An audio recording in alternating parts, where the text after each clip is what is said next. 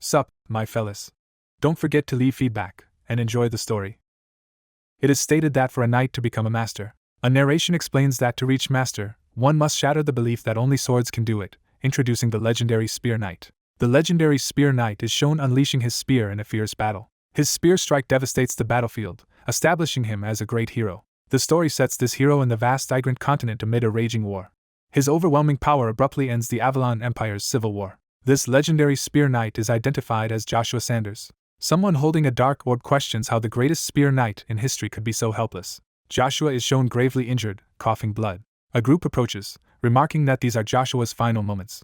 Joshua, reeling, asks why, while one of the robed figures notes his obsession with mana. A hooded magician explains that Joshua's body is collapsing because magic power and holy power are violently incompatible. The magician tells Joshua that an ordinary person would already be dead from this shock. Joshua demands to know why this is happening to him. He angrily insists he never wanted to seize the throne and never even considered it. He recalls that he only wished to prove the spear's greatness and to overcome the stigma of being a concubine's son. He also wanted to help his master and only friend, but now that the civil war is over, that loyalty is questioned. Joshua reflects that he wanted to spend his life protecting Emperor Caesar von Britain and his empire as their shield. Collapsing, Joshua still cannot understand why he is being betrayed. The Tower Master tells Joshua that some existences are dangerous to the world simply by living. The mage Evergrande explains that now that the civil war has ended, the emperor believes he can safely climb to absolute power. Evergrande reveals that the only being Caesar fears on that path is Joshua himself. The mage elaborates that even lifelong martial artists struggle for decades just to coat a small dagger with aura. Yet Joshua can envelop his enormous spear in aura, something they deem terrifying. Evergrande asks how many enemies Joshua has slain with that spear.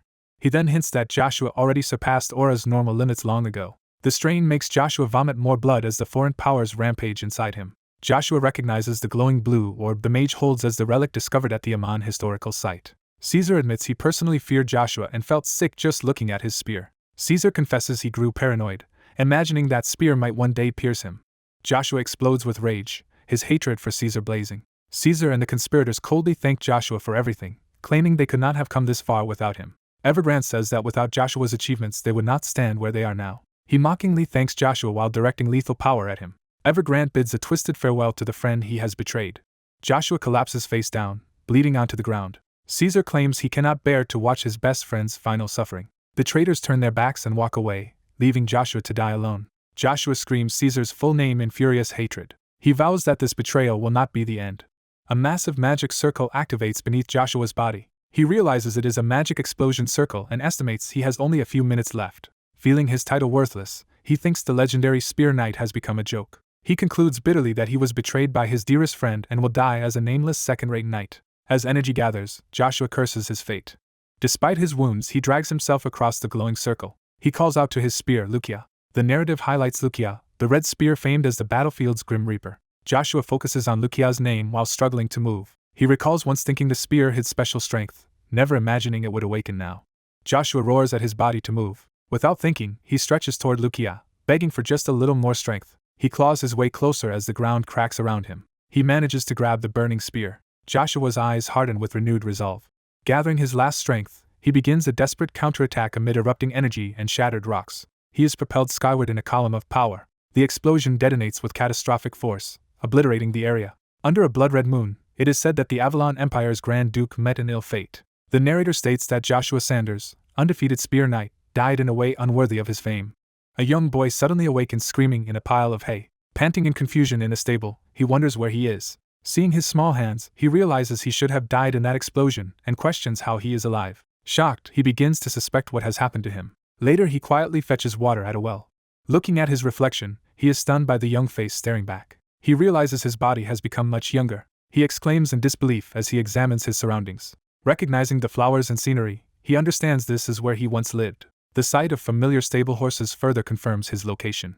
He concludes that he has returned to the past. Smiling darkly, he murmurs in joy at this second chance. Clenching his fist, he vows that this life will be different and that Caesar von Britain will not escape. He revels in his renewed determination.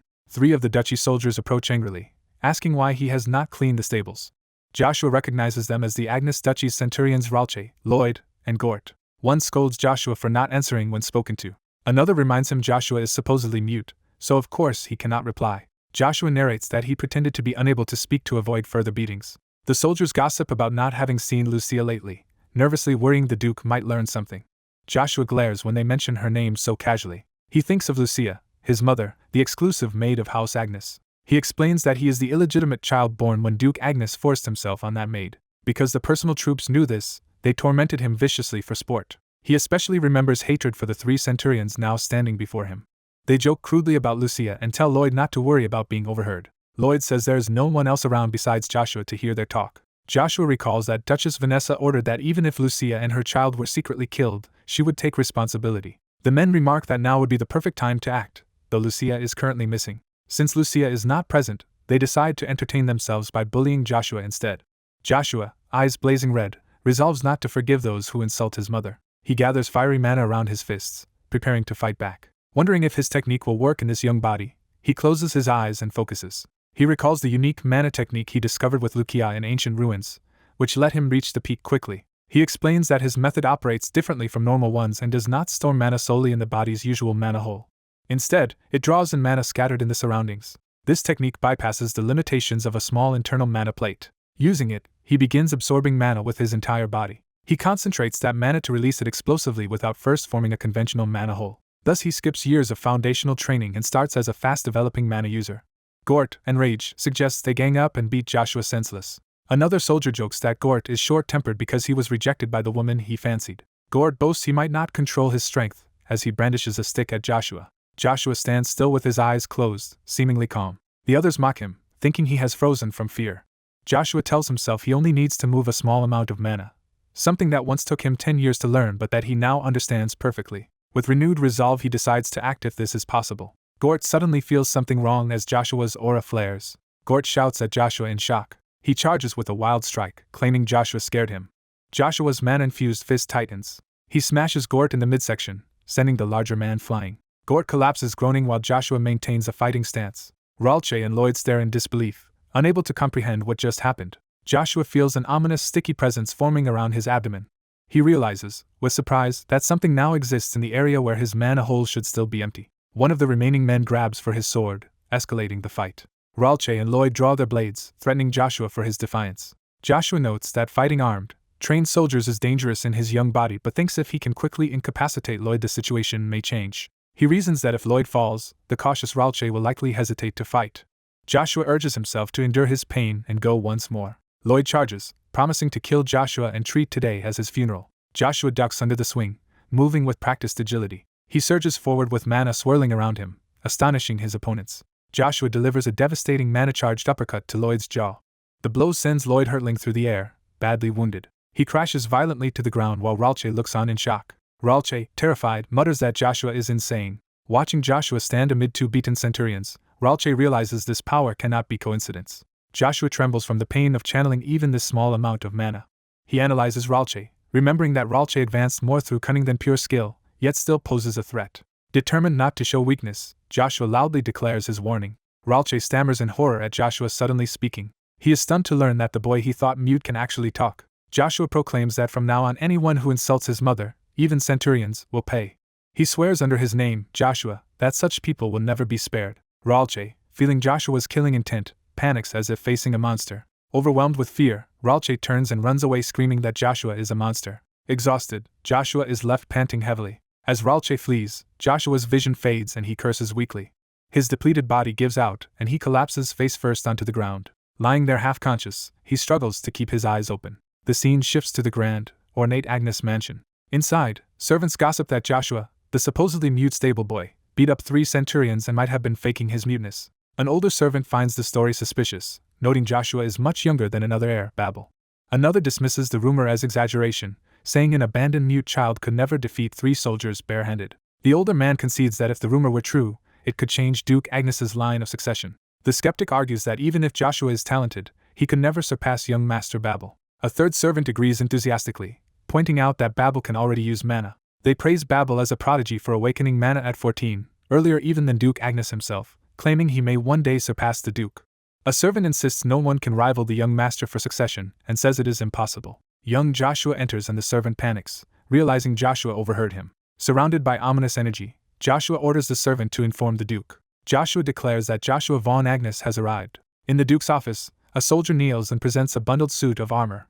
The Duke confirms the kneeling man is named Ralche. Ralche nervously affirms his name, and the Duke asks his unit. Ralche shouts that he serves in the 29th Battalion. The Duke verifies with Chiffon that this is Griezmann's battalion, and Chiffon agrees. After acknowledging this, the Duke orders the damaged armor brought to him. The orc leather armor is shown with a massive hole torn through the chest. The Duke asks if Joshua is really the one who did this to the armor. Chiffon warns Ralche not to lie, threatening severe consequences for any falsehood. Ralche, sweating, insists to the Duke that he has told no lies. The Duke asks Chiffon's opinion, and Chiffon admits the account is hard to believe. The Duke also finds it unbelievable and asks Joshua's current age. Chiffon answers that Joshua is 9 years old. The Duke muses that destroying orc leather armor barehanded at that age is only possible if mana was used. Chiffon objects, saying it is impossible for Joshua to have used mana. He explains that no one in history has used mana in real combat by age 9, even for a prodigy. The Duke notes that only a highly talented B-rank knight can coat their hands in mana, doubting a 9-year-old could do it. Chiffon suggests the soldiers likely bullied Joshua and fabricated a story to hide it. He offers to publicly punish Ralche as an example, while Ralche desperately insists his story is true. Chiffon berates Ralche for shouting before the Duke and demands he reveal the real truth, while Ralche begs to be believed. Chiffon calls Ralche a liar and moves to strike him. The Duke stops Chiffon, though Chiffon protests that Ralche spread dangerous rumors. The Duke decides they will verify the truth after meeting Joshua himself. He remarks that it is time he met Joshua and states he will go see the boy personally. Chiffon is stunned that the Duke would personally move to meet a concubine's son, when he never did so even for Babel, the famed genius heir. The Duke asks Joshua's location and is told Joshua is likely waiting on the first floor. The Duke orders Chiffon to lead him there, and the group sets off down the hall. The scene shifts to a bright corridor in Agnes' mansion. A blonde boy walks alone through the ornate hallway. The blonde boy suddenly reacts in shock to something he sees. He notices Joshua ahead, wonders why the despised boy is here, and demands to know what Joshua is doing. Joshua silently faces him, dark energy flickering around him. Joshua's thoughts focus on a portrait of Emperor Marcus Van Britten, which stirs deep anger within him. Seeing the Emperor's image overlaid with that of Caesar Van Britten, Joshua vows to take revenge. The blonde boy clenches his fist in frustration, asking how long Joshua will keep ignoring him. He lunges and grabs Joshua by the collar from behind. Joshua instantly counters, blocking the attack with a flash of energy, shocking the blonde boy. The blonde boy's hand is seized and he grimaces in pain as energy crackles. Feeling Joshua's oppressive aura, the blonde boy wonders if the rumor of Joshua beating 3 soldiers is true. Though frightened, he resolves not to go down without fighting and gathers mana in his hand. At that moment the Duke and Chiffon enter, demanding to know what is happening, startling Babel.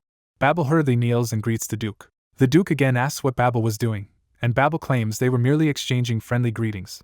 The Duke skeptically repeats the word greetings. He surveys Babel kneeling and Joshua standing, then responds thoughtfully. Chiffon is shocked that Joshua only nodded at the Duke instead of giving a proper greeting. Chiffon scolds Joshua to mind his manners before Duke Agnes and orders him to greet properly. The Duke notes that Joshua's gaze is full of spite as he looks at the Emperor's portrait. He calls Joshua by name, startling the boy. Joshua internally admits that the portrait reminded him of someone he hates, making his anger nearly uncontrollable. He realizes this hostility is dangerous because Duke Agnes never forgives those who show animosity to him, not even his own children. The Duke tells Joshua to come closer once he has calmed down. He announces that he will personally verify whether Joshua has really used mana. Babel is startled to hear talk of mana and looks at Joshua in disbelief. Babel fumes that a lowly stable boy like Joshua might actually be capable of using mana. As Chiffon protests that testing Joshua is pointless, the Duke calls Joshua over anyway. Joshua reflects that Duke Agnes is one of the continent's 5 great masters and worries that any abnormality in his mana would ruin his plans. The Duke suddenly grabs Joshua and begins his inspection, surprising the boy. When he channels energy into Joshua's wrist, the Duke is shocked by what he senses. He reacts in amazement, recognizing something extraordinary. Joshua thinks that if such a mana-sensitive Duke discovers secrets Joshua himself does not know, his plans must be altered. The Duke then realizes he cannot sense any mana in Joshua at all and is bewildered. He stammers that there is no mana, astonishing Chiffon. Babel eagerly agrees and seems relieved, standing near Joshua. Chiffon tries to dismiss the test by saying Joshua lacks mana, but the Duke clarifies he is not referring to the mana hole alone. The Duke explains that every human, even monsters, possesses at least some basic mana. He adds that civilians and even monsters have mana, yet Joshua appears completely devoid of it. Chiffon reflects that someone without mana is akin to an undead being animated by demonic power. He speculates that Joshua might be one of the rare individuals born entirely without mana and recalls hearing rumors about this. The Duke instead notes he sensed a strange, sticky energy where Joshua's mana hole should be, emitting bad energy. He tells Joshua that for now he will simply observe him. Smiling slightly, the Duke vows to keep watch over Joshua. Chiffon realizes that if Joshua suffers from a mana deficiency, then the earlier rumors of his mana feat must be false, and the centurion who spread them cannot be ignored. The Duke decides not to punish the centurion hastily, calling him an asset of the dukedom and admitting he was too hasty before. He then orders that Joshua live in the mansion for a while, saying there are many spare rooms. Babel objects in alarm, calling out to the Duke. The Duke asks Babel if there is some problem with Joshua staying. Intimidated, Babel backs down and answers that there is no issue. The Duke orders Chiffon to start teaching Joshua basic knight training and, if talented, the Crimson Knight's mana method. Chiffon incredulously notes that Joshua supposedly has no mana, but the Duke says time will reveal the truth and that a non-natural problem would be even better. As he leaves, the Duke tells Joshua he looks forward to seeing him again after he returns from Acadie next year. Joshua repeats his own name, taking this as a challenge for the future. Later, a door creaks open in the mansion at dusk. Chiffon shows Joshua his new room and tells him he will stay there. Joshua quietly looks around the room. Chiffon muses that Joshua never speaks or shows joy even after gaining such benefits, and tells him to call if he needs anything. After Chiffon leaves, Joshua notes how different his demeanor becomes away from the Duke. Joshua dismisses the thought, collapses onto the bed exhausted, and wishes only to sleep. Remembering the Duke's words, Joshua muses on being expected to improve over the coming year. A narration explains that Duke Agnes usually resides in the capital's golden castle and only occasionally returns to his fief to rest. Lying in bed, Joshua wonders if the Duke discovered something about his condition that even he is unaware of and worries about that possibility. He concludes that nothing is yet certain. More importantly, Joshua decides he must first focus on regaining his former strength. He resolves that restoring his original power is his top priority, and begins planning how to do it. Later that night, the story shifts outside to a tower under a starry sky. Joshua leaps from the high window of his room down to a lower structure outside. He lands heavily, channeling energy through his legs to cushion the impact. He notes that using this small amount of mana is becoming easier, and that he may regain his strength faster than expected. Suddenly his body writhes in pain as purple energy surges from his abdomen. He realizes the malignant mass in his mana hole is churning, mixing what feels like holy and demonic powers while another force restrains them. Joshua senses that the restraining power is connected to Lucia, and wonders why Lucia's force is sealed within him. Nearby patrol guards hear a distant noise but decide it was nothing and continue their rounds, unaware Joshua is hiding close by. As they inspect the area and find nothing, they shrug it off and head back to change shifts. Once the coast is clear, Joshua runs through the courtyard at night, deciding that Lucia is likely the key to resolving his internal energy problem and that mastering all three energies is his goal. The scene cuts to a remote cabin where a woman's scream pierces the night. Inside, Joshua's mother is restrained by soldiers who demand to know if she understands why they are attacking her. One of the men rages that Joshua's actions have ruined their reputation. Joshua's mother struggles in her captor's grip as he tightens his hold. The man beats her violently, shouting insults as she cries out. She collapses, injured and unconscious. The soldiers decide to finish her off swiftly, and order Lloyd to hold her firmly. Lloyd hesitates, asking if killing her is really wise in case Joshua finds out again. Gort dismisses the concern, reminding him they came here to half-kill Joshua as revenge and insisting they proceed. Gort adds that Duchess Ralche will take responsibility for everything and derides Lloyd as a coward if he backs out. Lloyd falls silent, sweating with fear and doubt. The main thug mocks Lloyd's anxiety, saying scared people should leave and continuing to threaten the unconscious woman with a knife. Before he can strike, a shout of stop interrupts him. Joshua arrives, and the thugs taunt that they were waiting for him and wish he had come a bit later to witness their cruelty. Ralche warns Gort and Lloyd not to provoke Joshua further, saying the boy is no longer the same child they once knew, while Joshua vows none of them will escape alive. Joshua's battered mother weakly calls out his name upon seeing him. Ralche, terrified, urges the others to flee, convinced Joshua will kill them, but Gort calls him a coward. Joshua silently glares at them, radiating killing intent. He orders the attackers to step away and come out to face him. Gort declares he will send Joshua to hell and tells Lloyd to leave some of the beating for him. Joshua repeats that he told them to come outside, confronting Gort at the doorway. Gort laughs nervously, feigning bravado and starting to curse Joshua while wondering how Joshua discovered their plot. Suddenly a figure drops from above, startling both attackers. The newcomer, a knight named Cain, appears and asks how Joshua sensed his hidden presence. Joshua recognizes the Crimson Knight's insignia on Cain's chest and realizes a knight from Duke Agnes's order, likely sent by Chiffon, has been following him. Gort and the others immediately salute and greet the knight from the Order of the Crimson Knights. Cain steps up to Joshua, confirming that this is the rumored concubine's child. Joshua, fists clenched, tells Cain he has a question. He explains that a soldier just tried to harm a lady belonging to the Duke's household. Cain looks alarmed as he listens. Joshua asks how such offenses are punished under the military laws of the Duke's house. Cain feels Joshua's overwhelming force and finds himself unable to deny the boy's demand for justice. He grips his sword tightly, making his decision. Cain declares that the prescribed response is immediate punishment and prepares to act while Joshua watches. Cain launches into a flurry of sword strikes against Gort. He continues his assault, cutting down another attacker while they scream. One thug charges Cain with a wild slash. Cain deftly disarms him, knocking the sword away. As the man shouts for Cain to wait, the knight restrains him with a blade at his side. Cain then whirls toward Ralche as the man frantically begs for forgiveness. The knight slashes at Ralche, who shrieks in terror. At Joshua's shouted command to stop, Cain halts his lethal strike just short of Ralche's neck. The terrified knight begs desperately for his life, asking to be spared just this once. Cain coldly orders the knight to be silent if he wants to live any longer, while pressing a sword to his throat. Joshua approaches and reminds Cain he told him to stop, but Cain insists he is only delivering immediate punishment. Cain states he is punishing the knight for endangering the Duke's wife, while narration explains Cain is a well-known third-generation Crimson Knight, the weakest knightly order. Narration adds that Cain is likely the youngest Crimson Knight, yet already among the strongest C ranks, having subdued centurions with only a few sword swings. Joshua addresses Cain and, before he acts further, pointedly asks whose knight he is and who his master is. Cain answers that his master is Duke Agnes. Joshua then demands Cain state who Joshua himself is. Cain internally notes that Joshua's pressure and piercing gaze resemble someone he knows. Joshua commands Cain to sheath his sword, which Cain begins to do. Cain complies, saying he understands as he puts the sword away. The centurion collapses in gratitude, vowing loyalty and thanking the earl for saving them. Joshua rejects their loyalty, declaring he will never spare anyone who harms him or his people, but orders the knight to relay everything that happened today in full detail. Joshua threatens that if similar abuse occurs again he will personally cut the offenders' throats. He dismisses the soldiers, telling them to leave if they understood his warning.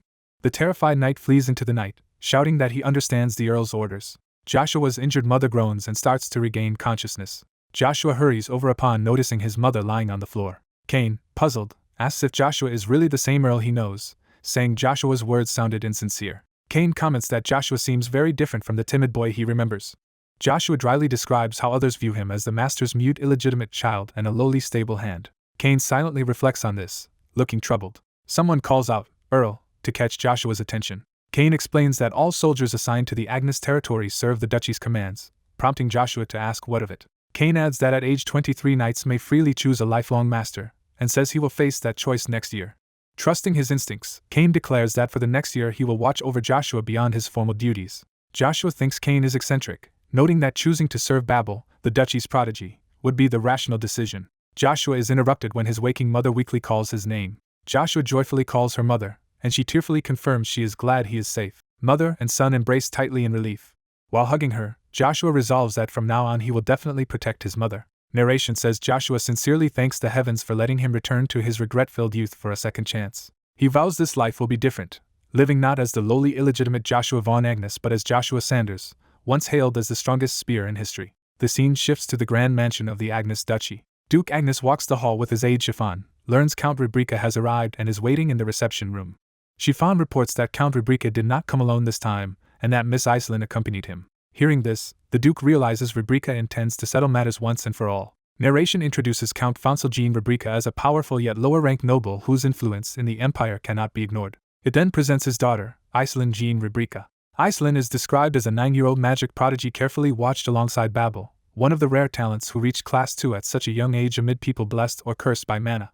Narration clarifies that Iselin possesses the blessing of mana, a divine gift allowing her to sense and handle mana naturally, regarded as the greatest boon to magicians. The Duke muses that Count Rebecca's visit with such a treasured child must have a serious purpose, lamenting that the Count will pester him all day. Chiffon notes that Earl Babel will be 15 next year and that his coming-of-age ceremony is less than 3 years away, making Rebecca anxious. The Duke begins to speak about Babel's situation. Chiffon reminds him that Babel has the powerful Lady Charles on his side.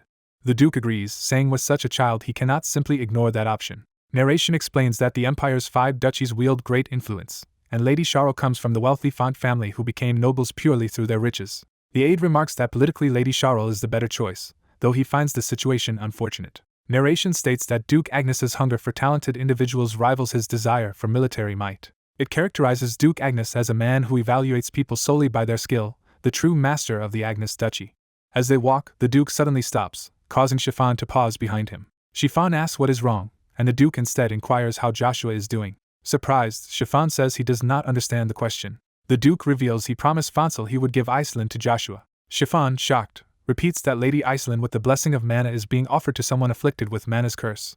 Joshua arrives at a remote site, being addressed as Young Master Joshua. The narration shows the ruined temple complex hidden beyond a cliff, where Joshua is heading. Joshua climbs the old cliff north of the Agnes garden, gasping for breath. He recalls that in his previous life he climbed this place to feel closer to his deceased mother, and there discovered a hidden tunnel. Feeling along the ground, he searches for the concealed entrance, sure it is nearby.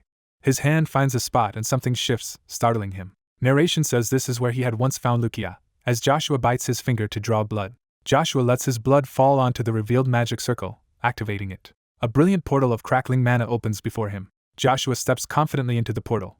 He emerges from the portal inside the ancient underground temple. The ruined temple interior appears, with Joshua standing small before its once grand structure. Joshua looks around the devastated hall, taking in the changes. He wonders why the temple is now in ruins when, in his memory, it had been intact. Narration explains that previously Lucia had been bound in chains on the central altar of the temple. Now Joshua walks across the bridge to the altar area, finding only a covered stone platform. Reaching the altar, he sees that only a metal rod lies there in place of Lucia. Joshua steps closer and grasps the rod. The moment he grabs it, the rod shines brightly and he exclaims in surprise. A powerful force surges through Joshua, making him scream as he clings to the rod.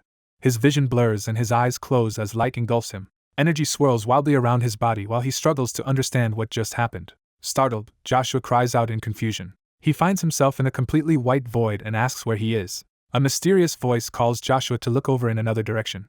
Joshua sees the dark metal rod suspended and demands to know who is speaking. Realizing it is the same metal stick from the temple, Joshua is corrected by the voice insisting it is not merely a stick. The voice introduces itself as Lucia, the demonic god's artifact, prompting Joshua to recognize it as the demonic god's divine weapon. Joshua recalls that the spear he had used in every battle, Lucia, was actually this artifact and notes its altered appearance, wondering if it changed because it traveled back in time with him. Lucia warns there is no time, confusing Joshua.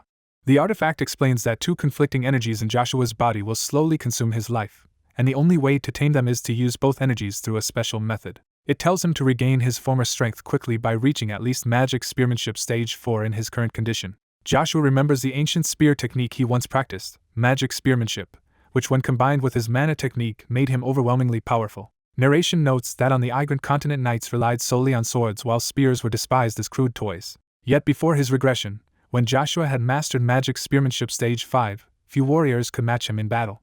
It explains that A-rank knights could form swords with mana and masters were absolute, giving context to Joshua's previous level. Even though magic spearmanship had 8 stages, Joshua at stage 5 was already the Empire's greatest knight. He calculates that reaching stage 4 again would make him as strong as the best B-rank knights. Joshua believes reaching that stage will not be too difficult since he has already done it once, but worries about the time required. He also notes that training mana at all is hard in his current cursed state.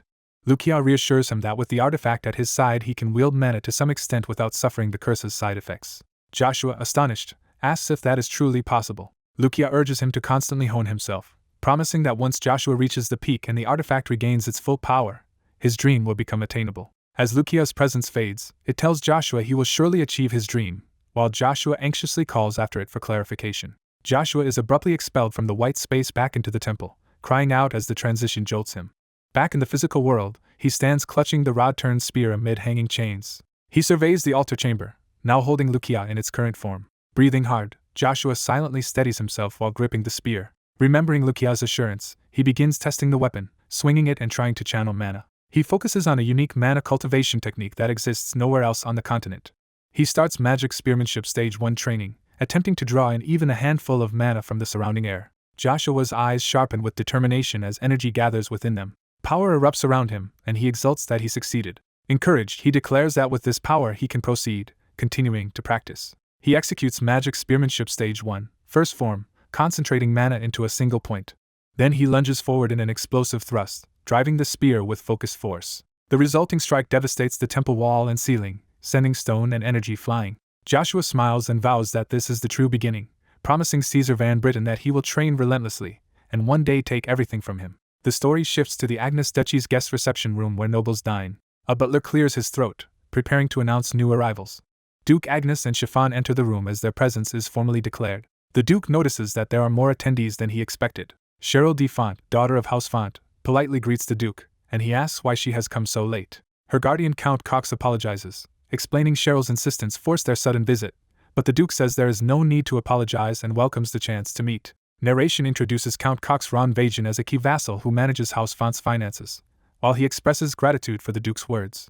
The Duke casually suggests that if Cox feels so apologetic, He could instead enter the service of House Agnes. Cheryl protests theatrically, accusing the Duke of shamelessly trying to steal another family's treasure, flustering Cox. The Duke laughs that this brashness is the Cheryl he recognizes, saying her earlier formality felt unlike her. Cheryl changes the subject, asking if the rumor is true that Babel has already become a C-rank knight, and joking she might need to match his reputation as a genius. Cox apologizes again for her immaturity, but the Duke replies that such behavior is typical for a girl her age. The Duke murmurs, "Goodness," visibly strained by the lively gathering. He then apologizes to Fonsel for momentarily forgetting about him and Iselin, formally acknowledging them. Iselin steps forward gracefully to greet the Duke as Count Rubrica's daughter. Cheryl, annoyed by Iselin's appearance, wonders why she came, while Cox worries about his lady's behavior. Cheryl cheerfully mentions hearing that the Duke's illegitimate son defeated 3 centurions and bluntly asks if the rumor is true. Cox panics and begs her to stop speaking. Cheryl insists she only asked out of curiosity, and wonders if she said anything wrong, as Cox warns her against spreading unverified rumors. Chiffon interjects that it is indeed only a rumor, explaining that young Joshua is frail and cursed by mana, making such feats seem impossible. Fonsel is surprised and asks if it is true that the Duke's second son suffers from mana's curse. Iselin silently reacts, her eyes sharpening with interest. The Duke suggests that since everyone is present, it is a good time for Fonsel to personally examine the boy. He reminds Fonsel that as a rare 5th-class magician he is better suited than a knight to evaluate Joshua's mana condition. Fonsel eagerly accepts, seeing this as a chance to earn the Duke's favor. Chiffon then suggests that before anything else they should confirm Joshua's current state. He argues it would be wise to verify whether Joshua truly has a natural mana deficiency and to settle the rumor. The Duke asks how Chiffon plans to confirm it, and Chiffon proposes summoning one of his Crimson Knights to test Joshua. The Duke questions using an elite Crimson Knight just to fight a 9-year-old child. Chiffon insists that if Joshua is really as strong as rumors claim, his opponent must be of that caliber, and says such a knight is available. He adds that seeing the match in person will surely satisfy the Duke's curiosity. The scene shifts to the next day in Chiffon's office as someone slams a hand onto a desk.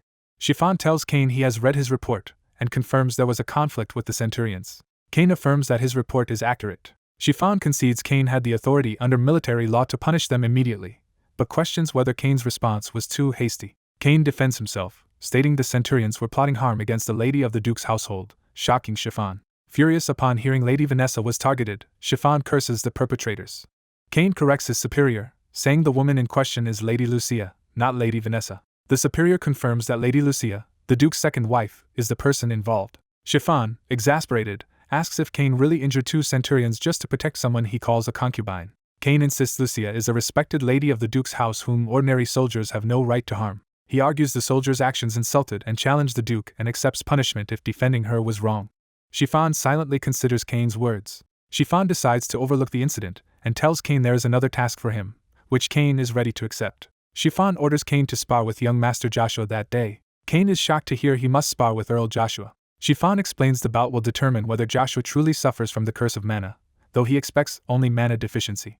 He adds that the Duke's disbelief in Joshua's condition may hinder the favored heir, Babel, prompting Cain to ask if Babel might be displaced. Outraged, Chiffon calls that nonsense and praises Babel as a rare genius across the continent. He scoffs that Babel would never be defeated by a mere pebble like Joshua, leaving Cain silent. Cain recalls witnessing Joshua's power firsthand and likens the boy not to a pebble but to a meteor tearing the sky. Chiffon reveals the plan.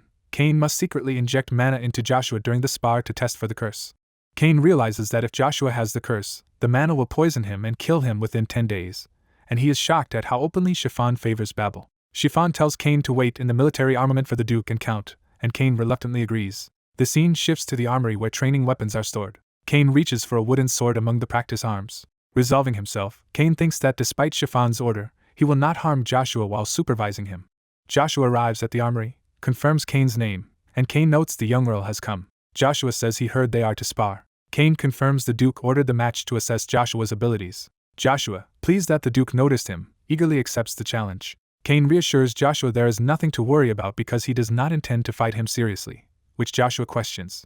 Joshua laughs at the idea of Cain holding back and asks if Cain plans to test him, flustering Cain. Joshua notes knights can choose their lords, but he as a noble also has the right to choose his own subordinate. He bluntly says he will not entrust his back to someone as weak and insignificant as Cain, leaving Cain stung. Joshua tells Cain to do his best if he wants to see Joshua's true abilities, since a knight's sword exists to draw that out. The Duke and his entourage enter the armory and ask if Joshua and Cain have introduced themselves. Cain formally greets the Duke with proper etiquette. A knight thinks Joshua still lacks etiquette toward Duke Agnes. Joshua kneels and greets the Duke by his full name, surprising the onlookers. The Duke remarks he never taught Joshua etiquette, yet Joshua performs it well. Joshua humbly explains he learned court manners simply by watching. The Duke confirms that Joshua knows why the spar is happening. Joshua answers that he was told the Duke wanted to test him. Chiffon corrects him, claiming it is not a test but the Duke's consideration to examine Joshua's handicap and find a cure. Joshua realizes that, labeled handicapped, he is being set up by Chiffon, who sides with Babel and wants him dead. The Duke asks if they are ready, and both Cain and Joshua say they can begin whenever ordered.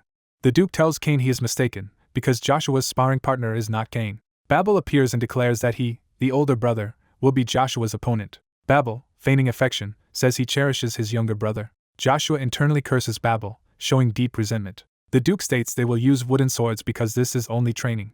Babel agrees and selects a weapon. Holding a wooden sword, Babel casually says he has no intention of going all out in this match. Joshua suspects Babel and Chiffon are staging a show to finish him off. Joshua decides to respond in kind and chooses an unusually long wooden staff to demonstrate true showmanship.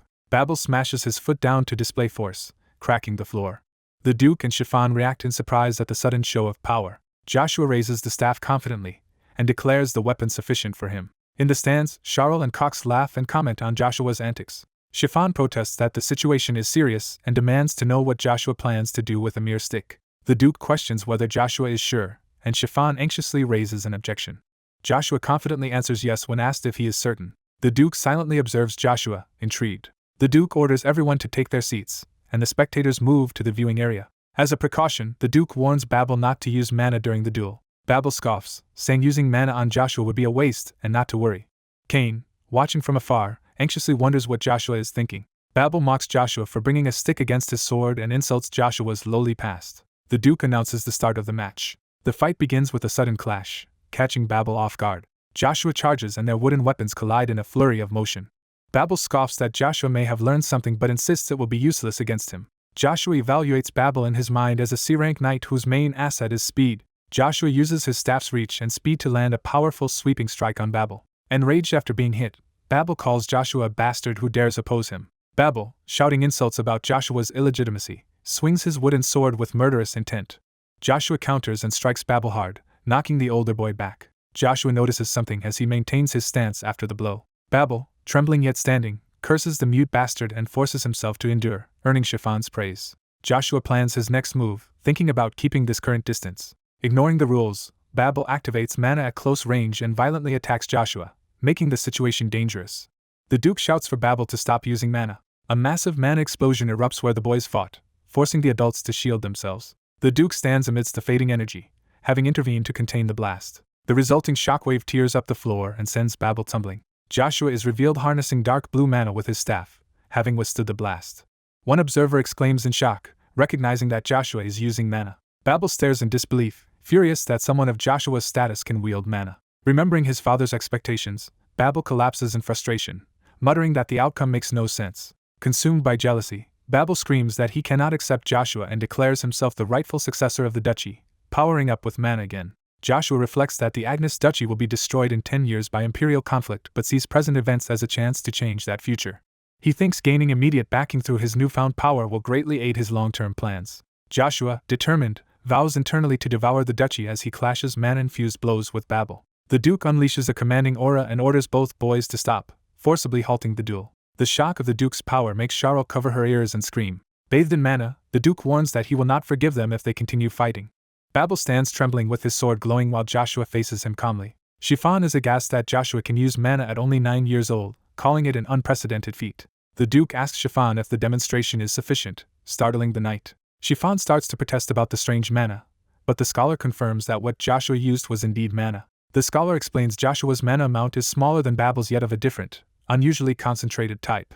Charles and Cain marvel that the boy is a genuine mana user and far more remarkable than they expected. The Duke addresses Joshua directly, intrigued by his ability to use mana at such a young age. Chiffon nervously tries to warn the Duke about Joshua's ominous mana. The Duke curtly tells Chiffon to drop the matter. Chiffon reluctantly agrees, backing down. Later, the Duke tells Joshua he has matters to investigate, and orders him to visit his room that night. Chiffon and Babel react with shock to the unusual summons. Babel fumes internally that his father has never called anyone to his room before. He cannot understand how a stable-cleaning bastard like Joshua has risen so high. Joshua accepts the Duke's summons respectfully, saying he will come that night.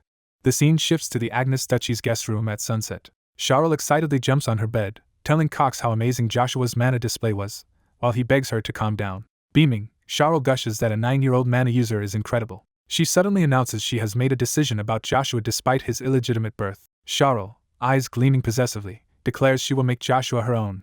A new day dawns over a grand building, signaling a shift in setting. In another scene, Chiffon is struck to the ground by an enraged woman. The woman, introduced as Duchess Vanessa von Agnes, demands Chiffon repeat what he said about her son Babel. Chiffon, shaken, reports that young Master Babel lost to Joshua. Vanessa reacts with horrified disbelief. In a rage, she physically assaults Chiffon for bringing such news. She struggles to accept that Joshua used mana and even surpassed Babel. Vanessa questions Chiffon further and learns the Duke plans to take Joshua to the city, likely Acadie. Chiffon reasons that after seeing Joshua's talent, the Duke wants the boy near him for further observation. He warns that if things continue like this, they will be in serious trouble and blames himself for failing his task.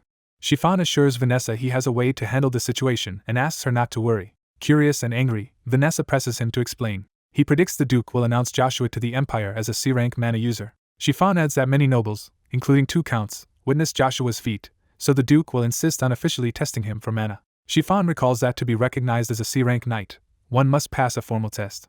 He explains that this test requires demonstrating mana in real combat against a royal knight. Vanessa gleefully realizes Joshua will have to fight a royal knight and decides to contact her influential uncle. That night, someone nervously knocks at a door. Joshua announces himself and is invited to enter. Joshua walks into the chamber where the Duke waits alone. Joshua kneels and greets the Duke with proper respect. The Duke, staring intently, asks Joshua who he truly is. Joshua hesitates, then prepares to answer. He introduces himself formally as Joshua von Agnes. The Duke, studying him, remarks that Joshua has changed a great deal since they last met. Joshua replies that a lot of time has passed for him. The Duke bluntly asks if Joshua hates him, and Joshua answers that he does not, acknowledging the Duke's political constraints. Joshua adds that despite that, he has a single request. The Duke asks what it is and whether Joshua expects an apology. Joshua dismisses the idea of apologies and says his request concerns the Duke taking him to Acadie. The Duke asks if Joshua is certain he will be taken to the city, and Joshua confidently says yes. Joshua explains there are 2 reasons, the first being that his existence threatens Babel's status as heir, so sending him away prevents internal chaos. The Duke realizes Joshua's talent is not limited to combat, and regrets not cultivating him sooner. Joshua states the second reason is the Duke's own desire not to let such a talent slip away and imagines surpassing even the Duke one day. Joshua argues that if he reaches such strength, the Agnes Duchy could rise again and no longer fear the royal castle. The Duke interprets this as Joshua claiming he will gain enough power to accomplish that. Joshua promises at minimum not to disappoint the Duke. Impressed by Joshua's courage, the Duke wonders if there is a way to satisfy both political stability and Joshua's ambition. Joshua suggests that the Duke likely intends to send him to the prestigious academy in Acadie. A narrator explains that noble children of the Avalon Empire must study 6 years at Acadie's academy from ages 10 to 15, with prodigies like Babel sometimes graduating early. The academy system lets the royal castle hold noble children as hostages, control noble loyalty, and recruit exceptional talents. Agnes confirms Joshua will go to the city with him and offers to personally instruct him when possible. Joshua thinks learning swordsmanship from one of the Empire's 5 masters is a great chance but says he is fine. Agnes questions Joshua's casual response, noting he is a sword master, while Joshua prepares to say more. Joshua states that despite Agnes being a sword master, he intends to specialize in spears instead. Agnes is shocked Joshua wants spears, recalling Joshua used a seemingly useless stick in their duel. Agnes releases an overwhelming surge of mana, asking if Joshua is truly choosing a spear, which forces Joshua to brace himself. Joshua endures the torrent of mana, realizing it is so immense he can barely stay standing. Comparing his pride in his spear to Agnes's pride in his sword, Joshua steels himself and affirms his confidence in the spear. Joshua vows to cut down anyone who blocks his path with his spear, even members of Agnes's elite group, the 9 Stars. Amused by Joshua's declaration, Agnes urges him to prove the worth of the spear in person. As the mana storm rages between them, Joshua asks what Agnes's challenge implies. Agnes declares he will test Joshua, and Joshua sees this as a rare opportunity to face one of the 9 Stars. Agnes asks if Joshua accepts, and Joshua agrees but says he has one condition. Joshua declares that if he passes the test, Agnes must grant a request he has.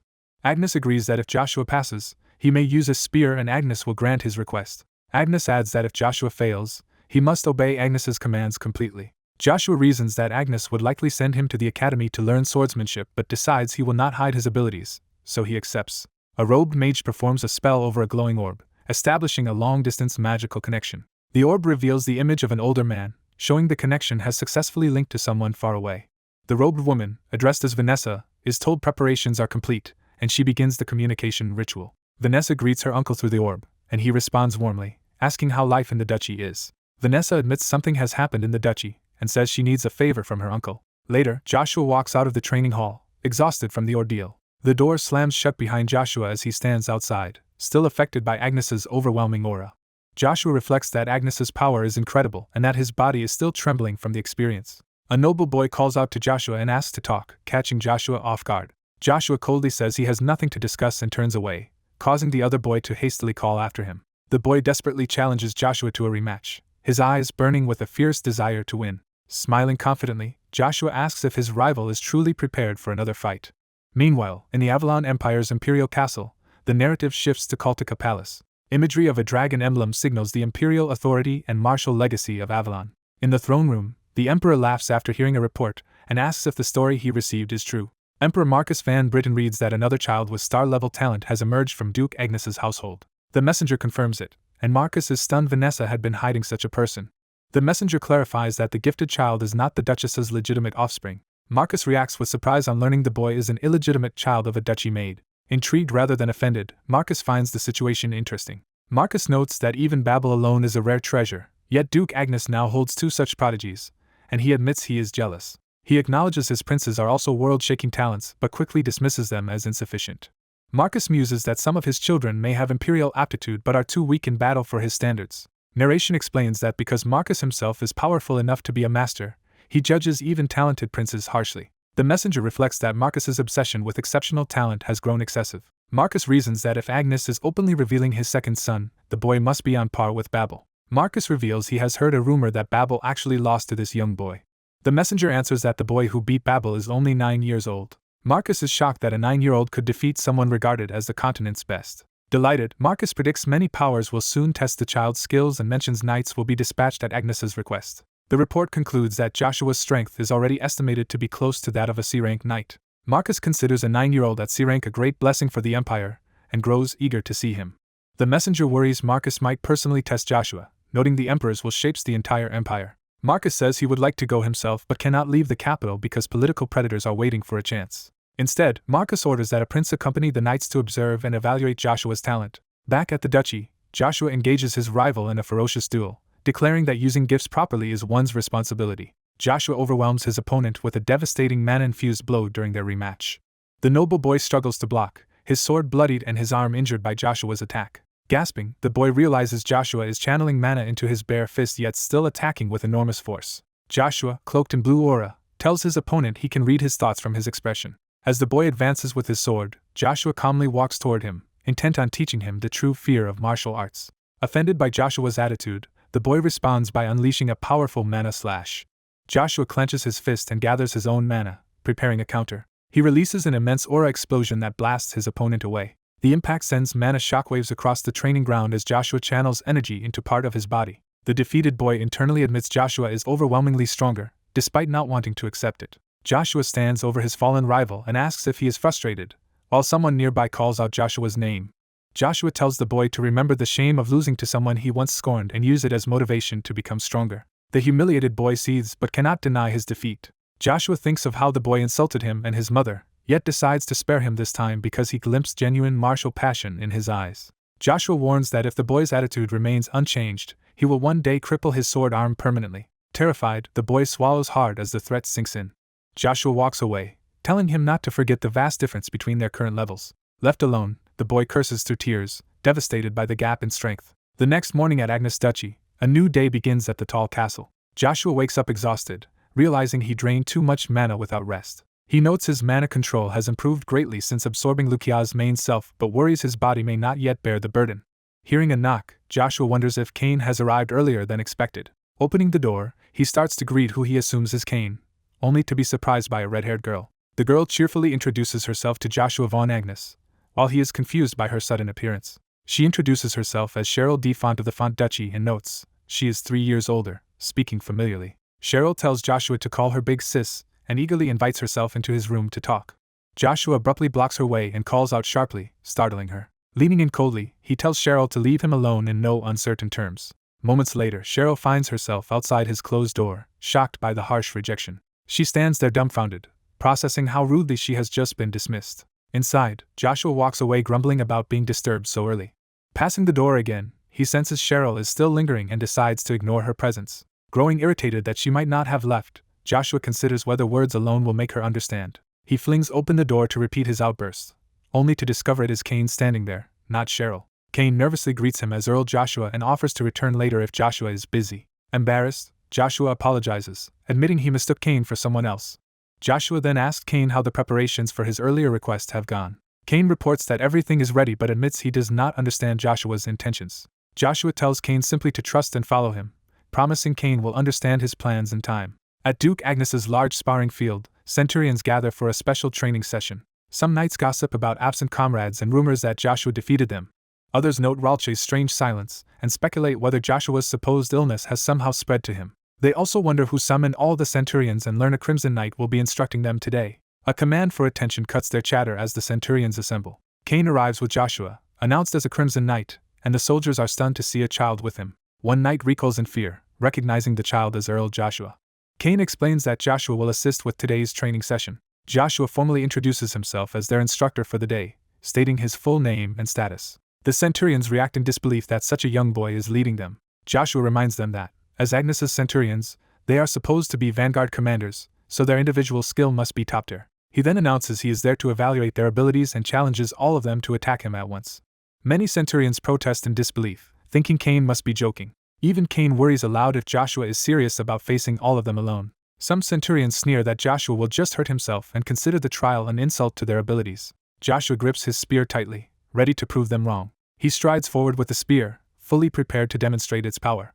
Joshua confronts the mocking centurions directly, demanding to know if they share the sentiment he is insulting them. Terrified, one centurion hastily denies ever thinking such a thing. Joshua berates him for failing to pass on the warning Joshua had ordered, recognizing the other's reactions as proof. The centurion throws himself to the ground, begging Joshua for forgiveness. Joshua instead declares he will not forgive him twice, and drives his spear through the man's hand.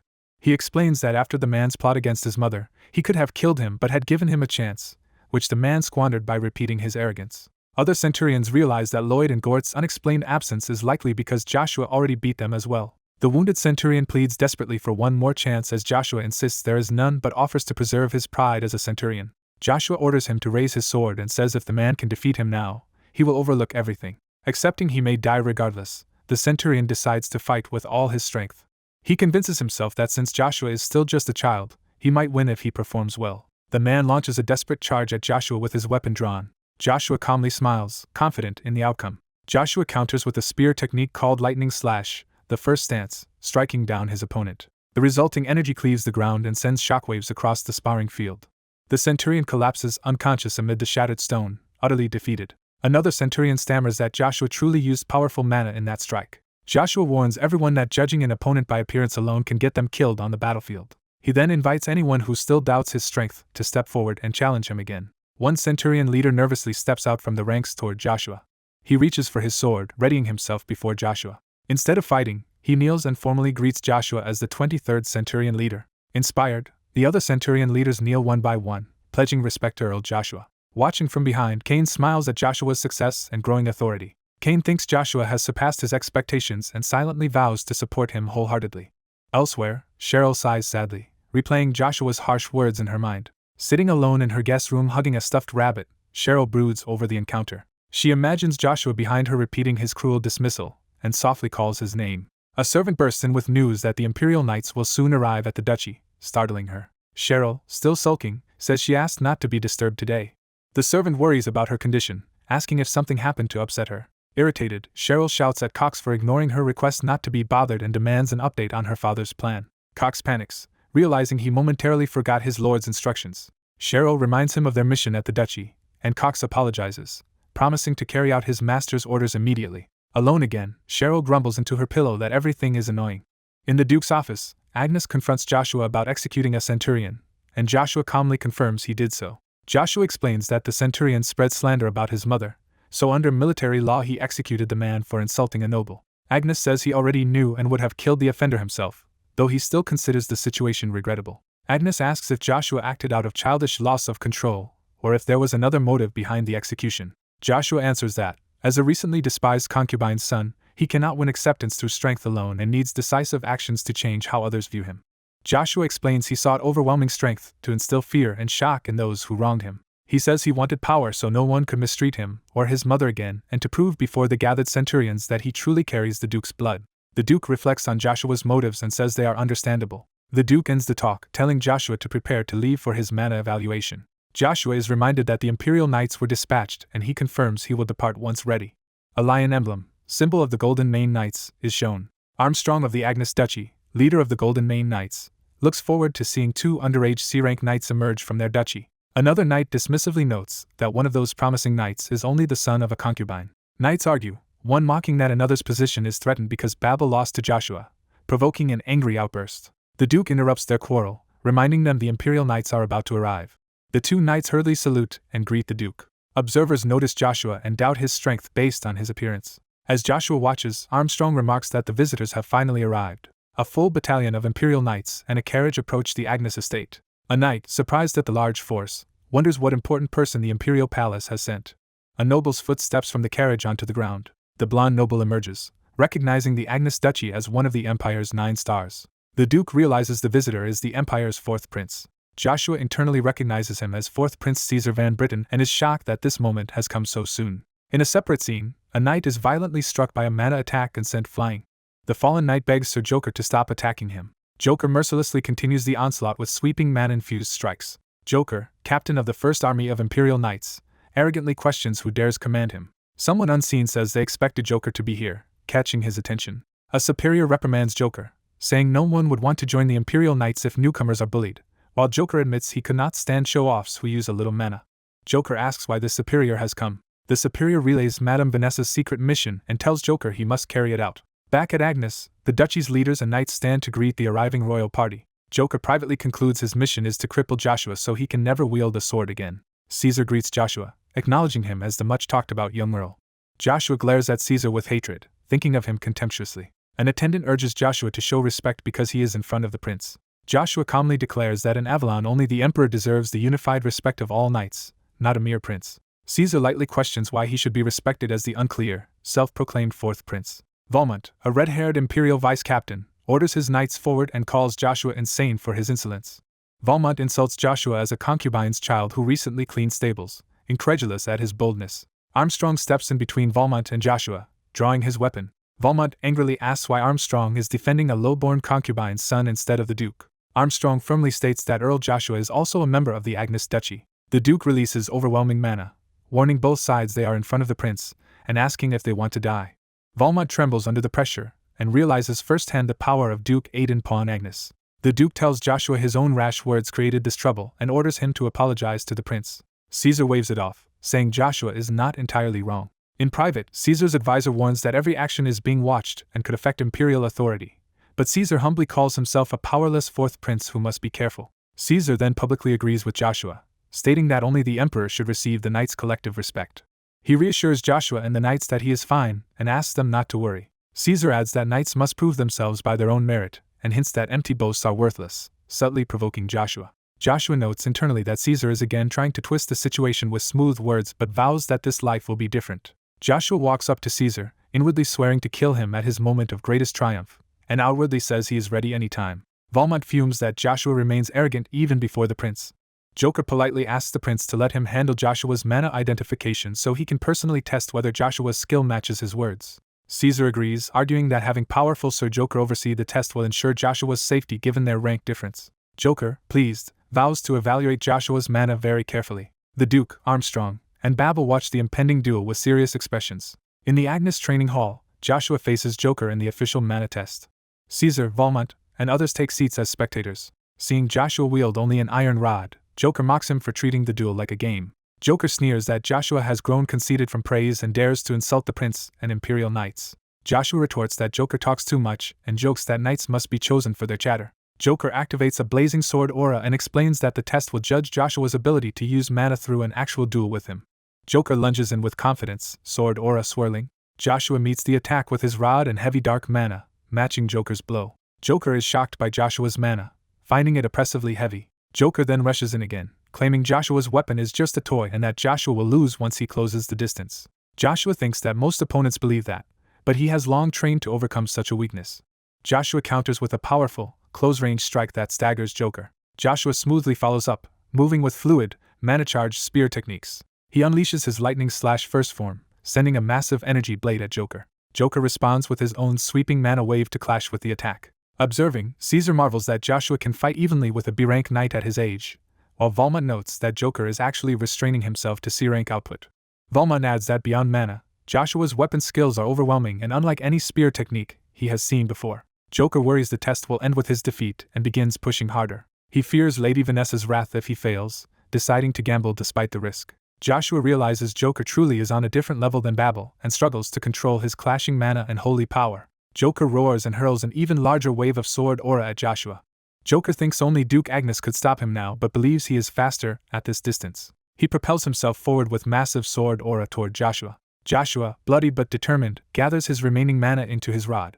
Armstrong warns the Duke that Joker's mana has risen above B rank and that Joshua is in danger. The Duke coldly tells him to wait and watch. Joker notices Joshua managed to block one attack by concentrating mana at a point and declares it will not work again. Joshua screams as he concentrates his mana even more intensely, energy crackling around him. Joker scoffs that such a small amount of mana is pointless and dives in for the finishing blow. Valmont shouts at Joker to stop, sensing imminent catastrophe. A colossal explosion of blue energy engulfs the arena. The Duke watches the devastation with a stern gaze. Caesar and Valmont shield themselves, calling the situation troublesome. The blast tears up the training hall floor, leaving massive craters. Joker slides back, stunned that he was actually forced away by Joshua's counter. Joker grimaces, sweating as he processes the reversal. Surrounded by crackling energy, Joshua stands with Joker's sword grounded at his feet, wondering what just happened. Joshua assesses that Joker's sword aura is about expert B rank and admits he will be struck if it continues like this. Joker presses the attack, insisting that Joshua is wasting energy by gathering his remaining mana. Joker thinks that colliding his B rank aura with Joshua's supposed C rank mana will inflict severe internal damage and fulfill his mission. Desperate, Joshua decides to risk his body and calls out to the power within his artifact. The artifact responds, unleashing chaotic blue energy. Joshua cries the artifact's name, triggering a blinding burst of light. The explosion clears to reveal Joshua and Joker still standing far apart across the devastated floor. Joshua remains upright, exhausted and bleeding but still gripping the transformed weapon. Watching, the knights realize Joshua's weapon is a true magic artifact. Caesar smiles, intrigued by this revelation. Caesar asks Valmont if the test is sufficient, praising Joshua as impressive despite limited battle experience. Valmont accepts the prince's judgment. On the arena floor, Joker stares in disbelief as Joshua has withstood everything. Joshua, shaking, declares that he managed to block Joker's attack. Joker, enraged and embarrassed, insists he will end it for real this time. Valmont formally calls the test over, thanking Joker for his efforts. He announces that someone who can block Joker's B-rank attack clearly qualifies in a C-rank mana test. Valmont internally admits Joshua is the genuine prodigy, stronger than the Empire's so-called best genius. Valmont proclaims, by the prince's order, that Joshua von Agnes is recognized. Joshua is officially declared a C-rank knight, and raises the prince's sword to signify accepting the knighthood. Joshua thinks he has no desire to play along with the C-rank label but will collapse if he pushes himself further. The gathered nobles and knights applaud Joshua's feat. Caesar personally claps, smiling at Joshua's achievement. Joshua resolves never to show them weakness again and vows to take vengeance at the right moment just as they once did to him in his past life. After the test, the Duke quietly calls out to Joshua. He asks Joshua with concern if he is alright. Joshua is surprised to see such a worried expression from his father, one he never witnessed in his previous life, and realizes the Duke can look at him that way. Joshua answers that he is fine while standing beside the Duke. He reaches out to grip the ceremonial sword, fully accepting the recognition. Narration states that Joshua's feat marks the unprecedented birth of the youngest mana user on the continent, and that a conference is convened that night at Agnes. The Duke takes his place as head of the coming Grand Conference.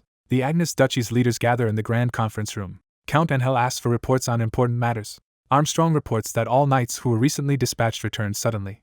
He explains that monster numbers in the creature's forest have greatly increased. He adds that a fearsome black ogre appeared among the monsters, forcing the knights' retreat. The black ogre is described as the strongest monster of that forest, equal only to high-class magicians or B-rank knights or higher wielding sword aura. The nobles panic, worrying about a black ogre reaching private lands and whether it can even be subdued. The Duke calmly declares he will personally deal with that problem. He then moves the meeting to the next agenda. Armstrong introduces the second topic, concerning the Empire's 5 duchies. The Duke immediately links this to the font house and wonders if the visiting nobles had another reason for coming. He says he will hear the details from Armstrong in private. Count Angel invites any further reports from others. Babel raises his hand, saying he has something to discuss regarding Earl Joshua. Others note Joshua has become the youngest C-rank knight, surpassing Babel, and praise this as a major event for Agnes. Babel reminds everyone that until recently Joshua was weak to the point of being dismissed and thought possibly mana-disabled. He questions how someone like that could suddenly reach C-rank, arguing it cannot be explained by talent alone. Babel goes further, suggesting Joshua might have gained power from creatures or demonic beings. Armstrong challenges this as speculation, while Babel insists Armstrong saw the unusual weapon as well. Babel points out that Joshua used an unknown, shape-changing weapon, implying it is a magic-saturated artifact. He says the weapon resembled a spear and that the power and aura it emitted felt close to demonic magic. Other nobles worry that if Joshua used forbidden dark or demonic magic, the Imperial family will react harshly and the duchy could be endangered. Count Angel urges that they discover the truth quickly, and the Duke agrees they must investigate before it is too late. Babel proposes first sending Joshua far away from the duchy. At that moment Joshua abruptly enters the conference room, surprising everyone. He confidently walks toward the table where the commanders sit. Standing beside Babel, Joshua calmly suggests that if they doubt his skills so much, they should test them themselves. Babel, taken aback by Joshua's sudden challenge, demands to know what he just said. Joshua taunts that they can verify if he truly used the creature's power by fighting him directly. Chiffon worries that he is being forced to draw his sword against someone carrying his master's blood and fears angering the Duke if he misjudges the situation. Chiffon concludes that if Joshua's power really is the Duke's, confronting him will backfire badly on him. Joshua mocks Chiffon's hesitation and questions his courage as one of the duchy's 4 chief pillars. Provoked, Chiffon releases his power and angrily declares that Joshua's words have gone too far. The nobles panic and beg Commander Chiffon to calm down in front of Duke Agnes. Duke Agnes orders both sides to stop immediately. The Duke points out that everyone, including Chiffon, is overlooking one important fact about Joshua's mana evaluation. Armstrong explains that the Imperial Knights and the Imperial Castle's chief magician, Evergrant, attended the test and would have noticed if Joshua had used creature power. The Duke states that, with this clarification, the suspicions about Joshua's power are resolved. Chiffon asks if anyone still objects to clearing Joshua of wrongdoing. The Duke tells Joshua that, although suspicions are settled, they still have many questions about his sudden growth. He notes that Joshua's rapid improvement is troubling not only the vassals but himself as well. Joshua silently acknowledges that even his father doubts him. The Duke decides that to properly gauge Joshua's strength he will take him personally to the Black Creature's forest.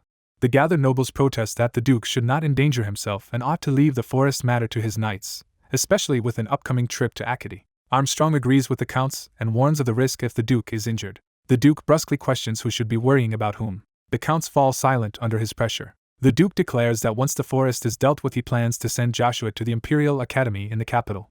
He affirms that regardless of opinions, Joshua's talent is undeniable and promises to give him a fair chance according to Agnes family rules. Chiffon frets internally that if Joshua goes to the Imperial Academy, grows stronger, and returns, it will be disastrous for his own side. He fears Earl Babel will be drawn into a succession war, and concludes he must find an excuse to eliminate Joshua entirely. Joshua asks the Duke to grant him a single request. Joshua requests permission to go to the capital together with his mother. Chiffon abruptly objects, and says Joshua cannot do that. Joshua coolly argues that sending only Lucia would provoke Duchess Vanessa and implies the Duke does not need anyone's permission for such a minor decision. Chiffon is shocked to find himself cornered in front of the nobles. He worries that if he pushes further it could be seen as criticizing the Duchess and angering the ancestral gods, feeling Joshua is toying with him. Chiffon claims he is only concerned rumors of favoritism toward Lucia will spread, prompting the Duke to answer. The Duke accepts Joshua's reasoning and allows Lucia to accompany him, which Joshua gratefully acknowledges. The Duke privately recognizes that Joshua is an extraordinary child who excites him in a way even Babel never did. He asks the council if anyone objects to his final decision. The vassals formally agree, repeating that they will follow the Lord's wishes. Chiffon unhappily echoes their obedience. The Duke concludes the matter as settled. He instructs Armstrong to bring him the Font family reports and the dispatch night once they are organized, and Armstrong agrees. The Duke tells Joshua to come to his room as well, and Joshua accepts. As they are leaving, Babel rushes in asking them to wait. A servant nervously addresses Babel as Earl, drawing attention. Babel kneels and greets the Duke, who remarks that Babel is late to the meeting. Babel apologizes, saying he needed time alone to think. The Duke senses that Babel's demeanor has changed for the better and approves. He asks Babel what he came to say. Afterward, Babel approaches and calls out to Earl Joshua. Joshua smiles and asks if Babel has something he wants to say. Chiffon rebukes Joshua for speaking so casually to Babel, reminding him that Babel outranks him and that this is a public place. Joshua pointedly asks if Chiffon is acting as Babel's spokesperson. Joshua accuses Chiffon of behaving like Babel's loyal dog and notes his rank is only honorary thanks to Duke Agnes. Chiffon insists he is merely minding the duchy's etiquette and warns that getting too involved could cost him his position.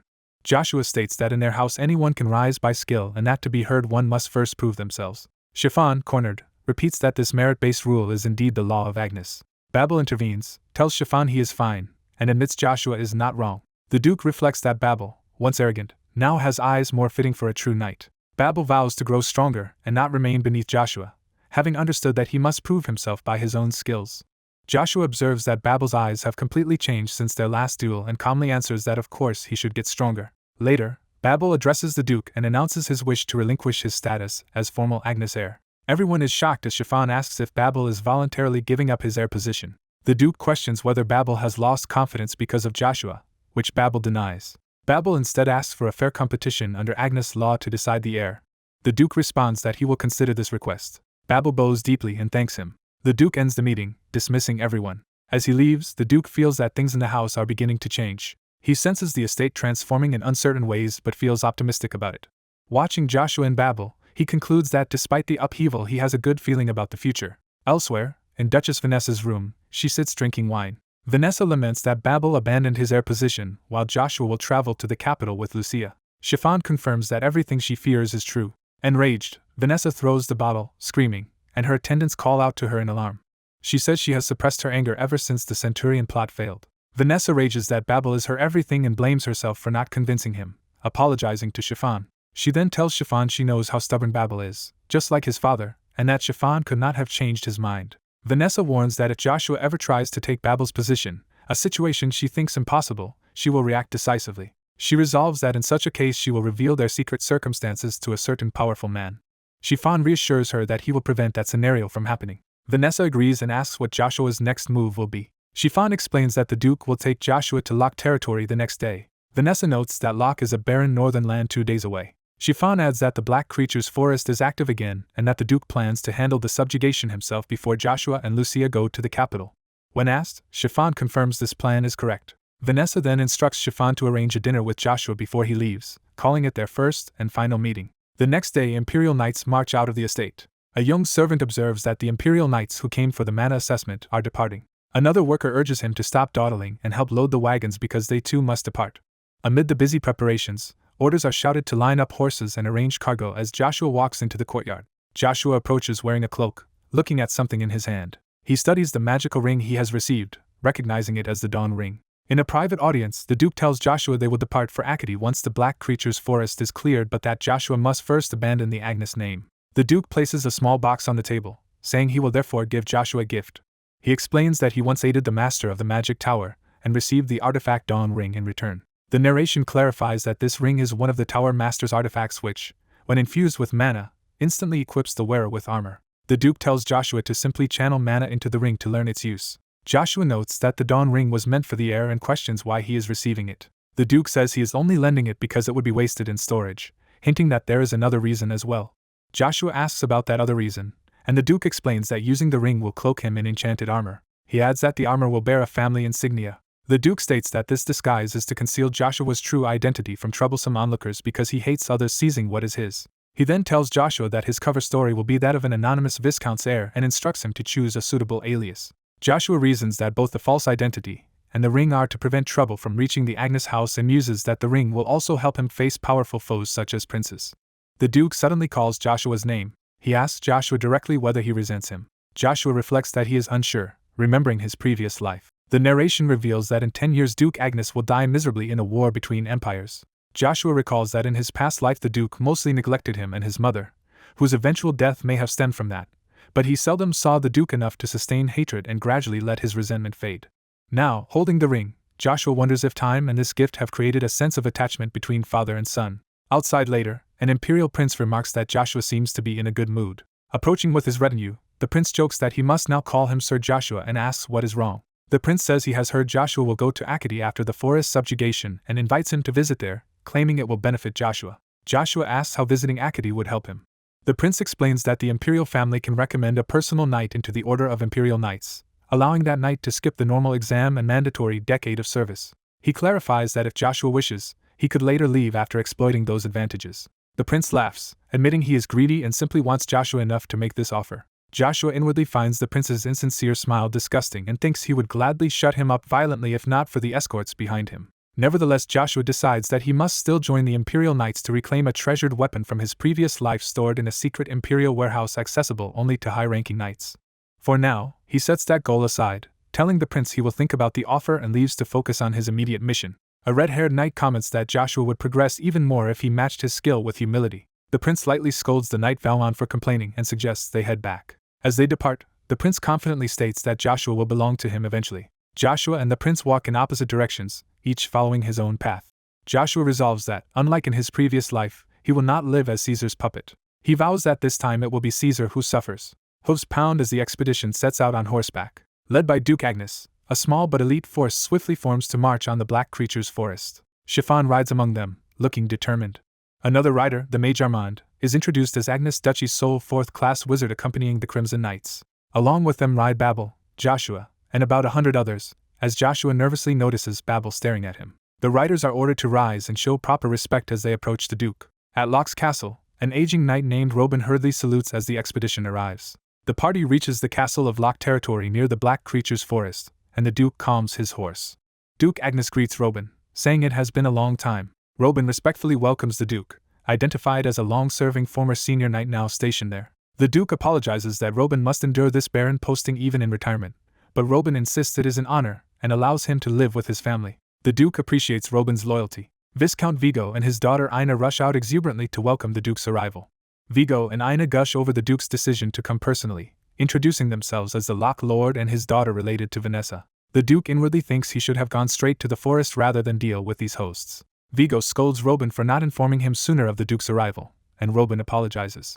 Vigo then berates Robin's declining judgment, and questions how he can protect the territory with that mindset, leaving Robin silently chastened. The Duke comments that Vigo seems to be adapting to Locke well, noting his increasing weight.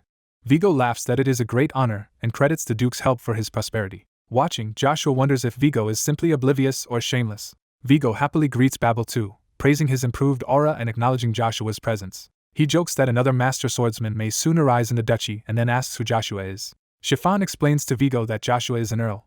When Vigo reacts with surprise, Chiffon clarifies that Joshua is actually the Duke's second son. Vigo feigns embarrassment at not knowing and excuses his ignorance as per manners. Chiffon quietly tells Vigo that Joshua is not connected to Duchess Vanessa's side of the family. Vigo is astonished and asks what kind of noble lineage Joshua comes from. Chiffon, under the Duke's cool gaze, reveals that Joshua does not come from a noble family at all. The older noble reacts with mild surprise to something the blue-haired boy has said. A portly noble cheerfully addresses the blue-haired boy, startling him. The portly noble internally curses the boy as a despicable person. The blue-haired boy coldly mutters the same insult back at the noble. The nobles and knights gather in tense silence around the blue-haired boy and another youth. The bearded Duke cuts the portly noble off and orders him to leave for other business. The portly lord hurriedly explains he has prepared food and suggests everyone rest. The Duke refuses, saying his knights are strong and have already rested enough on the march. The Duke asks his assembled knights if any of them actually want to rest. The front line of knights loudly answer that none of them do. The Duke ends the discussion and tells everyone it is time to depart. The portly lord nervously asks Duke Agnes to let him accompany the expedition. Admitting his own weakness, the lord insists that as ruler he and his knights must fight as well. The lord's knights eagerly volunteer to go with the Duke, calling it an honor. The Duke silently considers their request. He then raises the issue of what will happen to Anna if her father leaves. The lord cheerfully answers that Anna will help them too, and the girl beams with excitement. The Duke is shocked that they would bring a child into such a dangerous place. Anna herself steps forward and asks the Duke to observe what she can do. Anna begins casting, gathering bright magical energy between her hands. Surrounded by light, she summons a spirit named Sylph before the watching men. The tiny blue spirit appears and smiles beside Anna. One of the young knights, stunned, realizes she is a spirit user. The Lord proudly explains they recently discovered his daughter can use spiritual arts. Narration explains spiritual arts are innate and extremely rare, even compared to magicians or sages. The blue-haired boy thinks to himself that he never expected to meet such a rare sage here. Anna shyly looks toward the two boys, who react with surprise at her gaze. The blue-haired boy thinks he has never heard of a sage named Anna but feels he has seen her somewhere before. The Duke agrees they will all travel together, arranging his knights at the vanguard and rear. He adds that everyone else will march between those two knight groups, and the Lord thanks him. The army forms up in the courtyard, and the Duke gives the command to depart. As they leave, the Duke privately thinks it will be advantageous if he can gain a sage. Back at the manor, Anna happily chats with the blonde boy, who seems flustered. Watching them, the blue-haired boy decides he has time to figure out why Anna feels familiar, and will remember if she is important to his plans. As they walk, the portly lord suddenly calls out to the blue-haired boy. With a dark smile, The Lord tells the boy he will be keeping an eye on him. The scene shifts to a dragon statue, signaling a transition to another location. In the Avalon Empire's throne room, the Emperor hears a report and responds calmly. The Emperor finds the report intriguing. He summarizes that the boy blocked the assassin Joker's techniques twice and even counterattacked despite Joker being B rank. Confirming this, the hooded Evergrande is asked for his opinion as the Empire's greatest magician. Evergrande cautions that as a magician he must be careful in judging, since knights and mages wield mana differently. The Emperor presses him to simply say how far he thinks the boy's potential reaches. Evergrande proposes to explain the boy's limit using the ranking of Imperial knights, and the Emperor lets him continue. Evergrande says that although he has not fought Knight Valmon, he believes he would win in a one-on-one duel.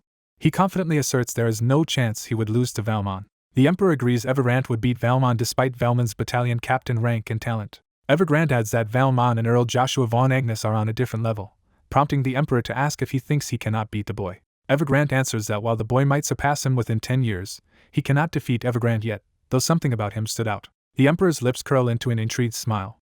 The Emperor then asks Evergrande one more question. He pointedly asks who would win in a direct fight between himself and Evergrande.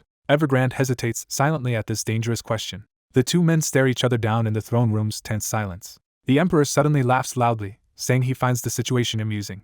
Still grinning, he admits he almost went himself instead of just sending the Crown Prince, declaring he must see the boy personally. He snaps his fingers to summon someone.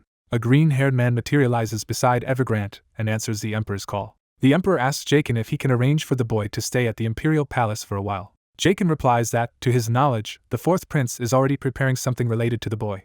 Surprised, the Emperor repeats that Caesar, the fourth prince, is involved. Cain explains that the fourth prince recently sent a recommendation letter to the Imperial Knights on behalf of Earl Joshua von Agnes.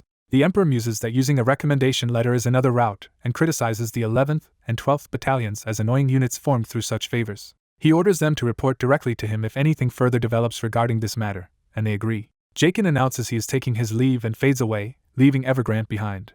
Alone, the Emperor laughs again and repeats Joshua von Agnes's name with growing interest. He thinks that if the boy's talent is as great as described, Joshua may be suitable for some secret purpose he has in mind. The narrative cuts to a blood-red moon rising above a dark forest. Under the crimson sky, hordes of various monsters roar and surge forth. In that same forest, the blue-haired boy finds himself surrounded by goblins as they scream and charge. Realizing the danger, the boy panics inwardly, thinking he is in serious trouble. Time shifts back to earlier that day, showing the expedition's encampment in a peaceful valley at sunset. Soldiers busily set up tents and secure the camp. Inside the command tent, Duke Agnes and his officers, including the blue-haired boy, study maps and plan their operation. The portly lord rushes over to the Duke, demanding to know why they halted and camped so close to the monster forest.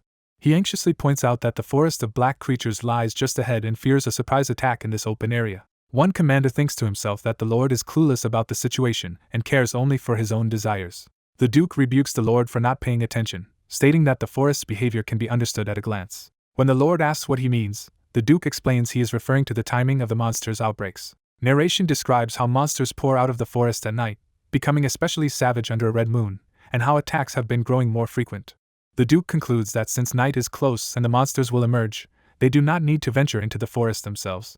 The Lord immediately praises the Duke's insight and admits he had not considered that tactic. The Duke tells him, if he understands, to go help with camp preparations, and the Lord cheerfully agrees. The Duke orders the younger men, including the blue-haired boy, to remain at their assigned posts, and they acknowledge. The blue-haired boy quietly smirks, seeming pleased by the coming opportunity. Later in the forest, while gathering firewood with others, he grips his staff purposefully. A knight says he has enough wood and offers to head back first, while the boy says he will stay a bit longer. The knight accepts and leaves with another man, asking the boy to return on time. As soon as they are gone, the boy drops his bundle of wood. He then dashes off alone, mana flaring around him. Empowered, he hefts his staff and readies himself for action. He decides this is his only chance to pursue his own objective. The boy walks deeper alone into the forest. Unseen, the portly lord watches him disappear among the trees. The lord hides behind another tree, clearly spying with suspicious intent. Narration explains the existence of the Genesis Stone, a legendary magic item that amplifies power through the force of creation. It is said there are elemental Genesis Stones for many attributes, though only 5 have ever been found and none are currently known to exist.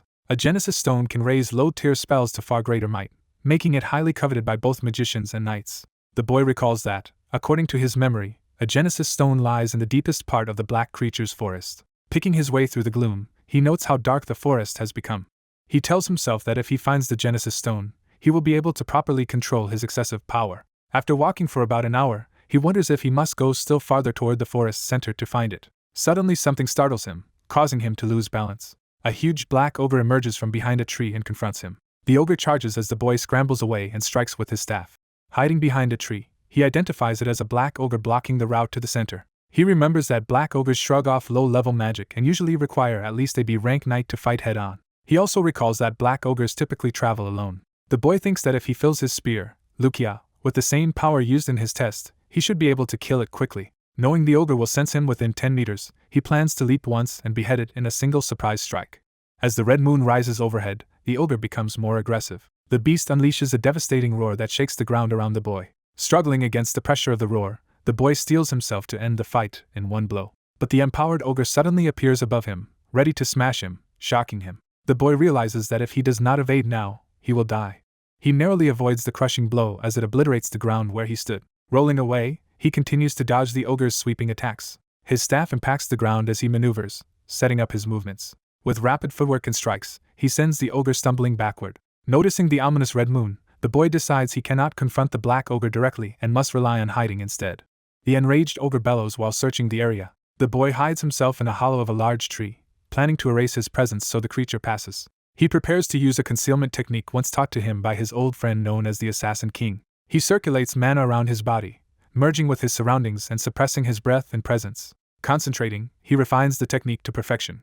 The ogre comes so close that its face fills the hollow, yet it fails to sense the boy sitting still inside. Confused, the ogre moves on, searching elsewhere while the boy clings to the trunk. Once it passes, the boy quietly follows along the fallen log behind it, relieved that the technique worked. He then uses his agility to leap from tree to tree, racing deeper into the forest. Though the strain is heavy on his young body, he resolves to reach the forest center while his mana is still flaring. As he sprints along a branch, something causes it to crack beneath him. He falls hard to the ground, landing painfully. Groaning and clutching his back, he wonders if he simply tripped. Before he can recover, the black ogre appears again from the bushes, startling him. Even worse, an entire group of goblins and ogres rush toward him, and he despairs at the situation. One of the goblins howls an order or battle cry. Instead of panicking, the boy grins, thinking this might be a chance to test a technique he has wanted to use. Surrounded by enemies, he braces his spear and prepares to unleash his power. He swings his spear with intense mana, creating slashing winds around him. He activates Magic Spearmanship Stage 2, Second Form Gust, sending cutting whirlwinds out in all directions. The slicing wind tears through the charging monsters, including wolves and goblins. The battlefield becomes a ring of deadly gusts as creatures fall all around him. One goblin is sliced apart within the swirling blades of wind. The boy, breathing hard, maintains control of the powerful technique. The strain of channeling so much energy makes him wince. He plants his spear to steady himself as the wind dies down. Looking at the fallen monsters, he realizes he cannot even draw out half of his true power in this child's body. He concludes that he cannot stay here resting, because the monsters are clearly heading toward where the knights are camped. Knowing time is critical, he resolves to find the Genesis Stone as quickly as possible and then rejoin the knights. As the red moon hangs over the knights' camp, one of the armored men patrols between the tents, unaware of the danger approaching from the forest. A knight hears rustling nearby and grows alert. A goblin lunges from the forest, and the knight shouts that they are under attack. Monsters flood the campsite, and soldiers cry emergency orders for everyone to take battle positions. Knights clash with goblins as someone yells that monsters have invaded the camp. A menacing goblin peers from behind a tree, watching the chaos. Under a blood-red moon, soldiers scream orders for medics to form defensive lines and to stop the enemy. A large horde of goblins and beasts assembles, preparing to charge. A sword is wreathed in purple energy as a powerful aura slash is unleashed. A blonde swordsman cuts down goblins with a sweeping, aura-filled strike. Another goblin attacks him from behind, making him scream as he turns. He retaliates with a massive purple arc, cleaving through multiple foes. A cloaked knight readies his blade, determined to join the fray. That knight darts forward and slashes goblins with swift, precise movements. His rapid swordplay carves a path through enemies, impressing onlookers. The blonde swordsman wonders who this highly skilled knight is, judging him at least C rank from his swordsmanship. A loud roar under the red moon draws both talented knights' attention. Stronger, more ferocious monsters push through, roaring as they advance. Frontline knights brace themselves as another wave of beasts rushes the camp. Two nervous knights see at least 1,000 enemies and insist they must retreat. Their commander silences talk of retreat, threatens punishment for deserters, and orders the Crimson Knights to form ranks. He then commands everyone to ready themselves for battle. The Crimson Knights close ranks with blades raised, shouting as one. The monster army roars back and charges with weapons and shields. Lines collide as knights and goblins engage in brutal close combat. The blonde noble continues cutting down foes with disciplined strikes. The cloaked knight slashes through enemies with relentless focus. The commander channels purple energy into his sword, preparing a powerful technique. He smashes the ground, sending out massive purple shockwaves that blast back surrounding monsters. Catching his breath, he notices something unexpected amid the battle. Seeing still more monsters pouring in and the red moon earlier than predicted, he realizes the situation is far worse than planned. He notes that the ominous red moon, which should have appeared at midnight, is already blazing in the sky. A massive black ogre, empowered by that moon, lets out a terrifying roar. The commander tenses as the monster's furious shout echoes over the field. The black ogre hurls itself forward with explosive force, scattering knights. Wounded and frustrated, the commander curses that he is the only B rank or higher knight present. Accepting there is no one else who can do it, he charges the ogre, vowing to cut it down himself. He clashes directly with the towering creature, straining against its strength. The ogre smashes him away, sending him crashing hard into the ground. A nearby blonde noble shouts in shock, calling out to fallen Commander Chiffon. Knights panic as someone yells that the black ogre is heading toward them and orders everyone to flee.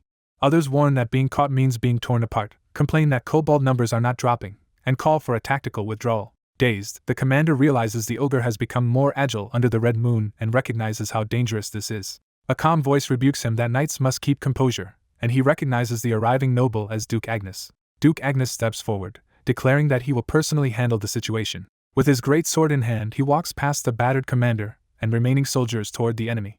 The monster horde roars and surges toward the Duke as he faces them alone. He focuses his power, red energy gathering around him. The Duke withstands a powerful impact amid the flames and debris, unmoved with his sword ready. His eyes flash with deadly resolve as he unleashes his strength. A massive shockwave erupts from his swing, obliterating monsters in a wide radius. The destructive wave continues outward, consuming the battlefield in force and light. His crimson-bladed weapon gleams, still humming with unleashed power. Smoking craters remain before him, while surviving monsters stare from afar in fear. Confused goblins babble nervously, unsure what just happened. Commander Chiffon is stunned that hundreds of monsters vanished with a single swing. He realizes they have just witnessed the might of Master Agnes, one of the 9 stars of the continent. Footsteps echo as someone approaches across the devastated ground. Amid the fallen monsters, the blue-haired boy Joshua strides forward carrying his spear. He stands atop a cliff under the red moon, looking down like a challenger. Seeing the shattered crystal that empowered him, Joshua quietly calls out the name Bronto. He directs crackling energy at the cliff wall, beginning to shatter it with lightning. The embedded crystal, the Genesis stone, breaks apart in a violent burst of light. Power surges skyward toward the red moon, sending waves of energy over the land. Duke Agnes watches the sky solemnly, sensing the strange phenomenon. Earl Babel, still trembling from the display, struggles to control his fear. Joshua's attendant proudly points out Duke Agnes to a younger Joshua, saying he shares that man's blood and can become like him. The man excuses Joshua's shaken state as natural for a talented but still young child facing his first true battle. He then muses that something else just occurred to him about the boy. He hurriedly asks Commander Chiffon where the mute child, Joshua, has gone. Angry, he clarifies he means the Duke's illegitimate son Joshua. They realize Joshua is missing and speculate derisively that such a low-born boy may have run away. Other knights gossip that Joshua might have fled, remarking how unlike the capable Earl Babel he seems despite sharing the Duke's blood. Duke Agnes snaps at everyone that the battle is not over and demands they refocus on fighting. Knights grit their teeth and push forward again under his pressure. Babel channels purple energy into his sword, gripping it tightly. He charges in, invoking the glory of Agnes and rallying the others to fight. Bolstered knights attack alongside him with renewed determination. Soldiers cheer that the Earl has joined them and launch a counterattack against the monsters. Seeing goblins begin to flee, one knight exults at how they are finally running away. The knight taunts the retreating monsters, vowing they will never escape the forest alive. Suddenly goblins are blasted into the air by a new, powerful force. The knights are shocked as enemies are thrown around, wondering what is happening. A column of black ogres appears, advancing menacingly toward the camp. One black ogre bellows, its fangs and red eyes blazing. Knights panic as they identify the creature as a black ogre and shout for everyone to spread out. Elsewhere, winged monsters ambush knights from above in the chaos. Knights struggle desperately, clashing with more flying beasts while yelling in pain. Black ogres slam the ground, causing deadly shockwaves as commanders urge their men not to retreat. Commander Chiffon despairs that instead of an easy mop-up, they now face a whole swarm of black ogres. He suddenly senses a strange, powerful aura and looks toward its source. Joshua drops from the sky toward a black ogre, lightning beginning to gather around his spear. He channels Bronto's power and drives a thunderous spear strike down onto the ogre. A towering column of lightning erupts as his attack slams into the monster. Watching, Chiffon and the fat noble are stunned speechless by what just happened. Duke Agnes gazes seriously at the battlefield, assessing Joshua's feat. A step echoes, drawing attention to someone new entering the scene. Joshua appears before everyone, wreathed in fading blue lightning, as knights cry out his title Earl Joshua. Chiffon realizes Joshua has slain a black ogre strengthened by the red moon with a single blow. He cannot believe that Joshua, considered only a C-rank knight, accomplished such a feat. The noble furiously denies Joshua's role, insisting the Duke must have killed the ogre, and that the boy only showed up at the right moment. He loudly proclaims to everyone that it had to be the Duke's doing, not Joshua's. He orders the Lock Knights to hurry and assist the Duke, and murmuring soldiers decide Joshua's strike must have been coincidence because a C-rank could not kill such a foe. Inspired anyway, knights shout to annihilate the remaining monsters and rush to support the Duke. Joshua, hurt by their dismissal, vows not to be looked down on anymore. Smiling faintly, he decides to shock everyone further even if overusing this power causes him to faint. Confidently, he believes that monstrous man, Duke Agnes, will save him if he collapses. As the ogre horde presses harder, knights despair over how to deal with so many. Joshua yells for everyone to move out of the way before they get caught in his next attack. Lightning gathers around his fingertip as he prepares another powerful technique. He notes that Bronto's power resonates strongly with him but worries how much more his body can endure.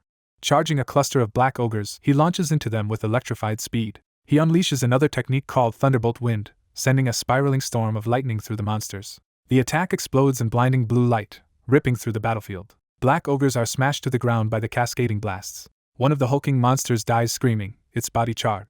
Exhausted and panting, Joshua steadies himself with his spear amid the aftermath. The fat noble drops to his knees in disbelief, stammering that what he just saw makes no sense. Nearby knights excitedly confirm Joshua really killed the black ogre with a sword aura strong enough to rival B-rank knights and with unheard of elemental mana. They speculate in awe that Earl Joshua might actually be a rare magic swordsman. Duke Agnes privately wonders how Joshua is still standing, realizing the boy refuses to show weakness.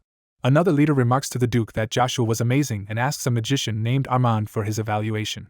Armand replies that, as a magician, he sees Joshua using high-level double casting and judges him a monster capable of changing even the continent's history. As Armand starts to elaborate, a sudden event interrupts, startling him. Later, Joshua staggers, wondering if he has finally reached the limits of this body. His vision blurs and he begins to lose consciousness.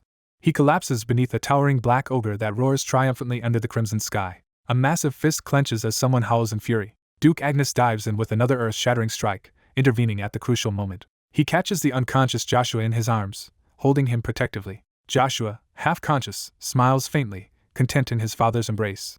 The Duke continues carving through enemies with a colossal red slash. All the while he shields Joshua with his body, carrying him out of danger. Drifting in and out, Joshua thinks that being protected like this is not so bad. Duke Agnes looks grimly at the burning sky, his mind turning to darker memories. Joshua recalls a suffocating scene of fire, and cries that he cannot breathe. He sees the Agnes ducal mansion engulfed in flames. A younger, teal-haired Joshua stares at the inferno in disbelief, asking what is happening. Screams fill the night as the flaming building begins to collapse and people beg for help. An explosion rocks the structure as Joshua leaps into the burning chaos. Realizing this is no dream, he braces himself inside the blazing estate. Amid the flames, he spots a figure moving through the entrance below. Recognizing the man by his sword, Joshua calls out to Duke Agnes. The figure steps from the fire revealed as Babel, not the Duke, wearing a scorched officer's uniform. Joshua realizes he is witnessing the future massacre of Agnes Duchy, an event that should occur more than 10 years later. Hovering in that vision, he demands to know what this dream is as he watches future Babel amid the burning estate.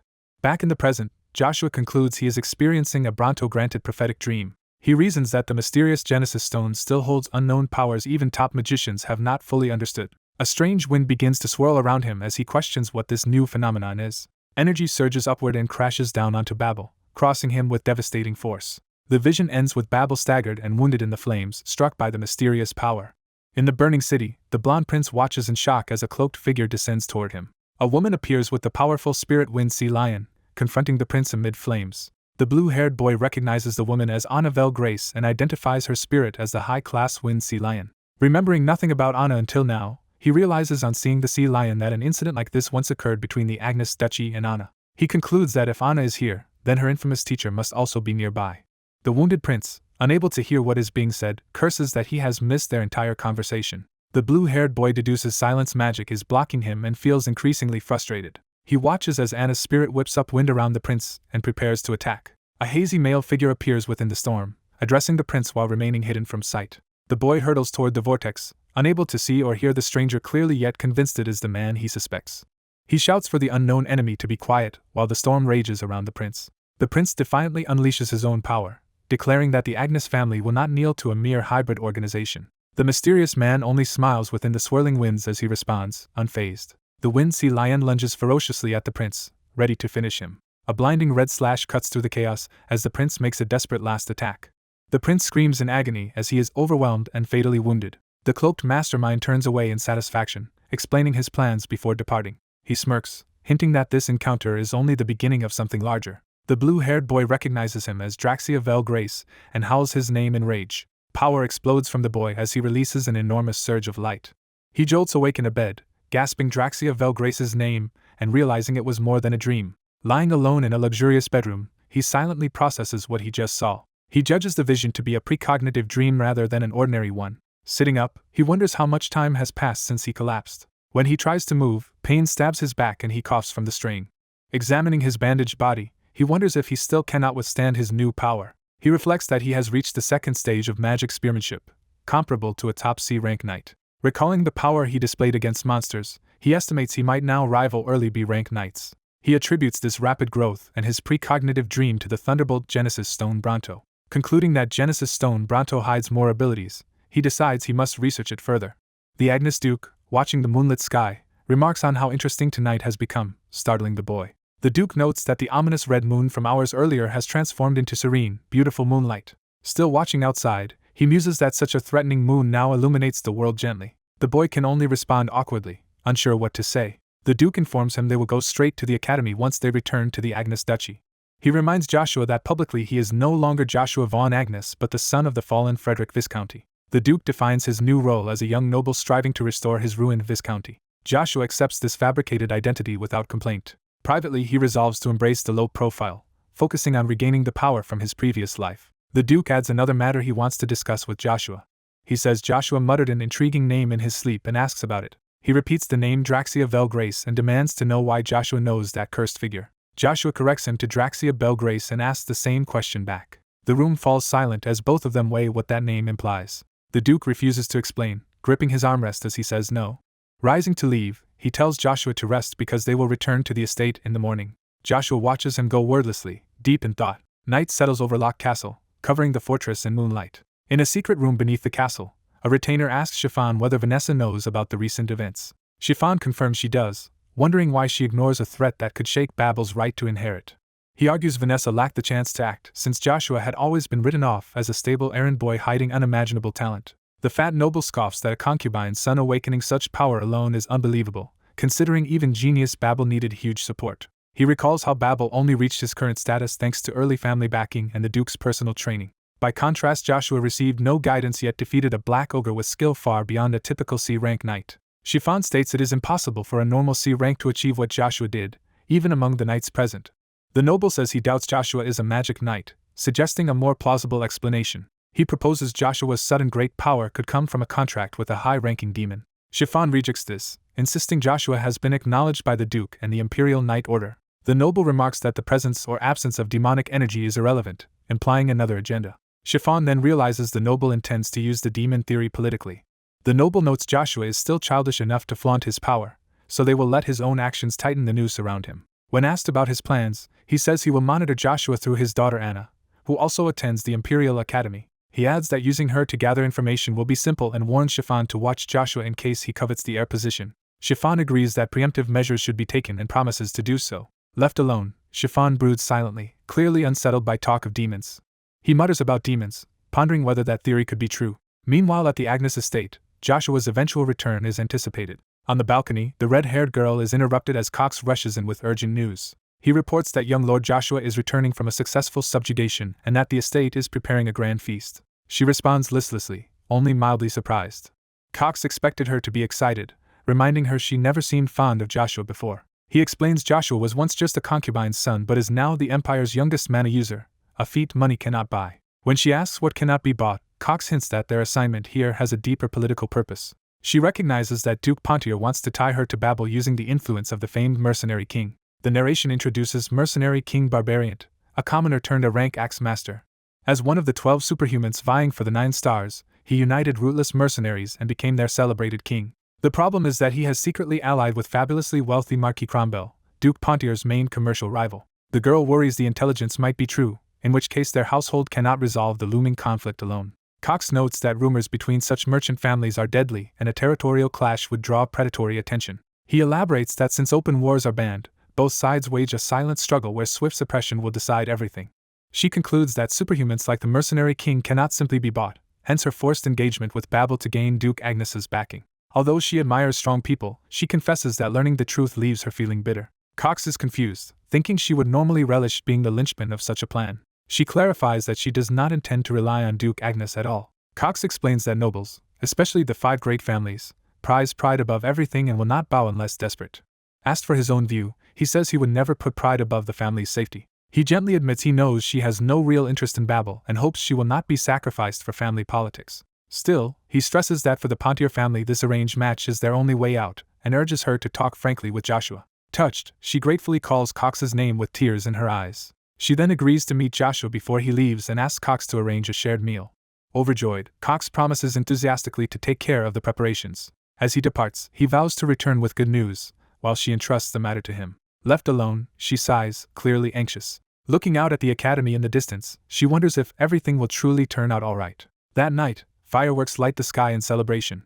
During the Crimson Night Order's return from Locke, a rare grand feast is held at the Agnes estate. Away from the revelry, Joshua walks the corridor with his blonde companion while knights boast about the campaign. The blonde teases that the guest of honor should not slip out early and casually calls Joshua his liege. He states that after seeing Joshua fight, he has decided to serve him as his lord. Joshua jokes about having no choice and claims the right to refuse a knight's oath. The blonde insists Joshua is too smart to reject a future master-level subordinate. Joshua calls him arrogant, while the blonde accepts it as a compliment. Joshua dismisses him for the night, saying he is tired and wants to rest. The blonde agrees, reminding Joshua he was serious about pledging his loyalty. He adds that beyond Joshua's monstrous skills, he has much to learn from him and hopes to serve as his vassal, while Joshua says he will consider it. The blonde takes his leave, telling Joshua to summon him whenever needed. Alone, Joshua reflects how he always turned away would-be followers in his past life. He recalls refusing them because serving a certain someone as a sword meant attracting followers would make that person wary. A memory surfaces of carefree days with his old friend Kaiser, intensifying his regret. Those memories mingle with the Duke's question about Draxia Belle Grace and the scene of his betrayal. Joshua snaps back to the present, breathing hard as a servant calls his name in concern. The elderly retainer offers to fetch a doctor, but Joshua insists he is fine and tells him not to worry. The old man reveals a special dinner has been prepared and everyone is waiting, though Joshua thought he had declined due to illness. He clarifies that this is not the general feast but a private seat arranged by Duchess Vanessa, which Joshua's mother Lucia is also attending. Hearing that his mother is there, Joshua's expression hardens and he asks the old man to repeat himself. Determined, Joshua strides toward the dining hall doors and pushes them open. Inside, he finds the Duke, the Duchess, and his mother seated at a formal table, all turning to him. Lucia happily calls out his name on seeing him. Joshua greets her joyfully, calling her mother. The Duchess pleasantly invites him in, saying it is their first proper meeting. Chiffon reminds Joshua to show proper respect and introduces the woman as the Duke's wife. Joshua's eyes sharpen with intense hostility at that introduction. Chiffon is shocked by the murderous glare Joshua directs at him. Lucia urges Joshua to be respectful and pay his respects to the Duchess. Joshua bows and formally introduces himself as Joshua Agnes. The Duchess is visibly rattled by hearing the Agnes name from a concubine's son. Internally restraining her anger, she forces a polite demeanor and explains she only wanted to meet him before he left for the capital. Lucia is surprised to hear of plans involving the capital and asks if the Duchess means the academy. Chiffon explains that since Joshua has officially been recognized as AC rank knight, the Duke will be sending him to the academy. Lucia is overjoyed and exclaims that her son has become a knight. The Duchess claims this dinner was prepared to congratulate Joshua and to make up for neglecting him in the past. Lucia insists she bears no ill feelings and that such consideration is unnecessary. The Duchess smiles and orders the servants to start bringing in the food. Servants enter with lavish dishes and begin setting the long table. Joshua sits silently before a plate piled high with meat and delicacies.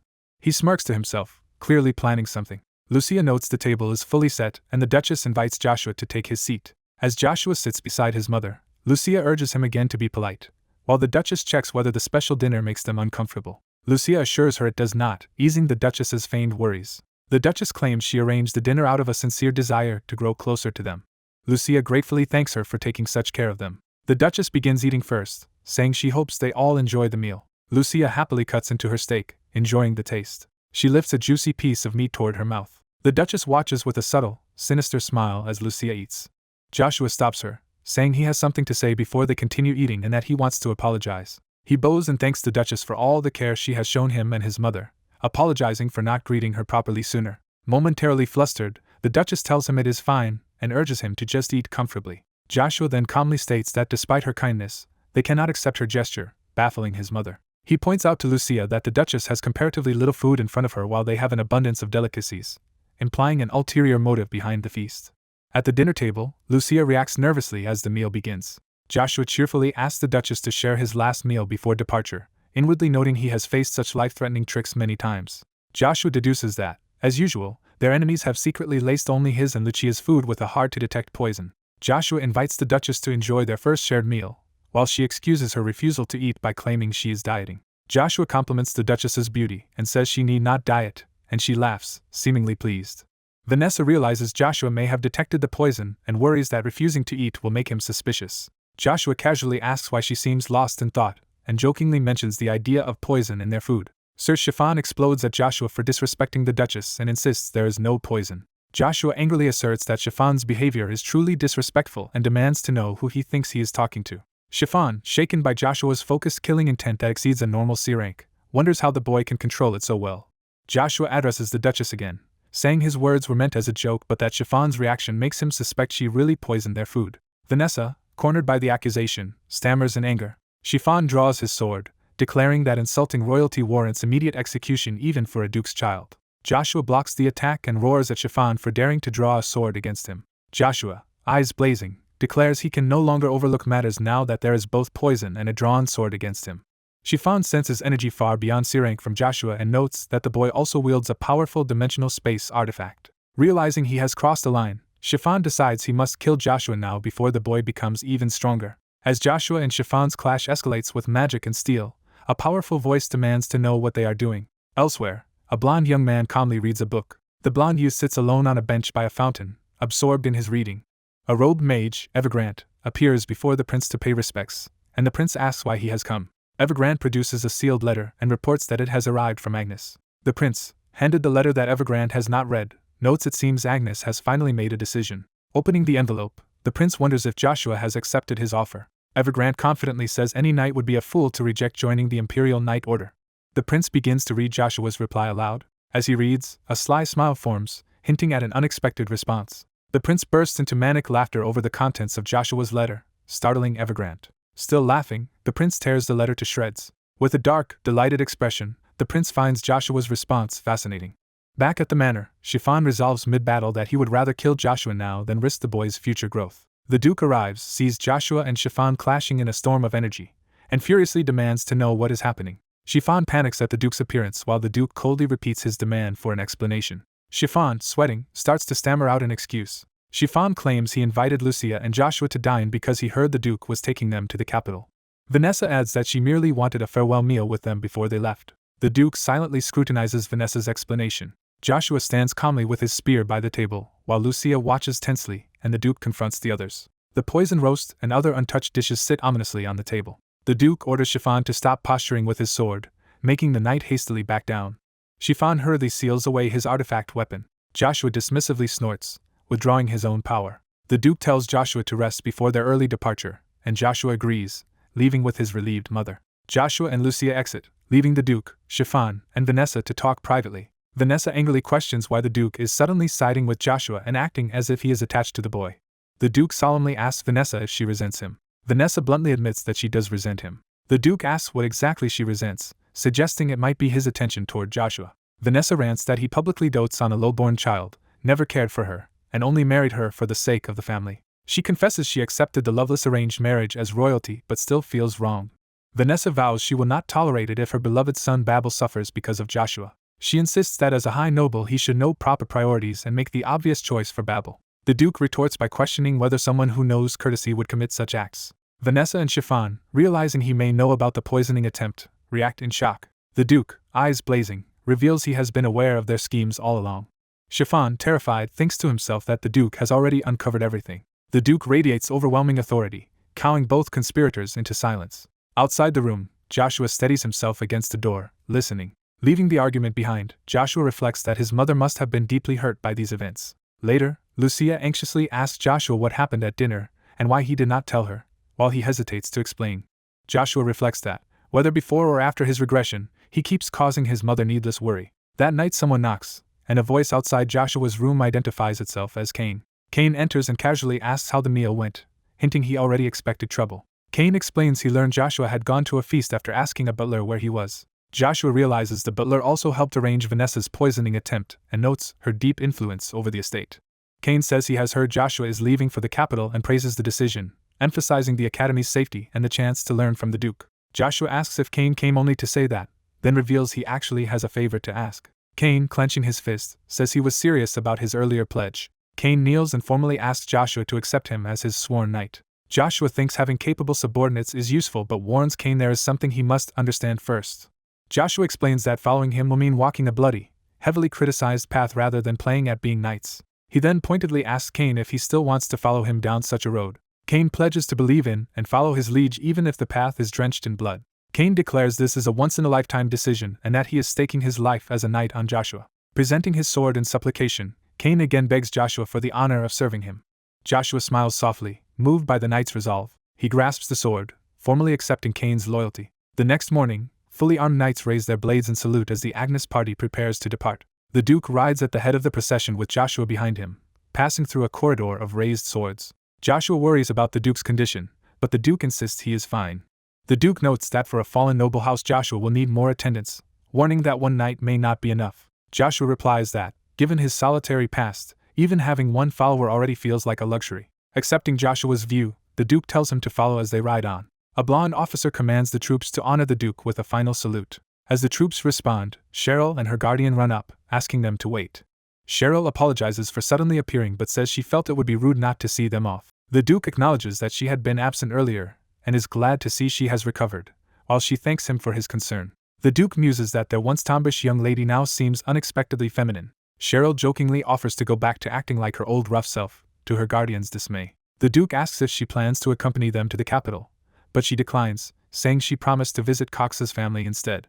Cox tells her the promise is unnecessary, but she insists she is honoring a promise made to his late partner Anna. Cheryl then turns and hurries toward Joshua with something on her mind. She stops his horse and says she has something important to tell him. Joshua wonders what this reckless girl plans now, while Cheryl nervously says she has something to give him. She produces an ornate medallion, leaving Joshua stunned. Cheryl explains that the medallion bears her family's emblem and asks him to visit her household when he comes to Akadi. Cox panics, shouting that she cannot simply hand such a symbol to someone. Joshua demands to know the meaning behind being given this precious token. Cheryl downplays it as an informal invitation to visit her family if he ever comes to Akadi. Watching, knights whisper that Cheryl's gift might mean she is romantically interested in Joshua. The knights gossip that Cheryl was thought to like Babel, but since no engagement exists yet, they see this as a bold love letter to Joshua. Joshua realizes rejecting Cheryl publicly would damage his reputation among knights and risk drawing attention before he regains his former strength. When Cheryl starts to tear up, saying she only meant the gift as an apology for past rudeness, Joshua sees she is determined and emotional. Relenting, Joshua quickly accepts the medallion from her hand. The Duke notes that the journey is long and orders the group to depart at once. As they move out, the Duke cheerfully tells Cheryl he may visit her household too, and she warmly welcomes the idea. The Duke and Joshua bid farewell to Cheryl and Cox, who respectfully see them off. The blonde officer commands the soldiers to salute their goodbyes. The knights raise their arms and swords high as Joshua rides away beside the Duke. The Duke informs Joshua that he may not yet understand the immense significance of receiving a noble family symbol from a daughter. The scene shifts to the colossal Kultika Palace, the imperial heart of the Avalon Empire. Inside the dark throne room, an emperor hears that Duke Agnes and his second son Joshua will reach the capital within a few days. The minister reports that Prince Kaiser once tried to recruit Joshua into the Imperial Knight Order but was refused. The emperor is astonished that Joshua rejected joining the Empire's, perhaps the world's, greatest knight order. He reflects that Joshua, a concubine-born second son, has thrown away a chance to raise his status and wonders if the boy thinks he can seize the Agnes family alone. The minister disagrees, pointing out that Joshua's letter gives a different impression. Quoting the letter, the minister explains that Joshua declared he needs no royal recommendation and will simply follow the emperor's laws and will. Amused, the emperor laughs that Joshua intends to enter the Imperial Knight Order through his own strength by passing the official trials. The emperor eagerly anticipates seeing whether Joshua can defeat the Empire's elite Imperial Knights. 4 days later, the Agnes party arrives at their grand mansion in the capital of Akadi, which they are told will be their temporary residence.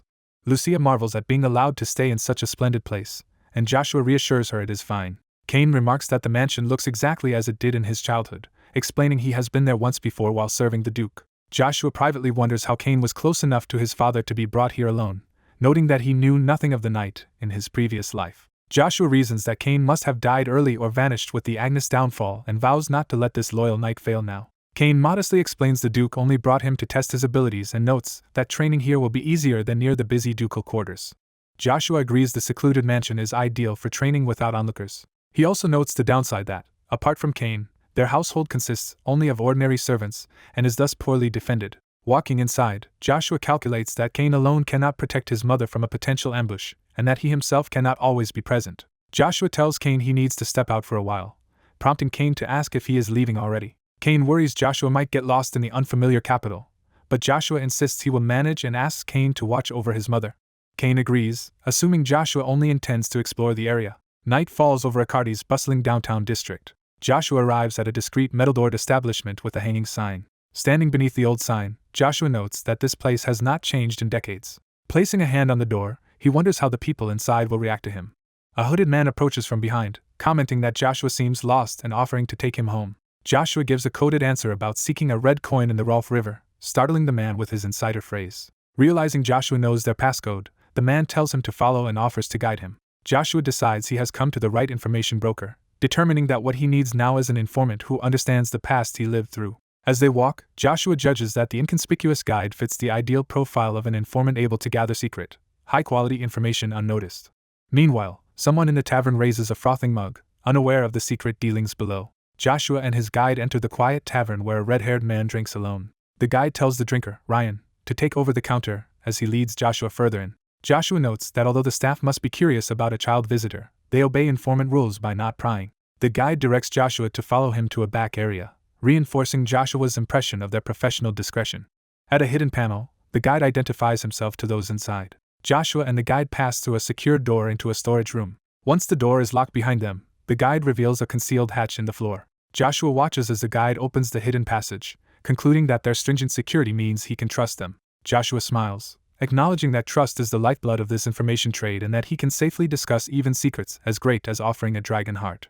Joshua follows the cloaked man down dark stairs, being warned to walk carefully. They proceed through the dim stone corridor in silence. The pair advance until they reach a guard reading outside a door. The guard respectfully greets the cloaked man, who mentions that Joshua is a guest. Startled, the guard hurriedly opens the door for them. Joshua wonders if the man outranks what he assumed, noting how respectfully others treat him even in a secret passage, and reflects that appearances are deceiving. The man announces they have arrived, while Joshua complains inwardly about facing yet another door. The man says this is the last door and asks Joshua to follow him into the third room, leaving Joshua speechless. Inside the simple room, the man invites Joshua to sit down. Joshua notices a hole in the wall and deduces that information is usually passed through it.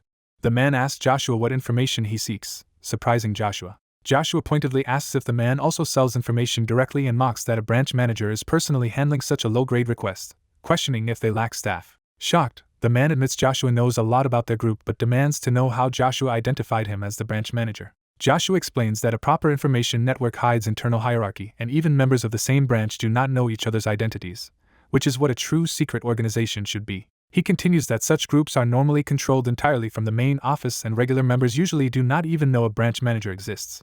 Joshua says he deduced the man's position from the way others behaved toward him on the way here and from his answers, simply combining these clues. Joshua remarks that he expected the man's reputation to be exaggerated, but seeing him now, the rumors actually understated his abilities, which surprises the man. The branch manager reveals Joshua's identity as the second son of the Agnes family, young Lord Joshua. Joshua calmly responds that the man clearly already knows who he is. The branch manager says Joshua is currently the most talked about person on the continent, and not knowing him would be disgraceful for an information guild. Joshua thinks to himself that the man discovered his identity instantly despite Duke Agnes's efforts to conceal it, proving the guild's reliable information skills but also meaning his own secrets could be sold at any time. Reading Joshua's expression, the man reassures him that only a few subordinates know his identity, introduces himself as Zero, head of the Akardi branch of Moon Door, and asks why Joshua has come. Joshua first asks if being put in the third-grade room means he can only buy third-grade information, prompting Zero to say he will instead provide first-grade information, the highest he can personally give. Joshua questions why Zero would offer such valuable information to someone he just met, and Zero replies that forming a connection with young Lord Joshua is worth that price. Joshua reflects that even if Zero calls it an investment, nothing is truly free, so he expects Zero will later demand payment for this first-grade information. Joshua remarks that because Zero uses the code name Zero he assumed he dealt in even higher, zero-grade information and criticizes Moon Door for trying to pry into customers, astonishing Zero. Zero apologizes and asks what information Joshua wants, and Joshua requests the location of the heirloom of the Orvis Count family, destroyed decades ago. Zero recalls that most Orvis assets enter the black market and begins calculating how long it will take to trace the heirloom from there. He estimates that 1 week is sufficient and asks if Joshua needs anything else. Joshua worries that although it may take time before others learn he commissioned this, nothing is guaranteed, and because the matter is sensitive, it would be troublesome if someone discovers he is investigating it. He concludes that he should plant bait to mislead potential snoops, achieving 2 goals at once. Joshua steels himself and proposes a deal. Whoever retrieves a legendary red coin hidden in the Rolf River will gain control of Moon Door. Zero panics, recognizing Joshua's words as an internal legend known only to a select few in Moon Door, and demands to know who Joshua truly is. Joshua offers to find that symbol for Moon Door within 3 years if Zero accepts his conditions, asking if Zero will invest in him for real. Zero thinks that although the symbol is no longer needed since the Moon Door succession battle ended a year ago, it is still a prized item they have searched for decades and, more importantly, someone important still wants it found. Zero asks to hear Joshua's conditions before deciding, and Joshua states simply that Moon Door must not leak any information about him. Joshua also demands that Moon Door provide all available information on Draxia Belgrace. Startled, Zero confirms that Joshua is referring to the famed war god Draxia Belgrace. Joshua then asks Zero if he now seems worth investing in, leaving the man silently pondering. 2 months pass after Joshua's first contact with Zero as Joshua trains diligently to regain his former strength. During this time he also works to relocate Lucia to another, safer estate belonging to Duke Agnes. Joshua convinces Lucia that the other estate will protect her better from intruders, though she dislikes being separated from him. After Joshua's persistent persuasion that parents cannot win against their children, Lucia finally moves to the other estate. Mother and son share a warm, silent look before parting. Time skips to a week before Joshua's academy admission, where he and Cain eat together in a fine restaurant famed for serving food like the Imperial chefs. As Joshua samples his meal, he seems distracted. Cain asks Joshua if something is bothering him because he has looked anxious lately, and Joshua feigns ignorance. Joshua broods that Zero had promised 1 week, yet more than 2 months have passed with no news, which threatens his plans before entering the academy. Zero suddenly appears at their table, greeting Joshua after the long delay. Joshua curtly replies that Zero has finally shown up and asks if he has been well. Zero starts to explain his lateness, saying the people involved in the matter caused complications. Recognizing Cain, he nervously addresses him as Sir Cain while Cain glares. Joshua assures Cain that he knows this man and that everything is fine, so Cain backs down. Joshua asks how the investigation went, and Zero proudly claims he completed it perfectly. Zero hands Joshua a small scroll container, saying it took time to trace because the item passed through many hands. Zero confirms that the information Joshua wanted is inside and then asks about the commission fee. He states that Joshua can consider this one free since it is minor compared to the main commission. To Moon Door, the heirloom is just an ordinary item. Zero adds it would only matter if the heirloom had some special power, but Joshua tells him to stop prying and Zero promises occasional updates about the other, more important request.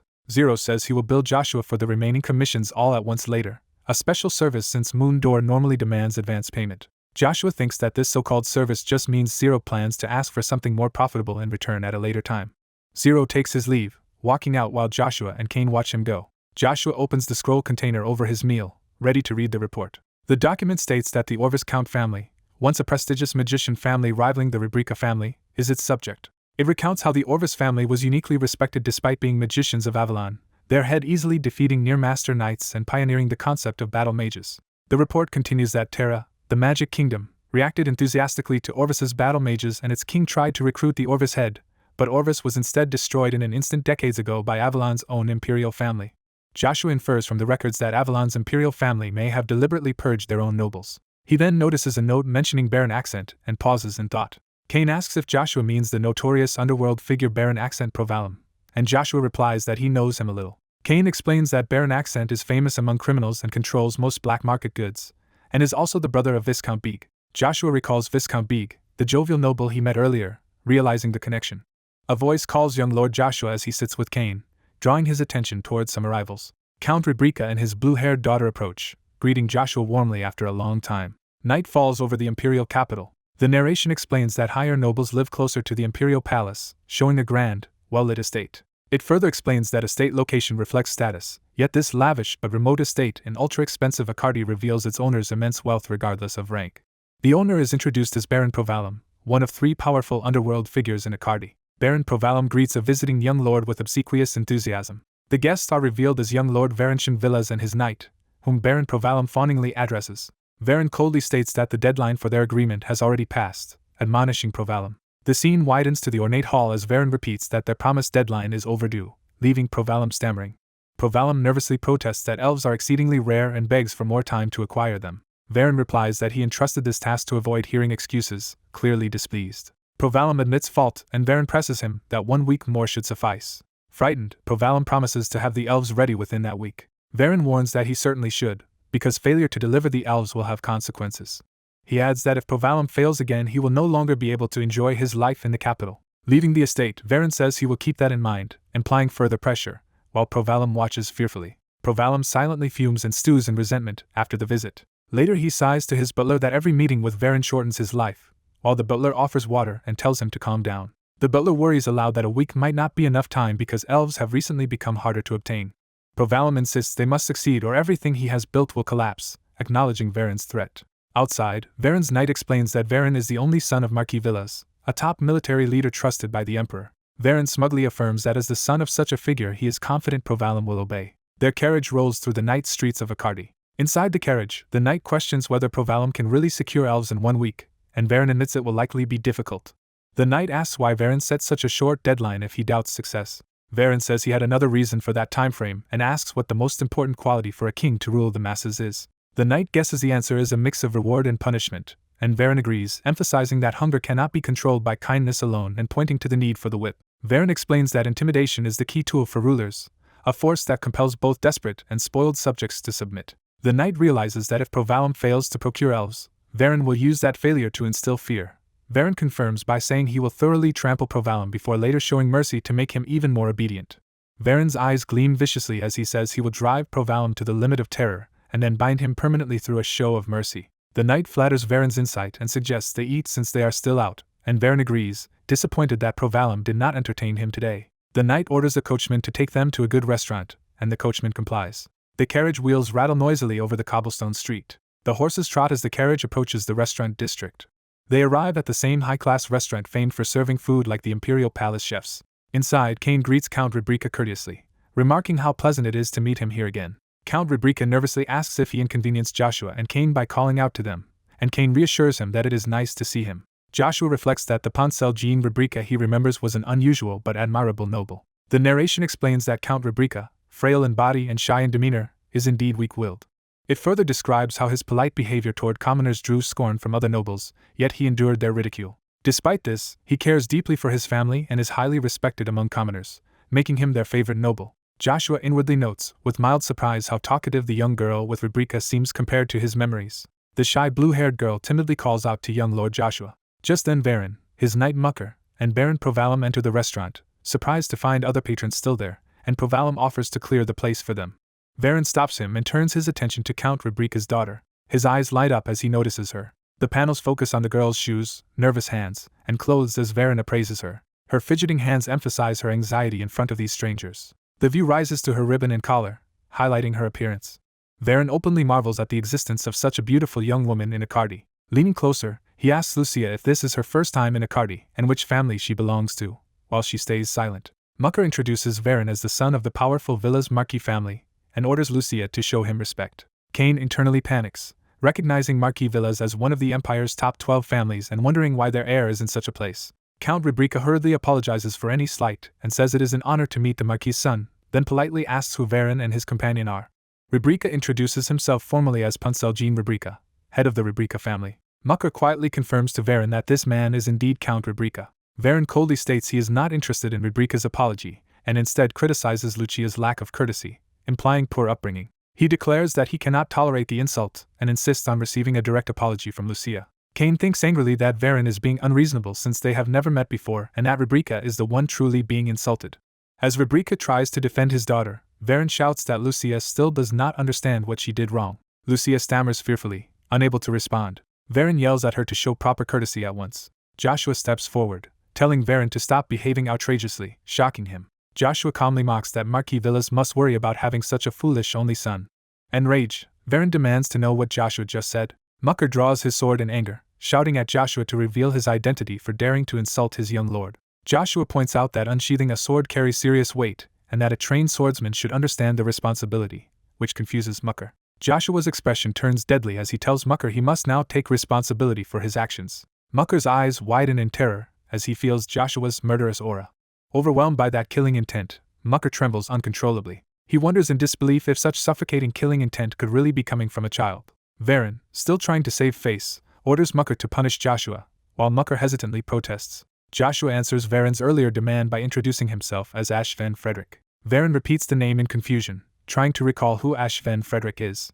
Joshua says there is no need for Varen to repeat his name, because he will carve it into Varen's memory from this moment on. The scene shifts to Loch Castle under the moonlight, introducing a new location. Viscount Beeg appears dazed and drooling, lost in thought. In Loch Castle, a hooded man and a young woman sit across from Beeg as he greets her as Lady Anna. Anna smiles and replies that it has been a while, noting that one has arrived earlier than she expected.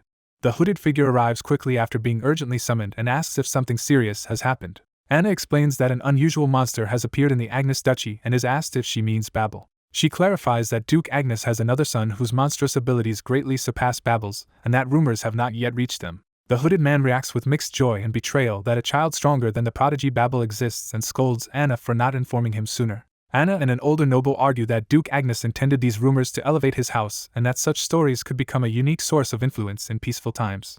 The hooded man agrees, reflecting that although the world claims to be at peace, each country is like a volcano ready to erupt. Narration explains that most countries, after long preparation, have accumulated power to a saturated, unstable level. Citizens feel secure seeing strong armies, but the buildup of power inevitably seeks release, leading rulers to consider war. Anna concludes that this stored power leads to war, where powerful individuals called masters decide victory and no country fights without a real chance to win. The hooded man states that nations therefore depend on information, which ultimately can prevent wars from breaking out. He acknowledges Anna's thinking but worries that this new son of Duke Agnes could ruin their decades-long plans with a single misstep. Anna calms him, revealing her plan to enroll in Avalon's capital academy, which will bring her closer to Duke Agnes. Smiling, Annabelle Grace vows under her name that she will succeed. She confidently declares she will win Joshua over to their side. Elsewhere, Joshua's Frederick alias is questioned, with someone dismissing the Frederick family as an unknown rural house. Joshua casually asks if this status is really important. Varen rages that Joshua's boldness will soon be crushed and promises to make him pay for interfering. Varen orders Joshua to kneel and offer an arm as penance if he wants any mercy. Joshua dismisses the demand with open contempt. Furious, Varen screams for his knight Mucker to force Joshua to kneel and end his humiliation.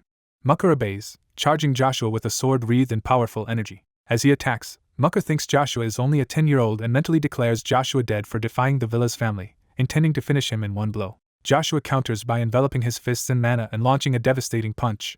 Both Varen and Mucker are shocked by Joshua's unexpected power. Joshua's blow lands squarely, overwhelming the knight in a burst of energy. Gravely injured, Mucker collapses, gasping. Joshua stands over the fallen knight while Varen stares in disbelief, calling out to his protector. Varen, stunned, realizes that Joshua defeated a mana-using B-rank knight with only his fists despite being a child. Trying to recover his pride, Varen asks how he should deal with Joshua, but Joshua calmly says he has no intention of forgiving him and that spoiled children need a beating.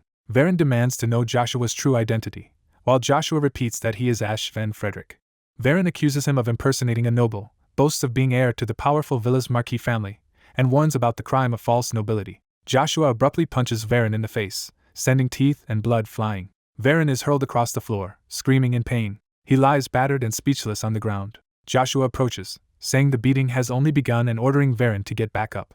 Joshua grabs Varen's clothes, fist raised again. Straddling Varen, Joshua taunts him about his lost arrogance, and insists he stay conscious for the punishment. Mucker pleads with Joshua to stop hitting the unconscious young lord. Kneeling with his sword planted before him, Mucker apologizes deeply for their disrespect and begs for Joshua's mercy. Thinking to himself, Mucker judges Joshua to be at least an A-rank master for using mana with his fists, and suspects he belongs to a hidden powerful family, realizing Varen is in serious danger.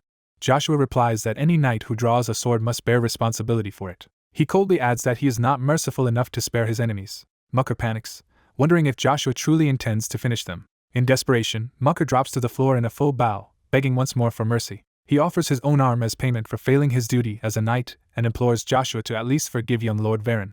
Joshua watches as Mucker repeatedly begs that this incident be overlooked for Varen's sake, noting the knight is sacrificing everything to protect his liege. Joshua is reminded of a loyal subordinate from his past life who devoted everything to him. Joshua tells Mucker again that he does not spare enemies, hinting that his stance has not softened. He tightly crushes Varen's family token chain in his fist. Mucker notices the broken chain scattering from Joshua's hand. Joshua announces he will remain in the capital and that Varen should seek him out personally if he wants his family's ring back. Walking away, Joshua adds that if Varen does not reclaim it, he will simply sell the ring on the black market. Cain remarks that Joshua is too hot-tempered and advises him not to emulate his own bad habits. Joshua argues that charisma is necessary, while another observer jokes that such behavior could get Cain excommunicated, yet still marvels at Joshua's abilities. Iselin shyly calls out to the scholar, who asks what she wants. She gathers her courage in silence. Then she abruptly runs toward Joshua, leaving the scholar calling after her in surprise. The scholar falls silent, watching her go. He then turns to the battered mucker and unconscious Varen on the floor. Smiling nervously, he offers to guide Sir Mucker to the nearest clinic.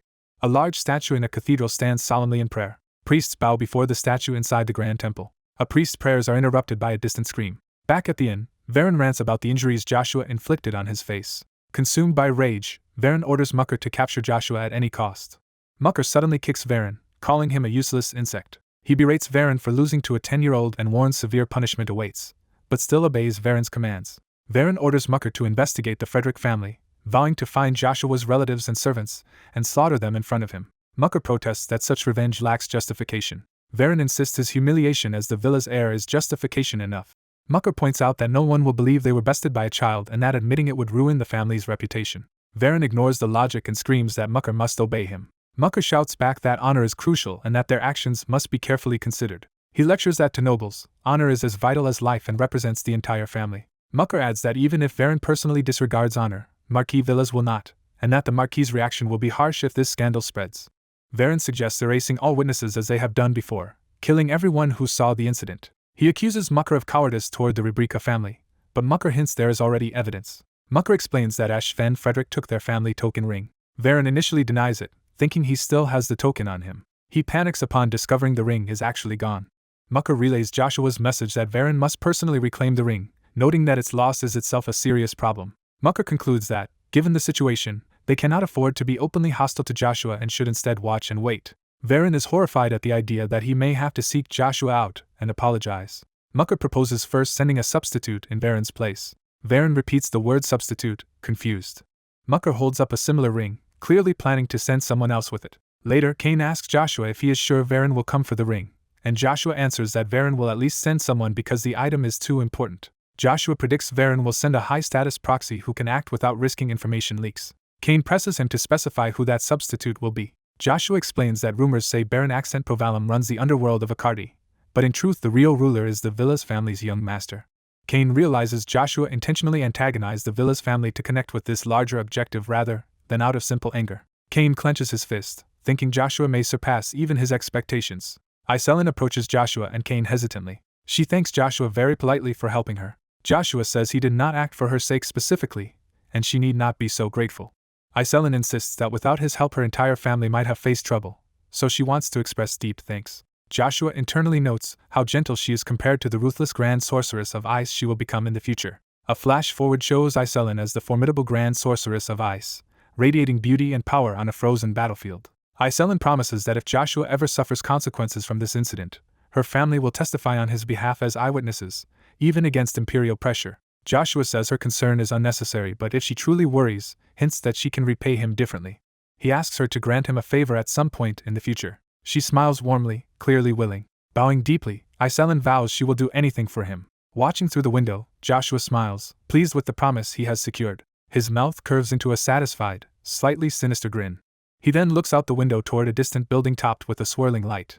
Elsewhere in the rain, a cloaked figure stealthily descends a wall. That observer, realizing Joshua sensed him, angrily names him Joshua von Agnes. While escaping, the spy reflects that even masters should not have detected his stealth, so Joshua's real skill must be genuine, and he must adjust his plans. The spy worries about what his own master will decide if Joshua truly knows about them but resolves to follow orders. A sign advertises cuisine prepared by the Imperial Palace's chef. At night, an older man approaches the brightly lit entrance of this establishment. He regards the place seriously, murmuring to himself. As Iselin and the scholar leave, the man recognizes Count Rebrika and confirms he has found the right place. Inside, Joshua smiles, preparing for his guest's arrival. Baron Accent Provalum soon arrives and is greeted by Cain and Joshua in the dining hall. Bowing, Provalum says it is an honor to meet a son of the Frederick family, and wonders inwardly about this child. Cain notes that although Provalum is a low-rank baron, his influence rivals higher nobles, so his deference to a supposed countryside noble is striking. Provalum, acting as Varen's substitute, politely asks Lord Ash to return the Villa's family's treasured item. Joshua calmly repeats that Varen must come personally if he wants the ring back and warns he will melt it otherwise. Prophetic curses Joshua in his thoughts but outwardly explains that Varen is still unconscious and wonders if another solution exists. Joshua judges Varen weaker than expected and agrees instead to meet with the Night Mucker, saying they will talk when Mucker arrives and hinting at another matter. Joshua tells Prophetic that since he accepted the Baron's request, Prophetic must also grant him one in return. He points out that the Baron's many rings appear valuable. Prophetic looks at his adorned hand, realizing what Joshua is implying. Joshua cheerfully orders him to hand the rings over. Later, the city and its grand gate are shown under the night sky. Walking away from the meeting, Cain jokingly calls Joshua a demon for extracting such a treasure so casually. Joshua insists it was a fair trade and that it is reasonable to receive something equivalent in return for giving Prophetic a chance. Cain then asks why Joshua specifically wanted Prophetic's ring. Joshua reveals the blue ring is actually elves' tears, the sacred treasure of the Orvis family. Narration recounts how humans hunted elves for their beauty, driving them from their homes and making elves hate humans. To protect themselves, elves gathered in a southern forest that became the Forest of the Elves. High elves combined their magic to erect a vast protective barrier, but maintaining it killed all of them. Only one high elf survived, around whom the rest gathered. Humans saw him as their king and named him Olympus. Centuries later, only the Orvis family head, Zerath Dick Orvis, knew the forest's location, but he vanished with his family after befriending the fifth Olympus. Joshua believes society's claim that Zerath is missing is false and that he was killed for refusing to reveal the Forest of the Elves. Since the forest remains hidden, Joshua concludes Zerath died without divulging its location. Olympus, learning the truth too late, traveled personally to confirm Exor's fate. She found Zerath's last disciple reduced to a servant of another noble house. Olympus wept while holding the disciple's hands in apology, her tears falling on the family ring. Those tears imbued the ring that later became known as Elf's Tears, though the Orvis bloodline supposedly ended with a descendant who died of illness. Joshua muses that the family's story is cruel and that the ring created from this tragedy is said to carry unique power. Cain snaps Joshua out of his thoughts as they reach the mansion, asking what he is brooding over. Standing before the illuminated estate, Cain wonders why Joshua is not coming inside. Joshua pauses outside, lost in contemplation. He then asks Cain for a favor, which the knight readily agrees to grant. Joshua explains that for both their sakes he needs reliable subordinates, who will not fall on the battlefield and can guard his back. He tells Cain he will soon enroll at the academy, and wants Cain to leave him to serve the Duke directly. Cain realizes Joshua is asking him to become Lady Lucia's guardian knight, and worries that accepting will make things harder for Joshua.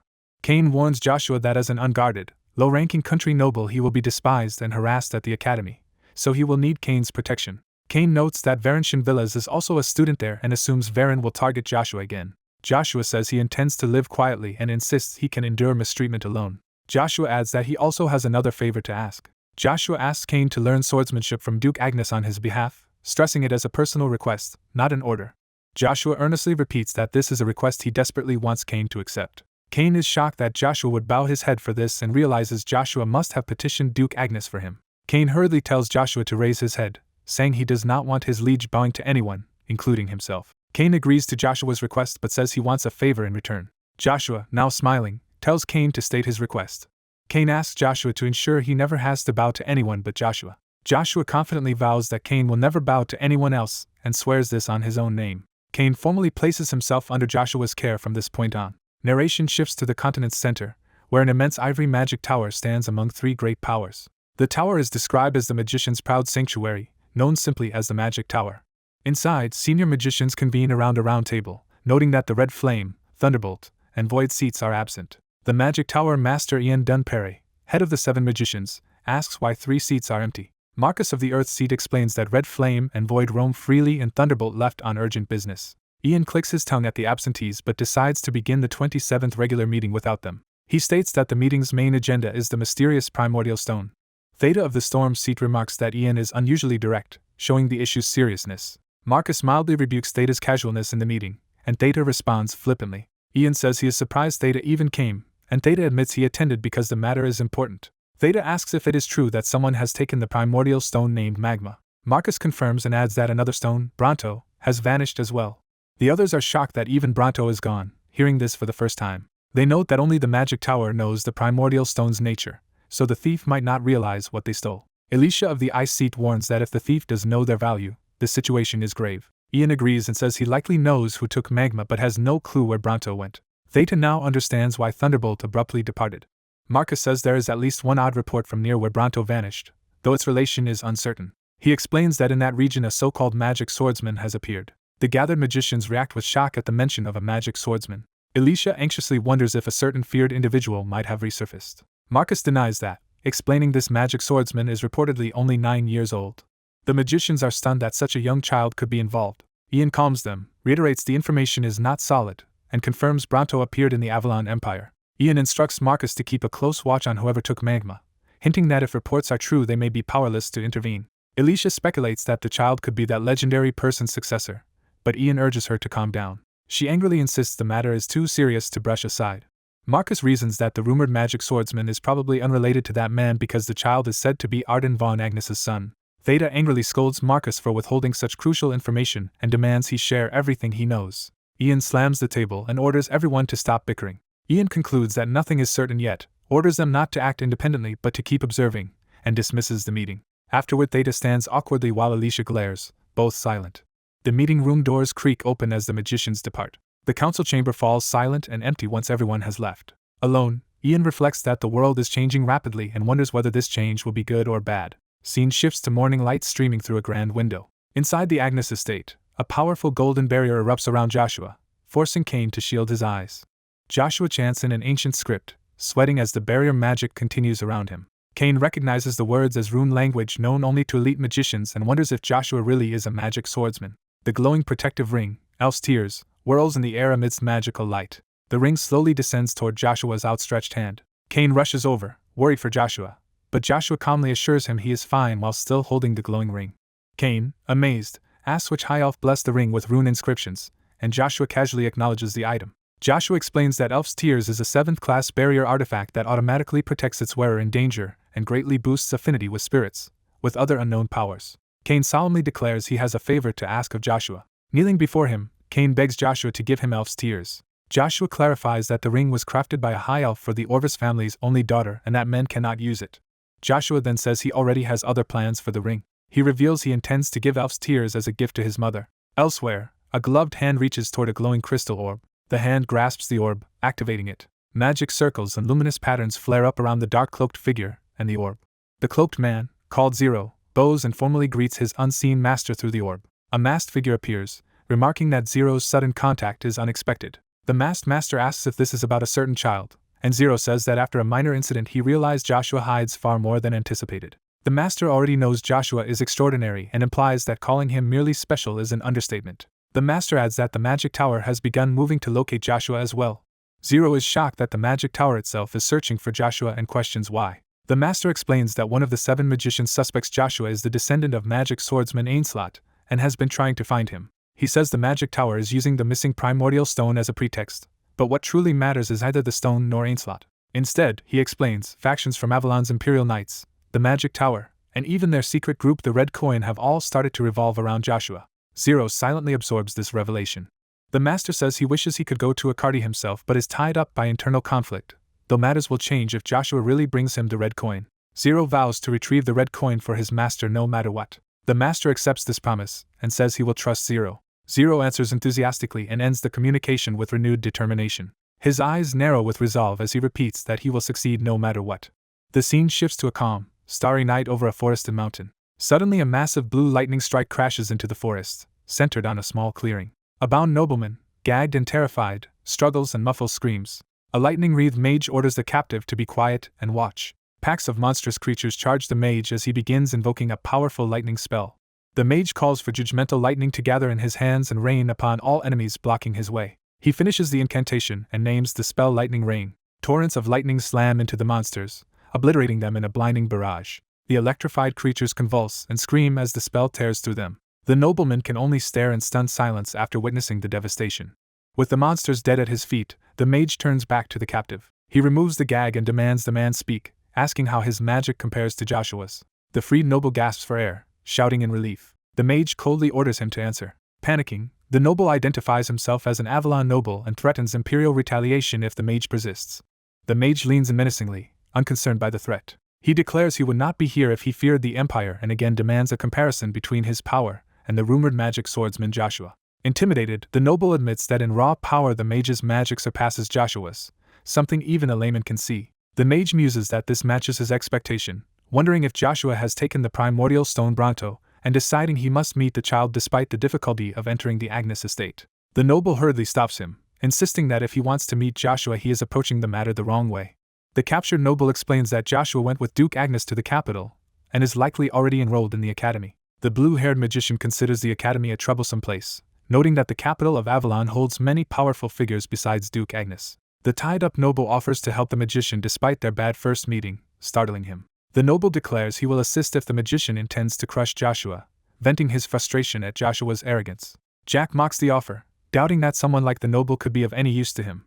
The noble identifies Jack as a 6th-class magician bearing the Sterapes symbol, holding the thunder seat among the 7 magicians. Jack Sterapes is amused and surprised that a mere Viscount recognizes who he is. The Viscount argues that knowledge is power in Avalon, and claims his many connections that would benefit Jack if they cooperated. Jack refuses, saying he cannot partner with an unknown Viscount no matter how urgent his mission is, leaving the Viscount shocked. Jack darkly admits that, despite his earlier words, having his identity exposed would indeed be troublesome. As lightning gathers overhead, the frightened Viscount asks if Jack intends to kill him. The Viscount insists that if a noble like him disappears, the Empire, especially Duke Agnes, will investigate and eventually uncover Jack's identity. Jack unleashes a massive lightning strike while the Viscount screams. Jack coldly muses that no one would bother searching for such a man. Time skips ahead as Joshua enters Avalon Academy at age 10 along with about 1,000 other noble children. The Academy's system is explained, with students split into 6 grades, advancing yearly by exams and graduating after passing a final test. Joshua plans to use his 6 academy years to reach the 5th stage of the magic spear art he once attained in his previous life. Joshua holds his admission letter as he begins life at the academy. While servants carry luggage for the noble students, Joshua follows with his own bags and letter, asking where his dorm room is. Observing that every noble child has at least one servant, Joshua reflects on this and thinks.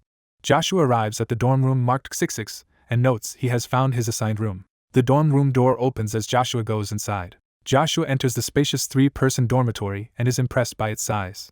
Joshua hopes he will not have to share the room with arrogant nobles like Varen and wishes for quiet days. Seeing signs someone arrived before him, Joshua realizes he is not the first to reach the room. A cheerful purple-haired boy bursts in with heavy luggage, greeting Joshua as a new friend and immediately asking for help carrying his bags. Joshua sets the boy's luggage down on a bed, helping him. The boy thanks Joshua, saying carrying everything alone was exhausting, and Joshua replies that it is fine. The purple-haired student introduces himself as Agar's Kun Douglas and says he looks forward to Joshua's care. Joshua thinks that straightforward people like Agar's are preferable to nobles who flaunt their power. Joshua shakes his hand and introduces himself as Ashven Frederick. Agar's, unfamiliar with the Frederick name, happily suggests they get along during their year together. A third roommate arrives and comments on how quickly Joshua and Agar's have already become acquainted. The newcomer introduces himself as Icarus and says he will be in their care as well. Agar's suddenly explodes in anger on recognizing Icarus, shocking Joshua. Joshua is stunned to realize that this boy is actually Icarus. Narration reveals Icarus as a legendary prodigy known as the genius of the era, the Heavenly Brain. A flashback recounts that after Emperor Marcus vanished and Avalon weakened, a bloody internal struggle for the throne erupted between the first and second Imperial princes. The 2 princes waged a decade-long civil war under the pretext of stabilizing the country, causing tens of thousands of deaths. The war ended with the first prince's victory, who then absorbed all the second prince's forces, and narration notes that 2 key figures made this outcome possible. One crucial contributor was the 4th Imperial Prince, Kaiser van Britten, who became a hero for ending the conflict. The other was a heaven-sent tactical genius who served as the first prince's vassal and strategist. Returning to the dorm, Joshua recognizes this strategist as the same Icarus now standing before them, while Icarus wonders why the others look so surprised. Agar's affectionately grabs Icarus, calling him a commoner and marveling that fate has brought them together again as Icarus complains about his weight. Icarus joyfully says he never expected to share a room with Agar's and asks for his care. Agar's answers that he also looks forward to a fun year, and Icarus comments on how optimistic Agar's always is. Joshua, watching them banter, asks if that was meant as a compliment, and inwardly wonders if the 2 already knew each other. Joshua reflects that he never heard of Icarus having a friend, implying this relationship is unusual. The scene shifts to the rural Harvest territory in southern Avalon. Narration explains that the childless barren couple of Harvest adopted their talented servant Icarus, enduring scorn from other nobles for this unconventional decision. Icarus, scorned as a commoner despite his talent, is bullied and ostracized, spending his days alone. The first prince, Kaiser van Britten, is the one who first reaches out to Icarus, treating him as a person and giving him a chance to grow. Joshua hears Icarus's story and realizes it mirrors his own youth filled with contempt. Joshua recalls his misfortune after being betrayed and killed by Kaiser van Britten, whom he had trusted. In the present, Joshua greets Icarus at the academy dormitory as Ashven Frederick. Icarus warmly introduces himself and agrees to get along, shaking Ash's hand. Joshua inwardly decides he must win Icarus over to his side, seeing this meeting as destiny. The scene shifts to Duke Agnes's residence. Someone at the residence learns that Joshua has entered the academy. A woman laments not being able to see Joshua's admission in person. Cain explains Joshua likely did not invite her to avoid exposing his hidden identity. She accepts this and thanks Cain for always watching over her son. Cain humbly replies that serving Joshua is an honor and starts to raise another point. Cain praises Joshua as a marvelous son, making the woman flustered and curious about his meaning. Their talk is interrupted as someone demands to know what they are doing. Duke Agnes arrives, and the servants formally greet him. The Duke asks if the woman is comfortable living there, and she gratefully says he is treating her far better than she deserves. He tells her to come to him if anything is uncomfortable, and she agrees. The butler bids farewell to the woman as they prepare to leave. The group walks down the hall, with the woman and Cain seeing the Duke and butler off. After they part, Cain watches the Duke leave, while the woman looks on from behind. The butler hesitantly addresses the Duke. He asks why the Duke allowed Lady Lucia to live in the residence, warning that Lady Vanessa may react with dangerous intentions. The Duke acknowledges Joshua's outstanding talent. The butler points out that Babel, who carries Imperial blood, is also talented and suggests firmly choosing a family heir.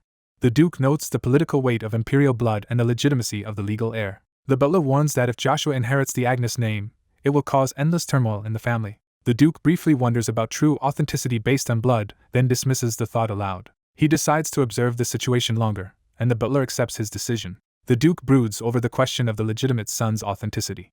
Back at the academy, narration explains that in their first class Joshua learns about the existing reputation between Agars and Icarus. Their notoriety at the academy is mentioned, and it's stated that this fame is for bad reasons. Upperclassmen sneer at Joshua's group, calling them an illegitimate noble and a commoner flocking together. Amaru Brunsten, a second year, joins in, mocking them as losers sticking together. Joshua recognizes Amaru's name, and wonders if he is related to the famed Sten family while Amaru taunts Agars. Narration reveals Amaru's father, Count Ari Brunsten, one of Avalon's 5 masters and a rapier expert, whom Amaru strongly resembles. Amaru and his friend gloat that sharing classes with such flunkers will make getting good grades easy and deride illegitimate students who might fail to advance. Joshua deduces from their yellow neckties that they are second years, notes the necktie color system, and reflects that Agars is, like him, an illegitimate child. Amaru ridicules Agars for running away and failing, saying that's the life of an illegitimate child and claiming he's ashamed to have once been his friend. Icarus angrily protests that Amaru is being too harsh. Duncan Paul Dunnitz explodes at Icarus for interrupting, calling him a lowly commoner, and accusing him of insulting the Sten family. Icarus insists he meant no contempt, and declares that mocking his friend Amaru is equivalent to mocking him. He emphatically repeats that he never said anything contemptuous toward Duncan. Duncan responds by beating Icarus while insulting him as livestock. Duncan continues his tirade, saying Icarus's blood is like that of animals and that speaking to nobles at all is mockery. Agars tries to intervene and tells them to stop, saying they are going too far. The bullies kick Agars for covering for his friend while Icarus watches, hurt. Amaru notices something as the beating is underway. Joshua steps forward between the groups as everyone stares, demanding to know who he is. Joshua decides he cannot stay quiet while nobles treat others as livestock and resolves to shatter that mindset. Amaru is shocked and terrified to see Joshua's face and presence. Joshua calmly remarks that his perception was correct. Kaiser Van Britten appears, saying he had been waiting a long time to meet Joshua. Joshua formally greets the 4th Imperial Prince, Kaiser Van Britten, who playfully asks if he is happy to see him. In another place, a man reacts skeptically and asks if that is all. He is questioned about whether the 4th Prince truly knows Ashven Frederick or is only pretending. The subordinate answers that, as far as he knows, the acquaintance is real. The noble concludes Ash is unusual, since there is no information on the Frederick Viscounty yet Ash is connected even to the 4th Prince. He orders Mucker to go to the intelligence group called Moon Door and investigate Ashven Frederick's background, determined to find his weakness. Mucker hesitates about this risky command. In a past deal, Joshua holds up Varen's stolen ring and says he will return it if Varen's retainer apologizes to the Rebrika family and makes certain promises. Joshua demands that the retainer pledge his family's honor that Varen will never repeat his misdeeds, and the man solemnly agrees. That retainer later warns Varen that if he breaks this promise, the entire Villa's Marquis family will be mocked. Varen furiously attacks the retainer with a glass for lecturing him, saying the promise has nothing to do with him. Varen, enraged, orders the injured man to obey and find information immediately, calling him useless. The terrified retainer bows and agrees to follow his order. Someone begins writing, likely sending a message or report. Back at the academy, students sit in a lecture hall taking notes. Icarus writes diligently while Agars naps and Joshua listens, thinking. Joshua thinks he never intended to stand out but must alter his plans to recruit Icarus, knowing his tie to Kaiser has already drawn attention. Later Kaiser tells Joshua he accepts his earlier answer but still refuses to give up on recruiting him, while Amaru and others kneel behind Joshua. Joshua remembers Kaiser also asking him to visit the Imperial Palace before graduating, which aligns with Joshua's own plan to investigate the Imperial Night Order and Palace Vault. In class, the teacher calls on Agars, startling him awake, and he comically wonders if it is already mealtime. The class laughs and mocks Agars as a flunking illegitimate child from the Douglas family. The teacher scolds the class and warns Agars to pay attention if he does not want to be sent home, prompting Agars to promise to focus. The teacher resumes the lesson, explaining that swords are considered the greatest weapon and noting that most famous knights use them. He adds that even the Emperor and Duke Agnes, counted among the continent's strongest, wield swords, as do the 5 masters of Avalon. A student asks why the sword is regarded as the greatest weapon. Amaru answers arrogantly that all weapons except swords are trash, especially between fighters of equal skill. Joshua listens silently, considering the claim that no other weapon can ever defeat a sword in equal conditions. The teacher points out that most soldiers in war use spears, questioning whether they should all train with swords instead. Amaru clarifies he was talking about skilled individuals, not expendable soldiers. Joshua derides this logic as laughable from his seat. He openly declares that, in his view, the sword is actually the worst weapon, singling out the rapier as almost useless. Other students wonder if Joshua is from a powerful family, or just insane for insulting the elite Sten weapon. Amaru explodes at Joshua for calling the rapier trash. The teacher reminds them fighting is forbidden, but Amaru insists he cannot tolerate mockery of the Sten family's weapon. Joshua retorts that if criticizing the rapier is mockery, then Amaru belittling all other weapons must also be mockery, challenging his double standard. Amaru insists he only stated the truth and demands a fight to prove it. Joshua coolly reminds him that school rules strictly forbid student fights. Amaru taunts him for hiding behind the rules and calls him all bark and no bite. Joshua proposes they settle it in the upcoming practical sparring class instead, which would not break any rules. Amaru smirks, realizing they can duel in the next day's swordsmanship class. He begs the professor to allow a spar so he can prove himself and avoid being branded a liar before the students. The weary professor laments that the troublesome Sten family and this new student have fallen into his lap, predicting a tiring year. Resigned, he authorizes the spar but restricts them to wooden practice weapons. Amaru thinks this is perfect, convinced he can break Joshua's body with a wooden sword regardless of any backing from the 4th prince. He internally vows to destroy Joshua during the spar while Joshua's friends look on anxiously. Joshua simply smiles, confident about the upcoming duel. Later in their dorm room, Agars and Icarus scold Joshua for insulting the Sten family's rapier. Joshua nonchalantly asks what the problem is. They warn that Amaru will definitely try to hurt him in retaliation, something they both fear.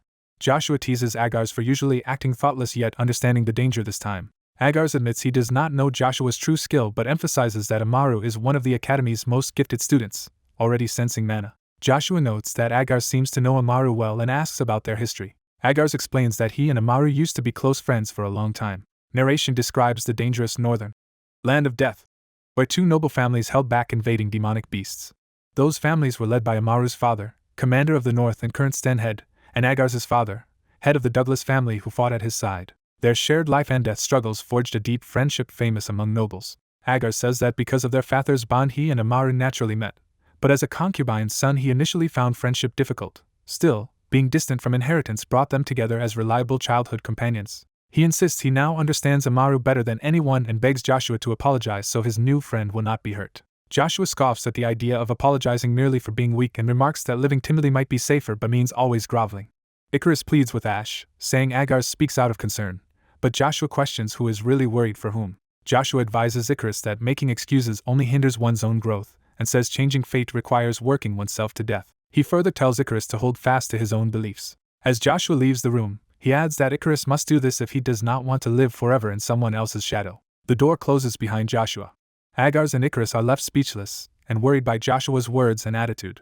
That night, at a secret location of Moon Door, someone begins to speak. A dark-haired informant confirms Mucker's request to investigate a boy named Ash Van Frederick. Mucker explains they know only that Ash enrolled in Avalon Academy, and says he needs more information. Desperate, Mucker offers as much money as necessary for everything they know about Ash, and the broker notes their information is very costly. The broker stresses that this case is especially expensive. He explains that the fee is higher when their organization is giving special treatment to the target, which they are doing for Ash. Mucker realizes this confirms Ash's unusual importance, and repeats that he will pay any price to know more. The broker calmly names a price of about 1 million gold, shocking Mucker. Mucker panics, thinking that such a sum exceeds the annual tax revenue of many cities and wonders who Ash really is. The broker suggests Mucker take time to think and invites him to return after deciding whether to pay. Mucker silently considers this staggering investment. The broker privately reflects that charging so much is an investment in Joshua, noting that Varen could find information elsewhere but Moon Door's fee itself will intimidate him. He reasons that once Varen hears this cost, he will view Joshua as more dangerous than expected and likely abandon petty revenge, since Varen is brave only against the weak. The broker hopes Joshua will instead focus on their request to find the red coin, and vows to keep investing in Joshua until their long war ends. Joshua meditates with eyes closed as lightning-like energy crackles around his spear. Narration explains that although academy rules are strict, students' free time lets Joshua train intensively at Duke Agnes's mansion to regain his lost power. His training unleashes powerful energy that shakes the surroundings. He struggles as divine and demonic energies clash inside him like oil and water, which cannot mix. He strains to stabilize these conflicting powers using Bronto's power, and pushes himself to endure a bit more. A massive explosion of energy erupts skyward from his training ground. Joshua screams amid the energy storm, struggling to withstand the outburst. The blast continues violently, lighting up the mansion area. Later, Joshua lies unconscious and battered amid rubble. His eyelid twitches as he starts to wake. He wakes in pain, groaning. He realizes he lost consciousness from the training but decides the incomplete power is still manageable. Joshua resolves that with a bit more mastery of the divine and demonic energy via Bronto, he will soon reach the third stage of the magic spear art and unlock a special technique. Motivated, he prepares to resume practice but suddenly notices something off about his hand. He frantically searches for his weapon Lucia, unable to find it anywhere amid the destroyed courtyard. A voice suddenly calls him an idiot for sleeping 3 days unguarded, startling him. Joshua sees a portal of blackness opening before him. He recognizes this phenomenon as subspace magic. Inside that void he confronts a luminous figure that scolds him for his stupidity, and asks how he could sleep where enemies might appear, prompting Joshua to demand the figure's identity. The glowing being boasts that it is Lucia, the greatest existence in the world, who has guarded Joshua for 3 days, and imperiously tells him to thank and worship it. Ash wakes after 3 days, worries about the Academy's reaction, recalls reaching the third stage of magic spear arts in his past life and that Lucia had intelligence in a subspace. He is surprised that this ability appeared even after his regression, and wonders if the childlike being before him also regressed. The glowing childlike Lucia reads Ash's thoughts about its appearance, and Ash realizes it can read his mind. Lucia says mind reading is easy in its first awakening and urges Ash to focus on something more important. Lucia tells Ash to first understand his own imperfect body before worrying about enemies, startling him. Lucia offers to share some information with Ash, who eagerly asks what it is. Lucia criticizes humans for misunderstanding the primordial stone, explaining that its true power goes beyond mere elemental abilities. When Ash asks what this other power is, Lucia notes that stones like Bronto have special attributes but says their unique effects are not the main point. Lucia quizzes Ash about what unique power the lightning stone Bronto actually has. Ash speculates that because Bronto is a lightning stone it should resemble destructive fire stones like Manhwa, but realizes that would make it redundant. Lucia tells him to think it through since solving this question will let him reach his goals faster, surprising Ash. Ash seizes on the mention of his objective and demands clarification. Lucia grins wildly and says Ash's true objective is to take revenge. Time shifts to a classroom where students enter and take their seats. Icarus and Agars chat cheerfully as they walk in, with Icarus calling Agars' life boring. Icarus reacts, noticing something that interrupts their conversation. He glances back toward another student, and the mood turns tense. The two silently exchange a serious look. A bully named Duncan ambushes Agars' group at the door and hits Agars. Duncan mocks them for not running away like Ash and taunts Agars for usually avoiding trouble. Icarus angrily tells Duncan's group to stop harassing them. Duncan's followers argue that Ash's disappearance after a big commotion makes it their business, frustrating Icarus. Duncan grabs Agars by the hair and claims they are cleansing the academy of weeds like them. A professor enters, catching them mid-bullying and demanding to know what is happening. The professor scolds everyone, reminding them that student fights are forbidden and warning Duncan of disciplinary action. Duncan lets go of Agars with an annoyed gesture. The professor privately blames himself for letting things reach this point but resolves not to repeat a past incident now that Ash has disappeared. Ash suddenly returns and apologizes for being late. He explains he took a brief leave for personal reasons, shocking those who thought he had fled. The professor internally panics, thinking Ash has walked back into danger. Students whisper that Ash must be suicidal to return after vanishing for 3 days and doubt he can graduate safely. The professor silences the class and tells them to prepare for the lesson. He has Ash sit down so they can continue class. The professor decides to postpone the practical lesson and vows to do whatever he can to prevent the looming disaster involving Amaru. As Ash walks to his seat, Amaru and his friends glare at him. Amaru in particular looks furious and hostile. Ash sits with Icarus and Agars, and the three share an awkward silence. Icarus and Agars ask why Ash returned when his family has collapsed, saying rumors from Amaru's investigation are everywhere. Icarus urges Ash to apologize to Amaru while it is still possible, insisting that bowing sometimes is necessary to stay safe. Ash refuses to repeat himself and says he will demonstrate how to protect one's convictions. Ash focuses intensely, catching Agars' attention. Agars studies Ash's determined expression. Ash understands Agnes' worries but decides he has more important matters than mediating kids' fights. He thinks of Lucia again as the key to those more important matters. Back in the subspace, Ash demands to know how Lucia is aware of his revenge. He asks if Lucia really regressed with him, and what Bronto's other ability is. Lucia says Ash has many questions but will only give hints if Ash accepts certain conditions, infuriating him. Lucia retorts that it could simply sleep and reveal nothing since Ash is the one desperate for answers. Ash falls silent, realizing the truth of Lucia's words. He then asks calmly what Lucia's conditions are. Lucia asks Ash to rebuild the connections from his past life and to take better care of himself. Ash is confused by the demand that he look after himself more. Lucia impatiently urges him to decide quickly, saying it is getting sleepy and that Ash has no time to waste. Ash concludes the conditions are simple enough and agrees to them. Lucia accepts the promise, emphasizing that a vow to a divine artifact has power, and begins to give a hint, clarifying that Bronto's power is not precognition. Ash recalls his so-called prophetic dream about the fall of Agnes' duchy, and realizes it must be something else. Lucia explains that Ash's intense focus on revenge made his target appear in dreams through a dormant divine power within him. Ash is shocked to learn that the ability is actually called divine power. Lucia elaborates that divine power is akin to priests receiving revelations before danger, and that Ash's dream was similar, showing how amazing God's power is. Lucia adds that a second rampaging power also exists in Ash's body, and says that fully absorbing both powers would grant him overwhelming might. Lucia states that if Ash masters both, no human will be able to stand against him. Lucia then reveals Bronto's true nature, saying the lightning stone's real strength is a different concept than simple destruction. Lucia tells him Bronto's true power is growth, leaving Ash stunned as he looks at his ring. Back in class, a noble student interrupts the lecture by calling out to the professor. Amaru insists the promised duel between him and Ash cannot be overlooked because it involves noble honor. He claims that if the professor retracts approval, it will insult the entire Sten family and force them to take drastic action. The professor laments that family power still rules above the teacher-student relationship and wonders how to stop this. Amaru vows to use the duel to prove Ash's favorite spear is trash and ridicules his return. Ash smirks and says he had no intention of backing down and will prove how useless a rapier is. Amaru seethes with rage at Ash's insult.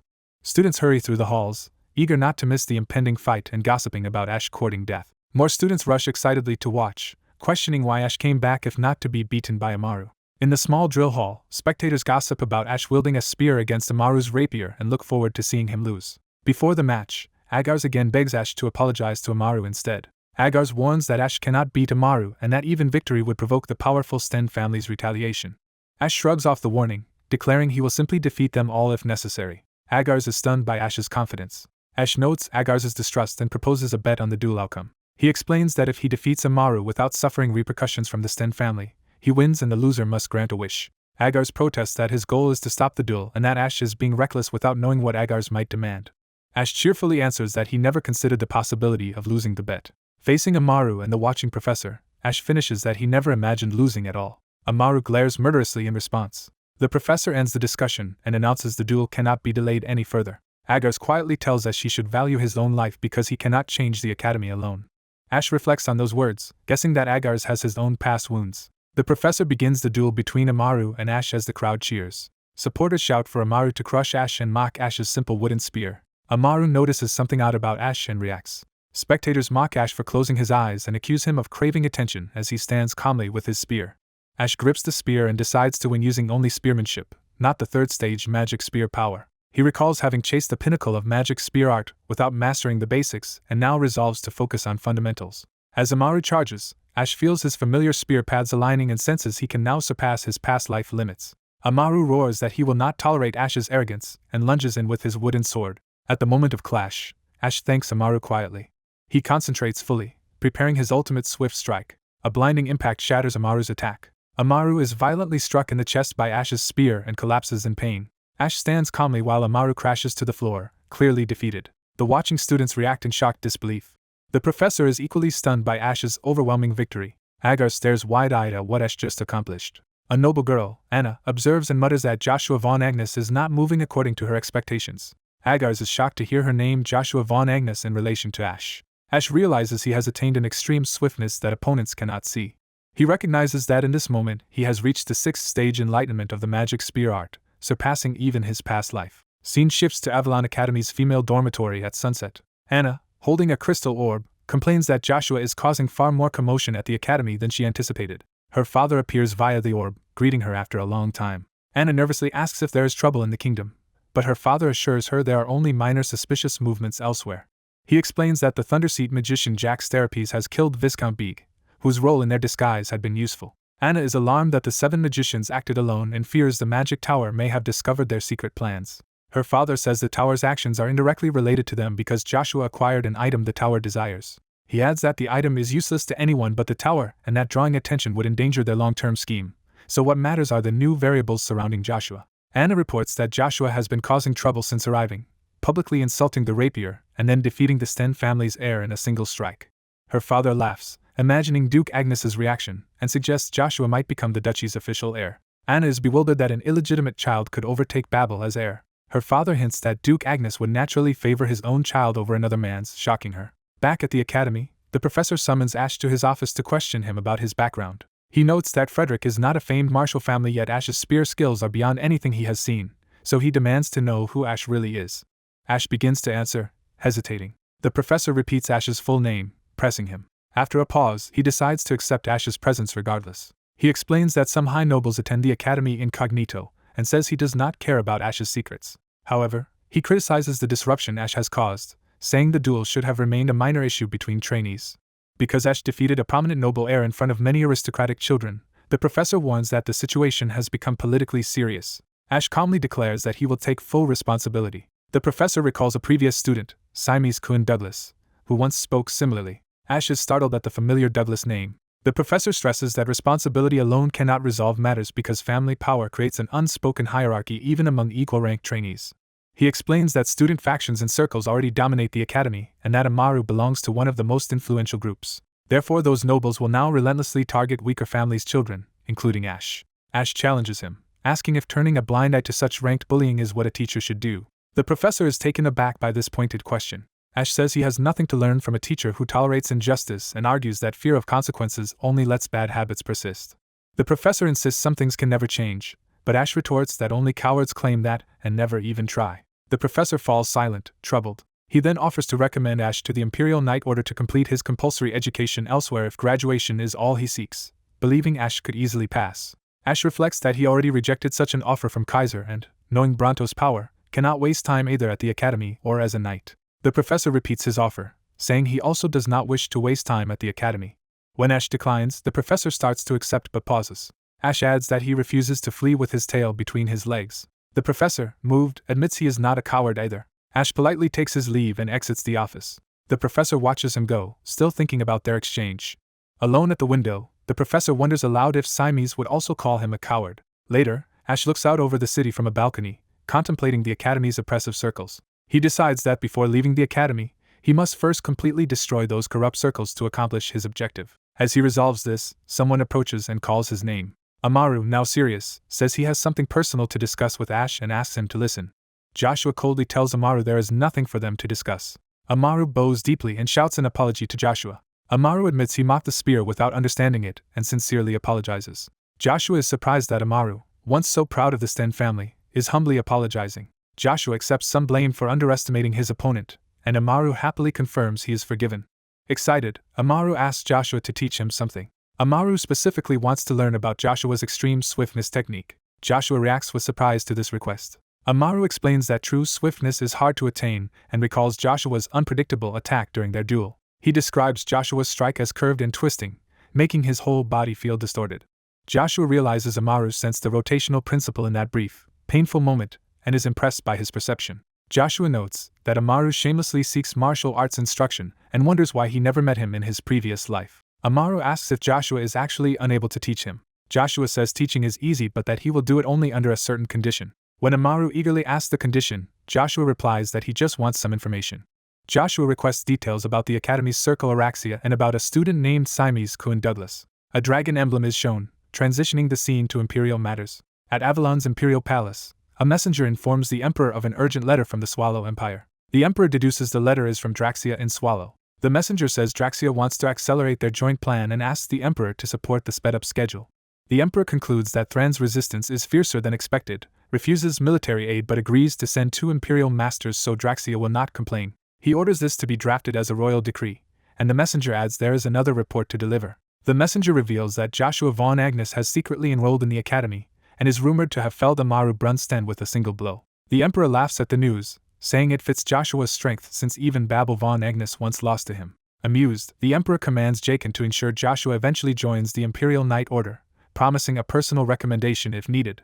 Jachin is shocked that the Emperor himself would write such a letter, recognizing how exceptional that is. Joshua, lying in bed, realizes the Emperor is desperate to recruit him and thinks about Araxia. He reassesses Araxia, concluding it is not childish play but a power block where children of high nobles band together for future influence. Joshua further reflects that Araxia exists to network with nobles and control weaker families, bullying non-members while even professors look away. He understands Professor Cain's worries yet believes accepting injustice only perpetuates a vicious cycle, noting a major victim of the circle has already appeared. Joshua decides it may be easier than expected to win Icarus to his side and wonders how Kaiser will fare without Icarus, looking forward to it. Icarus walks into the room, and Joshua notes to himself that he appeared just as Joshua was thinking of him. Icarus asks Joshua's plans since rumors say the Sten family will soon send someone, but Joshua says he already settled matters with Amaru. Icarus warns that despite Amaru's apology, the proud Sten family might still retaliate to defend their swordsmanship's honor. He adds that before Sten moves, Araxia is likely to approach Joshua. Joshua calmly says he has a method to resolve both the Sten problem and Araxia at once. When Icarus doubts that's possible, Joshua insists the solution is simple. Joshua says he only needs to display overwhelming power that forces everyone to obey. Icarus wants to dismiss this as impossible but remembers Joshua's power in the duel, admitting to himself that there is at least some chance. Joshua brings up the previous bet between them, and Icarus says he remembers it. Grabbing Icarus by the shoulders, Joshua says he will now state his wish. Joshua declares that what he wants is Icarus himself. Icarus blushes furiously and is stunned by this demand. Joshua clarifies that he knows Icarus's abilities and asks if those talents can be used exclusively for him. Flustered, Icarus says that if Joshua truly accomplishes what he claims, he will consider Joshua's request.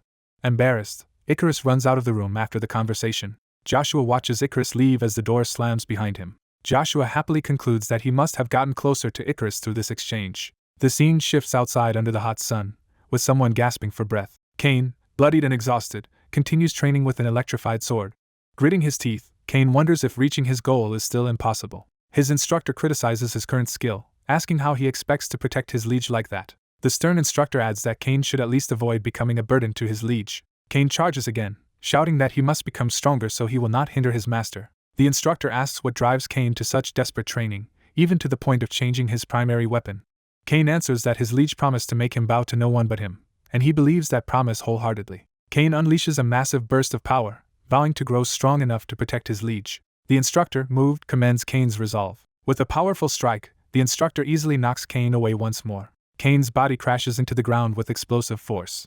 The instructor orders an assistant to heal Cain, and the subordinate obeys, addressing him as Duke. The Duke reflects that Joshua has already gained such unwavering loyalty in a short time by promising Cain he would never have to bow again. Watching Cain get carried off, the Duke finds Joshua increasingly interesting. Baron Head approaches and addresses the Duke, confirming his presence. The Baron reports intelligence that the Empire is moving forward with a certain secret matter, prompting the Duke to ask for the source.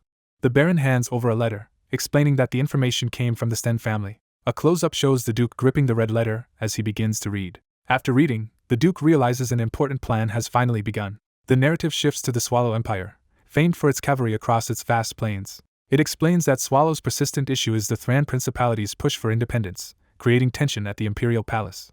Swallow's emperor considers advice that ignoring neighboring kingdoms could tilt the situation in their favor, insisting Thran is their vassal. Duke Altsma, a master-level general, boasts he can annihilate enemy forces, even those led by powerful foreign masters like Arden von Agnes or Chrysler Jean Sebastian. An old advisor reminds Altsma that he is forgetting other formidable figures, including Lucifer and another absent member of Avalon's 9 stars. Prime Minister Gondar adds that their neighbors are too strong to ignore and that this issue cannot be handled without considering them. Altsma angrily questions comparing Swallow's power to that of lesser countries, while Gondar sighs that he does not understand. The Emperor stops their argument, acknowledging Altsma's brilliance. He then challenges Altsma's overconfidence, pointing out that if Altsma were defeated it would endanger the whole empire, not just himself. The Emperor, Verona Belgrace, explains that a rash defeat would plunge Swallow into greater danger, showing his wisdom. Altsma humbly admits he had not thought things through. The Emperor asks for Gandar's opinion on handling the situation. Gondar suggests that as long as Avalon and Hubalt remain neutral, other kingdoms can only voice displeasure, which Swallow can ignore. He further notes that Hubalt is currently preoccupied with a papal election, leaving Swallow freer to focus on Thran. Hearing Avalon's name, the Emperor laments that new problems keep arising. He concludes that as long as Thran makes no sudden moves, they should avoid rash action. The Emperor forbids reckless decisions but orders the army ready to march at any time. He ends the meeting, and his subjects acknowledge his command. As the court disperses, a man remains, catching the Emperor's attention. The Emperor asks Marco to confirm that a certain person is the key figure supporting Thran. Marco, Swallow's prime minister, agrees, saying that man is widely regarded as Thran's moral pillar. The Emperor identifies this figure as the famed knight of prominence, Uravis. Walking away, the Emperor wonders if seeking peaceful happiness for his people is truly wrong. Marco replies that such peace can only be preserved through power. The Emperor muses aloud that power is indeed necessary to protect happiness. A contemplative close-up shows him silently resolving something. The story cuts back to the academy, where Agars appears determined. Joshua looks at him with a slightly nervous smile. Joshua thinks to himself that after Icarus, now Agars has also come to him. Agars urgently warns Joshua to stay away from Araxia, saying opposing them would endanger Joshua and even his family. Joshua asks if Agars is really that afraid, catching him off guard. Joshua clarifies that he is asking if Agars fears Joshua will suffer the same fate as his brother. Shocked, Agars stammers and demands to know how Joshua learned about his brother. Joshua tells Agars he is free to run away, but warns that constant retreat will only lead to submission and self-loathing. Joshua pointedly asks Agars if he wants to live the rest of his life as a runaway. Agars silently wrestles with Joshua's words. Overwhelmed, Agars shouts at Joshua, demanding what he could possibly understand. He explains that Araxia is led by Varantian villas of one of the 12 families, an insurmountable power for weak houses like theirs. Joshua, unfazed, remarks that Varan being the leader is convenient information and thanks Agars. Agars reacts in disbelief as Joshua casually leaves the room. Left alone, Agars repeats Joshua's word. Convenient.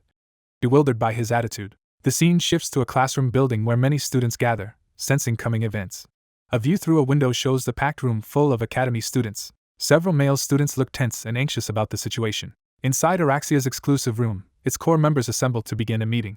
Natasha scolds another member for rushing, suggesting they proceed more slowly. Natasha teasingly calls Juwug too carefree and references their parents' political worries within Avalon's 12 families. Juwug shrugs off family politics, saying he just wants to enjoy life and not stress like Natasha. Their leader cuts in, telling them to stop bickering because this is not the time for internal fights. Varan explains that he heard Amaru was effortlessly defeated by a boy named Ash and introduces himself as a key figure of Avalon's 12 families. Natasha and Juwug react with curiosity, wondering what kind of person Ash is and joking about her adding him to her list of potential husbands. Varan sternly says Ash is no joke and not to be treated lightly, surprising them. Varan reveals that he himself has already taken a beating from Ash. Natasha and Juwug, now wary, speculate about Ash's identity and note he may have special ties to the 4th Imperial Prince, maybe even royal blood.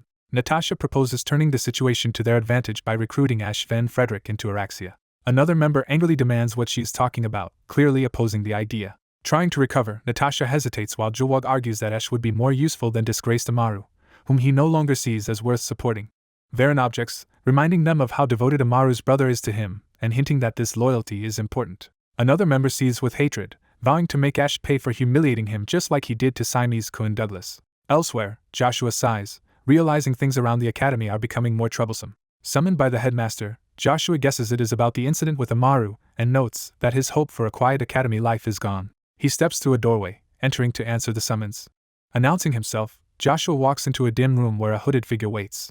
The hooded man addresses him by his true name, Joshua von Agnes, and says he comes bearing the Emperor's message. Joshua opens a small box that has been given to him. Inside is an ornate ring, clearly a precious item. The narrative recalls Duke Agnes explaining that this Dawn ring was a reward from the Magic Tower Master, and that he is gifting it to Joshua. Back in the present, Joshua examines the ring and wonders if he must accelerate his plans. The hooded man repeats that he is here under the Emperor's direct orders to convey a message. Joshua, startled, demands to know who this man is and what the Emperor's order entails. The man reveals he belongs to the Black Wind, the Emperor's personal intelligence organization. Joshua internally recalls that Black Wind is a fanatically loyal elite group once joined by his former comrade known as the Assassin King.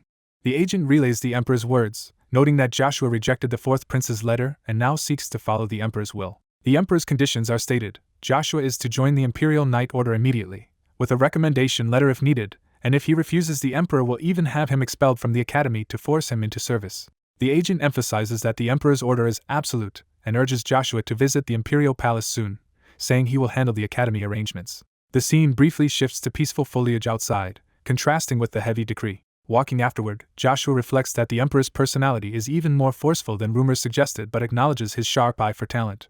A wide shot shows Joshua proceeding alone down the Grand Imperial corridor. A clenched fist slams forward, signaling the start of another confrontation.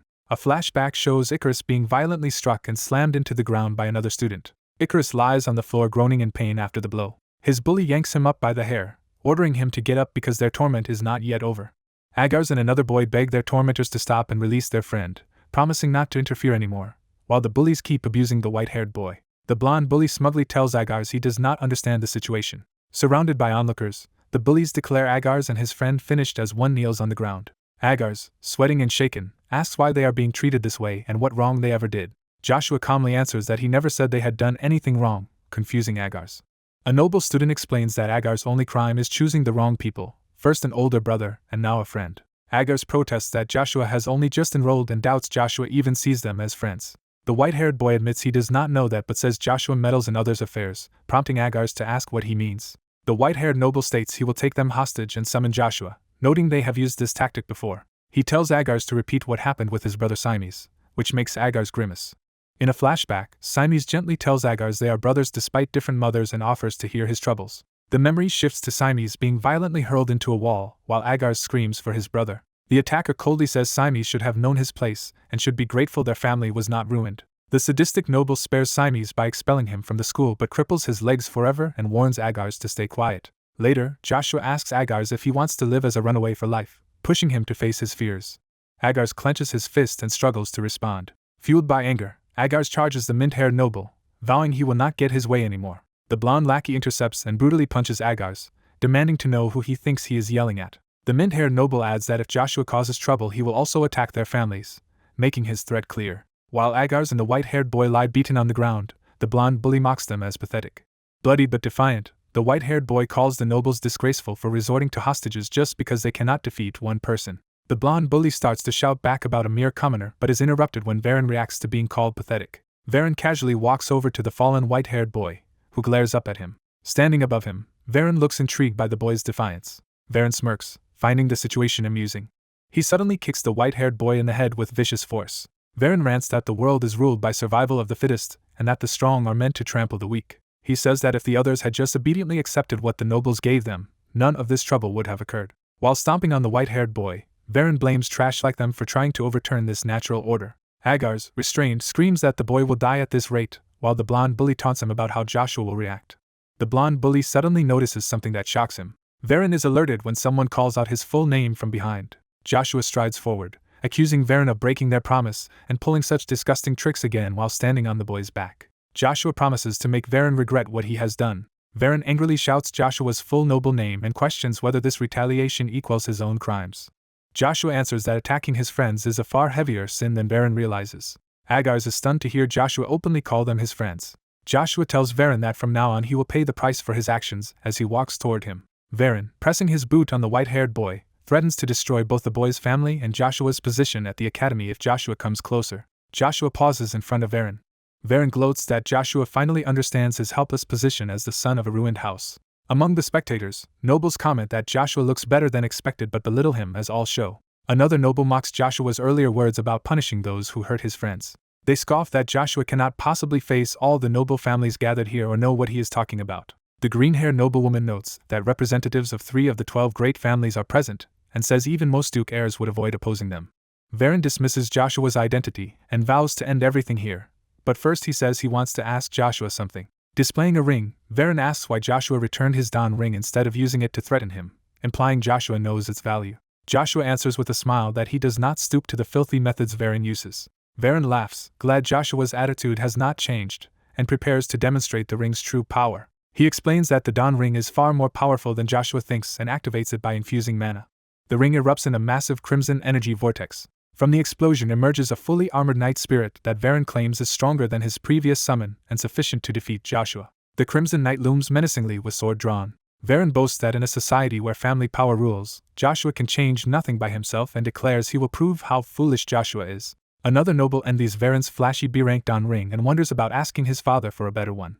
The green-haired girl scoffs that his current ring already costs millions and his father would never replace it. She laments that Joshua, whom she finds attractive, is a waste now that Varen has targeted him. The armored Varen jokes that Natasha would tire of Joshua quickly and adds that seeing Joshua always irritates him. Varen's knight points its sword dangerously close to the unconscious white-haired boy's neck. He says Joshua reminds him of Simes, who also tried to change the system and was crippled for life. The blonde bully laughs about Simes' fate and says he will make Joshua's group end up the same. Joshua continues walking toward the knight, drawing Varen's attention. The knight presses the blade harder against the boy, causing more alarm. Varen shouts at the crowd not to move recklessly unless they want their families ruined as well. Joshua reminds Varen of his own words about family power while holding something in his fist. He then reveals a brilliant dawn ring, repeating the Academy's rule that family power determines everything. The knight is shocked that someone like Joshua possesses such a ring. Joshua unleashes the ring's tremendous power in a blinding golden explosion, making onlookers doubt whether it is a genuine dawn ring. The nobles shield themselves, panicking at the immense light and wondering how large Joshua's mana reserves must be. One noble exclaims that such power should be impossible. Golden light begins forming new armor around Joshua. The glowing armor finishes forming around his legs. A radiant chestplate bearing a unique crest appears, signaling a different lineage. The knight senses something terribly wrong and grows uneasy. Staring at the crest, the knight demands to know how Joshua can wear armor with that pattern. Joshua, now fully armored, reveals it as the symbol of the Agnes Duke family, known as the Knight's Tomb. The onlooking nobles are horrified, recognizing the Agnes symbol and noting that the known heir Babel has already graduated. Juwag wonders if Joshua is the rumored Agnes child who awakened mana at age 9. Joshua reminds Varen that he claimed family power decides everything at the Academy. He reveals his true name as Joshua Vaughn Agnes and pointedly asks how high his family's standing is here. The knight, shaken, stammers as he tries to confirm Joshua's identity. Natasha nervously claims everything is a misunderstanding and says they would have acted differently had they known he was from the Agnes family. Joshua silences her angrily, saying he did not ask for her excuses. He demands to know whether they expect forgiveness after casually ruining lives just because of their family power. Juwag desperately argues that they are heirs of the 12 families and warns Joshua against making them his enemies. Joshua counters by asking if Juwag truly wants to oppose the Agnes Duke family instead. Juwag realizes that crossing Agnes, on top of existing conflicts, could cost him both his heir status and his family's safety. Joshua states he only intends to punish those who laid hands on his friends and offers everyone else a chance to leave. Many nobles immediately react in fear and shock. One student hastily remembers an assignment to escape, prompting Juwag to accuse him of betrayal. The other young nobles scramble to invent excuses and flee the scene. Varen, furious, calls them traitors and vows revenge for abandoning him. Joshua tells Varen to worry about himself, declaring that this is the day the group called Araxia vanishes from the Academy. Immobilized by Joshua's power, Varen begs him to overlook their actions just once. Joshua, cloaked in blue energy, replies that he already gave Varen his chance.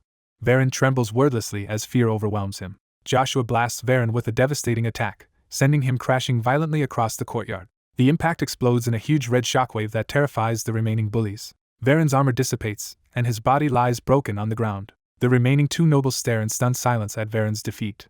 Joshua approaches Juwag and curtly calls out to him. He orders Juwag to take Varen away and leave the area. Juwag insists that regardless of Joshua's talent, Babel remains the official Agnes successor and warns that this fact will not change. He leaves Joshua with a threat that Joshua will regret his actions someday. Joshua simply smiles and says he will look forward to that day.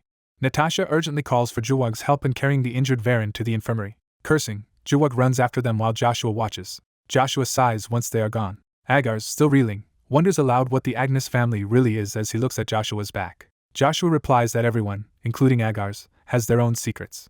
Joshua apologizes to Agars and Icarus for getting them dragged into this and asks if they are alright. Icarus laughs weakly that they are fine and notes Joshua does not seem surprised they deduced he is from the Agnes family. Icarus explains he always found it odd that someone from a supposedly destroyed house would enter the academy when the Imperial family normally ignores such people. Joshua jokingly suggests he might have come to form connections like Araxia, but Icarus says nobles never pay attention to ruined houses and that Joshua's presence itself disproves that. Joshua adds that among thousands of students, Agars is the only one from a destroyed noble house, which made it obvious someone was hiding their true identity.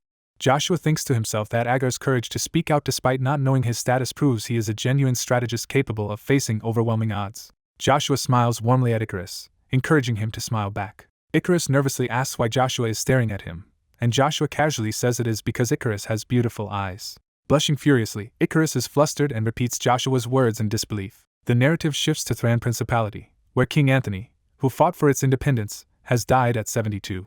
On the riverbank, his daughter the princess collapses in grief, sobbing uncontrollably. A gloved hand rests gently on her shoulder in support. At the funeral pier, a knight tells the princess it is time to let the king's flower-covered boat depart. The princess gazes sadly, holding back tears. The boat carrying the king's body slowly begins drifting away on the water.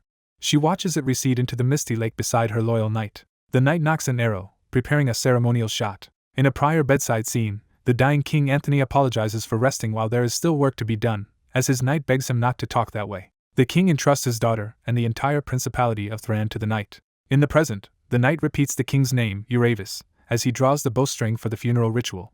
He vows to achieve Thran's independence no matter what so the king can rest easy. The arrow is lit with blazing fire as he prepares to release it. The flaming arrow arcs through the sky toward the drifting funeral boat. The arrow ignites the king's bier, setting the flowers and body ablaze. The knight and princess stand together under a gray sky, witnessing the burning vessel. The princess formally entrusts Thran's future to Sir Uravis, honoring her father's last will. Uravis kneels and swears to devote his life to Thran. Later, before a blazing primordial stone, Uravis resolves that with King Anthony gone he must claim the magma stone's power to challenge the surrounding empires and even the magic tower. A grand building, likely part of the academy or an important institution, is shown under the night sky. Footsteps echo as someone walks determinedly across the cobblestones. A blue-haired man with a numbered mark on his cheek arrives, remarking that this is Avalon's academy. Joshua lies on the grass at night, staring thoughtfully upward. He reflects that he should start preparing to leave the academy, something he had not expected so soon. He decides to go to the Imperial Palace quickly because there is something he must retrieve from a secret Imperial vault. Joshua muses that Cain would be shocked to hear he is leaving so early but assumes his friend is training hard under Duke Agnes. As Joshua sits in the forest, a stranger's boot suddenly appears beside him. The blue-haired man greets Joshua, saying he has finally found him. Joshua warily asks who he is, and the man begins to introduce himself. The man reveals he is Jax Therapes, one of the Magic Tower's 7 great magicians, and demands that Joshua return the artifact Bronto he took from the Forest of Dark Beings, promising to spare his life if he complies. Joshua falls silent, glaring intently as he prepares to respond. Joshua suggests this spot is unsuitable for their discussion and proposes moving elsewhere, while his opponent gathers magical power. The magician, impressed by Joshua's consideration, agrees to follow his lead. The scene shifts to a distant castle under the moonlit night. Joshua walks deeper into the forest with the magician following behind. The magician questions how far Joshua plans to go, insisting they are already far enough. Joshua sarcastically responds, provoking the magician's annoyance. Joshua readies his aura fists, thinking no one will be around out here and that the magician was foolish to expect him to hand over Bronto obediently. The magician realizes Joshua lured him out here for a one-on-one fight. Charging forward with aura, Joshua declares he will not lose to a mere magician. Joshua unleashes a powerful aura explosion attack. The resulting blast streaks through the forest. Joshua strains and grits his teeth from the effort. The magician easily restrains Joshua and acknowledges that Joshua is likely the strongest of his generation. He then moves to stomp Joshua, signaling a shift in the fight. The magician slams Joshua hard into the ground, hurting him. Smirking, the magician says he is from a different generation and threatens to start by breaking Joshua's arm if he does not talk. Joshua taunts him for letting his guard down and secretly calls to Lucia for help. A sudden lightning strike knocks the magician away as Joshua falls back, both screaming. The enraged magician curses Joshua. A lightning-charged spear shoots toward him at high speed. The spear's lightning power continues to assault him as Joshua lies nearby. The magician lands and steadies himself, surrounded by lightning from the spear's impact. Panting, he recognizes the weapon as the ancient artifact spear rumored to wield the lightning that killed the black ogre in the dark forest. Joshua grips the spear's shaft firmly. Holding Lucia, Joshua coolly asks whether he needs to explain anything about the spear.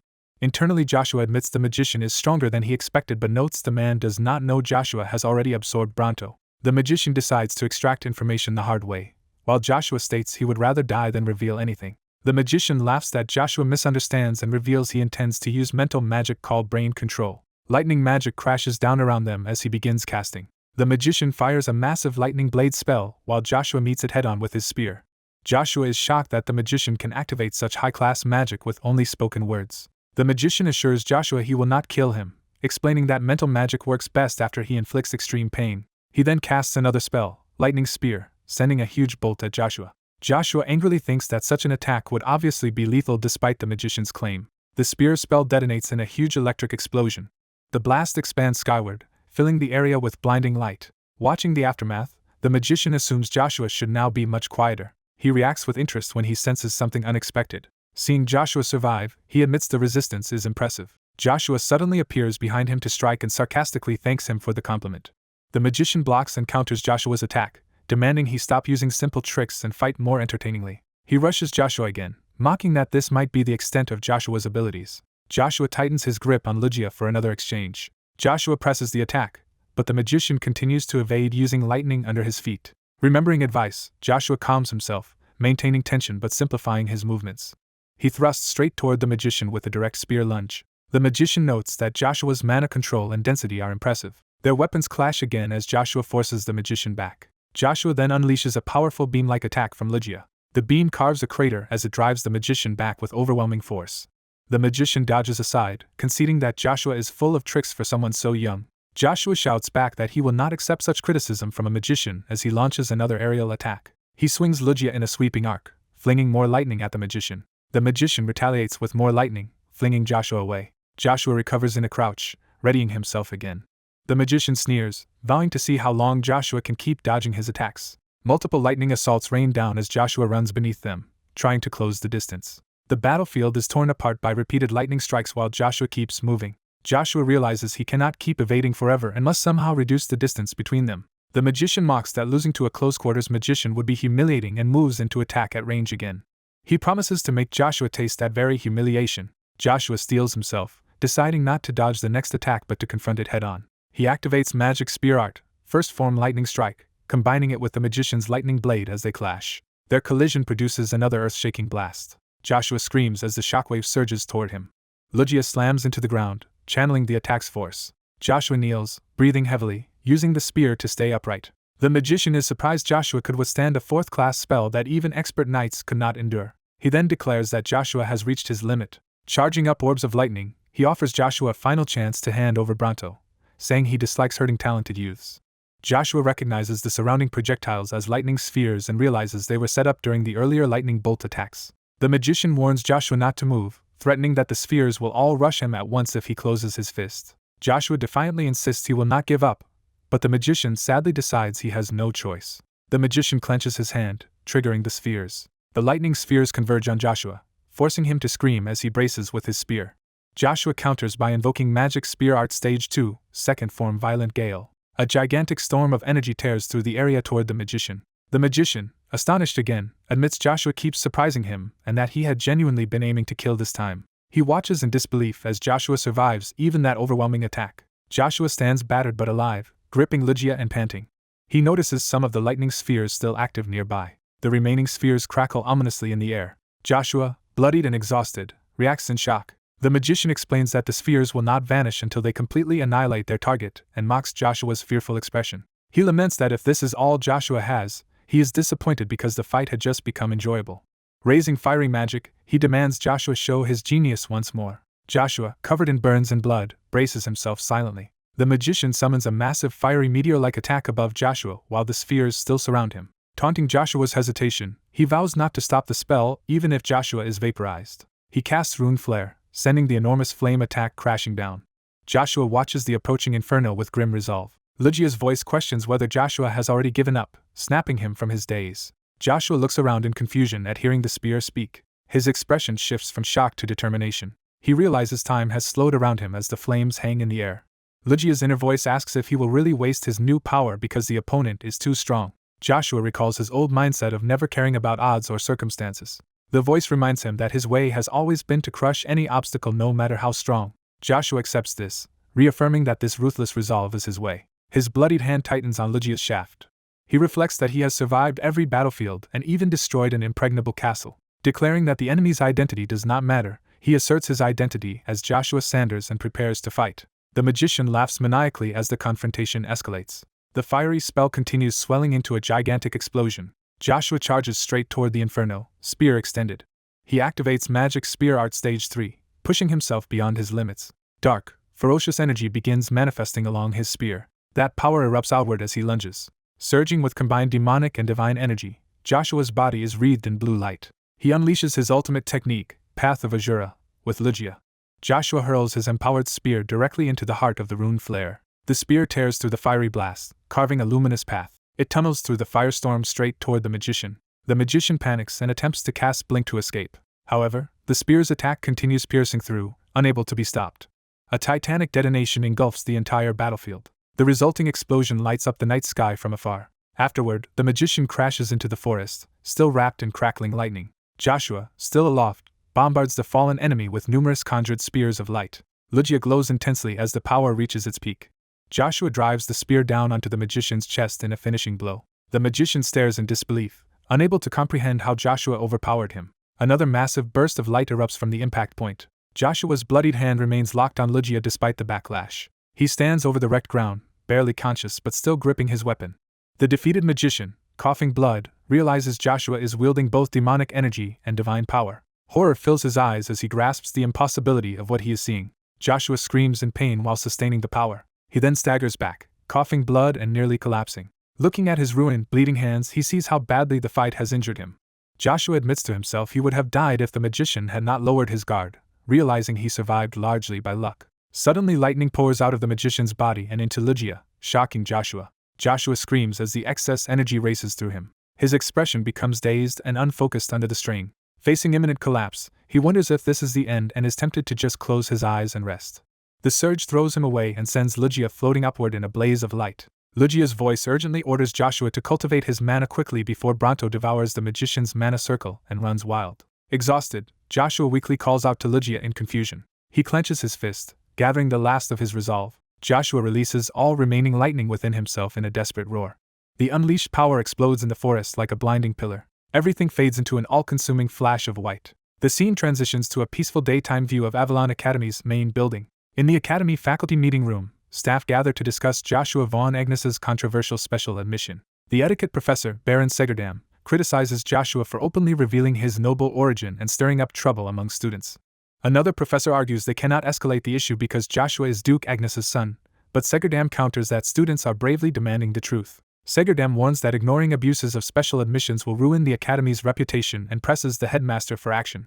Headmaster Count Steinine Albert acknowledges that noble families can bring in unrelated children through special admission, highlighting the system's abuse. He thinks Segerdam has a point yet predicts the matter might normally be dismissed, except that the 12 great families' children are now entangled. Segerdam insists they must make an example by expelling Joshua von Agnes to eradicate the problem of special admissions. Professor Cain protests to Professor Segerdam that expelling the student is too severe and the issue should be solvable with academic service. Segerdam angrily argues that lenient penalties are exactly why the current problem has grown so serious. Cain insists they lack sufficient grounds to expel the boy, especially since they do not even know why he entered through special admission. Segerdam counters that Joshua von Agnes seriously injured Varentian villas, saying this alone justifies strong disciplinary action. Cain accuses Baron Segerdam of being so blinded by political ambition that he is willing to sacrifice a child to gain favor with Marquis Villas. Cain appeals to the rest of the faculty, demanding to know if none of them will oppose Segerdam's push for expulsion. The other professors sit in tense silence, clearly troubled but unwilling to speak up. Cain hesitates, sweating as he realizes no one is backing him in the heated meeting. Segerdam privately revels that this situation will strengthen his political footing and speed up his rise to central power. Cain asks the headmaster if he too supports expulsion, arguing that no academy should expel even a special admissions student without first hearing his side. Cain further argues that Joshua should be commended for exposing and dismantling the criminal circle Araxia, something the professors themselves failed to do. Segerdam rebukes Cain for calling Araxia wicked, saying such words shame the professors and the academy. Cain fires back that Segerdam should be ashamed of himself for his stance. Cain condemns the rest of the staff for staying quiet out of ambition or fear, saying their silence has allowed students to be harmed. Cain declares that as educators they cannot in good conscience behave this way. Segerdam tries to cut Cain off, calling his words absurd, when another voice suddenly agrees with Cain. Segerdam freezes in surprise at the unexpected support. Two distinguished nobles enter the room, one of them announcing that he agrees with Professor Cain's position. The headmaster recognizes the newcomers with shock. They are identified as Count Ari Brunsten and Duke Arden von Agnes.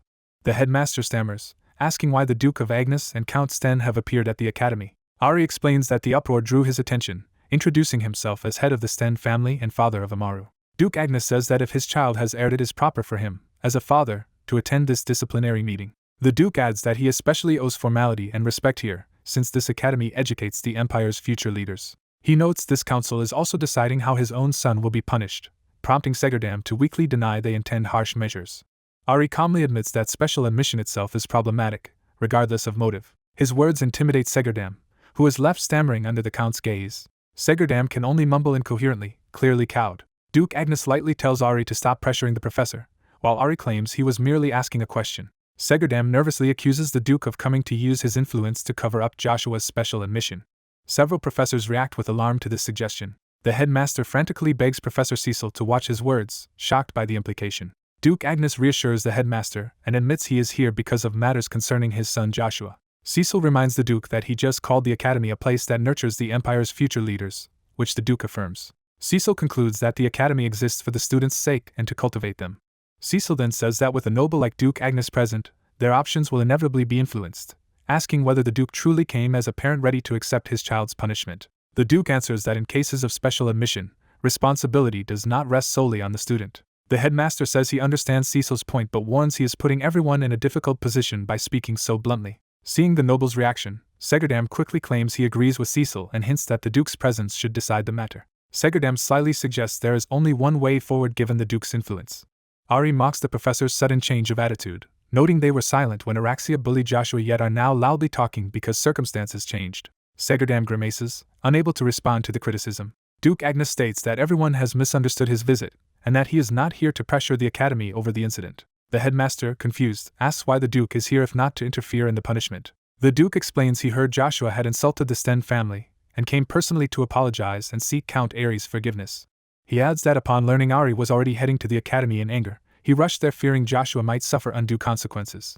Ari warns the Duke that he has not forgiven Joshua and that if the boy's abilities do not match his bold words, Ari will not let the matter end peacefully. The Duke confidently says Ari will be surprised when he meets Joshua and that he himself looks forward to that encounter. Duke Agnes then states that beyond family matters, the controversy over special admissions is a serious issue that could affect the entire academy. He declares that he is willing for Joshua to receive harsh punishment, even expulsion, if that is what the academy decides. Cain and the headmaster react with shock to the Duke's willingness to accept such severe penalties. Elsewhere, Joshua lies battered in a cratered forest clearing after a devastating battle. The scene focuses on Joshua's bruised, unconscious face amid swirling dust. Groaning in pain, Joshua begins to move despite his injuries. He forces himself to his knees, clutching his arm and gasping from the ordeal. Sitting alone in the giant crater, he calls out the name Jack Therapes. Joshua reflects that he never expected to face Jack Therapes in this young body and that on a real battlefield Jack would be an opponent even more frightening than a master. Suddenly struck again, Joshua is blasted aside by another fierce attack. Writhing on the ground, he cries out in agony as the punishment continues. He curses the unbearable pain, wondering why it hurts so much. A voice he recognizes as Lucia's orders him to stop whining and pull himself together, startling him. The voice asks whether Joshua feels like he has grown, and he notices his hands and body seem larger. Joshua asks if this is the growth power of Bronto. Lucia confirms and says the primordial stone's devouring power has also accelerated. Lucia reassures him he will not instantly age into an old man, joking about future mass devouring, and Joshua is relieved. Lucia explains that Bronto's growth ability only pushes the user's body toward its optimal growth point, leaving Joshua astonished such a thing is possible. Lucia clarifies that Bronto will perfectly mature Joshua's body over 5 years, warning he must now carefully train to balance his suddenly advanced physique. Lucia adds there is one more important fact, drawing Joshua's attention to a nearby, crackling weapon. Before him, the spear-like weapon manifests in a surge of power, radiating strange energy. Lucia elaborates that this power-up is tied to Bronto's tendency to devour energy lost by its owner. Lucia concludes that Joshua's rapid growth is also due to this phenomenon, while the weapon proudly shows off its new jeweled form. Lucia calls the jewel Bronto's final form, explaining that a primordial stone of the gods cannot be fully contained in a mere human body. Lucia boasts that by circumventing the usual requirement of becoming a master to wield such power, Joshua should be grateful to him. Joshua realizes Lucia resolved the deadly clash between his demonic and divine powers and exclaims that this curse was supposed to harm him. He demands to know what Lucia really is as the weapon crackles ominously. Lucia asks whether Joshua is sure he will not regret learning the truth, but Joshua demands to know what regret he means. Lucia clarifies that he is asking if Joshua can bear the weight of knowing what Lucia truly is. Joshua replies that if Lucia will not explain himself, he has no intention of using the weapon at all. Lucia is incredulous that Joshua would refuse him, warning that great power always requires a corresponding price. Joshua says he has no reason to trust or use a mysterious magical object with unknown motives. Lucia laughs that humans repay kindness with hostility, but agrees to reveal his identity since Joshua insists. With a burst of light, Lucia proclaims himself the greatest existence, an ultimate being named Lucia. Joshua watches silently, still processing the grandiose declaration. Annoyed, he mutters that he should have thrown Lucia away and turns to leave, prompting the weapon to panic and beg him to wait. Lucia then says Joshua's choice to use him no longer matters because a contract binding them has already been formed. Joshua is startled to hear that such a contract required his own consent, implying he agreed at some point. Lucia confirms this and hints that the contract began the moment Joshua returned to the past. Lucia reveals that when Joshua came back in time, their binding contract was established. The scene shifts back to the academy where Agars asks a fellow student if he plans to run away again. Agars storms away from Icarus, telling him to stop bothering him and demanding to know why he came so suddenly. Icarus warns that at this rate Joshua will be expelled just like Agars' brother despite being an Agnes. Icarus challenges Agars, reminding him Joshua exposed his identity to save Agars and that Araxia has already been taken care of. Agars snaps back, asking what Icarus could possibly know to speak that way. Agars tearfully explains that his brother was gravely injured and forced out of the academy, so Icarus cannot understand his feelings. He cries that Icarus does not know the helplessness of facing overwhelming power. Icarus falls silent, absorbing Agars' emotional outburst. The two stand in the corridor while Agar's sobs, and Icarus contemplates his next words. Icarus admits he has always been jealous of Agar's ever since they were young. He explains that unlike other noble heirs, his own older brother treated him like a rival because of his talent. In flashback, Icarus recalls being constantly suppressed by his brother, who feared competition over succession. Icarus contrasts this with Agar's brother, Simai's Douglas, who endured mistreatment and left willingly so the fallout would not harm Agar's.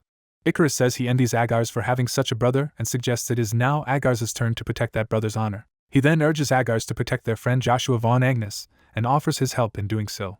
Agar's repeats the word friend in surprise, visibly moved. Realizing Joshua is truly his friend, Agar's expression brightens.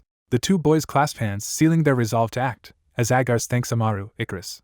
Agar's dashes off with renewed determination, saying Icarus has given him a good idea. Icarus watches him run and reacts with a soft exclamation. The scene cuts to the academy courtyard where laughter rings out, signaling a lighter mood. Outside, Ari and Duke Agnes stroll together, Ari saying he enjoyed watching the Duke bluntly permit the academy to expel Joshua. Ari asks what the Duke will do if the professors truly expel Joshua, pointing out Joshua is not his legitimate heir and returning home may be complicated.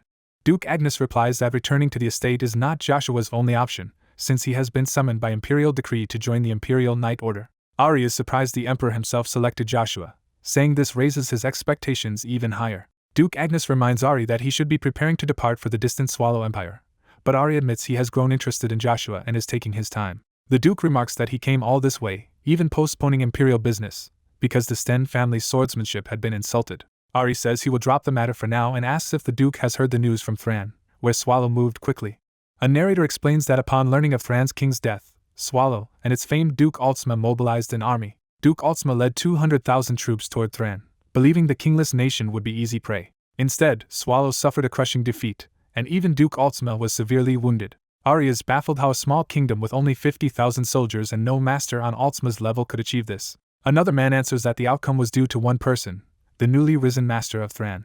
Duke Agnes reacts in disbelief as he realizes who that master might be. The narrator confirms that Thran's victory was largely thanks to the legendary knight of prominence Eurevis. Back at the academy, Joshua clenches his fist and shouts as he tries to summon Lucia again. Wearing casual training clothes, he stands in the courtyard and repeatedly calls for Lucia to appear. He continues the summoning gesture with growing frustration when nothing happens. A wide shot shows Joshua alone before the academy gate, his calls met only with silence. He mutters in annoyance that Lucia fell asleep after saying only what he wanted, leaving Joshua without answers. Joshua reflects on what he has learned. Lucia is a demon god armament, a weapon belonging to the demon god. Narration describes the demon god as the supreme being among demon kings, a combatant stronger than any race and equal or superior to dragon lords. Joshua concedes that only divine-level power could explain the miraculous changes he has experienced. He is interrupted when voices announce his arrival, drawing his attention. Turning, Joshua sees a large group of students, led by Icarus and Agars, running toward him, leaving him confused by the sudden commotion. Icarus and Agars excitedly say they have been searching everywhere for him. Joshua happily calls out their names, inwardly grateful to see his friends after surviving his ordeal. Agars berates Joshua for his bedraggled appearance and says the whole school is in an uproar because of him, prompting Joshua to ask what is going on. Icarus declares he will not run away anymore and hints that the gathered students all share the same purpose. Joshua, puzzled, asks what they mean by refusing to run and acting together. Icarus explains that they have all assembled to oppose the Academy's punishment and plan to submit a petition protesting on Joshua's behalf. He notes that even if Araxia's 100 members demand Joshua's expulsion, they cannot match the numbers gathered here. Joshua is stunned and asks if everyone really came together just for him. Agars teases him for looking like he is about to cry, though he loudly denies it. Icarus gently offers to wipe his tears and comments that Joshua truly seems a bit taller now. Joshua smiles and tells Icarus to think whatever he wants. He closes his eyes with a peaceful smile, touched by his friend's support. Meanwhile, Segerdam slams his hand on a desk, demanding to know why the headmaster is allowing Joshua to remain at the academy. He argues that life is about choices and says they should side with the powerful noble families rather than Joshua. Segerdam tempts the headmaster by saying influential houses, including Villas and Cromwell, will back them and that the headmaster could become the next chancellor. He explains that in the commercial war between Cromwell and Pontier, the mercenary king has joined Cromwell, tipping the odds in their favor. Because of this, Segerdam says Count Pontier has sent his daughter Cheryl to the Agnes estate to seek help, so the academy must restrain the Agnes family too. The headmaster listens thoughtfully, murmuring in uncertainty as he weighs this new political information. A scheming professor assures the headmaster he will handle everything, planning to use 100 student complaints to push for action. Another man bursts into the headmaster's office, prompting the headmaster to ask what is happening. The intruder reports that students have gathered in protest and urges the headmaster to come see. The arrogant professor smugly claims no one would dare oppose the 12 families and that lower nobles' children will side with them to survive. Confident Joshua will be expelled as evil and the academy's justice restored, the professor suggests they go watch the protest. The messenger nervously clarifies that the situation is reversed and the protest is not about punishing Joshua. He reveals the students are demanding punishment for the academic circle Araxia, not for Joshua. Outside, students chant for Araxia to be disbanded. Watching from elsewhere, a green-haired student privately fumes that she would eliminate the protesters if she knew magic. She and another student confront the professors, asking how they will quell the uproar, while a professor confidently says such commotion can be silenced easily. The male student advises Professor Segerdam to stop resisting, saying Araxia will be disbanded anyway because of this incident. Walking with Joshua, Professor Cain warns that Segerdam will not escape responsibility for what has happened. Segerdam angrily denies any responsibility and questions how Cain can talk about disbanding Araxia. Cain shouts that Araxia ruined a student's future because their harassment was ignored and insists the academy must change. Segerdam retorts that Cain lacks solid evidence and accuses him of being a disgrace to professors. Cain declares himself the witness who knows how Saime's future was stolen through those abuses. Cain adds that he knows exactly which leaders carried out the harassment because Saime's personally sought his help. Segerdam snaps back that Cain is hypocritical for posing as a saint after doing nothing all this time. Joshua steps in, mocking Segerdam as a bootlicker who has no right to call someone else hypocritical. Joshua agrees to take full responsibility for his special admission but vows to purge the academy's corruption before leaving. Babel taunts Joshua about being an illegitimate son who will disgrace his family if expelled. Babel proclaims confidence that the fair Duke Agnes will not tolerate his irresponsible child's actions. He advises Joshua to stop acting in ways that stain the Agnes family's honor. Joshua thinks that this conflict is unrelated to the Agnes name and rejects that argument. Joshua calmly replies that regardless of the Agnes name, he will hold everyone responsible for this case accountable. He then specifically names 3 Marquis families, including Babel's, as targets of his coming retribution. Joshua warns those 3 nobles that they will personally learn the consequences of their actions. Overwhelmed by Joshua's aura, Babel realizes his own hand is trembling. Shaken, Babel protests that their powerful families will never allow such punishment to happen. Segerdam anxiously asks the silent headmaster if he will really stand by and allow this situation to unfold. The headmaster surprises Segerdam by agreeing that Professor Cain is correct. The headmaster solemnly says something intolerable has happened in this supposed sanctuary of learning and that, though late, they must set things right. Segerdam panics, warning the headmaster he could lose his position and even the promised chancellorship over a mere student quarrel. The headmaster dismisses titles as unimportant, saying real worth lies in doing one's best in whatever role one is given. Segerdam is left speechless and sweating at the headmaster's conviction. Babel erupts, insisting the headmaster is wrong and that one's position is all that matters. Babel argues that even if Joshua is more talented than him, an illegitimate son can never be heir and Duke Agnes would not risk hostility with their family for Joshua's sake. He recalls Duke Agnes previously saying succession is bothersome and can change at any time, hinting at political uncertainty. Suddenly Duke Agnes himself arrives with Count Ari Sten, shocking everyone present. Duke Agnes proclaims that in his family anyone strong enough may aim for the top and that positions are earned purely by proving one's skills. He reminds them they just admitted Joshua is more talented than Babel. Babel, sweating, internally questions why Duke Agnes has come to this place. Duke Agnes states that disputes among children should be settled by children themselves, as per academy rules. He then pointedly asks the nobles if they intend to oppose the powerful Agnes family over such a minor matter. Realizing he had been overheard earlier, Babel curses internally that the Duke was listening. Sten, who was not planning to side with Agnes, still advises Babel not to create more problems for his family. With a chilling gaze, Sten says he trusts such clever children will understand his warning. Intimidated, Babel and the green-haired girl reluctantly agreed to heed his words. As Sten leaves, he also warns Babel to stay away from Amaru, further unsettling him. With the issue settled, Sten suggests they move on to their own business, and Duke Agnes tells Joshua to follow him. Joshua smiles and respectfully answers his father. The scene shifts away from the academy to show a noble banner, marking a change in setting. In the Swallow Empire's capital palace, the emperor asks about the severity of Duke Altsma's injuries after the recent defeat. The royal physician reports that Altsma is physically fine but has suffered serious psychological trauma. The emperor responds that he may have to console the defeated duke personally. A noble objects, calling Altsma a defeated general who failed against subordinate Thran and returned alive in disgrace. Duke Albert van Musk, captain of the Imperial Knights, declares such a man undeserving of consolation. Other nobles support Musk, arguing the emperor must punish Altsma for discipline and claiming his arrogance caused the defeat. Musk condemns Altsma for challenging the enemy general to single combat despite having overwhelming advantage. He describes how Altsma lost that duel despite superior forces, shattering his army's morale. Musk insists Altsma must take responsibility, and the nobles demand the emperor punish him accordingly. Troubled, the emperor realizes the nobles are exploiting the loss to eliminate a rival and wonders what his late brother would have done. He steels himself, remembering that he, not his brother, now leads the country. The emperor announces that Duke Ultima alone is not to blame, since no one could have predicted the enemy possessed a master stronger than him. He concludes the true cause was their poor intelligence and suggests focusing on strategy rather than scapegoating. The nobles begrudgingly acknowledge that devising a new strategic plan should take priority. Duke Musk proposes sending more soldiers and several masters, volunteering to lead an overwhelming strike to annihilate Thran. The Prime Minister rejects Musk's idea, noting that after their failed surprise attack the whole continent is watching and they can no longer act recklessly. The Emperor agrees, saying they must observe the situation and wait for the right moment before acting, then asks how Thran is reacting. The Prime Minister explains that Thran is using the incident diplomatically to portray Swallow as the treaty breaker, while the victorious magic swordsman's fame grows, when urgent news interrupts. A breathless messenger rushes into the throne room, alarming everyone. Kneeling before the Emperor, the messenger reports that Thran has announced its next king to the entire continent. The nobles are outraged that their subject state would proclaim a new king without Swallow's permission, fearing it signals a bid for independence. The Emperor demands to know who this new king is. The messenger begins describing the 17th king of Thran who will ascend the throne. He recounts that Anthony Duval Agrita III is a renowned knight soon to wed the previous king's daughter. The image of Anthony kissing his bride is shown as the messenger identifies him with the title Uravis. Back at Agnes' territory, Duke Agnes asks Joshua if it is true he received a royal decree from the Emperor himself. Joshua admits it, saying he had hoped to live quietly at the academy but cannot refuse the summons. In a sitting room with Agnes and Sten, the Duke notes Joshua's expression betrays his words and asks if he will join the Imperial Knights as ordered.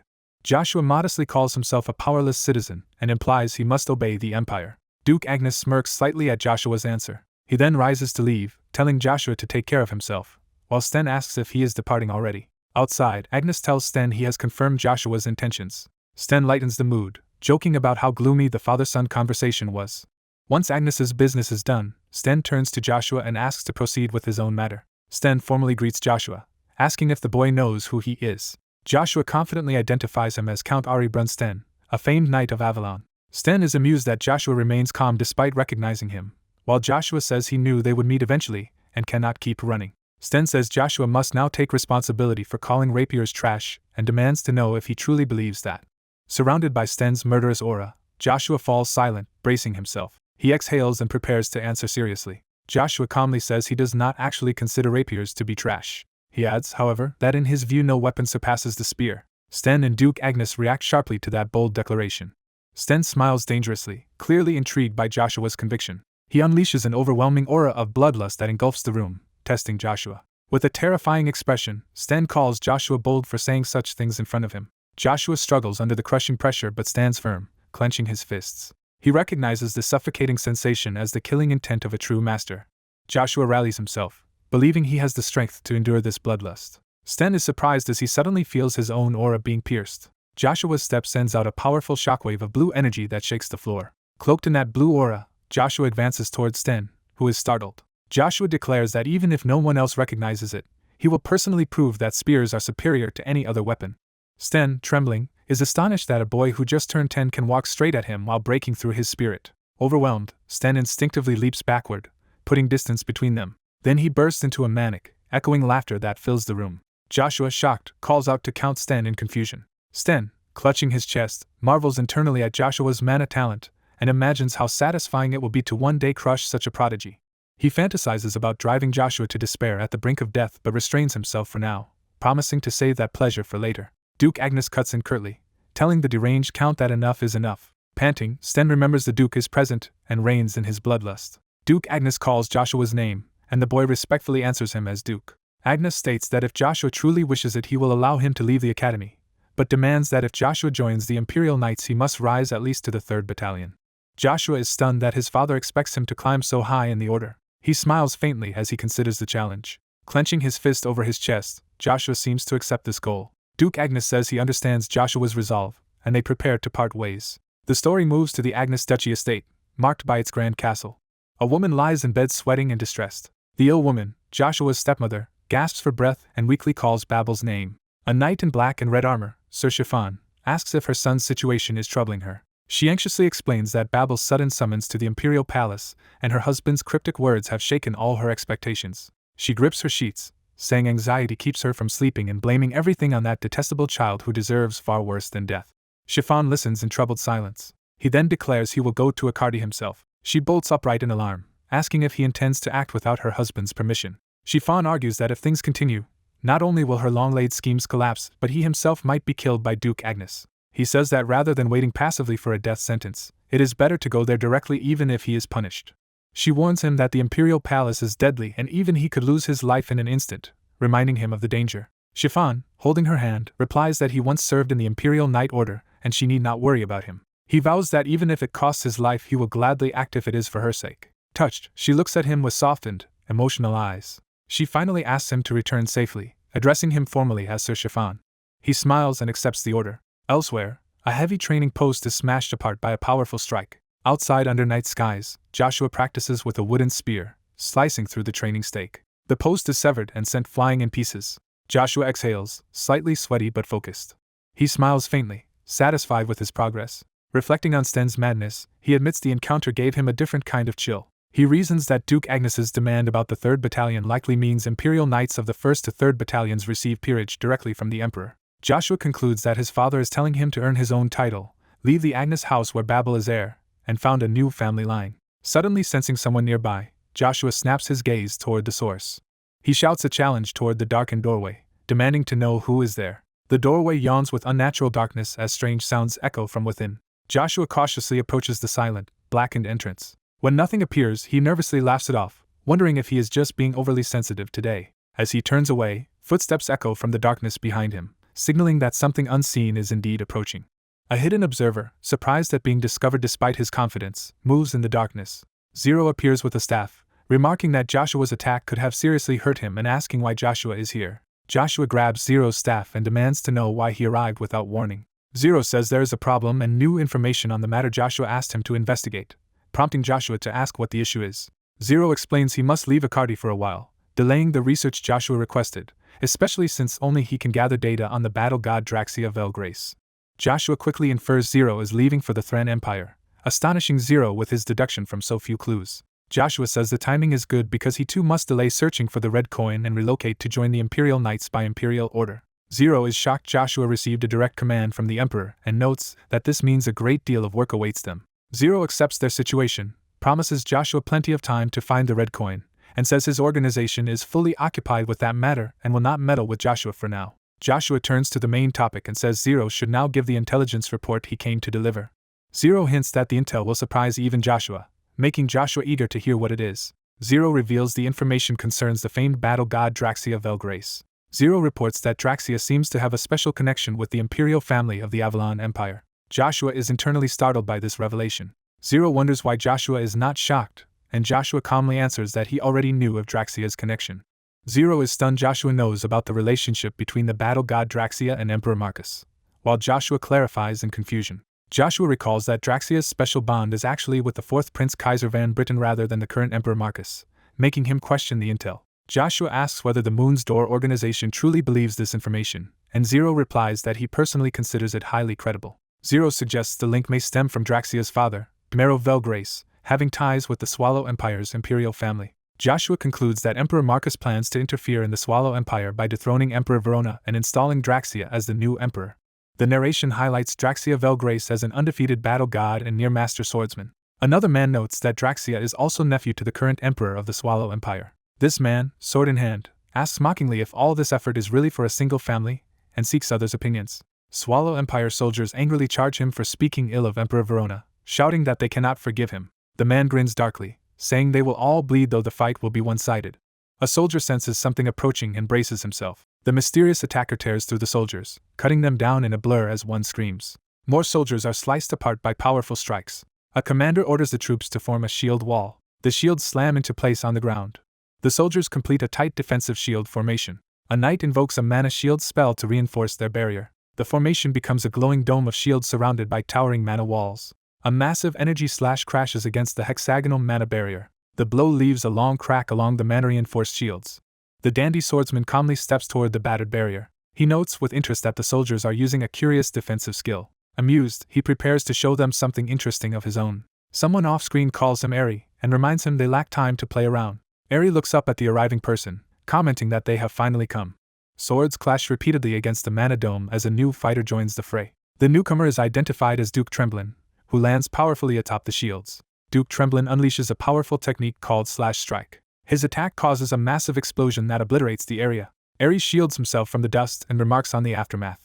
He praises Tremblin's smooth, impressive swordplay, noting the older man is still vigorous despite his age. A caption introduces Jesuhart Khan Tremblin, one of Avalon's 5 dukes and a master-rank swordsman of 20 years, while Tremblin scolds Ares for not taking the battle seriously. Tremblin warns that even at the Empire's border they are in enemy territory and criticizes Ares' relaxed attitude. Ares shrugs off the concern, saying this mission is trivial compared to storming the Swallow Imperial Palace and killing Emperor Verona. Tremblin counters that a knight must always give his all. Ares privately complains that Tremblin is dull despite his skill and finds Duke Agnes's side far more entertaining. He grows excited imagining one day making Joshua taste defeat and urges the boy to grow stronger. Tremblin sternly asks why Ares mentioned Draxia Velgrace, reminding him of the Emperor's warning to be cautious with that name. Ares says he spoke up because he dislikes the situation and cannot see why Avalon fears Draxia enough to accept his childish scheme. He adds that he also doubts Avalon will actually fall for Draxia's ploy. Tremblin replies that whether the plan works is irrelevant. Their duty is simply to obey their emperor and act according to Draxia's request. Ares reluctantly agrees they must follow orders and suggests they hurry since time is short. Tremblin reflects that he finally understands Evergrant's earlier warning. He recalls Evergrant describing Draxia as an unpredictable figure they must be wary of. The scene shifts to the Avalon Empire's academy. Joshua visits to formally request withdrawal from the academy and offer his farewells, which surprises Icarus. Icarus impulsively declares he will become Joshua's attendant and begs to accompany him, making Joshua question if he understands what that means. Joshua points out that Icarus, once considered a commoner but now recognized as a noble, still wants to serve as his attendant. Icarus firmly answers yes, insisting that if Earl Joshua goes to the Imperial Palace, he will follow. Joshua muses that watching Icarus's growth would be wonderful, causing the flustered boy to demand why Joshua is suddenly talking like that. Joshua asks Icarus to be honest, suspecting he has another motive besides simply wanting to be an attendant. Icarus admits he wants to stay by Joshua's side and personally prove his worth. Joshua repeats the phrase about proving his worth, trying to understand. Icarus reminds Joshua that he once told him to become his person, which Joshua confirms. Icarus explains that he believes Joshua will surpass even the prestige of House Agnes, and that to stand beside such a person he must first prove himself. He says that once he has proven his value, Joshua may then use him however he wishes. Joshua is pleased, thinking Icarus is respectable and that having him as an ally would be deeply reassuring. Joshua begins to answer positively, prompting an eager response from Icarus. Joshua then smilingly says he refuses Icarus's request. Shocked and hurt, Icarus asks if Joshua thinks he is useless as a servant. Icarus argues that Joshua would lose nothing by accepting, stressing again that he wants only a chance to prove his worth. Joshua replies that the problem is the opposite of what Icarus thinks. He tells Icarus he is too exceptional to be wasted as Joshua's servant, and that if he truly wants to prove his value, there is another way. Joshua asks Icarus to change the academy in Joshua's absence, granting permission to use the Agnes name if necessary. He explains that remaining at the academy, which still holds great though corrupted knowledge, will ultimately benefit Icarus more than serving him directly. Icarus silently processes Joshua's reasoning. Joshua places a reassuring hand on Icarus's shoulder and begins to declare his own stance. He finishes by saying he does not want those he calls his own people to become mere servants. Icarus is emotionally struck by being called Joshua's person. He smiles softly, clearly moved. Their hands clasp in mutual resolve. Icarus, blushing, promises to prove his worth at the academy for Joshua's sake. The scene transitions to a peaceful garden of blooming flowers. A woman gently tends to the blossoms. She happily calls her father's attention to the flowers, and a caption introduces her as Swallow Empire's third princess, Urona Belgrace. Her father approaches, agreeing that the flowers are beautiful. The man contemplates something silently as he looks at his daughter. Urona watches him and quietly addresses him as father. She asks if he is thinking about Uncle Demero again. He exhales, troubled. He wonders aloud whether the people of Swallow might have been happier if he had ceded the throne to his brother Demero. Urona suggests relations with Thran might also have improved under Demero. She adds that, while she cannot foresee everything, she believes if Demero had become emperor the situation might be different. Her father counters that under Demero the people of Swallow would likely suffer far more than they do now. Urona recalls first leaving the palace with him. She remembers the sincere smiles and heartfelt praise of the citizens who welcomed her father. She tells him he has done his best and that he is the son of the Empire and a father she is proud of. She urges him not to blame himself and says neither she nor the people of Swallow want to see him in such self-doubt, assuring him he will continue to do even better. Touched, the Emperor thanks his daughter. Still, he admits that despite her words he cannot help thinking of Demero. Walking through the garden, he says that in times like this he remembers how dependable Demero once was. Urona angrily notes that Demero has been missing for over 10 years, likely dead or uncaring about the Empire, given his absence. The Emperor falls silent, considering her point. Watching two birds play in the sky, he is reminded of how close Swallow and the Thran Principality once were. He likens the birds to the former bond between Swallow and Thran and expresses his hope that no more blood will be shed on their lands. A soldier rushes in with an urgent message from the border guards, alarming the Emperor and Yorona. The report states that Thran forces have attacked the Baker estate and slaughtered roughly 1,000 Swallow border guards. The Emperor and Yorona react in shock and horror to the news. The scene shifts to the residence of the Imperial Palace's first mage, marked by a prominent crystal orb. A hooded mage presses his hand onto the glowing orb. Magical circles and runes flare to life around him as he performs a powerful ritual. The mage's projection addresses the distant magic tower master Ian Dunpere, confirming he was summoned. Ian greets him, noting it has been a long time and asking if everything has been going smoothly. The tower master says that aside from being short-handed due to Ian's sudden departure, there have been no problems. Ian humbly accepts the criticism and apologizes. The tower master assures him he did not call to scold him and instead asks whether the Emperor is treating Ian well. Ian replies that he is more than satisfied with his treatment. The tower master observes that it is good Ian is content, though he remarks on the limitations of serving Avalon's authoritarian emperor. He assumes Ian is backing the fourth prince, whom he once called the most promising, and suggests Ian reconsider his choice. The tower master then reveals he believes Ian's decision is wrong and doubts that the fourth prince will inherit the throne. Ian is visibly unsettled by this blunt judgment. The tower master adds that had Ian supported the first or second prince he would not see it as so unfortunate, and insists it is still not too late to change sides. Ian starts to respond but hesitates. He recalls with certainty a moment from the past that convinced him of the fourth prince's potential. The memory shows a younger Kaiser standing before a sunset-lit castle while Ian watched him.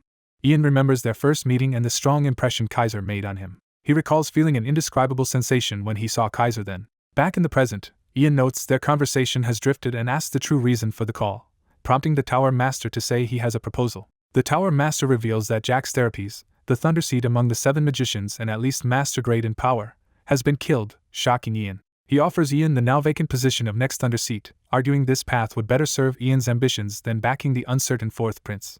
Ian firmly refuses the offer, saying the tower master likely expected his answer. The tower master concludes that Ian's hidden goal besides supporting the fourth prince must be very important to him. He identifies that other objective as gaining access to Avalon's true Imperial treasury containing jade stones, not the public treasury open to knight commanders. Ian is surprised the tower master knows of this secret treasure. The tower master explains that most mages, driven by their endless desire for truth, would seek to confirm the treasury's existence.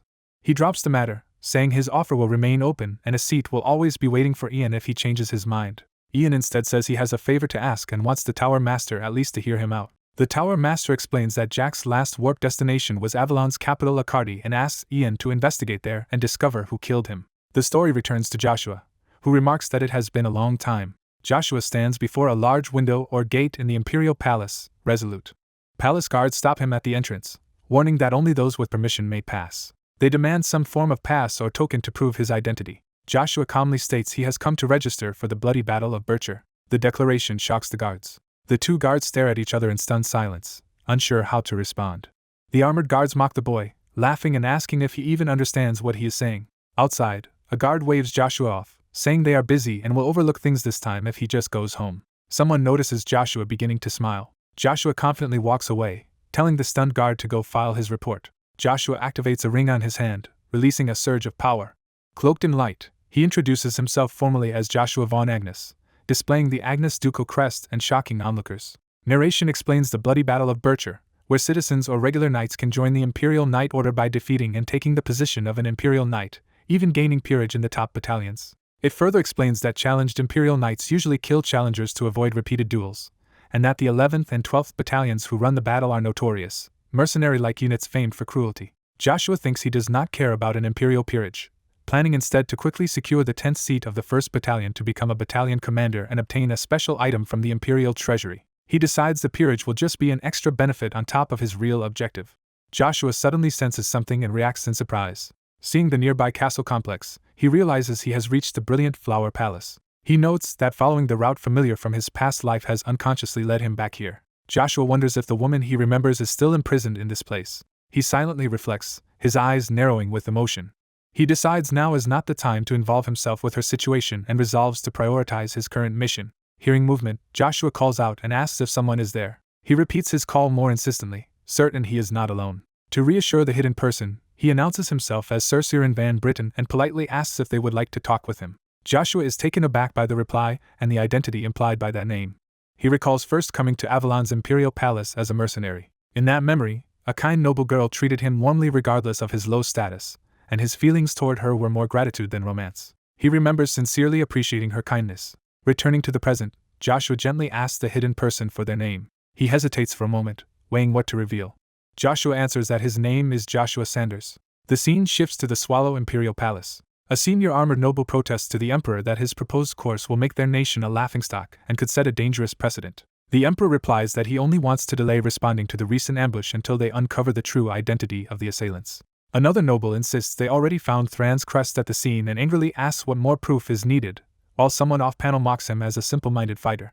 The gathered nobles and knights react with shock at the interruption. Prince Lucifer strides into the hall, criticizing the high nobles for hogging power while letting the nation deteriorate. Introduced as one of Swallow's 9 stars and husband to the first princess, Prince Lucifer is accused of going too far, but he smirks that he is only speaking the truth. He formally salutes and greets the Emperor, calling him the great son of Swallow. The Emperor welcomes Lucifer warmly, and Lucifer replies that he is honored. Lucifer says he rushed to the palace for an urgent reason. Facing the nobles, he explains that his concern stems from these incompetent nobles who merely occupy seats of power, enraging them. He asks Duke Musk which nation stands to gain most from the current crisis. The Duke answers that it must be the Thran Principality. Lucifer calls that answer proof of their uselessness, explaining that Thran is preoccupied with an internal succession under Uravis and has no reason to launch such a risky preemptive strike. Duke Musk demands to know who else could have attacked them if not Thran. Lucifer sarcastically tells the Duke to use his head before he loses both brains and hair, prompting the Duke to protest about insults to his hair. The Emperor concludes that the true beneficiaries of provoking war between Swallow and Thran would be the other surrounding nations. One prince reasons that, with Hubal busy with a papal election, Avalon is the most likely mastermind. The narrative jumps to Avalon's great Imperial Kaltika palace. There, a cloaked agent kneels before Emperor Marcus, reporting that Duke Gershult and Count Ari have completed their missions and are returning to Akardi.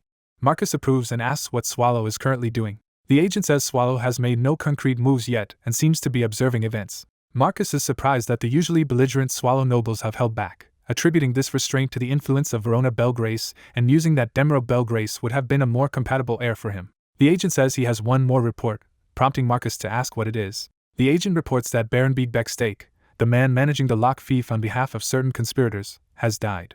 Marcus contemptuously calls the Baron a pig and wonders if Arden von Agnes might have uncovered their scheme. The agent explains that investigations show Duke Agnes was in Akardi when the Baron died and that the main Agnes house learned of the death only later. Marcus, face darkening, focuses on whether they have identified the killer, cutting off the agent's attempt to summarize the Agnes family's confusion. Startled and sweating, the agent realizes he cannot answer. He prostrates himself violently, apologizing for his incompetence. Marcus dismisses the blame, saying even a famed operative like the Black Wind could not know what the Agnes family failed to notice under their noses, and decides he must meet a certain person who originally requested this operation. The agent acknowledges that this unnamed party might know something Avalon does not. Marcus remembers that Baron Bieg's daughter has apparently enrolled in the Imperial Academy. He asks in disbelief if she is in their Empire's academy. The agent confirms and states that her name is Anna Beck-Stake. The narration reveals that her real identity is Anna Belgrace. The story cuts to Duke Agnes commanding his opponent to attack him. A young swordsman, Cain, charges at the Duke across an icy training ground, his sword wreathed in energy. Duke Agnes calmly counters with powerful ice mana. Their clash explodes in a massive burst of blue energy. Agnes blocks Cain's assault with ease and tells him he still has far to go. Bloodied but determined, Cain yells that the bout is not over. Cain unleashes a flurry of rapid attacks, which Agnes fends off while finding the movements interesting but flawed. Cain screams in effort as he continues his desperate offensive. Agnes coolly notes that Cain's strikes are fast but lack real weight, casually dispersing them.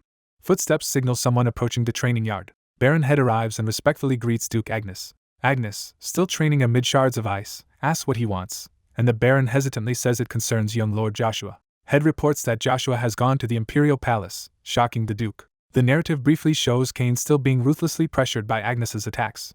Agnes's eyes narrow as he prepares an even harsher strike. Cain is blasted in the chest by a concentrated burst of blue power, crying out in pain. Agnes unleashes a wave of overwhelming magic that knocks Cain away and devastates the area. Cain struggles to his feet, marveling that the Duke did all this with just a small tree branch as a weapon. Watching Agnes leave abruptly for the palace, Cain complains that his lord caused this destruction and then departed without explanation. Agnes, still radiating power, pointedly asks Cain what he thinks of his liege's reckless actions. Cain, battered, asks if this was not supposed to be a light spar, and Agnes replies that he is merely fulfilling a request Joshua made of him. Cain internally curses Joshua, wondering what his liege asked that provoked such brutal training. Agnes advances on him, saying that if Cain will not come to attack, he will go to Cain instead. Cain roars again and prepares another desperate charge.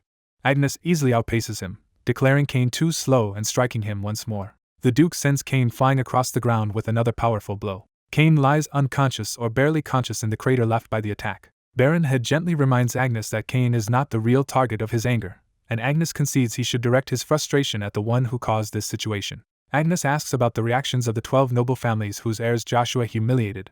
Head reports that 2 families remain quiet, but the villa's Marquis family, whose sole heir was badly injured, seems ready to issue a formal protest. He asks Agnes for his opinion on how to handle this brewing conflict. Head notes that while a territorial war with villas is unlikely, they still must respond properly if villas lodges an official complaint. He warns that if they ignore it, villas will surely raise the issue against Agnes at the Great Noble Conference. Head thinks to himself that such a public rebuke would be a major humiliation for a man hailed as one of the 9 stars.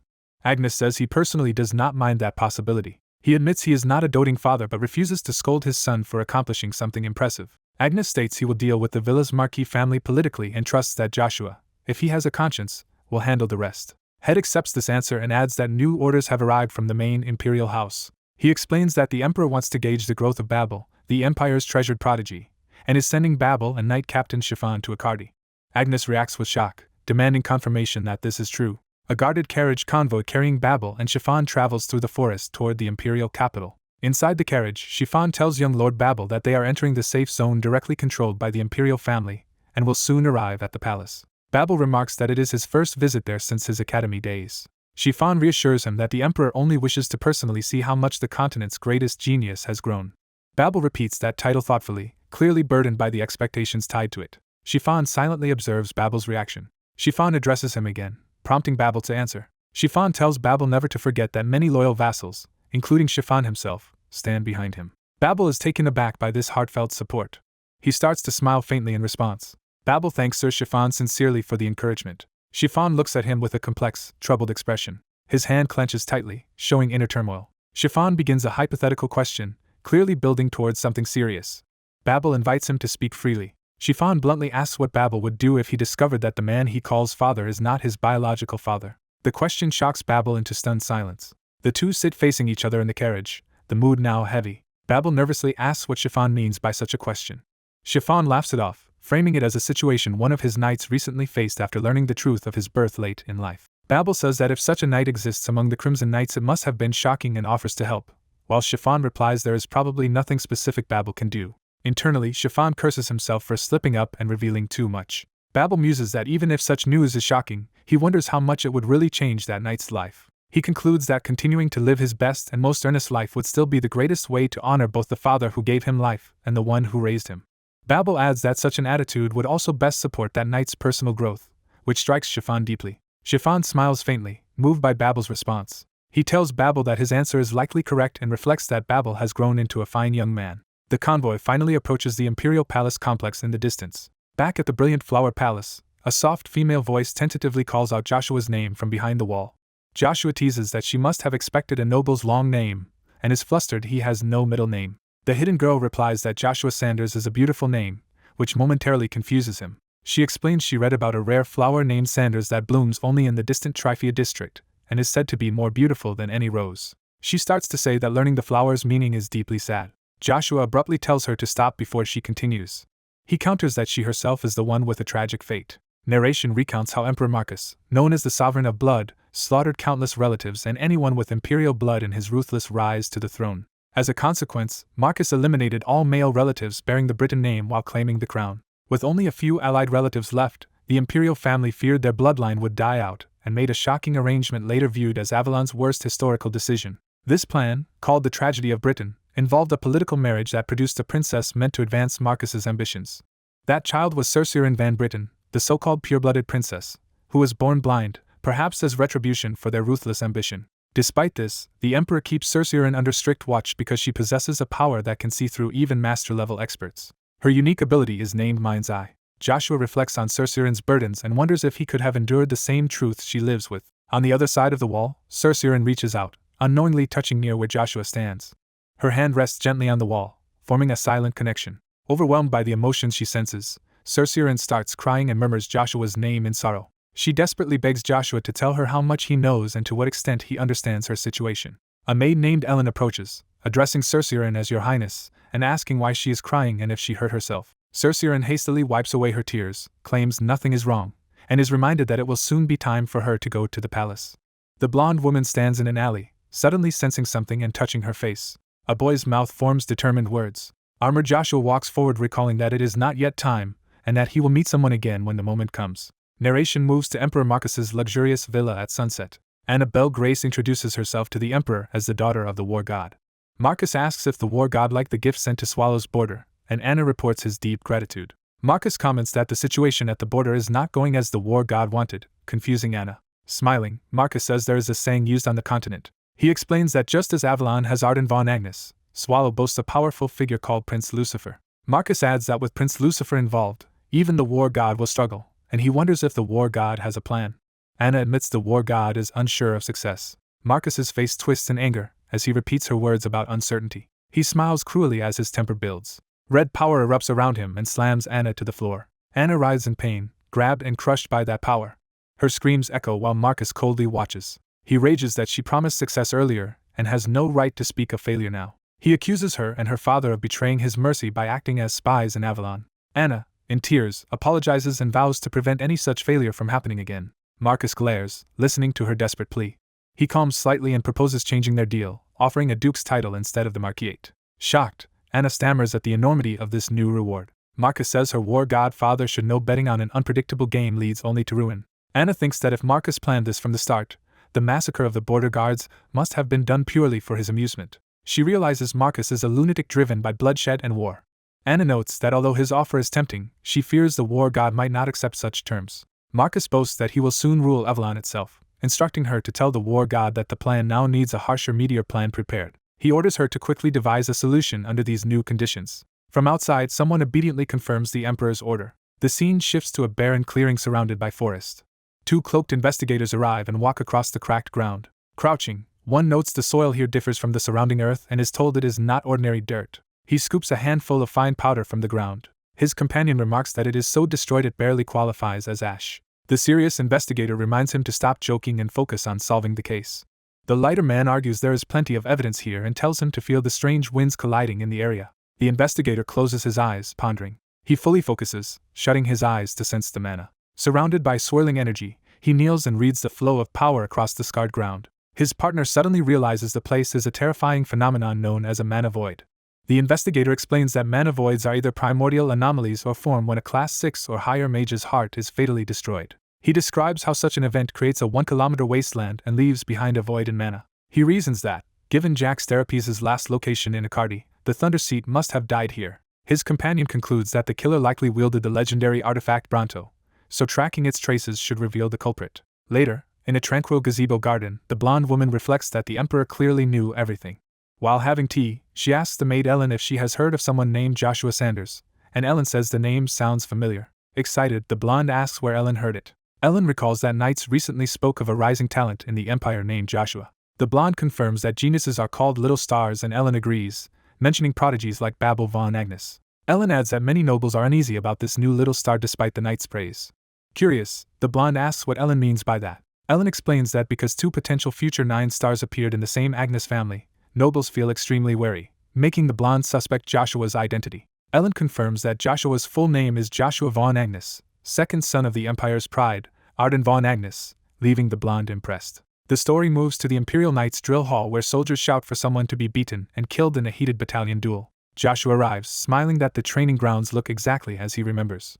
Inside, knights loudly bet on a duel between Langer and Kodges, urging their own man not to lose. Their wooden swords clash in a fierce exchange. Kodges lands a strong blow that sends his opponent flying. He mocks Langer for being weak and treated like a mercenary. Langer angrily retorts that Kodges talks big for someone from the lowly 12th Battalion.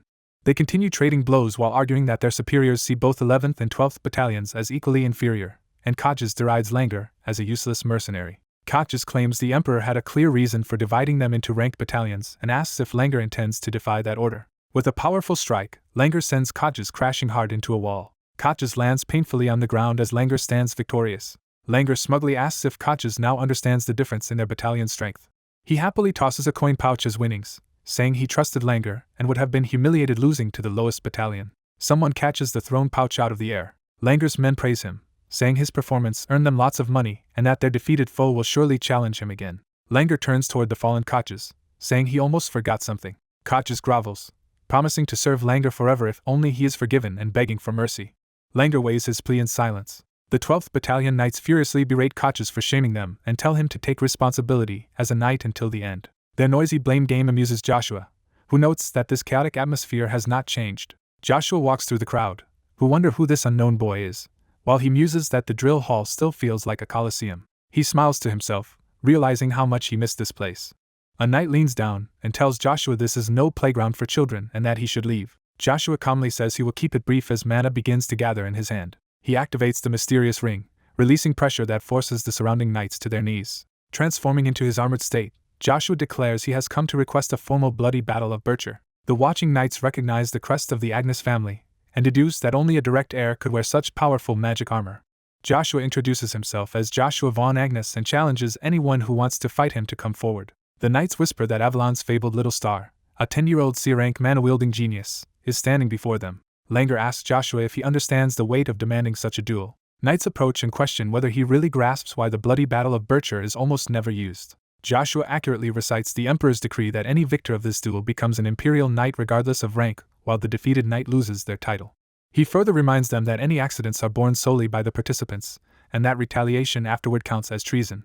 Langer hesitantly asks if Joshua still wants to proceed despite knowing these conditions. Joshua sighs at their reluctance. He loudly repeats that he is here under the Emperor's order to request a bloody battle and commands the 11th and 12th battalions to comply. The knights fall silent and nervous at being forced into this situation.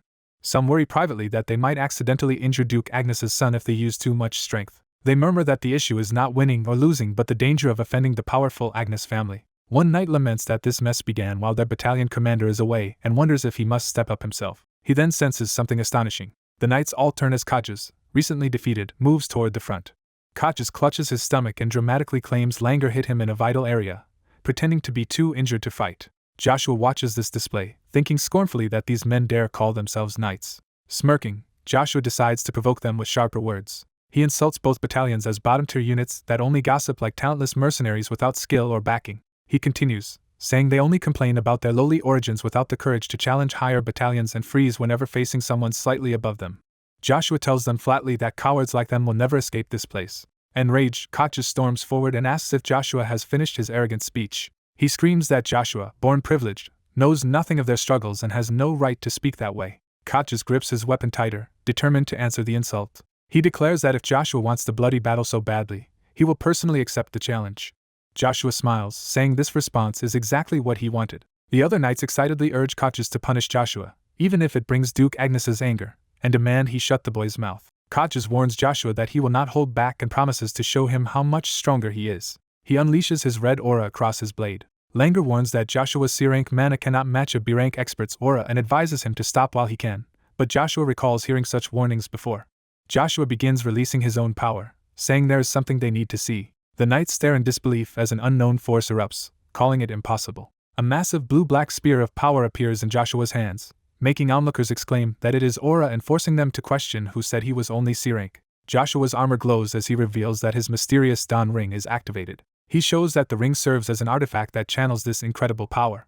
With the artifact he displays aura of his own, shocking the knights. Koches insists Joshua is just a pampered amateur relying on family power, and claims he is disgracing the Agnes name. Joshua coolly tells him to test whether the aura is real instead of doubting and points out that Koches now hesitates because he misjudged Joshua as weak. Joshua finishes by openly calling Koches a coward. Koches' face contorts with fury.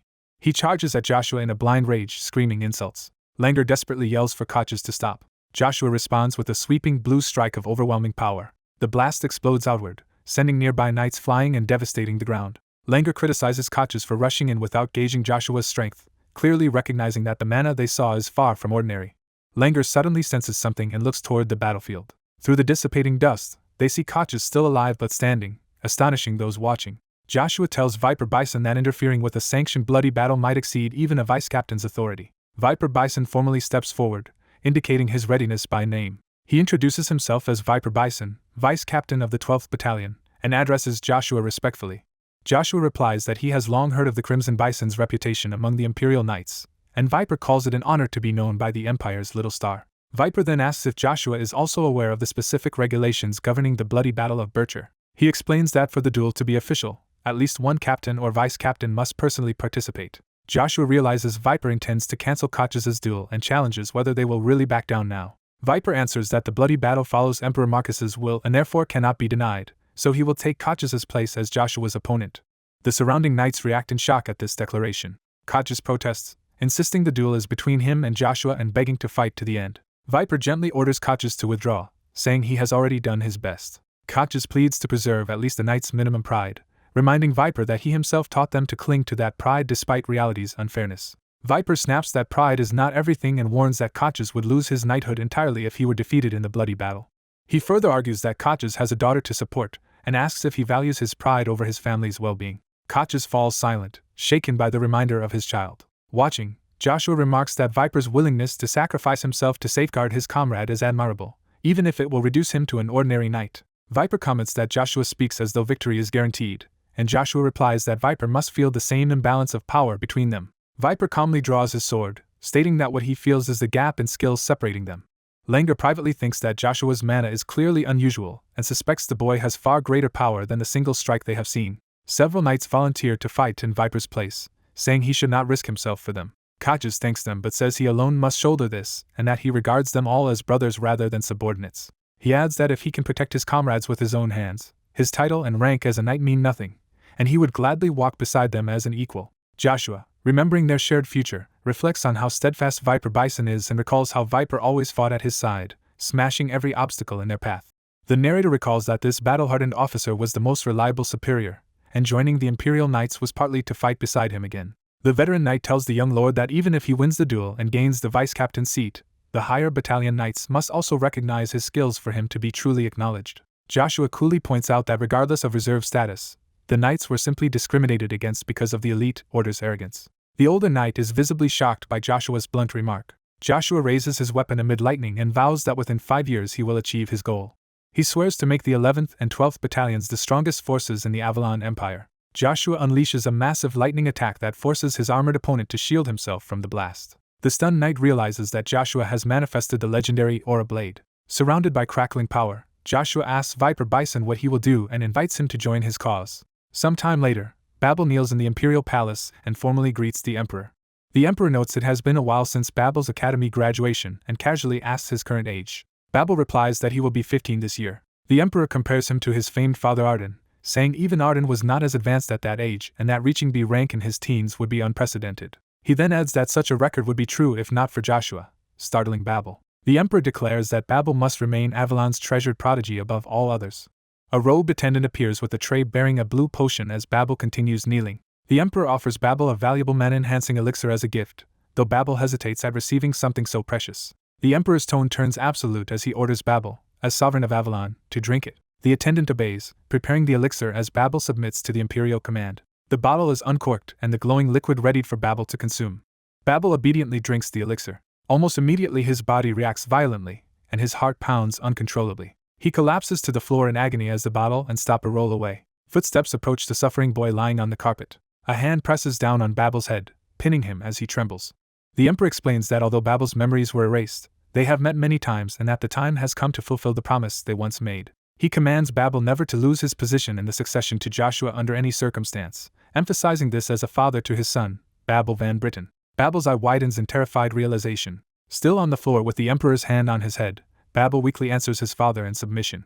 The narration states that this hidden episode in Avalon Palace is buried again, and that 5 years pass quickly.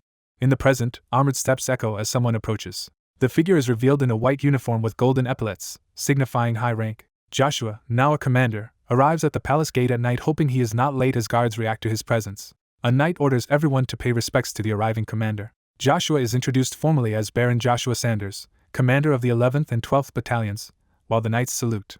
The narration explains that when Joshua regressed, the Igrant continent appeared peaceful, though hidden conspiracies were beginning to grow. It details that Igrant has 3 great empires, one being Avalon under Emperor Marcus Van Britten, who has secretly allied with a powerful knight from Swallow. That ally is Draxia Bel Grace of Swallow, whose schemes have stirred conflict with Swallow's vassal state, the Thran Principality. Emperor Verona Bel Grace of Swallow is introduced, and it is said that these plots aim to continually provoke war. King Uravis of Thran is shown as Verona uncovers the warmongering scheme. Verona not only prevents war with Thran but also blocks Avalon from using the crisis to start a continent-wide conflict. Nevertheless, factions opposed to Verona's peace policy begin rising within Swallow. At the same time, in the third superpower hub Alt, a political struggle between Emperor and Church erupts over choosing a new pope. The story then jumps forward another 5 years. Joshua, now 15 and still commander of the 11th and 12th battalions, repeats that he hopes he is not late. He walks toward the first prince's palace on the night of the prince's birthday banquet. Elsewhere in the palace complex, a masked figure stands at a high window under the moon. The masked elf-like assassin steps out with dual daggers drawn, ready to move. She steels herself, thinking she has only one chance and cannot afford to fail. At the palace entrance, a noble girl in purple heels steps down from a carriage. Her attendant urges young Lady Cheryl to show confidence and prove that the Pontier Duke family remains strong. Cheryl de Pontier declares she will not lose to the rival Cromwell Marquis family even in this setting. Encouraged, her attendant suggests they attract the first prince's notice, while she remarks on his excitement. As they approach, they are unexpectedly greeted by someone they know. Two nobles hostile to Pontier, Natasha Moon Breary and Juwag Don Cromwell, mock Cheryl about her ruined family and question whether she was even invited. Cheryl seethes internally at running into these contemptible rivals right at the door. Her attendant admits his own anger but warns that if Cheryl loses control of her emotions here, their position will worsen. Instead of lashing out, Cheryl steps forward with formal politeness and greets the Marquis children, asking after their well-being. Juwag finds her composure dull and uninteresting. He dismissively says they will head inside first because someone important is waiting for him. Juwag then calls over the nearby Imperial Knight, reminding him that his father ordered strict security around the palace tonight. The knight grimly sighs at being dragged into the noble's petty conflict. He nervously asks Cheryl to present proof of identity, or an invitation letter. Cheryl is struck silent and angry, realizing she is being humiliated. Her attendant furiously protests that a member of one of Avalon's 5 duke families is being disrespected and that Imperial knights should not meddle in such family disputes. Juwag scoffs at calling Pontier's plight trivial, saying no one would be expecting a near-ruined duchy and they should not spoil the prince's once-a-year birthday. He cruelly reminds Cheryl that the Cromwell family even burned down her home, implying she came to beg for mercy. Cheryl, pushed past her limits, stammers out an insult through clenched teeth. Juwag whirls on her in outrage, demanding how she dares speak to him like that. At that moment a calm voice intervenes, stating that the Pontier Duke family are official guests invited by the prince and questioning why their way is being blocked. The knights recognize the newcomer as Joshua, commander of the outsider battalions, who orders them back to their posts. They hesitate, saying they are obligated to follow young Lord Juwag's commands. Joshua coldly repeats that he will not say it again. Intimidated by his aura, the knights break into a nervous sweat. They quickly excuse themselves and leave, ignoring Juwag's angry shouts for them to return.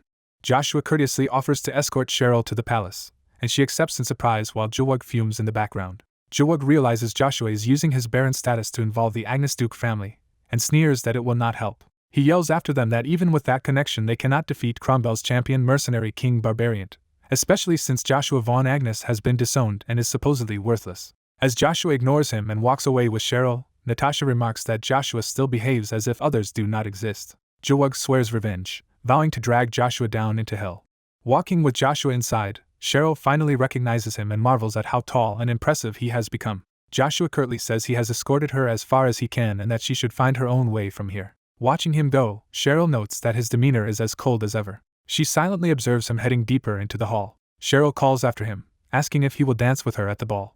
Joshua pauses at her request. He turns down the invitation, explaining that he must guard the castle and that such duty is not trivial. He adds that he is no longer of the Agnes Duke family but now belongs to the Sanders Baron family. Later, as he reaches a quiet area, Joshua thinks Cheryl must be in a hurry as well and touches a door. He reflects that unless mercenary King Barbarian aligned with Cromwell is defeated, Duke Pontier will lose everything, yet he decides it is not time to intervene because he has other priorities first. Joshua reminds himself he must handle the events of this night before anything else. Standing alone under the moonlight, he calls out to the hidden presence, pointing out that they must know he is alone and inviting them to appear. When nothing happens immediately, he briefly wonders if he chose the wrong place. Then the masked dark elf assassin dives at him from above, initiating an attack. Joshua counters with a powerful clash that sends shockwaves through the area. He follows up with another devastating blow that slams the assassin into the ground. The bruised assassin, sensing an unfamiliar power, demands to know who Joshua is and how he could perceive the energy of true death. Joshua calmly says he has only one message for her, addressing her by name as Aisha Sestrapi and ordering her to cease her foolish attempt on the first prince's life. Aisha is stunned that this stranger knows her closely guarded name. She exclaims that she has never revealed her name to any human and furiously demands to know his identity. She gathers ominous dark energy, preparing another full-force assault on Joshua. Joshua muses that she attacks even while questioning who he is, decides she will not be persuaded easily, and begins summoning crackling lightning power. Electricity coils around him as he activates a deeper manifestation of his power. The lightning takes on the form of an enormous dragon's maw surrounding Joshua. Seeing the spectral dragon eye and feeling its aura, Aisha recognizes the overwhelming presence as dragon fear. Overwhelmed by terror, she collapses and scrambles backward while Joshua stands calmly under the moon. She grasps her weapon with trembling hand as if to submit. Aisha kneels and respectfully greets Joshua as the master of great mana, apologizing for not realizing he was the mysterious black dragon. Joshua lets her continue to believe this and smiles slightly at the title. He says that although she attacked him twice with a knife, he will overlook it because she acted in ignorance, but again commands her to abandon the assassination. Aisha, sweating, hurriedly pledges obedience to his order. Joshua warns that once her failure becomes known, the Black Wind organization will hunt her and advises her to flee Akardi at once. When she hesitates, he angrily asks if she is defying him and threatens to punish the entire Dark Elf race if she does not escape immediately. Terrified, Aisha shouts that she understands. After she vanishes in a burst of movement, Joshua calmly watches the lingering blast of her departure. He chuckles to himself, amused by how easily she was deceived. Joshua laughs, thinking that Aisha is as careless now as in his previous life and marveling that she truly believed he was the Black Dragon. The narration identifies Aisha Sestrapi as the future assassin queen who had accepted this mission to kill the first prince at his birthday banquet. It explains that in the original timeline she failed, was gravely wounded, and gained a permanent scar, which Joshua now wishes to prevent from marring her eventual legend. Turning away, Joshua tells her in absentia to escape as best she can. Aisha races across the rooftops, and Joshua's thoughts note that because she once helped him before his regression, he expects they will meet again if fate allows. While fleeing, Aisha is awestruck that she encountered the real Black Dragon and reasons that those who hired her could not have predicted such a variable. She smiles behind her mask, accepting that she will be hunted but finding freedom in the unexpected turn of events. Leaping high over the moonlit city, Aisha exults in feeling truly free at last. Back at the illuminated cathedral, the first prince's ball continues and someone politely addresses a baroness, asking for a dance. Inside, nobles mingle and chat as the banquet bustles. Gossip circulates about a newly discovered mana stone mine worth years of the Empire's budget and speculation about who will dance with the prince. Whispering onlookers notice Cheryl's arrival, remarking on Pontier's financial troubles and the expensive rebuilding of their domain against Cromwell. Cheryl overhears that no noble family is likely to support Pontier anymore and silently broods over their isolation. A herald announces the entrance of First Prince Kisser Van Britten and Princess Cerceirin, drawing everyone's attention. The prince, princess, and their escorting knights stride into the hall as the assembled nobles bow. Kisser thanks the guests for attending and invites them to enjoy the celebration. Groups of young ladies swoon over the prince's looks and dream of being chosen as his dance partner. A lady-in-waiting checks a written list in preparation for selecting partners. She informs Princess Cerceirin that Joshua Sanders' name is absent from this year's list as well. Cerceirin, privately lamenting that Joshua has been gone for 5 years yet still lingers in her thoughts, is introduced as Princess of Avalon. Kisser gently asks his sister if she said something, and she quickly brushes it off. He assumes she might be nervous after staying secluded in her palace for so long, and says his concern was unnecessary. Something in the crowd catches his eye, prompting a surprised reaction. He publicly calls out Cheryl de Pontier's name, drawing everyone's gaze to her.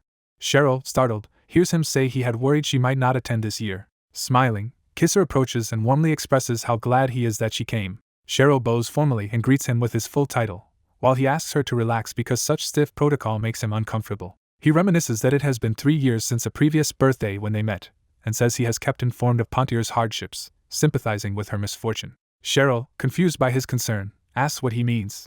Kisser extends his hand and says he has long wished to see her. Before the astonished crowd, he invites Cheryl to be his partner for the dance. Onlookers murmur in disbelief that the prince himself is proposing, while Cheryl realizes that agreeing will make her the focus of all the other noble girls' jealousy even though it is the prince's own wish. She nervously clutches her dress, wondering if he truly wanted to see her. Cheryl worries that accepting his hand will paint a target on her back among the nobles when her family already struggles against Cromwell, yet she must decide whether to seize this opportunity.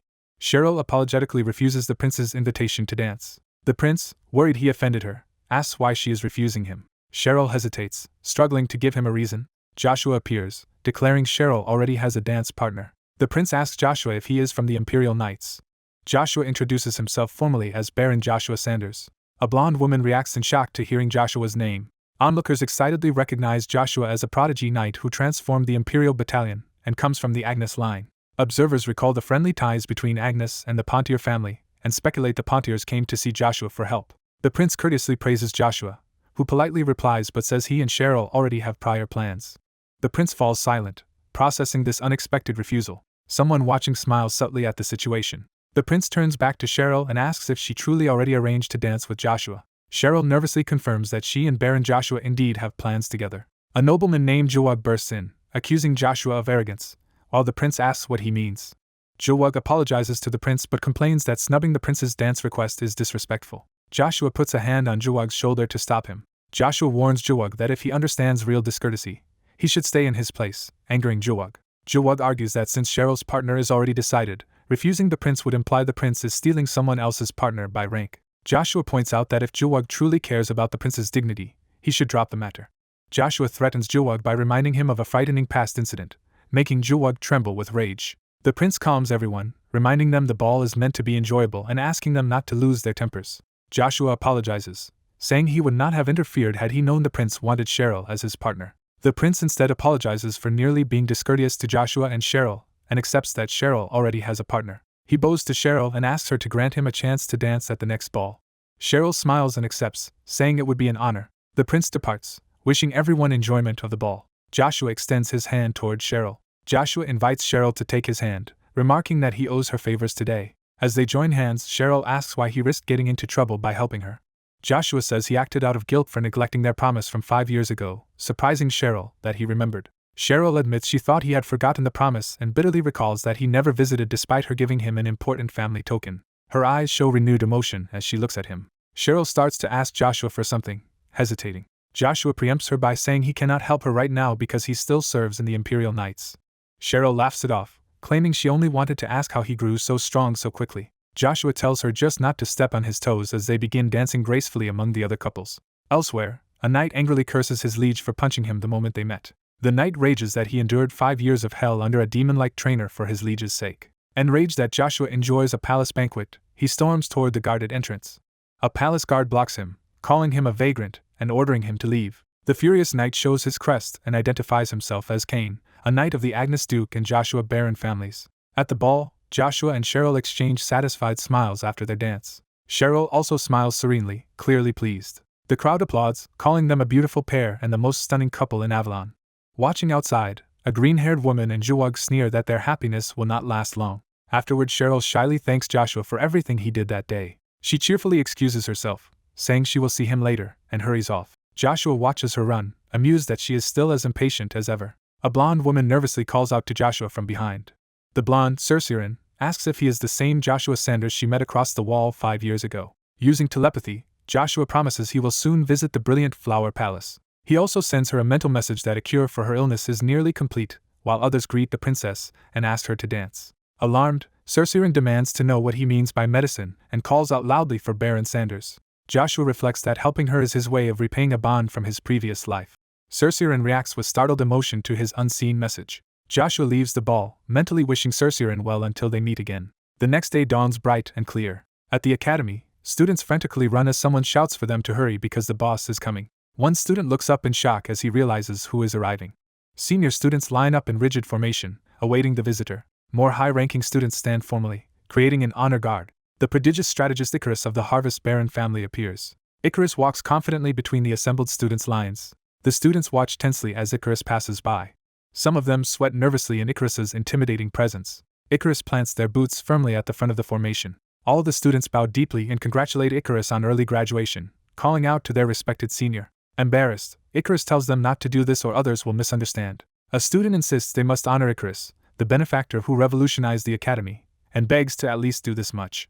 The same student then asks where Icarus plans to go now. Icarus smiles faintly, considering the answer. Icarus says the decision about their path was made long ago. Looking up at the sky, Icarus declares they are going to meet another son. Cain, elsewhere, shakes with pent-up emotion and curses under his breath. He explodes in front of Joshua, railing that after dedicating his youth to brutal training for Joshua's sake, Joshua dared to enjoy luxury alone. Joshua nervously apologizes for putting him through that. Cain calms down somewhat, saying he is glad Joshua understands, while another knight comments that Cain is always like this and Joshua laughs awkwardly. Joshua changes the topic and says that if Cain came looking for him, he must have reached a certain milestone in strength. Cain's focused eye shows he is ready to prove himself. Cain boasts that Joshua does not even need to ask, proclaiming he is now strong enough to lose only to Joshua. Joshua inwardly wonders what happened over the last 5 years to change Cain's personality so much and debates going alone as originally planned. Another knight enters and respectfully interrupts, addressing Joshua as battalion commander. He informs Joshua that a guest is waiting outside the palace. At that moment, a hand ruffles Icarus's hair. Icarus, enjoying the breeze, muses calmly while adjusting their hair. Joshua calls out Icarus's name, catching them by surprise. Joshua and Cain stare in disbelief, asking if it is really Icarus. Icarus pouts playfully that they are hurt Joshua forgot their face so soon. Cain is dazzled by Icarus's beauty, internally calling it incomparable. Joshua praises Icarus as a genius strategist who graduated with record-high grades and turned down offers from great families and even the palace. Cain, smitten, begs the beautiful lady, Icarus, to let him escort them, while Icarus protests being called a lady. Cain proudly introduces himself as Baron Joshua Sanders' first knight, asking Icarus to call him Cain or Ken. Icarus is overwhelmed and can barely respond. Cain impulsively grabs Icarus's ear, startling them. Joshua scolds Cain to stop because he is frightening Icarus, and Cain apologizes, begging Joshua to release his ear. Icarus asks if Joshua finally remembers them, and whether he also remembers their promise. Icarus explains that Joshua told them to prove their worth at the academy, says they have done so, and asks if Joshua will now accept them into his service. Joshua smiles, saying there is no way he could forget. He adds that he would have gone to find Icarus himself and that he cannot leave the strategist's position vacant any longer because only Icarus can fill it. Icarus smiles warmly, clearly pleased by his acknowledgement. Joshua and Icarus seal their agreement with a fist bump. Icarus teases that Joshua still says embarrassingly grand things without hesitation as they clasp hands. Cain rushes over, complaining about being left out, and joins their joined hands. The three stack their fists, and Joshua declares he will rely on Icarus as his grand strategist. Icarus remarks that, grand strategist, is a nice title and thanks them for the compliment, while Cain beams. Joshua suggests they now discuss their future plans together. Joshua outlines his plan to briefly meet the Emperor before heading to Reinhardt, while sending Cain and Icarus to the Pontier family. Cain reacts in shock to this assignment. Icarus, equally surprised, demands to know why they must go to the Pontier family. The scene shifts to the great Imperial Palace of Avalon, where the Emperor convenes nobles in Kaltika Palace. The Emperor contemplates the situation from his throne. The gathered nobles react tensely to his mood. Dukes and high lords stand grimly, awaiting his words. Rising, the Emperor says he is speechless at the lack of volunteers.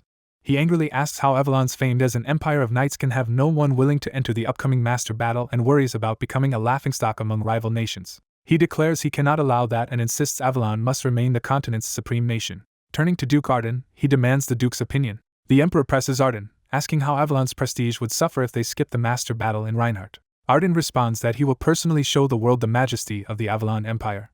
As Joshua enters, Arden announces that he will participate in the master battle himself. Joshua steps forward and formally greets the Emperor as Baron Joshua Sanders. Arden watches Joshua silently, clearly conflicted. The Emperor, surprised, asks Joshua if he heard correctly. Joshua clarifies that he intends to represent Avalon in the master battle.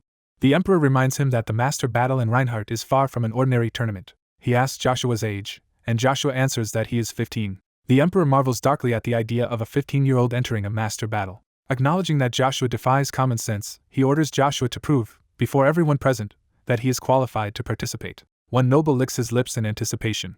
Another, burning with ambition, thinks this may be his chance to measure Joshua's growth directly. His eyes narrow with predatory intent. Arden turns sharply toward this scheming noble. Arden's gaze hardens as he takes in the situation. Another noble also watches tensely, sweating.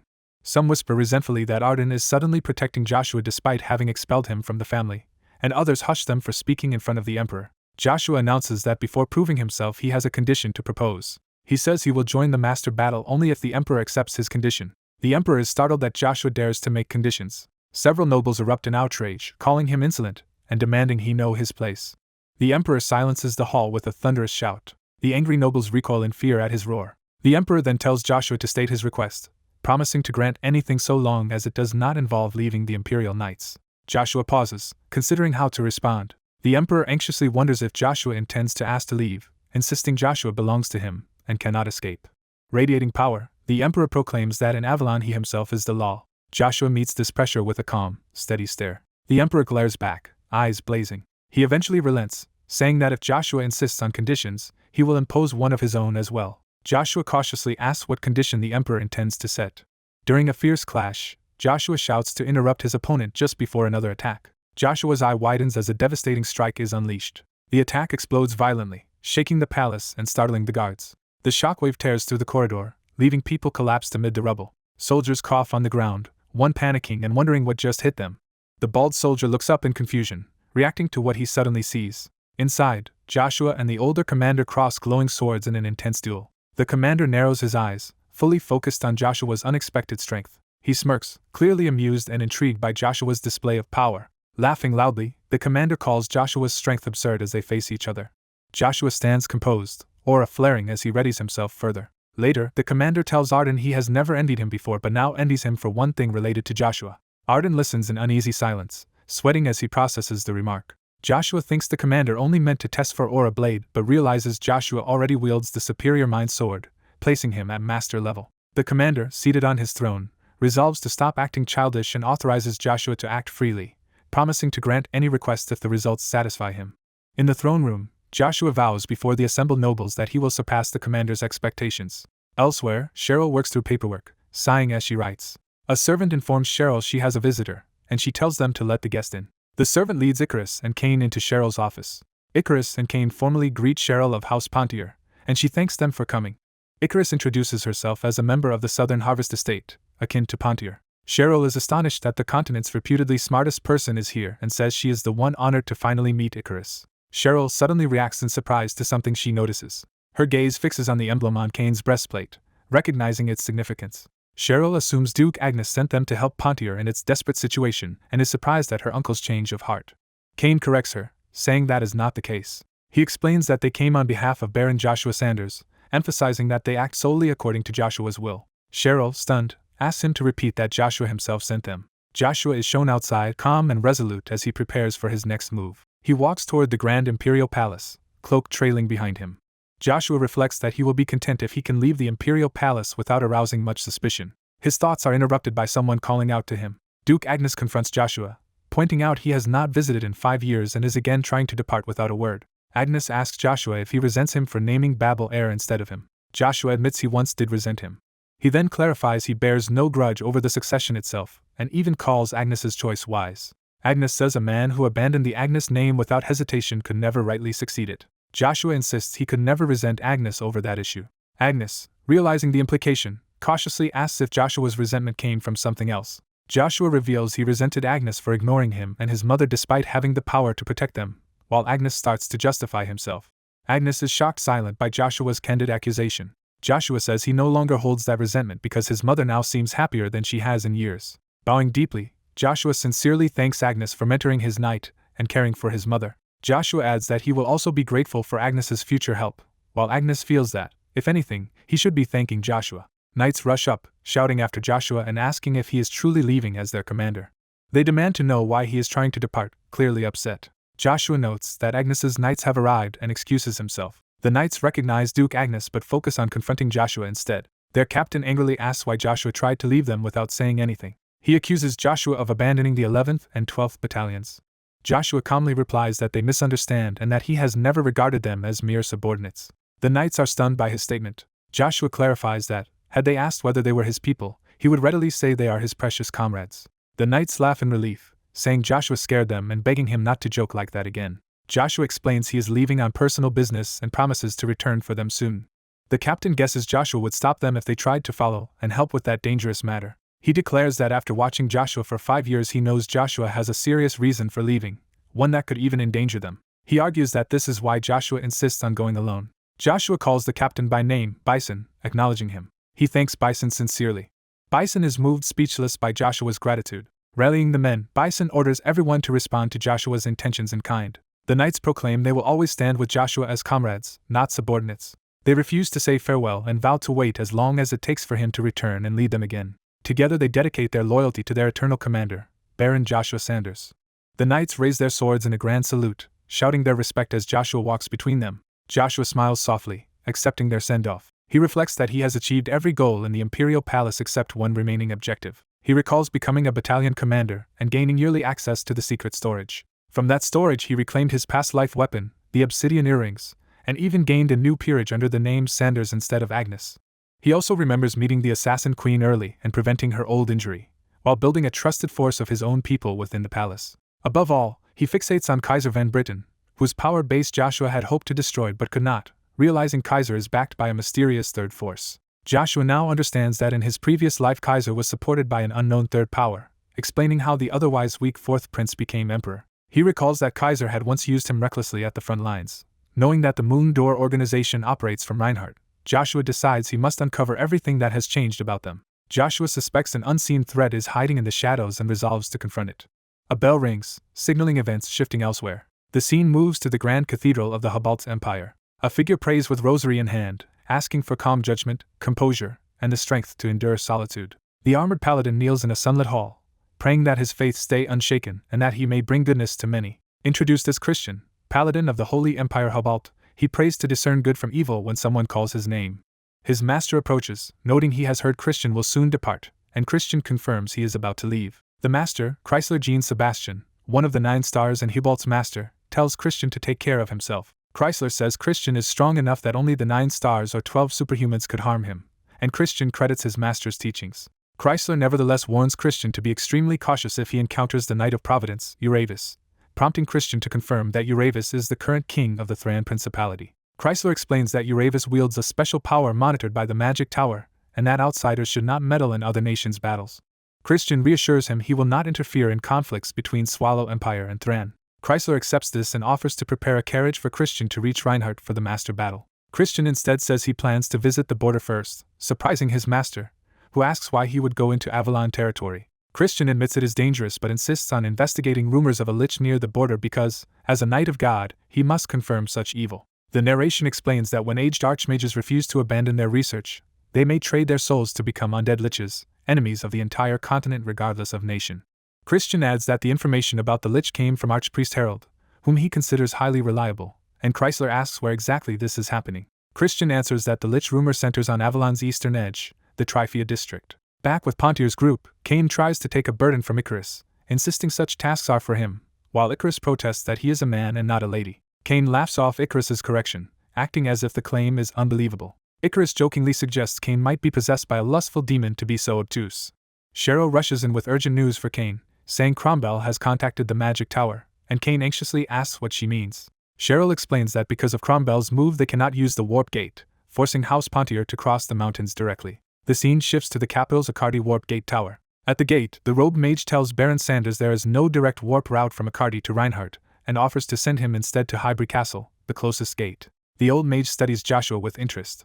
Joshua asks if something is wrong with his face as the mage continues to stare. The mage apologizes, saying Joshua reminds him of an extremely talented young mage. He explains that this gifted mage suffered misfortune and vanished, prompting the Magic Tower to spend 5 years seeking clues. The mage reveals that the Magic Tower will also join the upcoming master battle in Reinhardt. Realizing he has spoken at length, the mage begins casting the warp spell and prepares to send Joshua to Highbury Castle. He warns Joshua he may feel nauseous during the long-distance warp. The circle activates, and the mage wishes Joshua safe travels as light engulfs him. Joshua's arrival light streaks across the sky above Highbury Castle's warp gate in the Trembling Duchy. He materializes in the new gate, kneeling amid crackling blue energy. Joshua steadies himself and wonders if the Magic Tower still hunts Jack's therapies, noting it makes sense since the artifact Bronto vanished with Jack.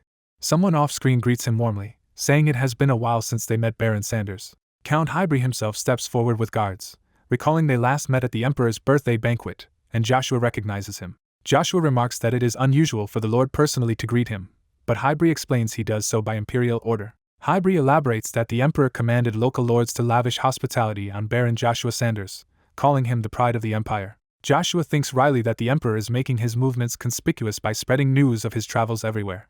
Highbury suggests they head into the castle instead of remaining outside. Joshua politely declines for now, saying he has urgent business first. Highbury protests that the Emperor ordered him to host Joshua and at least wants to treat him to a meal. Joshua apologizes again, promising to visit Highbury Castle by evening and quickly slipping away as Highbury wonders when he moved. Joshua reveals his immediate destination is the Mercenary Guild.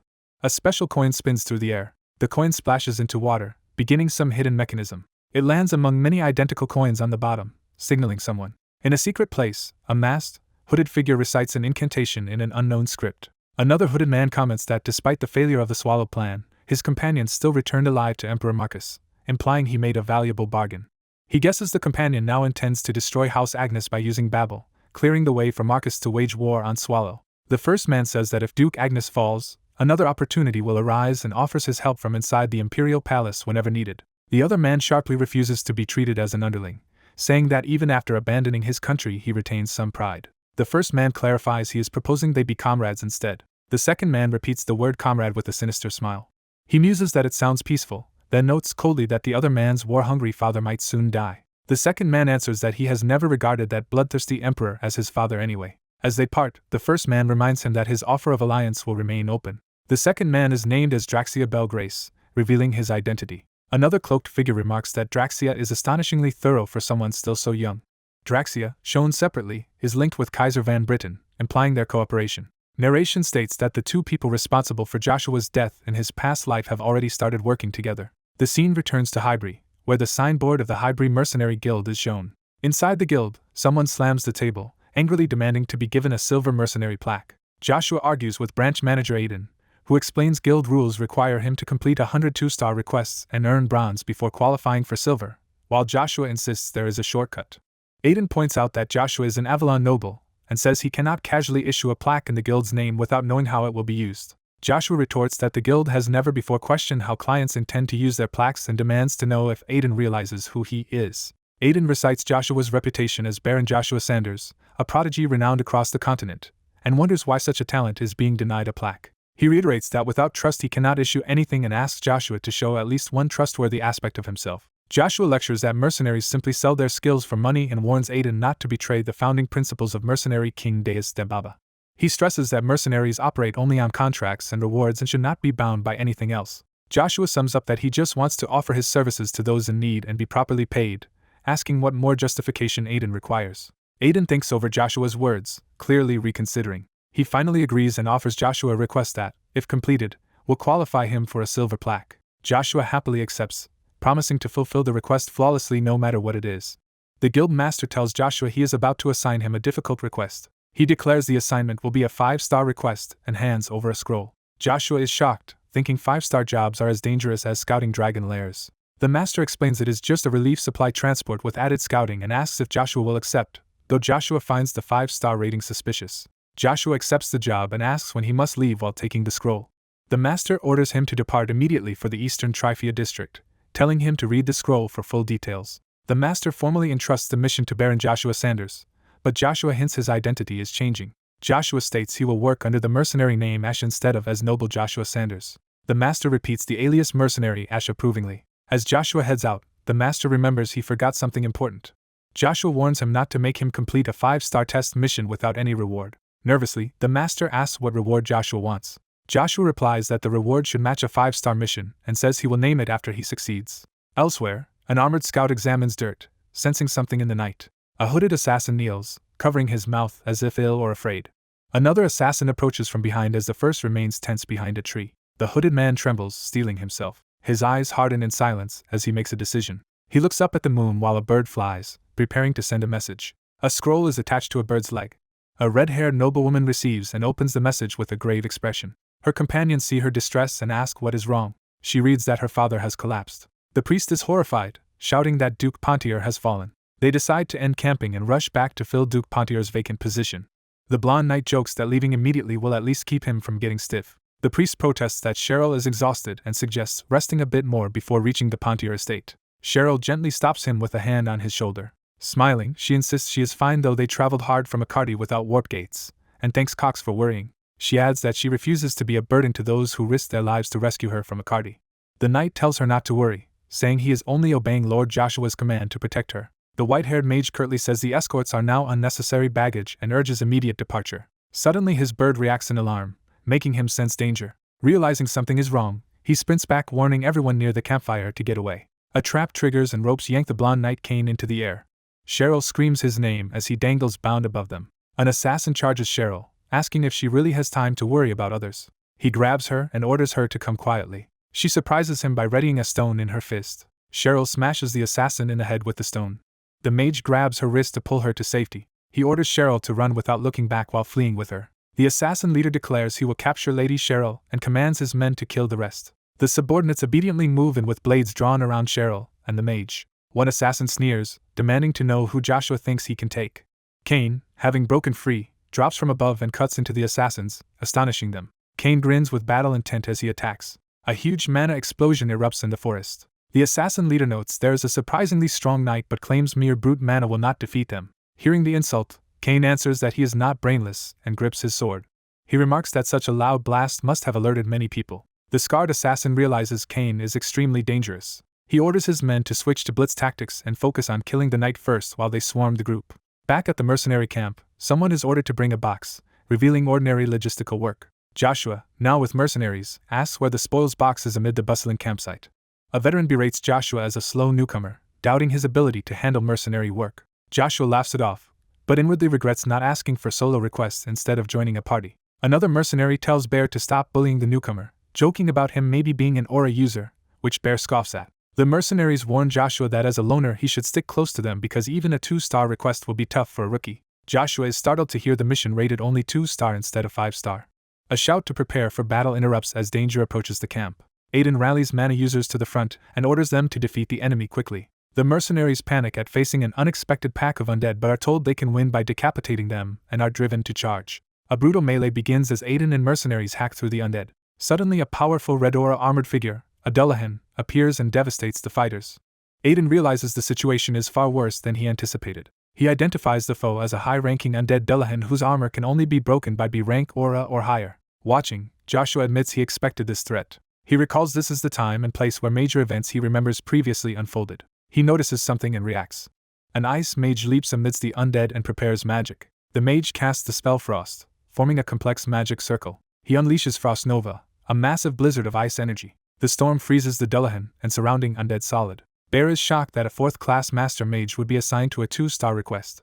Joshua reflects that in night-focused Avalon, mages of 2 circles or higher are extremely rare. He reasons that only one mage in Trifia could use 4th-class magic. He concludes the ice archmage present is Isel and Jean Rebrica. The frozen battlefield shows undead encased in towering ice spires with the archmage standing before them. Iselin invokes Frost Nova again, intensifying the storm. The Dullahan and undead are further immobilized by ice. The ice prison glows as everyone watches from behind the archmage. Inside the ice, the Dullahan begins to strain as if trying to break free. Iselin notices the movement with concern. Aiden rushes past her, telling her to stand back while he finishes it. He charges his fist with powerful aura. Aiden drops a devastating aura punch onto the frozen Dullahan. The blow shatters the ice mass explosively. The Dullahan's armor collapses and the monster falls defeated. Aiden pants heavily after the exhausting strike. The mercenaries cheer Aiden's feat, praising the strength of their branch manager. Joshua observes that the artifact's power is even more impressive than he had heard. He recalls that the glowing knuckle artifact with invisibility magic once belonged to famed mercenary Axler the Boulder. Joshua notes how valuable the artifact is and wonders if Axler's other weapon, Leifan, also exists in this era. Later, Iselin silently watches Joshua and the others from behind. She stares pensively, saying nothing. Scouts report to Aiden that an even larger undead horde is approaching and urge immediate retreat. Aiden reacts in alarm to the news. Somewhere else, a knight draws his blade amid a red inferno. The Dullahan's weapon is readied as the armored rider mounts his horse again. Multiple Dullahans ride through fire as more appear. Mercenaries panic at the sight of 5 Dullahans, complaining that this 2-star mission is suicidal. Many mercenaries flee, shouting that their lives matter more than money. Aiden yells for the deserters to come back. Joshua calmly asks Aiden if he really expects them to return. Joshua tells Aiden he will earn his pay here and reminds him to increase the reward, astonishing Aiden. Joshua channels crackling energy into his hand. Other mercenaries notice the newcomer acting strangely again. Bear curses that Joshua ignored his order to stay close and suggests they also escape. Joshua brandishes a massive, glowing spear-like weapon amid the burning camp. He swings the spear with a bright flash toward the enemy. Joshua leaps in with a powerful spinning attack, cleaving through the battlefield. He announces he is using Magic Spear Art Stage 4. The spear strike slams down through the Dullahan ranks in a blazing arc. His technique unleashes a massive purple beam that obliterates everything in its path. The charging undead horde is swept away by the attack. Even the Dullahan is caught mid-charge, frozen or shattered by the energy. Joshua stands with his spear embedded in the ground as the dust clears. Aiden is stunned speechless by what he has witnessed. Bear and his friends scream in shock at Joshua's overwhelming power. They realize all the Dullahans have vanished and wonder if Joshua possesses some unique noble ability. Aiden, examining the spear, says no known Agnes family technique causes such wide area destruction. He notes it is unlike any spear art he has heard of, staring at Joshua and the weapon. Joshua smirks that he always says the same thing in such situations. He warns Aiden not to pry too much into his secrets, or risk getting hurt. Later in Aiden's tent, Joshua questions whether the mission is really just escorting relief supplies. Aiden admits the job's nature and difficulty rating were altered per the requester's wishes, asking what if casualties had occurred from Dullahans. He confesses he did not anticipate Dullahans and lowered the difficulty because he thought he and Joshua could quickly clear common monsters. Joshua accepts that such mislabeling is common in mercenary work and asks what final monster they must defeat. Aiden explains that in the city of Reb near Count Rebrica's castle, A powerful lich has appeared and must be subjugated. Joshua thinks that a lich in Reb must involve Iselin. He pauses, considering this new development. He decides this request will give him another desired reward once completed. Joshua says they should subjugate the lich immediately instead of wasting time camping. Aiden replies that Reb is currently sealed off and gaining entry permission will take time, which surprises Joshua. He clarifies that the restriction is due not to the lich but to a territorial conflict in the Rebrika estate that forces the Empire to verify identities. Joshua is startled to hear of a territorial war there. Iselin enters, stating it is not a territorial war at all. She declares the situation is actually a massacre carried out by Marquis Cromwell. Elsewhere in the night, a huge explosion rocks the forested mountains. Under the moon, someone shouts Cain's name as the blast echoes. Cheryl and the mage run, with the mage insisting she must not be captured and should focus only on escaping. Cheryl grits her teeth, struggling with the situation. She says there is a dock ahead and they can reach the Pontier estate once they cross the river, urging haste. Cox, upset, mutters in despair.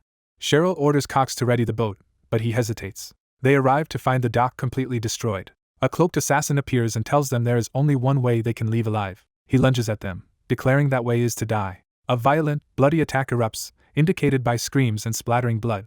An assassin charges with a dagger, shouting to kill, while a knight orders the red-haired lady to flee. The lady stares in horror at the sudden attack. The masked assassin is shocked by something unexpected. An arrow pierces the assassin from behind, killing him against a blood-red backdrop. The assassin's body crashes to the ground, felled by arrows as the older knight watches. The knight, bewildered, wonders where the saving arrow came from. An armored archer approaches, asking if everyone is safe as the group stands over the dead assassin. The newcomer introduces himself as Count Troy of House Pontier and offers to escort them. The castle gate is ordered open to welcome back Count Troy. Inside the castle, Troy asks why the forces he ordered to stand by are gone, learns Baron Arna summoned them, and decides to attend that meeting. At the gate, Baron Arna greets Lady Cheryl, saying he is glad she, Count Cox, and the others arrived safely. Cheryl calls out to everyone with a determined expression. Icarus reassures Cheryl not to worry about Sir Cain, though she is still anxious. Icarus explains that Cain is Baron Joshua's foremost knight, and would not die easily. Cheryl silently reflects on this reassurance, her resolve strengthening. Troy tells Cheryl he will go to the conference room and invites her to rest. Cheryl insists on joining Troy at the conference despite his concern that she might push herself. Cheryl states she must act as her collapsed father's proxy lord and prove her authority to the vassals. Troy considers her declaration in thoughtful silence. Around a war map, someone argues they cannot abandon this strategic post. The strategists debate that they cannot protect every point, so suggest defending at least a key production base. As Troy, Cheryl, Cox, and Icarus enter, they are asked whether Marquis Cromwell has resumed aggressive moves. Cheryl declares she will take part in the military conference, and asks for a full briefing. Baron Arna, vassal of House Pontier, objects that it is too early for her to join such a meeting and proposes to report later. Cheryl refuses delay and orders Arna to explain the situation immediately. Arna and another advisor explain that Cromwell is attacking Pontier's convoys and clients, and has severed their main supply route. Cheryl realizes that if food reserves run out, everyone in the estate will starve and that they risk total isolation and dispossession. She worries they cannot fight head-on, sees no solution, and wishes someone would advise her on what to do first. Icarus opens a book and begins analyzing the situation, setting aside non-essential trade items. Icarus calmly asks whether it is impossible to produce enough food inside the estate, startling everyone. Baron Arna demands to know who this unfamiliar youth is. Troy explains that Icarus helped Cheryl escape from Accardi and reach Pontier safely. Arna still protests, claiming it is rude for an outsider to join such a vital war council. Cheryl introduces Icarus as a top graduate from the academy and declares that, as her guest, he will assist House Pontier. Arna questions why they should trust advice from a recent graduate and insists an outsider should not deliberate on family matters. He adds that with the Lord collapsed they cannot waste time on trivialities and even suggests Cheryl herself should leave the meeting. Cheryl is stunned as Icarus retorts that their situation is not a game, shocking her further. Count Cox angrily rebukes Arna, calling his words absurd. Cox reminds Arna that while the Lord handled internal affairs, Cheryl exhausted herself traveling to seek allies, asking if Arna ignores her efforts. Arna snaps that such efforts are useless if fruitless and belittles Icarus as an androgynous child lacking war experience. Cox shouts that number of allies is all that matters now, insisting that forming alliances should be their priority. Arna appeals to Cox, arguing that trusting a child with the family's fate when they are on the brink of collapse is unreasonable. He criticizes Cheryl for never attending previous conferences and accuses her of causing chaos by appearing only after the Lord's collapse. Facing the map, Arna declares he will not take orders from what he calls an incompetent lady. Icarus internally dismisses the insults about gender and vows to silence critics with results. Recalling his own creed, Icarus steps forward, believing only demonstrable skill will convince them. A noble ally addresses Baron Arna, saying he understands Arna's misgivings. Icarus agrees that fruitless efforts are wasteful but argues that in war they cannot dismiss any chance, since defeat means losing everything.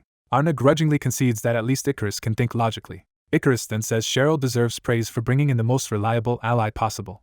Holding a tower piece, Icarus asserts that this capable ally is himself. Arna scoffs that Icarus's idea sounds like childish rambling. Unperturbed, Icarus states that the estate can domestically produce food for about 70% of the population. He explains that if they stop feeding the populace and focus supplies solely on soldiers, they can maintain defenses longer. Cheryl hesitantly asks if Icarus is really suggesting they abandon the people's needs.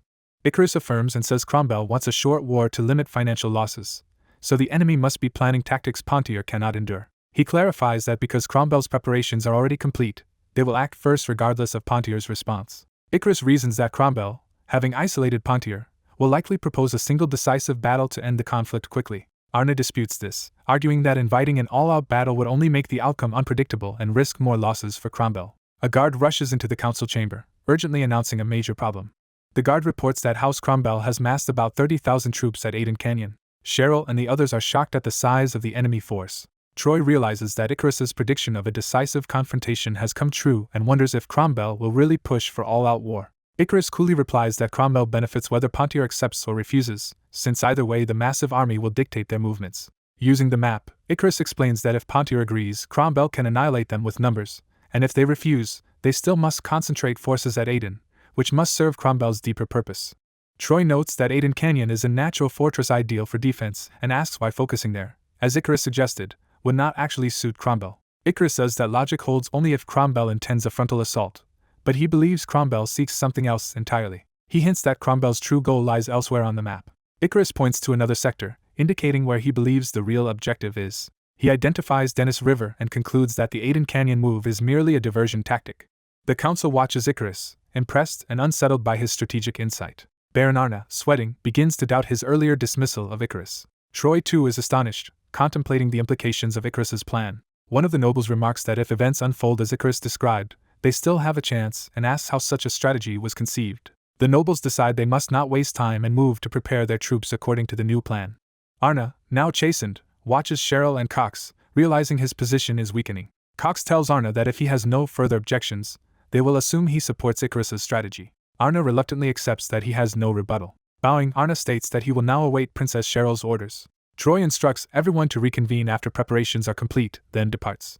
The conference room doors close, leaving Cheryl, Cox, and Icarus behind. Alone with Icarus, Cheryl and Cox regard him with new respect. Cheryl exhales, smiling, and tells Icarus he truly is impressive. She praises him for silencing the stubborn nobles and leading the debate, saying the rumors of his brilliance were true and that she now has hope. Icarus modestly says the thanks should go to his master instead, and Cheryl readily agrees. Icarus then asks if he may pose a question, and Cheryl invites him to continue. Cheryl asks whether it is true that the war between Pontier and Cromwell was evenly matched at first, which Icarus confirms until a figure known as the Mercenary King intervened. A flashback shows the Mercenary King wreaking havoc on battlefields, always striking at locations of high strategic value and turning the tide against Pontier. Icarus notes that this superhuman always targets the most critical objectives. He explains that research on Pontier shows Cromwell had no clear advantage except for employing this Mercenary King, while Pontier still retains strong military and economic capacity. Icarus reasons that as defenders the Pontiers should have had the upper hand in the siege, so it is strange that one superhuman alone could change the outcome so drastically. What troubles him even more is that the Pontier family head was nearly killed by poisoned food, suggesting an internal conspiracy. Cheryl realizes he is implying treachery inside Pontier and admits she suspected as much. Icarus tells her that such events are impossible without collusion from insiders and urges her to keep one key principle in mind. He warns Cheryl never to fully trust those around her, leaving her silently shaken. Elsewhere at night, someone in a tented camp asks another what he means about recent events. A blue-haired woman confirms that Cromwell's recent engagement turned into a slaughter, just as she had reported. She explains that Cromwell's unilateral declaration of war inflamed their homeland Reb with passion, but also coincided with her father's disappearance. Another man finds it odd that someone from Avalon's Imperial court would know so little about these incidents. He states that Cromwell's family annihilated Count Rebrica's house and has now begun a siege war against Duke Pontier's family. The narrator emphasizes this is a full-scale war deciding which family falls, and suggests Cromwell's increasingly reckless actions may not be solely his own idea. Joshua speculates there is a possibility that Emperor Marcus himself is secretly backing Marquis Cromwell. The bearded man agrees that the title, Loyal Dog of the Crown, supports the rumor Cromwell is acting on Imperial orders and assumes Joshua already knew. Joshua asks why the man is sharing such dangerous, possibly treasonous information with him despite his Imperial title. The man says it is because Joshua belongs to House Agnes, which will likely be Cromwell's next target if Pontier falls, so he has judged Joshua to be at least not an enemy. He adds that he also wanted to make a personal request of Baron Joshua. Joshua, surprised, repeats that it is a personal request. The man earnestly asks Joshua to protect Lady Iselin, the blue-haired woman beside him. Under the moonlit ruins of Castle Reb, eerie sounds echo through the abandoned structures. A lone figure's footstep is shown as he approaches those ruins.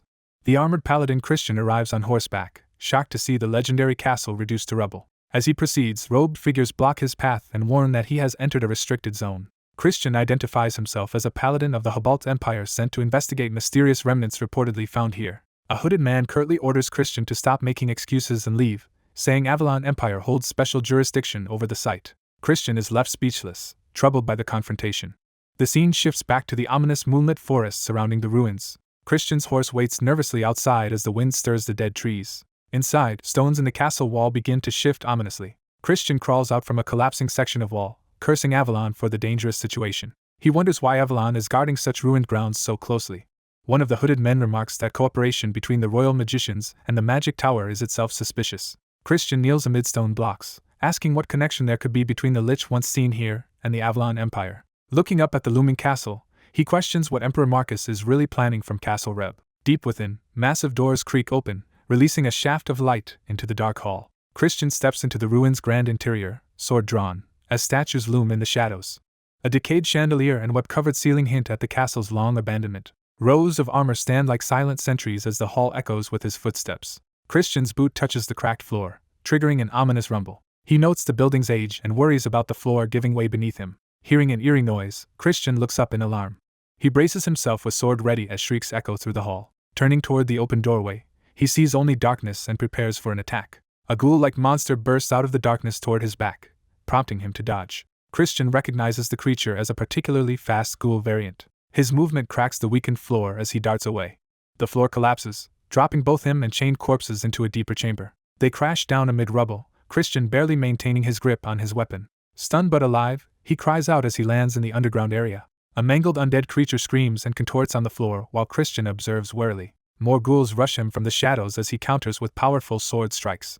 After cutting them down and setting one aflame, Christian pants from exertion. Realizing the danger is far from over, he curses under his breath. He then sees countless red eyes glowing in the darkness ahead. A horde of undead surges toward him, and he internally admits he may be doomed. Christian's eyes blaze with green light as he steels himself and shouts. He unleashes a flurry of radiant attacks, cutting through multiple ghouls with explosive force. Still surrounded, he continues slashing desperately to keep the undead at bay. Suddenly a different warrior appears, casting lightning spear magic that annihilates several ghouls at once. The blasted bodies of the struck undead lie twitching and charred on the ground. Christian stares ahead, intensely focused on this unexpected savior, and what will happen next. A man writhes on the floor as dark power tears through his body, beginning his transformation into a monstrous ghoul. Numerous newly turned ghouls shriek and charge toward a lone armored swordsman. The knight invokes the holy sword Durlindana, calling its power to his hand. Bathed in sacred light, the knight unsheathes the radiant sword and forces the surrounding ghouls to recoil. Raising the sword high, he declares judgment on the undead in the name of the god Hermes. He unleashes a devastating holy cross technique, sending waves of holy light that blast back the ghouls. One especially powerful ghoul roars in pain and fury as the holy light engulfs it. The holy shockwave continues to fling the ghouls away from the knight across the hall. The knight coolly assesses that the lich must be extremely strong if the ghoul variants are irresistibly drawn to his holy aura. He laments that handling matters quietly is no longer possible as he plants his glowing sword to prepare stronger magic. Standing within an activated magic circle, he completes his preparations for a large-scale holy spell. He decides he must eliminate the enemies quickly even if it causes a major commotion. Praying to Hermes, he asks that the holy be awakened and the source of this evil be revealed. His holy detection magic races through the corridors of the dungeon. The searching light travels onward, probing deeper through passage after passage. The spell finally locates two cloaked figures standing together in a distant hall. One cloaked figure senses the holy detection and turns, its single red eye glaring. Recognizing the presence, the knight is shocked and wonders why that person is here. A sinister purple portal opens in front of the knight as the enemy responds. Black and red tendrils erupt from the portal and ensnare the knight, suspending him helplessly. Struggling within the bonds, the knight curses his predicament. Before him, a man on his knees channels dark energy while the bound knight watches warily. The knight shouts, accusing the enemy of plotting to ignite a continent-wide war. Seeing the armored undead rise, he realizes with horror that the enemy has created a death knight. In a different time, a sealed letter bearing a red wax crest is handed over. A hooded young man examines the sealed letter with interest. Standing outside at night, he looks up from the letter as another hooded figure approaches. Elsewhere, a mage in dark robes performs complex magic before massive glowing runic circles. Those runes open a grand, shimmering gate through which riders and a wagon approach a fortified castle. One rider explains he will make a brief trip to Castle Reb and expects Avalon to act soon now that the undead horde has been reported.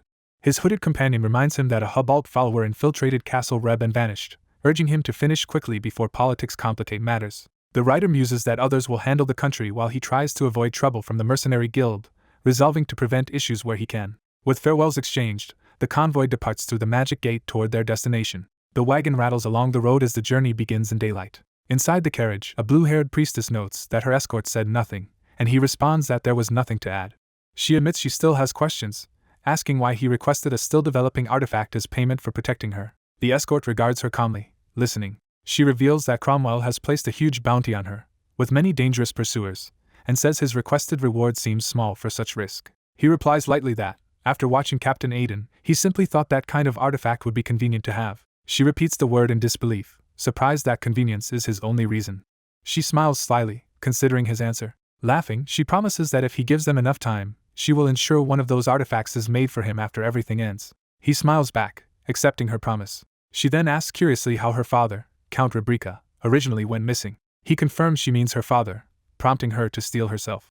He apologizes and offers to drop the subject if it is too painful. She explains it happened without warning. She recalls how their estate burned and everyone inside, knights and servants alike, was in mortal danger. Commanders ordered that every last person in the castle be hunted down and killed. Amid the flames, her father vowed to block the pursuers so his family could escape.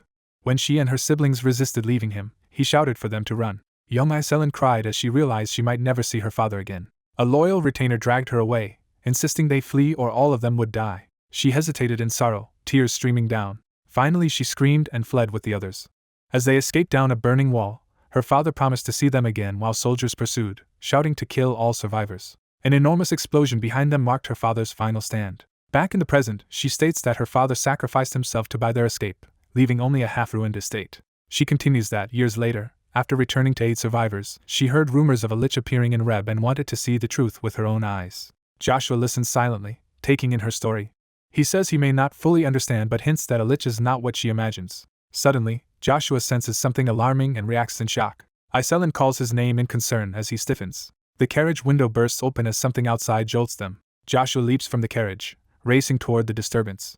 Gritting his teeth, he is certain he feels the presence of Velvel, the Kaiser's feared hound. He stands before Castle Reb, shouting Velvel's name as a massive red silhouette looms behind the battlements. Ornate doors stand closed inside the fortress. The doors explode inward under a powerful impact. Joshua strides through the shattered entrance, ready to fight. A companion rushes after him, demanding to know what he has done. Joshua states he must urgently check something and sprints off, ignoring calls to wait. He dashes down the corridor with supernatural speed. He accelerates even more, almost gliding across the floor. His eyes narrow in fierce focus. Reaching a glowing magic circle, he plants himself atop it, prepared for confrontation. Studying the circle, he notes that it was constructed only recently. He senses Velvel's energy here in the aftermath of a fight with someone stronger than A rank, finding it suspicious that only the rune is damaged. Suspecting something, he channels electricity into his hand. He casts an anti-magic field, dispersing lingering spell effects.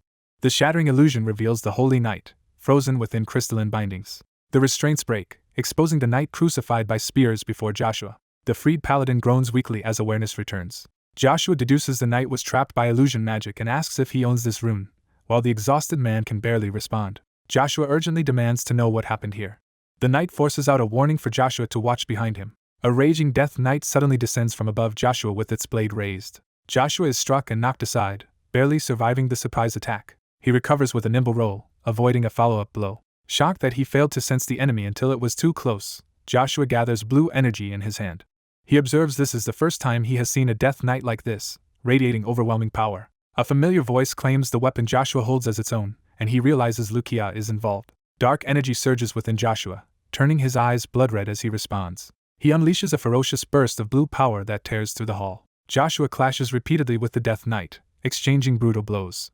His eyes glow even more ominously as the demonic side of his power surfaces. Joshua meets the Death Knight's charge head-on, their clash cracking the very floor. The paladin senses both holy and demonic energies emanating from Joshua simultaneously, and is bewildered. Watching Joshua fight with frightening delight, the paladin wonders if such a mix of powers is even possible. Joshua, fanged and smiling, declares the Death Knight to be his prey. He dives from above and drives his spear into the Death Knight with predatory zeal. The Death Knight staggers back, grievously wounded and bleeding. It howls madly despite its injuries. Joshua calmly asserts that from a single exchange it should already know it can never defeat him and should die quietly. The Death Knight refuses, roaring in rage at the idea of surrender.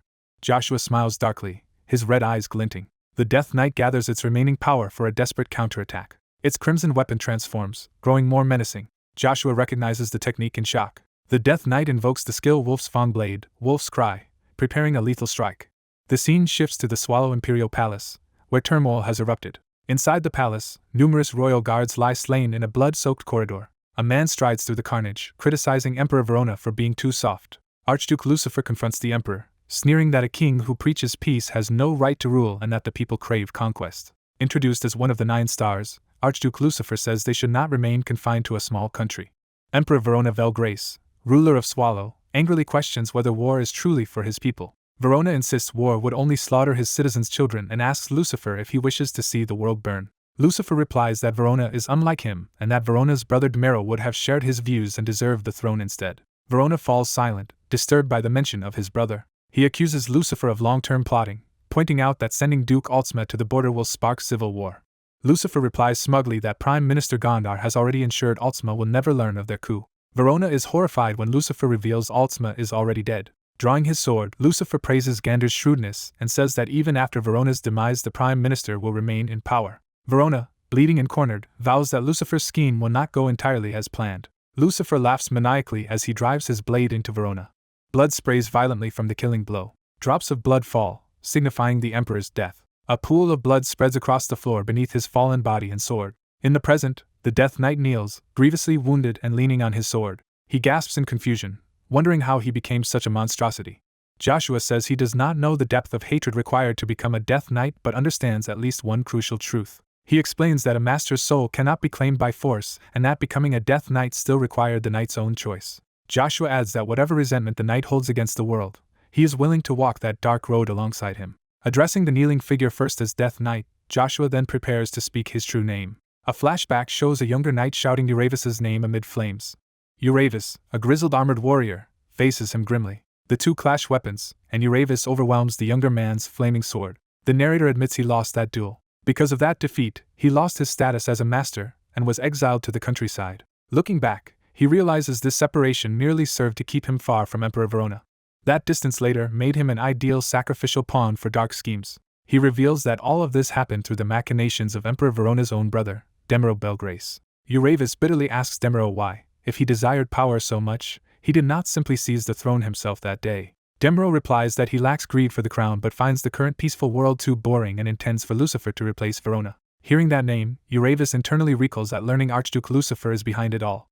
Dying and full of regret, Euravus curses himself for leaving Verona's side and despairs that this is how he ends. Demero tells a hooded mage that Euravus's enraged, regretful soul will be the perfect material if he wishes to create a demonic beast. The mage promises to inform Demero once the experiment is finished, assuring it will be entertaining. Back in the present hall, Joshua silently processes the tragic story revealed about the Death Knight. Joshua explains gently that forming a Death Knight requires one of the greatest knights to willingly bind body and soul, meaning Euravus ultimately chose this path while others merely gave him the means.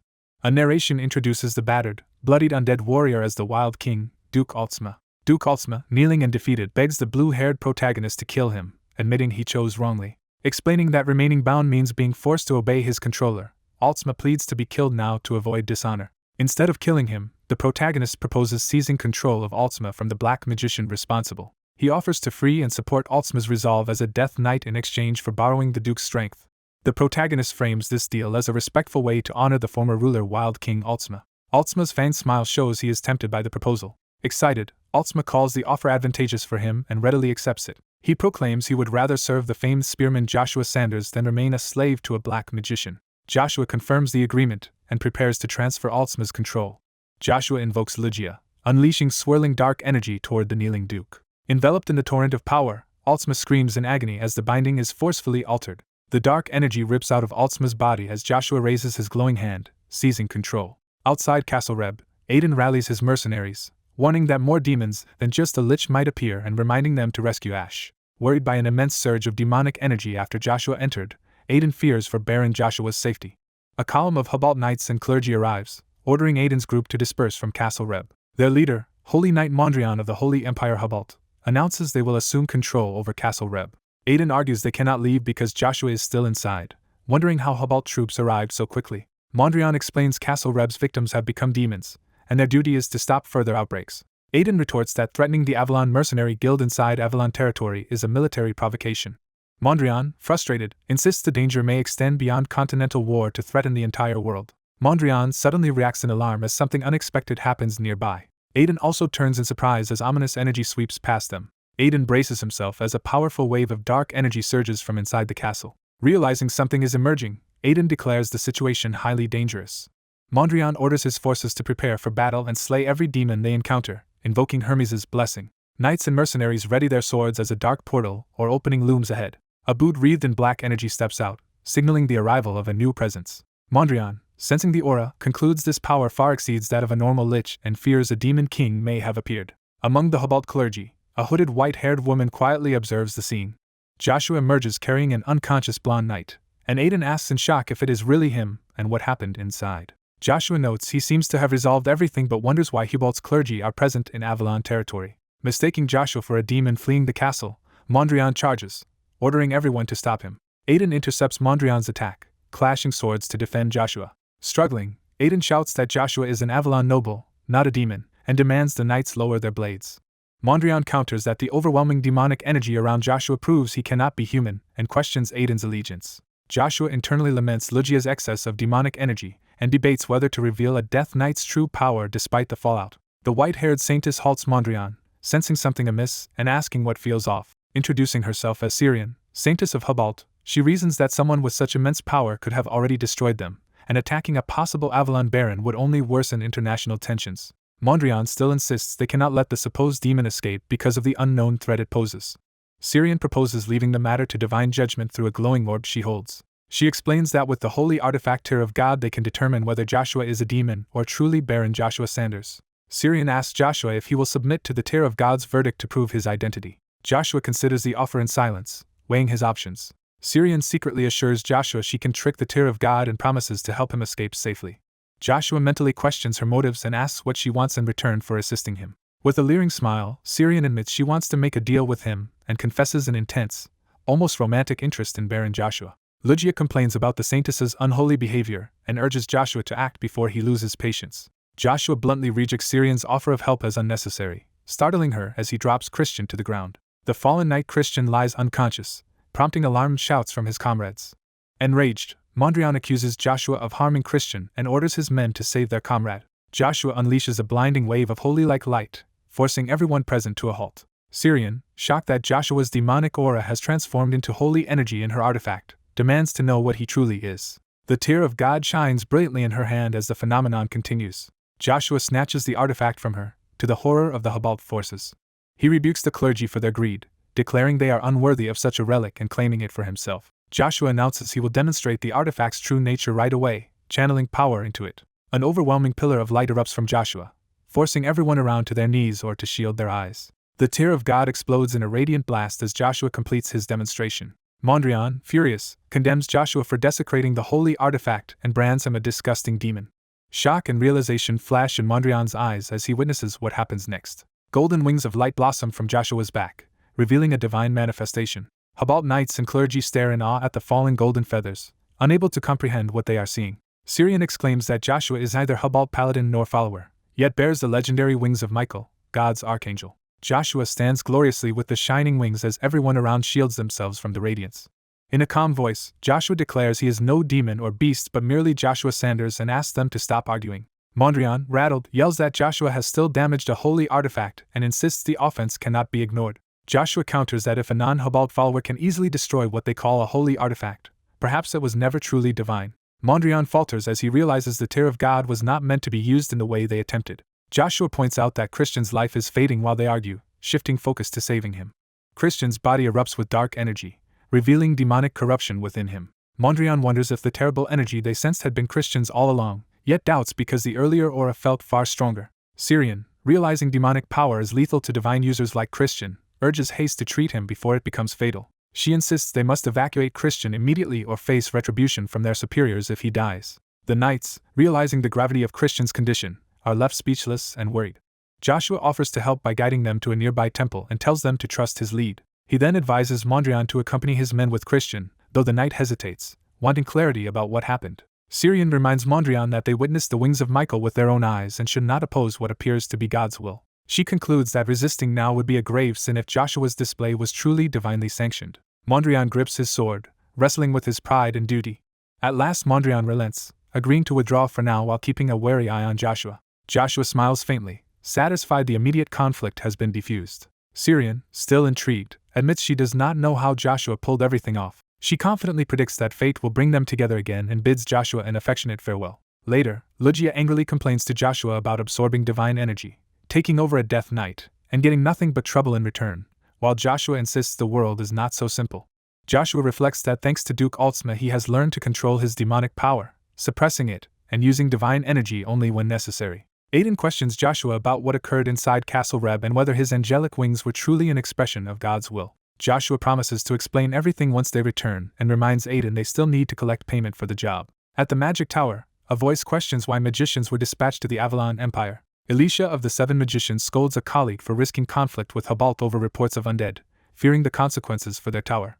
Marcus, another of the Seven Magicians, agrees there are many concerns and dislikes being forced to represent the tower in the upcoming Master Wars. Their elderly tower master chuckles quietly. He assures them the representative for the Master Wars was chosen purely by merit and warns them not to underestimate Theta. Introducing himself as Ian Dunperry, the tower master remarks that in raw potential the chosen child surpasses even him. Elisha observes that such praise means the tower master clearly has great faith in this child. Ian explains they sent mages to Avalon at Evergrante's request, implying political considerations. Elisha angrily calls Evergrant a backstabber and demands to know why his request was accepted. Ian asks if she remembers Evergrante's parting words before he left long ago. He recalls that Evergrant vowed to follow the path of the legendary battle mage Zerath Dick Orvis, shocking Elisha. Marcus slams his hand down, insisting Zerath vanished 20 years ago and no one ever found any trace of him. Marcus protests the idea that Evergrant, a traitor, could have discovered a clue about Zerath. Ian confirms Evergrant claims to have such a clue. A flashback introduces Zerath Dick Orvis, an extraordinary Avalon battle mage who alone knew the secret location of the Forest of Elves and could bargain for anything. Ian says that because he knew Evergrant and Zerath's relationship, he must take the claim seriously, and thus chose to trust Evergrant. He asks rhetorically who would turn down the chance to learn more about Zerath Dick Orvis, implying accepting Evergrant's offer was inevitable. Marcus falls silent, pondering the Tower Master's reasoning. Marcus then asks one final question, pressing Ian on whether he truly believes sending people to Avalon was the right decision. Ian confidently declares that as a 7th-class magician and master of the tower he would never accept a deal that left him at a loss. Elisha and Marcus exchange uneasy glances, recognizing the magnitude of his gamble. The scene shifts to a dim storage-like chamber, setting the stage for another plot. Drops of ink spatter a spellbook, indicating a magical link has been severed. A white-haired necromancer panics as he realizes his connection to Duke Altsma has been lost, marveling that someone could defeat a Death Knight. He wonders if the intruder was the Hubalt Paladin and regrets not handling matters personally. Lamenting the loss of a master-grade body, he seethes in frustration. Exhausted, he staggers toward another ritual site, vowing not to repeat his past mistake. He grips the altar to steady himself, preparing another dark scheme. In narration, he recalls how he courted Emperor Marcus's favor in order to acquire a forbidden dark magic spellbook. Determined not to suffer another failure, he strains to open what appears to be a sealed sarcophagus or container. The heavy lid begins to move as he pulls it open, accompanied by ominous sound effects. Revealing a corpse inside, he promises to resurrect this person as a lich, insisting undeath will not be as terrible as it seems. The corpse is identified as Zerath Dick Orvis, whom the necromancer decides to rename in death. As he completes the ritual, he declares that the devout Zerath will now become a dark servant, giving him a new, ominous name. Zerath's eyes blaze red as he awakens as the Lich Berber. Back with Joshua's party, a knight thanks him for exposing the Lich and defeating the demon. Aiden presents Joshua with a silver seal as a token of gratitude, which Joshua accepts while noting it seems unusual. Nearby, someone quietly lifts a cloak or cloth, secretly preparing to travel with them. Joshua notices Iselin loading her belongings onto his horse and demands to know why. Iselin reminds him he requested a leifan as payment, and explains she must travel to Reinhardt for the materials, adding he is still bound by his promise to protect her from Cromwell. Joshua laughs awkwardly, admitting he had forgotten that part of their deal. Aiden and Iselin urge Joshua to depart quickly for Reinhardt, while Joshua asks why Aiden himself is joining them.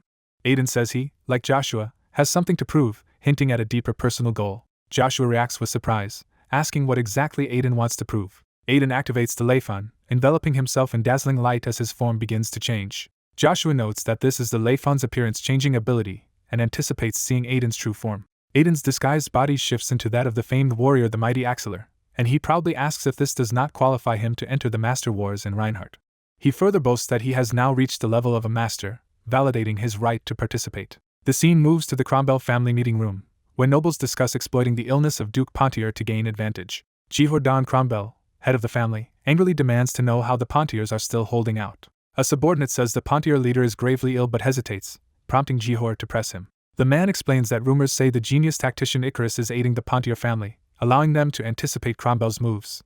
He adds that their diversion failed, they still cannot cross the raging Dennis River, and so the only tactic left is to sever the Pontier's supply lines. Jehor silences the room with a furious fist slam on the table. He berates his advisors for failing to outwit a child and orders them to devise new strategies immediately. One counselor suggests hiring the mercenary king to break the stalemate despite the risks and costs. Jehor argues that with the Pontier head incapacitated they will be mocked if they seek outside help, and that the mercenary king already demands more than half the stolen Pontier lands as payment. He further warns that Emperor Marcus would likely recruit the mercenary king if he impresses him, potentially turning that powerful figure into Cromwell's enemy, so they cannot rely on him. Jehor concludes they must search for other ways into Aiden Canyon while using their insider information to starve the Pontiers out. A soldier bursts in with an urgent message, prompting Jehor to demand an explanation. The messenger reports that the troops tasked with cutting the Pontier supply lines have been completely wiped out, leaving Jehor incredulous that trained soldiers could be defeated by common workers. The chapter ends by showing a mysterious hooded, yellow-eyed figure, hinting at the unknown force behind the soldiers' defeat. A cloaked figure travels alone through a dark forest at night. Soldiers desperately defend a supply convoy, ordered to hold formation and protect the goods despite panic. Enemy troops charge with orders to slaughter all Pontier forces. The mounted attackers show no mercy as they cut down Pontier soldiers in brutal close combat. Amid the chaos, frightened defenders question how Cromwell learned their secret supply routes and despair over their imminent deaths. One soldier notices something startling approaching. A hooded mage unleashes a massive fireball at the tightly packed convoy, forcing the soldiers to scatter or be annihilated. The fireball explodes, but the cloaked newcomer dashes forward through the blast, shocking nearby knights. The cloaked warrior cuts through the explosion, deflecting its power while charging the enemy line. Astonished soldiers realize the stranger deflected the fireball without using mana and wonder who this expert could be. The hooded man tells the shaken troops he will protect them, and they demand to know his identity and motives. Smiling, he begins to reveal who he is. He introduces himself as Baron Joshua Sanders' first knight, Cain, the Reaper of the Canyon, declaring he moves only on his master's orders. A liquid is poured carefully from a container. The liquid is dripped onto the head of the silver-haired young lord, who reacts quietly. Later, that young man, Icarus, stands at the battlements at sunset, annoyed that someone is late. Cain arrives and tells Icarus that Cromwell seems to be catching on to their plans, prompting Icarus to ask what he means. Cain explains that the delayed supplies imply Cromwell has discovered and begun blocking their supply routes. Icarus points out that only he and Cain knew those routes, so if Cromwell learned them there can be only one explanation. Cain angrily asks if Icarus is accusing him of being a spy. Offended, Cain lectures that nobles value honor above life and that all of them, including himself, swore loyalty to the Pontier family, insisting they would never betray that. Cain counters by questioning Icarus's intentions toward Lady Cheryl, suggesting Icarus might be trying to use her to seize the Pontier dukedom. Icarus listens in tense silence, expression hardening. Cain also grows grim, the confrontation turning heavy. Their argument is interrupted when someone calls that the supply wagons have arrived and orders the guards armed, surprising both. Cain warns Icarus to be cautious inside the fortress because many eyes will be watching his every move. Icarus steels himself, resolved in the face of the warning. Elsewhere, Cheryl takes charge of the aftermath of the attack, ordering the injured transported and supplies distributed. As troops unload cargo and care for wounded, knights urge the exhausted Cheryl to rest, and she thanks them. Cheryl, seeing the many casualties, demands to know what happened and is told Cromwell's forces ambushed the convoy. Icarus deduces that the enemy knew their approach in advance, and remarks that it is miraculous anyone returned alive. Cheryl and Icarus are startled when someone claims he is the one who made that miracle possible. Cain dramatically boasts that he defeated Cromwell's troops and safely escorted the men and supplies, drawing admiring cries of, "Sir Cain." Cheryl and Icarus rush to him, relieved he survived and confessing they were worried, while he jokes about having kept a lady waiting. Cain notices Cheryl's emotional reaction with a pleased look. Cheryl, near tears, admits they had been anxious with no word from him and is grateful he is alive. Baron Arna arrives and suspiciously asks who this newcomer is and whether he can be trusted. Cheryl explains to Arna that this is the man she mentioned earlier, and Arna concludes Cain must be Baron Joshua Sanders' subordinate, welcoming him for surviving the journey. Cain quietly asks Icarus why Arna seems so tense, and Icarus explains that Arna is Pontier's knight commander and suggests Cain greet him. The four stand together awkwardly as Cain prepares to address Arna. Back at Pontier territory, a messenger rides in shouting an emergency report that the Dennis River has frozen solid. The report reaches the leaders, who learn that enemy forces are now advancing across the frozen river, alarming everyone. On that frozen river, a burly warrior shoulders his weapon as the invasion begins. Heavy boots crunch on the ice as troops march over the frozen surface. Their leader, the mercenary King Barvariant, one of the 12 superhumans, orders his men to charge and plunder everything from the Pontiers. Pontier and allied soldiers clash with the invading mercenaries atop the icy river, fighting a brutal battle near the fortress. The scene shifts to Reinhardt's Grand Temple of Hermes, establishing a new location. Inside the temple, priests examine the unconscious Christian and report to a knight that all demonic energy has been removed from his body. They add that the clash of demonic energy and holy power may have damaged Christian's brain, leaving uncertain aftereffects. Hearing this, High Priest Harold concludes Christian's recovery will be slow, and a priest agrees. Harold worries about Christian's condition, hoping he will awaken without further problems. The knight notes they might even have to forfeit Avalon's participation in the Master Wars and apologizes for delivering such bad news. Harold replies that Christian's recovery is their top priority despite the tournament, then mentions having heard news from Saint Syrian. Harold confirms that Syrian reported witnessing the wings of Archangel Michael during recent events. The knight testifies that he and others actually saw radiant wings appear on the back of Baron Joshua of Avalon, and sensed overwhelming holy power from him. Harold struggles to believe that such phenomena surround a foreign knight instead of Hubalt's own paladins and notes Joshua also emitted demonic energy rivaling a true demon, which should be impossible. He gestures to suffering Christian as proof that demonic and holy powers normally destroy a body when combined. Harold reasons that if Joshua can truly control both energies, he lies beyond ordinary human understanding, prompting the knight to ask in shock if Joshua has become almost godlike. Harold denies that Joshua himself was the source of the demonic aura, implying something else was responsible. He admits uncertainty about that energy but says if those were indeed Michael's wings, the phenomenon is of immense importance to the Church. Harold reflects that Michael is the greatest battle archangel opposing the demon kings and that the world is changing so fast this could affect the entire continent beyond the Master Wars. Night falls over Reinhardt as fireworks light the sky and townsfolk celebrate beneath them. Amid the bustling festival crowds, a cloaked blue-haired woman and a large mercenary, Axeler, walk through the streets. Axeler comments on how wonderful the Reinhardt festival feels, while his companion quietly agrees, though something bothers her. He asks if she is upset that Baron Joshua left early on urgent business, but she says that is not the reason.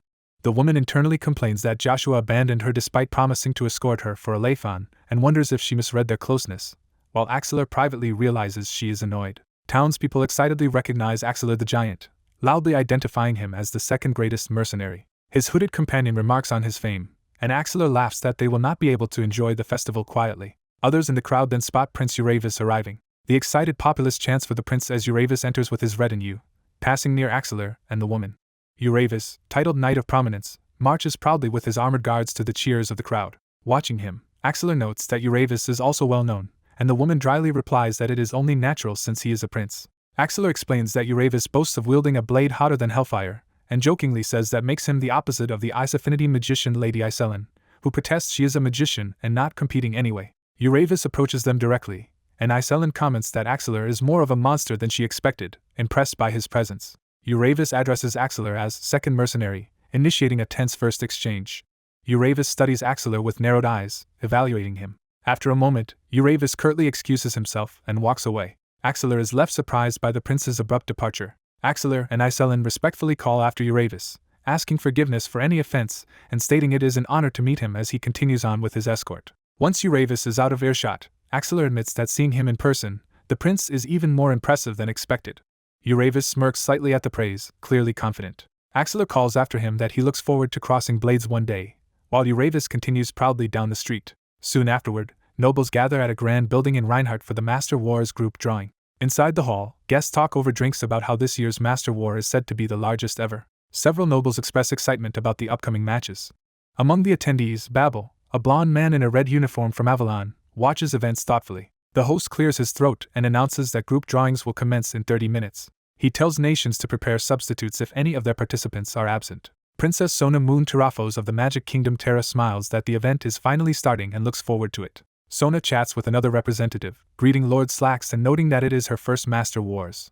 Slacks, a mercenary guild representative, replies that he has prior experience at the tournament. Sona asks Slacks who he predicts will win, suggesting Prince Uravis based on recent feats, while Slacks says Uravis will win only if he truly commits to taking the title. Sona argues that Uravis is on another level and recalls that even the Beast King once knelt before him, reinforcing his reputation. Someone off-screen interrupts, saying they cannot listen to more praise, and Sona turns in confusion. Twin representatives of the Swallow Empire, Tesro and Esro Logan, mock Terra's naivety and criticize her support for that fool, Uravis. Sona rebukes them for speaking rudely about someone who already defeated them, but the twins dismiss smaller nations' dreams as meaningless and call hopefuls losers. Outraged, Sona demands they apologize immediately, while the twins insist they have said nothing wrong. She is stunned when they double down, suggesting they stop before embarrassing each other in front of everyone. Sona glares, clearly contemplating how to respond. The Logan twins also look serious, bracing for escalation. Slacks awkwardly tries to defuse the situation, pretending to notice the time and look away. He loudly remarks that Avalon's representative has not yet arrived and points out that Joshua Sanders himself seems unable to attend, so his brother, Babel, is representing Avalon instead. Babel reacts with displeasure at this remark. Slacks is startled as Babel's aura suddenly sharpens. Babel strides toward the group with determined steps, confronting them. He angrily rejects the idea that he and Joshua are brothers. Intimidated by Babel's murderous glare, Slacks stammers an apology and thinks that expression alone could kill someone. The ceremony then formally announces Uravis of the Thran Duchy and Axelar the Giant as official representatives, drawing everyone's attention. Spectators marvel at Axelar's presence and the overwhelming energy coming from Prince Uravis, commenting on how strong both men feel. The Logan twins scoff that despite their strength, Uravis and Axelar are only from small nations, though Slacks insists Axelar deserves respect. One twin vows not to acknowledge any of these supposed heroes, including Uravis and Joshua, until he personally crosses blades with them, claiming stories about them are mere propaganda. The brothers then turn to Babel and provocatively ask if he also considers the whole spectacle a scam, and if that is why Avalon entered him instead of Joshua. A smirk forms on someone's lips as tension rises. Babel replies coldly that he also hopes to prove the truth, startling the arrogant twins. At that moment, the announcer declares the arrival of Avalon's top representative, Lord Joshua Sanders, shocking everyone. The scene focuses on white armored boots stepping forward as Joshua enters. Uravis glances back, surprised by Joshua's appearance. Sona also stares wide-eyed in awe at the young baron she has heard so much about. Joshua continues walking in his gleaming armor, drawing all eyes. The announcer repeats that Joshua Sanders is Avalon's #1 representative, fully introducing him to the hall. The Logan twins, taken aback, confirm that this youth is truly Joshua Sanders. Sona realizes the rumors of Joshua's strength are not exaggerated and judges that he feels as powerful as Uravis and Axelar. Joshua surveys the room calmly as everyone assesses him. He and Babel face each other from across the hall, their unspoken rivalry palpable. Babel glares intensely at Joshua, brimming with unresolved feelings. Joshua meets that focus with his own cool gaze. The two walk past each other in silence, tension thick between them. Their estranged relationship is underscored as they stand back to back, either acknowledging the other. Joshua then casually greets Axelar, who teases that Joshua is late, and Joshua jokes he was right behind him. The host calls for the attention of all representatives and family members to begin the official drawing. He explains that before drawing groups he will outline the tournament format, displaying the bracket. An assistant presents a box containing 21 numbered glass balls, one for each participant. The host states that each fighter's number will determine their place in the bracket, with matches arranged sequentially. He adds that because there are 21 participants, one person will receive a bye to the next round. He further explains that the title of Master will not depend solely on match results. Instead, 6 existing Masters can jointly recognize a participant as a new Master even mid-fight if at least half agree. To ensure fairness, he says 3 Masters from the Empire and 3 from outside powers will act as judges and asks if there are any questions. A hand is raised from the audience. Axelar asks if the rewards for victory are the same as last time, and the host confirms they are. He clarifies that the champion earns the right to challenge one of the 12 superhumans, or 9 stars, astonishing Babel. The host adds that this year's winner will also receive the famed artifact Hammer of Nagasan.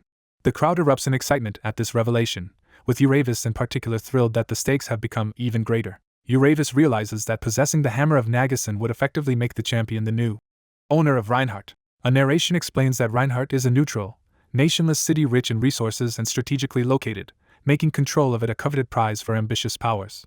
Uravis grins, thinking that if he becomes Reinhardt's owner, even the Swallow Empire could no longer pressure his duchy, and he finds the situation increasingly enticing. The host concludes the explanation and instructs participants to line up, draw glass balls from the box, and reveal their numbers so groups can be finalized. Princess Sona politely steps forward to draw her number from the box first. Axelar follows, cheerfully reaching into the box while the assistant smiles. Uravis also takes his turn, drawing his numbered glass ball with a determined expression. Babel then reaches into the box to draw, silently focused on the competition ahead. At last Joshua draws his ball, and the host announces that with Lord Joshua Sanders' number, the group drawings are officially complete. The organizer unveils the finalized tournament bracket to the gathered representatives. magical script begins inscribing the participants' names onto the bracket. The completed bracket appears, listing all competitors vying for the trophy. Spectators excitedly note that Group B in the bracket looks especially difficult. The crowd singles out a hype match between Axela the Giant and Prince Uravis of Thran. A blonde magician observes that while Group B is strong, Group A features a duel between two magicians. She reads the board and is shocked that Group A pits Terra's fourth magician against the Magic Tower's seventh, questioning the setup. The seventh magician, the Tarpian Witsix, muses that he only wanted Code Zero and finds a magician duel troublesome. The board announces the opening match between Joshua, Avalon's first representative, and Babylon, the Crimson Heart Knight of the Heart Kingdom. Two Avalon twins mock their own delegation as weak but say Babylon is a highly acclaimed Knight of Steel who will surely crush Joshua. One twin adds that it would disgrace Avalon, a great nation, if its representative lost to a commoner of unknown origin. The blonde magician rebukes their obsession with status and says anything can happen before a match ends. The twins dismiss her point, saying outcomes can often be judged in advance, like spotting a ripe apple. She gives an awkward laugh, unsure how to respond to their smug analogy. A silver-haired armored woman interjects that their apple comparison is amusing, startling the twins. Introducing herself as Lily's Aphrodite, Paladin of Hubalt, she explains that nothing is inherently fixed and that social constructs distort perspectives. The twins scoff, insisting they merely describe things as they are. Lily's counters that apples ripen differently and warns that self-imposed limits, like theirs, end one's growth. She bluntly tells them they cannot beat anyone present, now or ever, provoking their angry retort. The announcer interrupts, declaring group drawings over and scheduling the first matches for 2 days later. He orders representatives to inform their people of the results and warns that latecomers on event day will be disqualified. One twin silently grits his teeth, swallowing his frustration. The twins storm off, vowing to prove themselves in battle, while Lily's calmly accepts their challenge of ideologies. The blonde magician admires Lily's, recalling why she's famed as the silver-eyed sword demon with strong pride. Nearby, someone grabs Joshua's arm and teasingly points out how quickly he's made allies.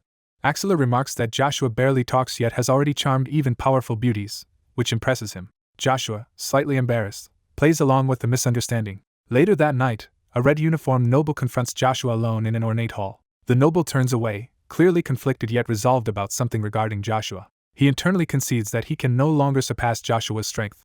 However, he vows to make Joshua his pawn someday, promising to orchestrate that future. 2 days later, fireworks explode over a packed coliseum as the Master War's opening ceremony begins. The crowd erupts with joy, speculating on who will win and demanding great fights. The flamboyant announcer calls for the representative of the Heart Kingdom. He introduces the Knight of Steel, Lord Babylon, to roaring cheers for the Heart Kingdom.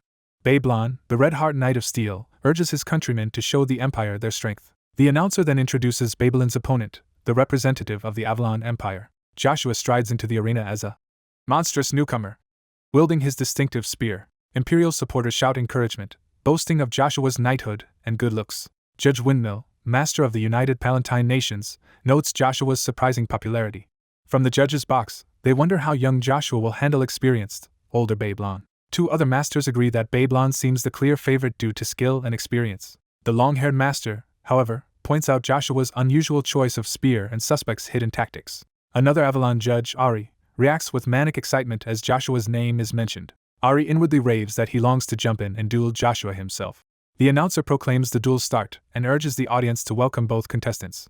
The referee withdraws as Joshua and Babylon face off across the arena floor. Babylon scoffs at a knight using a spear, suggesting Joshua just wants attention, while acknowledging rebellious youth. Confident, Babylon offers Joshua the first move, believing it will be his opponent's last. Joshua answers with a sudden, devastating downward spear strike that catches Babylon off guard. The impact explodes against the arena floor, shocking everyone with its force. Babylon barely digs in his feet to withstand the blow. We see him straining desperately, his sword locked against Joshua's spear. He is stunned that Joshua generated such power with a simple arm extension. Babylon questions whether this overwhelming pressure can really come from a 15-year-old. Joshua smirks that he only showed a fraction of his strength, and wonders why Babylon gave him the initiative. Enraged, Babylon unleashes a powerful aura charge slash at Joshua, warning him not to get cocky. Joshua counters, hurling his spear toward Babylon with deadly precision. The thrown spear is wrapped in swirling dark energy as it hurtles at Babylon. Babylon laughs defiantly, calling Joshua foolish and insisting he knows who he is. He lunges with a counterattack, shouting as he tries to seize the momentum. Joshua simply watches calmly, unfazed by the older knight's aggression. Babylon's eyes widen as he realizes Joshua is still in full control. Joshua dives with another spear strike, sending a violet shockwave down on Babylon. Babylon slashes wildly in the aftermath, trying to push through the lingering blasts. He plants his feet and gathers power, refusing to be overwhelmed. Panting and bleeding, Babylon grits his teeth and prepares to keep fighting. He admits to himself that Joshua's power is far beyond his own capabilities. Joshua calmly declares that he will finish the duel in 10 moves. He explains that this tournament is the ideal stage to demonstrate the true greatness of the spear and repeats his 10-move prediction. Babylon seethes at the arrogance, cursing Joshua under his breath. He tightens his grip on his sword, gathering energy for a do-or-die counter. Babylon concedes Joshua is the strongest he has seen but refuses to be treated as a toy and vows to go all out. He activates his ultimate technique, Aura Blade, surrounding himself with a raging blue aura. The announcer excitedly reports that massive mana is gathering on Babylon's sword, showing how pressured he is.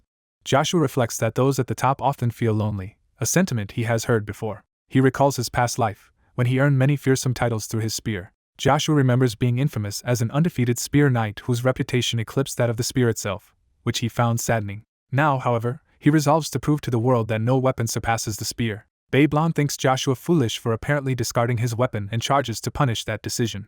Their techniques collide in a massive explosion of light and debris. Babylon screams in exertion as the clash peaks. The announcer cries that Babylon has managed to send Joshua's spear back in this exchange. A heavy step lands amid shattered stone as the dust storm spreads. The announcer warns that Joshua, seemingly unarmed, may be in great danger as Babylon rushes him.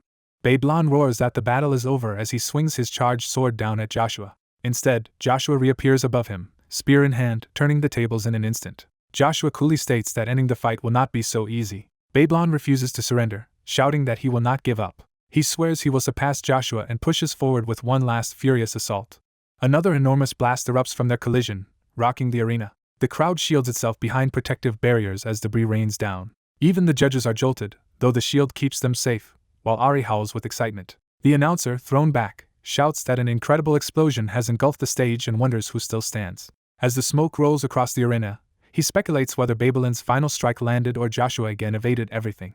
Regaining his feet, the announcer prepares to reveal the outcome once the dust clears. He tells the audience they will soon see who remains standing, while a hand grips a weapon in the haze. The dust settles to show Joshua calmly pinning Babylon to the ground with his crackling spear, asking if he wishes to continue. Realizing defeat, Babylon concedes that the match is his loss. The announcer proclaims Babylon's surrender and Joshua's victory, sending the crowd into jubilant cheers.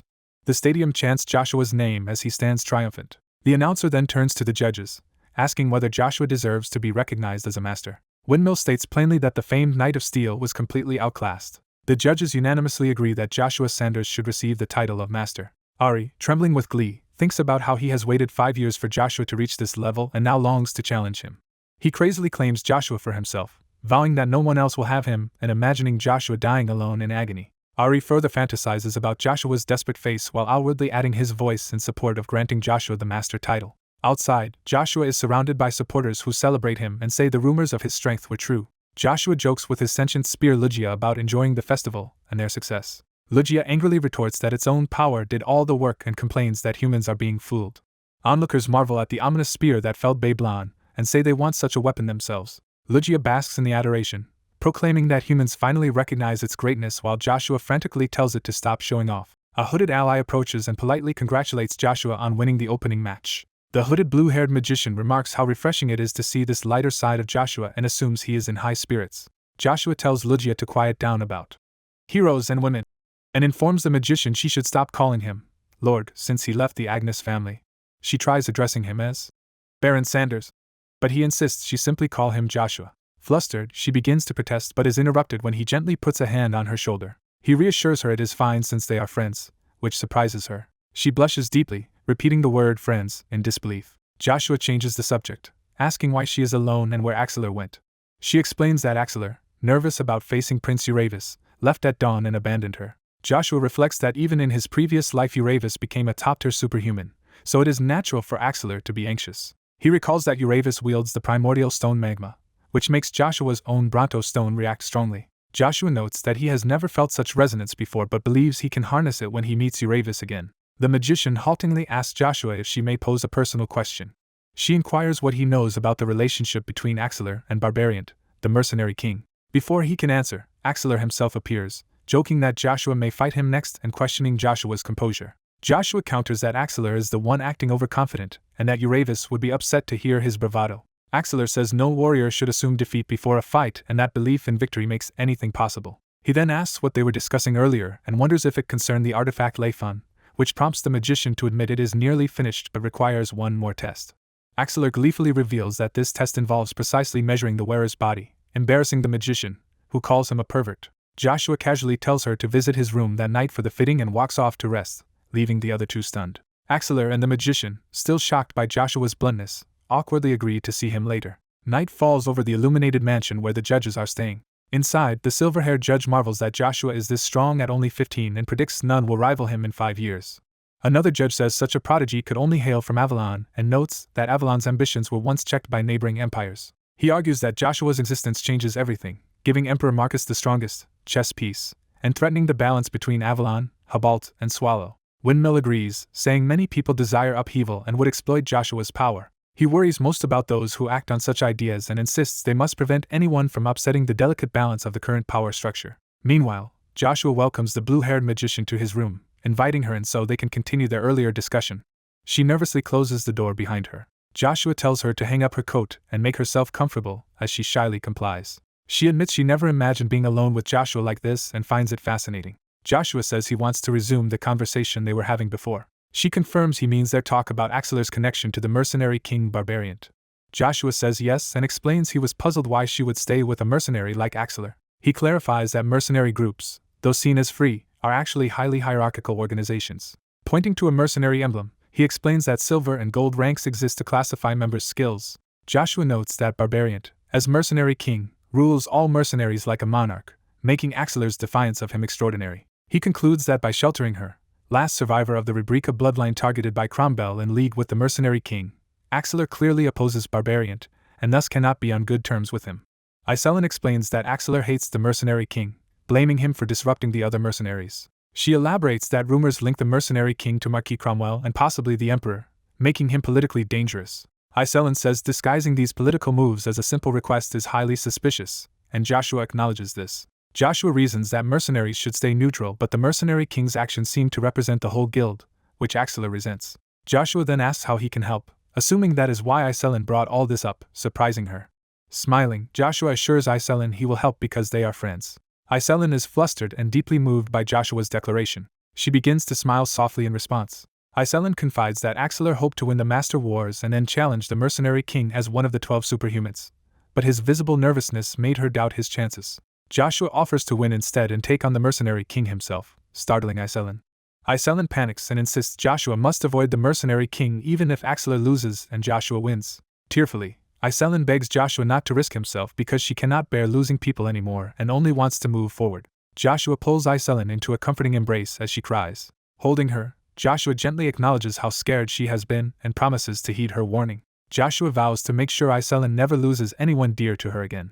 The two remain holding each other quietly in the middle of the room. They continue the embrace, sharing a silent moment of reassurance. Iselin, embarrassed, asks Joshua to release her from the hug. She makes him promise once more to protect her, and Joshua, confident from his words, suggests refocusing on the Master Wars.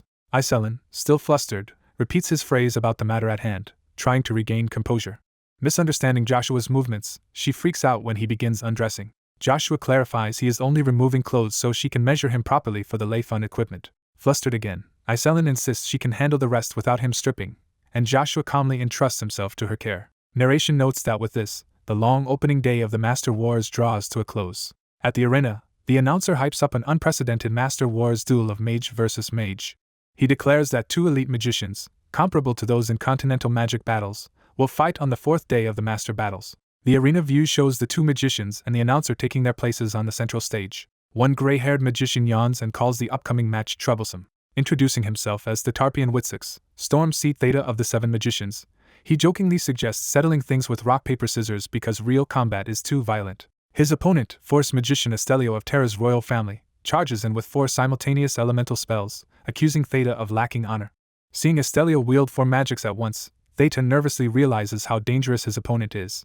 Elsewhere, Joshua performs a dark summoning ritual, calling forth the corrupted owner of the Wolf's Fang Blade, the so-called King of People. The summoned, scarred warrior with demonic energy materializes inside the glowing circle. That warrior confronts Joshua, who says he has a task for him. The warrior pledges complete obedience, having already sworn allegiance to Joshua.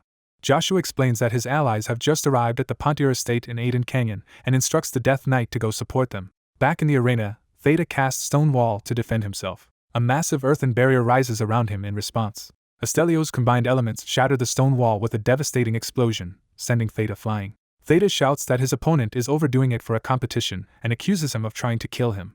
Astelio dismisses the complaint, saying careless competitors often go home empty-handed and he refuses to lose that way. Surrounded by swirling flames and lightning, Astelio states he has no intention of losing so easily. He unleashes a massive fire spell called Burn Flare toward Theta. Theta counters with his own powerful magic, shouting that he did not enter the tournament by choice but because of Code Zero. He blames everything on Code Zero while pushing back the fiery attack with an explosive counterspell. The clash of their spells erupts into a towering column of fire. The announcer exclaims that Force Magician Astelio has blanketed the field with an incredible spell and questions if Lord Theta can survive. Spectators, including Iselin, cheer passionately for their side, praising both the Magic Tower and Terra Magic. Watching from the stands, Iselin admits that both magicians are on a completely different level from her. Joshua reassures her that she can surpass them someday, and notes he has finished his earlier business. He also compliments the combat spells they just witnessed. Narration recounts how, after the Prince Civil Wars, the Emperor ordered all traces of the magic kingdom of Terra destroyed, causing Astelio and Terra to vanish from history. Joshua reflects that ironically, it was one of Astelio's explosive magic circles that killed him in his previous life. Iselin senses that something is off, noting that Theta's mana remains perfectly stable even while casting that enormous spell. On the battlefield, Astelio mocks Theta for taking the fight seriously yet still trying to look cool after surviving the flames. Theta emerges unscathed, saying the situation finally gives him reason to exert himself. Astelio is stunned that Theta endured his barrage and insists such an attack should have done serious damage. Theta proudly displays his protective barrier, calling it Wind Wall and asking what Astelio thinks of his original spell. Astelio demands to know how a mere wind spell could deflect his offensive magic. Theta explains that wind arts are usually weak defensively, but he has specialized in them and devised new applications. Energized, he declares he has found new ways to use his spells and that it is now his turn to attack. Astelio warns that such defenses will not stop all of his assaults. He vows to destroy Theta's barrier and launches another massive barrage, while Theta challenges whether he really can. Watching, Joshua suddenly realizes the significance of Theta's wind wall. Narration describes Theta as a man who became one with the wind, a legendary figure, as he dives toward Astelio inside a spiraling gale. Seeing this, Astelio cries out in disbelief. Theta's wind charge smashes Astelio off the platform, and narration names Theta as the third generation's first 8th class Grand Magician and Betrayer of the Magic Tower. His full name, the Tarpian Witsix, is announced as he stands proudly amid swirling winds. The announcer declares Astelio out of bounds and officially records his loss. He proclaims Theta of the 7 magicians the victor of the match. Commentators speculate that Theta might become the first participant of this year's Master Wars to earn the Magic Master title. Judges cast their votes, granting Theta the right to the title of Magic Master. Theta relaxes, admitting he was actually scared because Astelio proved much stronger than expected. He silently credits Code Zero, Joshua, as the reason for his victory, calling him the first star. Joshua reacts in surprise to hearing himself referred to in this way. Iselin comments on how incredible Theta's defensive spell was, and Joshua teases her for being so shocked. Joshua muses that if he had not been assassinated in his last life, Iselin might have become an 8th class magician as well, agreeing with her remark about limitless potential. He advises her to be careful, estimating that Astelio is nearly a 6th class magician. Iselin notes that rumors surround Theta too and concludes that, given everything, he is at least a 6th class master. Theta leaves the arena, his strength and title as a 6th class master emphasized. Watching eagerly, Joshua says this situation proves he really is a martial artist at heart, and that the idea of fighting a 6th class master excites him. Elsewhere, another armored Joshua-like figure finds the presence of Grand Magician Theta interesting and looks forward to fighting him someday. The announcer calls for everyone's attention, pausing the crowd's chatter. He declares that the next Master Wars match is about to begin. The arena floor begins to crack and rumble ominously. The ground continues to quake as residual magical energy surges. The announcer builds hype, saying the next bout is one the entire continent has been eager to see. Prince Uravis, known as the Knight of Prominence, enters the arena with sword drawn. The announcer then introduces his opponent as the continent's second-ranked mercenary. Lord Axelar the Giant strides in, muscles bulging and heavily bandaged fists ready. With both fighters facing off, the announcer officially starts their match. From the stands, people cheer Uravis as the hope of non-imperial bloodlines and urge Axelar to prove that being second among countless mercenaries is no small feat. Iselin anxiously hopes Axelar will not grow too nervous and can just fight as he usually does. Joshua reassures her that the Axelar he knows will not fall without a serious fight, though she admits she still worries. Internally, Joshua recalls how famous this duel was in his previous life and wonders whether the result will remain the same in this altered timeline. On the field, Uravis calmly wishes Axelar good luck while igniting fiery energy around his arm. Axelar returns the sentiment but then says he will be blunt now that they are on the battlefield. Axelar suddenly lunges in, saying they should skip formalities and go straight to fighting. Uravis mockingly tells him not to think they are equals just because they face each other, reminding Axelar he is only second best. Their first clash sends shockwaves as Axelar's punch meets Uravis's sword. Uravis grits his teeth, impressed by Axelar's unexpected strength. Harnessing flame and aura through his sword, Uravis says bare hands have limits and presses the attack. Uravis suddenly panics as something goes wrong. Axelar brazenly reaches through the flames, neutralizing the sword aura with his own power. Uravis demands to know how Axelar dispelled his sword aura. Axelar dismisses it as nothing remarkable. He taunts Uravis, asking if the sudden feat surprised him. Axelar lands a brutal punch squarely into Uravis's face. The impact sends Uravis flying, with Axelar relentlessly pursuing him across the arena. Enraged, Uravis snarls and readies himself to counterattack. He admits Axelar uses far more tricky techniques than his rugged appearance suggests. Axelar retorts that mercenaries rely on money, not pride, so there is nothing wrong with trickery. Uravis decides he cannot just stand there and begins channeling a powerful new attack. He summons an enormous flame entity, calling upon the Lord of Flames, Volfus. The arena floor erupts into molten lava beneath Axelar, forcing him to react midair. Uravis sweeps the area with a deadly wave of fire, challenging Axelar to survive. The flames explode into a gigantic inferno that engulfs much of the battlefield. The announcer describes how Prince Uravis has filled the arena with intense heat and questions whether Axelar can survive. Joshua recognizes the immense heat of Uravis's technique as the same one he saw in Duke Altsma's vision. He recalls witnessing that battle through Altsma's memories, seeing how being trapped in magma left the Duke helpless. A mysterious voice questions Joshua's decision to send the Death Knight far away, pointing out the weaknesses such a servant gains when distant from its master. Joshua argues back that he already knows those drawbacks, irritated at being called increasingly stupid by this unseen critic. Iselin jolts as Joshua yells aloud, and he hurriedly tells the inner voice to shut up. She smiles and explains she was only using cold magic to cool him in the sweltering heat, asking if he is too cold now. Embarrassed, Joshua laughs it off, apologizing for snapping while musing about the absurd contrast with the life-or-death battle below. Axelar roars defiantly within the flames. He powers up, lightning-like aura surrounding his fists as he prepares another attack. Uravis, still confident, says he is far from finished and wants to see how long Axelar can endure. Axelar yells back that Uravis is mistaken, declaring he will stop playing around. He slams his empowered fist into the ground with a technique called Earthquake, Ground Smasher. Massive stone pillars erupt, carving a path through the lava toward Uravis as Axelar dives down. Uravis refuses to be stopped by the terrain and charges forward through the falling rocks. Axelar reveals he only created a path through the magma and now launches himself straight at Uravis. The announcer exclaims that Axelar has opened a route through the previously sealed flames and is closing the distance despite the scorching heat. Axelar suggests they abandon attrition tactics and settle things head-on, like true men. He lands another powerful, aura-charged punch directly on Uravis. Uravis retaliates with a sweeping sword slash that sends Axelar spinning. Axelar crashes hard but struggles back up as Uravis presses the assault. Axelar then slams Uravis into the ground with a crushing blow. Uravis's face smashes into the earth as he cries out in pain. Believing he can finish it, Axelar prepares his ultimate technique, Aura Fist, and dives down. The resulting blue explosion obliterates the area where Uravis stands. Panting, Axelar stares ahead, unsure if his finisher worked. Uravis rises from the rubble, covered in molten energy but still gripping his sword. Smirking, Uravis asks if that devastating strike was really Axelar's intended final blow. He says he is disappointed and once again clashes blades and fists with Axelar. Axelar, shocked that Uravis is unharmed after 3 full power hits, wonders how the prince can still stand. We see the reason. Uravis's heart is infused with fiery, seemingly inhuman power. Watching, Iselin admits that even as a magician she cannot foresee who will win and asks Joshua's opinion as a fellow competitor. Joshua struggles with sudden pain or strain, insists it is nothing when Iselin worries over his condition, and tries to hide that something is wrong. Joshua clutches his glowing stone as Bronto's power runs wild, and Lucia urgently asks what is happening. Lucia's spirit notes that the prince is hiding his true strength, and Joshua admits he already knows. Narration explains that Uravis's hellish inferno, born from a primordial stone, is so deadly even a top master like Duke Altsma could not approach it. Lucia clarifies that Uravis's flames come from the primordial stone magma, whose extinction power Uravis has noticed in Joshua's own primordial stone. Joshua is shocked to learn Uravis has sensed that he also possesses a primordial stone. Uravis and Axelar clash violently amid blazing flames in their duel. Uravis glares intensely at his opponent as the battle continues. Joshua feels Uravis's gaze on him from the arena and realizes he has been noticed. Lucia explains that magma reacted to Bronto's energy, meaning the primordial stones, once believed to be a single divine fragment, are resonating with each other. Joshua is stunned that there is supposed to be only one primordial stone.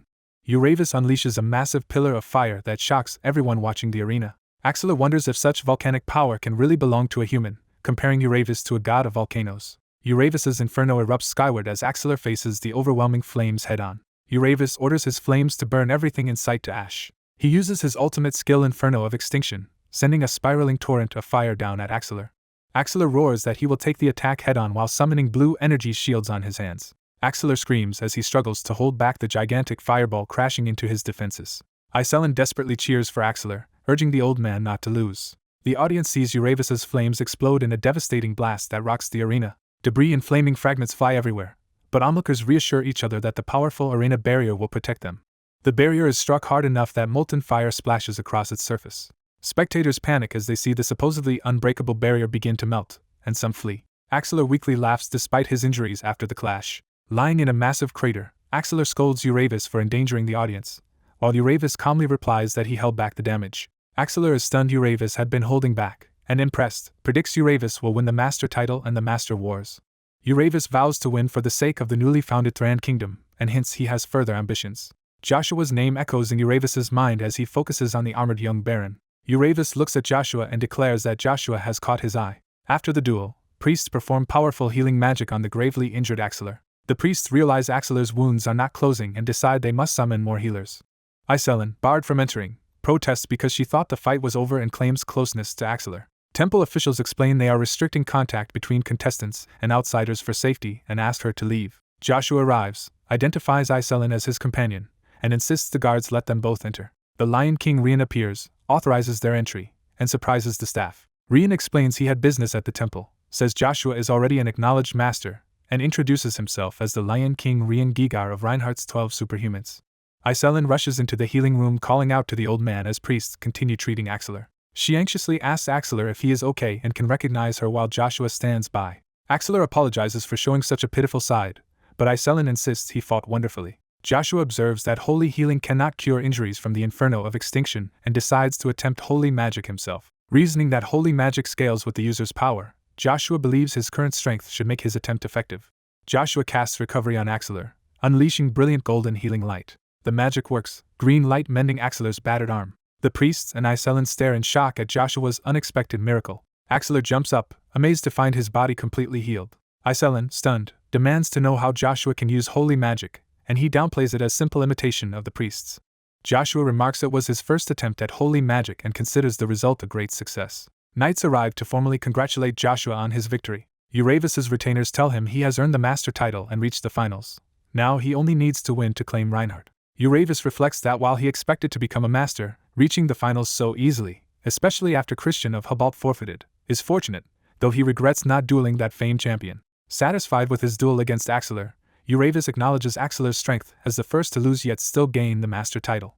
Uravis concludes that, given the rumors, Joshua is the opponent he is most likely to face in the finals rather than the Theteran representative. Deciding this, Uravis thinks he should personally investigate Joshua and sets out. His knights offer to escort him since going out now is dangerous, but he tells them to rest until his return. That night, Uravis heads to the Moon Door headquarters in Reinhardt. Arriving in disguise, he is surprised that such a major information guild operates openly in the city.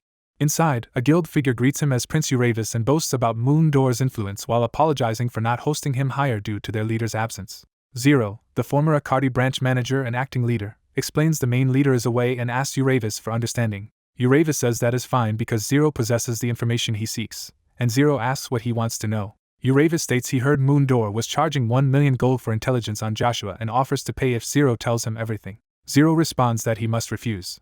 He explains that Joshua holds vital information Moon Door needs and they cannot risk harming him, adding that the value and price of that information have skyrocketed over 5 years. Irritated, Uravis asks how much the information costs now. Zero coolly names the new price as 100 million gold. Leaving, Uravis thinks that such a ridiculous sum shows Zero never intended to sell the information at all. Reasoning that if Moon Door hides Joshua's secrets, they must be priceless, Uravis decides he must meet Joshua personally.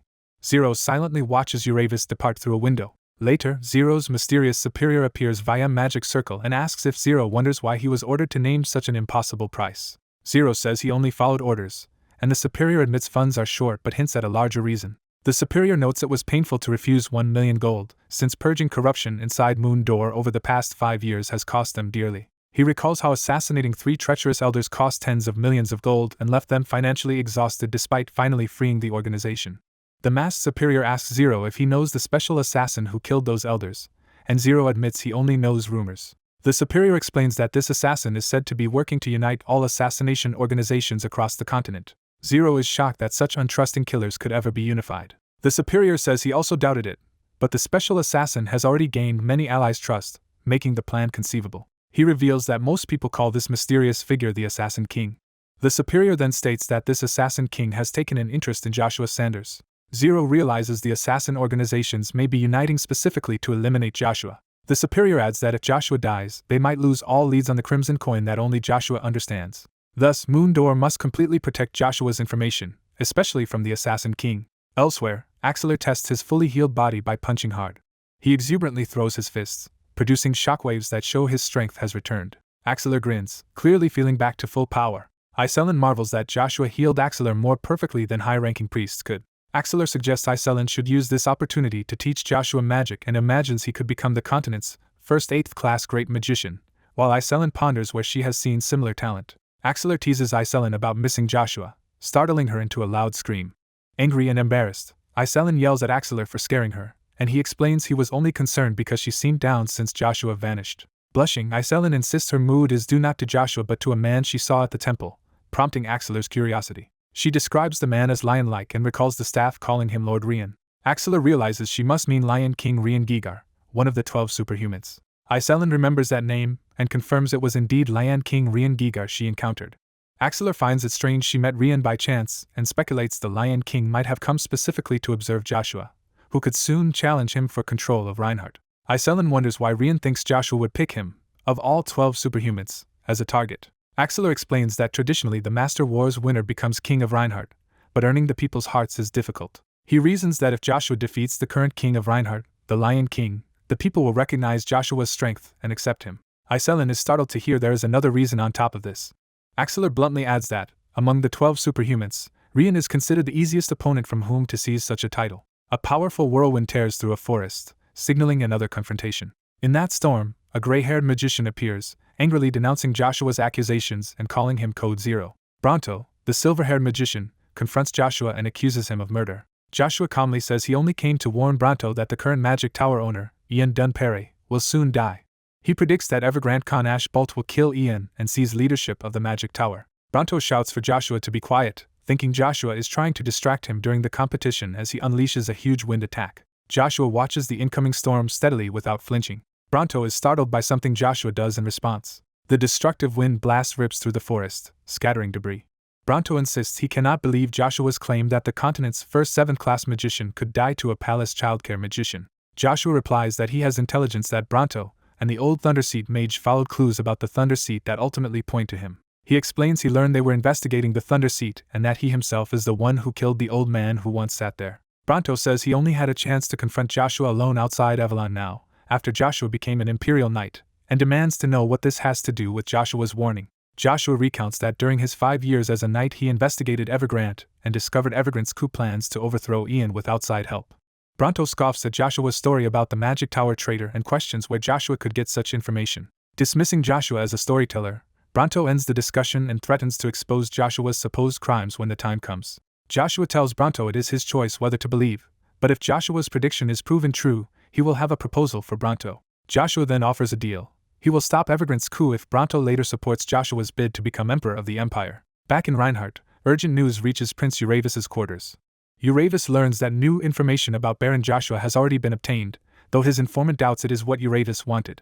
Uravis is told that Theta, one of the 7 magicians, has unexpectedly forfeited his semifinal match. An elder superior furiously berates Theta for yielding the semifinals, especially against Code Zero. Bronto is scolded via magic communication orb for failing to secure Joshua's confession, and he tries to calm the enraged elder so he can explain. Bronto recounts that Bronto the Spirit had already bonded with Joshua 5 years ago, and that Joshua only killed the Thunderseat mage while defending himself from theft.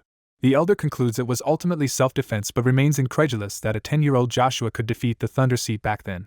Bronto shrugs that he cannot help it if such an unbelievable story is nevertheless the truth, privately admitting he still struggles to believe it himself. He explains he had already been warned about Evergrande and the Magic Tower by the Earthseed mage, so confirming that warning now is more important than the Master Wars and he must return to Avalon. The elder reluctantly accepts that Bronto will not dig deeper right away, lamenting that with a better attitude Bronto could be an archmage. The elder orders Bronto to return to the magic tower for a gathering of the 7 magicians, though Bronto would prefer to travel the world.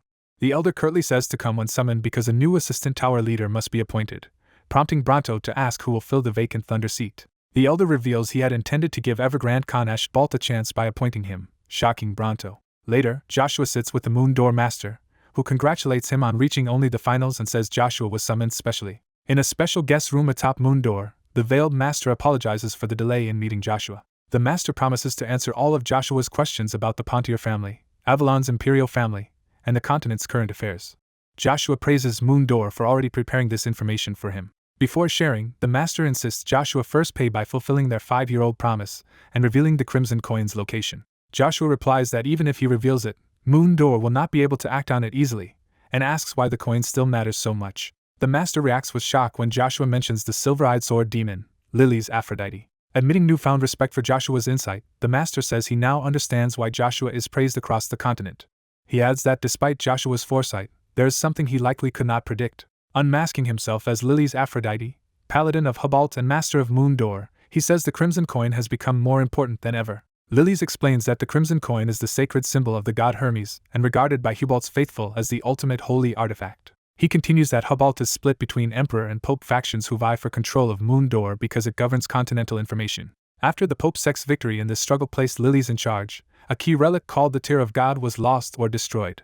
Lily's reveals that Joshua himself is the primary suspect in the destruction of the Tear of God. He recalls that the Tear of God, taken from Hermes' temple, could determine whether someone was a demon or truly Baron Joshua Sanders. The artifact shattered, and in that moment Joshua manifested the holy wings of the Archangel Michael despite not belonging to Hubalt's faith. That vision proves Joshua is neither demon nor typical follower, and has some mysterious connection to divine power. Lily says the Pope now seeks a replacement holy artifact like the Crimson Coin or Holy Grail and asks Joshua where the Grail currently is. Joshua reveals that the Holy Grail is presently safeguarded by the Avalon Imperial family. Seeing Lily's shock, Joshua awkwardly promises he intends to find a way to retrieve it and apologizes for the trouble over the Tear of God. Lily says they have no choice but to trust Joshua and asks him at last to share the long-awaited information. He clarifies that the Holy Grail information merely settles Joshua's old debt. Any further intelligence will require a fresh contract, which Joshua agrees to pay for. Lily states he does not want Joshua's money but something even more valuable, and Joshua, willing to comply if he can, asks what that is. The silver-haired figure calmly states that the only condition is for the other person to marry them. They exhale softly, tension hanging in the air after making their proposal. Now veiled and robed, they worry that the man did not give a clear answer and wonder if they failed to charm him. A masked subordinate reports that Joshua Sanders has left and is invited in, then asked if he has information about the Pontier family. The subordinate explains that Pontier forces are marching toward Aden Canyon, while the Cromwells have somehow frozen the entire river. He adds that the mercenary king is leading troops into the canyon's heart using a powerful magic scroll imbued with the 7th-class spell Blizzard to freeze the Dennis River. The masked leader is shocked that a 7th-class magic scroll could even exist. They reason that such a scroll would require an 8th-class or higher magician to create. The subordinate agrees, saying even the current magic tower head could not do it, and speculates that the scroll was an ancient relic. The masked leader concludes that Marquis Cromwells must be desperate enough to use such a precious artifact to crush the Pontier family, and that victory seems inevitable. Yet they doubt that outcome, questioning whether it is truly only a matter of time. Fireworks streak across the night sky, heralding the climax of an important event. An announcer proclaims the end of the Master Wars and the start of the finals to choose the new King of Reinhardt. Joshua Sanders is introduced as Avalon's representative, and its youngest mana user as he stands in ornate armor atop the arena. His opponent is presented as Prince Uravis, a knight famed as the incarnation of magma. Uravis ignites his body in flames, declaring he will fight with everything he has. Joshua, thrilled by this resolve, shouts that this is exactly what he wanted. The two clash violently, Joshua diving down while Uravis attacks from below amid roaring flames. Narration highlights Prince Uravis as Thran's rightful king, one of the Great Nine Stars, a prodigious martial artist who wields the primordial stone magma. The text explains that his special weapon is a segmented sword linked by wire. This weapon is described as the whip sword, famous in the eastern continent as a flexible, devastating blade. Joshua readies his spear and charges swiftly to meet the flaming whip sword. Uravis boasts that Joshua is not the only one with long-range abilities, claiming the entire arena is within his own reach. Joshua notes that this secret weapon was not in Duke Altsma's memories and realizes Uravis is taking him very seriously, which he considers an honor. Joshua barely avoids a searing strike, gritting his teeth as the whip sword tears through the arena. He counters, swinging hard while reacting to the relentless fiery chains. Joshua acrobatically evades and redirects the whip sword, fighting to keep up with its unpredictable motions. He assesses that Euravus's unusual weapon creates chaotic slashes, and that combined with his master swordsman's skill makes him a formidable foe. A bearded spectator confidently predicts that Baron Joshua will win the duel. The same man reveals he wagered everything he owns on Joshua despite the odds, while his blue-haired companion is shocked, knowing Euravus's payout was far safer. He proudly explains that Joshua's payout was 12-1, seeing this as his chance to strike it rich. The blue-haired woman exclaims in disbelief at his reckless gamble. She walks away saying the crowd lacks common sense, ignoring the man's question about where she's going. She demands to know where to bet because she intends to go all in on Joshua as well. Joshua, recalling Euravus from his past life, notes the prince should be far weaker now yet is still difficult to handle and wonders if he has any other choice left. Euravus, burning brighter, mocks Joshua's current performance and demands he entertain him properly. Calling the fight disappointing, Euravus declares it is the end for Joshua and readies a finishing blow with his flaming sword. He unleashes a massive attack called Inferno of Extinction, claiming it will melt everything in its path, even Joshua's spear. Joshua counters by wrapping himself in intense lightning energy, shocking onlookers. Euravus is stunned that Joshua deflected flames capable of evaporating mana and doubts this is possible without another primordial stone. Feeling a familiar reaction in his chest, Euravus realizes the sensation is connected to his primordial stone. He recalls the strange feeling he had upon first seeing Joshua and realizes it was not admiration for a strong opponent but something deeper. Joshua reveals his own glowing primordial stone, saying that magma is reacting to it and that they share the same type of power. Euravus is excited to finally face someone with the same ability and vows not to waste this rare opportunity. He decides to push magma to its limit against another primordial stone user to witness its true extremes. Euravus triggers magma's awakening, promising to show Joshua why primordial stones are called the power of God. The commentator shouts that Prince Euravus has become even more fired up as flames engulf his body. Spectators see him stride through the flames like a god of hellfire. Euravus's arm erupts in blazing fire as he prepares even greater attacks. His whip sword coils within the inferno, empowered by magma's full might. Euravus fully transforms, appearing like a hellfire deity, and warns that even he cannot fully control this overwhelming power. Joshua smirks, saying Euravus is prideful and that he will match his pace. Facing the horned, blazing Euravus, Joshua questions the idea of primordial stones as divine power. Joshua summons immense blue lightning, insisting that Euravus is not the only one with godlike might. Surrounded by towering lightning, Joshua warns the prince that he too cannot hold back when excited. Joshua rockets forward in a storm of electricity, charging directly at Euravus. Euravus laughs that while Joshua is faster, that alone will not be enough to defeat him and claims he will be the ultimate victor. The two unleash a furious exchange of blows, lightning and fire colliding across the arena. Joshua chides Euravus for his excessive pride as he whirls his lightning spear. He then declares that playtime is over and prepares to show who is truly stronger. Euravus is battered by Joshua's next assault, crying out in frustration. He slams the ground, gathering flames around his feet to counterattack. Euravus summons an enormous flame wall with the power of the fire spirit Volphus, enclosing himself in a blazing barrier. Confident, he claims Joshua's attacks will never pierce this flame wall. Joshua races along the battlefield, cutting through waves of fire with swift, precise movements. Euravus lashes his burning whip sword again, trying to overwhelm Joshua with range and ferocity. The commentator, now in full protective gear, describes the clash as a battle of gods and a duel between fire and lightning beyond human limits. Euravus, consumed by flames, says that magma is urging him to defeat Joshua, take his stone, and grow even stronger. Joshua feels the same pull from his own stone, which urges him to seize all of Euravus's power. He proposes a wager where the loser must hand over their primordial stone and serve the victor, and Euravus eagerly accepts. Euravus declares that if he wins and takes Joshua's stone, it will soon elevate Thran to full kingdom status. He launches an ultimate technique, Euravus's first form breath of the Flame Lord, sending a colossal wave of fire at Joshua. Joshua reflects that people compare Euravus to the sun because his proximity incinerates opponents like a merciless god of hell. Yet Joshua notes that even such a sun was pierced by his spear technique that once made him the unrivaled spear knight. He announces 5th stage spear technique 4th form as he prepares a decisive move. Joshua unleashes the final evolution of his lightning strike, combining extreme speed and overwhelming force. He calls out true lightning strike and descends with devastating power upon Euravus's attack. Euravus screams as the clash shatters his flames and strikes him down. From Euravus's stunned perspective, he only saw an afterimage and felt the aura of blood, death, and razor-swift swordsmanship. That deadly presence reminds him of the great 9-star known as Heavenly Blood, Archduke Lucifer.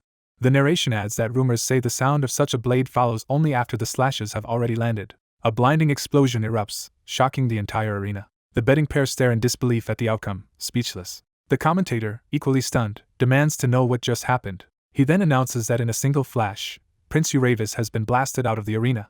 The declaration follows that Joshua Sanders of Avalon is the winner of this year's Master Wars and the new King of Reinhardt. In a dark void, Uravis awakens confused, remembering he had been in the middle of the match. Realizing he must have lost consciousness, he accepts that he was defeated. He admits Joshua's final attack was beyond his capabilities and acknowledges clear defeat. A disembodied voice expresses disappointment, startling Uravis. His chest flares as magma suddenly acts of its own accord. Panicking, Uravis feels his strength draining away as magma activates without his control. He screams while the fiery stone tears itself out of his body. Uravis watches in terror as the burning mass hovers above him and questions what is happening. The stone declares that primordial stones do not accept defeat, and that by acknowledging loss Uravis has forfeited his right to it. Uravis recognizes the voice as magma's and demands to know what it means. The stone laughs that it will take itself elsewhere, leaving Uravis behind. A monstrous spectral jaw snaps shut around the fleeing stone, devouring it. Uravis jolts awake in a hospital bed, screaming from the nightmare. Clutching his chest, he wonders if what he saw was only a dream. He feels that the experience was too real, notes that magma's presence is gone, and questions what actually happened. Glancing to the bedside table, he notices an envelope left there. The letter from Joshua explains that he has taken magma as agreed but will forego demanding Uravis's servitude, instead asking only for one future favor. After reading, Uravis begins to laugh intensely. He shouts that the sly thief has truly tricked him, amused rather than angry. Meanwhile, preparations are made at Reinhardt's ceremonial platform for the new king's coronation. Officials approach bearing a crown on a cushion for the coming ceremony. The current king, Lion King Rian Gigar, proudly announces the new king of Reinhardt. In the crowd, the bearded gambler and blue-haired woman celebrate the rise of a new king and a new era. Joshua strides toward the coronation dais while the crowd cheers his name. He stands before the throne in full regalia, radiating calm authority. With everyone kneeling, the officiant congratulates Joshua and begins the traditional coronation ritual. Joshua apologizes, saying he is busy and asks that only the essential steps be performed. Kangetu, the king's aide and budget head, reacts with surprise at this unorthodox request. Rian laughs that he likes Joshua's straightforwardness, as the formality bores him too. As Rian moves to speed things up, Kangetu protests that skipping the ceremony will damage Reinhardt's reputation. He insists Reinhardt is already criticized as a kingdom only in name, and that foregoing the coronation would invite further ridicule, making Rian feel called out. Joshua bluntly replies that he is disappointed to hear Reinhardt cares so much about outside opinion. He asks since when Reinhardt let others dictate it, reminding them the nation exists so the skilled can become king. He says he believed they were proud to live under Nagason's will and asserts that he gained this position by defeating the strongest fighters of their era. Joshua continues that if kingship means constant hatred and worrying about appearances, he does not want the reward. As he turns away, Kangetu anxiously asks if Joshua truly intends to decline the throne. Kangetu begs him to return, swearing his own honor to Nagason's will and saying his life's purpose is fulfilling that will. Joshua stops, and Kangetu apologizes nervously while urging him to reconsider. Joshua explains that a king alone can accomplish nothing and that he needs allies like Kangetu rather than sycophants worried about gossip. He asks if the role is merely to wear royal clothes, then anyone could replace him. Kangetu realizes Joshua's resolve is genuine, ashamed that he doubted a hero so devoted to Reinhardt's future. He drops to his knees, formally apologizing to his new king. The officials bow and plead with Joshua to help them reform Reinhardt, declaring their loyalty. Joshua urges them not to cling to empty traditions, while Kangetu vows he will not ignore them but instead endure scorn to support the king's reforms. Satisfied, Joshua tells them to keep their promises and he will fulfill his responsibilities as king. The ceremony concludes with Joshua proclaiming himself the new king of Reinhardt as the officials bow before him. The citizens cheer wildly, believing Joshua Sanders will bring the change Reinhardt needs. Rian watches proudly, impressed that Joshua has already swayed even the most stubborn officials and sensing the birth of a new legend. Rian then suggests they skip any remaining formalities and move to the important matters. Following tradition, Rian says the new king must answer a question everyone awaits during the Master War's conclusion. Joshua warns he may not give a pleasing answer but accepts the coming question with a smile. Rian says that is fine and assumes Joshua already knows the custom. He explains that as Master War's champion Joshua has earned the right to challenge any of the great 9 stars or 12 superhumans, and invites him to choose. Joshua begins by apologizing that his choice may not delight everyone. He announces that he will challenge the mercenary king, Barbarian, one of the 12 superhumans, and leader of 1,000,000 mercenaries. Hearing this, the blue-haired woman looks shaken with worry. The bearded man is likewise stunned by the audacious choice. Elsewhere, Barbarian himself laughs excitedly when told that Joshua chose him. A flashback shows Barbarian impressed by a young knight's skill on a battlefield and demanding to know his name. The young fighter introduces himself proudly as Cain, a knight of the Sanders family. Barbarian promises to remember the name of this Sanders knight. In the present, Barbarian attacks another opponent, while declaring he has acknowledged them as worthy. He roars that he will remember his foe even as he sends them into the afterlife with his massive axe swing. Cain, realizing he cannot defeat a 12 superhuman alone, wonders in terror if this moment is truly his end. A massive red explosion erupts, signaling the start of a brutal battle. The bloodied barbarian leader grins manically, eager for more violence. A young warrior stares upward in shock and fear, overwhelmed by the carnage. The barbarian savagely cleaves a knight, while another horrified ally watches. The barbarian, unsettled by his foe, demands to know what kind of being he is facing. The wounded mage declares he will escape with the child as he gathers dark power, shocking the barbarian. The mage raises a towering wall of darkness to block the barbarian's assault. Laughing with excitement, the barbarian whirls his axe in a deadly red arc, impressed by his opponents from Pontier. When the darkness clears, the barbarian realizes his targets have escaped. He decides to let them run, vowing to enjoy hunting them since the Pontier family is doomed anyway. Hearing a retreat signal without his command, the barbarian whirls around in anger. A glowing hammer emblem activates, drawing everyone's attention. A rider arrives, announcing an envoy from Reinhardt, and conveying a duel request for the barbarian from the winner of the Master Wars. The barbarian, guessing Axelar is behind the challenge, welcomes the chance to finally kill him. In another place, a hand clenches a pen in frustration over grim news. The white-haired strategist worries that Lord Cain should have arrived already and suspects another information leak. Someone gently takes the strategist's hand, startling them from their anxious thoughts. Princess Cheryl notices the strategist's fatigue, urges rest for her sake, and he reluctantly agrees. The strategist yields with a soft smile, agreeing to take a break. Cheryl convenes their 11th War Council and asks if the communication orb from her father's vault has been found. Count Beardo reports the orb was recovered from an unexpected hiding place thanks to directions from the awakened Duke Pontier. Cheryl quietly calls the Duke's recovery a miracle. The councilors say the orb's discovery means they can finally contact the outside and reassures Cheryl the Duke will soon awaken. Count Cox warmly tells Cheryl that Duke Pontier would be proud of the way she is handling things. Touched, Cheryl softly addresses Count Cox in gratitude. New intelligence arrives that the mercenary king has vanished just after reaching their borders, alarming Cheryl. They explain that the Master Wars victor invited the mercenary king to a battle of the superhumans, which miraculously removed him as an immediate threat. The council learns that the victorious challenger is Baron Joshua Sanders of House Agnes. Cheryl reacts with emotional shock at Joshua's name. The strategist smiles to himself, relieved and amused by this unexpected ally. Privately, the strategist thanks his Lord Joshua for not forgetting Pontier and promises to protect everyone until Joshua arrives. At that moment Baron Arna bursts into the council chamber, raging that a peasant has ruined everything. Ignoring calls to behave, Arna produces evidence he insists will change Count Troy's mind. He reveals broken shards from Cain's sword found at night, and blames Icarus's plan for leading Cain to disaster. Cheryl, horrified, demands to know what happened to Sir Cain and why his sword is shattered. Arna claims the princess deserves the truth, accusing Icarus of sending Cain into the enemy's center to sabotage their strategy from within. He goes further, calling Icarus a Cromwell spy who must be eliminated immediately, as others try to restrain him. Another officer counters that Cain was actually sent along a secret supply route, arguing Icarus redirected him incorrectly and left him for dead. Icarus intervenes, saying both sides are partly right and hinting at a broader setup. He explains he deliberately gave different people conflicting information about Cain's route to expose the real spy. Cheryl tremulously asks why Icarus did this, while Arna keeps insisting Icarus is the traitor. Arna presses Cheryl to see Icarus as a spy who sought their trust only to betray them now. Icarus reminds Cheryl of his advice to trust only herself, and reveals he laid traps because he was certain a spy was among them. He clarifies that Cain actually used a hidden fifth supply route, so whoever knew of that path and leaked it must be the traitor. Icarus states the spy is the person he told about the fifth route, and calls that man out as he tries to leave.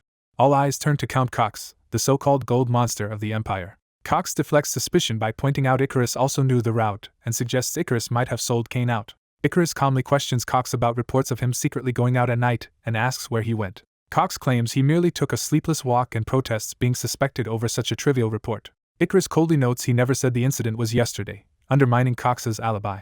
Realizing his slip, Cox stiffens in alarm. Cheryl concludes aloud that both the report and Cox's story were lies and presses him on what he truly did that night. Arna urges Cheryl to ignore Icarus, saying he is only sowing more confusion. He argues that everyone knows how much Cox has done for the family, and insists a peasant like Icarus cannot understand such loyalty. Cheryl struggles internally, thinking there is no reason for her beloved old man Cox to betray them.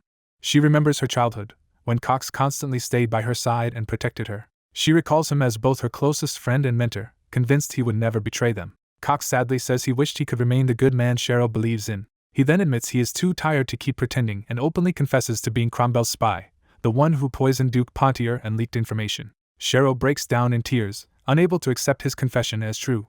She screams in anguish, demanding to know why he betrayed them. Cox's face twists into madness as he declares that as the gold monster, he betrayed them simply for more gold. Icarus counters that greed cannot be the whole story and hints that Cox has deeper ties to the Cromwell family's schemes. He presses Cox about the true mastermind controlling him and suggests it might not even be Marquis Cromwell. Cox's eye flashes, betraying inner turmoil. Cox reflects that he spent his youth building up the Pontier family and that the territory still holds deep meaning for him. Arna furiously asks how he could betray something so precious, calling him dishonorable and a disgrace. Cox replies that in Avalon only survival matters and titles like honor or loyalty are meaningless compared to winning. He declares this day will mark the end of House Pontier, and that all their honor and loyalty will vanish with them. As the building shakes from explosions outside, Arna shouts at Cox, demanding if he really thinks he can escape punishment. Cheryl urges Icarus to look outside, horrified by what Cox has unleashed. They see a massive explosion blossom beyond the window, fire consuming the estate. The view expands to show the entire city engulfed in devastating blasts and flames. Another explosion erupts, further obliterating the burning cityscape. Elsewhere, a coronation concludes as a crown is set on Joshua's head and he vows to rule Reinhardt well. The former king admits disappointment that Joshua chose to fight the mercenary king instead of him but encourages him to do his best. Joshua casually questions whether he needed a particular reason for his choice in the Battle of the Superhumans. He tells the ruler not to be disheartened, hinting they can still arrange a match later. The ruler laughs, saying he likes Joshua's boldness because it reminds him of his younger self. He offers Joshua a personal token as a promise and urges him to accept it. Joshua receives a lion emblazoned medallion with a sword motif. The ruler boasts that in his life he has only one loss and one draw, and that the drawn opponent impressed him most. He reveals that this unmatched opponent was not a superhuman but Avalon's own master, and warns Joshua to be wary of those around him, not just powerful figures. Joshua reflects that there is wisdom in watching his surroundings and not overworking himself. He murmurs about paying attention to his surroundings, clearly pondering the advice. Joshua examines the lion medallion, realizing it may relate to that warning. He smiles, apparently understanding something new. Thanking the ruler for the counsel, Joshua excuses himself to speak with his allies. As Joshua departs, the ruler reminds him to record his name at the royal tombstone of Nagasan on Reinhardt's outskirts. Joshua agrees politely, promising he will. At the royal tomb, 3 foreign leaders lie in wait, plotting to ambush Joshua Sanders and warning each other to stay alert. 2 conspirators worry that even if Joshua dies they must still face the Swallow Empire, while their titles and allegiances are identified. The third explains that with Archduke Lucifer now ruling Swallow after Emperor Verona's collapse, everyone expects a massive continental war soon. One of them, Windmill, laments how complicated things have become but resolves to handle their enemies step by step. He suddenly senses an unexpected presence approaching and reacts in surprise. A swordsman steps out, saying he will not let them leave and demanding to know where Joshua is, realizing Avalon has already seen through their plot. Count Ari, Joshua's foe, grins with bloodlust, thrilled at the chance for a private showdown with Joshua. Elsewhere, Iselin yells at Joshua for recklessly challenging the mercenary king despite her warnings. A companion calms her, saying King Joshua must have his reasons and likely did it to buy time for the Pontier family. Even so, Iselin thinks the plan is foolish because of how terrifyingly strong the mercenary king truly is. She agonizes that while her friend risks his life against such a monster, she can do nothing to help. Her burly comrade tells her to accept what they cannot change and be happy Joshua's gamble turned out well. He gleefully cackles that betting on Joshua was the right decision and wishes he had wagered everything. Receiving pouches of winnings, he exults over earning 36,000 gold and dreams of retiring from mercenary work. Hugging his fortune, he shouts for Iselin to hurry over and share in his excitement. A refined woman arrives, congratulating Axelar on becoming a master and startling the pair. She is revealed as the famed swordswoman Lily's Aphrodite, claiming she is simply there to collect her rewards. Axelar, surprised, says he never imagined someone as devout as her would gamble, thinking he had misjudged her. Lily's flirtatiously calls Joshua her boyfriend and claims betting on him was a fun way to show her faith. Axelar and Iselin are stunned, asking if she really means Joshua.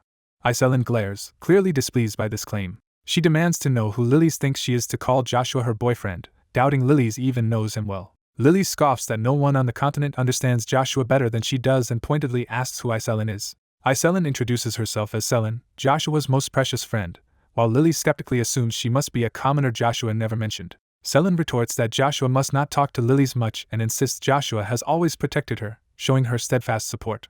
Selin proclaims she supports Joshua more than anyone else, prompting Lily's to challenge that claim. Lily's flashes a silver betting ticket and asks if Selin truly believes she values Joshua more than that. Axelar recognizes the ticket as evidence Lily staked at least 10,000 gold on Joshua and is shocked by her confidence. Lily's reveals she actually wagered 50,000 gold because she believed he would naturally choose someone as bold as her. Selin laughs coldly and moves to trump that display. She asks if Lily's is underestimating her, as golden light begins to shine from her chest. Lily stares in disbelief at what Selin is about to show. Axelar's jaw drops in awe. Selin slams down a legendary gold betting ticket, proof she staked more than 100,000 gold on Joshua. She calmly explains she wagered 500,000 gold, calling it a small amount for such a precious friend, while Lily's can only gape.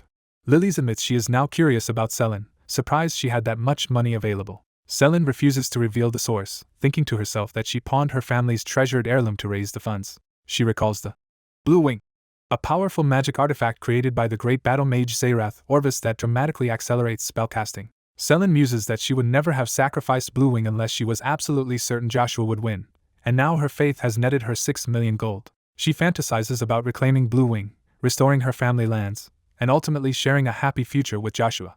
Axeler butts into her daydream, indignant about being forgotten and insisting he is also Joshua's precious friend. He chases after them demanding inclusion, while the two women are exasperated. Lily's laughs that Joshua still holds surprises for her, realizing there is much about him she does not know. Selin confesses she now wants to understand Joshua better too, prompting Lily's to ask why. Lily's turns to Axeler and says that, speaking of deals, she wants to resume a conversation they had paused earlier.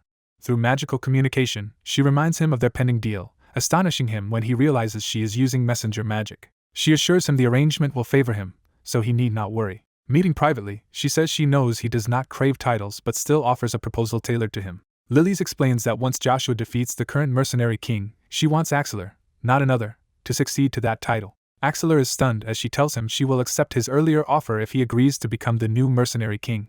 Back at the tomb, a wounded conspirator's hand trembles as he reaches for his sword. Count Ari crushes the man's hand underfoot, brutally stopping him.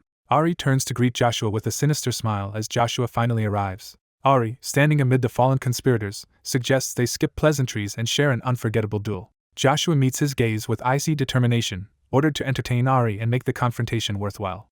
The scene cuts briefly to the unconscious masters Ari defeated, emphasizing his power. Joshua assesses that Ari felled 3 master-class fighters alone and mentally ranks him on par with the superhumans.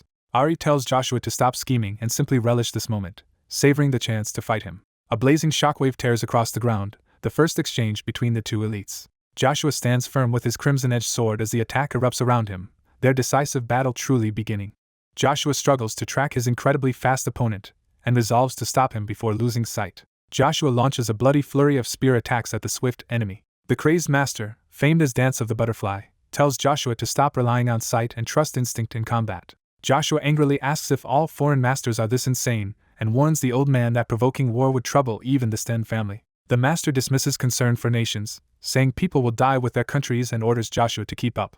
Racing forward, the master shouts that they have little time left for themselves. Joshua thinks his human foe is strong but questions why the master is holding back, then boasts confidently about who he is. Thrilled by the challenge, Joshua grins as he clashes weapons head-on with the master. The master laughs in delight, saying this is exactly what he wanted. In the midst of their exhilarating duel, the master praises Joshua and promises to reveal an intriguing secret if Joshua wins. The master tempts Joshua further by offering to explain the true relationship between his father Arden von Agnes and his mother Lucia. During the chaotic battle, the master slashes another opponent, while Joshua is flung back. Joshua, bleeding, is struck again by his too-fast foe, who taunts him for being slow. Joshua counters with a powerful upward spear strike, blasting his enemy into the air. While fighting, Joshua demands to know if Avalon is planning a continental war, but the master tells him to forget that and focus on their long-awaited duel. Joshua readies another massive blow as the master advances toward him. Joshua realizes one image of the master is only an afterimage, revealing the man's extreme speed. Sensing the real body, Joshua unleashes a focused strike at the detected presence. His attack tears up the ground, forcing the master to dodge rapidly across the battlefield. Joshua dives from above with a devastating spear attack while the master braces to parry. The master screams amid the fiery aftermath of Joshua's onslaught. As a grand hammer-shaped monument appears in Wilhelm, someone wonders if this will be their last time seeing it. Watching the hammer, a blonde warrior muses that it is always magnificent and worries about being jobless now. The king's knight Archaon Dmitri kindly tells him he can stay in Wilhelm for now if he has no goal. Archaon suggests they visit the knights to say goodbye, then notices the ground shaking like an earthquake. The king's aide Kangate urgently points to the distance, drawing attention to a disturbance. They spot a massive explosion in Wilhelm's forest and realize a battle is underway there. Gravely wounded and bleeding, the master smiles and confesses deep affection for Joshua Sanders, regretting he has no more time. Lying in a lava-filled crater defeated, the master laughs that he wanted to enjoy the fight longer but lost. Joshua rebukes him for treating people as food and insists he now reveal the promised information. The master agrees to keep his word and prepares to answer Joshua's question. He explains that the Agnes family currently lacks a proper successor, and that Emperor Marcus and Duke Agnes are orchestrating the situation. Joshua learns that only Duke Agnes knows the full truth and wonders why the Duke has waited over 20 years, suspecting hidden plans with the Emperor. The master finds Joshua's thoughts interesting and reveals that 3 people in the Empire surpass even him in strength. He adds that, leaving Duke Agnes aside, 2 other individuals are still stronger than him. Reynard's cavalry arrive shouting to protect their king, finding Joshua with the injured master. Realizing time is up, the master says he will have to tell Joshua the rest of his family's story another day. Before leaving, he warns Joshua that his own father, the feared black god of Avalon, is even more dangerous than the current emperor. As he vanishes, the master assures Joshua he has already dealt with the other masters, leaving Joshua shouting for him to wait. From afar, the master calls that they will meet again soon, while Joshua stands amid the unconscious enemies he has felled. Joshua anguishes over what the man's cryptic hints about Duke Agnes and Emperor Marcus mean and fears a continental war is coming sooner than in his past life. He worries destiny itself may be changing because he returned to the past, making the near future less controllable. A knight pounds his chest and calls out to his king. Archaon formally introduces himself as Wilhelm's first knight and asks Joshua what has happened in the forest. Kangetu rushes in panic to check if Joshua is injured, blaming himself for failing to secure the king's safety. Bowing deeply, Kangetu admits his mistake and begs Joshua's forgiveness. The blonde warrior is shocked that Kangetu worries more about the king's safety than the fate of Reynard itself. Archaon quietly notes that master-level combat traces change the significance of the incident, and Kangetu acknowledges this while bowing. Archaon argues masters represent nations and that they must quickly identify the combatants. Kangetu, walking away, reminds Archaon that the king has already spoken on the matter, leaving Archaon at a loss for words. Clutching a pendant, Kangetu bitterly calls the continent's powers useless clowns who treat Reynard's people as unwanted outsiders. He declares that this is how the continent looks down on Reynard, and questions how long they must endure such treatment. Passionately, he says their dream has been for Reynard to become a fully independent nation and that King Joshua has reignited that dream. Inspired, Archaon agrees that nothing will change if they keep fearing other nations. Joshua smiles and says that to change, they must step forward. Casting off his guise, Kangetu reveals himself as the 0th Knight of Wilhelm, Leodrans, and vows to take that first step for the kingdom. Archaon is stunned that Leodrans has revealed his true identity for the first time in 20 years, moved by the king's resolve. Leodrans respectfully asks Joshua for permission for the knights to escort him on his journeys. Joshua accepts with a smile, saying he will allow it if that is their wish. Leodrans, now in armor, acknowledges the order with determination. Addressing his brother as both aide and fellow knight, Leodrans commands Kangetu and all Wilhelm knights to follow the king. The knights grip their swords, ready to pledge. Archaon raises his blade and loudly swears to support Leodrans, Wilhelm, and King Joshua Sanders forever. The knights of Wilhelm cheer and vow to protect their king wherever he leads. Joshua stands proudly in royal armor, quietly satisfied with the loyalty he has gained. A young boy narrates that in childhood he heard a tale of a knight who made a pact with a demon. The story describes the unforgetting sword, a being closest to death, as children listen to a cloaked storyteller. The tale continues about an undying warrior who could regenerate even from severed limbs yet could not remain in a human body. This immortal creature is revealed in legend as the fearsome Death Knight. In the present, a wounded man asks the Death Knight why he was saved. The Death Knight replies he is only obeying orders from Lord Joshua Sanders, astonishing the man. The man panics, wondering if Joshua signed a demonic contract to save them, fearing Joshua sacrificed his soul. The Death Knight snaps at him to be quiet so he can focus, mentioning a huge explosion near Aden Canyon that he is trying to sense. He explains that by reading atmospheric mana flows, highly trained warriors can perceive distant events, and that the size of the explosion made it detectable even from afar. Hearing this, the wounded man worries aloud for Cheryl and Icarus's safety. He reassures himself that the brilliant strategist Icarus should handle things but frets about being unable to stop the powerful mercenary king. Suddenly, his eyes widen as an idea forms. He respectfully asks the Death Knight to teach him how to read the flow of the atmosphere. A few days later, the narrative shifts to a desolate region dominated by a ruined castle. A carriage races along, its wheels rattling on the rough ground. Inside, the ill Duke Pontier lies trembling on a bed as someone tells his daughter they are almost there. Leading a group that includes Cheryl and Icarus, Baron Arna points out where they can tie their horses after passing some stones. Cheryl thanks Arna for enabling their escape, but he says survival comes first and praise can wait. Icarus senses that something is off, feeling Arna seemed prepared for the earlier explosion. She reasons that if enemies are hidden in the canyon they would be defenseless, and doubts Arna could be unaware of such danger.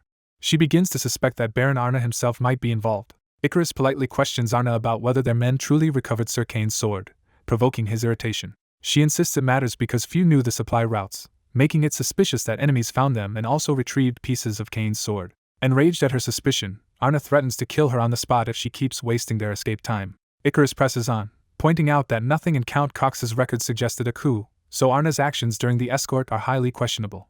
She argues that the escort clearly failed, yet Arna, as leader of the knights, has faced no suspicion and demands an explanation. Cornered, Arna menacingly asks if she really wants to die right now. Another knight urges Icarus to stop accusing and focus on fleeing, but she insists no one is pursuing them.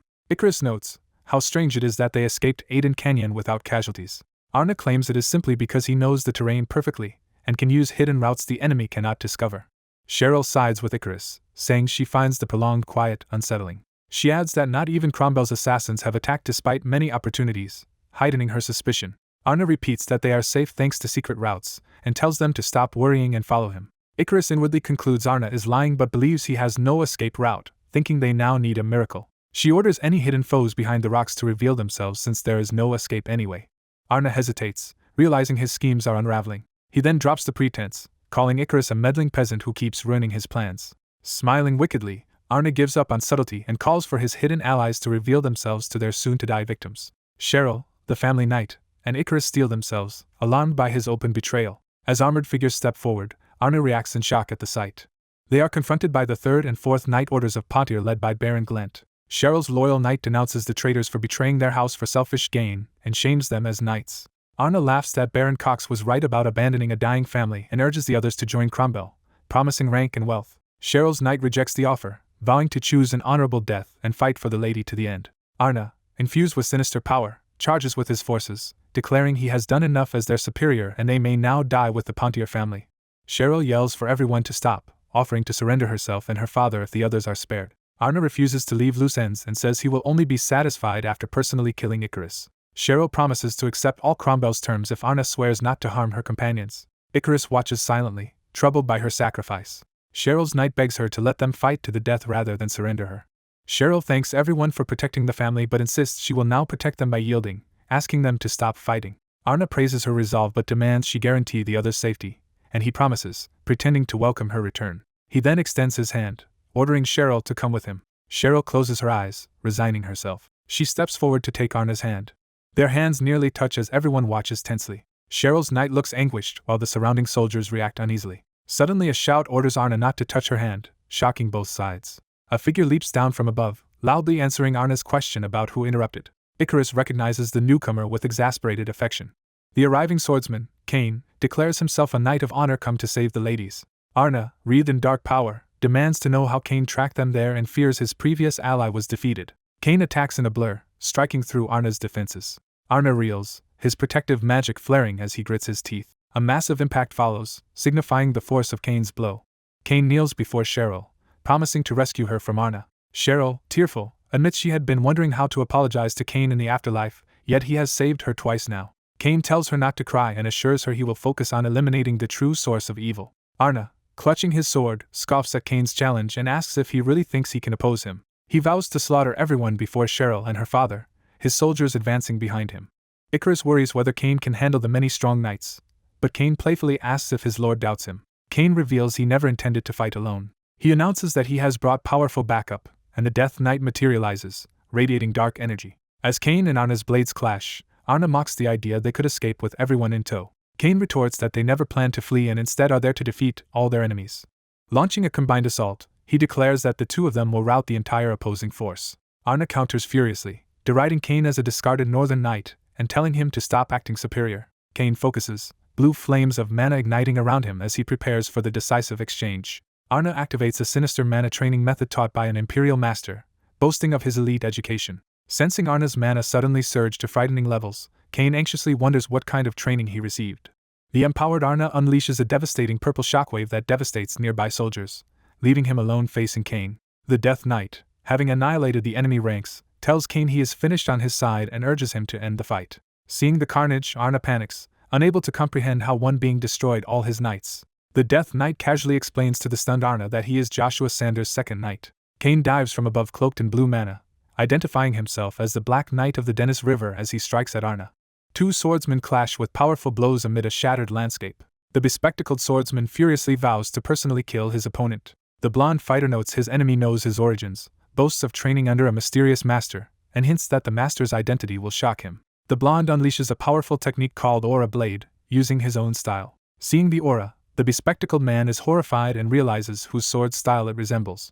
The blonde executes a named Great Sword Slash, sending a massive strike down on his foe. The attack leaves the enemy sprawled unconscious in a gouged canyon, while the blonde stands victorious beside his ominously shrouded ally. The blonde confidently declares that the outcome has proven who is truly stronger. Onlookers marvel that Joshua commands two such skilled swordsmen, and wonder if this is the real power behind the prodigious Baron Joshua Sanders. The white-haired youth stares in shocked awe at the battle's result.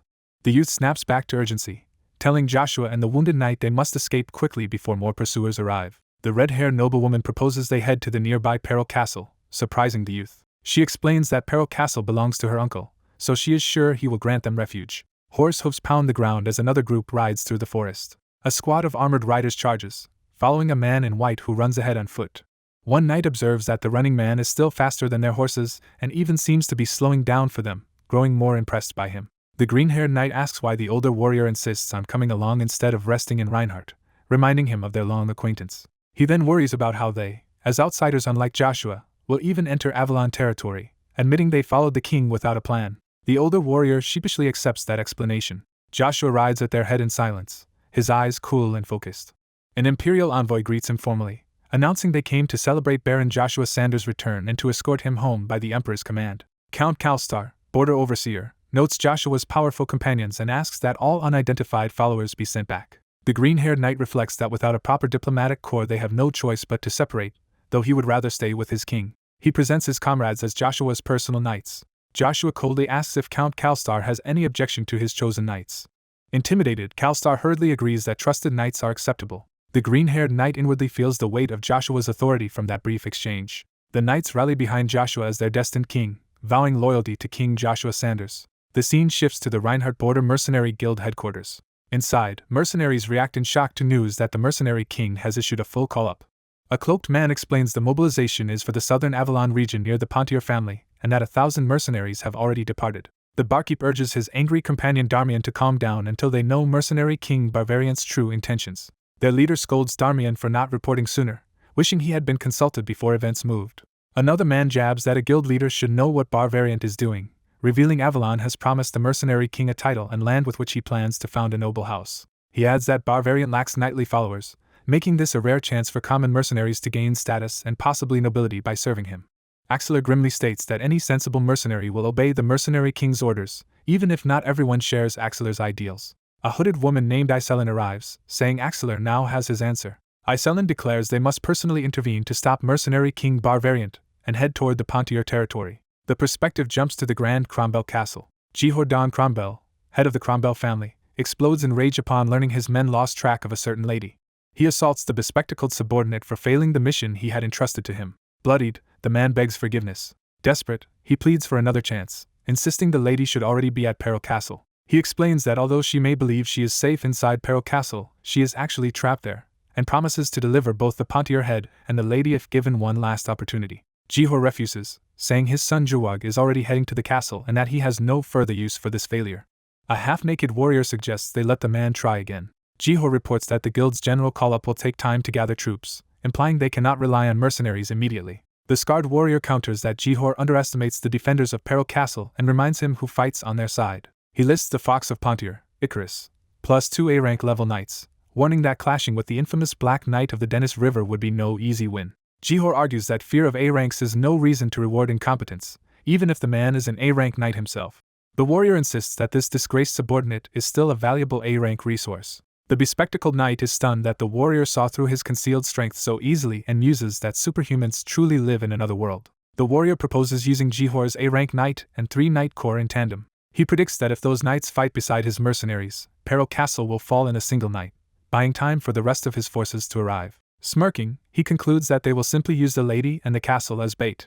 Jehor begrudgingly prepares himself for the worst-case scenario. The Cromwell forces launch a massive assault, shouting to charge and annihilate the Pontier. Peril Castle burns as siege engines hammer its outer walls. Juwag Down Cromwell leads the attack, eager to claim the castle's destruction for himself before reinforcements can interfere. The bombardment continues, fire and missiles raining down on the fortress gate. Inside, Cheryl Pontier commands her men to cut key ropes. Pontier soldiers hack through thick chains securing a mechanism beneath the castle. The released chains whip into motion inside the war machine. A giant chain projectile is launched outward with tremendous force. The chain mechanism yanks a siege tower violently. The sudden pull topples the enemy siege structure, throwing attackers from its top. Outside, defenders realize a giant ballista hook is coming over the wall and panic. The missile slams into the besiegers, causing a devastating explosion among their ranks. Commanders urge their troops forward again, ordering them to bring the battering ram to the walls. Pontier defenders argue they must stop the ram but decide to leave that task to Icarus and Cain while they hold the walls. Cromwell troops push the ram forward, intent on smashing the castle doors. Pontier soldiers brace behind the inner gate, awaiting the impact. Icarus asks Cain why the Black Knight of the Dennis River is nowhere to be seen. Cain admits he vanished without explanation, surprising Icarus. The battering ram suddenly explodes before reaching the gate, shocking the defenders. Cromwell infantry pour through the burning breach, shouting for Pontier's destruction. Icarus orders the release of additional traps. Within a corridor, attackers realize too late that the ceiling is descending upon them. The trap crushes them, blocking the passage with deadly spikes. Cain praises Icarus's clever defenses, though Icarus says they only bought time and that they must reinforce before the next wave. Outside, another destructive red slash tears through Pontier's defenses. Cheryl is startled by the new threat. She sees an enemy knight leap over the walls with a blazing sword and orders her men to stop the intruder. The knight lands with a massive explosion, scattering nearby soldiers. His aura-coated blade hums ominously as he prepares another attack. Cain senses the pressure and realizes the enemy is wielding an aura blade. The impact of his blow shatters stone, signaling overwhelming power. Cain answers with a huge blue slash, crossing blades with the invader to protect Icarus and the troops. The A-rank intruder mocks their traps as entertaining toys but steps from the smoke, undeterred. Icarus and Cheryl respond defiantly, saying the castle will instead become his grave. One twin A-rank knight of the Cromwell family steps forward, demanding they surrender and become Cromwell's slaves. His twin joins him, promising mercy only if they submit, otherwise they will all die. Cain rallies Pontier forces, vowing never to surrender and charging at the twins with his men. One twin orders his troops to advance and kill them all. The two armies clash fiercely in melee beneath the burning walls. The Black Knight wades into the fray, cutting down enemies with sweeping aura strikes and telling them to go home. One twin confronts Cain directly, recognizing him as the famed Knight of Rumor. Their duel intensifies, swords and auras colliding in midair. The twin taunts Cain, eager to test whether his reputation is deserved. Elsewhere, Juwag lounges with wine, laughing confidently.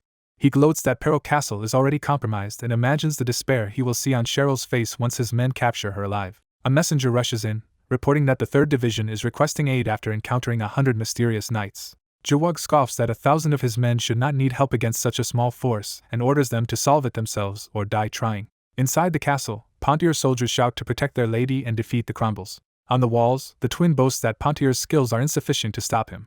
Cheryl's ally urges her to flee and hide with the Duke, but she insists there is no point hiding and that they must stand and fight together. The twin agrees mockingly, launching himself at them and claiming there is nowhere left to hide. As Cheryl retreats, he calls for her to stand and fight. He then swings a massive red aura slash towards Cheryl and her escort. The escort throws himself in the way, yelling for Cheryl to look out as the attack rushes toward them. The devastating blast knocks Cheryl away across the battlements. She struggles to her knees, only to see the enemy knight looming over her. He tells her she has no reason to despair yet, since Juwag has ordered that she be captured alive as a prize. Cheryl trembles, clearly anguished but not yet broken. The knight orders her to stand, unaware an arrow is flying toward him. Icarus reveals himself as the archer, loosing a shot that forces the knight to deflect it with a sweeping slash. Icarus rallies himself and the others, shouting that they must endure until Joshua Sanders arrives. The twin laughs at their faith, claiming no one can change the hopeless situation and drawing on more aura to kill them. Cheryl counters that they will survive and win no matter what it takes, striking at him with renewed resolve. In response, the twin unleashes another colossal red wave that tears across the battlements toward Icarus. He berates Cheryl for resisting when he had spared her, slashing her down again. Smirking, he decides he can simply claim she died in battle and begins preparing a killing blow. He snarls at Cheryl for daring to fight him despite orders to keep her alive, threatening her life. Declaring that she caused this disaster, he brings his sword down to execute her. Cheryl braces for death, crying out in pain. A blinding blue pillar of energy suddenly crashes between them, stopping the attack. The knight recoils in shock at the unexpected intervention. Joshua appears wreathed in lightning with his spear, placing himself between Cheryl and the enemy. Overwhelmed with emotion, Cheryl realizes that Joshua has finally arrived to save them. The enraged twin charges Joshua, vowing to kill anyone who stands in his way. He bellows maniacally, certain of his strength. Joshua smashes him into the ground with a single overwhelming blow. The knight lies crumpled and defeated. Joshua looks down at him with calm, steely eyes. Nearby, Icarus pants on the ground, exhausted and stunned by the sudden turn. Joshua stands protectively before Cheryl while the fallen A-rank knight lies at his feet. Smiling gently, Joshua praises them for holding out and promises to return after he finishes the battle. A beam of blue power continues to pin the enemy knight to the ground as Cheryl and Icarus take in Joshua's strength. Elsewhere on the field, Cain's glowing blade clashes with another A-rank sword. Cain drives his foe back with his own aura blade as their attacks collide in flashes of blue and red. Watching Cain struggle, Another Cromwell leader insists that despite Joshua's arrival, time is still on their side and more reinforcements are coming. Cain realizes he cannot stop all the incoming enemies and that without relief they will eventually be overrun. Joshua, surrounded by crackling power, asks how much longer Cain will need to finish his opponent. He orders Cain to cut the enemy down quickly, while Cain stammers in surprise at his king's presence. Joshua assures Cain he will be waiting for him, radiating confidence and strength. The remaining twin knight vows to be the one to kill Joshua and charges. Cain angrily defends Joshua's honor, insisting the Cromwell knight can never reach his lord's level. With a shout, Cain unleashes a massive blue strike that overwhelms his opponent. The stunned knight realizes too late how heavy and powerful Cain's blow truly is. The attack ends in a huge explosion that devastates the battlefield and sends Cromwell soldiers screaming as they are blasted away. Amid explosions and fire, Cromwell soldiers lie wounded and wonder if they have fallen into a trap. Alone, shadowy warrior approaches the shaken soldiers and tells them he will offer them a choice. Revealing himself, Joshua says anyone who regrets Cromwell's massacre may flee and he will spare their life. The Cromwell soldiers angrily reject his offer and order each other to ignore him and charge. The Cromwell army rushes Joshua, shouting to destroy the castle in Cromwell's name. Seeing their decision, Joshua's expression hardens as he prepares to act. He channels power into his spear, lightning crackling as a fiery core glows in his chest. He reflects that despite reaching stage 5 of magic spear arts, his skills will dull if he stops improving, and so he pushes further. Reasoning that the primordial stone's powers can be merged, he prepares to combine Magma's destruction and Bronto's growth in a single attack. His dark energy arc slices through the towering siege engines, destabilizing them. Joshua vows to use Magma's fire and Bronto's lightning together to transcend his current level. He unveils Magic Spear Art Stage 5, manifesting a devastating blend of lightning and fire against the charging troops. He unleashes Great Heaven's Lightning Depth Charge, sending massive pillars of lightning crashing down. The lightning slams into the siege tower and ramparts, obliterating soldiers in blinding light. Cromwell's frontline troops scream in terror as they are annihilated by the storm. The battlefield becomes a white-blue blur, the enemy vanguard erased by the barrage. Watching the ruins, Commander Jihug is stunned that mere lightning strikes destroyed his entire vanguard. He reasons Pontier must have had a hidden trump card but, confident in their remaining numbers, orders all Cromwell forces to advance. A subordinate warns Jihug that something unknown is approaching despite their attempts to seal the area. The report of the 3rd Division facing 100 mysterious knights makes Jihug fear who these reinforcements might be. The Knights of Wilhelm charge in. Their leader calls on them to clear a path for their king and destroy all who oppose him. On horseback they roar and crash into Cromwell's lines, cutting down enemies as they lead the counterattack. One of Wilhelm's elite ignites his sword with blue flame, readying a powerful strike. His flaming blow shatters another siege tower, the blast rippling across the battlefield. As the burning tower collapses toward Cromwell's ranks, soldiers panic and try to get clear.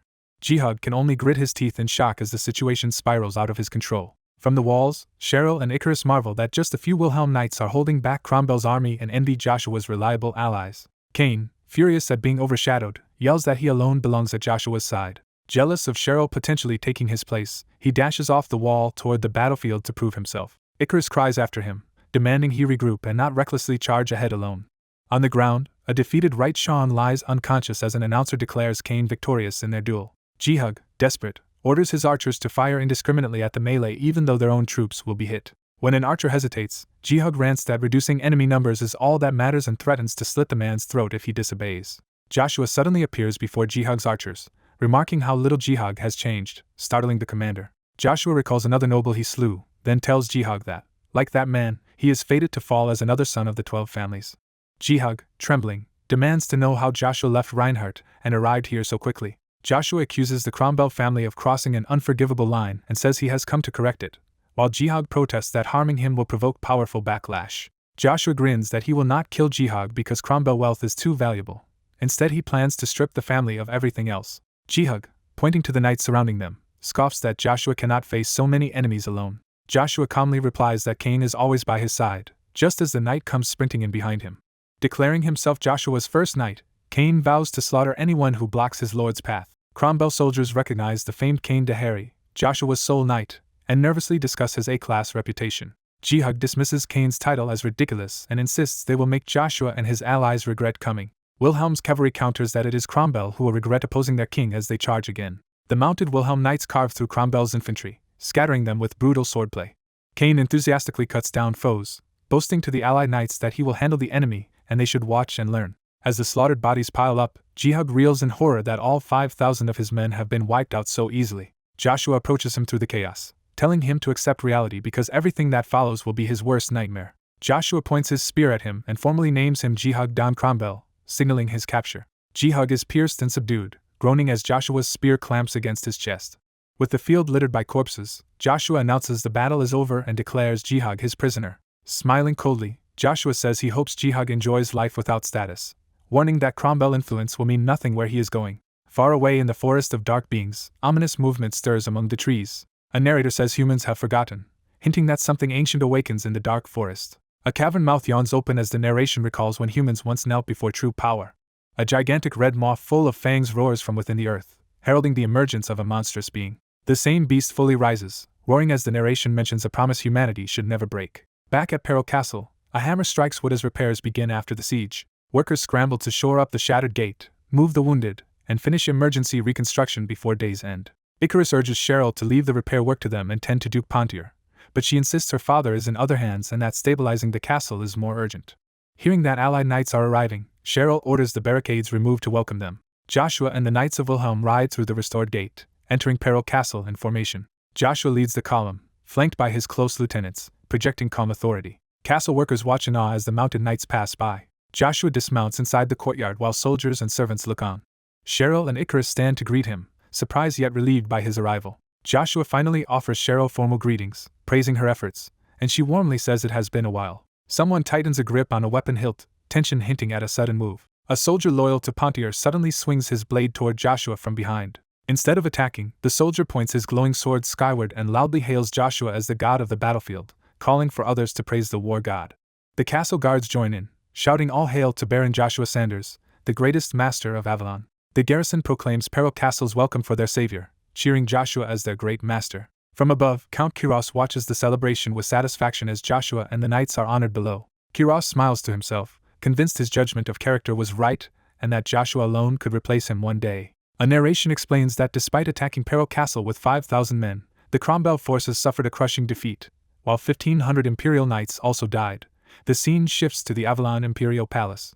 It further notes that Jehug Dan Cromwell was captured and imprisoned in Peril's dungeons, while nobles right and left Sean, A-rank knights of the Empire, perished in battle. The Emperor, hearing this report, wonders how the weakened Pontier family could still wield such military power, and questions what is happening with them. An official stammers that Pontier hired Baron Joshua Sanders and the Knights of Wilhelm, who together routed Cromwell's 5,000 troops. Talon Bruhl, head of the Bruhl family, protests that bringing foreign knights to kill Imperial soldiers is an affront to the Emperor's rule and demands that Joshua be punished. The Emperor listens silently, his expression unreadable.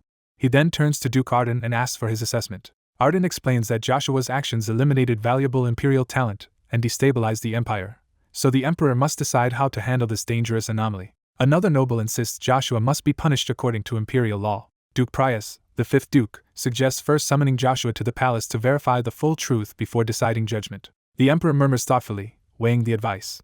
He acknowledges that Imperial law would normally require punishment but hesitates, clearly torn. Admitting he does not resent these developments, he notes he has already favored the Cromwell family enough and seems inclined to shift his stance. He points out that even the Pontiers now have grounds to complain about Imperial bias, leaving Bruhl unsettled and silent. The Emperor continues that Joshua also journeyed to Reinhardt, and, in doing so, spread Avalon's renown across the continent. Arden reveals he had planned to reward Joshua upon his return by elevating him to Marquis.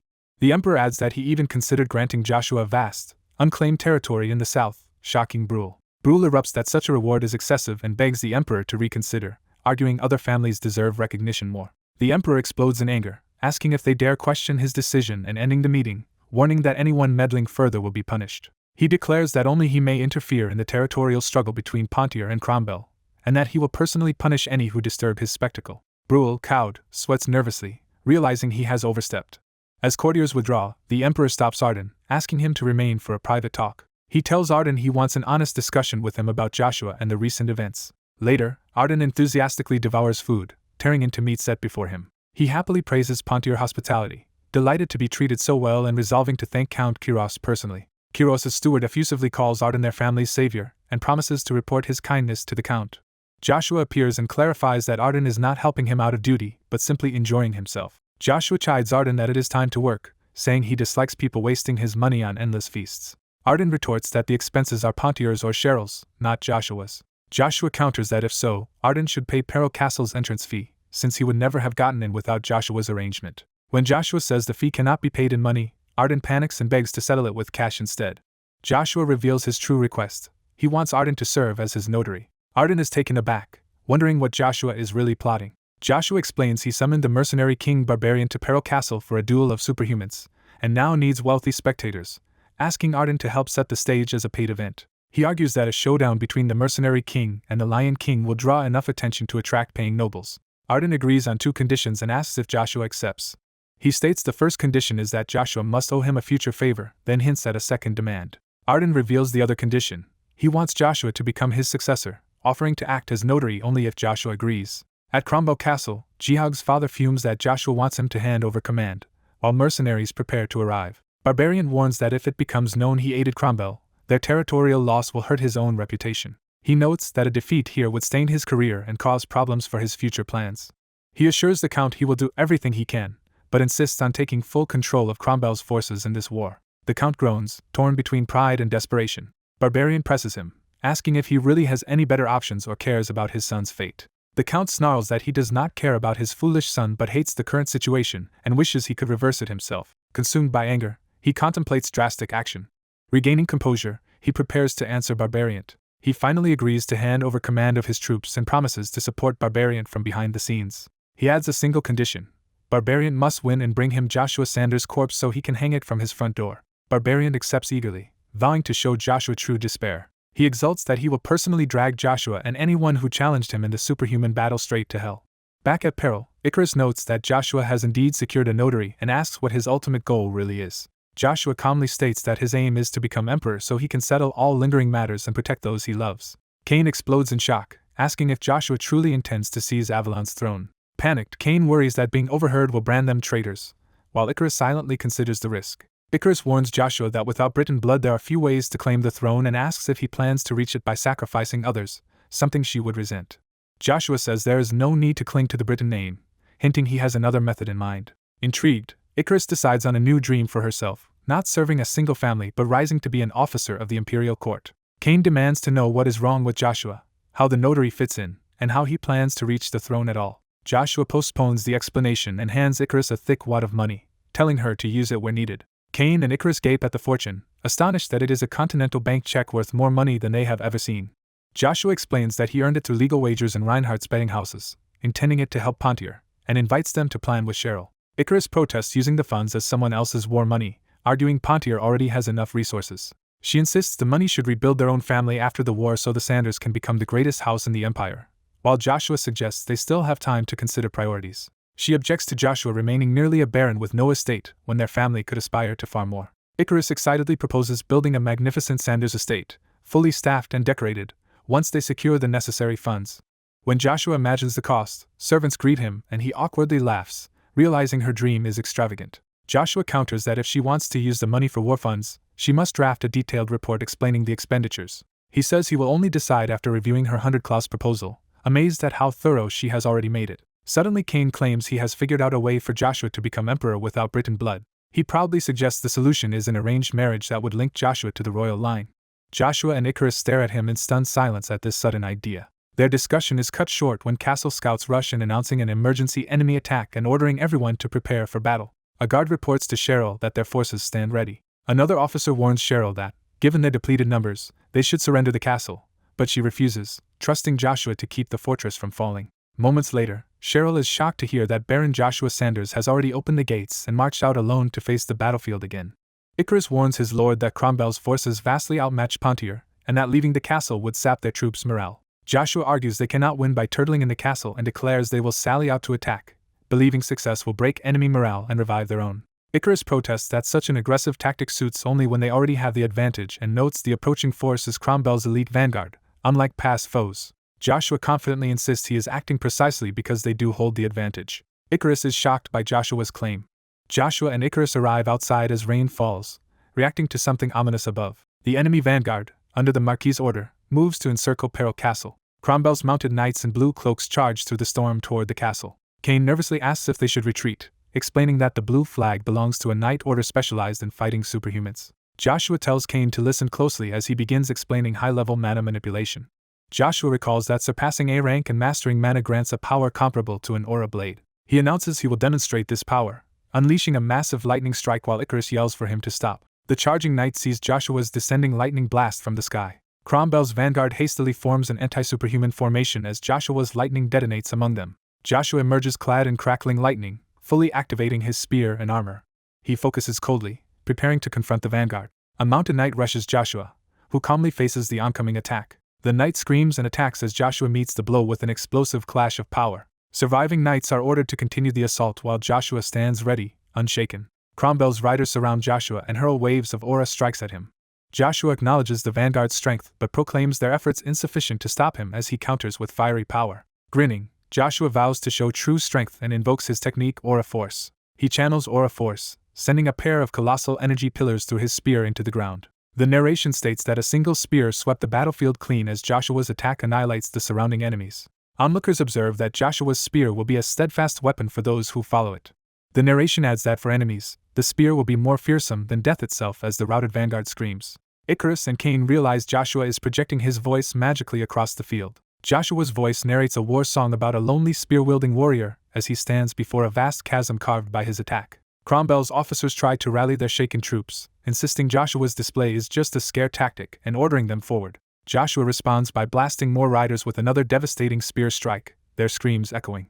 Cain feels invigorated merely by hearing Joshua's man-imbued voice and wonders if Joshua has reached godlike power. The green-haired knight proudly declares that such might is exactly what he expects from his king, astonishing Cain. The knight and Cain bicker over who served Joshua first, both claiming him as their rightful lord and king of Reinhardt. Inside the castle, soldiers are ordered to follow Baron Joshua Sanders as they surge out to join the battle. Cain nervously questions leaving the walls so early, but Icarus trusts Lady Cheryl to manage the defenders.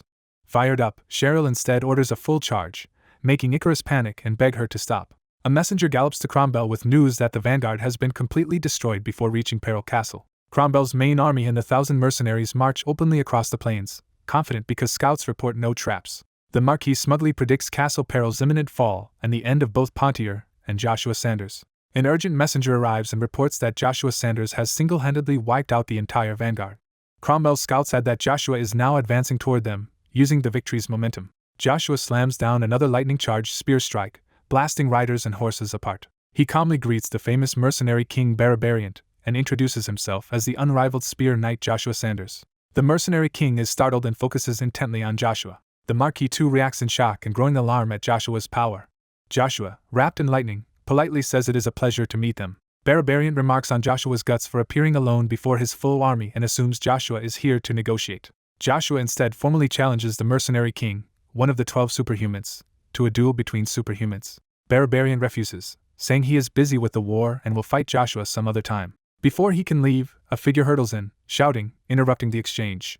The newcomer lands between them and calls out to the mercenary king, announcing their reunion. The man is revealed as Lion King Rian Gigar, another legendary superhuman. Barbarian realizes Rian has come on Joshua's side and suspects he represents the Free Knight Alliance. A narration explains that the Free Knight Alliance is a roaming order of knights bound only by chivalry, some of whom serve nations. It further notes that the alliance's leader is Rian Gigar, former king of Reinhardt known as the Lion King. Rian clarifies he is only present as a neutral notary to oversee a proper battle between superhumans. Barbarian doubts this explanation, but Rian bristles and warns him not to belittle his role. Rian reminds Barbarian that he ignored a challenge from the Master Duel's champion and warns that tradition requires him to accept now. Barbarian fumes at Rian interfering when he gains nothing from it. Grumbling about traditions, Barbarian nevertheless prepares to comply.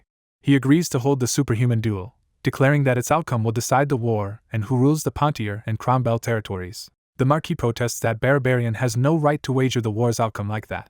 Barbarian argues that killing Joshua, Pontier's key weapon, will guarantee Pontier's defeat and presses the advantage. Joshua reveals he bears Pontier's family mark, proving he is authorized to make such decisions. Soldiers recall how Lady Cheryl favored Joshua at a royal birthday, gossiping that this explains their close alliance. Barbarian, satisfied Joshua has that authority, orders the news of the superhuman duel spread through communication orbs, calling this the true end of the war. The Pontier and mercenary flags are raised together above the field. Cromwell's army and mercenaries assemble under their standards to witness the coming duel. Pontier, Reinhardt and allied troops gather under their own banners, anxiously watching. Cain tells Icarus he finally understands that Joshua and Icarus planned all this to force such a decisive duel. Observers realize that if Joshua defeats the mercenary king, the entire war effectively ends. Barbarian formally announces the duel between himself and Joshua and begins outlining its rules. Reinstates that the duel ends when one side yields or can no longer fight, and that anything is allowed within that limit. Joshua and Barbarian both accept, saying they fully understand the rules. Rian declares the start of the Battle of Superhumans. Joshua unleashes an overwhelming aura from the outset, astonishing his allies. Cain marvels at Joshua pouring out so much aura right away while Icarus braces against the pressure. Barbarian notes Joshua's aura force technique but claims it still will not be enough to defeat him. He lectures that aura properties are innate, and deduces Joshua's aura is more supportive than offensive. In contrast, Barbarian boasts of his own aggressive reinforcing aura and begins stacking power on top of aura.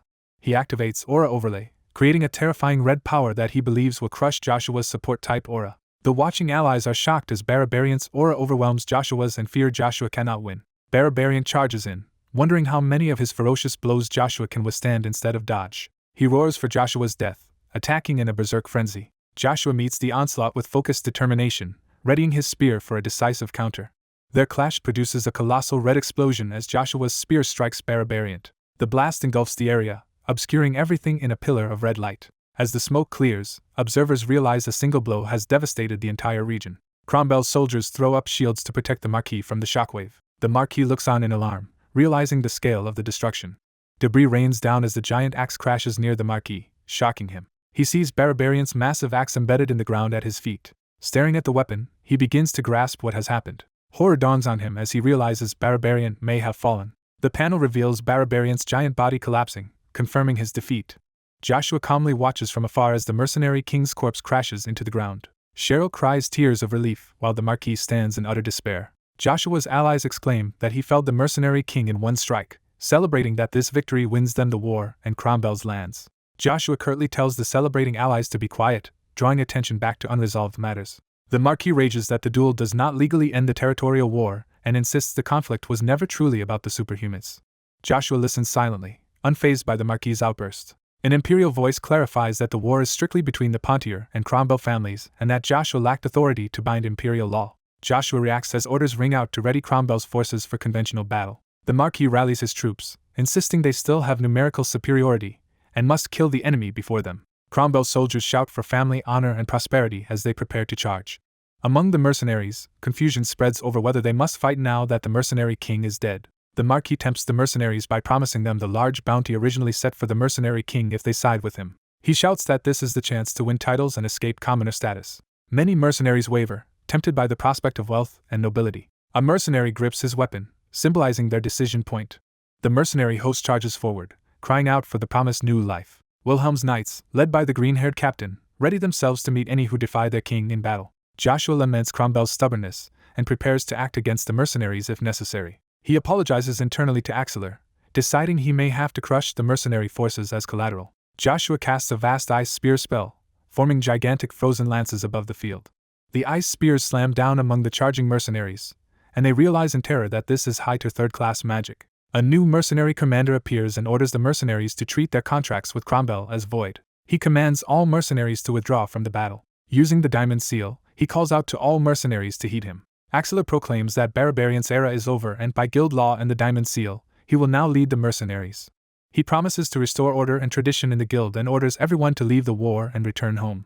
The Marquis furiously objects, citing a huge penalty for canceling their contract and accusing Axeler of overstepping. Axeler curtly says the guild as an organization is not responsible and tells Cromwell to seek recompense from the dead mercenary king. Cromwell orders his knights to attack Axeler immediately so he can never threaten them again.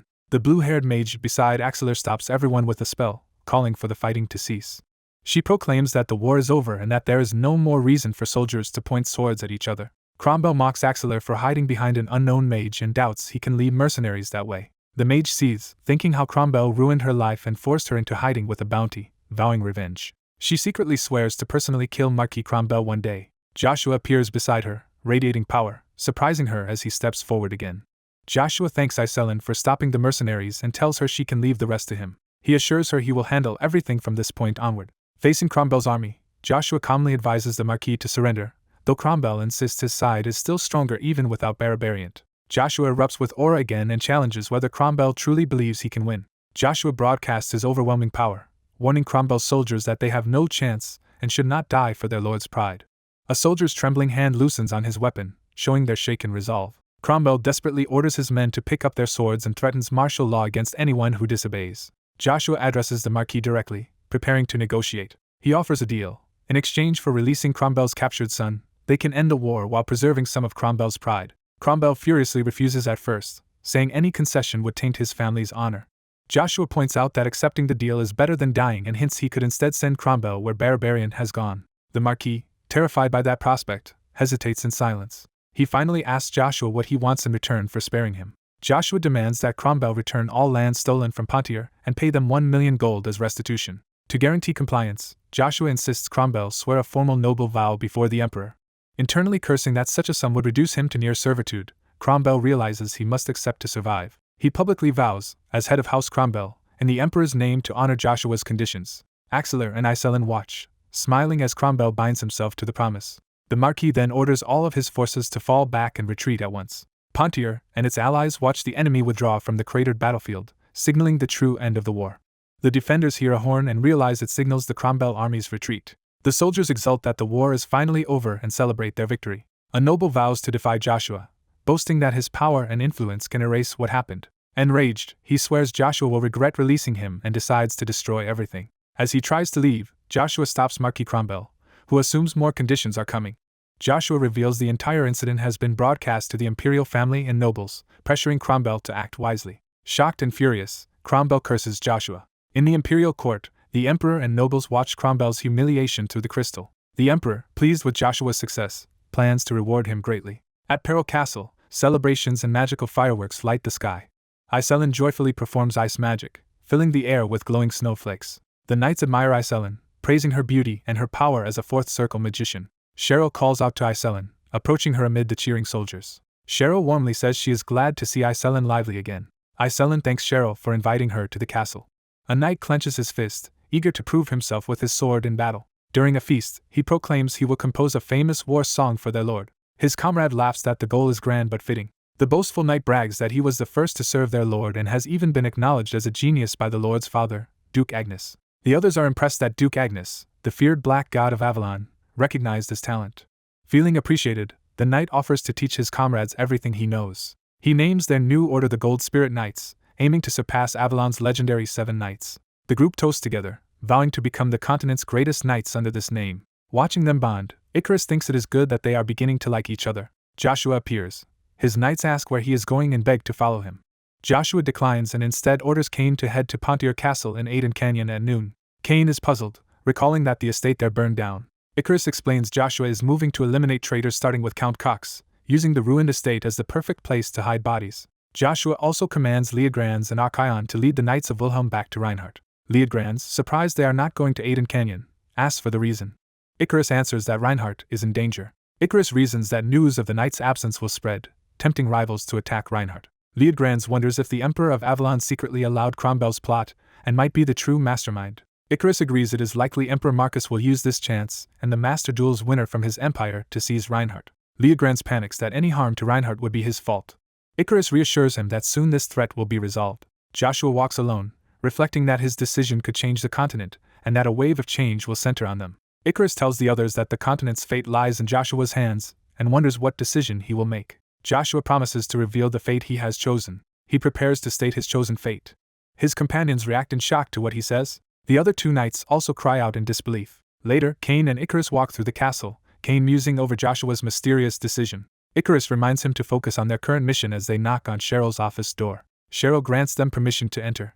Inside, Cheryl asks what matter was so urgent that they needed to speak with her. Icarus formally thanks Cheryl for granting them this audience. Cain reports that Joshua has ordered him to deal with Cox and the other traitors that very day and seeks Cheryl's opinion first since it concerns the Pontier family. Cheryl listens silently, clearly weighing the decision. She closes her eyes in thought. Cheryl declares that the traitors must be dealt with. She states there is no need to show mercy to traitors, for the sake of those they harmed. Determined, Cheryl says this is for the reborn Pontier family. Bowing, she humbly asks Cain and Icarus to carry out this task despite feeling unworthy to request it. The 2 are flustered by her bow. Recovering, they resolutely accept the mission. Cain suddenly remembers something and steels himself. He blurts out an awkward question, asking if the mark Cheryl gave Joshua as a child was meant as a promise to marry him. Icarus scolds Cain for his rudeness, though he admits he is also curious. Cheryl laughs and says Cain and Icarus make a good pair. Cheryl admits the childhood mark was simply a way to get Joshua's attention when he ignored her. She confesses she is now unsure if her feelings for Joshua are love, admiration, or reverence for someone who feels almost godlike. Cain laughs loudly, agreeing that their lord is rightly called the god of battle. Icarus punches him, telling him to behave. Cheryl says that in any case it is not the right time to think about love or marriage because she will soon be very busy. She tells them to go and deal with the traitors, announcing she will join them. Cheryl affirms she will personally go as well because she wants to witness the traitors' end. Meanwhile, Joshua travels to the grave of Barbarian. He stands solemnly before Barbarian's tombstone. He steels himself and begins a ritual, telling himself to focus. Dark energy gathers in his hand. Joshua closes his eyes as demonic power envelopes him. Invoking the fallen king of knights, he calls upon thousands of resentful spirits. Using the demon god armament Lucia, he commands the spirits to rise. A massive armored figure begins to form, summoned to resolve its regrets. Joshua promises the spirit authority to walk the earth again. He then orders the being to obey him. The headless warrior's body contorts under the demonic command. Joshua realizes the summoned entity is the legendary Lord of Dullahan. The Dullahan manifests fully in armor, radiating ominous power. The Dullahan declares it will recognize only a superior being and challenges Joshua to prove himself. Lucia explains that the Dullahan is a legendary creature of the demon realm, its power built from a superhuman body. Lucia adds that, unlike a death knight, the Dullahan holds no grudge against its summoner, but it still charges at Joshua with frightening speed. The Dullahan repeats that only someone who can make it kneel deserves its obedience. It demands Joshua prove himself as they clash weapons. Lucia notes that the Dullahan's pride means it will never obey someone weaker, which Joshua considers an easy condition to meet. Joshua lands a blow on the Dullahan's chest. The strike barely scratches the armor, unsettling him. Joshua realizes his first attack caused only superficial damage. He decides to fight seriously and considers using aura or holy power. Lucia yells that holy energy and primordial stones will not work and that only pure demonic energy strong enough to overpower the Dullahan will be acknowledged. The Dullahan roars that it will never obey the weak and swings its massive axe, threatening death to any lesser foe. Joshua shouts back, frustrated that Lucia only now shares such vital information. They collide again in a violent exchange of demonic power. Lucia recalls that even the mightiest demon god failed to defeat the Dullahan centuries ago, but assures Joshua that wielding Lucia should still give him hope. Joshua snaps that this history lesson is useless and struggles as Lucia urges him to unleash more demonic energy. Pushing himself, Joshua unleashes demonic power free of holy energy or mana, turning his aura blood red. The surge of power tears through him, transforming his body. Horns sprout from Joshua's head, shocking Lucia. Lucia panics, realizing this demonic transformation should have taken thousands of years to reach this level. Empowered, Joshua overwhelms the Dullahan with a devastating attack. The Dullahan reels and begins to speak in awe. A new, fully armored demonic figure materializes around Joshua, embodying his awakened state. Joshua's gauntlet fist tightens with his newfound power. The Dullahan kneels and pledges to serve Joshua as its master. Joshua accepts, solidifying their bond. Lucia activates a seal of obedience, binding the Dullahan. Demonic tendrils envelop the Dullahan as the seal takes hold. Joshua raises his empowered fist as the binding completes. Lucia explains that this controlling power originally belonged to the demon god. It points out the crimson moon seal on Joshua's chest, representing the demonic realm but pierced by a different symbol. Lucia reveals that this symbol belonged to a six-winged archangel who fell from heaven. The archangel betrayed both heaven and the demonic realm by stealing the power of control, becoming an outcast to both. Lucia says this being was so strong he could handle two demon kings and that the same seal of control has now appeared on Joshua. As ominous energy gathers around Lucia's form, it recalls that the archangel's name was Lucifer. Lucia proclaims Lucifer, the one who stole the light, and announces its own second awakening. Meanwhile, Cheryl leads the Pontier forces toward the traitor-held castle. Her eyes burn with determination as she rides at their head. The army arrives at the ruined Pontier castle in Aiden Canyon. The defenders mistake them for enemies and frantically arm the archers. Inside, Count Cox curses as he realizes Cromwell has lost and their situation is dire. Cox recalls choosing to hole up here, planning to use the castle and hostages as bait until mercenaries arrived. Baron Arna asks why he did not flee. Cox explains that the Black Knight of Dennis River already cut off all retreat. Arna coldly advises Cox to focus on finding a way to survive. Cox grits his teeth, frustrated. Outside, Cain notes that the traitors show no desire to leave the castle. Joshua's strategist on the ground explains siege dynamics and suggests resting, but Cain instead wants to demonstrate his progress. Cain prepares a new aura technique, saying it is modest next to Joshua yet still noteworthy. He leaps toward the wall using stacked layers of aura. Baron Arna orders his archers to fire. Cain spins, surrounding himself with sound-based aura that distorts senses and layers additional aura over his body. His power forms a glowing hexagonal shield. Cain smiles confidently as arrows strike the barrier. The shield reflects every arrow while he maintains his stance. Cox and Arna are stunned that he manipulated aura into a barrier. Cain cuts through the wall, shouting at the traitors to stop hiding. He roars at them to come out as the breach opens. The explosion of aura shatters the castle gate. The defenders panic that the gate is destroyed while Cheryl's forces charge to retake the castle. Their soldiers are ordered to kill the traitors, leaving Cox unnerved and silent. The battle leaves the castle in ruins as the sun sets behind heavy smoke. Cox and Arna are captured and tied to stakes amidst the devastated fortress. Cheryl approaches them and asks if they have any final words. Cox is outraged, protesting that he is a noble of the Avalon Empire. He rants that they have no right to bind him with manner-stricken cuffs and demands respect. Cheryl coldly tells him she might forgive their mistake if they obey now. Her eyes sharpen as she focuses on delivering judgment. She turns to Arna, asking what he has to say. Arna gives a twisted smile, hiding his thoughts. He replies that as a traitor he has nothing to say except regret that he failed to achieve his ambitions. Cheryl coldly questions what she has just been told. She accepts the situation and bids a final, grateful farewell to Cox tied to the stake. Cox weakly raises his hand, accepting his fate. Cheryl stands beside archers preparing to execute the prisoners. A frantic official yells that killing them defies the emperor who authorized the war. Cheryl warns that executing the defeated violates Imperial law and orders the archers to stand down if they value their lives. Cox, eyes closed, silently tells Cheryl to take care of herself. Cheryl steels herself and gives the signal. Arrows rain down on Cox and the other prisoner as one shouts that she will not get away with this. The arrows pierce their targets in a bloody volley.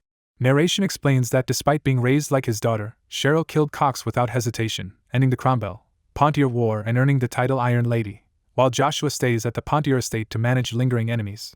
Rian Gigar sheds tears of emotion. Narration notes that the Wilhelm Knights and Lion King Rian return to Reinhardt to prevent trouble, while Rian loudly laments leaving his comrades. As part of an agreement, the Lion King secures a condition before serving as witness. Joshua accepts becoming the Lion King's successor as leader of the Free Knights Alliance. Axeler, new head of the Mercenary Guild, publicly admits the guild's secret deals with Cromwell, vows to withdraw guild forces from Avalon, offers work at half commission for 2 years, and sends apology letters to affected groups. The harsh terms leave the guild with no profit, and Axeler jokes he will be a slave for 2 years while planning later changes to mercenary payouts. A subordinate runs in calling for his master, as Axeler reads the posted declaration. Axeler's mercenaries swarm him with concern and invitations, thrilled by his leadership. Thanks to swift decisions, Axeler's reputation and popularity within the guild reach their peak. Narration states that although the war ended, unrest continues, shifting focus to the rural Tryphia area. A farmer notices a huge shadow and turns in alarm. Villagers gape as a dragon appears in the sky above the fields. Somewhere else, a maw filled with purple energy charges power. The monstrous mouth unleashes a gigantic blast. The energy detonates in a massive purple explosion. At Peril Castle, people react in shock, asking what is happening. Back at Peril, a young retainer clings to Joshua, furious that he plans to abandon his subjects again, while Joshua tries to pull free. The retainer accuses Joshua of going to the dangerous Tryphia region to fight the rumored dragon. Joshua insists his trip is for personal reasons, not the dragon, and orders the retainer to look after Cheryl. The retainer protests that Joshua is his true lord, warns the Cromwell family may seek revenge, and reminds him the dragon was seen there. Iselin and another woman block the door, insisting the journey is too dangerous and urging Joshua to postpone his personal matters. Later the retainer privately complains that all the women around Joshua are beauties, prompting Joshua to ask if he has forgotten something. Joshua recalls they only knew Iselin as children but thinks her current situation needs no explanation. Joshua explains that Iselin is by his side because he promised to protect her and asks the retainer to take care of her when he is away. The retainer, shocked, agrees. Iselin, flustered, wonders what special relationship Joshua and the other woman share to make him her protector. Joshua declares he must go to Tryphia regardless of the dragon, and cannot delay any longer. The retainer warns Joshua not to underestimate a dragon, saying such beings can destroy empires and that Tryphia is evacuated and off-limits without Imperial approval. The blue-haired mage explains that dragons are guardians of the Middle Realm whose involvement upsets cosmic balance, and believes this dragon appeared to warn humans away from the forest of dark beings. She predicts the dragon will vanish after delivering its warning and advises Joshua to wait before acting. Joshua, disinterested in dragons, asks if this really counts as a warning and whether she has any other ideas. He suggests the appearance may instead signal the rise of a powerful being they must soon confront. Narration links this omen to the awakening of the evil dragon crevasse as the monster roars. The scene shifts to the Accardi Imperial Palace in Avalon's capital. A frail princess, Cercerin Van Britten, lies sweating and gasping from an illness. Her attendants sorrowfully confess they cannot cure her and urge preparations for the worst. Cercerin wonders what curse afflicts her, and weakly calls Joshua's name. In a memory, nobles present her with medicine for her illness as a gift honoring a bond from a past life. In the present, servants try to stop someone barging through Cercerin's chamber doors. Her brother, second Prince Kaizen Van Britten, bursts in loudly asking how she is. The head maid greets the prince, but he impatiently demands to know Cercerin's condition. A maid reports that no medicine works and her health worsens steadily. Cercerin greets her brother while attendants beg her to rest. Kaizen laments that this is how his sister ends after a lifetime of being exploited by their father. Centurion disagrees, saying she is content to help the country even at this cost. Kaizen urges her to be honest, insisting she never asked for the cursed eye of truth. He lifts her in his arms, saying that in her place he would have run away, especially with so little time left. His expression turns sinister as he vows to keep using her eye of truth until she dies and orders her to come with him. Terrified, Centurion demands to know what he is saying. As he carries her off, she struggles and begs him to stop. Maids block the doorway, pleading with the second prince to release the princess. Kaizen's guards draw weapons and threaten the servants to move aside or die. The maids are stunned and fearful. The narrative jumps back to the Tryphia forest, deep within the woods. A secluded cabin appears where a white-haired child plays outside. The child hears rustling and looks up in surprise. Joshua appears, calling the child Ash and approaching, while the bewildered child asks who this human is. Joshua introduces himself, and says he came to save Ash. The child curtly replies that he is not Ash, and that Joshua has come to the wrong place. Joshua insists the name Ash is one he gave the child in a past life and orders him to accept it, prompting the child to angrily tell him to leave.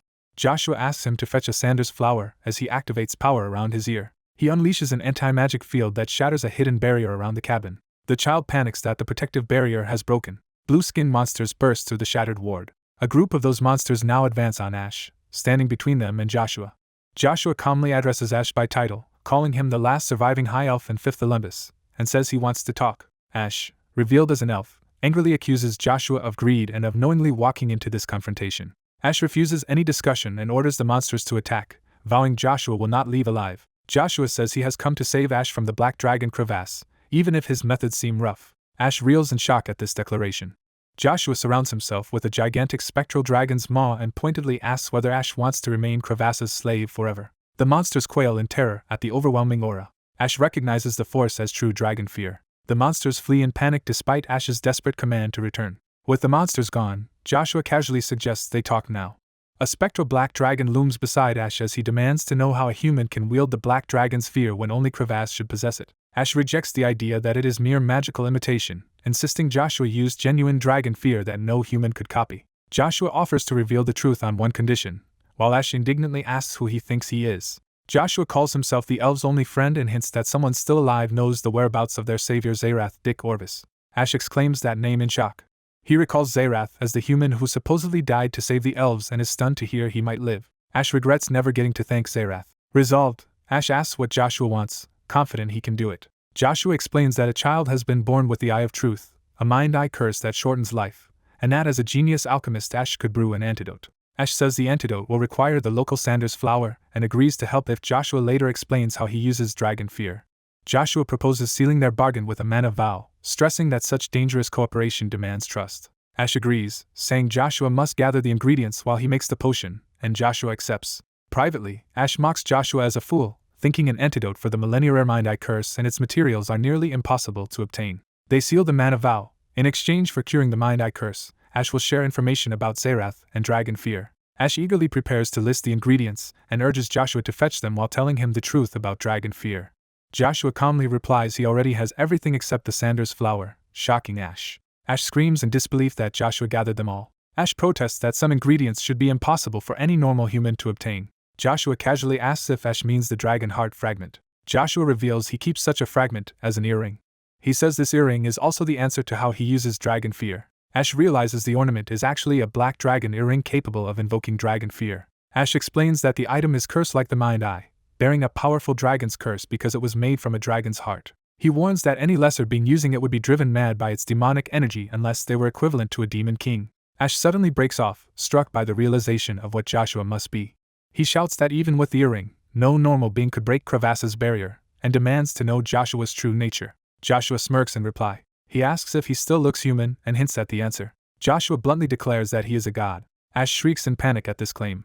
Overwhelmed, Ash faints onto the ground in front of Joshua. Joshua muses that teasing Ash and the so-called assassination king is fun and that this gives him a perfect excuse to take Ash with him. Narration wryly concludes that this is how Joshua acquired his first pet, referring to Ash. The scene shifts to Kaltika, the grand palace of the Avalon Empire. Before the Emperor, an agent reports that the Black God Arden von Agnes will obey orders and lead the vanguard in the coming Continental War.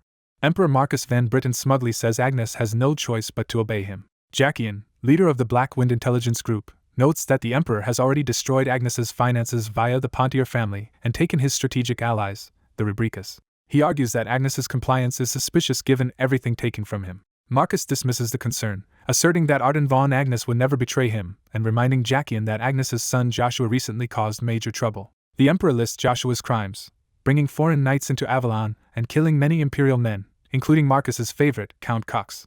Marcus says Agnes knows his son's life hangs in the balance, so he struck a deal with him in exchange for leniency. Jackian begins to respond, but the Emperor grows excited. Marcus exults that all conditions are now met, and that both Reinhardt and superhuman Joshua Sanders are effectively in his grasp. He orders Jackian to summon the central nobles and to call Joshua Sanders to the Grand Palace immediately. The narrative moves to the Tower of Orvis, Avalon's ivory tower of Imperial magicians.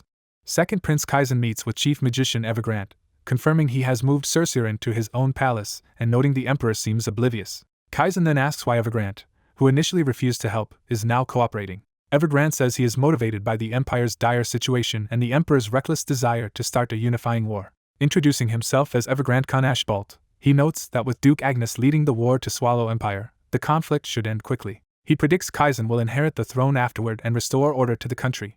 Kaizen slyly asks why Evergrande assumes he, not the first prince, will rule, despite being labeled a tyrant like his father. Kaizen warns that empty flattery is pointless and moves to leave. Evergrande hurriedly calls after the second prince to stop him. He blurts out that his true ambition is to become the leader of a magic tower. Kaizen, angered, asks if Evergrande would betray them just to join a tower. Evergrande clarifies he wants both to remain chief imperial magician and to own a magic tower, seeking ultimate magical power and status. Kaizen scoffs that Evergrande should be grateful for his current position and says he cannot take such words seriously. Evergrande, sweating, realizes he has pushed the prince too far. Kaizen admits he is impressed that a proud magician would go so far for greed, calling the ambition realistic and appealing. Kaizen then pointedly asks what he must do to claim the throne, prompting Evergrande to eagerly promise an explanation. Evergrande outlines a secret potion that conceals any illness for one day while letting the drinker fight at full strength. He proposes using this potion on Cercerin to make her appear cured and then exploiting her prophetic vision for a single day. He grimly adds that the potion will kill her once its effects fade. Kaizen coolly replies that Cercerin, doomed to die anyway, would surely welcome one more day to use her mind-eye. With a twisted smile, Kaizen declares she would gladly die for his cause and urges Evergrande to continue explaining how they will use her power. The scheming noble, slightly nervous but smiling, says he is pleased and tries to resume his explanation. A voice off-screen states that they understand his strategy as doors creak open. The blonde prince leaves the room to his aide Evergrande, wishing them both luck. After the prince departs, Evergrande stands alone before the closed doors. Evergrande exhales tensely, gathering his thoughts. Using magic, Evergrande remarks that everything seems to have gone smoothly and asks for an opinion. In a study filled with magic light, Kaiser asks whether his brother will really act according to their predictions. Kaiser Van Britten, the fourth prince, notes that his second brother is the most intelligent of the siblings and will be difficult to handle. Evergrande reflects that ruthless people can become a Brutus but never a visionary Cairo. A narration recounts Asgard's first king Brutus, who seized the throne by any means but met the same doomed end as his predecessor. The narration contrasts King Cairo, a leader who expanded Asgard through vision and leadership to dominate more than half the continent. Evergrande admits their current schemes still are not enough to fully win the second prince's trust, though the prince also lacks strong options. He explains that the first prince Kisser has powerful backing from Duke Tremblin's great family, leaving the second prince unable to compete for control right now. Evergrande notes that the situation would change completely if the demon-aligned figure Zerath Dick Orvis, now called Buruburu, were to intervene. He proposes that by continually assisting the second prince, they can make him increasingly dependent on them. Evergrande declares they will exploit the second prince to pressure the first prince. He then plans to betray the second prince, using him as bait to earn the first prince's trust. Kaiser agrees to this plan but warns it assumes nothing unexpectedly major happens. Asked what big issue he means, Kaiser identifies Joshua Sanders as that possible problem. Kaiser recalls that the mighty kingdom of Reinhardt once ignored their heroic Lian King Rian Gigar, yet now their elite have rallied to protect Joshua.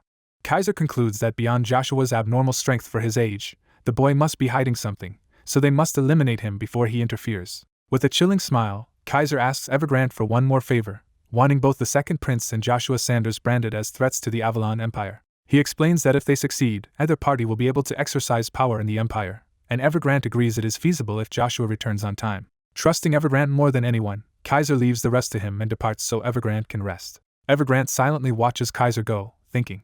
He then asks Kaiser whom he believes he resembles more, the ruthless Brutus or the visionary Cairo. Kaiser admits he has never considered it but, if forced to choose, would compare himself to someone else. Smiling brightly, Kaiser reveals his role model as Heimdall, whom he wishes to emulate. The narration shifts to the Tryphia region, introducing the Sanders flower, also known as the Flower of Oblivion. Joshua and Ash stand before a dangerous chasm while Ash points out that retrieving the flower should not be too difficult. Joshua worries aloud about the danger of entering this area with the black dragon earring and about using such an item merely to make medicine. Joshua hushes Ash, reminding him who he is and warning that careless words about him invite retribution. Ash freezes, clearly frightened by Joshua's warning. Ash nervously denies believing in retribution yet trembles while Joshua teases him for shaking. Ash insists he only came to see an old friend and scolds Joshua for not knowing the Sanders flower's serious side effects.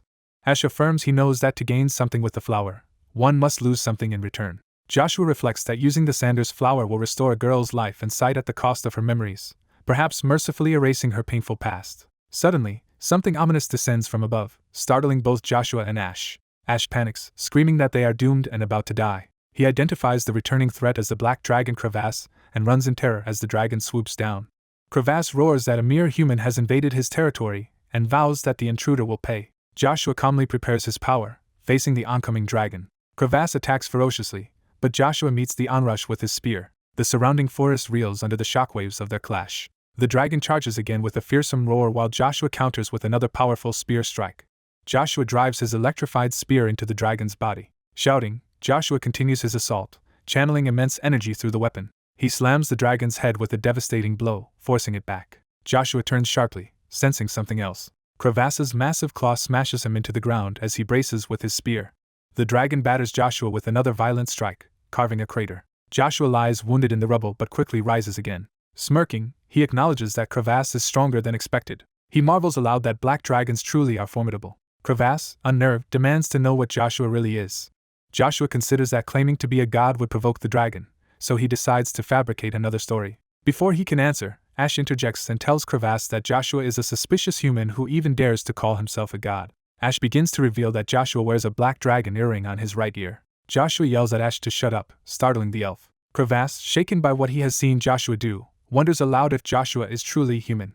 Watching Joshua use demonic energy to attack and holy power to heal, Crevasse questions what kind of being can wield both. Joshua notes that Crevasse is calm enough to listen to Ash and hopes he can resolve this by talking. Instead, Crevasse roars that he will punish all trespassers and begins charging an enormous purple breath attack. Joshua realizes the dragon does not care who he is and is determined to obliterate anything that can threaten its realm. Clicking his tongue, Joshua abandons diplomacy, deciding he expected too much. He unleashes a destructive counterattack with his spear as the dragon's breath surges forward. Joshua, partially transformed with demonic horns, suggests using his true power against the dragon, believing Crevasse a perfect test. Crevasse boasts that if he can annihilate Joshua with a single blast, no being in existence will be able to challenge him. Joshua prepares to use a skill he failed to achieve in his past life. He activates Magic Spear Art Stage 6, invoking a massive swirling inferno overhead. Joshua suddenly finds himself hovering elsewhere, confused by his surroundings. He realizes he was blocking Crevasse's breath moments ago, and wonders where he has been transported. A swarm of bat-like demons appears around him, shrieking. One demon screams its intent to tear him apart as they dive toward him. Joshua, overwhelmed by their numbers, questions if he has been sent into the demon realm. A demon grabs Joshua midair as others close in. Above them, a radiant winged warrior appears with Joshua's spear, poised to strike down the demons. The golden warrior obliterates the demon horde in a flash of light. Watching, Joshua murmurs in surprise. He notices his surroundings have transformed yet again. Joshua then witnesses a memory where a golden winged figure tells a kneeling angel he does not resent him but will take his wings for betraying his faith. Another angel, identified as Michael, is shown with blazing wings. Joshua realizes he is witnessing Michael in the past and suspects these are Lucia's memories. The memory continues as Michael, executing divine judgment, orders the traitor not to resent him while striking. Joshua is swallowed by a crimson void as the vision intensifies. He turns, resolute, within the blood-red space. Strange black shapes begin to coalesce around him. His eyes glow red with determination as he focuses. Back in the present, the colossal fiery vortex of his Stage 6 technique towers above Crevasse.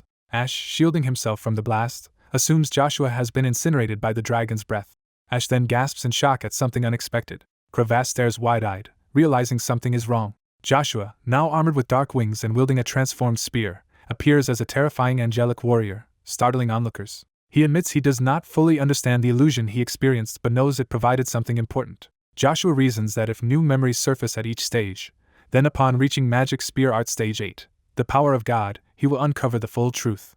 Determined, he charges again with that goal in mind. Crevasse, fearing Joshua's potential to endanger his realm, vows to destroy him completely. Joshua commits fully to the fight, readying another overwhelming strike. His attack collides head-on with Crevasse's breath in a massive beam struggle. With his technique Dance of Heavenly Destruction, Joshua drives his spear through the concentrated energy. The destructive pillar of power tears downward toward crevasse. Joshua's attack fractures the breath into countless crystal shards around the dragon. The explosion engulfs crevasse as Joshua dives from above. Crevasse exclaims in disbelief that Joshua has pierced his breath. The beam then rips straight through Crevasse's body as he screams. Ash gapes in awe that Joshua managed to penetrate even a black dragon's body, something beyond most high-ranked demons. The mortally wounded Crevasse plummets from the sky. He crashes to the ground with a thunderous impact. The fallen dragon lies before Joshua's armored form, defeated. Barely able to speak, Crevasse asks how such a thing is possible and demands to know who Joshua truly is. Joshua dismisses his identity as unimportant and says the dragon's anger stems from something other than mere trespassing. Joshua explains that the real cause is the atrocity committed at Rebirth Castle at Tryphia's edge. Crevasse acknowledges Joshua's understanding and condemns humans for crossing an unforgivable line. He recalls humans using demonic power to turn their own people into ghouls, swearing that the Empire's ruler will pay. Joshua concludes that this event is the origin of everything that followed. He reflects that even before regressing, he wondered how this conflict between Crevasse and Avalon's royals began, and how they had once made a pact with the guardian Black Dragon. Now, keeping in mind that Evergrande orchestrated it all, Joshua feels he can deduce the truth. Facing Crevasse, Joshua decides he will personally claim the deal the royals once made with the dragon. Elsewhere at night, Cain's calloused hands grip his training swords as he counts his strikes. With a powerful shout, Cain unleashes a massive sword arc during his intense solo training. Exhausted and bleeding, he announces his latest strike count of 273,061. As he continues counting, Icarus approaches and notes that he has been training non-stop for 4 days. Icarus gently advises him to rest. Cain refuses, believing he must grow stronger than an A rank to be useful to his lord, and asks why Icarus is there. Icarus reports that an Imperial edict for their lord has arrived, surprising Cain. Holding the sealed letter, Icarus explains he cannot read it but deduced it is an edict because they interfered in a territorial war without orders and foreign knights appeared, making this response inevitable. Cain admits that is only a guess and says they will not know for sure until the letter is opened. He proposes they open it immediately, catching Icarus off guard. Icarus smiles that they were thinking the same thing. Nervous yet resolved, Icarus prepares to open the letter. Cain suddenly grabs the letter from her hands. He insists that only their lord should open such a document because of potential dangers and says he will take responsibility himself. Flustered, Icarus protests as Cain reminds her a knight's duty is to protect his lady. Cain bluntly states most people already know Lord Icarus is actually a woman and promises to take responsibility for any consequences. Embarrassed, Icarus realizes her secret is effectively out. Cain suggests postponing that discussion, since the letter is more urgent, and tears the seal open. The edict orders Baron Joshua Sanders, the Wilhelm Knights, and Duke Agnes to appear at the Imperial Palace by a specific date or face severe punishment. After reading, Cain fumes at the Imperial family's audacity. Icarus anxiously asks what it says, and Cain explains they are being summoned to the palace within 5 days. Cain worries that Joshua is still in Tryphia, far from any warp gate, making it impossible to reach the capital in time. Icarus reassures him, believing their lord has finished his business and is already returning. She says they will depart for the palace at dawn after she first completes the task Joshua entrusted to her. The scene shifts to Joshua promising to reveal the destiny he has chosen. He prepares to state that chosen fate. Back in the courtyard, Cain insists they cannot abandon the Pontier family at Peril Castle. Icarus replies that Joshua has already arranged outside help and tells Cain to focus on preparing for departure. A banner bearing an axe and swords flutters over a moving host. A large group of riders advances under that banner, led by a muscular, rugged man. One subordinate asks Lord Axelar if it was wise to accept the request they received. Axelar answers that it is only right to correct their past wrongs, revealing Icarus has hired him to protect the Pontier family until further notice as a way to regain lost trust. In a remote mountain cliff, a rare flower blooms, hinting at valuable ingredients. Joshua finishes brewing a glowing golden medicine from those ingredients. He praises Ash for completing the potion and invites him to ask a question. Nervous, Ash argues that Joshua already got what he wanted and begs to be released instead of taken along. In a past negotiation, the Black Dragon agrees to a deal with Joshua and asks what he wants in return. Joshua demands Ash and a fully bloomed Sanders flower as his initial price, implying more to come. He explains that as a knight without a personal servant, he wants Ash to serve him for 10 years. Outraged, Ash refuses to be a servant for a decade, citing his high elf lineage and pride. Joshua rebukes him for serving the Black Dragon but not him and spitefully extends the term to 15 years. Desperate, Ash proposes a separate deal, offering information on the primordial stones Joshua is using. Ash insists he just gained freedom and begs for a shorter service term, bargaining down to 3 or 5 years. Joshua laughs, amused by Ash's frantic haggling. Joshua agrees to 5 years and asks Ash to describe the remaining primordial stones. Excited, Ash reveals that one stone, Tempest, holds the divine power of wind. The healed Black Dragon suddenly appears before Joshua and Ash, startling them. The dragon announces that its wounds are cured and that it will now depart. Joshua agrees to the departure and pointedly reminds the dragon to honor their bargain. The scene shifts to Kaltika Palace, grand seat of the Avalon Empire. A courtier reports to the emperor that all central nobles except Duke Agnes have assembled. The emperor notes Arden's absence and grows impatient. Furious, he decides that if Arden or Joshua arrive late, he will punish their supporters. He vows to execute one follower for every 10 minutes of delay to make Joshua's allied families pay. Greedily eyeing the throne, he decides to spare Joshua's own order, the Wilhelm Knights, for later use. Overcome by bloodlust, he fixates on his ruthless plan. A messenger rushes in, announcing that a dragon has appeared. Alarm bells ring as the order goes out for all forces to take their positions. Outside, the black dragon flies over the city as the warning bell tolls. Commander Rod Den Hog orders the first 3 knight battalions to defend the main palace. The gathered knights acknowledge and march the 1st through 3rd battalions forward. He assigns the 4th to 6th battalions to secure the palace interior and the 7th to 9th to guard the gates. Rod begins to allocate the remaining forces. Koches and a small group from the 12th battalion arrive late, apologizing and reporting in. Langer and Viper Bison gripe about Koch's tardiness, especially with Commander Joshua absent. Rod notes Joshua's absence and instructs the 11th and 12th battalions to act as reserve support. Vice Commander Koches hastily agrees to the order. As the units move out, Koches collides with another knight and snaps at him. Some knights mock the 12th battalion for lacking Joshua. Koches yells after them while they dismiss him with Commander Rod's authority. Langer restrains the furious Koches, telling him this is not the time to fight, comrades. Watching from below, knights see something dropping from the dragon's underside. Rod orders the Imperial mages to ready a shield spell and warns everyone to stay alert. Frightened knights complain they cannot fight a black dragon but steel themselves to protect the castle anyway. One knight suddenly notices something peculiar and reacts in surprise. Viper points up, hinting he recognizes the falling figure, while others ask what he means. They realize the falling person is Commander Joshua, with Ash tumbling behind and screaming. Bystanders gape in disbelief, wondering how Joshua is descending from the sky. Terrified of heights, Ash screams that he would rather die than keep doing this. Earlier on the dragon's back, Joshua tells Ash that Lord Crevasse has allowed them to ride and urges the shaking elf to jump. Joshua cheerfully calls the leap practice, while Ash panics and demands to know what he is talking about. Joshua insists Ash must confront his fears because he will eventually need to climb Yggdrasil. Shocked, Ash demands to know how Joshua is aware of his secret destiny. Joshua counsels him that running away will never solve problems, and that he must face them head-on. Ash listens, realizing that overcoming fear begins with taking a single step. Irritated by the chaos, the dragon flicks them away, telling them to leave him alone. As they fall toward the city, Ash screams again while Joshua remains calm. Elsewhere, nobles curse the missing Imperial magician during the dragon crisis. 2 high-ranking nobles argue that securing the prince's safety is priority and praise his survival chances. One admits he is angry the chief magician vanished when the dragon appeared, then senses something. Duke Agnes finally arrives, drawing their startled attention. Earlier, the cloaked magician Evergrant obsequiously praises the emperor for acting sooner than expected. In Emperor Marcus's meeting room, he explains that offering the black dragon an irresistible condition will secure it. Marcus worries that a misstep could kill them, but Evergrant reassures him confidently. Evergrant details that the dragon came because humans trespassed and experimented with undead, creating ghouls. He explains the dragon was drawn by the demonic energy emanating from those experiments. According to him, the dragon wants to investigate this demonic source personally and study living demons. He concludes that the dragon is acting out of curiosity and greed rather than noble duty. Evergrant proposes using condensed demonic energy and a demon's horn to win the dragon's allegiance. He brandishes a middle-class demon horn, saying it should satisfy the dragon and make it seek more. Confident, he claims that with this horn and his information, they can manipulate the dragon at will. The emperor asks if he truly has such a horn ready, and Evergrant affirms. Privately, Evergrant frets about almost breaking his own demonic contract. Marcus notices his hesitation and questions why he stopped speaking. A knight bursts in to announce that the dragon is actually retreating. Evergrant panics, realizing his scheme is falling apart as the dragon leaves. He begs Marcus for forgiveness and asks to depart so he can still execute the emperor's orders. Marcus considers the request in silence.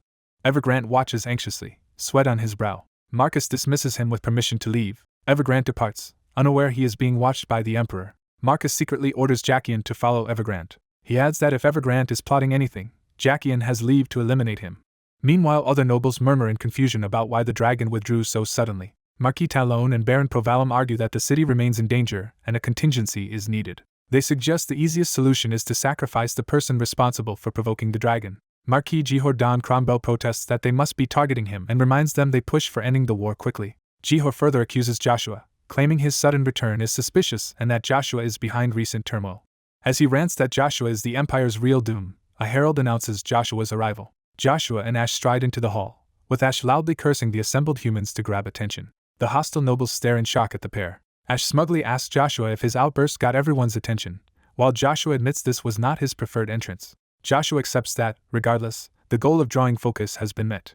Marquis Talon scolds Joshua for his rudeness and for daring to cause a commotion after all his supposed trouble. Talon berates Joshua for neglecting his duties as an Imperial knight in such a dire situation. Ash whispers that he can silence the humans with a spell, while Joshua notes Ash was crying earlier. A herald announces the entrance of Emperor Marcus Van Britten, forcing everyone to quiet down. Marcus enters majestically with Duke Agnes and other high nobles in tow.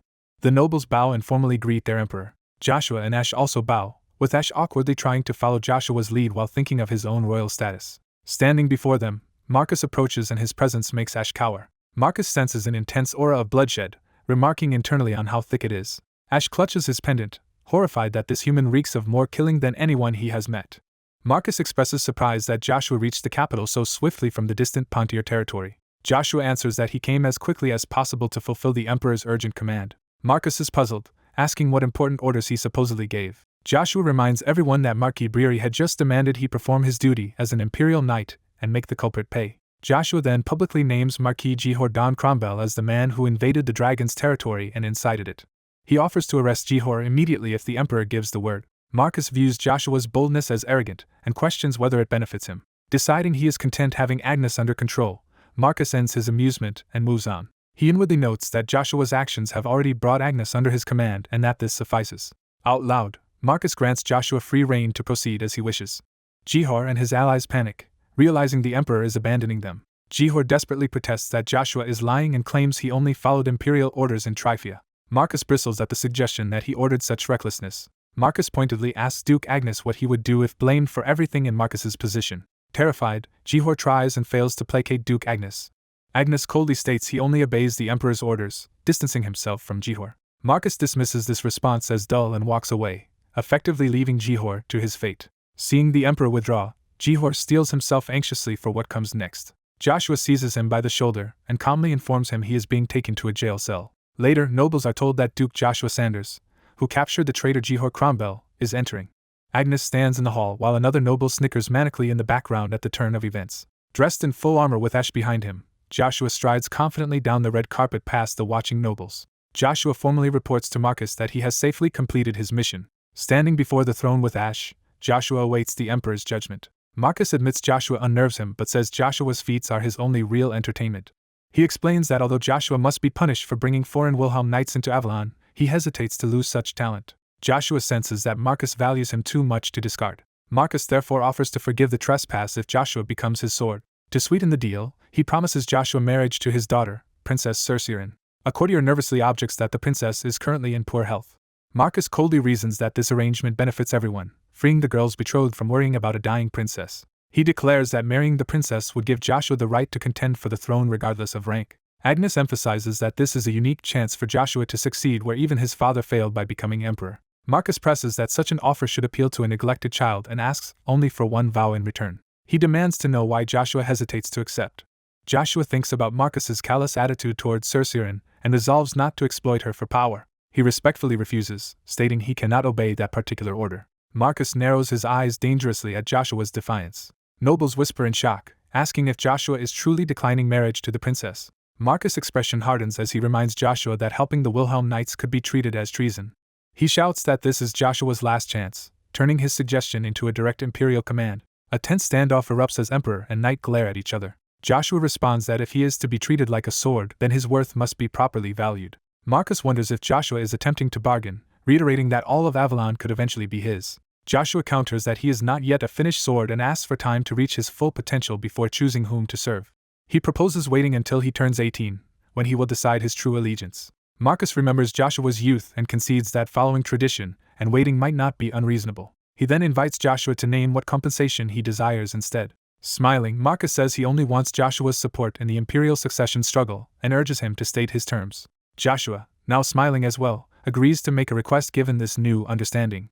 Joshua proposes forming a new knight order using the 11th and 12th battalions under his command. The nobles react with visible shock and concern. A green-haired noble protests that accepting Joshua's request would let a non-imperial knight order occupy the castle and suspects Joshua of ill intent. Someone raises a hand to silence the protesting nobles. The emperor, citing the nobles' reaction, initially rejects Joshua's request and questions why he wants a new order.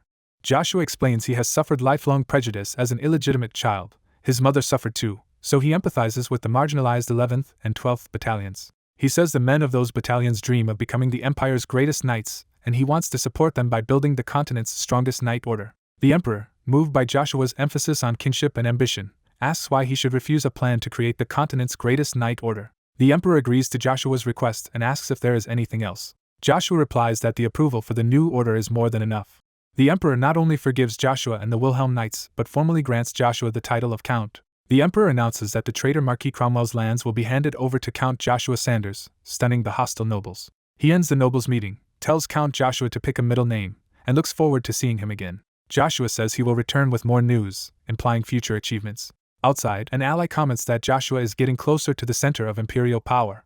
The green-haired noble privately ridicules the Empire for letting a new knight order be run by such a young man. The bald noble assures him Joshua will only attract more dangerous attention from nobles the more he acts. Icarus barges in, mocks the old noble's power, and reminds them the Emperor has personally taken Joshua under his wing. Icarus loudly declares that the great Count Joshua Sanders is offering the nobles a chance, and tells them to leave if they will not take it. He tempts them by promising special privileges to those who support Joshua early and nothing for latecomers, piquing their interest. Icarus urges everyone who wants an easy life to grab the opportunity and side with Joshua. The watching nobles, tempted, hesitate as they listen to Icarus's pitch. Suddenly they all rush toward Icarus, fighting to be first to pledge that their families will support Count Joshua Sanders. The green-haired noble panics, realizing that with an independent knight order and growing noble support Joshua's influence will soar. He concludes that Joshua's power could soon exceed even that of Emperor Marcus. Elsewhere, a hidden figure admits their scheme has failed. In a secret room, robed conspirators note that Crevasse did not fall for their bait and wonder what to do next. The leader says nothing has changed, they were destined to clash with Crevasse anyway. Before a chain giant monster, the leader admits Heimdall was right that Joshua is a serious problem and vows not to let him ruin their plans. He decides to leave Joshua's elimination to another contractor, saying Emperor Marcus is watching Joshua closely, and they must wait until Second Prince Kaizen's faction is stronger. Another conspirator suggests it would be better to kill Emperor Marcus and destroy the magic tower now, and asks if preparations are complete. He hears that Heimdall has leaked information on Assur Van Britten and that the news will soon reach Marcus via the Black Wind. They agree to start by eliminating Marcus and proceed step by step, hoping the greedy Emperor remains predictable even in death. The robed leader reveals his desire to obtain the Emperor Death Knight. Enthralled, he imagines how amazing that undead Emperor Knight would be. He thrusts his glowing hand into a wall, activating a shadow space. A conspirator realizes there was a shadow subspace hidden in the wall and suspects the involvement of the Black Wind. One of their number is seized by that red-black power and demands to know how they were discovered. Suspended and choking, the captive admits even superhumans would struggle against this force. As he screams, he starts to explain why such power exists. A demonic being, the top-level demon Asmodeus, appears and boasts that human common sense cannot comprehend her. Time shifts. Joshua celebrates victory with the 11th and 12th battalions at their headquarters. His men excitedly praise him for daring to speak so boldly to the nobles and rejoice that they can form their own knight order. They ask Joshua what kind of knight order he intends to create. Joshua hints that he plans to found Avalon's first aerial knights, surpassing even the famous Wyvern Knights.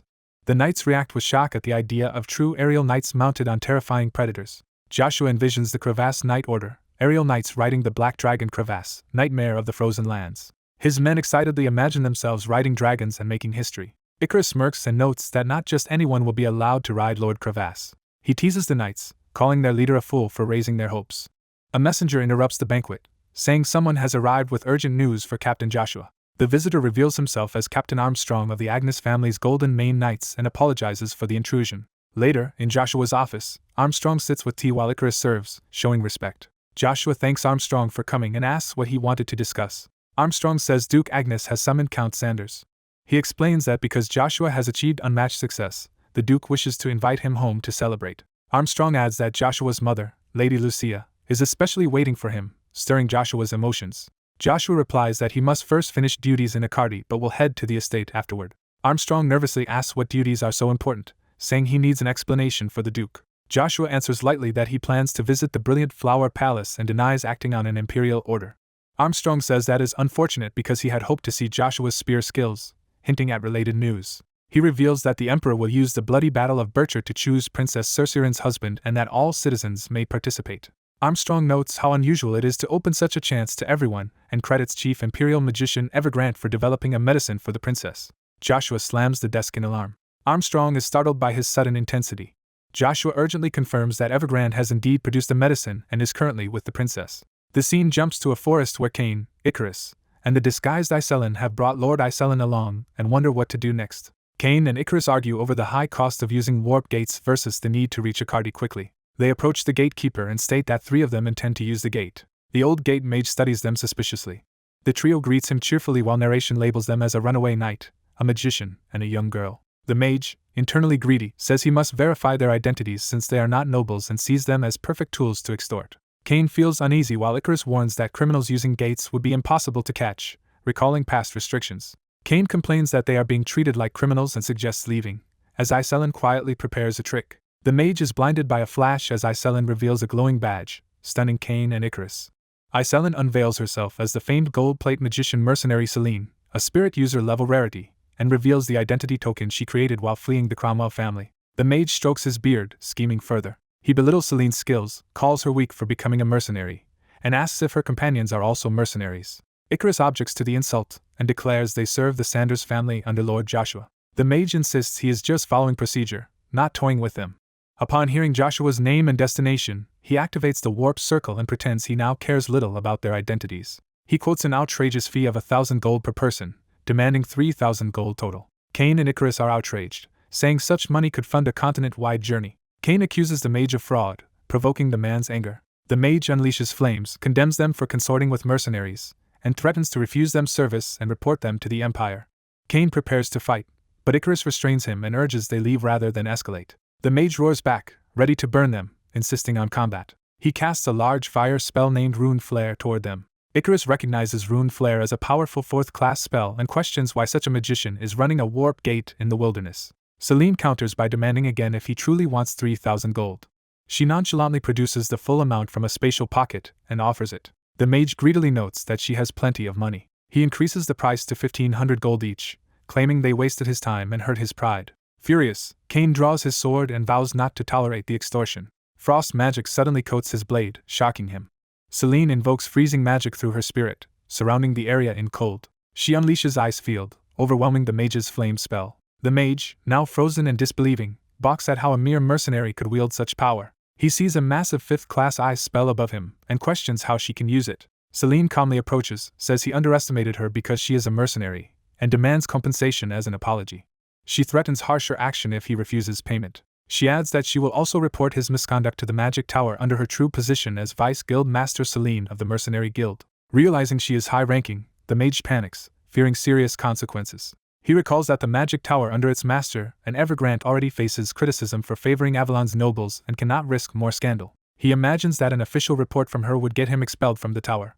In fear, he slams his staff into the ground. Bowing, he begs forgiveness. Cain and Icarus smugly press him, reminding him of Celine's demand for payment. Celine coolly states her new terms, insisting on only 100 gold per person and free gate usage. The mage is stunned by the low price, and narration notes that Cain and Icarus felt as if they were watching Joshua while Iselin extorted the money. Meanwhile, Joshua, now fully armored, walks through the palace halls. The narrative introduces Second Prince Kaizen Van Britten, his political rival. Kaizen greets Joshua with mock courtesy and asks what he wants. Joshua reflects that his actions have already altered the future and drawn new unknown factors. He resolves that his goal remains unchanged despite these changes. Determined to take control of his life, he approaches Kaizen, who asks for Joshua's reason for coming. Joshua calmly states he is there to see Princess Cercerian and wants to visit her alone. Kaizen's followers explode in anger, accusing Joshua of disrespecting their prince. Kaizen tells his men to stand down, saying their involvement is unnecessary. Kaizen coldly questions why Joshua should be allowed to see Cercerian at all, claiming Joshua has no right to be there.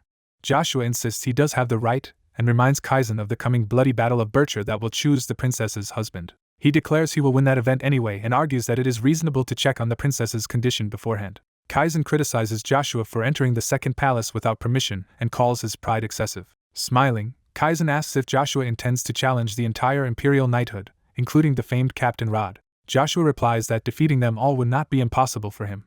Amused, Kaizen proposes they make a wager, if Joshua can win the bloody battle of Bircher without any aid. Kaizen offers that if Joshua wins, he will not interfere with Joshua taking Cercerian from the second palace. But if Joshua loses, he must swear loyalty not to the emperor but to Kaizen. Joshua, inwardly expecting such ambition, is urged by Kaizen's men to swear to serve Kaizen if he loses. Joshua accepts the deal on condition that he be allowed to visit Cercerian immediately. He emphasizes again that he will enter her room alone with no one, not even Kaizen, present. Kaizen's knights protest that a mere supplemental commander is overstepping by demanding privacy with the princess. Joshua's eyes glow red as he furiously asks how long they intend to keep calling him supplemental commander. His overwhelming aura slams both knights to the floor in pain. The crushing pressure distorts their vision and forces them down. They kneel involuntarily, realizing Joshua's aura alone can overpower them. Terrified, they recognize that Joshua has already transcended human limits and is effectively superhuman. Joshua warns that if they interrupt his conversation with the prince again, he will cut them down. The knights cower, blushing with humiliation and fright. Kaizen, unfazed, tells them this is why he told them to stay calm and grants Joshua permission to see Cercerian alone. Kaizen remarks that Joshua has given him something to look forward to in the bloody battle of Betrayal, curious whether Joshua will defeat the Imperial Knights or become his subordinate. He muses that Joshua might either overcome all Imperial Knights or end up as Kaizen's trusted sword. Joshua agrees to keep their bargain and turns away as both prepare for the coming contest. Elsewhere in the First Prince's garden, Prince Kisser laments that Cercerian is still unhealed and wonders why his father is trying to choose her husband now. Kisser admits he cannot understand Emperor Marcus's thinking. Knight Commander Rod shares that he was also puzzled. Kisser notes that the first announced challenger in the bloody battle of Betrayal is Joshua and asks if that is acceptable. Rod reveals Joshua is no longer his subordinate, or a mere supplemental commander, implying Joshua acts independently. Kisser asks his uncle Rod to personally deal with Joshua, while narration observes Kisser has been restless since Joshua's arrival. The narration explains that Kisser holds the most influence in Avalon after Emperor Marcus, even when all other factions including Kaizen's join forces. It further notes that if Count Joshua Sanders marries Princess Cercerian, he would gain a legitimate claim to the throne and become the greatest threat to the imperial succession. The armored commander suggests that instead of treating Joshua as a rival, they should recruit Count Joshua as an aide. The blonde prince hesitates as he begins to respond. A red-haired woman smiles warmly, implying a cherished memory. That memory shows Joshua dancing closely with the red-haired woman. The prince's gloved hand crushes a rose stem tightly. Forcing a smile, the prince says that making Joshua his aide would not suit him. The commander accepts this and reveals there is another knight capable of stopping Count Joshua. He announces that the superhuman knight Galahad has returned, shocking the prince. The commander adds that Galahad will greatly aid First Prince Kisser and likely win the bloody battle of Betrayal. The scene shifts to the palace of the second prince. A bedridden blonde woman is described as a healer who connects heaven and earth, comforting the dead and energizing the living. Joshua stands beside her bed, casting a powerful healing light and praying for warmth to illuminate the world. Joshua completes the holy spell Holy Resist, bathing the room in radiance as the woman gasps. Joshua reflects that using a high-rank holy spell made him nervous but is relieved it worked and believes Cercerian will now find peace. Cercerian slowly regains consciousness, breathing weakly. A tear slides down her cheek as she stabilizes. Joshua gently calls to Cercerian, asking if she can hear him, and she recognizes his voice in surprise. She confirms Joshua's identity, and he reminds her of his promise to find a cure for her illness while holding a bottle of medicine. He explains the medicine is finally complete and thanks her for waiting, while she mentions that Evergrande had previously given her different medicine. Joshua says Evergrande's medicine only worsened her condition and urges her to trust his potion, though he warns it has a side effect. He tells her that taking it will cause partial memory loss, and she may even forget him. Joshua narrates that he knew of this medicine earlier but could not give it to her because he felt he had no right to take her memories. He recalls how, after her death in his past life, he was overwhelmed with regret and apologized at her grave. Even now he hesitates, thinking that if she recovers, her family will only cage and use her like a tool for influence. Cercerian takes his hand with the bottle and asks why he is wavering. She tells him not to shoulder everything alone, and asks how she would feel if he suffered only for her sake. Joshua falls silent, conflicted. She says that if he ever worries about the future he can come to her again, and asks him to promise as a dear friend. Joshua agrees, promising he will find her again. She brings up when they first met, and he commented that her name matches a flower he likes. He recalls she became sad at that, likening herself to the flower's sorrowful meaning. Joshua asks if she knows the meaning of that flower. He tells her it means not to forget and to remember, and she vows she will never forget him. She asks one last favor, requesting that he personally feed her the medicine. Joshua agrees and takes the bottle back from her hand. Remembering how much she helped him in his previous life, Joshua thanks her as he prepares to administer the cure. He insists he should be the one thanking her and silently vows to care for her properly in this life. Swearing he will make sure of it, Joshua uncorks the glowing potion, its contents flaring with power. Time jumps to Akadi, capital of the Avalon Empire, at the Magic Towers branch near the Warp Gate. 3 of Joshua's followers arrive there via Magic Circle, resolving to first locate their lord. Cain's comrade asks if he can separate from the group for a while, surprising Icarus. The blue-haired mage explains he has personal business at the Magic Tower branch and will rejoin them after. Icarus accepts this, saying they will see him again soon, and the mage departs with a farewell. Cain then tells Icarus he also has something to do, and tries to leave. Icarus catches Cain by the ear, accusing him of sneaking off while Cain protests that he genuinely has business. With a menacing smile, Icarus threatens to show Cain what real bullying is. Panicking, Cain clarifies he only wants to meet old comrades from the Agnes duchy knights stationed here. He reveals with a grin that, as commander of Count Joshua Sanders' Knight Order, he intends to recruit skilled knights. Cain dramatically proclaims he will build an elite knight order for their lord, which he has already named the Gold Spirit Knights, and vows to devote himself to this. Icarus reflects that while they technically have the Wilhelm Knights, they are really Reinhardts, and muses that their own house is finally becoming like a proper noble family. Icarus then tells Cain he will look forward to the Gold Spirit Knights Cain described. Cain promises to meet those expectations, and they seal it with a fist bump. At the Magic Tower, a notice reports that a teen mercenary mage named Selin of at least entry class 5 has appeared in Font territory, and that staff must treat her carefully. Branch manager Woofa reads this, shocked that such a young mage could be class 5, noting she is on his own level. A subordinate rushes in to say a class 5 mage has come to register at the tower, claiming to be the mercenary Selin, and Woofa is summoned downstairs. Selin stands calmly, having arrived to register, waiting to meet the tower officials. Woofa greets her politely, introducing himself as the branch manager, and she replies she had not expected him to come so quickly. He says procedures vary, but he wanted to meet someone of her caliber in person. Woofa explains that because she already belongs to the mercenary guild she cannot simultaneously affiliate with the Magic Tower, and suggests she transfer her allegiance. Selin corrects him, saying she only came to have her class officially recorded and does not wish to join the tower. Woofa is stunned she reached class 5 through self-study without tower knowledge and urges her to switch affiliation to gain access to their resources. He argues that advancing beyond class 5 without tower knowledge is nearly impossible and that someone of her talent would benefit greatly by joining, while she reiterates she is not seeking their knowledge. Selin adds that unless she one day needs the entire Magic Tower Confederation for something, she has no intention of changing her affiliation, confusing Woofa. Smirking, she reminds him of a recent official announcement from the tower's lord. She recounts that the lord declared the missing 7 Mage of Lightning, Jax Therapes, officially dead and promised to choose a new seat of lightning from among registered mages. Woofa starts to say that regardless of her talent, someone at entry class 5 would hardly be considered for such a prestigious position. Selin confirms that it would be difficult at her current level, prompting Woofa to insist she needs the tower's knowledge to advance. She responds by casually displaying powerful magic, asking if this is sufficient proof. Her spell activates a colossal magical crest in the hall, astonishing the onlookers. A devastating bolt combining elemental powers crashes down, terrifying Woofa. The shield spell strains then crumbles under the combined assault, showing the magnitude of her power. Woofa reports in disbelief that she casts multiple high-attribute spells and a class-level shield simultaneously without chanting. He concludes Selin is actually a class 6 quad magician, with talent rivaling at least one of the 7 mages such as the Seat of Storm. Elsewhere, Cain frowns as he thinks deeply about upcoming events. Watching Imperial Knights march, he realizes that to win the hand of the Imperial Princess his lord might have to fight all of Avalon's knights, including the Imperial Knight Order.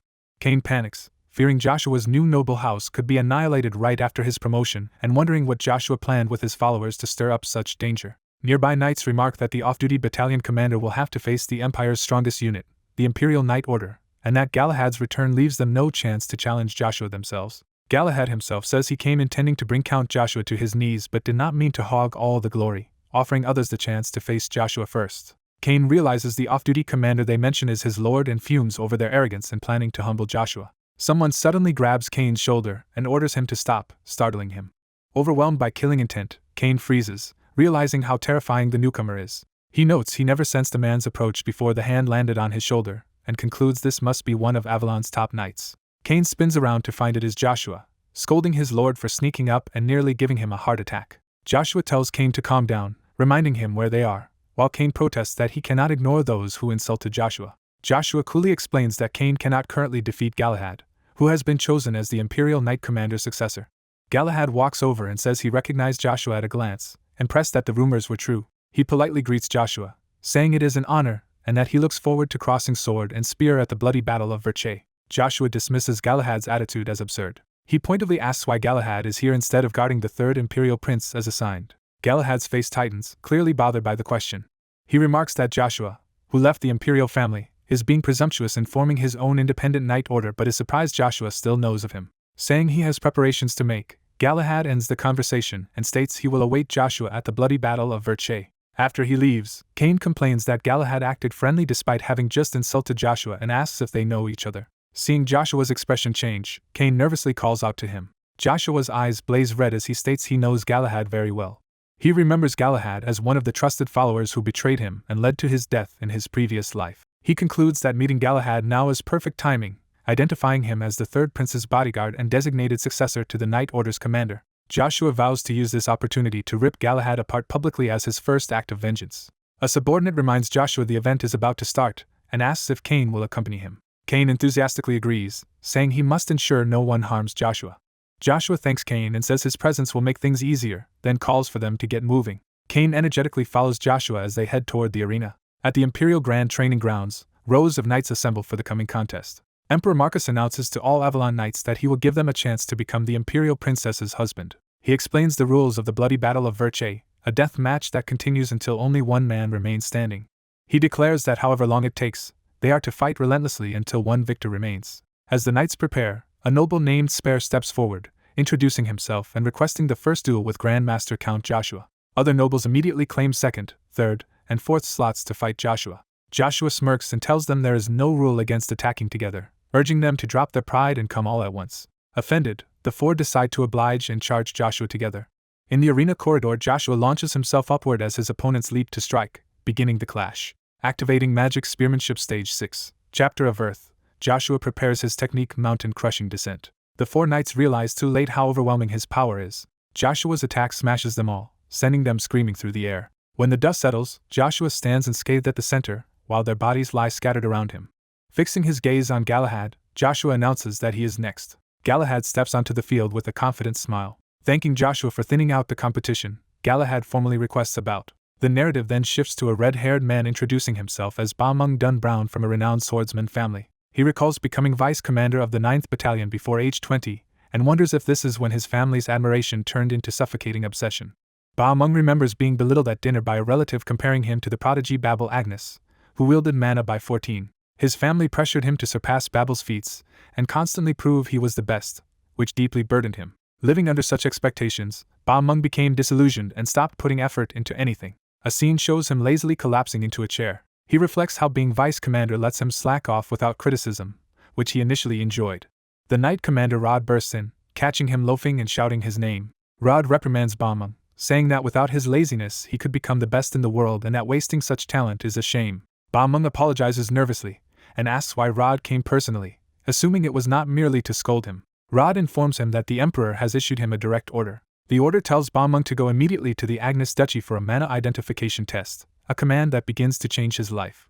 Ba Mung narrates that this led to the day he met the child Joshua, whose brilliance at 9 rekindled his own frozen heart. Back in the present, Ba Mung grips his sword and admits he wants to shine again, even more brightly than Count Joshua. He says he has since trained hard, believing effort could let him surpass anyone, but now realizes Joshua may be beyond what hard work alone can reach. Watching Joshua in the arena, Ba Mung feels the gap is insurmountable. In the stands, he pleads loudly to face Joshua, volunteering as the second son of Count Brown. The Emperor notes Joshua's use of aura-infused voice to suppress opponents and finds his techniques fascinating. Imperial officials worry that the famed Imperial Knight Order is being humiliated by a single newly named superhuman count, which could damage Avalon's prestige. Emperor Marcus asks Rod for his opinion, and the commander apologizes, vowing to discipline his knights. Ba Mung continues to beg, formally asking the Emperor's leave to challenge Joshua. He declares his full name, Valmon Ba Mung Dun Brown, and publicly wishes to cross swords with Grand Master Count Joshua. He stands in the arena beside Joshua, asking Joshua to accept him as the next opponent. Joshua, eyes glowing red, tells Valmon that at his current level he cannot win and should accept defeat now. Overwhelmed by Joshua's killing intent, Valmon staggers as Joshua's looming image dominates his vision. Valmon feels his consciousness fading under the crushing pressure and struggles to stay awake. He rallies himself, wrapping his body in mana to withstand Joshua's murderous aura. He then explodes his mana all at once, unleashing a brilliant blue surge. Shouting defiantly, Valmon says he refuses to surrender without crossing blades and wants to fully grasp the difference between them. Joshua smiles, saying he would never stain his chivalric code by refusing such resolve. He raises his spear and invites Valmon to show him everything he has. Joshua launches a massive purple arc of power, promising to demonstrate the true difference between their abilities. Valmon charges forward, unleashing a powerful attack against Count Joshua's aura. Realizing he cannot use Aura Blade or withstand Joshua's sword aura, Valmon plans to strike from above to deflect it. He begins drawing massive mana from his mana hall to alter the properties of Joshua's mana. Valmon resolves to precisely control and change every fragment of that collected mana. He forces the opposing manas to collide violently. Valmon wraps the transformed mana around his own aura and roars as he attacks. Surrounded by red light, Valmon raises his sword overhead and prepares a decisive downward strike on Joshua. Joshua watches, impressed, thinking Valmon might have developed the aura overlay technique on his own and judging him a genius beyond all others. Joshua focuses intently, analyzing the unfolding technique. Observers note that Valmon's mana fragments are reshaping in midair into something they recognize from Joshua's past life as the Brown family's ultimate move. Above the arena, countless mana swords form in a crimson sky as Valmon's technique completes. Valmon announces the Brown family's ultimate technique, Rapid Star, and hurls himself toward Joshua. The storm of swords crashes down as Joshua is blasted backward through the arena. Joshua counters by invoking magic spearmanship stage 4 and driving his massive spear downward. He follows with the finishing move called Eradication, sending a devastating purple beam. Joshua's power shreds through the falling swords, erasing Valmon's attack. Watching his family's ultimate technique crumble, Valmon is stunned that it was dispelled so easily. Valmon cries out in shock and pain as the backlash hits him. Collapsing to one knee and panting, Valmon wonders if his body is incapable of handling the stolen aura at that level. Joshua calmly approaches, remarking that Valmon briefly used power far beyond his rank and saying that, with such talent, he could rise much higher. Smiling bitterly, Valmon insists he has reached his limit and formally concedes defeat. Joshua tells Valmon that to surpass his limits, he needs clear motivation and suggests aiming for the post of Imperial Knight Order commander. Joshua adds that, given Valmon's abilities, that lofty position is realistically within reach, leaving Valmon speechless. Another knight interrupts, complaining that it is inappropriate for Joshua to suggest Valmon could become Imperial Knight commander. This knight argues that putting an unmotivated person like Valmon in the coveted commander role would demoralize all Imperial Knights. Joshua and Valmon fall silent at the criticism, tension rising between them and the complainer. Joshua reflects that Valmon's genius was stunted not by his own nature but by the influence of Galahad. He then openly calls the criticizing knight selfish, intolerant, and black-hearted, confronting him directly. The knight indignantly demands to know who Joshua is to judge him and claims he sacrifices greatly for the Empire, while Joshua coolly suggests he simply fears Valmon's talent. The two men face off in the arena, their dispute escalating in front of the gathered knights. Joshua predicts that Valmon will eventually far surpass this man and eclipse him completely, adding that Galahad du Lancelot has not changed at all, which perversely reassures him. Galahad scoffs at the idea that he could ever lose to Valmon and dismisses Joshua's words as nonsense. Suddenly a massive clash of red and blue power erupts in the arena, signaling the start of a superhuman-class battle. A high-ranking knight orders everyone in the training hall to retreat at once so they are not caught in the superhuman fight. The watching knights drop to the floor as shockwaves and energy blasts tear through the hall above them. Lower-ranked knights stare in fear and awe, barely able to process the overwhelming power being displayed. Joshua and Galahad clash repeatedly at extreme speed, their blows shaking the arena. Onlookers warn each other to run before they are dragged into the ferocious duel raging between the two powerhouses. Valmon, watching from the sidelines, can hardly follow the movements and marvels at the intensity of a superhuman-class battle. The observing officer notes that although Joshua's mana usage is unusual, Galahad still holds the edge in raw battle power and that in such battles mana methods often decide victory. He explains Galahad's trump ability, Lightning God's Dash, which lets him ignite every muscle in an instant to rip enemies apart. He adds that with mana reinforcing Galahad's body to be harder than steel, even scratching him becomes extremely difficult. However, he says the truly terrifying aspect of the technique is its incredible speed, warning that even Joshua could be gravely injured if he fails to notice it. The officer's expression turns grim as he anticipates the outcome of such a blindingly fast attack. Joshua nonetheless reads Galahad's charge and slams him into the ground with a dominating blue lightning strike. Terrified and sweating, Galahad tries to plead with Joshua to wait a moment. Joshua mercilessly follows through and cuts Galahad down, blood spraying as the spear arcs. Joshua's eyes glow red with cold resolve as he carries out the execution. Narration explains that even though the duel was over, blood still hung in the air and urges the witnesses not to rage at such a sudden death. The image of Joshua cleaving Galahad repeats, emphasizing the fatal outcome of the clash. A solemn voice tells the fallen heroes not to grieve if history forgets them, because their brilliance keeps the land safe. Powerful figures, including the Emperor, silently vow to remember this supreme sacrifice. Galahad's body crashes lifelessly to the arena floor. Joshua thinks that with Galahad dead he can finally let go of a long-held grudge and imagines the restless dead now able to sleep. He invokes the ability Holy Poem of the Dead, standing in grim serenity. Shocked knights accuse Joshua of killing Galahad during what was supposed to be a friendly competition and question his sanity. They protest that this was merely a sparring match. The commander of the Imperial Knights explodes in fury over the death of a valued knight, and declares that he has overlooked Joshua's past actions long enough. Drawing his sword, the commander announces he will personally execute Joshua on the spot. Joshua notes how enraged the commander is but decides he must subdue him by force, powering up with blue aura. Golden and blue energies collide violently as commander and count clash head-on. Joshua is momentarily pushed back by the commander's overwhelming force and questions whether he is being overpowered. Laughing, the commander launches another ferocious golden assault. His attack unleashes a colossal golden shockwave that devastates the surroundings. A noble observer watches the chaos with a grave expression. Speaking to Arden, another noble teases him about worrying whether the old knight at the top of the 12 superior will harm his pampered son. The golden-haired noble admits he finds the situation entertaining and that it would be amusing if the elder knight gave Arden's son a harsh lesson. The cross-marked commander, famed as the knight and strongest sword of Avalon, steps forward wreathed in golden aura, saying such a knight would respect Avalon and its Imperial knights. He senses something amiss and reacts with surprise. The battlefield is shown split by a gigantic chasm Joshua created with his spear technique, separating him from the commander. Joshua, glowing with blue power, asks the commander to allow him time to explain what truly happened. The enraged commander instead rushes him again, arguing that there is nothing left to explain after Joshua slew an Imperial knight before so many witnesses. Their energies crash once more as the commander vows Joshua must pay for his sins. Joshua slams his foot down, bracing himself on the shattered ground. He uses his spear and aura to divert the commander's golden charge. The commander stamps down on Joshua's spear, trying to pin and overpower him. He presses his advantage, driving Joshua back with relentless golden strikes. The commander grits his teeth, determined not to lose. Joshua thinks that to withstand this overwhelming aura he must take further measures. He unleashes the 6th stage of his demonic spear art, a technique powerful enough to split land and demolish mountains.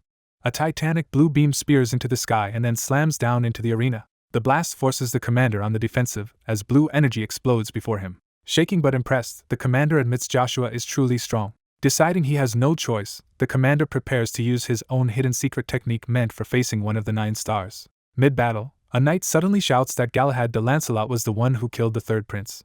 The commander angrily rejects the claim, asking if Joshua expects him to believe that the prince was harmed by his own attendant. Joshua calmly answers yes and states that this is why he executed Galahad according to Imperial law. The commander accuses Joshua of fabricating anything to escape punishment, and insists he does not understand the 3rd prince's character. Joshua counters that the 3rd prince was an exceptional swordsman whose abilities likely already surpassed Galahad's, so a simple betrayal seems unlikely without deeper intrigue. The commander protests that the 3rd prince had no greed for power and would not benefit from such a conspiracy.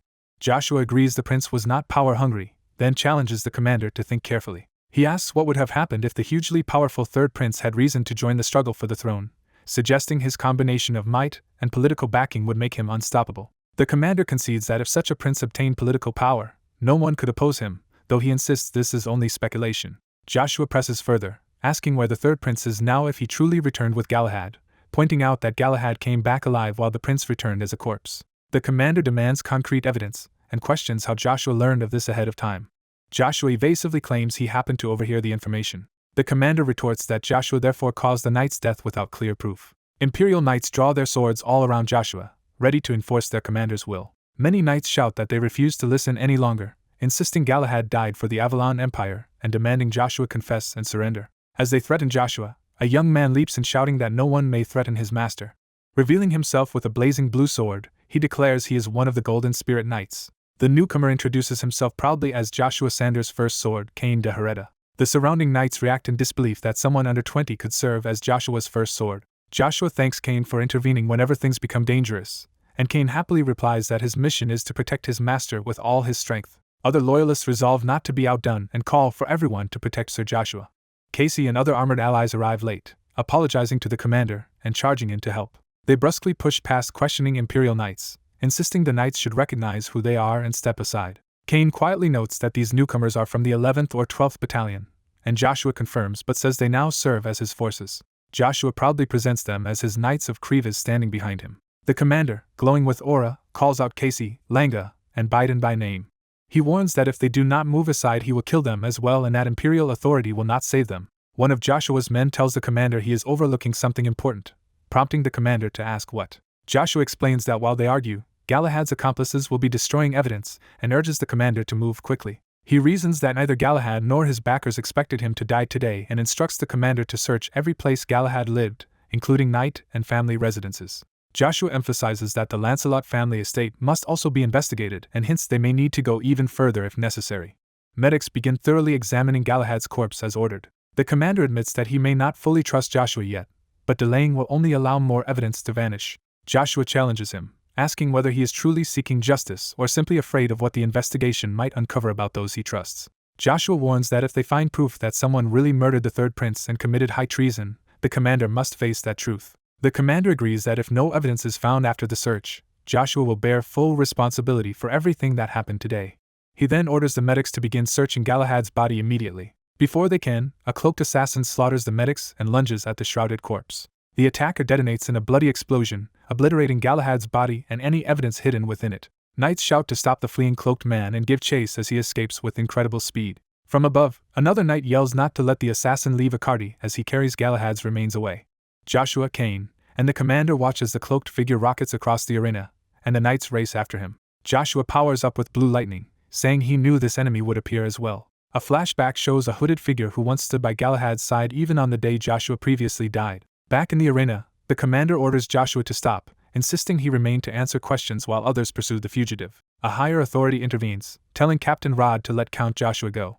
The Emperor decides that circumstances lend Joshua credibility and that they must first identify the mysterious enemy. When the commander objects that Joshua might flee, the Emperor coldly remarks they can hold Joshua's father responsible if that happens. The Emperor adds that a child's poor upbringing reflects on the parents, pointedly directing the comment at Arden. Arden bows and accepts the Imperial decision. The Emperor tells Joshua to leave the matter of the assassin in his hands for now and chase the fugitive, promising to address Joshua's case later. Joshua narrows his eyes, gauging both his father's and the Emperor's intentions. Arden meets Joshua's gaze in tense silence. Moments later, Joshua teleports away in a pillar of blue light, stunning his allies. Cain dashes after him, vowing not to be left behind and to accompany his lord. Elsewhere, a cloaked figure activates a glowing orb for communication. Through the orb, a robed conspirator appears and greets a prince, asking what urgent matter prompted the summons. The prince replies that they have encountered serious trouble and asks how long it would take to seize control of the magic tower. The robed man says the tower's master Ian has many followers, so it may take time, but his own faction also commands many high-ranking mages, making conquest feasible. The prince promises to make him tower master when they next meet, and the man thanks him before asking what has happened. The prince reveals that Galahad's accomplice leaked information to Joshua, leading Joshua to kill Galahad and begin investigating him. Shocked, the robed man calls this an unforeseen complication but insists the helper, a devout Heimdall follower like them, could not be the leak. He explains that the helper is also tied to the Dark Monarch, one of the 9 stars, and is likely erasing evidence faster than anyone. He advises the prince to wait and watch for now. The prince thinks privately that Joshua must have another insider, is certain Joshua will uncover proof of the third prince's murder, and fears their plans will collapse before open war begins. Resolving to act personally, the prince asks the robed ally to return quickly once the magic tower affair is settled, and the ally agrees, urging the prince to stay safe. Meanwhile, the cloaked assassin continues fleeing through the forest with Galahad's body slung over his shoulder, racing to escape pursuit. A masked hooded figure watches tensely from the shadows. The hooded figure carries an unconscious armored man through the forest at night. The hooded person suddenly jerks their head, reacting to something. A violent impact blasts a column of force into the ground, shaking the forest. A caped warrior stands amid a massive burst of blue lightning, wielding a spear.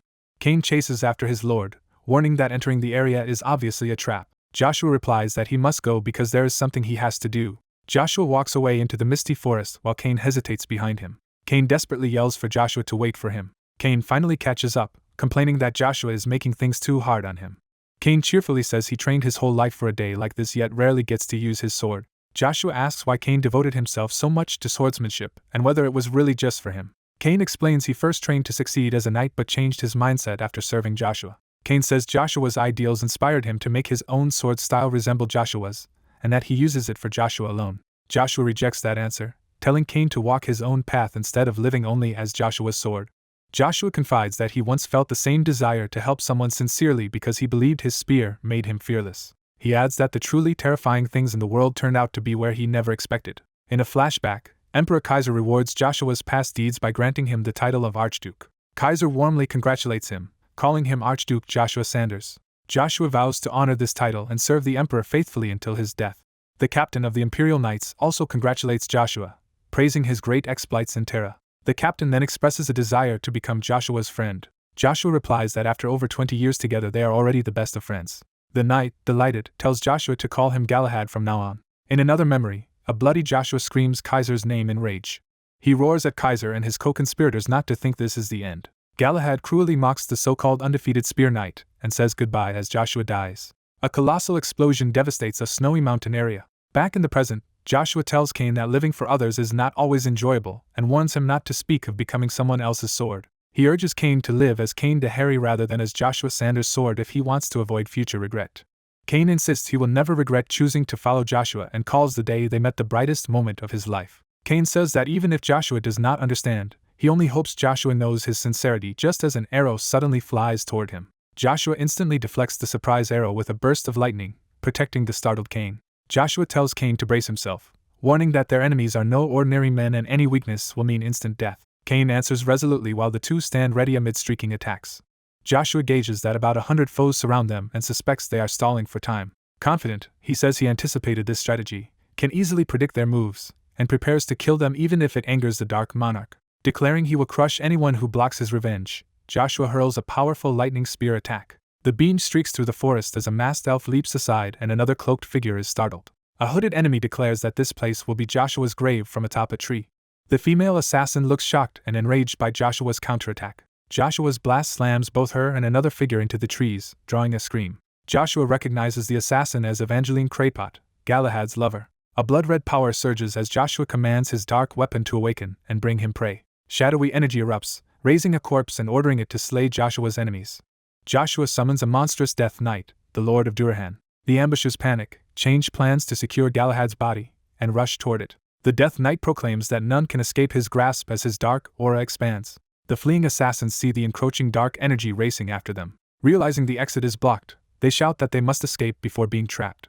One cloaked man strikes futilely against a newly formed barrier. The trapped assassins panic as they notice space itself around them has changed. Joshua, Cain, and the Death Knight look over the warped battlefield described as the 8th Demon Realm, Endless Hell. The assassins notice eerie, headless sets of armor standing nearby. One of the armors animates, drawing a sword despite having no head.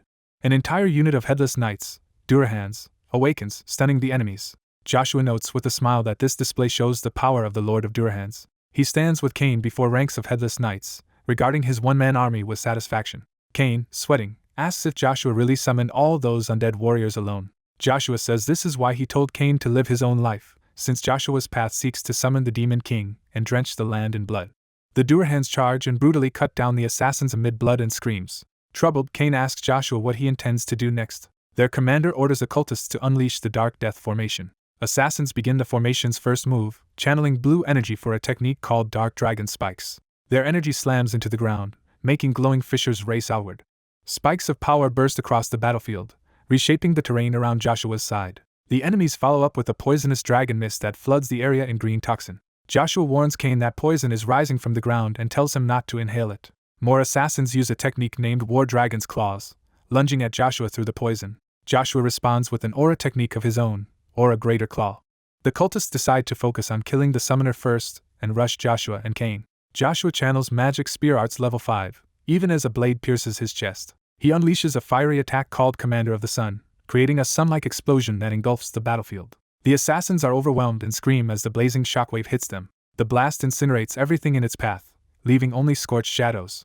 When the flames clear, Joshua and Cain stand amid the ruined ground, surveying the destruction. Both look back, startled by someone approaching from behind. The badly wounded Death Knight Galahad arrives carrying Evangeline's limp body. He collapses, dropping her as he groans in pain. Evangeline, bloodied and furious, demands to know what kind of monster Joshua is. Joshua calmly counters by asking if she is not the real monster instead. He coldly tells her that now she will learn what it feels like to die alone in a forest without understanding why. Joshua pauses as his weapon's inner voice impatiently asks why he is talking so much instead of killing her. The spirit Lucia appears behind him, saying it needed time to regain its memory and urging Joshua to focus on revenge. Lucia gleefully reminds Joshua that this is his long-awaited chance for true revenge and urges him to stab Evangeline's heart. Consumed by rage, Joshua's eye glows red as he vows to torment even her soul forever. Under Lucia's influence, Joshua raises his spear while the voice in his head chants to kill her. He charges, shouting that he will kill her. Evangeline watches in terror as the lethal strike descends. At the last moment, Cain throws himself between them, taking the blow and begging Joshua not to do it. Struggling under the spear's weight, Cain realizes he cannot stop its momentum. Galahad suddenly kicks Cain away, knocking the weapon aside as Joshua recoils. Joshua, still half-possessed, yells at Galahad for appearing there. Recognizing the elf as Aisha Sestrify, Joshua calls out her name as she lands before him. Aisha grips her sword hilt, preparing to intervene. Kneeling, she greets Joshua respectfully as the Great Lord and says the captured woman holds vital information. She warns that killing Evangeline would destroy the crucial intel only she possesses, but Joshua threatens to kill anyone who obstructs him again. Galahad reluctantly steps on his own sword, agreeing to comply if Joshua insists. He declares Joshua will have to stab him again if he really wants to kill Evangeline. Joshua asks if this is truly the life Cain has chosen, and Cain confirms that it is. Cain says he may not understand everything but knows right from wrong and feels duty-bound to stop Joshua from slaughtering people. Joshua admits this may be the breaking point between them. Cain protests, swearing he will remain by Joshua's side even if Joshua becomes the demon king and loses his memories. When Joshua asks why, Cain answers that Joshua Sanders is his first and last lord. Cain adds that preventing Joshua from making wrong choices is also his duty and begs him to stop the killing. Aisha supports Cain, saying they should not kill Evangeline because she alone knows something important. Evangeline reveals that she is the only one who knows where the body of the third prince is hidden. The scene shifts to the second prince's palace, where he reflects that Evergrante's sudden alliance offer had already made him suspicious. Speaking to someone off-screen, the second prince wonders what his counterpart is plotting within the royal palace. His younger brother smiles and says the prince already understands his intentions well. The second prince claims he knows why his brother has come, implying he seeks the power of Cercerian. He casually offers to give Cercerian to his brother, believing the latter can use that power better than he can.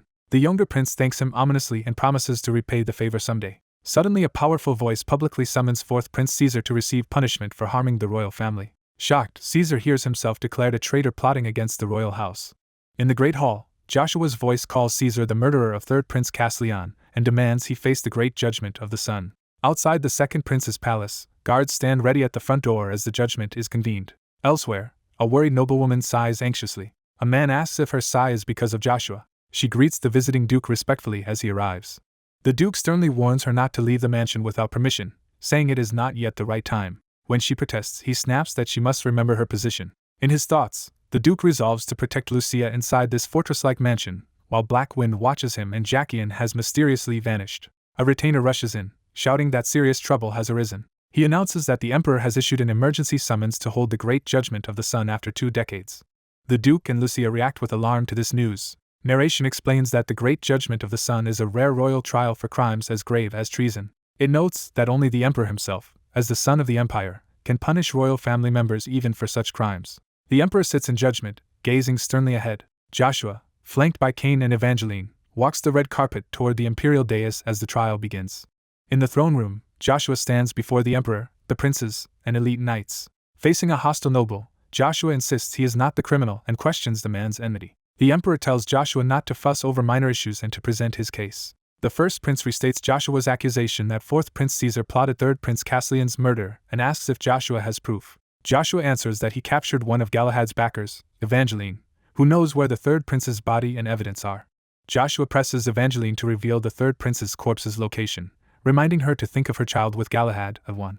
Evangeline is stunned that Joshua knows of Edwin. Thinking of her son's safety, she decides she must at least protect Edwin. She testifies that fourth Prince Caesar hired them to murder third Prince Castellan and turn him into an undead. She further explains that Castellan's corpse was reanimated in a secret room beneath Caesar's royal palace and can be found there as an undead.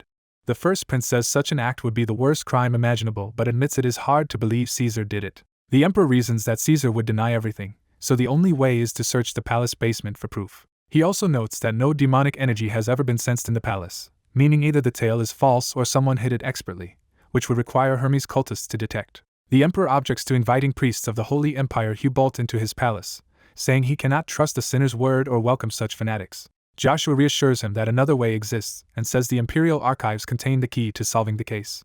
The emperor questions how Joshua knows of something even he does not and asks if Joshua is requesting special permission to enter the archives again. A prince named Kisser stands and urges the emperor not to grant Joshua that permission. Kisser argues that even if such an artifact exists, letting Joshua access it would effectively aid him and undermine the fairness of the judgment. Joshua insists that for the judgment to be just, he must personally find the secret room in the royal palace where the undead was created. Some knights murmur agreement with the first prince, saying the judgment must be fair because testimony alone can be manipulated.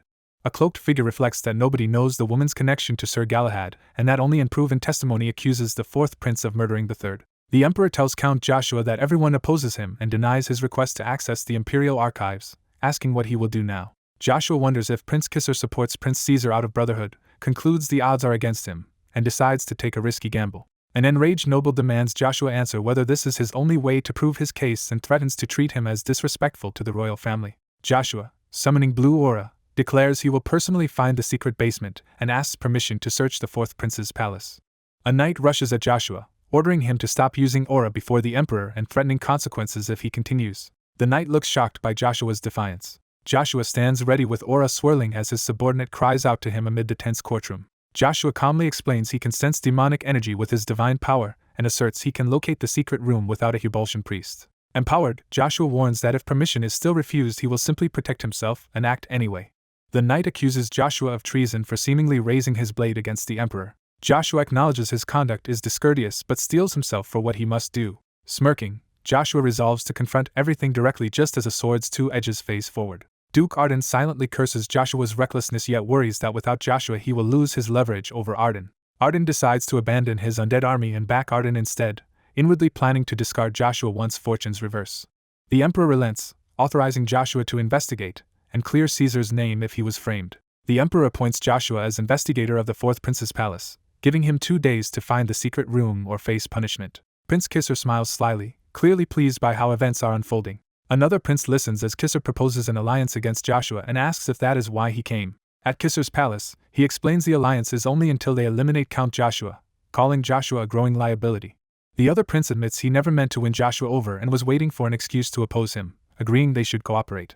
Observing, someone notes that selfish Prince Kisser never planned to side with Joshua and that the information about Cheryl de Pontier was accurate. The red-clad prince insists that, if they are allies, he wants to hear the truth about the accusations directly from the fourth prince. Asked if he murdered Case Leon and turned him undead, the fourth prince casually admits it and says the undead Case Leon is in the Imperial basement. The fourth prince hints he had powerful backing for such a crime and challenges them to guess who supports him. Shocked princes wonder if their father ordered the deed and why the fourth prince obeyed such an order. The fourth prince explains their father only watched while teaching that they must seize what they want by any means. He says that as the powerless fourth prince he is desperate enough to do anything and is merely following his father's ruthless teachings. The fourth prince claims he does not seek the throne but to be an unassailable second in power, which alarms one brother as dangerously greedy. The second prince angrily slams the table, pointing out that the fourth prince's willingness to kill Case Leon implies the rest of them could share that fate. Another brother Riley notes that this mindset is exactly what their father instilled and admits he might be similar if he were last in line. The Red Prince muses that if Joshua truly locates the secret room, the fourth prince's position will vanish and their alliance may be unnecessary. Confident, the fourth prince assures them Joshua can never find the hidden chamber because it is concealed by an unparalleled mage with a barrier that masks all demonic energy. The next day at Caesar's palace, Joshua and the others stand before a blazing red gateway revealing the secret basement's entrance. The fourth prince panics, unable to fathom how a knight like Joshua sensed a mage's high-class barrier. He is further stunned that the barrier is a 6th-class spell supposedly undetectable even to mages. Inside the basement, Joshua calmly tells the shocked prince there is no need for such surprise. Joshua grins and says he has only just begun. Joshua orders the knights to keep the fourth prince from escaping while he leads a team to find the hidden third prince. As the knights watch, the fourth prince begins acting suspiciously, startling the knight captain. Realizing the situation is collapsing, the fourth prince commands Berber to kill everyone present. Joshua and his men are dragged through the raging portal toward the secret room below. Elsewhere, in neutral city Reinhardt, the story shifts to Moon Door headquarters. A Moon Door agent reports to his hooded master that Avalon's Duke Arden von Agnes's troops are mobilizing. The veiled master deduces someone is trying to start a continental war by mobilizing forces without justification. Revealed as Moon Door's master and a Hubalt paladin, Lily's Aphrodite notes Avalon seems to be preparing in earnest for war. Another member explains that Avalon's undead experiments, including the Lich at Castle Reb, are part of Emperor Marcus's plan to weaponize undead armies. Branch Manager Zero argues they must find the Holy Grail quickly to thwart that plan. Lily's replies that Joshua already said the Holy Grail lies in the royal archives, which they currently cannot access. Zero worries that they cannot simply rely on Joshua because his risky trial against the royal family could ruin their chances of obtaining the Grail. Lily smiles and asserts that Zero still underestimates Joshua, insisting Joshua never loses. Back in the palace basement, Joshua's group is fully drawn into the red portal. The knights feel their bodies being pulled apart, and fear their souls are leaving as they are sucked in. The knight captain realizes the force is transporting them into the underground room and warns everyone to stay alert despite possible separation. Above, the portal flares ominously before the fourth prince, sealing the others inside. The fourth prince delights that Berber will have plenty of corpses for undead experiments, and sneers that his enemies will return as obedient dogs. Joshua lands alone in a vast underground hall, his name echoing ominously. He looks around warily, trying to grasp where he has been brought. His spear urges him to stay sharp, sensing an eerie presence nearby. Growls echo as undead creatures begin stalking Joshua from the shadows. Joshua realizes the hall is packed with ghouls and liches and curses Caesar for hiding such a massive undead army below. A powerful undead roars, launching the horde toward Joshua. As they charge, Joshua senses tens of thousands more undead on another floor and marvels at the scale of the underground complex. His spear dismisses that concern, excitedly claiming the entire undead army will soon belong to them as stolen prey. The spear urges vengeance by seizing the undead army that Caesar prepared, which Joshua eagerly agrees to do. The spear blazes gold as it prepares to unleash its full power. Joshua invokes the spear's holy power, releasing blinding light that scorches the surrounding undead. Under that divine radiance, the undead shriek while Joshua commands them to worship him. He orders the undead to submit, driving many of them to their knees. Joshua proclaims that the being they now serve is trivial to him and declares himself their new master. The leading undead screams as a glowing sigil burns into its neck. The same crimson sigil manifests fully, showing Joshua's domination taking hold. Once the light fades, the kneeling undead now acknowledge Joshua as their commander. Eyes glowing red, Joshua exults and vows to subjugate the undead on every floor. Elsewhere, Barubaru appears and unleashes a devastating magic assault that throws Joshua's knight allies back. The knight captain demands to know who this overwhelming mage is. The levitating mage taunts him as Lord of Knights and asks if he is curious about his identity. Revealing himself as the famed Lich Heinz Barubaru, he calls the knight one of the 12 superhumans, and claims he will become his subordinate. The knight, enraged, vows he will not tolerate such arrogance, and ignites his aura. He swings a massive holy slash, ordering the undead to be annihilated. The other knights praise Captain Rod's powerful strike and doubt anyone could survive it. Rod narrows his eyes, preparing for the outcome. To their shock, Barubaru uses a vortex of color to counter the attack. The Lich calmly absorbs the entire slash with his magic shields. He prepares to hurl the captured attack back at the knights. Barubaru taunts that Rod might survive the reflected blow but questions whether his comrades will. Rod realizes too late that he cannot shield his allies from the incoming attack. One knight shouts that they cannot allow that and charges to interrupt the spell. Rod decides he must behead Barubaru in a single stroke to avoid harming Balmung. Barubaru's expression changes as he senses the deadly strike. The Lich counters by releasing another explosive wave of magic. Balmung marvels that Barubaru parried Rod's sword from afar and wonders what kind of magic gives such power. Rod tells Balmung not to be intimidated and even compliments him for now being able to wield an aura blade. Barubaru mocks them for treating this as an achievement, and says knights have advanced little since his era. He dismisses the group as unworthy of his attention, calling Rod mere meat even in the past. Rod suddenly remembers Barubaru as the legendary battle mage no knight could defeat in close combat. He identifies the Lich as Zerath Dick Orvis, long thought dead. Barubaru sneers that he has wasted enough time on a man about to die and promises to finish him. As Barubaru tries to enslave Rod, the knights resolve to hold out with their strongest auras until reinforcements arrive. The Death Knight lunges with blinding speed, beginning to clash.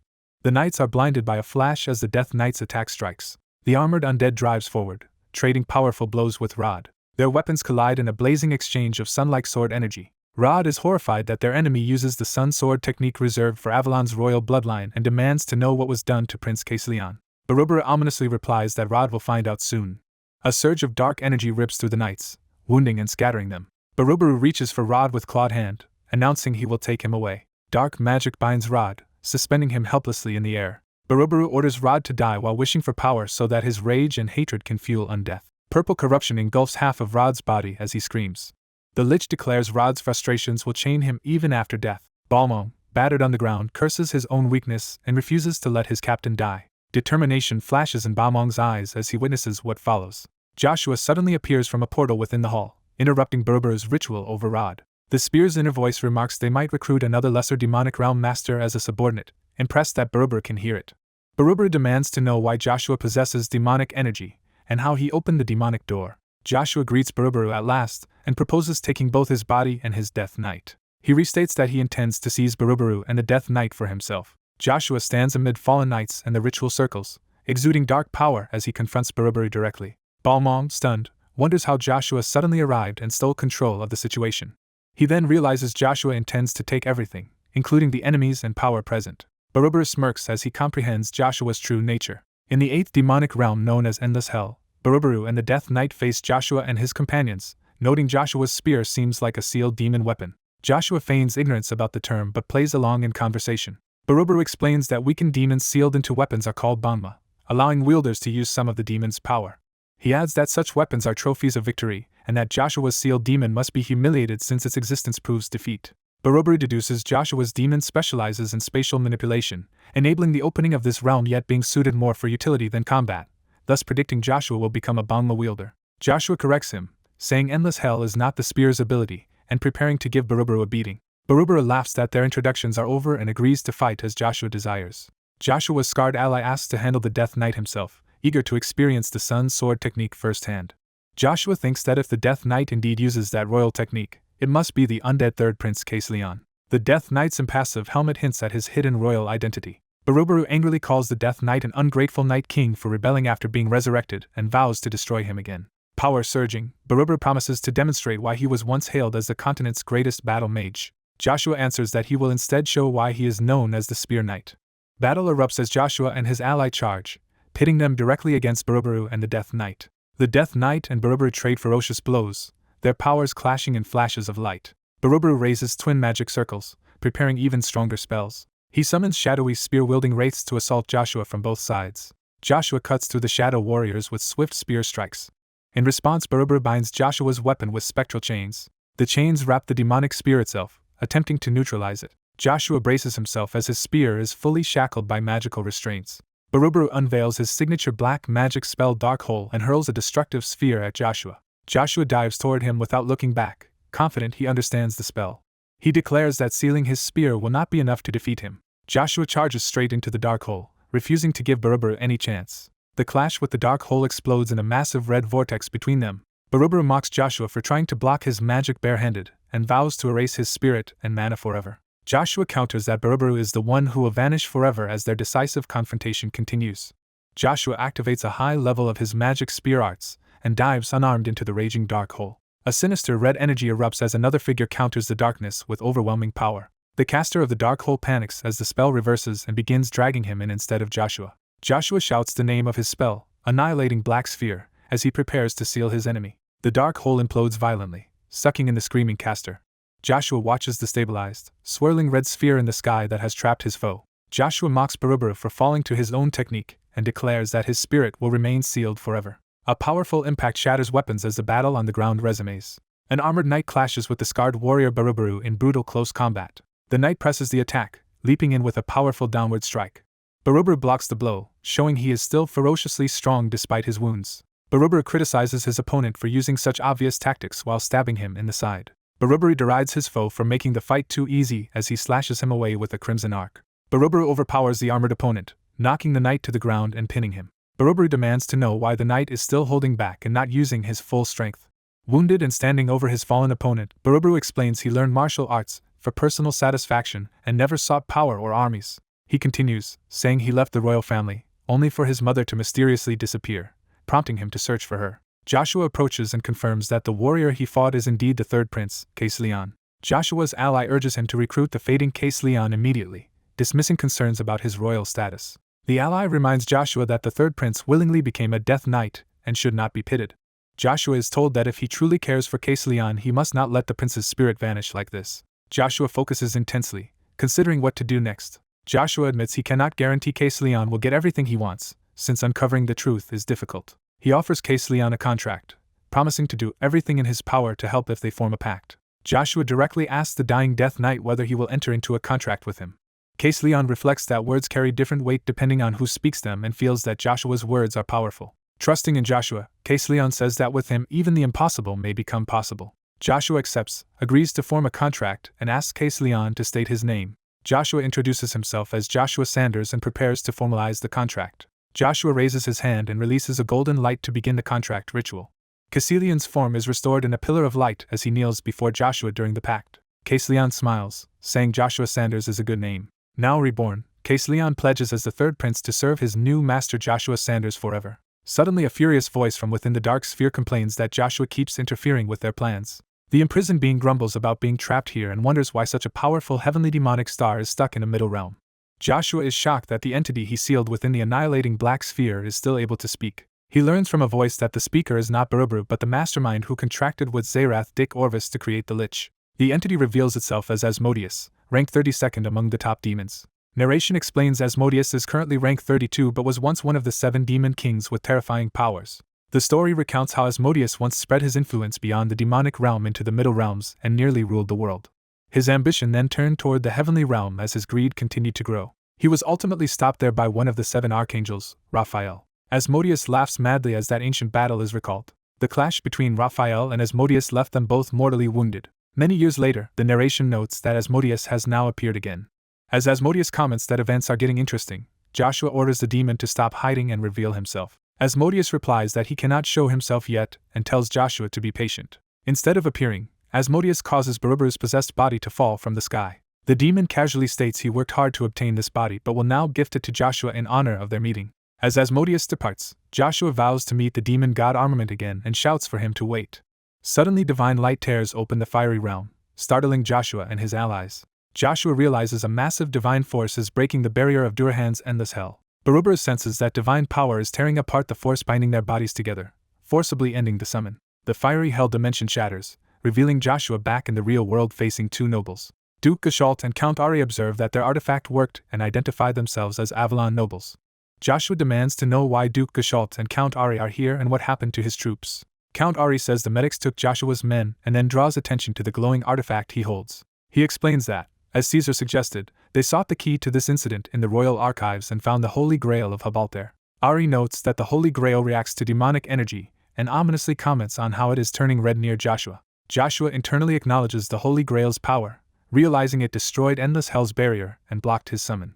The nobles accuse Joshua of using forbidden black magic and demonic energy, crimes outlawed across the continent. Duke Gashalt adds that Joshua knows how serious that crime is and draws his sword, clearly intending to enforce the law. Joshua counters by unleashing a blast of energy from his spear at Ari. Ari gleefully charges Joshua, encouraging him to unleash all of his power. Ari continues the crazed assault, calling their battle a proper date as he exchanges rapid blows with Joshua. Joshua's eyes flare with power as he resolves to respond seriously. Duke Gashalt steels himself, recognizing Joshua's killing intent. Joshua blocks Ari's sword and wrests control of the fight. Ari laughs in excitement, taunting Joshua for trying to kill him with such attacks and admitting he finds it thrilling. Gashalt curtly ends Ari's playfulness and slashes down, shattering Joshua's spear aura. The combined assault of the two nobles forces Joshua onto the defensive in the center of a glowing magic circle. Gashalt warns that Joshua's resistance only worsens their situation and urges him to comply with the Imperial order. Joshua recalls that Duke Tremblin achieved the rank of a star through sheer swordsmanship. He reflects that stars are above superhumans, and that Tremblin is an even more dangerous foe than Barubaru. Narration identifies Gashalt Khan Tremblin as the famed Sword King among the continent's 10 acknowledged stars. Joshua blames Caesar for drawing such a formidable figure into this mess but refuses to fall into their trap. He channels lightning aura into his spear as both nobles prepare to face him together. Ari yells after Joshua, furious that Joshua is trying to escape their planned confrontation. Meanwhile, at the magic tower, the structure burns and trembles from massive explosions. Blood drips onto the floor amid the chaos. The mage the Tarpeian collapses, realizing he can no longer feel mana and cursing Evergrande for whatever he has done. Evergrande appears with an ally, pointing out that in a mana-less environment a low-grade mage would only harm himself by trying to cast spells. The Tarpeian is shocked that Evergrande can still use magic here and realizes this implies mastery of the highest level of magic. Evergrande is revealed as the Avalon royal family's chief mage, an 8th-class magician. He gloats that he will teleport the Tarpeian away and pin the entire disaster on him, while also destroying his magic circle so he can never use mana again.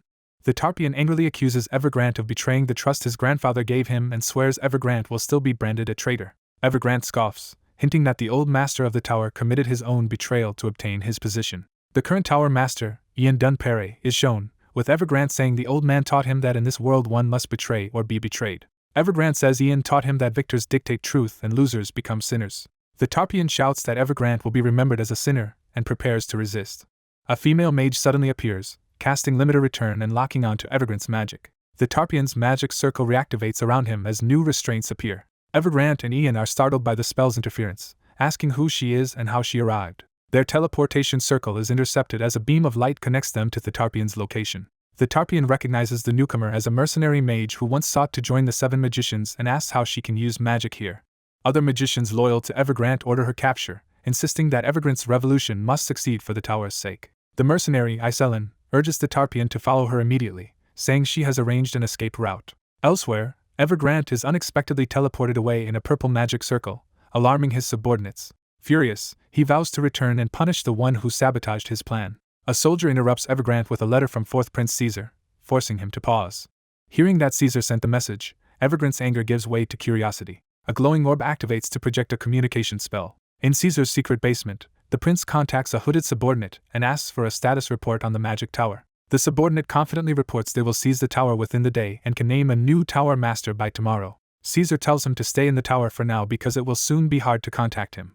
The subordinate informs Caesar that Caecilian's hiding place and the Holy Grail's location in Avalon have been exposed. Caesar predicts a civil war in Hubalt where Emperor and Pope will vie for the Holy Grail to legitimize their authority. He warns that if Emperor Marcus exploits the situation, A continent-wide war could erupt and last a decade. The subordinate adds that once the Sun trial judgment is opened for Case Leon, Marcus will be held accountable, limiting their own actions until the war ends. Caesar reveals he plans to leave Avalon so he can move freely during the coming turmoil. The subordinate questions how Caesar will control Joshua from afar and whether Heimdall will approve. Caesar replies that Joshua's recent actions will make the first and second princes view him as an enemy regardless, which serves their purpose. He tells Evergrande to continue the plan without fail and says he will personally secure Heimdall's permission. Back in the palace, a wall begins cracking open under dark energy. Joshua bursts through a red vortex and sprints back into the real world from endless hell. He meets his subordinate, who calls out to him in surprise, asking why Joshua has come here. The subordinate nervously explains that the knights who escorted them were defeated and Duke Tremblin has already entered inside. He elaborates that the Lord's knights were overwhelmed and, worried for Joshua's safety, he tried to follow but was blocked. Joshua guesses the subordinate knocked out the royal knights, which the man sheepishly confirms. Joshua says they do not have time and decides they must escape for now, startling his subordinate.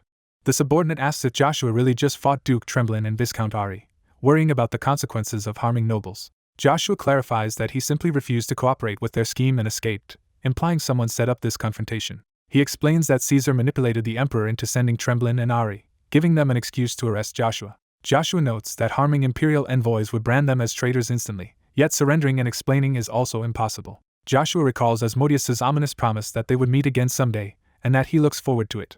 Joshua reflects that Asmodeus described Mashin, ruler of the demon realm, and his vessel Mashinki as a sin greater than any continental taboo. Joshua decides their priority is escaping before they uncover Lucia's true identity, while his ally jokes about Joshua's past life enmity with Prince Caesar. As they move to leave, the ally complains about how relentless their pursuer is. They open the doors only to find themselves facing a massive formation of royal soldiers. The commander announces that by Emperor Marcus's order, Viscount Joshua is forbidden to leave and will be charged with treason if he disobeys. Joshua's ally panics at the sight of what he estimates to be 10,000 troops, while Joshua remains unnervingly calm. Joshua wonders if Marcus is disgusted by him exposing royal secrets, and thinks such actions only stain the Briton family's dignity. Duke Tremblin tells them to give up as he steps forward to enforce the emperor's command. He offers Joshua a choice between surrendering under the emperor's orders or dying by Tremblin's sword. Joshua and his ally bravely charge as Tremblin raises his sword, surrounding them in crushing aura. Under that oppressive presence, the ally asks how Joshua ever broke past such a monster before. Joshua powers up with blue energy and reminds his subordinate that he is their lord, Joshua Sanders. Tremblin taunts Joshua, assuming he chose death and claiming Duke Agnes will lose a son today. Joshua laments that events are going in a bad direction and wonders if taking the throne means becoming a tyrant and breaking his promise to Icarus. Tremblin cuts off the exchange with a shout of enough and advances with lethal intent. The soldiers panic, feeling an overwhelming murderous aura descending on them. Tremblin's single step shatters the ground, shocking everyone with the pressure. Many soldiers collapse in terror as Tremblin's mere presence devastates the courtyard. Joshua's ally nervously jokes that a great demon must have appeared, comparing Tremblin's aura to one. Tremblin admits he did not expect Joshua to reveal himself like this and comments on Joshua's concern over his lineage. Duke Aidan von Agnes, Joshua's father, makes a dramatic entrance surrounded by blue aura. He states he has come on the emperor's orders and implies he understands the entire situation.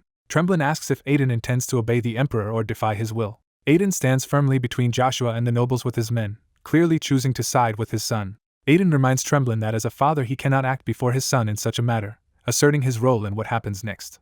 The armored soldiers call out in alarm as Duke Agnes enters the hall with other nobles. The knights beg Duke Agnes to reconsider his decision for his family's sake, and because they idolize him. Duke Tremblin warns Duke Agnes that his actions affect everyone and orders him to step aside. Duke Agnes coldly tells Tremblin again to put away his sword. Joshua reflects that as a concubine's son once expelled from the family, his father never sought him out in his previous life. Watching his father now, Joshua wonders if the man resents seeing how much he has grown. An onlooker mockingly applauds the tense family confrontation. Count Ari approaches, sarcastically calling this a lovely family reunion as Tremblin reacts. Ari, eyes glowing, says they now understand their opponent's intentions and should proceed without hesitation. Ari launches himself with killing intent, ordering that the traitors be eliminated. Ari's sword clashes head-on with Duke Agnes's massive blade as others look on. Tremblin moves to attack while Joshua and Cain prepare to respond. Joshua invokes the protection of Magma's power as Tremblin's strike descends. A massive fiery blast erupts from Joshua's counter. The explosion engulfs an attacker in flames while Joshua stands unharmed. Cain shields Joshua from the blast and anxiously asks what just exploded. Tremblin, singed and shaken in a crater, cannot understand how the attack happened. Joshua confronts Tremblin, asking if he thought Joshua fled out of fear. He then suggests Tremblin underestimated him because of his youth. Surrounded by crackling blue power, Joshua warns that before plotting against Duke Agnes they should worry about capturing him.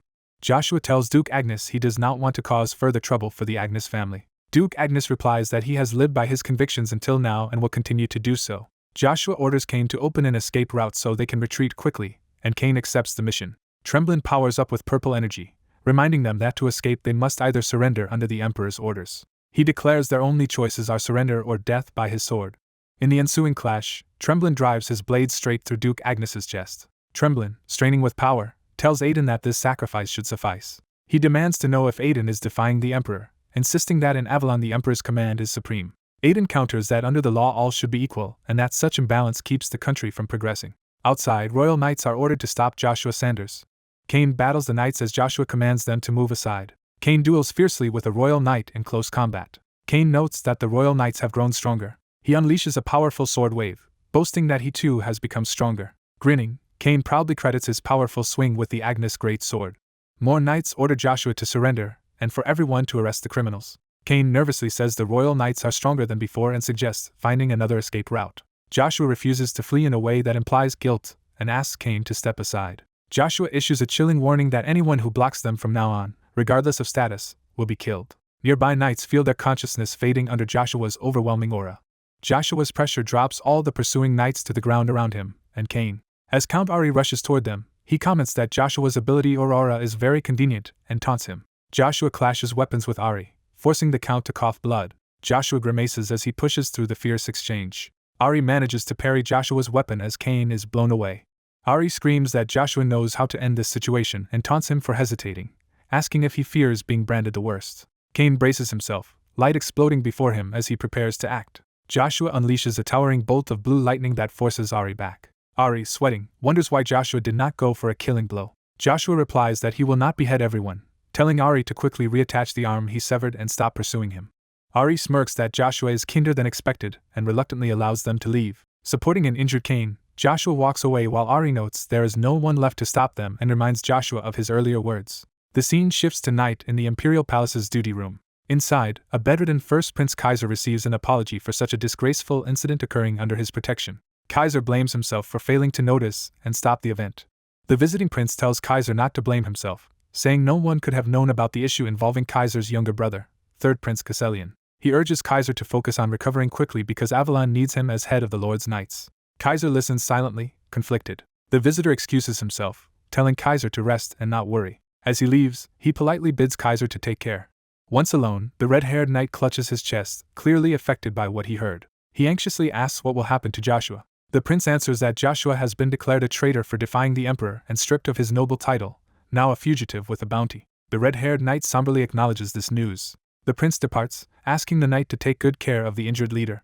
The doors close behind the departing prince. Kaiser then remarks to Valmont that the situation is quite interesting. He notes that a boy not even 20 has shaken Avalon, the continent's greatest knight empire, and admits he doubted rumors of Joshua defeating the mercenary king alone. Kaiser recounts how Joshua surpassed him, endured assaults from Duke Tremblin and Count Ari, and still escaped through the royal gate. He concludes that Joshua Sanders may be the first on the continent to gain such fame before turning 20. Kaiser smiles, saying this boy is inspiring many people. He calls it fortunate for the empire that so many gifted youths exist, though Joshua is now branded a criminal. Kaiser announces he will take responsibility for the situation and resign from his post, shocking Valmont. He explains that for the sake of the empire's young talents, it is time for an old man like him to step aside and name a successor. Kaiser reveals that he wishes Valmont to become the next leader.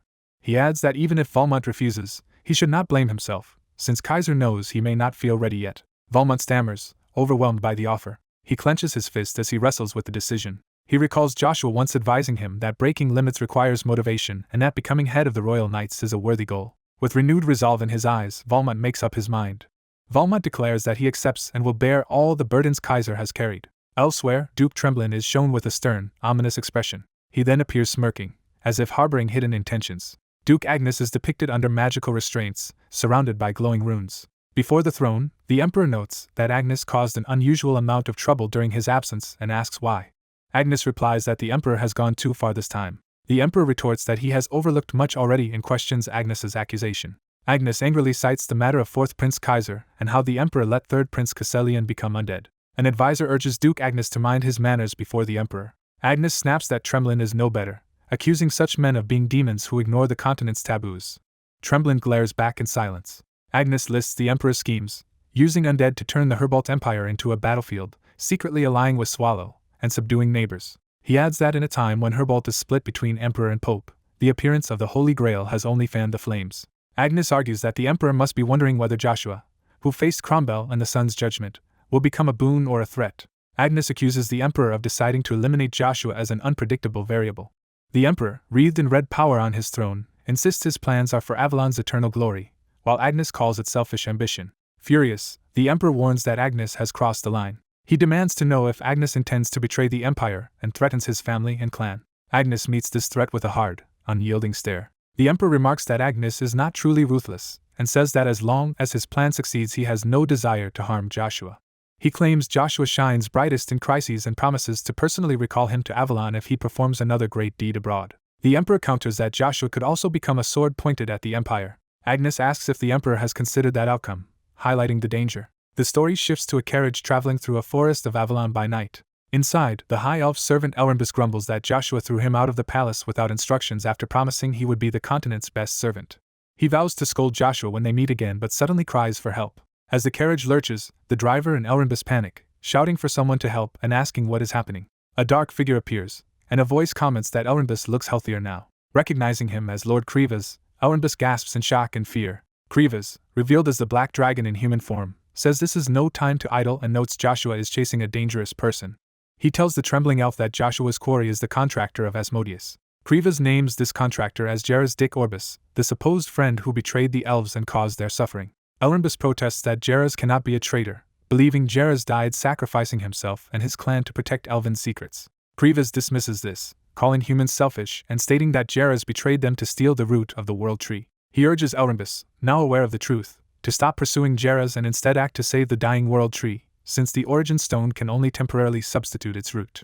Enraged, Elrondis demands to know where Jairus is. Determination hardens on Elrondis's face. Krivas studies him silently. After a moment's thought, Krivas decides to answer. He begins to say where Jairus is hiding. The narration cuts to raging waters at Aya's Grand Plain. Krivas explains that Jairus is in a tower humans built there using stolen elven knowledge. At the riverside near the tower, Sitarfian and a companion struggle against a deadly current, arguing over whether they can escape together. Pursuers spot them, shouting not to let Sitarfian White Sox get away. The tower mages obey a new master's order and combine their magic circles to suppress the pair.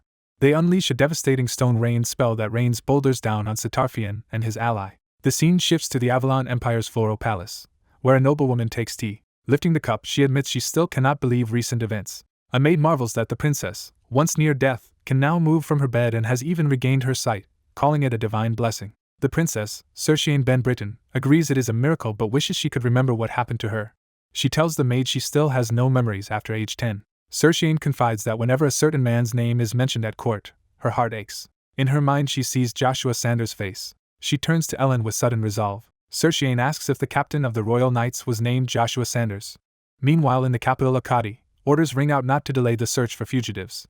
A hooded youth eavesdrops as knights say there is a high chance their target remains in Akkadi, and that they should use flares for backup. Armored squads sprint past while being reminded not to act alone. Realizing the gravity of the situation, the hooded Icarus runs to reach the general quickly. As Icarus passes an alley, an armored figure watches silently. Elsewhere Joshua concludes that Emperor Marcus drove him out because he feared weakening Britain's power. Joshua tells Cain that gaining influence at court has become a poison now that he has been expelled. Cain remarks that tougher challenges clearly lie ahead. Icarus bursts into their hideout, furious that they turned her into a wanted criminal after only a few days in Akkadi. She yells that enormous bounties have been placed on both Joshua and Cain. Grabbing Cain, Icarus insists that as Joshua's subordinates they must guide him onto the right path, and cannot do that in their current situation. She then asks Joshua what they should do, and he replies that they must first escape Akkadi. Cain suggests they flee to Reinhardt, where he could live in luxury instead of as a criminal. Icarus rejects Reinhardt specifically, saying any other country would be acceptable. She explains that Emperor Marcus has already accounted for Reinhardt in his plans and that if its king openly opposes Avalon, the emperor would gain justification to invade and march on Reinhardt directly. Joshua decides he cannot endanger Reinhardt, or its reputation by getting involved, since his appearance would damage the empire's image among magic nations. He explains that unstable politics and troop buildups along borders make the continent feel on the brink of conflict. The white-haired mage concludes that the situation looks like a major war is about to erupt. Cain asks if the forces are preparing for a continental war and Joshua answers that it is very likely. They note that beyond the three river empires, The Sran Duchy of Duke Urabis and another country are also making suspicious moves. Joshua recalls Duke Urabis, an acquaintance of theirs, as one of the key suspicious figures. He identifies the other suspicious country as Terra, the Kingdom of Magic, surprising his companions. Joshua wonders if fate is unchanged even though the timing of events has shifted. Cain reacts in shock to the implications of Joshua's deductions. Joshua says their destination is already settled and urges everyone to handle immediate tasks first. He names Aya's Plain, specifically the magic tower there, as their next destination. Their discussion is cut off when someone suddenly enters the room, drawing everyone's attention. A hooded knight drenched in rain appears at the door and is greeted as an expected arrival. Cain fears their location has been discovered and reaches for his sword, while Joshua and the elf look on. Joshua calmly orders Cain to sheath his weapon despite Cain's protest. Joshua reassures them that the newcomer is a trusted comrade like Cain. The newcomer reveals himself as Kazes, captain of the 12th Battalion of the Royal Knights, and greets Joshua. Kazes kneels and apologizes that the 11th and 12th units cannot follow Joshua as they wish. He explains they cannot abandon their families in Avalon and begs Joshua's forgiveness. Joshua listens silently, visibly affected by Kazes' plea. He then smiles faintly, signaling his decision. Joshua tells Kazes there is nothing to forgive, saying he understands and urging him to stand. Relieved, Kazes thanks Joshua for his understanding. Kazes remembers he also carries an important message for Joshua. He recounts that someone calling himself the Assassin King visited their unit, saying he would go ahead to Reinhardt to handle necessary tasks. Joshua concludes they have gained more support, and asks whether the sealed letter Kazes brought is also from the Assassin King. Kazes clarifies that the letter is actually from Princess Surshilin, surprising Joshua's companions. Cain jokes that in these troubled times the princess is sending a love letter, teasing that she might want to run away with the general. The elf angrily smacks Cain, telling him to be mindful of the grim situation. The elf notes they have already lingered in Avalon too long and urges Joshua to depart. Joshua agrees and orders an immediate departure, with Kazes seeing them off. As they part, Joshua prays for divine blessings on Kazes and all his men despite going separate ways. Kazes responds with his own blessing for Joshua. As Joshua's group leaves, Kazes shouts after them to return alive. The scene shifts to the magic tower, an imposing structure where magicians reside. A hooded mage there says he was shocked that even a mere fragment of something could harm the life vessel, source of life. He asks what occurred in the secret chamber under the 4th Imperial Palace that damaged it. Lich Heinz Berber, contractor of Asmodeus, reflects that Joshua's spear brought an unexpected result. The other mage realizes the spear used was a demonic artifact, and is stunned that such a thing exists in the world. Berber dismisses the shock, calling it only a shell with a minor demon inside, and says he will handle the matter while asking about Black Dragon Krivas' movements. The hooded mage reports that Krivas is heading toward the magic tower accompanied by an elf. Berber wonders if that elf could be the one known as Elrondis. He worries that too many unpredictable variables are emerging just as their undead army nears completion, and judges the situation unfavorable. The other mage counters that they have found a clue to the primordial stone's location. He reveals that the sought stone is Stormwind, the Tempest. Berber is pleased and orders that once the tower's coronation is done, the Liches should lead the undead legion using Stormwind. The hooded mage accepts and adds that he has more information to report. He says new intelligence about Ashir Ben Britain from Petrin has begun spreading. Rumors are reaching the royal court that will soon bring a bloody storm to the Agnes Duchy and the Britain royal house. Berber notes Heimdall likely foresaw this, but wonders most about how the emperor will react. He imagines the emperor's face when he learns the supposedly dead princess of Avalon is actually alive. He adds that the princess is currently staying in the Agnes Duchy, anticipating the emperor's shocked expression. The narrative shows the blue-haired woman, actually the princess, alive and well. A royal flag flies over a traveling carriage, indicating a noble entourage on the move. A heavily guarded carriage travels through a forest, escorting the princess. Inside, the princess looks out the window and admits she hates the situation. She laments being forced into a political marriage and living like a tool being sold off. She thinks she would rather die than accept such a fate. Suddenly the escorting knights are attacked by a man with glowing eyes and a demonic sword. He slaughters the guards and overturns the carriage in a bloody ambush. The surviving knights shout that it is an ambush and charge forward, ordering each other to protect the princess. The attacker unleashes wide sweeping strikes with his demonic blade, mowing down mounted guards. A knight rushes into the carriage, telling the stunned princess they must flee at once. Before they can escape, the demonic blade cleaves through the carriage, injuring the princess. The carriage is violently destroyed, throwing her to the floor amid the wreckage. Shaken and bleeding, the princess looks up in terror. The attacker steps into the ruined carriage, looming over her with murderous intent. His face is shown cold and blood-spattered as he stares down at his target. The princess suddenly wakes in bed, realizing it was that same recurring nightmare. She sits up, still trembling, calling it a nightmare that never becomes familiar. She walks to the window wondering what the dream could possibly mean. Sighing, she clutches the ring on her hand, weighed down by the memory. A knock at her door startles her, and she wonders who would come at this hour. She suddenly suspects who it might be. Opening the door, she is stunned to see Joshua waiting outside. Flustered, she demands to know why the Knight Commander Shiffin has come to her room. Shiffin, direct Knight Commander of House Agnes, says Duchess Vanessa wishes to see Lady Lucia. He then reveals he knows her true identity as Princess Ashira Ben Britain. The scene shifts back to the Magic Tower, where a ceremonial bell or mechanism begins to move. Inside, magicians cheer Evergrande for becoming the new Tower Lord. They pray that the light of truth shine on their new lord as he stands with two key magicians. Evergrande thanks everyone and declares his intent to cleanse the stagnation of Ian Turn Murray and break free from the desolate Ayaz Plateau. He proclaims they will reshape the continent into a world for magicians, surpassing Terra itself. He then announces the founding of a new magical empire across the continent under his name as one of the 9 stars. The magicians wildly cheer Evergrande, hailing him as the first 8th class Grand Mage and hero of the tower. A sinister smile indicates darker plans behind the celebration. Another mage states that now they must choose a lich from among them to command the Undead Legion, forming a force stronger than any army. A subordinate informs the Tower Lord that Sita and a mercenary mage have slipped through their grasp. 2 of the 7 magicians, Zephyros of the Red Flame and Scorpino of the Void, volunteer to pursue Sita and ask permission. Meanwhile at Ayaz Plateau's teleport gate, Joshua's disguised group approaches and is questioned by gatekeepers. The guards ask them to show identity badges. Cain nervously pretends to search for a badge while Joshua and the elf remain calm. The stern gatekeeper studies them suspiciously. He then adds that knights are currently forbidden from entering the Magic Tower, and orders them to turn back. The elf and Cain protest this as abuse of power, accusing magicians of arrogance. The guard angrily rejects the accusation and insists they will not be allowed in regardless of identity. Joshua steps forward, ready to reveal more, saying he must explain the truth. He claims he has come to become a magician himself. The guard doubts him, saying someone with Joshua's warrior build could not possibly practice magic. Joshua smirks and offers to prove it. He casually casts a high-level fire magic called magma, forming a blazing orb in his hand. The explosion that follows amazes the gatekeepers, who panic that he will set the forest ablaze unless he stops. Joshua's companions tease him for overdoing it, joking that he used a firewall-level spell instead of a simple fireball. The gatekeepers realize he used an advanced 4th-class spell with only an incantation, concluding he must be at least a 5th circle magician. One guard warns the others not to be fooled, explaining that some knights refine mana to gain special traits, citing an example. He recalls Knight King Nirabis, famous for his flame trait, as precedent for warriors using such powers. Joshua notes they still do not believe him and offers to demonstrate a different elemental attribute. He then surrounds himself with lightning, showing off a spell like Lightning Wave. At that moment a broadcast message orders all magicians to gather at the Tower of Trials, saying Sita's hideout has been found. The message commands them to execute Sita and his mercenary accomplice, which Joshua recognizes as likely referring to Iseline. The gatekeepers tell Joshua that if he really wants to join the tower, he can prove himself by helping capture those traitors in exchange for reward. Annoyed, Joshua threatens to smash open the gate with lightning if they do not open it immediately. He then rockets forward in a thunderous charge, forcing everyone to dive aside. His lightning strike shatters the gate's magical barrier in a dazzling explosion. The collapsing energy leaves only a towering pillar of blue lightning where the gate once stood.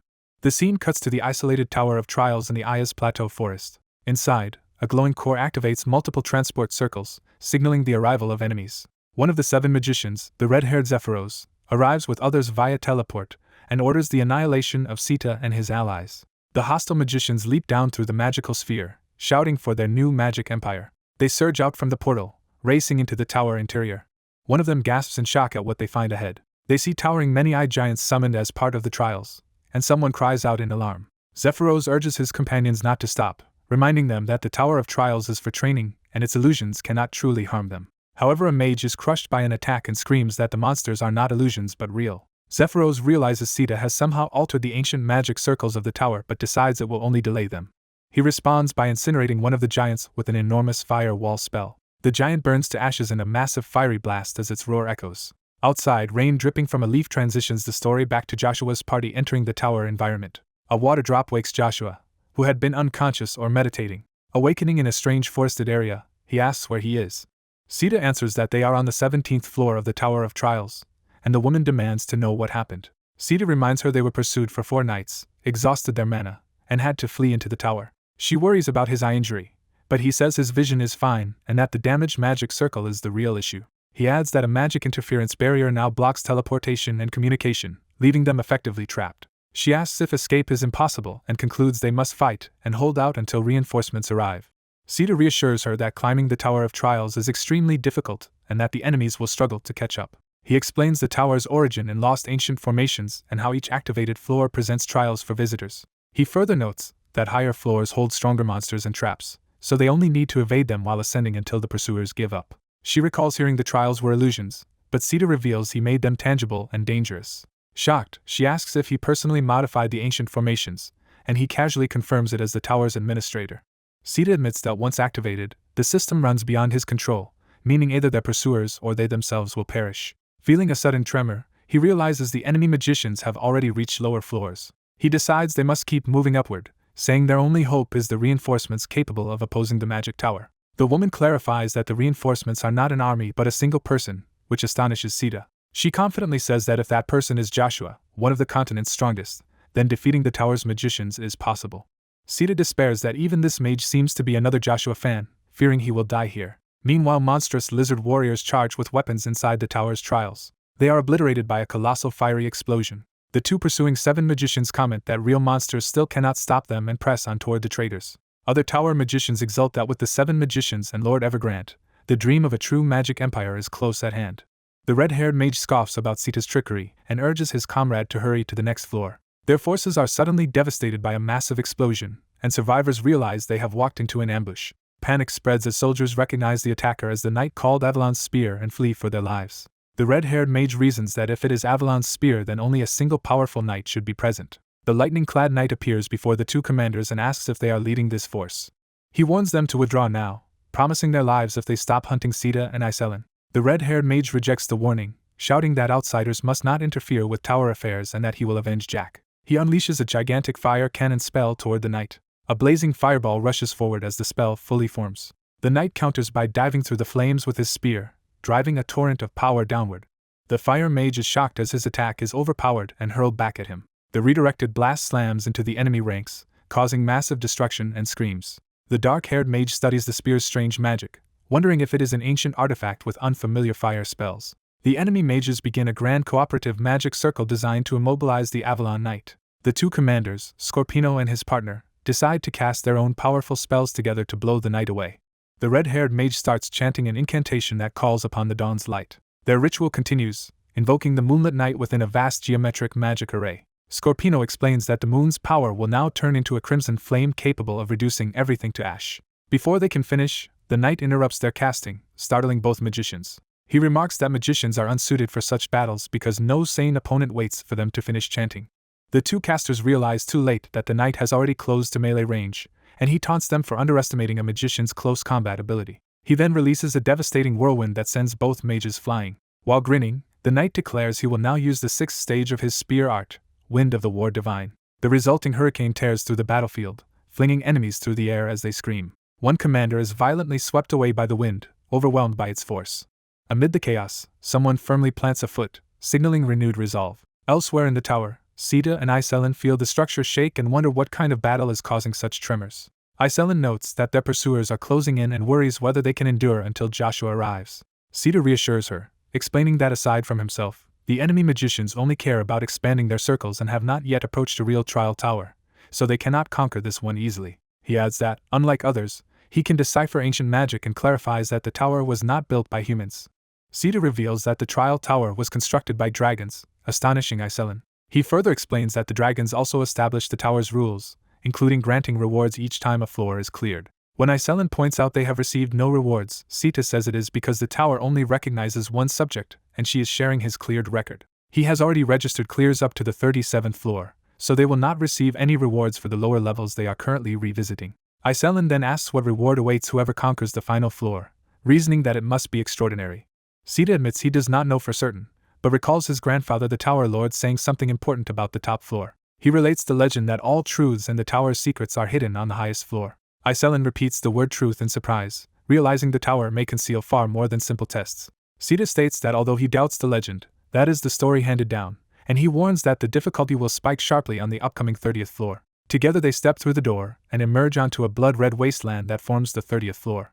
The new floor's sky seethes with ominous crimson clouds above a dead forest. As the door slams shut behind them, the environment feels threatening and unstable. Iselin shudders at the hellish atmosphere while Sita admits the place gives him the creeps. Sita becomes uneasy, remarking that the 30th floor he remembers was never like this, and he changed no system that could alter the terrain.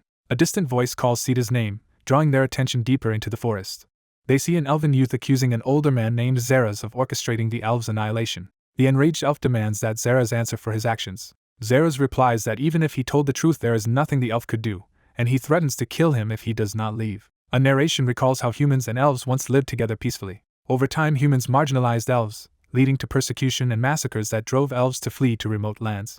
The elves withdrew to a hidden place known only to them, the source of their life and of all life since the beginning. That sanctuary housed the world tree Yggdrasil, protected by a barrier while the elves struggled to rebuild their race. Then someone stole Yggdrasil's life source, causing the world tree to begin withering. The narration identifies the stolen primordial stone tempest as what had been keeping Yggdrasil alive. The elf reveals that when that, too, proved insufficient, he made a pact with the evil dragon Crevasse, acting as its agent for years to preserve the world tree's fading life. He curses the man named Zerath Dick Orvis, realizing to his horror that this very lich was the thief who stole Yggdrasil's life source. The elf screams at Zerath for betraying them and demands to know where the world tree's life source is. Zerath mocks him, refusing to answer because he prefers the fun of tormenting them. The elf, ablaze with green energy, vows to kill Zerath for the countless elves who died because of him. He launches himself forward in a furious assault, clashing with Zerath's dark magic. Zerath laughs that even surpassing a human 7th circle mage will not make Olympus a match for him. He declares Olympus should have fled while he had the chance, promising that the death of the last high elf will leave the elves leaderless before he invades the world tree. Olympus, pinned by the lich's magic, hears Zerath vow to slaughter every other elf. Zerath plans to turn the slain elves into undead under a new leader and bids Olympus farewell as an old friend, while preparing his spell. Suddenly a colossal ice spear hurtles down from above toward the lich. The impact shatters the area with ice, briefly overwhelming Zerath's magic. Olympus, stunned, wonders who else besides them could possibly be inside the trial tower. Joshua and Iselin appear through a portal, shouting for the elf boy to run. Iselin promises to buy Olympus time while Sita warns her that the lich's mana is changing and they must also watch themselves. Zerath grumbles that Evergrande has failed to eliminate such nuisances and decides he will clean up these small fries himself. He seizes the chance to demonstrate the might of the Death Monarch, the strongest being in the Middle Realm. Zerath begins a summoning ritual, calling forth legendary undead servants of death. The ritual takes form as a monstrous purple dragon-like skull emerges from darkness. Zerath completes the spell, summoning a terrifying bone dragon. Seeing the abomination, Sita, Iselin, and Olympus panic and sprint away, knowing capture means certain doom. The bone dragon dives after them, and Sita curses as he questions what Theta is doing instead of simply fleeing. Theta tells them they cannot outrun such a dark being and decides to lure it away so the others can escape as far as possible. He attacks the dragon with a mighty twin cyclone spell. The bone dragon roars as the cyclone crashes into it. To Theta's dismay, the dragon tears straight through his high-level magic with brute power. Theta hastily erects a wind wall, hoping to blunt the looming counterattack. A cataclysmic explosion follows, and someone screams Theta's name in horror. Back at the earlier battlefield, the Avalon Knight has already defeated one commander and stands over him. He orders the mage to return to the magic tower and tell Evergrande that Joshua is coming for him. The battered dark-haired commander groans as he struggles to stand. He grudgingly acknowledges the knight's skill but vows revenge for his humiliation. Gathering dark mana into a glowing orb, he warns Joshua not to think himself the only special person in the world and predicts Joshua will kneel someday. He raises pillars of purple energy that cancel the magic obstruction barrier and commands his allies to retreat to the magic tower. Joshua replies that it is not his turn to fall, but theirs. As the battlefield calms, the door to the next floor manifests behind Joshua. The ornate tower door stands fully formed, signaling that the trial is complete. Joshua approaches it, wondering if this is indeed the entrance to the next floor and thinking he will soon meet Iselin. The door swings open by itself, revealing clear sky beyond. Joshua reacts in mild surprise as he steps through. On the new floor he finds himself facing a perfect copy of himself, realizing this must be the floor's trial. He grasps that the challenge involves fighting his own double. Joshua concludes it is a doppelganger and consults Lucia, who explains it is a flawless imitation created by God. Lucia further clarifies that this legendary doppelganger, once thought extinct, possesses kingdom-rank power and is effectively a doppelganger king. Joshua finds the idea of a doppelganger king intriguing but is warned that such a powerful dark being should not exist here. As he wonders why a monster of this caliber guards this floor, the doppelganger suddenly rushes him.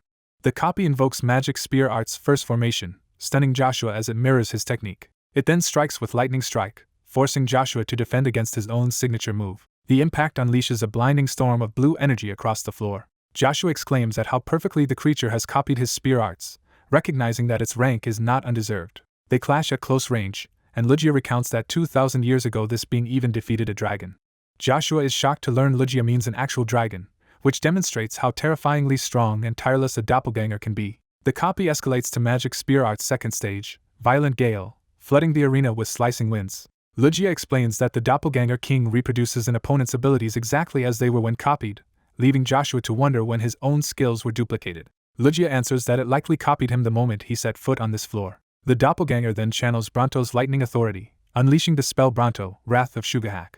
Joshua, ignited with crimson power, shouts that no imitation can ever surpass the original, even if it copies him perfectly. Their combined elements explode in a clash of fire and lightning that engulfs the arena. Joshua braces his spear at the epicenter of the chaos, continuing the conceptual chant about body and earth. As the spear energies collide, the chant shifts to the soul forming the sky. Joshua transitions into Magic Spear Art Stage 6, preparing his ultimate attack.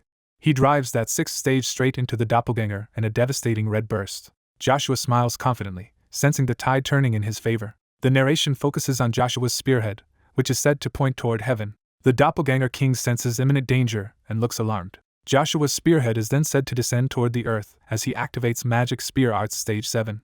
The move is named Creation of Heaven and Earth, the pinnacle of his spear technique. Back on the 30th floor, Olympus hurls a stone rain spell upward at the bone dragon.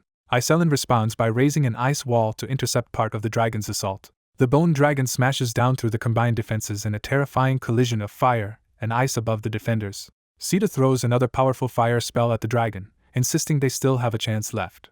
Olympus detonates a huge burning projectile called Burn Player at the approaching beast. Zerath reacts to the spell's elaborate name while counterattacking with dark magic against Sita's defense. A massive purple explosion rocks the landscape as Zerath's attack detonates. The bone dragon roars, emphasizing the continuing danger. It lunges forward through the flames and rubble, pressing the 3 defenders to the brink. Olympus desperately keeps casting but realizes his earth spells are having no effect. He is then seized in midair by dark energy and dragged into another of Zerath's rituals. Zerath laughs that new passengers have joined their journey and that their trip to the afterlife will now be less lonely. Smirking, he reaches out and declares he will send them all to the afterlife. Olympus screams in agony as the lich's magic grips his body. At that moment, Iselin gathers herself and prepares a massive spell called Frost Nova. Her spell erupts, flash freezing the battlefield and encasing Zerath in ice. She immediately prepares another ice spear attack. The gigantic spear of ice hurtles down from above, driving Zerath deeper into the frozen mass. The ice explodes upward as Sita watches the impact from below. Zerath emerges from the destruction largely unharmed, mocking the attack as a truly weak spell. He sarcastically praises Iselin for making it this far before launching another crushing counter. Iselin is struck and sent flying, screaming in pain. Zerath clenches his fist, tightening the lethal magic around her. As the spell engulfs her, a shadowy figure is obliterated while Zerath's servant looks on. Zerath glances toward the disturbance, startled that something has changed. Iselin, battered but standing, begins her most powerful ice incantation, invoking winds that can freeze even flames. She calls upon the world's purest blue mana to fuel what is clearly a final gambit. Zerath, impressed that she has withstood his onslaught so long, remarks that he will honor her by making her serve at his side. He declares his intent to turn her into a lich, commanding her to long for power even in death, as a new transformation ritual rises beneath her. The elf youth yells for the necromancer to stop as a bound girl is engulfed by dark magic. He desperately begs the villain to spare the others and settle things only between them. The youth turns in shock as an immense attack suddenly descends toward him. The necromancer channels colossal demonic power through a magic circle, while the blue-haired mage braces below. The necromancer mocks that without power one can only surrender and scoffs that his foe has not learned this after years. He urges the youth to gain strength by any means, even to the point of selling his soul to the devil. A gigantic spectral dragon materializes above the mage, shocking him. The dragon crashes down, splitting the ground, and the necromancer wonders why the floor has cracked open. Recognizing someone, the necromancer stares wide-eyed, starting to speak in astonishment. The blue-haired spear knight appears wreathed in power, while his worried disciple begs him to come to his senses. An onlooker calls the spear knight an amazing idiot and marvels at how many floors he just pierced through. The enraged dragon swoops toward the necromancer while an ally shouts for him to watch out. The dragon unleashes a devastating purple beam downward. The beam tunnels through the ground toward the ritual circle, threatening everyone below. The spear knight lies half buried in rubble, dazed but alive after the impact. The captive mage stares in horror at Joshua's overwhelming display of power. The necromancer muses that this is where Joshua ended up after being chased from the Avalon Empire, and wonders if he aims for the Tower of Trial's final reward. He assumes Joshua rushed to the top out of greed and sneers at how pathetic his current state is. Joshua counters with a lightning-charged strike, demanding who the real pathetic one is. The lightning attack detonates around the necromancer, sending him reeling. Joshua confirms that the Barubaru in the prince's basement was fake, then appears with the elf youth beside the freed mage, who calls his name. The blue-haired mage is stunned to see 2 Joshuas at once and cannot understand what is happening. Delighted, the necromancer decides this is the perfect chance to wipe out all of them at once. He gathers immense dark power into a spell he calls Dark Cannon and fires it downward. Joshua activates Magic Spear Arts Stage 7 in response. The fiery red spear manifests, radiating lethal power. Joshua unleashes creation of heaven and earth, clashing with the dark canon. The necromancer boasts that dark canon is the highest black magic and insists a demon contract cannot overcome it. Light engulfs him as his ultimate spell unexpectedly begins to vanish. Horrified, he screams that his supreme black magic has simply disappeared.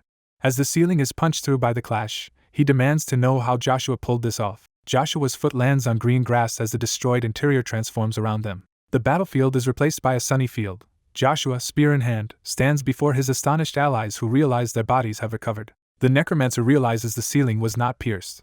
Joshua instead rewrote the environment with life-giving power he likens to that of the gods. He roars that such divine power is impossible, while the group faces his looming purple aura. He begins invoking dark forces, summoning armor, as he prepares to fight seriously. Floating above an assembled undead army, he declares he will now use his full might. He orders Joshua to fight him with all his strength as well. Joshua accepts, promising to show the extent of his power. Joshua calls forth his own forces, revealing an army and commanders that now stand behind him. Barubaru earlier had bellowed for his undead army to charge. The undead hordes and monstrous constructs had rushed forward to attack. Joshua sighed and the undead clashed head-on across the battlefield. Now Joshua commands his own army to charge, answering Barubaru's assault. The two undead armies collide violently in close combat. A golden-haired commander raises a blazing sword and vows that the sun sword will rain judgment on their enemies. That commander proclaims that all should kneel before his lord, Joshua Sanders. Cornered, the necromancer summons his trump card, the Bone Dragon. He orders the Bone Dragon to unleash its dragon breath. Joshua meets the dragon's attack with magic spear arts level 6. Using a technique called treachery, Joshua's spear splits the dragon's breath attack. The counterattack blasts into the dragon's head with destructive force. Joshua follows up by powering himself with lightning, preparing another strike. He slams the empowered attack down, commanding the Bone Dragon to sit. The colossal Bone Dragon crashes helplessly into the ground before the armies. Joshua's allies gape, impressed that he felled the Bone Dragon so easily. One ally remarks that if the continent saw an undead army like this, it would cause uproar, since black magic and creating undead are absolutely forbidden. He emphasizes that this is not a few undead but a full army, and notes that the continent's greatest spear knight is the one behind it. He predicts the people will feel betrayed by Joshua's abilities and that the continent will want to expel him. The blue-haired mage brushes off such worries, confident that once people see the truth about Joshua, they will understand. Inwardly he gushes over what a great man Joshua is, imagining everyone falling for him, while another ally grumbles about his obvious fandom. The elf youth snaps at them to stop chatting and watch the battle, admitting he does not recognize the magic Joshua is using. Observing, the youth notes that although Joshua keeps striking decisive blows, Zerath somehow endures. The scarred man explains that Zerath rapidly regenerates, appearing almost immortal. He compares Zerath to his undead army, saying there is essentially no difference.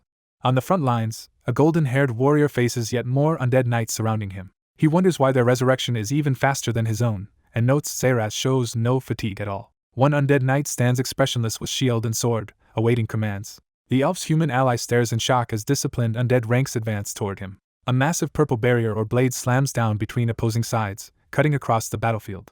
The Death Knight cleaves through charging enemies with darkened blades. He realizes the undead, previously reckless, are now moving in organized formations, concluding that another lich is commanding them. Surrounded and taking repeated dark hits, he thinks he will eventually lose if this continues. He conjures a towering ice wall to block the incoming attacks. Joshua's companions explain that a lich's weakness is its life vessel, which Zerath must have hidden somewhere only he knows. They warn that unless that life vessel is destroyed, Zerath and his army will resurrect endlessly, though Joshua's presence still keeps them safe for now. The blonde man realizes Joshua's mana and stamina are finite and insists they must locate the lich's life vessel before Joshua is exhausted. Joshua grips his glowing spear firmly, steeling himself. Zerath taunts that Joshua may have divine power but is still stuck in a human body that will tire as mana and demonic energy drop. Joshua suddenly rushes in with overwhelming speed, slamming Zerath back. He calmly tells Zerath that he knows where the lich's life vessel is hidden. Joshua recalls how he previously sealed Zerath without knowing the vessel's location, but this time discovered it after Zerath foolishly deployed all his forces. Horrified, Zerath realizes Joshua continued attacking all along while already knowing this truth. Joshua reveals he has been stalling to locate the lich currently hiding the life vessel. The hidden lich appears, its chest glowing with the exposed life vessel. Zerath panics and shouts for his daughter Zealand to run. The elf youth cries out Zealand's name in alarm. A red-cloaked knight bearing a massive sword rushes the concealed lich, declaring this is the end. Zerath's spectral form lifts the knight into the air, insulted that a mere loser would dare point a sword at his master. The red knight retaliates with a violent dark burst, insisting that Zerath and his kind must disappear. Zerath hears Joshua announce magic spear arts level 5, 4th form, and reacts in fear. Joshua calls down a true lightning strike on Zerath and the lich, while the Red Knight uses warp to close in. Joshua reaches the life vessel first, skewering it with his spear as Zerath tries to escape. The life vessel shatters spectacularly, and Zerath screams in disbelief. Zerath convulses in agony as his existence begins to collapse. Joshua stands silently over Zerath's collapsing body, electricity crackling from his spear. Another Joshua, his past self, states coldly that it is over for Baruburu. Baruburu lies broken on the ground, lamenting that he once held the power to destroy the Empire and cannot accept this defeat. Joshua stands over him, remarking that trees are generous to humans while Baruburu groans in confusion. Joshua narrates that humans exploit and burn forests, yet trees still give them fruit, shade and air, even to those who harm them. Baruburu's body disintegrates to ashes while he scoffs at Joshua's philosophical words. Joshua smiles and says that to him Baruburu's only value is the undead army he's about to seize. He names Baruburu the unconditionally generous tree, twisting his earlier metaphor. Looking at Zealand's limp form in the youth's arms, Joshua wonders why Zerath went so far. The elf youth, tearful, shouts that Zealand is Zerath's only daughter and condemns him for turning her into a lich. A flashback shows Zealand as an ordinary woman meeting an elf who introduces himself as her father's old friend. The elf clasps her hands and repeats that he knew her father, startling her. He apologizes with tears for everything that happened to their family. Back in the present, the youth screams that making his own child a lich is like killing her twice. Zerath retorts that the youth is no different, drawing a parallel with how humans once persecuted elves. He recounts being betrayed and ruined by humans, questioning why the innocent must suffer so much. The youth says it was because they lacked strength, talent, status, and power. Zerath admits he craved absolute power and dreamed of an army capable of annihilating the Empire. He desired an army loyal only to him, and claims Zealand understood and wanted to join his family's cause. The youth realizes Zerath sought Yggdrasil's life source specifically to create this immortal army. Zerath confirms it was an easy path to power through a contract with a supreme, evil demon. He explains he needed a sacrifice worthy of attracting such a top-level demon, even beyond offering his own soul. The youth concludes Zerath was blinded by revenge, betraying everyone who cared for him and sacrificing his child. Joshua challenges Zerath on whether he truly believes such actions are right. The youth reminds Zerath that he once dreamed of uniting the elven race. Zerath bitterly asks if such a dream is possible, while humans still exist. Joshua answers that it is not impossible, since some people repent and work to restore the forests. As he crumbles, Zerath doubts this optimism and insists humans always destroy everything with their desires. He warns that countless others share his hatred, especially one particular person. Zerath begins a final curse, saying they will never, before turning to dust. Narration states that Baruburu finally ended his long life, but instead of satisfaction his death leaves Joshua uneasy. Later, Joshua's ally Theta pants that he cannot keep fighting and is utterly exhausted. The battle with Baruburu's undead rages as allies urge Theta not to give up and to stay conscious. Theta protests that just enduring is not enough because the bone dragon keeps respawning so long as the life vessel remains. After Zerath's defeat, Joshua orders everyone to stop fighting. The undead freeze mid-charge, confused by the sudden command. Joshua announces that as Baruburu's successor he now issues commands to the undead army. He orders them to obey him, seizing control of their will. He then commands the entire undead army to kneel before him. The once ferocious undead drop to their knees en masse before Joshua and his companions.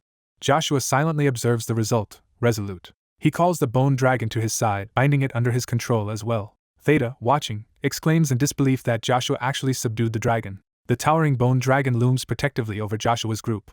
Joshua calmly strokes the dragon's head while his friends gape at the sight. Some undead knights place fists over their chests in a salute, accepting Joshua as their new master. Joshua gestures amid swirling dark energy, completing his takeover. Cloaked in purple power, he turns away as the forest glows red around him. His friends stare in awe and worry at the display of his necromantic might. Theta, half laughing and sweating, reacts to the unbelievable outcome. Joshua reflects that Zerath's end was pitiful and muses that losing such a loyal subordinate is a waste. The blue-haired mage senses message magic and wonders who else is present. Joshua answers gravely that it is Asmodeus. Theta confirms in shock that this is the same top-level demon the previous lich contracted with. Asmodeus's ominous visage manifests in the sky, cheerfully greeting Joshua and saying he felt like dancing when Joshua appeared. The Spear Knight recognizes the newcomer as the legendary demon king Asmodeus, and wonders why he has suddenly appeared in the Middle Realm. After the demon god vanished, the 8 demon kings bearing sins have waged endless war for the demon god's throne. The narrator wished for someone strong enough to shatter the fragile balance among the demon kings, knowing it would require power equal to theirs. Asmodeus reveals he hoped to be the one to break that balance so he could reclaim his former glory. He explains that this desire drove him to risk descending into the Middle Realm, but then says the protagonist's appearance was like a miracle. Asmodeus claims the protagonist's power, in another version of him, can disrupt the demon realm's balance and cause new upheaval, sparing Asmodeus from doing it himself. The elf realizes his master's strength rivals that of the 8 demon kings and speculates he might be like a reincarnated archangel. The protagonist questions Asmodeus's stated reason of regaining glory, accusing him of being the greedy demon of covetousness and demanding his real purpose. Laughing, Asmodeus tells them to seek him at the hill where the black moon rises if they want answers. The narration juxtaposes the brightest light and the only darkness in existence with the protagonist standing determined. The blue-haired mage puzzles over the mention of light and the soul darkness. Asmodeus unleashes a massive magic circle as a final gift and departs, saying he looks forward to their next encounter. A powerful contract magic circle, the Seal of Covenants, appears, alarming the group. The elf and spear knight recall that the Seal of Covenants is used for human contracts, and fear Asmodeus' plans to bind the spear knight to another demon. Despite their alarm, the protagonist calmly steps toward the blazing contract circle.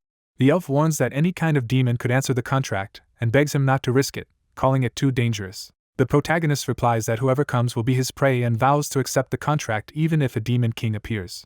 The contract activates with overwhelming demonic energy that knocks the others back. The elf panics that if a demon king truly descends, the entire middle realm will become hell and begs the protagonist to stop. A red-haired man in a hooded robe appears through the magic and greets the protagonist.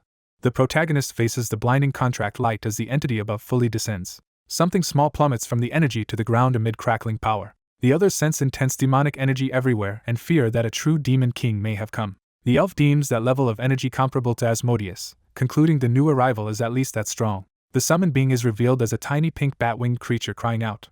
The party watches in shock as the cute pink demon hops around the protagonist, chirping repeatedly. The blue-haired mage squeals over how adorable the creature is, while the spear knight grumbles that its noisy entrance was anticlimactic. The mage blushes and gazes at the creature with hearts in her eyes, clearly smitten. Later, inside the Tower of Trials, she giddily walks between the real Joshua and his blue doppelganger, thrilled to see 2 of him even if one is fake. The spear knight admits he never expected a legendary doppelganger to appear in the Tower of Trials.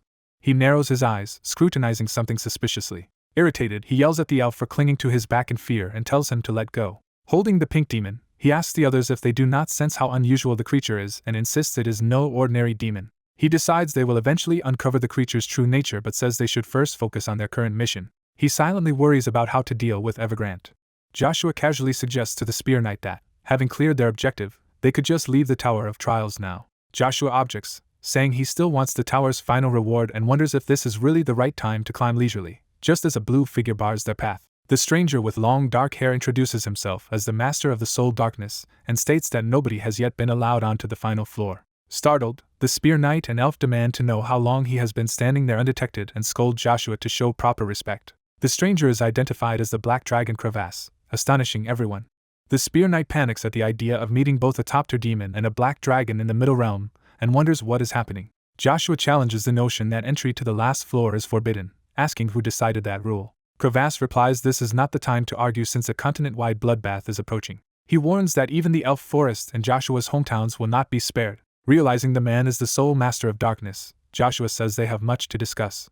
Crevasse cautions that if Joshua ignores his warning and continues climbing, their relationship will change for the worse and demands he choose between the tower and maintaining ties. Joshua falls silent, clearly weighing the ultimatum. Elsewhere, a woman relaxes with a glass of wine, remarking how strange it is that she and another person lived in the same palace yet never met. At a mansion near Accardi, Vanessa drinks with Lucia, acknowledging they have different mothers and that Lucia was not at the palace then, but saying she is glad to see her now. Vanessa pawn Agnes, sister to the Emperor and wife of Duke Agnes, cheerfully proposes that she and Lucia get along as sisters.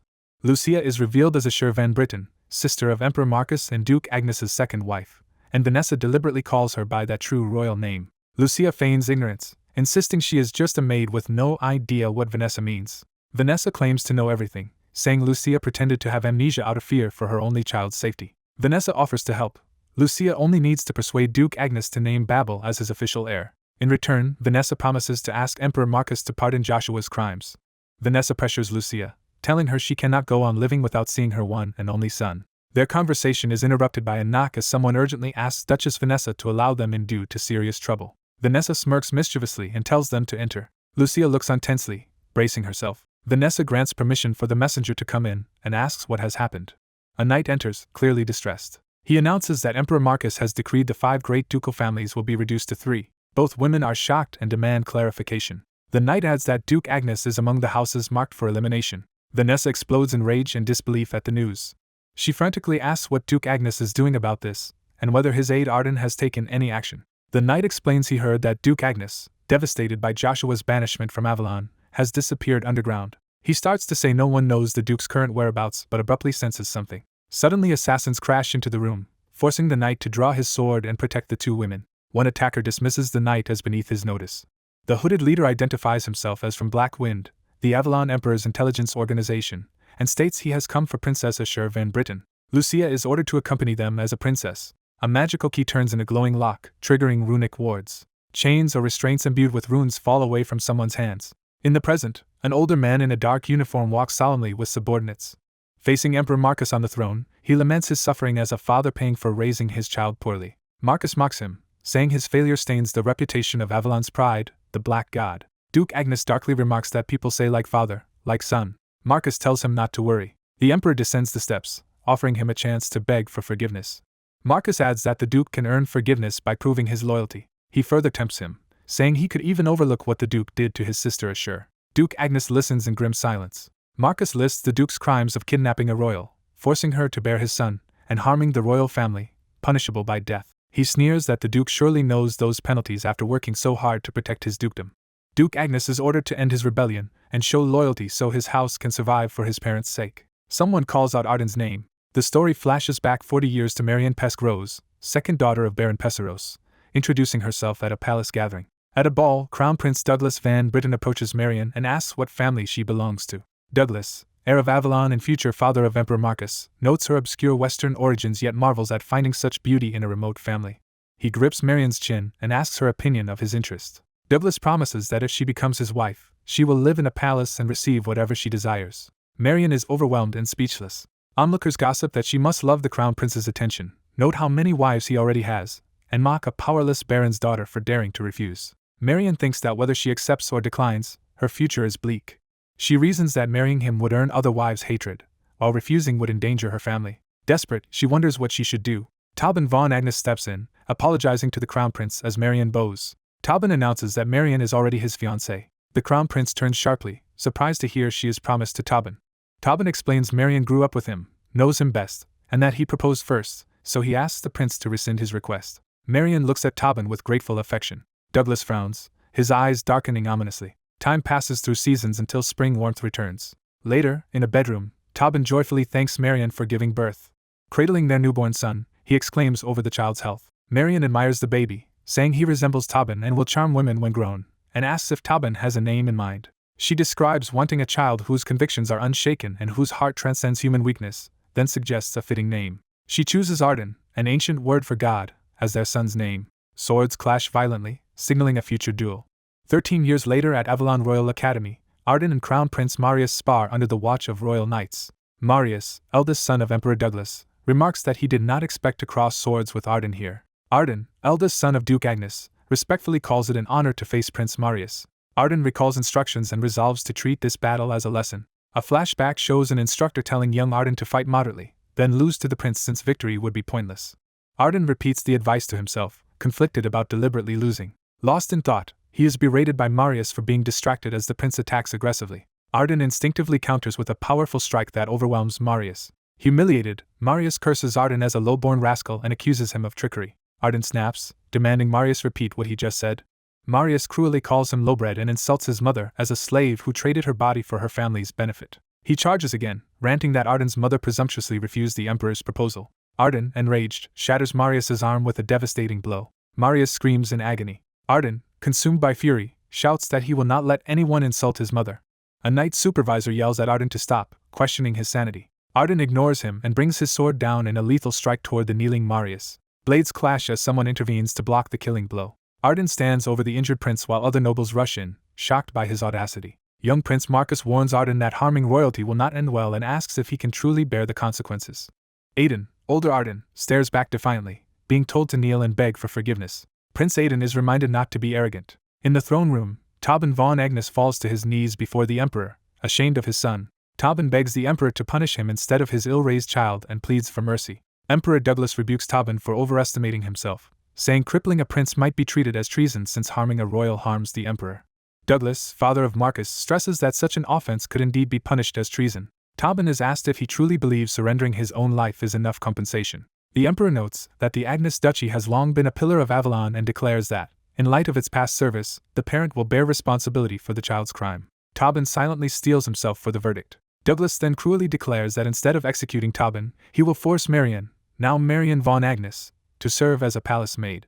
Marian, mother of Aiden, stands sorrowfully as the sentence is effectively placed on her. Later, Aiden apologizes to his father yet insists he cannot accept his mother taking his punishment, and vows to rescue her himself. His father challenges him, asking what he could possibly do. Tobin answers his own question, saying they can do nothing because they lack power. Those words carve deeply into Aiden's heart, and inspire his resolve to grow strong enough to enter the palace and free his mother.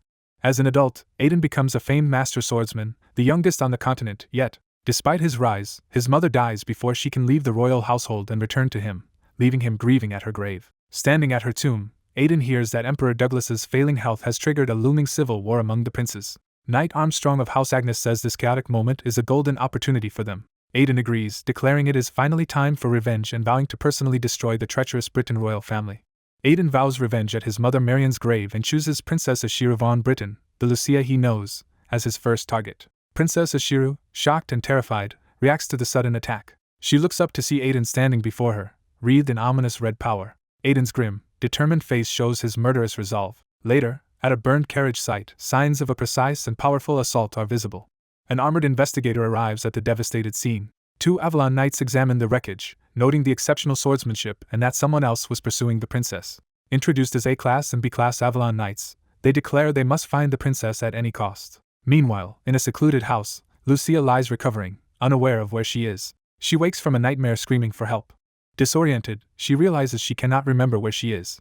Aiden, watching her, remarks that though her hair is now blue and unBritain-like, her blood remains the same. Confused, Lucia asks what he means by Britain and struggles to recall how she got here. Memories of the earlier attack surge back, starting with her alarm as Aiden approached. She recalls Aiden brutally cutting down knights in front of her. Aiden's monstrous, glowing eyes from that moment haunt her memory. The terror of that gaze makes her tremble in the present. She recognizes Aiden as the one who stood between her and the rampaging monster. Smiling with relief, Lucia thanks him for saving her from that creature. Aiden silently studies her reaction. She touches her eye, realizing how vivid the memory of that fear remains. A physician diagnoses that witnessing her first killing has inflicted such mental shock that she has lost her memories. Aiden worries about the seriousness of her amnesia, but is reminded that her Britain bloodline still makes her valuable. Aiden orders Armstrong to monitor the royal court, analyzing how the failed political marriage has altered Prince Marius's power in the Imperial struggle. Armstrong pledges to obey and carry out the command. Armstrong rides hard through the forest to the capital on Aiden's orders. In the woods, Avalon knights lie in wait as Armstrong races past. The masked A and B-class knights watch him, tracking movements related to the princess. Night falls over the manor where Lucia is sheltered. Alone in her room, Lucia despairs that she cannot remember anything, not even her own name. As she looks out the window, someone calls her princess from behind. Startled, she demands to know who has entered her room. The masked A-class knight steps in over a fallen guard, saying he has been searching for her and will now take charge of her. Lucia, terrified, backs away, but he insists he has come to help. She glimpses a body outside the doorway, realizing he has already killed someone. Horrified, she stares through the cracked door at the corpse. Panicking, she cries that she does not want to die as the assassin rushes her. He seizes her face and covers her mouth while she sobs in fear. Drawing a dagger, he calmly tells her not to wake anyone and to disappear quietly for everyone's sake. The blade flashes downward toward her.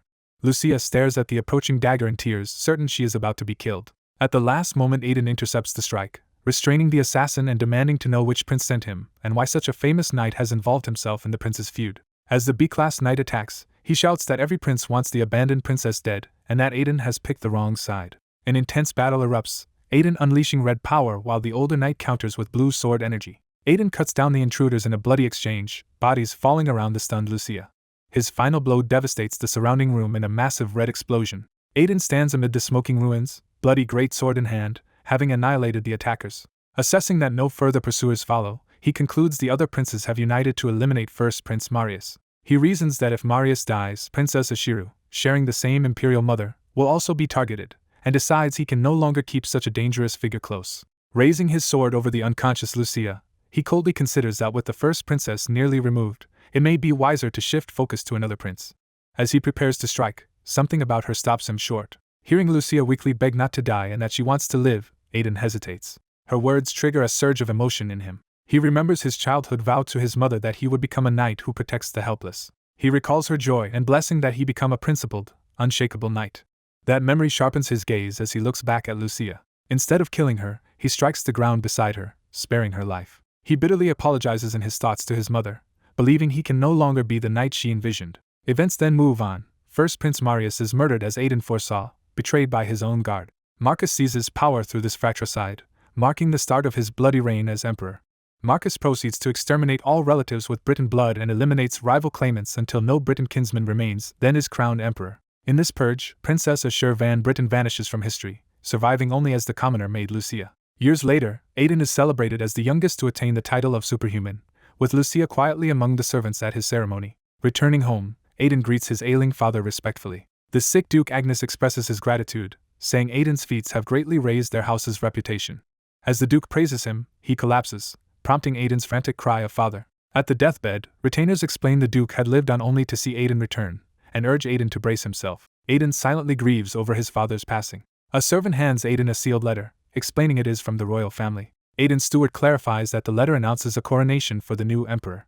It also proposes an arranged marriage between Aiden's house and the Imperial family. Knowing Aiden's feelings, the dying Duke insists that his son's duty is to secure the family's survival, since even weakened royals still outmatch them. Narration explains that Tobin understands Aiden seeks revenge, but that House Agnes alone cannot defy the Emperor's authority. Aiden accepts this reality and strives ruthlessly to amass power, yet Marcus's own near-superhuman strength proves daunting. The narration admits that Aiden's hope of striking while Marcus seems vulnerable is actually premature. Tobin urges Aiden to grow House Agnes's influence, gather allies, and achieve even greater heroic feats so the people will revere him. He cites Avalon's legendary former king as an example for Aiden to emulate. Aiden listens in pained silence, absorbing his father's wishes. After Tobin's death, Aiden weeps but steels himself. Even Emperor Marcus knows Duke Agnes is looking for a chance to rebel, but Aiden's growing fame as a knightly paragon and people's hero makes outright annihilation politically risky. To avoid public backlash, Marcus opts for a subtler strategy, proposing an arranged marriage that would let him absorb House Agnes. With no other means to oppose Marcus, Aiden resigns himself to accept the imperial marriage. Inwardly he swears to persist until the day he crushes the entire Briton royal family. Time passes. Aiden's arranged wife Vanessa, Marcus's sister, bears a blonde child whose appearance makes it obvious the boy is not Aiden's. Nevertheless, the nobility praise young Babel as the future brave knight who will succeed Duke Agnes. Vanessa, basking in the flattery, speaks proudly of Babel inheriting the duchy and of their strengthening ties to the crown. Aiden remains silent, his displeasure hidden as Vanessa celebrates increased royal favor. Vanessa uses Marcus's authority to fill House Agnes with imperial supporters, steadily eroding Aiden's base of loyal allies. During all this, Lucia now works as a maid, quietly serving Aiden tea. She pours the tea, sharing a simple, peaceful moment with him. Aiden questions why she has stayed in his dangerous household, when he gave her leave to escape. Lucia answers that she cannot abandon the man who saved her twice and wants now to help him in return. She adds that she especially cherishes being called Lucia by him. Aiden admits he thought she might dislike that name, revealing a rare gentle smile. He takes the cup she brewed. He compliments the tea's aroma, clearly comforted by her presence.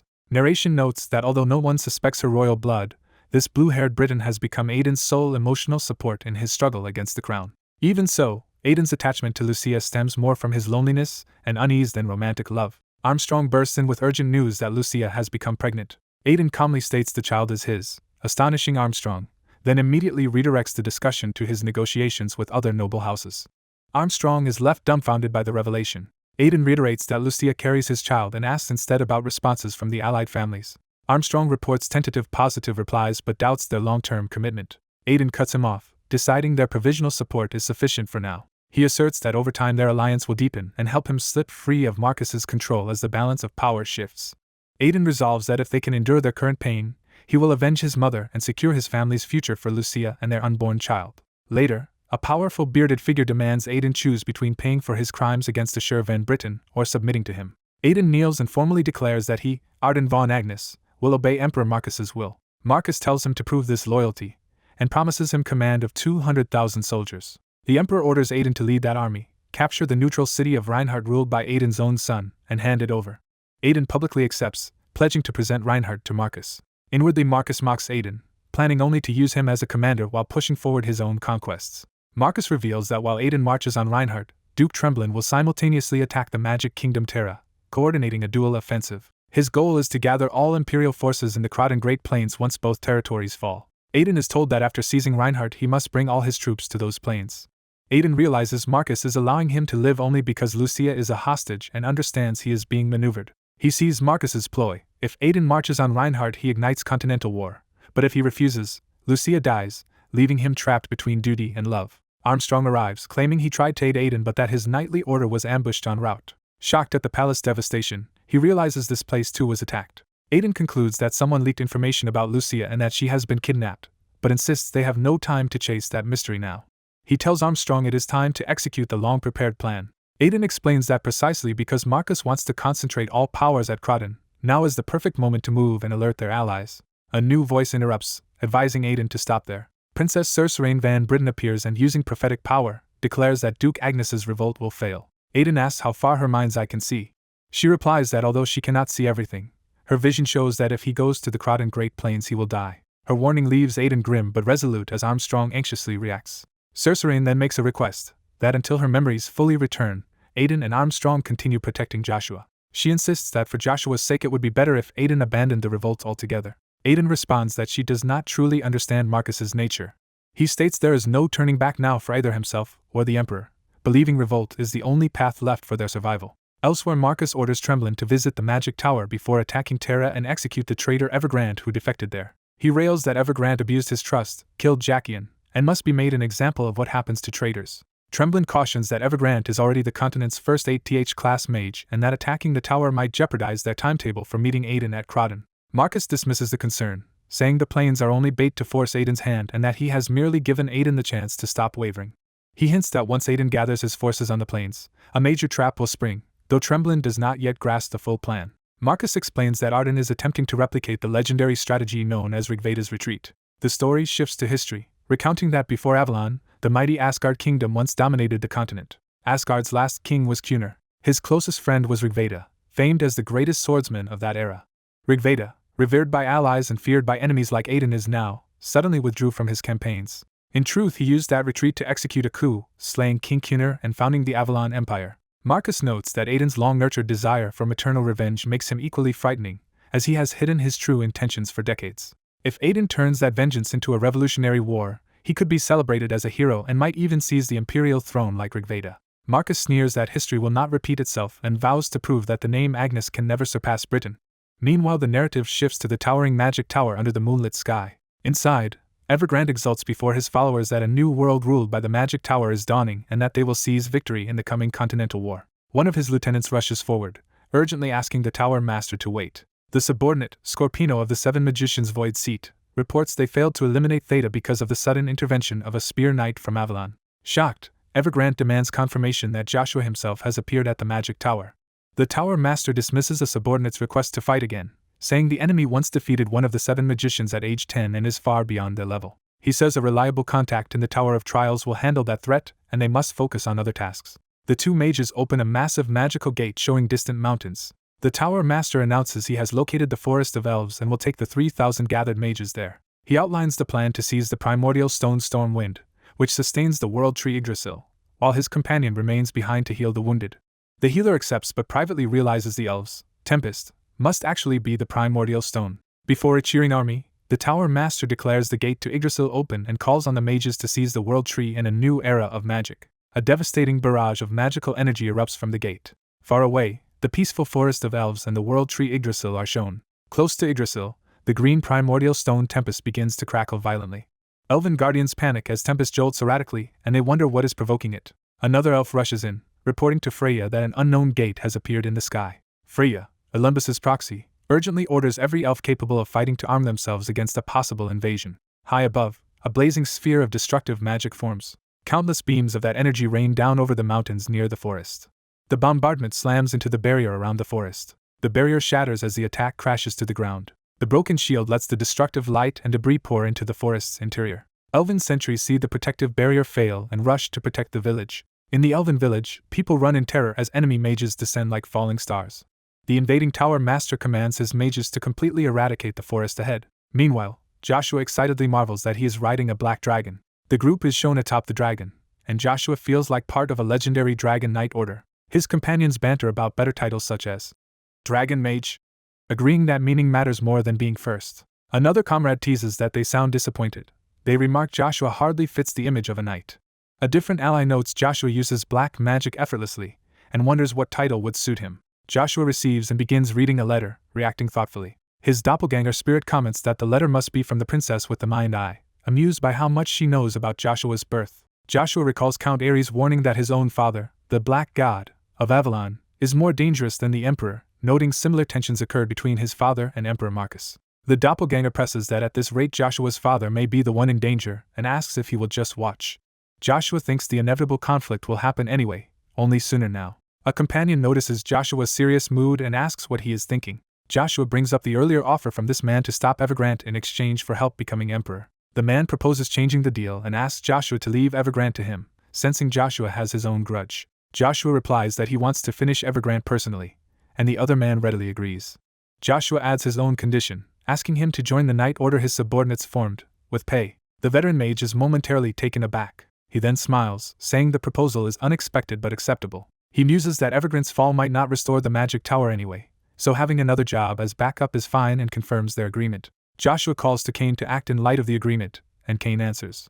Joshua introduces the older mage as the newest member of the Gold Spirit Knights and tells Cain to treat him as a junior. Cain enthusiastically vows to look after the newcomer and welcomes him to the order as a 7th-class knight. Their dragon announces that they are nearing their destination and tells everyone to prepare. The dragon arrives over the radiant forest of elves and the massive Yggdrasil. The elf Ash is shocked that Yggdrasil is visible, realizing the protective magic concealing it has failed. The dragon's party also sees Yggdrasil exposed before them. The dragon notes that someone already broke the high elves' protective barrier, marveling at human magic's advancement. Ash berates himself, thinking elves should have superior magical knowledge and blaming his own laziness for letting humans who stole their lore surpass them. Joshua comforts Ash, telling him not to blame himself. Joshua then says he has one question for Crevasse before they separate. Joshua asks Crevasse what final reward awaits at the top of the Tower of Trials, admitting his curiosity. The dragon hints that even the doppelganger is merely one of the tower's top-floor rewards, so the true final reward must be at least equal in value. He adds that the tower also leads to a realm embodying the world's truth, currently off-limits to humans. The dragon says that realm is impossible for mortals to reach, though Joshua might be an exception, which shocks the others. Crevasse concludes that since the dragon will not elaborate, they must simply climb the tower themselves someday. Joshua lightly says he will head off first and steps into the air, descending. Cain panics and falls after him, shouting, "Lord!" But Joshua dives confidently toward the ground. Cain sprints to follow, refusing to be left behind again, while Crevasse nervously protests about their altitude. Crevasse resigns himself to jumping too, muttering that Joshua is unpredictable, while Lucia leaps after them. All 3 knights freefall from the dragon in pursuit of Joshua. The dragon asks Crevasse if he will go as well, and Crevasse hesitates. Crevasse laughs awkwardly that he is just an ordinary person, reluctant to jump. The scene shifts to Yggdrasil's trunk within the forest. A huge fiery explosion rips through the forest, sending elves flying. Terran's mages threaten survivors, demanding to know where Stormwind is in exchange for sparing them.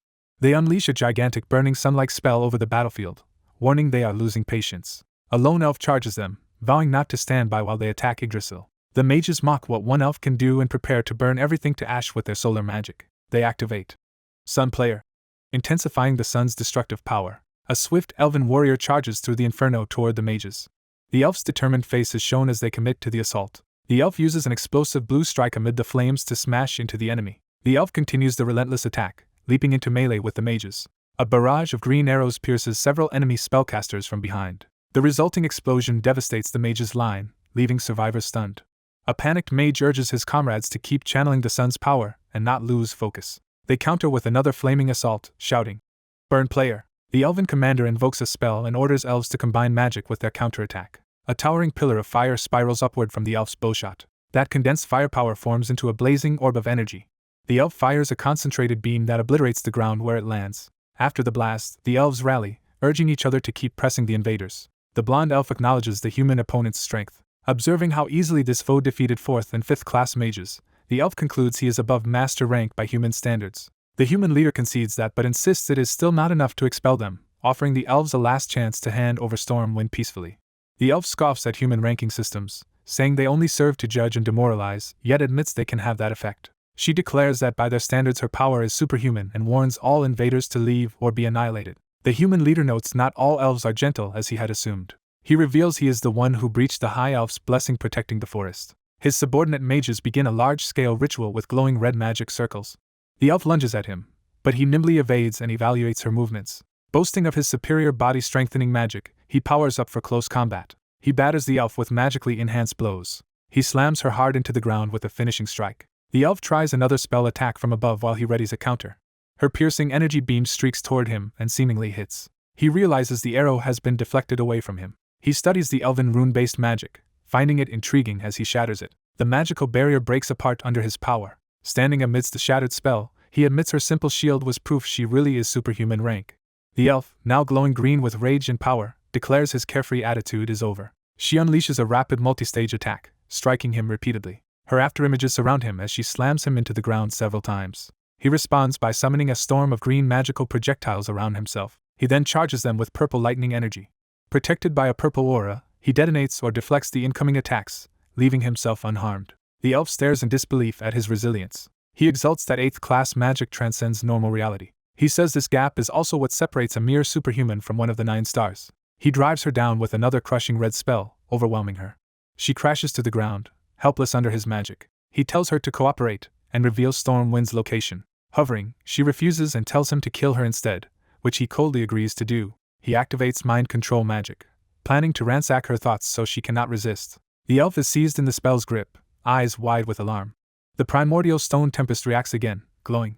The mage senses the reaction and says he has found what he wanted. He begins levitating, preparing to seize the stone. Fantasizing, he believes obtaining Stormwind will let him surpass 8th class and reach 9th class. He imagines that even if the power is limited to wind, it will let him rival or exceed dragons. Suddenly he is shocked by an unexpected presence. Joshua appears crackling with blue lightning, confronting him midair. Joshua tells Evergrande it is unfortunate for him because the true owner of Stormwind stands before him. A narration compares the 9 stars to suns and hints at a greater star beyond them. It then reveals a massive, giant star, above the others, a title no one has yet earned.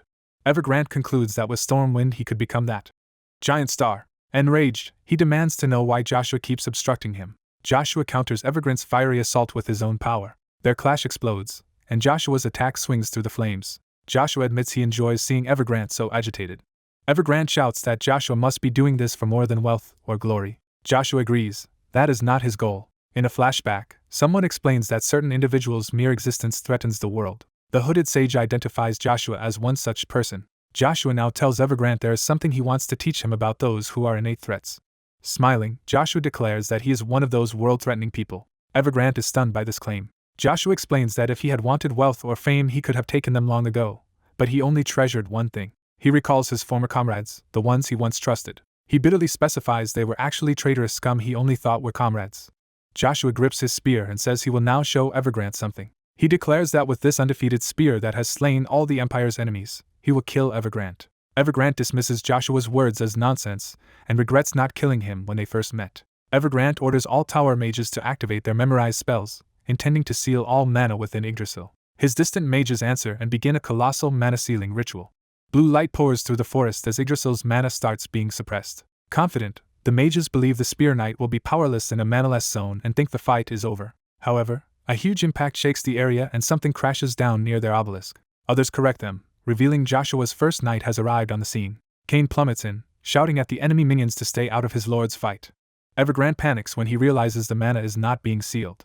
A cloaked spear wielder explains the mana seal is failing because Evergrande's magicians are being slaughtered, shocking Evergrande. The blue-haired mage, alive and furious at Evergrande's betrayal, gathers a powerful sphere of wind mana. He unleashes a massive spell called Wind Hail, driving a colossal torrent of energy down at Evergrande. Evergrande mocks the mage for returning instead of dying with his master, and prepares to kill him with overwhelming magic. Charging through swirling wind, the mage demands to know what Evergrande did to the tower master. Evergrande admits he never leaves potential threats alive and prepares a deadly red spell. Declaring he will reunite the mage with his fallen master, Evergrande hurls a blazing sphere, which the mage initially thinks is an easy basic attack to block. The fireball suddenly overpowers Evergrande's defenses, leaving him stunned as it closes in. The attack slams into Evergrande's face at point-blank range. The explosion engulfs the area, blasting Evergrande away in a pillar of fire. The mage vows to kill Evergrande himself in the tower master's stead. Bruised but standing, Evergrande claims the earlier hit only worked because it caught him off guard and credits the Spear Knight for making it possible. The spear wielder assures him he will not interfere further, having promised Data to let their duel play out, while Evergrande fumes. Smirking, Evergrande warns they will regret opposing him. The hooded protagonist replies that his stance could change depending on circumstances. The blue-haired mage, now resolved, surges powerfully and urges Evergrande to end the fight quickly. Surrounded by wind, the mage screams that he will personally kill Evergrande. Evergrande scoffs at the mage's confidence, belittling him as only a 7th-class magician. Evergrande thinks through a risky plan to overcharge his mana heart to temporarily reach 8th-class power and match the traitor's strength. He forces the spell, enduring agonizing strain as his mana circuits flare. The strain racks his body, but he pushes through the pain. Empowered to 8th class, Evergrande casts a massive triple twin cyclone spell. The colossal cyclones descend toward the battlefield, dwarfing him. The impact devastates the surroundings as the spell crashes down. Evergrande sneers that 7th class cannot comprehend 8th class might, and reminds the mage why that stage is called the miracle rank. Suddenly he notices something unexpected and alarming. The protagonist counters with a giant golden construct, invoking magic seal to suppress Evergrande's spell. The sealing magic compresses and solidifies into a blazing orb.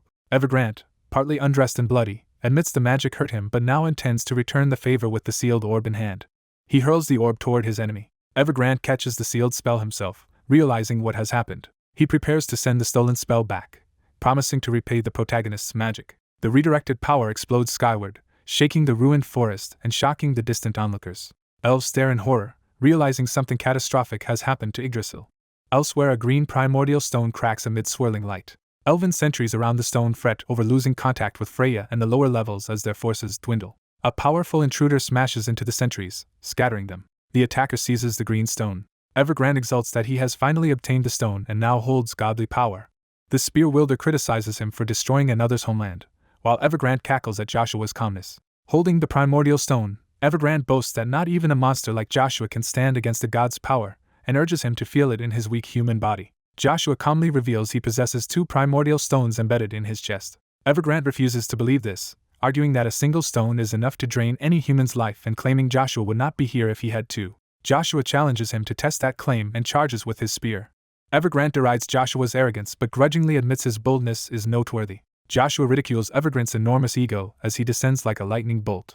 Their clash detonates in a blinding blast of energy. The shockwave tears through the forest as power erupts. Joshua and Evergrande collide head-on, spear against spell, in a massive explosion. With the beam struggle evenly matched, Joshua asks if Evergrande still thinks his earlier claim was a bluff. Overwhelmed, Evergrande demands to know who Joshua truly is to wield such power. Joshua reminds him he warned that his very existence is a grave threat to the world. He raises his spear and prepares a high-level technique called Magic Spear Arts, Level 6, Commander of Wind. Joshua then invokes True Lightning Strike, summoning a pillar of lightning onto Evergrande. The lightning cleaves Evergrande's body, bisecting him. Dying, Evergrande fixates on the fact that he possessed the power of gods yet was still defeated. Joshua and his spear stand over a vast chasm while Evergrande's body falls, and Evergrande wonders how his supposed divine power failed so utterly. Inside a dark void, Evergrande writhes in agony, screaming that the pain will not stop. Chained in the void and half destroyed, he demands to know what Joshua has done and why he is still alive after being cut in 2. Joshua, holding the green primordial stone, explains its hidden traits: Bronto grants growth, magma annihilation, and storm-wind symbiosis. He says that storm-wind symbiosis allowed Evergrande and Yggdrasil to share its power freely, and Evergrande angrily shouts for him to stop spouting nonsense and just answer what was done to him. Joshua smiles ominously instead of answering. Joshua reveals he has long considered Evergrande's situation and tells him he was never meant to live as someone else's dog. He lays out Evergrande's ambition to follow men like Verber or Jaraz Dick Orbis, using Caesar to achieve any goal.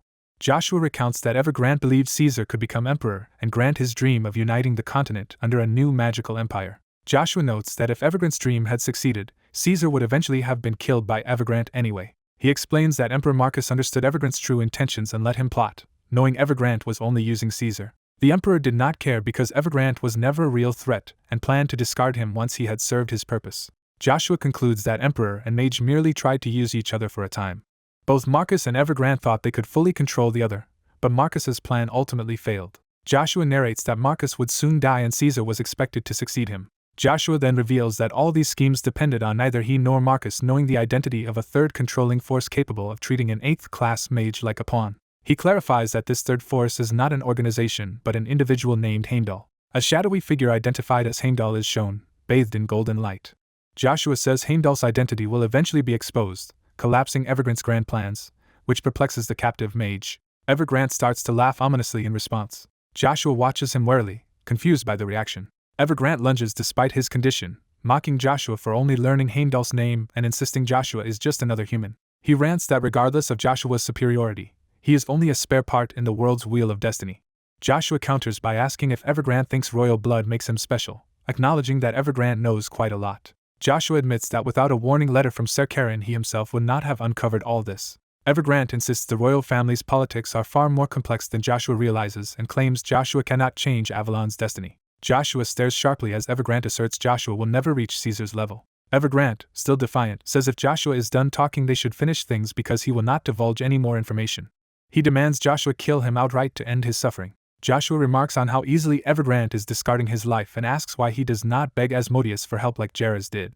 Evergrande refuses, stating he respects Jairus' theories, but will never become an undead like him. Joshua acknowledges this pride, calling it admirable despite Evergrande serving Asmodeus, and says he has a special fate in mind for him. Joshua muses that he had wondered what death suited Evergrande and regrets not making Jairus his pawn, deciding this alternative is better.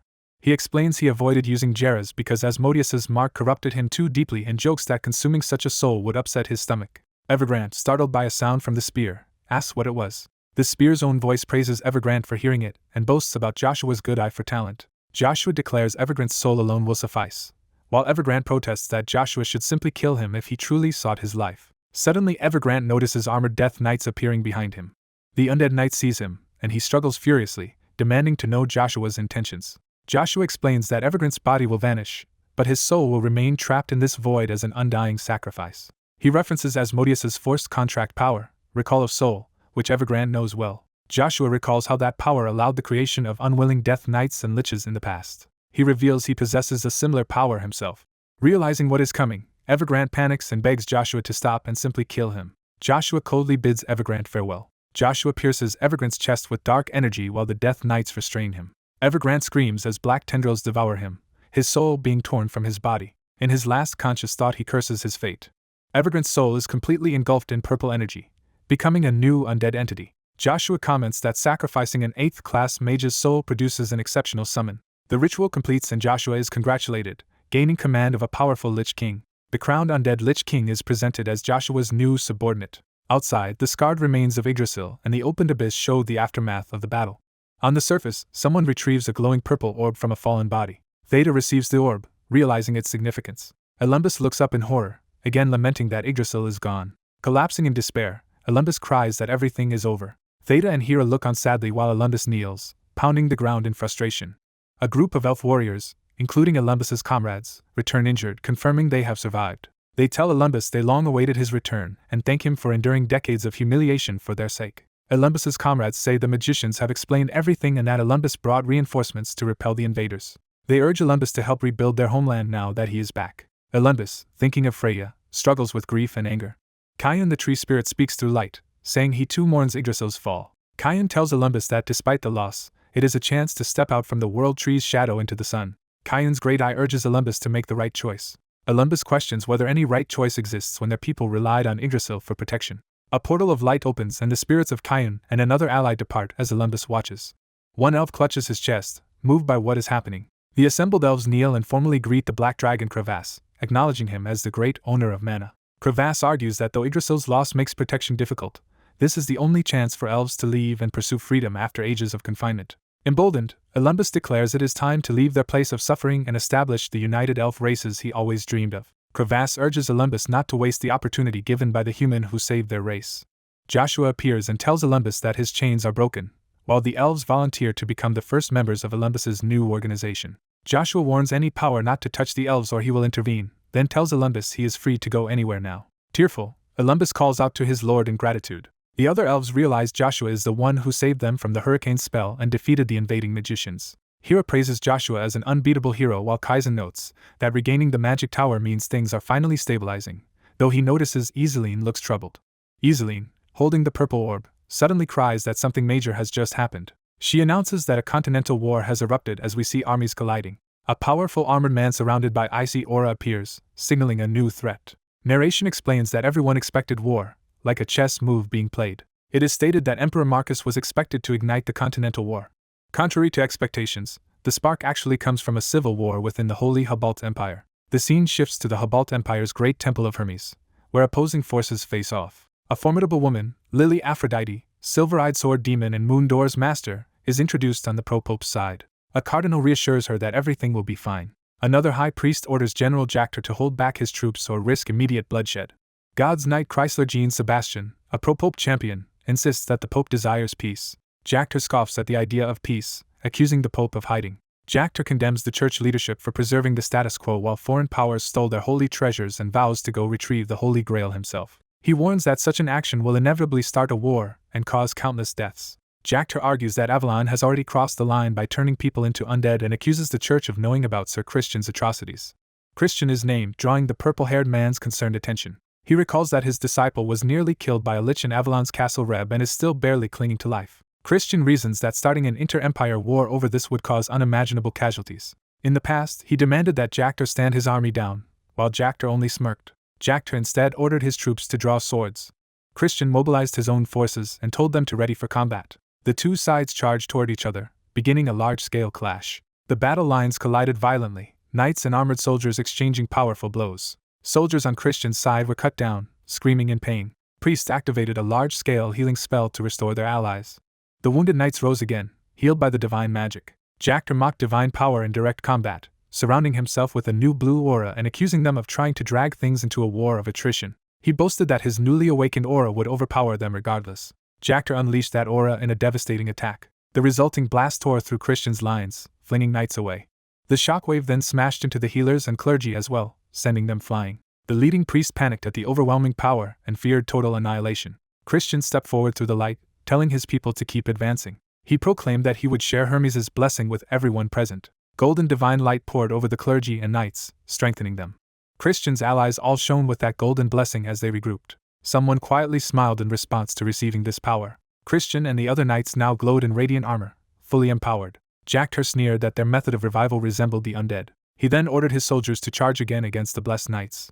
Christian intercepted an aura blade with his bare, glowing hands, shocking his foes. He shouted and launched his own counterattack. His strike smashed through an enemy knight and his shield in one blow. The blessed knights pressed forward as Christian invoked Hermes' protection over them. Watching the onslaught, ordinary soldiers reacted in alarm. Jactor responded by manifesting a gigantic blue dragon aura above the battlefield. The dragon aura dove to the ground in a massive explosion. Its power carved the terrain and crushed numerous knights around Jactor. Many armored soldiers lay shattered and screaming amidst the wreckage. Jactor, eyeing Christian's golden aura, noted it was a type of power he had never seen before. Christian, glowing in golden light, asked if this was the fruit of Jactor's training. Jactor proudly confirmed he had achieved a realm above normal aura while Christian trained the young, calling it an aura beyond aura. Jactor then released that transcendent power in an enormous blast directed at Christian. As he unleashed the attack, he roared the name of his technique, True Aura. The colossal dragon of True Aura surged toward Christian, threatening to swallow him whole. Christian braced himself, straining against the overwhelming force. The beam of True Aura slammed into the surroundings, obliterating everything in its path. The explosion continued, tearing through stone and structures. The city around them began to crumble under the impact. Buildings collapsed and the battlefield was devastated by the shockwaves. Later, a battered Christian regretted letting things escalate so far and wished he had stopped those two powerful stars. He cried out for them to stop as their clash continued to ravage the city. Christian tried to reason with Jactor, warning that continuing would only increase the destruction, but Jactor insisted great sacrifices were needed for Hubalt's rebirth. Christian shouted that an empire built on blood would also fall by blood and told Jactor to abandon his false justice. Jactor retorted that the church were hypocrites preaching peace in God's name and questioned their right to speak of justice.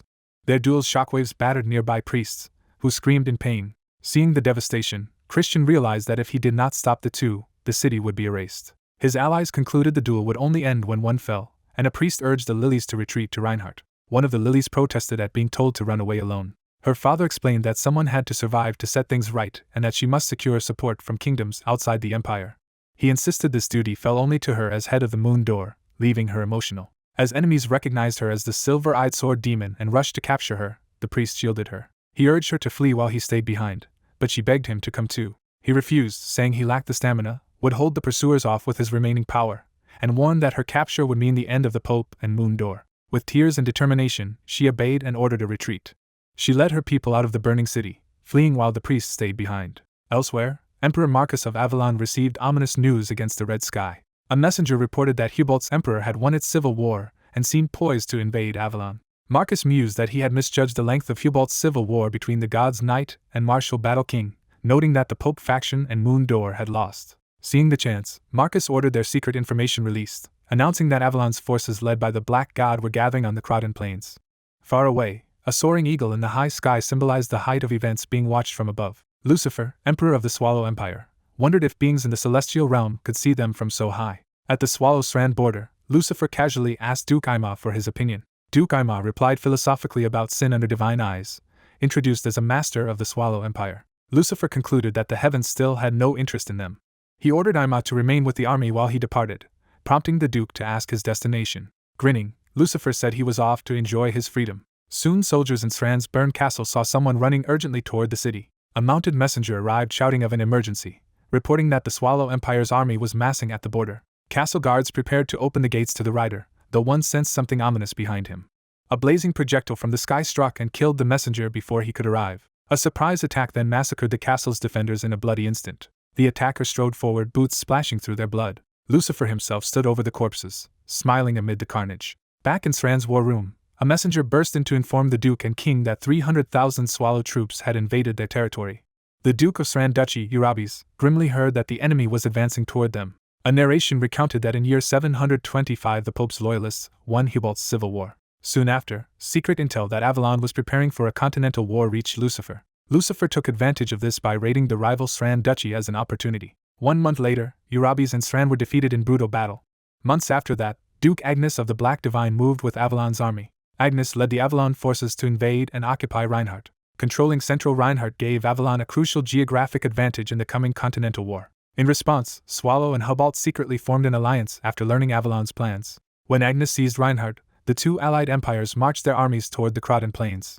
Joshua decided that under these circumstances they should head to Reinhardt. He admitted he had tried to avoid involvement with Avalon and Reinhardt, but could no longer do so, speaking to his gathered companions. The white-haired prince said they must return to Reinhardt to establish the true heir and win allies, even if they could not reclaim the city. Another companion suggested they visit the Mage Tower because many mages had not sided with Evergrande. He argued that with Evergrande gone this was a chance to gain control of the tower, and that deeper involvement in the three empires was too risky.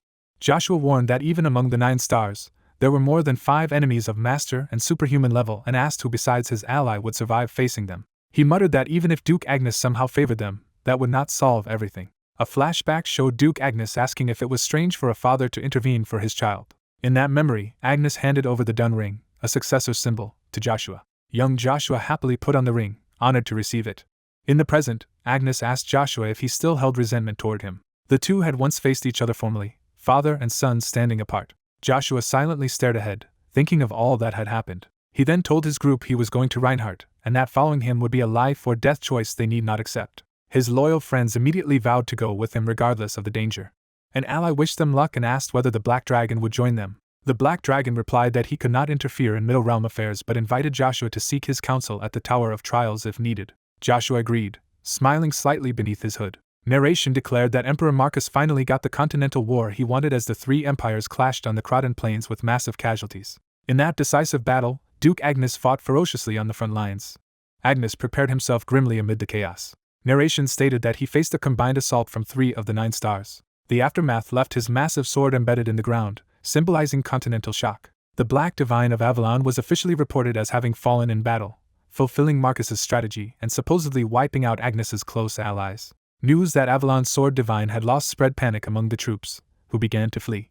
Yet not all went according to Marcus's plan, as another power cut down fleeing soldiers. This was due to the late arrival of an overwhelming figure dubbed the real King of Reinhardt. Joshua Sanders appeared in full power, forcing the 2 allied empires' invasion to fail because of one man. Ending the Continental War, Joshua became revered across the continent as the King of Heroes. In the reign, his sword stood planted in the ground as the King of Heroes stood solemnly by it. Joshua, cloaked and armored, was henceforth known by this new title. At the same time, Emperor Marcus vanished mysteriously, leaving Avalon's throne empty and triggering a new succession struggle. That struggle erupted into a first princely civil war between Princes Kaiser and Kaizen, further weakening Avalon. Sensing weakness, Hubalt once again launched war against Avalon. Swallow then betrayed Hubalt, breaking the alliance at an opportune moment. Swallow forces invaded Hubalt territory, reigniting continent-wide war. 3 years later, under Swallow control, Reinhardt had been renamed Lurheim. In Lurheim's bustling black market, merchants hawked rare sea creatures as valuable ingredients. Other vendors sold exotic teas and goods while cloaked figures moved through the crowded market. Cain and Christian, disguised, noted that the so-called black market looked different from what they expected. Christian reflected that if the King of Heroes had not vanished, such open illicit trading in Lurheim Reinhardt would never have happened. Cain wondered angrily where Joshua had disappeared to, introduced as a member of the Free Knights Alliance. In the square, an auctioneer announced a rare and precious item as the crowd gathered. He presented an elf woman in chains, boasting of her age and magical talent. Hearing her demeaned as a superior slave, Cain's anger flared. Joshua recalled promising that anyone who harmed elves would have to answer to him and his fledgling organization. Christian tugged Cain's shoulder, saying a certain woman was waiting and urging him to leave. Instead, Cain drew his wrapped sword, prompting Christian to demand what he was doing. Cain told the others to go ahead because he had something to handle and would join later. Christian sighed at Cain's tendency to act whenever elves were involved but accepted the situation. Cain declared he could not ignore it and would help too, with Christian ready to back him up. An explosion ripped through the city, blowing apart a rooftop. Amid magic circles, the elf's restraints snapped open. Cain and Christian scrambled to evacuate the freed elves from the chaos, Cain volunteering to hold back the attackers. Enemy fighters rushed them as Cain ordered the city gates closed and alarms raised. Cain charged forward, introduced as solo knight Cain. Christian led the elves to safety, shouting that fighters of the Free Knights Alliance had arrived to help. The fortress's heavy gate began slamming down. The portcullis fully dropped, sealing the exit as battle raged. Inside, an aide to King Nirhim reported that all gates were locked, ensuring no one could leave the fortress. The king dismisses the chained man, who respectfully obeys and leaves.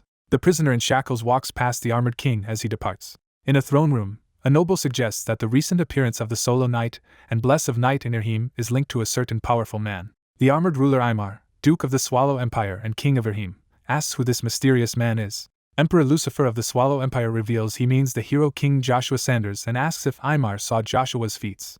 Lucifer recalls that on the day they slew the black god Duke Agnes, Joshua arrived late at the Great Plains of Croton and single-handedly annihilated an army of 100,000. Aymar remembers witnessing that historic scene himself as he magically freezes and holds a crown. Aymar notes that after the Croton War, the dominant Swallow and Hubalt kingdoms still feared Joshua's power. Lucifer adds that even though Joshua has been missing for 3 years, the great powers remain wary of him. Aymar reassures Lucifer that even if the hero king reappears now, he poses no real threat to the emperor. Lucifer ignores the reassurance, declaring he will one day fight Joshua head-on to prove who is superior. Inflamed, Lucifer orders Aymar to capture the 2 free knights running wild and force them to reveal Joshua's whereabouts. The flustered Duke agrees. Lucifer taunts Aymar's pride as king of Nirhim, asking if he expects the emperor to act personally, which makes Aymar hastily deny it. Nervous, Aymar insists he would never burden the emperor. Aymar pledges absolute loyalty and sets out to carry out Lucifer's orders, leaving with the frozen crown. Elsewhere, an auctioneer closes a bid at 30,000 gold for an item. The audience applauds as the previous artwork is sold. The auctioneer introduces the next lot while staff wheel in a tall shrouded object. With a flourish, the staff prepares to unveil the next auction piece. The cover is removed to reveal weapon number 99, the Paragon of Memories, the last work of famed artisan Hertonia, once associated with the god's knight. The crowd reacts in surprise that the final weapon is a spear rather than a sword and wonders if it was inspired by the hero king. The auctioneer explains that thanks to the hero king, spears have gained prestige, and this spear is Hertonia's last work influenced by him. Bidding on the spear begins at 3,000 gold and quickly rises as attendees offer amounts like 4,000. As bids climb above 5,000, a white-haired woman notes how unexpectedly crowded the auction is. A man named Zero, branch manager of Moon Door, chides her flashy clothing for their line of work, while she replies that she dressed appropriately. Zero asks if she has abandoned pursuit of the chaos, and she admits she has not. The woman, revealed as Icarus of Joshua Sanders' family, says hiding is becoming difficult. Zero compliments Icarus's striking appearance, then discreetly hands her a card, saying it will lead her to the information she seeks. Icarus realizes he will not guide her personally. He says he has other business after the auction. Examining the card, Icarus jokes that his bar is thriving even in enemy territory, and remarks that hiding in plain sight suits him. Zero explains that as a bartender he must serve any customer, but warns Icarus that acting openly because she thinks she is unseen could put her in danger. Icarus replies that she understands the danger but follows the example of him, their lord, who never hid regardless of the enemy's strength. Reflecting sadly, Icarus notes that their lord was never one to conceal himself, making his current disappearance all the more painful. During continued bidding, the price for the Paragon of Memories reaches 20,000 gold as the auctioneer asks for more offers. Icarus decides brooding will change nothing, raises paddle 127, and resolves to enjoy the day instead.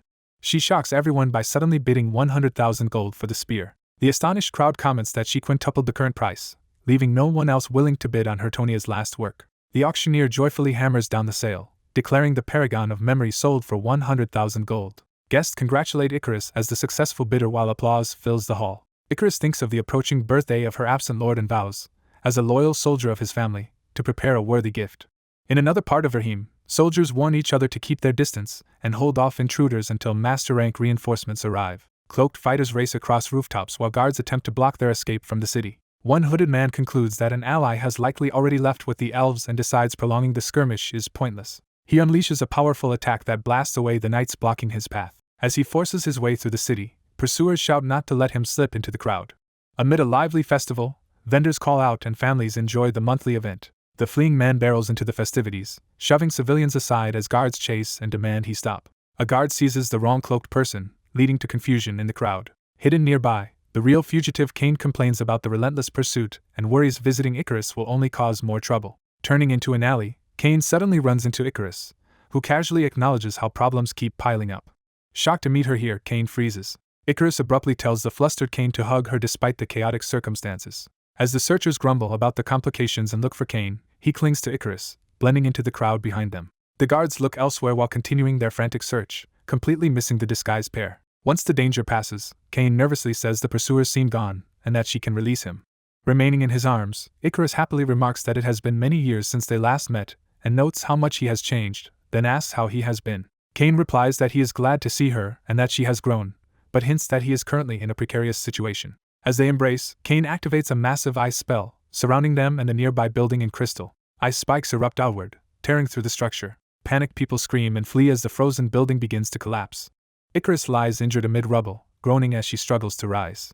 Cain kneels in front of her with sword drawn, confronted by an approaching enemy who questions the identity of the small, sky-haired figure behind him. The enemy, Imar, realizes she must be Icarus of House Sanders, famed as the Heavenly Brain, and marvels that so many of the Hero King's associates have converged here today. Battling another foe, Imar wonders if this coincidence is really one of the Hero King's schemes and demands to know where Joshua is. Seeing an incoming blast aimed at him and Icarus, Cain decides he cannot dodge or she will be hit and resolves to block the attack.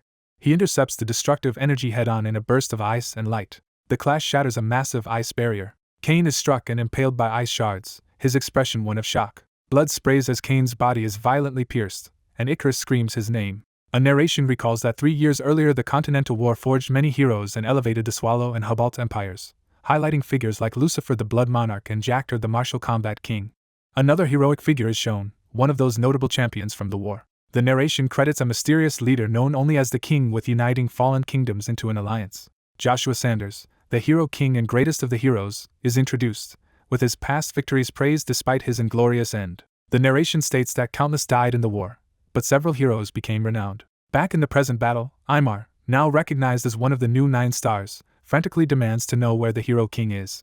A flashback shows that Cain, also one of the new superhumans, once again resolves to block an attack aimed at Icarus rather than evade it. Cain charges through another powerful blast, determined to protect her. He raises his aura shield, shouting "Aura Protect," as icy energy hardens around him. The defensive ice crystallizes, absorbing the incoming power. Nonetheless, Cain ends up critically struck again, his blood spraying as Icarus cries out. Just as he fades, an inner voice orders Cain to look up, a voice he instantly recognizes. Golden light descends from the sky, bathing the devastated street as Cain senses his master's presence. Imar realizes a paladin ally must be nearby and worries that if both that paladin and Cain remain free, the fight will become troublesome. Before he can refocus, an angry blonde warrior charges him, declaring that Imar cannot afford such distractions. Their clash produces a massive blue shockwave that rocks the battlefield. The new opponent unleashes an overwhelming blast of blue energy that engulfs the area. Imar internally admits he cannot win by brute force alone against this foe. He reflects that true strength is not just physical power, as his opponent's aura surges in a sophisticated wave. Cain, in another exchange, manages to halt Imar's sword with rapidly forming ice. Imar deduces that Cain can alter his aura's property to ice, an application-type mana ability. Imar explains that this technique is called true aura, or aura materialization in Swallow, effectively the same power. He describes true aura as a miraculous method that materializes aura in any form the user desires. Cain retorts that Imar should not boast just for that reason. Another ally states that Imar is not the only one capable of using aura materialization here. Christian, one of the new superhumans, invokes his ability called immunity, preparing to join the fray. Christian dives from above, driving a concentrated attack straight toward Imar. A close-up shows a mysterious weapon or artifact being swung during the clash. Imar realizes his aura is being transformed and erased, shocked that his opponent can also wield true aura. Observing the fight, an ally concludes that facing 2 superhumans at once is too much for Imar, while telling the others they are late arriving because their mentor followed them to Erhim. Cain is stunned to learn that his master is indeed present, confirming the voice he heard earlier. Aymar grumbles that dealing with the two of them and now a supposed master is a headache and wishes he had left the task to someone else. He reveals that Emperor Lucifer himself happens to be nearby and muses that he should have asked the Emperor for assistance. Cain and Icarus are horrified to realize the Blood Monarch is in Irhim, questioning why he is so far from the Swallow Empire. The air turns red as Lucifer's ominous presence begins to manifest behind Aymar, stunning everyone. Aymar, sensing Lucifer's approach, says the devil has arrived and that he can now withdraw from the front line. Cain and Christian rush to Icarus's side as she cries out in pain, lamenting that they would never have come if they had known the Blood Monarch was here and fearing they are doomed. Aymar mockingly says their terrified faces are amusing and imagines the same expressions on their nation's leaders when they learn what has happened. He adds that he is eager to see how their lord will react to these events, relishing the future turmoil. Suddenly overwhelmed by a far more terrifying murderous aura, Aymar realizes the power he feels is not coming from the Emperor, and wonders whose killing intent this is. A gigantic crimson strike slams him into the ground as another warrior enters the battle. The red explosion towers into the sky, announcing the full arrival of the Blood Monarch's destructive power. The newly arrived warrior orders the trio to leave while he handles Duke Aymar alone. Introduced as Lion King Rian Gigar, leader of the Free Knights Alliance and one of the new 9 stars, he urges them to hurry and complete their true mission. Cain's group protests, preferring to defeat Aymar together and recruit Rian, but Rian notes that 9 stars level enemies are not easily beaten. He reminds Cain that they themselves said they could not escape if the Blood Monarch arrived and tells them to seek their answers before that happens. Cain hesitates, saying they cannot abandon their master. Aymar responds with a sinister barrier or spell, declaring that none of them will be able to leave this place alive. He materializes his aura as an enormous dragon made of ice, further sealing the area. Aymar vows that this day will be remembered as the anniversary of their deaths and swears none of them will escape. The ice dragon dives toward Lion King Rian and his allies, initiating a titanic clash. Rian counters by summoning his own manifested beast, the fiery manticore. The manticore and dragon collide in a blinding explosion of red and blue energy. Watching, Aymar remarks with dark humor that the supposedly just Lion King uses a symbol of atrocity like the manticore, finding the contrast ironic. Rian tells Cain that their purpose in Irhim goes beyond gathering intelligence alone. He reveals they might actually be able to locate Joshua this time, shocking Cain. Cain and Icarus clasp hands, silently resolving to follow this lead. Cain urges Christian to leave the battle to their masters so they do not become a hindrance, and the trio runs off. As he departs, Cain vows to return after finding his lord and begs his master to stay alive until then. Rian smiles and promises that he will wait for their return. Aymar, pursued by the manticore, chases after the retreating trio, refusing to let them escape so easily. Rian counters that it is Aymar who is trapped here, not them, and launches a fierce counterattack. Their opposing fire and ice powers collide, filling the sky with a blinding flash. During the clash, Aymar angrily calls Rian a coward for having fled the war and swears to at least take the Lion King's head in this battle. Meanwhile, far from the city, a quiet, weathered house in the mountains is shown, suggesting a remote hideout. Inside, a gloved hand grips a door or panel.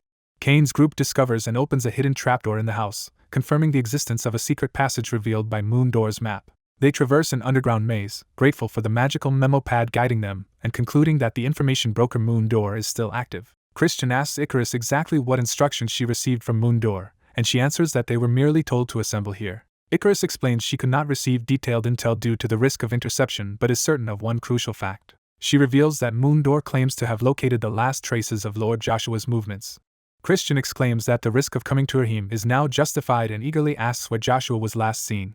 Icarus admits that is all the information she received and then worries aloud about leaving their powerful ally alone against Aymar, and possibly the Blood Monarch. Cain reassures her that their mentor is strong, reminding her that he and Christian traveled the continent learning swordsmanship from the Lion King. He clarifies that Rian is also their teacher and that they fully understand how formidable he is. Christian adds that Rian is the very reason he and Cain learned aura materialization in the first place. Cain humbly confesses he still does not know how to properly use that power yet, but says he is determined to change that. He vows to master true aura, strong enough to crush other materializations, and exceed his own limits through his own effort. Resolute, Cain swears to gain overwhelming power so he can one day protect his lord. Suddenly a crackling pillar of light appears before them in the passage, and they wonder if it is some sort of trap. Over a cosmic scene of blue lights, a disembodied voice urges someone to wake up, saying the world has changed greatly, and they can no longer remain asleep. A mysterious voice berates someone for avoiding reality, and urges them to remember their promise to Lucia. The voice insists the person must not waste the centuries of effort already spent on them. The listener admits they know all this but needed time to sort out their thoughts. In the present, a blue-flamed warrior smashes through enemy soldiers, scattering them. A stern, armored man radiates power as he prepares to fight. A red-haired schemer reflects on plots, tricks, and betrayal. Another man notes that people in the same situation can still think very differently. A blood-stained sword in the ground represents the result of a smear campaign. Joshua vows that once he leaves his current place, he will annihilate everything. Elsewhere, a sudden lightning rift appears before a party following the map, alarming them. The map holder panics, insisting they follow the map exactly. A robed woman steps from the portal and calmly tells them they are exactly where they should be. She reveals herself as Lily's Aphrodite, Alliance Army leader and Moon Door Master, and happily greets Sir Christian. Lily says time is short, reports they have found traces of Joshua, and begins relaying key information. She explains that those traces point to the Tower of Trials, shocking the listeners. Lily's recounts that Moon Door once placed a warp marker inside the Tower of Trials. She activates a rune that will immediately teleport the group into the tower. One companion protests that if this were true, Lily's could simply have summoned them straight to the tower. Lily's replies she cannot leave her post and secrecy was required or they could never approach the tower. She explains she gathered them here to aid their search for Joshua because of looming geopolitical turmoil. Lily's warns that the Hubalt and Swallow empires are about to move against Erhim again, and she must monitor their schemes. A blue-haired ally concludes Lucifer, the Blood Monarch, was in Erhim to prepare for the next Hubalt invasion. Lily's notes discord between the two empires could flip back into alliance, and that either outcome endangers the continent. She stresses they must find Joshua quickly before another continent-wide bloodbath erupts. She adds that Avalon plans to use the chaos to end its civil war between princes. One of the party remarks that Avalon is already near collapse from 3 years of war, and questions its relevance. Cain declares they should head to the Tower of Trials immediately. Lily's then shares another crucial update she believes they must hear. She reveals that the long-missing fourth prince has reappeared in the Avalon Empire. She further reports that this prince has an exceptionally powerful patron behind him. The blue-haired ally says they understand the situation and urges everyone to focus on the current mission, asking Christian to help. Another companion notes Christian now shares their goal of finding their lord and that they may meet him soon. Christian agrees to cooperate. As the teleportation circle readies, Christian says he still has many questions but will save them and politely ends the meeting. Lily's tells them the teleport will be near instant and wishes them luck. The group vanishes in light as Lily's watches them depart. Inside the magic transit, the three comrades resolve to survive the trials and reunite. The teleportation beam shoots skyward from the circle, leaving Lily's alone. The scene shifts to a ruined city where two powerful figures have just devastated the surroundings. A battered knight admits between gasps that his 9-star opponent is far above him. His foe taunts him for hiding his full power and not even using his specialty, spirit arts. The shadowed opponent warns he will be disappointed if the knight claims he never intended to use that power. The knight suggests the real reason the man hides his strength is to keep it secret, and says he expected him once the Lion King entered the fray. Addressing his monarch Lucifer, the knight accuses him of ultimately using him as a tool. Elsewhere, a red-haired commander deduces that if intruders reach Erhim safely, they must have internal support. He suspects Moon Door as the local backer and vows to eradicate them completely. The story returns to the imposing Tower of Trials standing under clear skies. Cain's group emerges in a humid, overgrown forest within the tower, surprised by the lack of monsters and complaining about the oppressive environment. Cain suddenly senses their target's presence. He sprints ahead through the forest, urging the others to follow him. As he runs, Cain believes his master was right and feels confident he may finally find his lord. He spots a lone figure standing in a corridor of light and is sure it is him. The figure is revealed as a blue-haired man resembling their lord. The group reaches him, stunned that he truly is there, and demands to know what has happened over the last 3 years. One companion quietly asks if this man is truly the hero king they remember. The blue-haired mage concludes that despite the resemblance, this person is not their lord. He explains that the Joshua he knew never had such dead, emotionless eyes. Cain angrily insists the figure clearly is their lord, thinking time apart has simply changed his appearance. He argues that Joshua must have known they were coming and came to meet them, asking the silent figure to confirm it. The Joshua lookalike remains wordless as Cain desperately begs him to say something. Cain's expression falters as he starts to realize something is wrong. A new voice declares that the figure is a monster called a doppelganger, and demands to know who is speaking. A surge of red demonic energy erupts around the fake Joshua, and the group recognizes it as dangerous. They sense the energy is no ordinary demons and suspect they are facing a high-ranking demon as part of the tower's trials. Cain abruptly recognizes something about the power manifesting. A crimson spear materializes, which they identify as Lucia, their lord's famous weapon. The spear announces that their lord has left them a message. Through Lucia, they are told Joshua is not present and that the spear is there only to convey his teachings. Cain is stunned by this revelation. Lucia states that the group must now undergo the same trials Joshua once faced in the tower. A vortex of red energy engulfs Cain as his companions shout his name. Enraged, Christian demands Lucia return Cain, but the spear insists Cain must endure Joshua's former ordeals. Lucia lays out the simple rule of the trial, commanding Cain to do whatever it takes to survive. The narrative flashes back to summarize 3 years of upheaval that toppled weaker kingdoms, including Avalon, whose downfall had many causes. Among those causes was the death of Duke Agnes, one of the 9 stars. Another was the sudden disappearance of Emperor Marcus, one of Avalon's 2 great pillars. Duke Tremblin, the Sword Emperor, and the other pillar also vanished, leading Avalon to close its borders. These events plunged Avalon into a full-blown internal power struggle. First, Prince Kisser von Britain wishes the exhausting conflict would end. Kisser and his advisor discuss that they have no escape and must kill more enemies after already shedding much blood. Ari Brunsten, head of the Sten family, says they must eliminate second Prince Kaizen as well. Kisser objects to killing Kaizen too hastily but acknowledges that purging rivals for the throne is an imperial tradition, then shifts the topic. He notes an unexpected guest has arrived as Caesar returns to court. Caesar van Britain, the fourth prince, politely thanks them for granting him an audience despite his sudden visit. Kisser brusquely tells Caesar to skip the pleasantries and explain why he reappeared after 3 years in hiding. Kisser adds that Caesar has even brought with him Draxia Bel Grace, the former war god of the Swallow Empire. Caesar feigns hurt that Kisser doubts them, asking if Kisser is suspicious of their intentions. Kisser retorts that Draxia betrayed his own country, and Caesar created an infamous undead, so there is no reason to trust them. Caesar asks what he can do to earn that trust, proposing to deliver Babel von Agnes's head. He offers to help them destroy what remains of the Agnes family, Kaizen's extremist vanguard commander.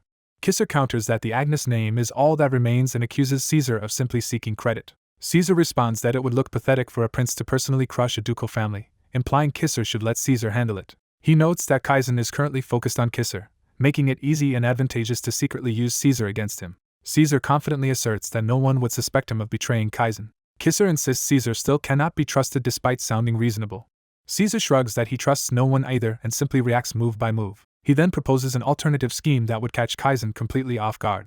His plan involves Kisser publicly offering a settlement to Kaizen. Kisser dismisses the conversation as a waste of time and orders Caesar to leave, saying their goals differ. Caesar replies that he does not care what they think but questions whether they can really afford to ignore his proposal.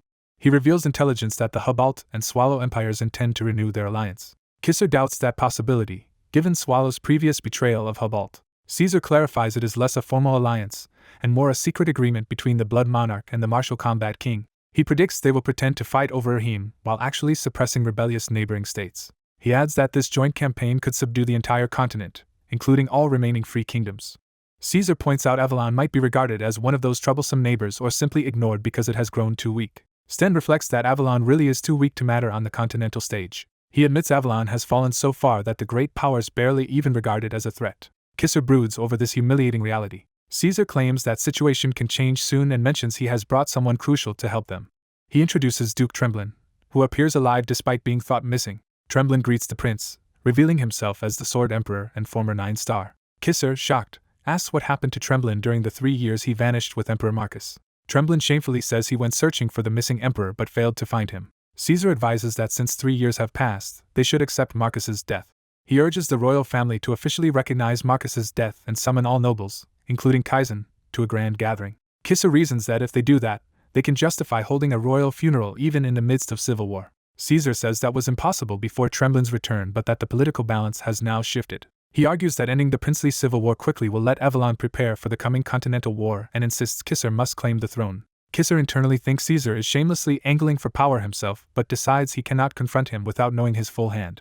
Caesar adds a request that they stage a commemorative bloody battle of Bircher alongside the funeral to assemble the royal knights. He frames this event as the perfect opportunity for Kisser and Kaizen to gauge each other's strength. Kisser listens silently, weighing the implications. Caesar smirks, confident his manipulative proposal is taking root. He concludes that Kisser needs time to consider and suggests they reconvene later if Kisser becomes interested. Caesar departs, politely wishing them peace until their next meeting. After he leaves, Kisser stands alone, seething and conflicted. The narrative cuts back to the past declaration that Avalon's Black God has died. Enemies vowed Joshua Sanders will also fall to them as his lone figure faces an onrushing army. Inside the trial illusion, Cain realizes he is reliving the fierce battle Joshua once fought. He recognizes this day as the one when his lord originally disappeared. Determined, Cain launches himself into the charging cavalry with electrified sword, declaring the trial easy to overcome. He unleashes a massive sweeping attack, cleaving through the enemy ranks. A blinding explosion of blue power obliterates the surrounding troops. Observers in the illusion shout to charge and decapitate Joshua, echoing the historic battle orders. Cain watches hordes of knights bearing down on him, the scale of the trial becoming clear. He admits to himself that this test may be far tougher than he expected. Back outside, a white wrapped staff or banner stands as a silent marker beside a tree. Christian and the others stare at the dark portal, wondering what ordeal Cain now faces and where their true lord is. Lucia brusquely answers that information has a price and invokes the law of equivalent exchange.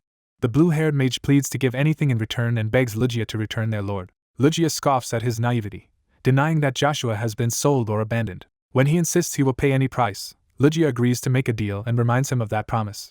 She reassures them that even weakened and unstable, Joshua is still untouchable by anyone in the Middle Realm, though his time has remained frozen for 3 years. The mage admits he does not fully grasp this and asks for a simpler explanation. Lucia reveals Joshua anticipated they would come to the Tower of Trials and already knew about the impending continent-wide war. She says the quicker Cain completes his trial, the sooner she herself will guide them to Joshua. Confirming she knows Joshua's location, she invites them to ask where his final destination lies. Lucia answers that she is sleeping in a place now called the Fallen Empire. She finally names that destination as Avalon, declaring it the place their lord is heading toward. Gravely wounded Cain struggles to breathe as someone frantically calls for him to wake up. 2 mages place Cain in a glowing magic circle to heal him, wondering what could have left him in such a state. Cain forces himself up, asking the spear spirit if the vision he saw about his lord is really true. The spear spirit evasively asks what Cain himself thinks, leaving him uneasy. Furious, Cain demands a serious answer while dragging himself out of the healing circle.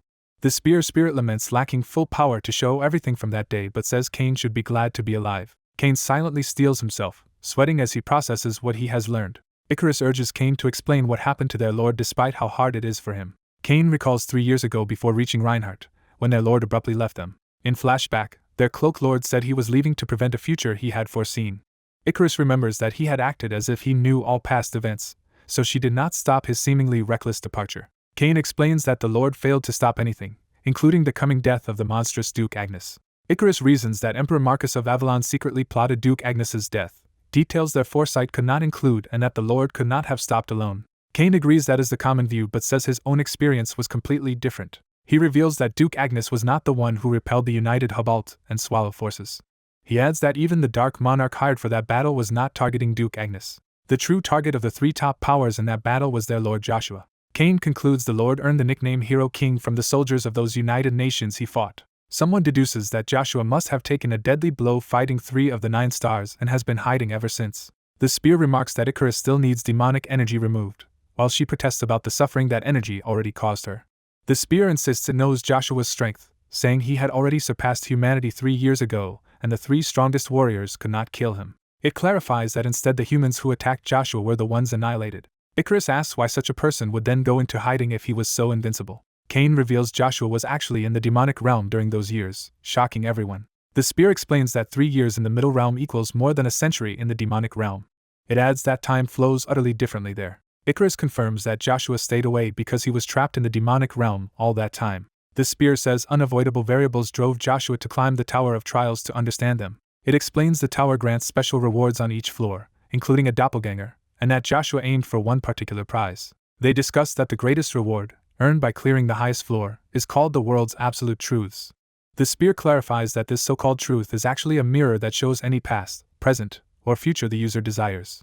It names this artifact the full moon mirror and warns that anyone who uses it must pay a heavy price. Using the mirror, Joshua discovered that Emperor Marcus had been murdered rather than merely going missing. The others realize this revelation is a huge new variable and that Joshua fell into the demonic realm as the price for using the mirror. The spear says that is how Joshua reached the demonic realm, leaving unfinished business there and possibly needing to return. Icarus is horrified that Joshua spent far longer alone in that realm than they did and mourns that he endured such a price without asking for help. The scene shifts to the Avalon Empire's 4th Prince Caesar's castle. A guest places a red box on the table and rudely asks why he was summoned to such a shabby place. In a dim audience chamber, the visitor criticizes their poor hospitality while the seated prince notes he was quiet on his previous visit. Caesar chides the war god for failing to eliminate Duke Agnes earlier and orders him to finish the job now. Angered, war god Draxia Belgrace, a former emperor and newly named 9-star, asks if the prince is giving him orders. The prince reminds Draxia of Heimdall's command that this mission is to absorb First Prince Kisser's forces.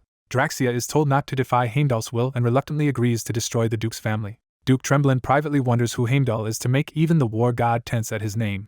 Caesar addresses Duke Tremblin, who humbly offers to obey the 4th prince's wishes. Caesar asks Tremblin to take part in the coming bloody battle of Bircher at Emperor Marcus's funeral, making the duke uneasy. Smiling, Caesar says he is not asking Tremblin to stand at his side, admitting their mutual distrust. Tremblin reacts in shock as he realizes Caesar is hiding something. Caesar argues that with threats to the Imperial family still remaining, it is only natural for the Emperor's knights to be removed from the palace. Tremblin refuses, saying he cannot slaughter His Majesty's knights and that they will belong to Caesar once he takes power.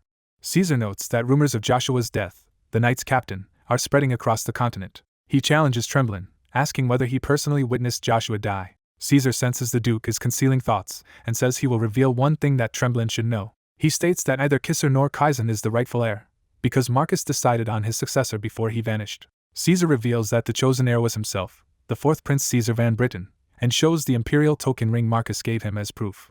The ring bearing the Avalon Imperial crest gleams, underscoring his claim. Tremblin is told that Caesar is the only person who knows Marcus's true whereabouts. Caesar insists he has planned everything and merely asks Tremblin to follow his orders. Tremblin recognizes the token Marcus always wore, yet doubts the Emperor would have parted with it so easily, even to his child. He begins to suspect that Joshua's claim about Marcus's murder might be true.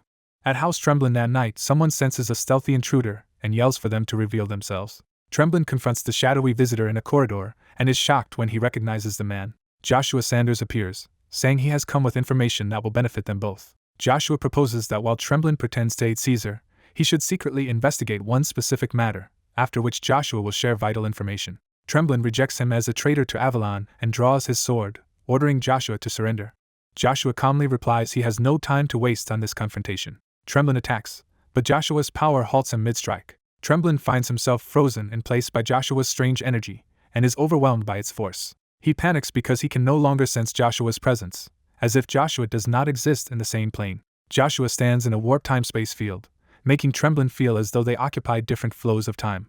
Joshua views this ultimate nullifying state, a divine realm of nothingness, as a barrier he cannot yet fully surpass. He acknowledges that this void, belonging to the Supreme God, is still an insurmountable wall for his current self. Tremblin grips his sword instinctively as he realizes how powerless he is against Joshua. He insists he has pledged his loyalty to the Imperial family, and orders Joshua to leave. Joshua instead gives a warning that Caesar has a mysterious backer unknown even to Marcus, a man named Heimdall. Joshua advises Tremblin that if he doubts the situation, he should investigate Heimdall. Tremblin silently resolves to act on this clue. Later, in Caesar's presence again, Tremblin hides his change of heart, while the prince repeats his demand for obedience. Tremblin outwardly pledges to follow Caesar's command and keep faith with the Imperial family. Inwardly he vows to uncover the truth behind Emperor Marcus's fate. Back with Joshua's allies, Icarus notes that they are finally piecing together what happened to him and grows angrier with each revelation. Icarus, Cain, and their companion arrive at Avalon's capital warp gate via magic, startling the attendant mage who questions how non-tower mages activated it. The spear spirit scoffs at the fuss over a broken spell and quietly reminds Icarus not to forget their deal. Icarus acknowledges the favor and promises to repay the spear later. She rallies her group at the warp gate in Accardi, vowing they will carry out their mission and destroy everything that needs to be destroyed. The scene shifts to the residence of Duke Agnes within Avalon. Red Knight Captain Chiffon orders his troops to maintain formation amid an attack on the estate. A massive wind spirit named Cillian descends above the defenders, summoned by the attackers. Cillian tears through the defenders, its assaults accompanied by screams. The spirit's ferocity is emphasized as it rampages across the battlefield.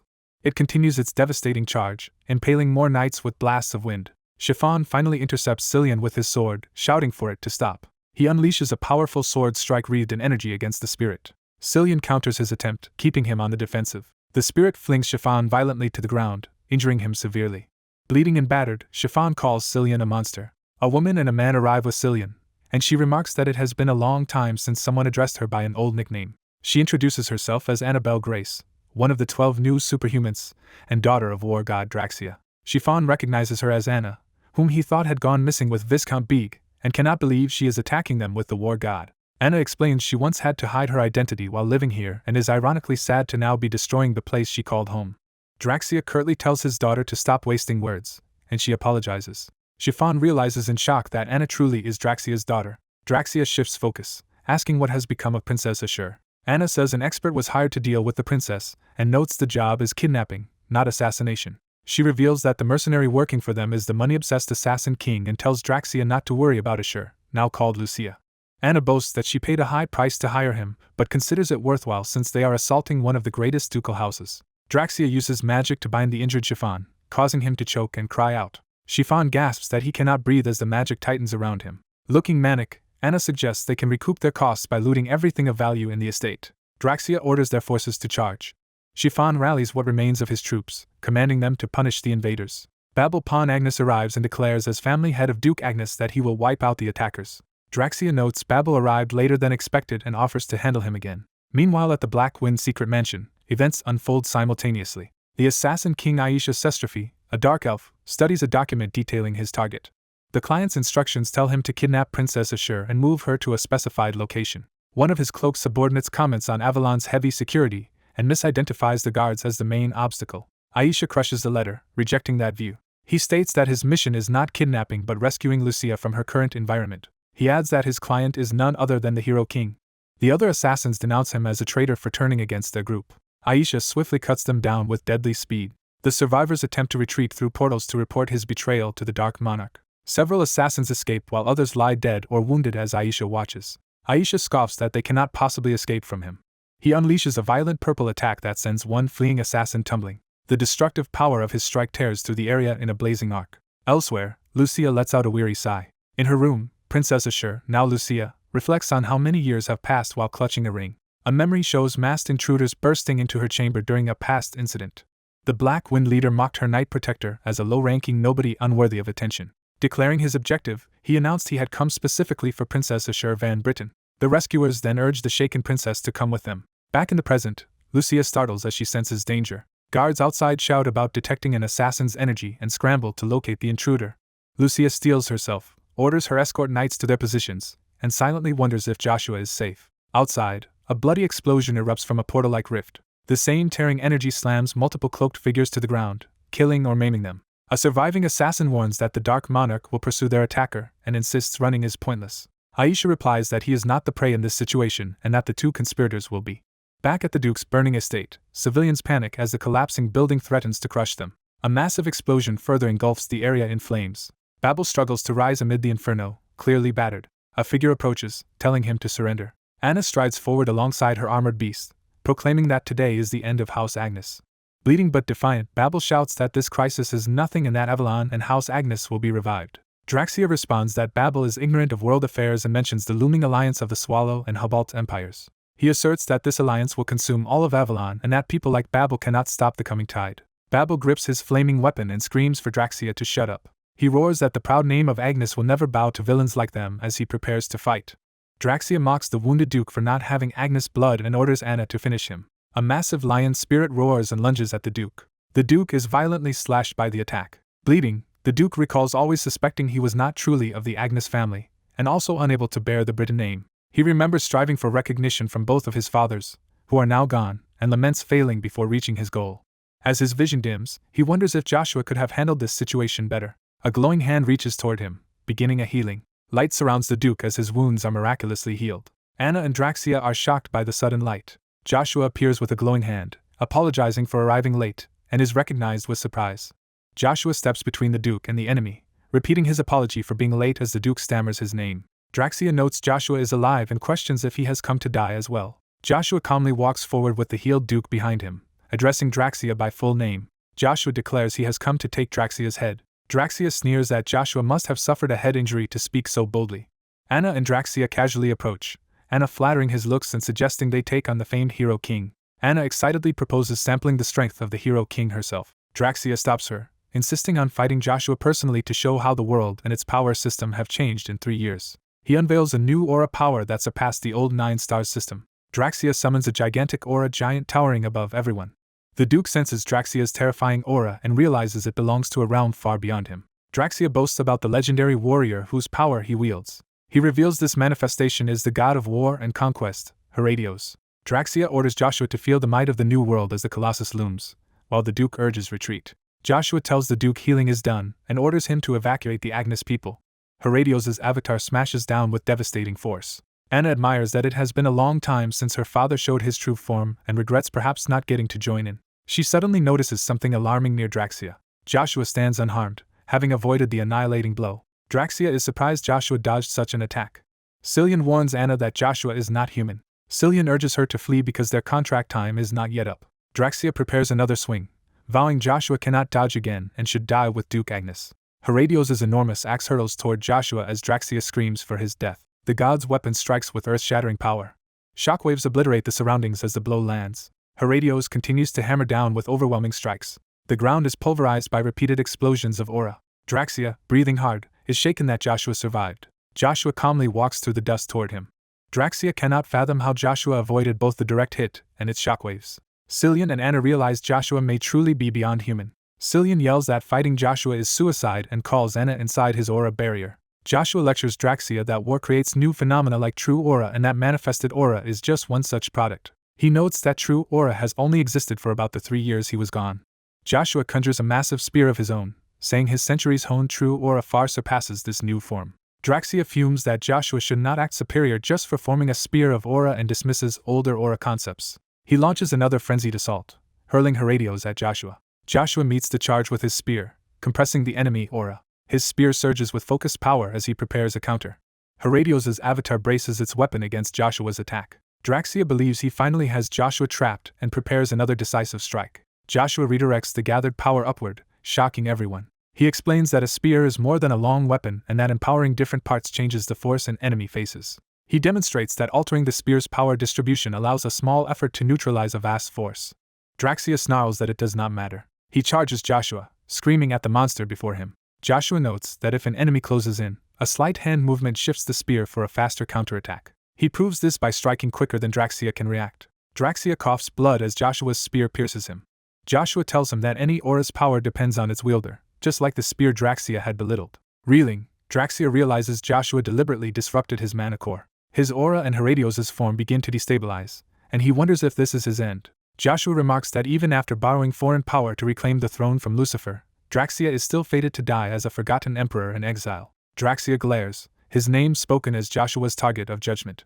Draxia rants that he is a war god who always wins and that Joshua's 3-year absence was filled only with rumors. Joshua counters that history remembers true heroes, not usurpers who rely on evil powers. He notes that even now the people favor Lucifer more than the supposed rightful royals of Swallow. An image of Lucifer shows how beloved he is compared to the current rulers. Draxia snaps that Joshua is arrogant for boasting after only one victory over him.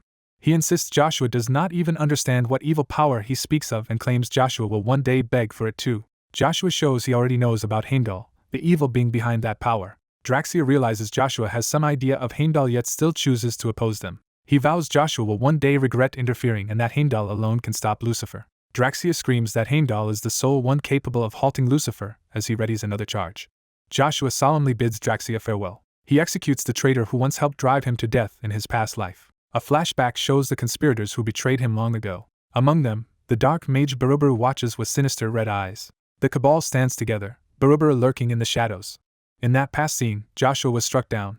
In the present, Draxia's corpse falls behind Joshua's back. Joshua feels he is finally nearing the completion of his revenge. He recalls killing the former Royal Knight Captain Galahad with his own hands. Galahad's lover Evangeline went mad from the shock. Joshua states that Evergrant, the Imperial mage turned undead, now serves him eternally. He also notes that the dark mage Baruburu was annihilated so completely that not even hell could claim him. Joshua walks forward, thinking only one remaining target is left. That last target is Caesar, whom Joshua vows to confront soon.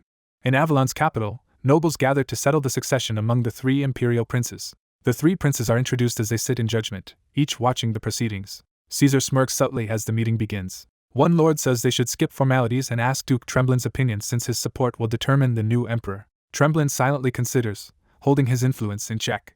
Kaiser, the 3rd prince, accuses Caesar of buying Tremblin's support but warns one duke is not enough to sway all nobles. He notes that every noble faction has its own brand of loyalty, making alliances complex. Another noble explains that since common goals are impossible, the power blocks remain balanced, stable, and strong. Caesar laughs quietly, prompting Kaiser to ask what amuses him. Caesar claims the balance is already broken and confidently asserts that Duke Agnes's house must have already vanished. Suddenly he is told that circumstances have changed and the nobles will now unite merely to survive. Kaiser explodes, accusing Caesar of using the emperor's funeral as a trap. A messenger bursts in with urgent news, stunning the hall. Kaiser demands to know what Caesar has done to the Agnes family. Caesar smugly tells him their world is changing.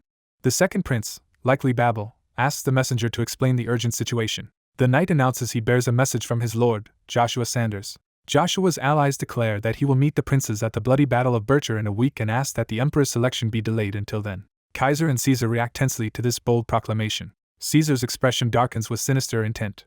A prince on the throne argues Joshua has no right to make demands and points out rumors linking him to dark magic. Another prince warns that siding with Joshua would make them accomplices, yet offers leniency if Joshua withdraws. Joshua's envoy rejects interference in Avalon's affairs. His companions whisper that the imperial side is too rigid and unwilling to talk. Joshua's representative agrees that demonic power is taboo but reminds them someone else already summoned a demon. He asks if they will overlook that crime simply because the culprit is royal. Addressing Caesar, he accuses the fourth prince of abusing royal privilege by ignoring that earlier demonic incident. Nobles whisper that misusing royal privilege will further tarnish Avalon's reputation and demand Caesar prove his innocence. The envoy relays Joshua's promise to prove his own innocence at Bercher. Caesar smiles coldly, accepting the challenge. Tremblin advises the princes to accept Joshua's terms, calling it a strategic opportunity. He explains that if internal strife ends too soon, neighboring empires will pounce, so they need an ally like the hero king. He formally pleads for Joshua to be granted a chance to clear his name. Caesar inwardly curses the old duke for secretly shielding Joshua and grudgingly decides to delay his own plans. Kaiser outwardly agrees with Tremblin, proposing to postpone the imperial decision and let Joshua speak at Bercher. Caesar suggests a temporary truce until the day of the bloody Battle of Bercher. Kaiser privately thanks Joshua for unintentionally saving him and vows to make Caesar and Kaiser's rival suffer next. The second prince calmly ends the session, saying he will take his leave as well. Afterward, Caesar approaches Tremblin, remarking how entertaining the day was and probing about the duke's deal with Joshua. He reminds Tremblin not to forget who currently possesses the emperor's token. Caesar proclaims himself the rightful heir because of that token. Tremblin admits that is precisely what makes the situation unbelievable. He reaffirms his loyalty to the imperial family and refuses Caesar's demands. Later, Joshua privately warns Tremblin that an unknown mastermind stands behind Caesar. Joshua names that mastermind as Heimdall, who knows the late emperor's final whereabouts. Tremblin is horrified, suspecting Heimdall harmed his liege. Joshua watches his reaction with a faint smile. He then turns to leave, saying he is going and ignoring Tremblin's call to wait. In another memory, a gruff man demands stronger proof before lending aid. Joshua offers to show evidence, stating Caesar has a token like his. He reveals that Caesar's token is counterfeit, while his ring bears the true imperial seal. Tremblin is stunned that Joshua possesses the genuine token. Joshua gives him the ring so his future ally will know when they meet again. He instructs Tremblin that if current events seem suspicious, he should investigate Heimdall. Tremblin reflects that he never uncovered Heimdall but now realizes the imperial token's bearer will determine the true heir. Another prince resolves that at Bercher he will learn where his sword should point. Elsewhere, the ruined Black Wind secret house is shown, scarred by battle. Investigators enter the devastated interior, bewildered by the destruction. One of them picks up a broken mask from the rubble. Knights note the heavy battle damage and recognize the mask as one used by Black Wind members, revealing the assassin group's apparent defeat. Vice Captain Langer is shocked that the feared group Black Wind supposedly vanished along with Emperor Marcus and questions why they were here. The knights inspect the ruined site, thinking someone had been imprisoned there, when they unexpectedly encounter Marquis Ari. Marquis Ari, who should be in the Imperial Palace, criticizes the knights as masterless strays acting recklessly. Vice Captain Koches insists they only discovered the ruined place while on patrol and denies seeking a new master. The knights ask why the area is in ruins, but Ari laughs and tells them not to misunderstand. Ari claims he came because he sensed a powerful assassin and says the place was already destroyed when he arrived. He started searching for escape traces but suddenly senses a strange energy. Feeling that energy, Ari looks toward its source and wonders if that is what he sensed. Ari abruptly vanishes in swirling energy, leaving the knights confused about where he went. Koches wants to mobilize all battalions to chase Ari, while Langer argues they cannot even track where he disappeared. Knight Viper Bison hears a familiar voice calling him and reacts to it. Bison tells the others he recognizes someone calling them, though they do not understand what he means. He orders them to follow him, sprinting through the ruined corridors while the others shout after him. A bright transition shows their surroundings shift, indicating they have moved outside. The three knights run through a forest, Bison urging them to keep going just a bit farther. Bison suddenly spots something ahead with a surprised cry. He finds the Death Knight waiting in the woods and asks if it summoned them. The Death Knight says Joshua Sanders will arrive soon and asks if they will follow him. The knights realize with excitement that their captain is returning. Elsewhere, someone prepares medical tools and cleans a bloodied arrowhead. An elven woman tends to an unconscious blue-haired patient lying in bed. The elf senses something outside and turns her head alertly. She steps out of the cabin, dressed in worn combat gear. Outside, she respectfully greets a cloaked visitor whom she calls a great kinsfolk and admits owing them a debt. The visitor reveals he is not actually a dragon as once believed and apologizes for not telling her sooner. She replies that he has also done her a favor, leaving him puzzled. Smiling, she thanks him specifically for saving the elves. Joshua modestly insists he is the one who should be thankful to her. The blue-haired patient peacefully thanks Joshua in her sleep for saving her mother. Several days later at Akardi Coliseum, crowds gather for a major event. Spectators cheer enthusiastically from the stands. The announcer greets the Avalon Empire's people and introduces the upcoming bloody Battle of Bercher. He explains that this traditionally private battle is now public thanks to the prince's decision. The crowd hails Prince Kisser as he appears in ceremonial uniform. They also hail Prince Kaizen, proclaimed in the name of the next emperor. Duke Zeger Toonray laments that Emperor Marcus's funeral has turned into a celebration. One prince claims the public spectacle is meant to relieve people after internal strife and to respect their feelings. Kisser asks who fights first, and Zeger answers that the perpetrators will receive that opportunity. Another prince clarifies that the so-called perpetrators are Caesar and Joshua. Zegger says that because the bloody battle is public for the first time, popular interest is highest, and they should give the people what they most want. He believes Joshua and Prince Caesar will fight hard to prove their innocence, pleasing the audience. Kisser muses that this match will finally reveal whether the reputed hero King Joshua truly has the abilities attributed to him, and wonders if giving him a chance is dangerous. Zegger says Joshua may become the star of the stage only if he proves himself without demonic power and clears suspicion. He then notes that if Joshua fails to do so, the arena will become the site of Joshua's public execution. A prince agrees this outcome is desirable and asks who Joshua's opponent will be, pointing out few dare challenge the hero king. Zegger announces that the tournament's first opponent will be Knight Order Chief Captain Rod. He also reveals the other major opponent set to face Joshua is Marquis Ari Brunsten.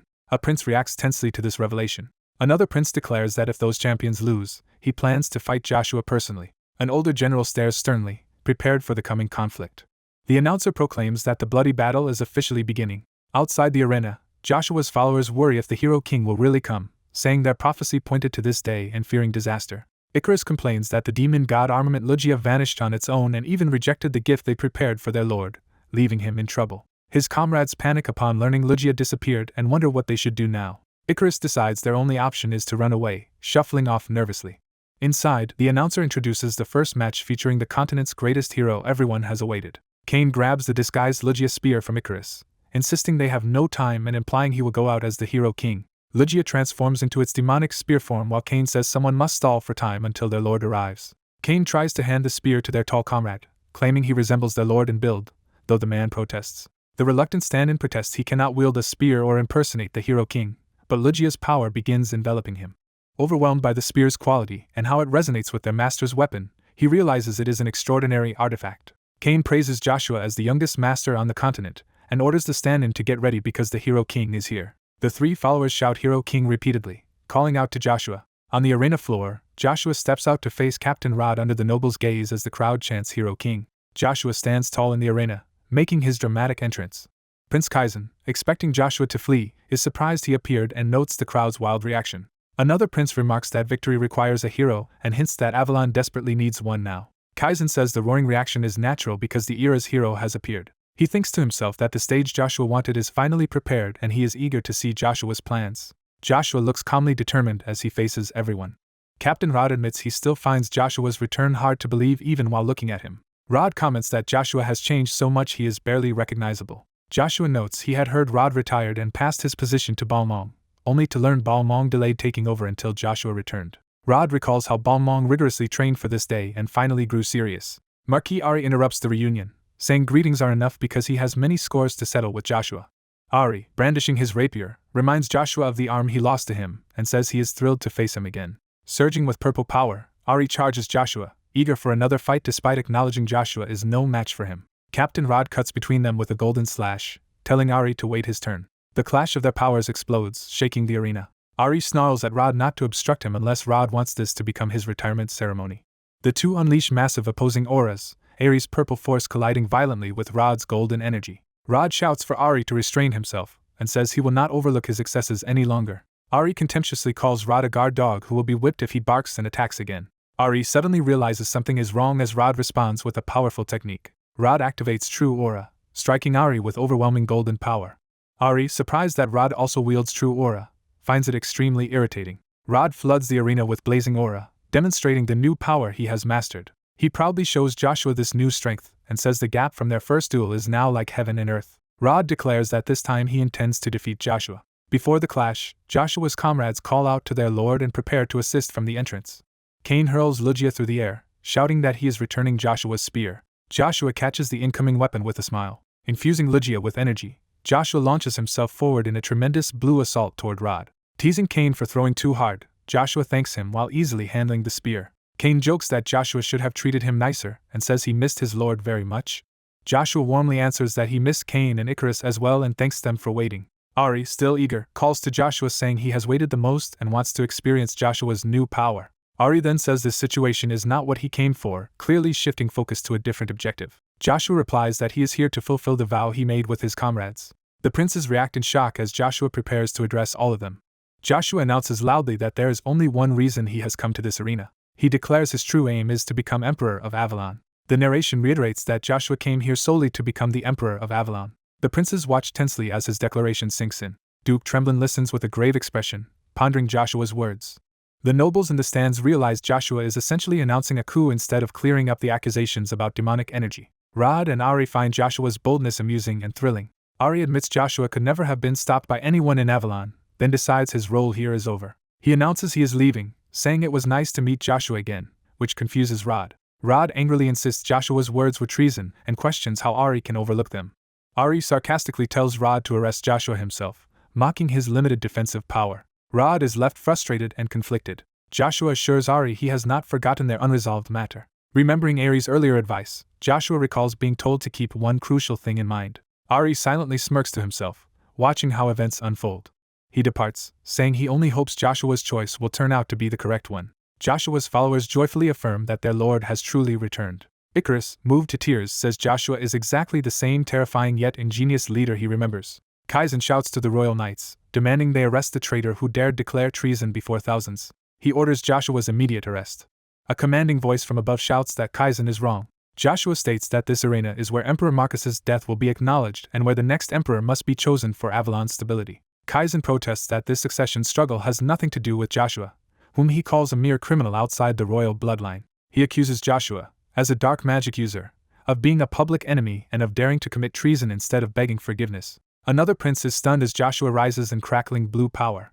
Hovering before the royal box, Joshua claims he has a legitimate right to the throne and reveals his mother was Ashur van Britain. He explains that as someone of Britain royal blood, his mother was kidnapped and imprisoned with Black Wind's help when Emperor Marcus disappeared. Joshua then calls out First Prince Kisser, suggesting Kisser knows more about that incident than he admits. Kaizen scoffs that Joshua is spouting lies that will soon be exposed and again orders soldiers to drag him out. Duke Tremblin yells for everyone to stop and pointedly asks Kisser if what Joshua said is true. Kisser evades the question, saying that is not important and telling Tremblin his role is only to protect the royal family. Kisser begins to say he learned of Joshua's mother only after Marcus vanished and expresses sympathy as a fellow royal. He adds that as a royal himself, he feels sorry about what happened. Joshua listens in silence, assessing him. Another prince dismissively says that even if Joshua has a claim to the throne, it changes nothing. He argues their infighting is meaningless anyway because Emperor Marcus had already chosen a successor before his death. He presents a ring box containing the Imperial seal, claiming Marcus designated him as successor. A shocked noble demands to know how Caesar came to possess Avalon's Imperial seal. One prince angrily tells Caesar that if he had already received the seal, all this fighting was unnecessary. Joshua calmly tells everyone to stop, his body wreathed in blue lightning.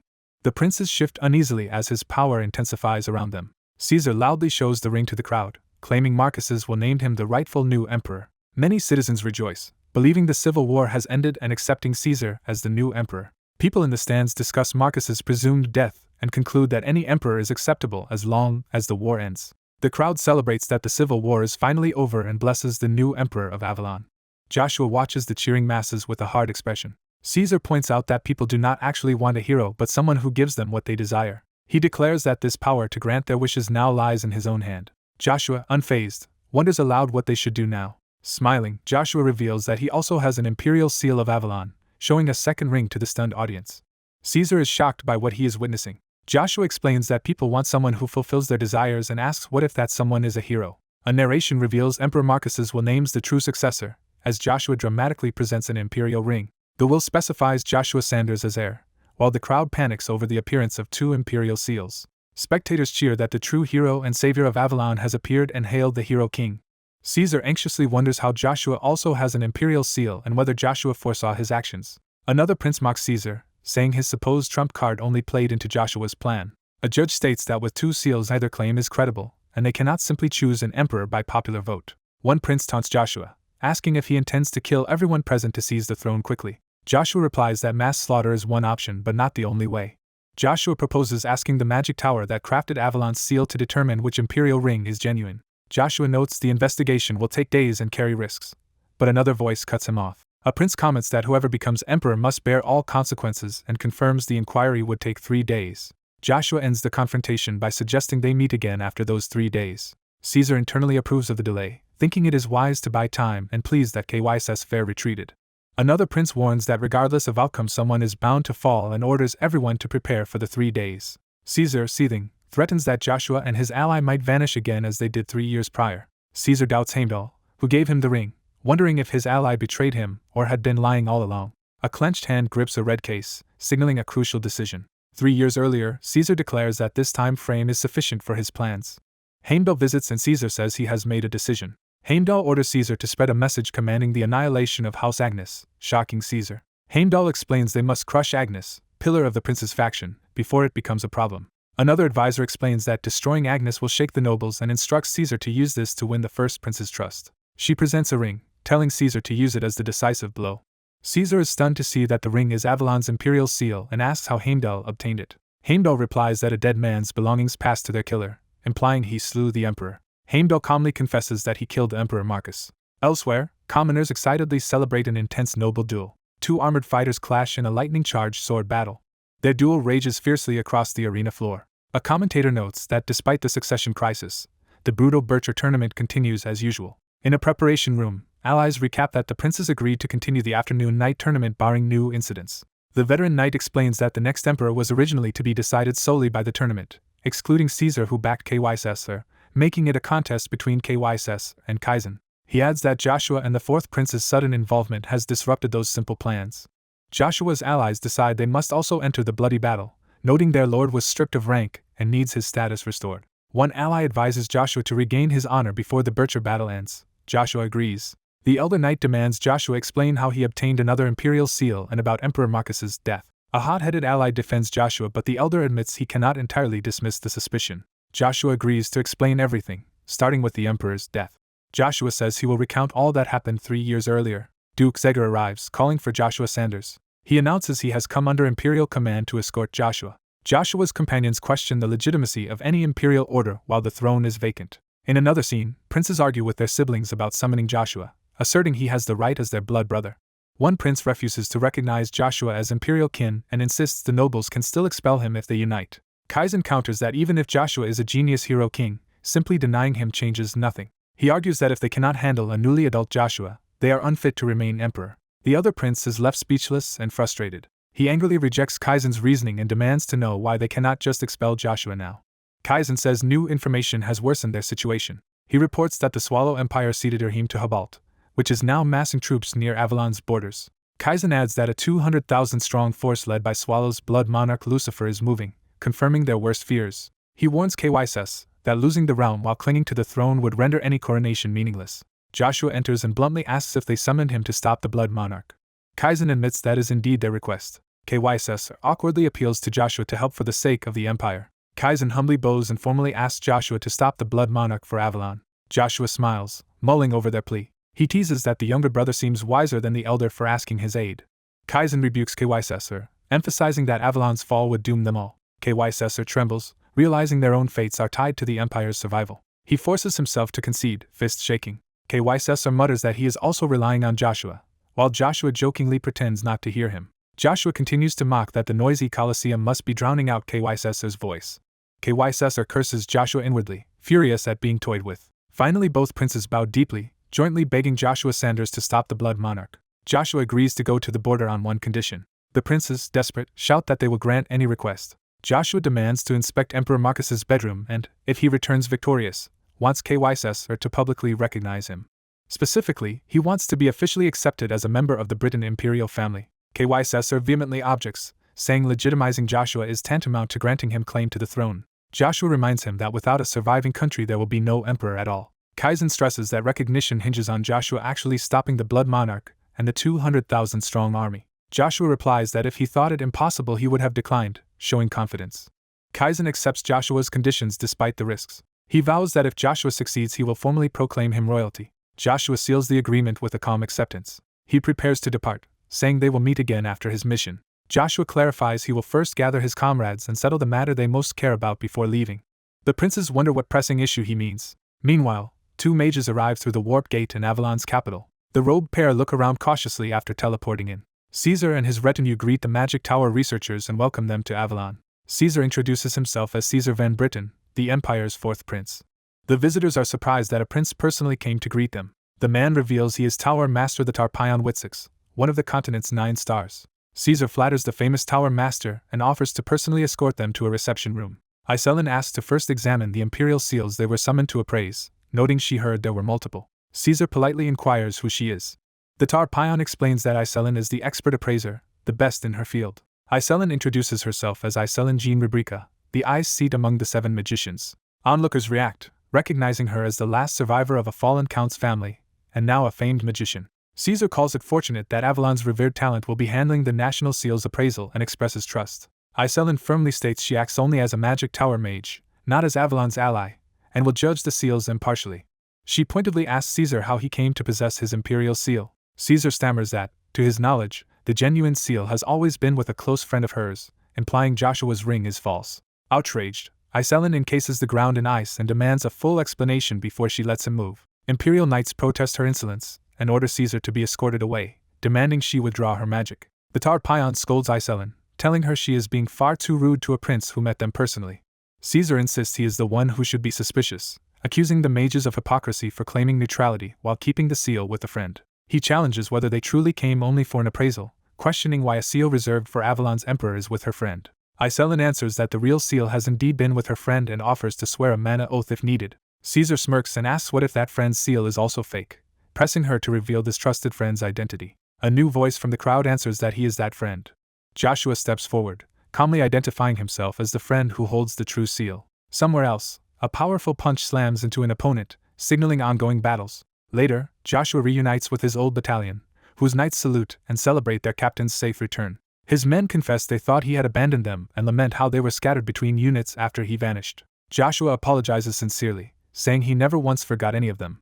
The knights respond enthusiastically, begging him to resume command of their order. Nearby, the Tar Pion jokes that the captaincy might not satisfy Joshua, who could become emperor if he survives the war. Joshua says he will not disappear recklessly again and observes that with the two empires aiming at different targets, dealing with them will be easier. His group confirms that Swallow and Hubalt have separate objectives.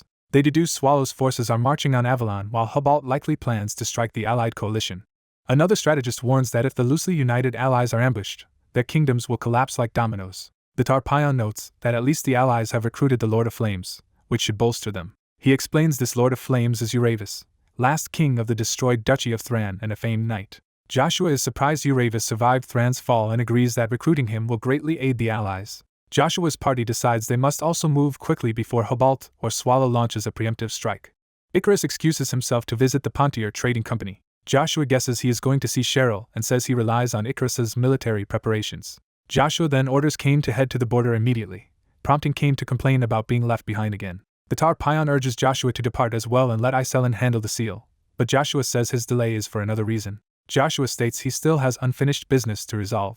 Elsewhere, an enraged figure curses Joshua and prepares to act violently. Joshua reiterates before Caesar that he is Iselin's trusted friend and tells Caesar to quietly await the seal's appraisal. Back in his palace, Caesar explodes in fury at Joshua's order to sit and wait. Caesar, alone, rages over Heimdall's betrayal and questions why he would help Joshua. Caesar tells a visiting ally he is in no state to talk, asking him to leave.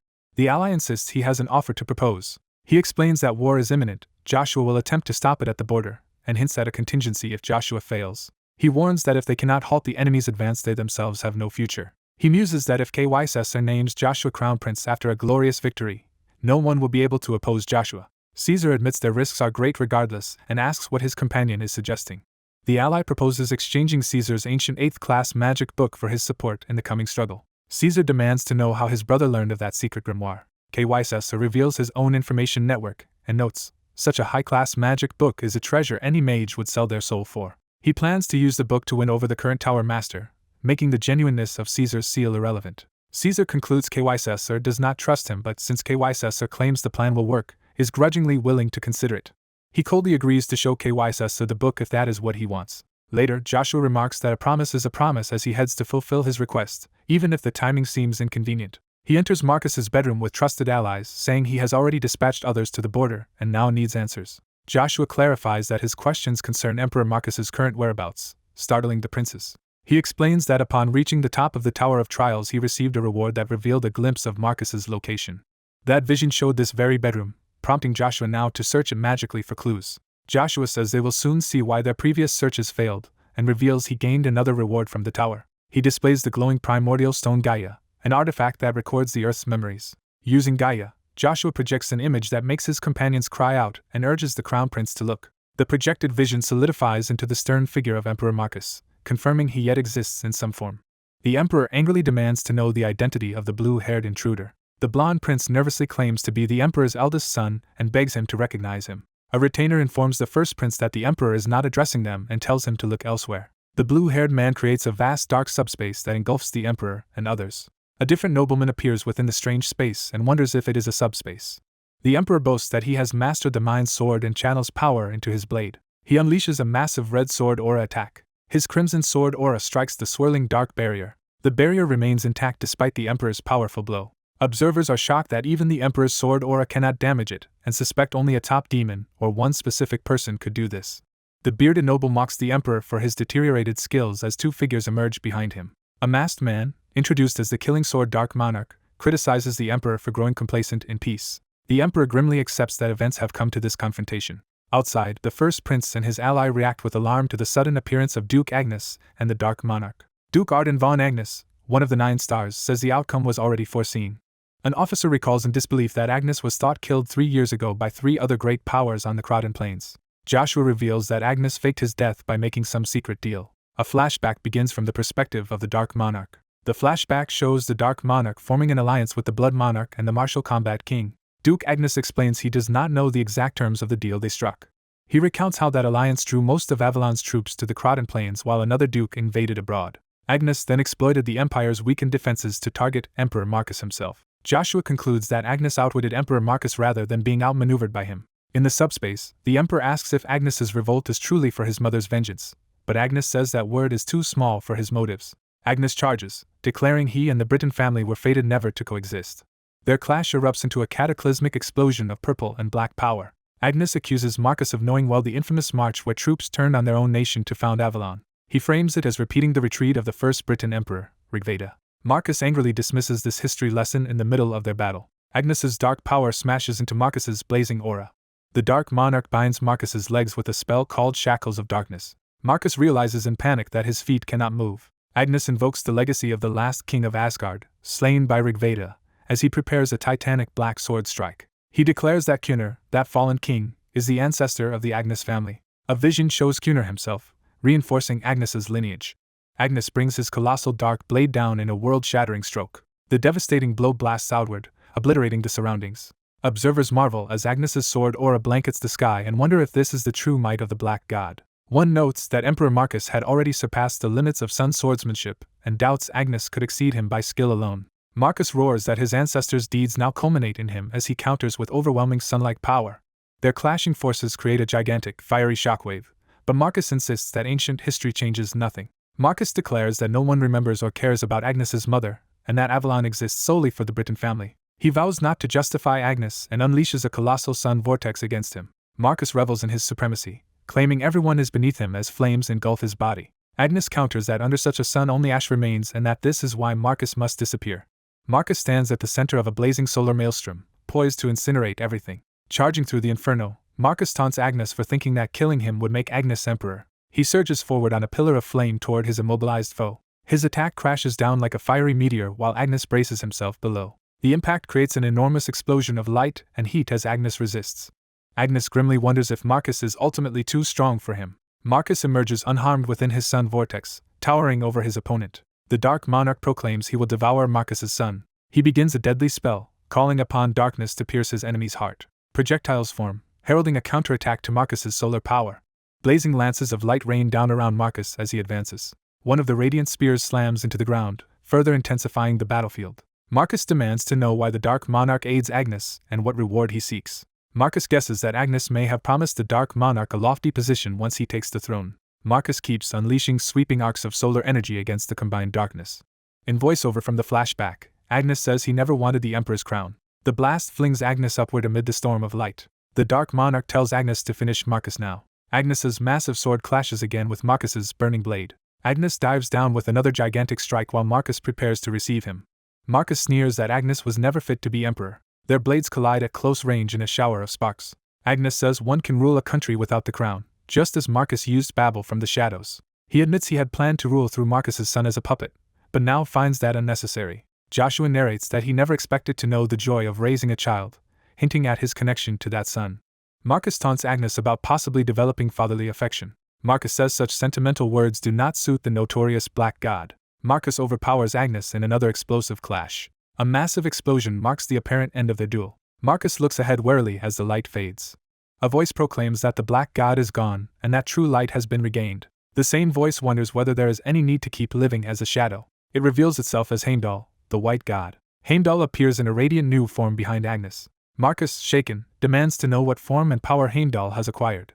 Heimdall declares he wields a godly power surpassing the sun, and will prove it by cutting Marcus down. Raising his sword, Heimdall vows to show Marcus the path to death. Marcus rejects talk of gods as nonsense, insisting that no gods exist in this world. Heimdall and Marcus clash, dark divinity against blazing sun. Marcus strains against Heimdall's overwhelming strike, his sword and aura cracking. Heimdall drives his blade downward with decisive force. The clash erupts into blinding light as onlookers watch from afar. The vision ends and Joshua, the Dark Monarch, and others return to the throne room. The first prince, shaken, asks if what he saw was the truth, and Joshua answers that truth is always cruel. The prince protests that killing the emperor is a crime that dooms Joshua's whole family. Joshua says he does not know what happened after that battle, so they should not hastily conclude that Agnes truly killed Marcus. The prince argues that Avalon's current chaos is clearly the duke's fault, and questions how Joshua can still defend his father. He furiously denounces Joshua's mixed Cunner and Britain blood and blames his family for the country's ruin. He further insults Joshua as a mongrel who belongs nowhere, making Joshua quietly exhale. Joshua releases crushing dark pressure that sends the prince screaming in pain. He coldly asks who ought to be angry and accuses the prince of believing only what suits him. The old knight steps between them, vowing to protect the first prince and accusing Joshua of betraying Avalon. Joshua asks the knight if he still cannot understand the situation. He states that he alone could topple the country right now but has refrained. Joshua says he held back because he wanted to give them a chance. He hints that he can literally see the karmic force driving events. Images recall the long enmity between Cunner and the Britain emperors. More flashbacks show Marcus killing Joshua's parents, and Joshua's childhood with his mother. Another memory shows Marcus berating Joshua's mother at court while she pleads. Duke Agnes is seen standing before a grave, driven by those past tragedies. A young Joshua stares ahead in shock as his fate is sealed. Returning to the present, Joshua says their ancestors' karma has led directly to today. He believes such accumulated sins cannot be redeemed merely by death. The knight and first prince are stunned by the weight of Joshua's words. A battered courtier rushes in, shouting that they are in serious trouble. The wounded man warns of treason and urges the emperor to escape immediately. He reveals that the fourth prince has launched a coup d'état. The fourth prince, crazed, orders his followers to kill everyone without leaving survivors. Hooded assassins slaughter palace guards under his command. Prince Kaiser confronts the fourth prince Caesar and demands to know what he is doing. Another prince, bloodied, challenges Caesar's belief that mass murder will make him emperor. Caesar replies that his only path to survival is to kill his second brother and help Caesar's faction win. The wounded prince insists that Caesar would never accept Caesar after such madness. Caesar decides he will simply eliminate Caesar's remaining supporters. Suddenly Babel smashes through a window to defend Caesar and his ally. Caesar recognizes the newcomer as Babel. Babel unleashes a devastating blue attack that wipes out several hooded enemies. The blue blast continues to explode across the hall. Babel checks whether the second prince is unharmed and notes the Agnes estate's destruction. He deduces that Joshua must have intervened again, likely having defeated the enemy Draxius. An imposing, red-skinned figure complains that others keep meddling and ruining his plans. Babel reacts in shock to this new threat's appearance. The red being reveals true aura manifested behind Caesar, showing he also wields that power. An ally explains this is the six-sword azure technique that Heimdall taught from the eastern continent. Babel is stunned to hear Heimdall's name linked to Caesar's skill. The enormous Azura figure looms behind Caesar as he advances. Caesar and the Azura unleash a combined assault that crashes down on Babel and his companion. Babel desperately blocks the onslaught with his huge sword. Caesar grips his weapon tightly, channeling more force into the clash. The collision of blue and red energies explodes around them. Caesar mocks Babel as an unworthy opponent and demands he surrender. The towering Azura spirit menaces Babel, filling the hall with killing intent. Babel vows to repay the second life Joshua granted him, even if it costs his own. He hurls a storm of attacks against the Azura's blades. Overwhelmed, Babel realizes the strikes are too fast to track. Caesar admits Babel lives up to his reputation as Avalon's small star but insists the era has changed. He declares there is no place for old relics like Babel and drives the Azura's power into him. Babel is brutally cut down, collapsing in a pool of blood before a horrified onlooker. Caesar coldly tells him not to be sad, blaming him for failing to adapt. Standing over Babel, Caesar sneers that Babel was always the weakest among his comrades. The dying Babel protests in disbelief, thinking of his lost sword aura. Caesar boasts to the surrounding cultists that none of the supposed masters opposing him can harm his group and that they are all at least ranked superhuman. He taunts Joshua's unseen allies for believing their small tricks could handle him. Joshua steps forward, disappointed that Caesar chose such a self-destructive path. Drawing his glowing blue sword, Joshua says he must have overestimated Caesar. The blonde prince, backed by a fiery azure-like power, angrily demands to know how long his opponent will keep obstructing him. The blue-haired warrior calmly declares that this confrontation will be the prince's end. The enraged prince charges with his azura, vowing that the warrior's words will be his last. Their spiritual powers clash head-on, the warrior standing firm against the gigantic azura. The warrior's attacks slice through the azura and overwhelm the screaming prince. The shockwaves of the clash draw the attention of robed observers nearby. The robed men are stunned that the incomplete azura user was defeated so easily and wonder if the warrior is the child of a certain man. Soldiers spot the scene, shouting as they rush toward the blue-haired warrior who stands over the fallen prince. Loyalists cry out to protect Prince Kaizen amid the chaos. A bloodied prince furiously orders his knights to kill all the attackers, calling them would-be assassins of an Avalon prince. The Imperial knights shout their obedience and charge. The warrior contemptuously calls them foolish and starts cutting down the knights, saying he will deal with them all. One hooded enemy invokes the technique Dance of Sura, preparing a deadly assault. That technique tears through the charging knights, brutally cutting them down. Watching the massacre, the prince trembles as he realizes the warrior has single-handedly defeated an entire battalion of Imperial knights. The Dance of Sura user advances toward the blue-haired warrior, ready for a direct duel. He warns that even if the warrior shares a certain bloodline, continued interference will force them to act against him. Before he can finish his threat, the warrior instantly slashes and wounds him. As the enemy collapses, the warrior coldly remarks that the real obstruction is the enemy himself. The remaining robed men hesitate while the warrior tells them to stop stalling and attack him. One hooded figure wonders if the warrior has transcended his limits like Lord Heimdall. Deciding to withdraw, that figure orders a retreat and leaves a subordinate named Caesar to handle the rest, shocking onlookers. A battered red-haired prince rages that the retreating enemies are running away after causing such havoc. The hooded leader coldly tells the prince that everything is his own fault, and he must take responsibility. The prince protests that he only followed their instructions, but the hooded man silences him and accuses him of defying Lord Heimdall's original orders. He recalls that Heimdall told the fourth prince to work from the shadows supporting the first prince, and secure his own position quietly. Instead, the fourth prince tried to seize the throne himself, brandishing the imperial ring and claiming Emperor Marcus's will name the next emperor. The prince insists the will said to grant the throne to him, Kaiser Van Britain, and accuses the hooded faction of opposing Heimdall's authority. The hooded man declares this is Kaiser's end as spatial portals form around Kaiser and his brothers. The blue-haired warrior questions Kaiser about being abandoned by his allies as the prince trembles with fury. Kaiser explodes, cursing the warrior and demanding what he thinks of the situation. Kaiser screams that everything is the warrior's fault and demands to know why he keeps blocking him. He laments that if the warrior had appeared just a year later he could have realized all his ambitions. The warrior is surprised to hear Kaiser speak of dreams and asks if he has them as well. Kaiser answers that his schemes were driven by his own dream, gripping a hidden object. Deciding nothing matters anymore, Kaiser activates a massive magic circle under himself, planning to drag everyone down with him. The warrior recognizes the spell as Estello's explosive magic circle and asks Kaiser if this annihilation is truly what he wants, stating he will not allow it. Kaiser mocks the great hero king for seeming to sympathize and prepares to reveal a secret before dying together with him. Laughing madly, Kaiser begins to confess something about Emperor Marcus being his father. He suddenly spasms in pain, his chest pierced and blood pouring out. As Kaiser rides on the magic circle, the warrior watches while others react in shock at the interruption. The warrior senses that someone has been observing events from afar since the very beginning. Realizing the watcher is not only concealed but manipulating space, he spots a distant figure in a tree. He deduces that anyone who can distort subspace like this must be an extremely powerful figure. He concludes the hidden enemy is likely the Dark Emperor. The warrior unleashes a long-range slash toward the distant assassin. A massive beam of energy tears down the street toward the hidden foe. The masked assassin desperately sprints but is caught in the strange attack. Time and space seem warped around him, and he wonders why the attack affects only him. The blow lands, injuring him as he struggles against the energy. Assessing the situation, he admits that fighting the warrior would be disadvantageous and decides retreat is wiser now that Caesar is dead. As he tries to escape, the warrior charges after him, vowing not to let him get away. The assassin threatens that if Joshua pursues him, his mother Lucia will be harmed, using her as leverage. Joshua responds that this only strengthens his resolve to behead the man. Back at the circle, Kaiser weakly laughs and draws Joshua's attention as he lies over the magic inscription. Kaiser vows through tears and blood to drag Joshua to the grave with him. Joshua moves in and places his hand on the magic circle to interfere. Watching, two princes anxiously ask what Joshua is doing. Another prince stands silently, taking in the gravity of the moment. That prince contemplates before statues of past rulers, sensing the weight of history. Elsewhere, two cloaked figures observe a pillar of light rising from the city, noting the disturbance. Knights outside the palace also notice the beam and rush toward the source. Far away, a woman and an eye-patched ally sense something and react as matching rings on her glow. Joshua becomes enveloped in energy, clearly channeling immense power. He lifts Kaiser's limp body, showing that the treacherous prince has been killed.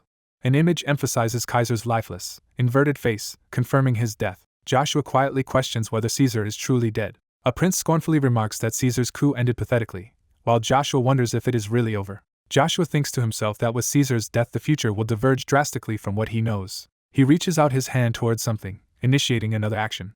A glowing orb appears, apparently used for distant communication. Through the orb, the martial emperor of Huveld, a 9-stars powerhouse, appears seated on his throne. The martial emperor greets another ruler via the orb, saying he is not doing well because of someone. His counterpart, Blood Heaven Lucifer, emperor of the Swallow Empire, says he contacted him to confirm something, mentioning entrusting Erheim to him. The martial emperor declares he knows Lucifer plans to overthrow Avalon and fears Huveld could be targeted next. He adds that if Avalon is attacked, the enigmatic Black God will not stay idle. Lucifer mockingly asks if the martial emperor is afraid of Black God. The martial emperor glares intensely in response. He insists he is honorable and reminds Lucifer of the agreement they made. Lucifer claims he values that agreement highly.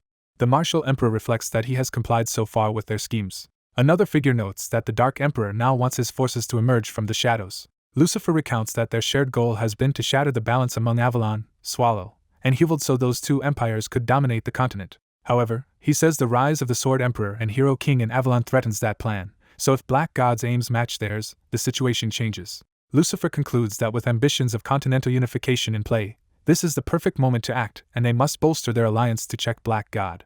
He argues that if the awakened martial emperor and he cooperate faithfully, their side can still win. Lucifer believes that even if Hero King and Black God unite, Swallow and Huveld could triumph, and then move against lesser nations. The martial emperor questions how he can trust Lucifer not to betray him after conquering the continent. Lucifer counters that he already granted control of Central Erheim to Huveld, though he admits that alone cannot secure trust. The martial emperor agrees to continue the plan, assigning Lucifer responsibility for containing the Hero King before discussing further terms. Lucifer accepts, saying their negotiation is sufficient for now. As the connection fades, the martial emperor warns him not to underestimate the Hero King, recalling Joshua once escaped thousands of elite soldiers unharmed. The projection of the martial emperor disappears, ending the meeting. Lucifer strides away, saying much has changed since that past battle. He believes even heaven's attention is turning toward him. Opening the doors to an army, Lucifer steps out before his assembled troops. With a sinister smile, he orders all forces to prepare. His officers relay the command, and the Swallow Empire's army begins full mobilization. The Swallow host is ordered to signal and ready all soldiers to seize Einberg Fortress on Avalon's border. Ferocious wyverns roar as Swallow's aerial beasts are unleashed. Their claws slam into the ground as wyvern units move out. Armored riders on wyverns are revealed as the Swallow Empire's Wyvern Knights. The wyvern squadrons take to the sky in formation. On the ground, Swallow's Wolf Knights charge forward atop massive wolves, shouting for the glory of their empire. The Wolf Knights surge in a coordinated attack. The narrative shifts to Einberg defensive fortress on Avalon's border. Avalon sentries their panic as they see the incoming aerial swarm and call all troops to battle stations. The fortress portcullis begins to descend, red-tinged with warning. A guard is horrified that the gate remains open while the enemy attacks and demands to know why. A senior noble calmly admits he ordered the gate opened, shocking the subordinate. The noble identifies himself as Count Theodore, Avalon Knight and Master, claiming his actions serve the Empire's greater good. The shocked knight accuses Theodore of treason and prepares to fight him regardless of his rank. Theodore reflects that after 20 years defending Einberg he now doubts the princes and will not let his life and family be ruined by their folly. The younger knight urges surrender, but Theodore sneers that he will not listen to a cowardly traitor's excuses. The tense standoff continues as Theodore stands firm against the accusing subordinate. Outside, Avalon defenders realize the attackers use dragons and order all artillery to aim at the sky. They also shout for mages to activate protective magic over the fortress. At the forefront of Swallow's forces appears Ima the Ice King, their supreme commander, declaring it is too late to stop him. Ima unleashes a colossal ice dragon attack, vowing that Einberg will fall to Swallow. His spell slams into the fortress, erupting into a massive ice explosion. Ice shatters everywhere as the fortress is devastated by the impact. Amid collapsing walls and converging wyvern and wolf troops, Avalon soldiers desperately beg their absent commander for orders. The scene shifts to the Avalon Imperial Palace of Chaldea. In the throne room, nobles argue that Einberg has already fallen and that too few soldiers have been mustered. Other nobles complain about shortages and economic strain, yet warn that failing to stop Swallow will cost them everything. The first prince calls for silence, and says each noble house will be fully responsible for the troops it sends. He adds they should help the empire but also consider their own families, prompting concern that few soldiers can be spared. Another prince admits some houses cannot meet minimum quotas and says he and his sister are partly to blame for the crisis. A bandaged noble asserts they must confront the threat with what forces they currently have. Someone asks who will command the assembled army, noting no commander has been named. Marquis Talon's Moon Breery proposes Marquis Demir as overall commander. Opponents protest, insisting veteran General Jagger is more deserving and accusing Breary of political scheming. Breary retorts that Jagger was gravely wounded in the Fourth Prince's coup and that he is only suggesting a temporary replacement. Another noble suggests the famed Sword King Duke Tremblin, arguing his experience and neutrality make him ideal. Breary grudgingly agrees the idea is sound but points out the Duke has seemingly disappeared again. The prince reveals that Duke Tremblin has already gone to defend Einberg on his own, so they must send troops to support him. One noble proposes appointing the hero King Joshua as Tremblin's battlefield commander. Breary and his faction vehemently oppose this, saying Joshua is too young and lacks high-level command experience. Breary further stirs fear by citing rumors that Joshua Sanders might be a descendant of Kunir. Other nobles murmur that Kunir was Asgard's last king and Avalon's ancestor, worrying that giving Joshua command could lead to unpredictable consequences. Joshua's ally whispers that the political situation is turning strange and asks if Joshua will simply stand by. Joshua answers that the empire cannot be saved without a change in mindset, so for now he prefers to watch how events unfold. Another influential voice in the hall declares that the mercenary King Joshua is in fact a worthy candidate for the commander role. Cheryl de Pontier, acting head of the Pontier family, steps forward and formally greets the prince as she declares her stance. The prince warmly praises Cheryl's achievements and dedication to Avalon. Cheryl thanks him and asks permission to raise a question. With his consent, she approaches and begins to speak frankly. She asks whether, when each noble house sends troops at the Imperial family's request, it retains the right to choose its own commanders. The prince confirms that overall command and individual unit leadership are separate, so houses may choose their own field commanders. Seizing on this, Cheryl announces that House Pontier will send 20,000 soldiers and 5 knight orders, plus vast supplies, under their own chosen command structure. The red-haired noblewoman announces that the Pontier family will feed the entire army during the war, shocking others with the scale of support. Other nobles marvel that the Pontier family still has vast resources, attributing it to their neutrality in faction conflicts. She adds that her troops will be commanded by a trusted friend. That friend is revealed to be Joshua Sanders, who steps forward confidently. Joshua accepts the role and declares he will immediately depart to reclaim Einberg. Some nobles denounce his behavior as insolent and arrogant before the princes. A green-haired official scolds Joshua for trying to join the Pontier troops alone despite not being a commander. He lectures that the army must act as a single organism and warns Joshua not to disrupt the chain of command or risk defeat. Joshua then says he will completely step back and let them do as they wish, startling the green-haired man. Joshua tells them that if they reject his help he will withdraw from the country entirely, and leave them to face the Swallow Empire alone. The green-haired noble retorts that Joshua claimed to aim for the throne, but Joshua says there is no point helping where he is not wanted. The red-haired woman states she will simply keep her promise to the two princes. The princes sit in tense silence, processing the argument. One prince apologizes to Joshua for the other's disrespectful attitude. Joshua looks surprised by the prince's unexpected defense. The red-haired woman points out that imperial power is at its weakest and trust between crown and nobles has long been broken, leaving everyone anxious. A noble explains that in such a climate no one trusts any commander, and that choosing the right one from the start would have avoided this discord. The blonde prince admits the blame is his for not appointing an adequate commander earlier. He explains that this is why he previously asked Joshua to hold the border, since the situation still has not improved despite Joshua's Kunir bloodline. He then earnestly tells Joshua they need his strength, and asks him once more to help. The red-haired noblewoman smiles, pleased that the prince is openly requesting Joshua's aid. Joshua reflects that the prince is more mature than expected and wonders if he is acting for the country's sake after witnessing Emperor Marcus's fall. The prince trusts Joshua to keep his promise, while Joshua leaves with his companions saying they will meet again. At the mercenary guild, its chairman Axler joyfully greets Joshua, saying he has awaited his return for 3 years. Joshua reunites with Axler and says he is glad to work together again. One companion notes that Axler has assembled 20,000 mercenaries. However, he is confused because only what appears to be a battalion of knights is present. A white-haired mage explains that moving more than 10,000 people at once through the warp gate is impossible, so only essentials have come. The mage says the remaining forces will arrive within 2 weeks and that with the mercenary guild they will total 70,000 troops, though gathering them will take time. Joshua's ally exclaims that 70,000 soldiers is triple their current number, and more than enough for defense. Another worries that waiting 2 weeks is too slow. He predicts that in 2 weeks the eastern region of Avalon, including Einberg and the capital Acadie, will likely fall to Swallow even if they eventually repel the invasion. Joshua replies that Chet will handle that timing issue, startling Chet. Joshua tells Chet he believes Chet can reduce the 2-week journey to just a single day. The eye-patch mage smirks that Joshua is using him but agrees, warning he will demand payment later. Another knight is alarmed, reminding him that group teleportation for 70,000 is too heavy even for a 7th circle mage. He warns that if the spell fails bodies may merge or other horrific accidents could occur. The risk is illustrated with a vision of people's bodies grotesquely fusing during a failed teleport. He adds they might also appear in the wrong place or fall from the sky and be badly hurt. Joshua actually likes the idea of using a fall from the sky tactically one day. Chet assures the others he is stronger now, prompting questions about what he means. He reveals he has advanced beyond a 7th circle mage to attain the power of the 8th circle. The others react in disbelief that he has reached the 8th circle. Chet asks to be taken to the Pontier Trading Company where the troops are waiting and proposes teleporting there immediately. He announces that from the trading company they will march to the border together, and urges everyone to steel themselves for battle. The teleportation spell activates in a pillar of blue light.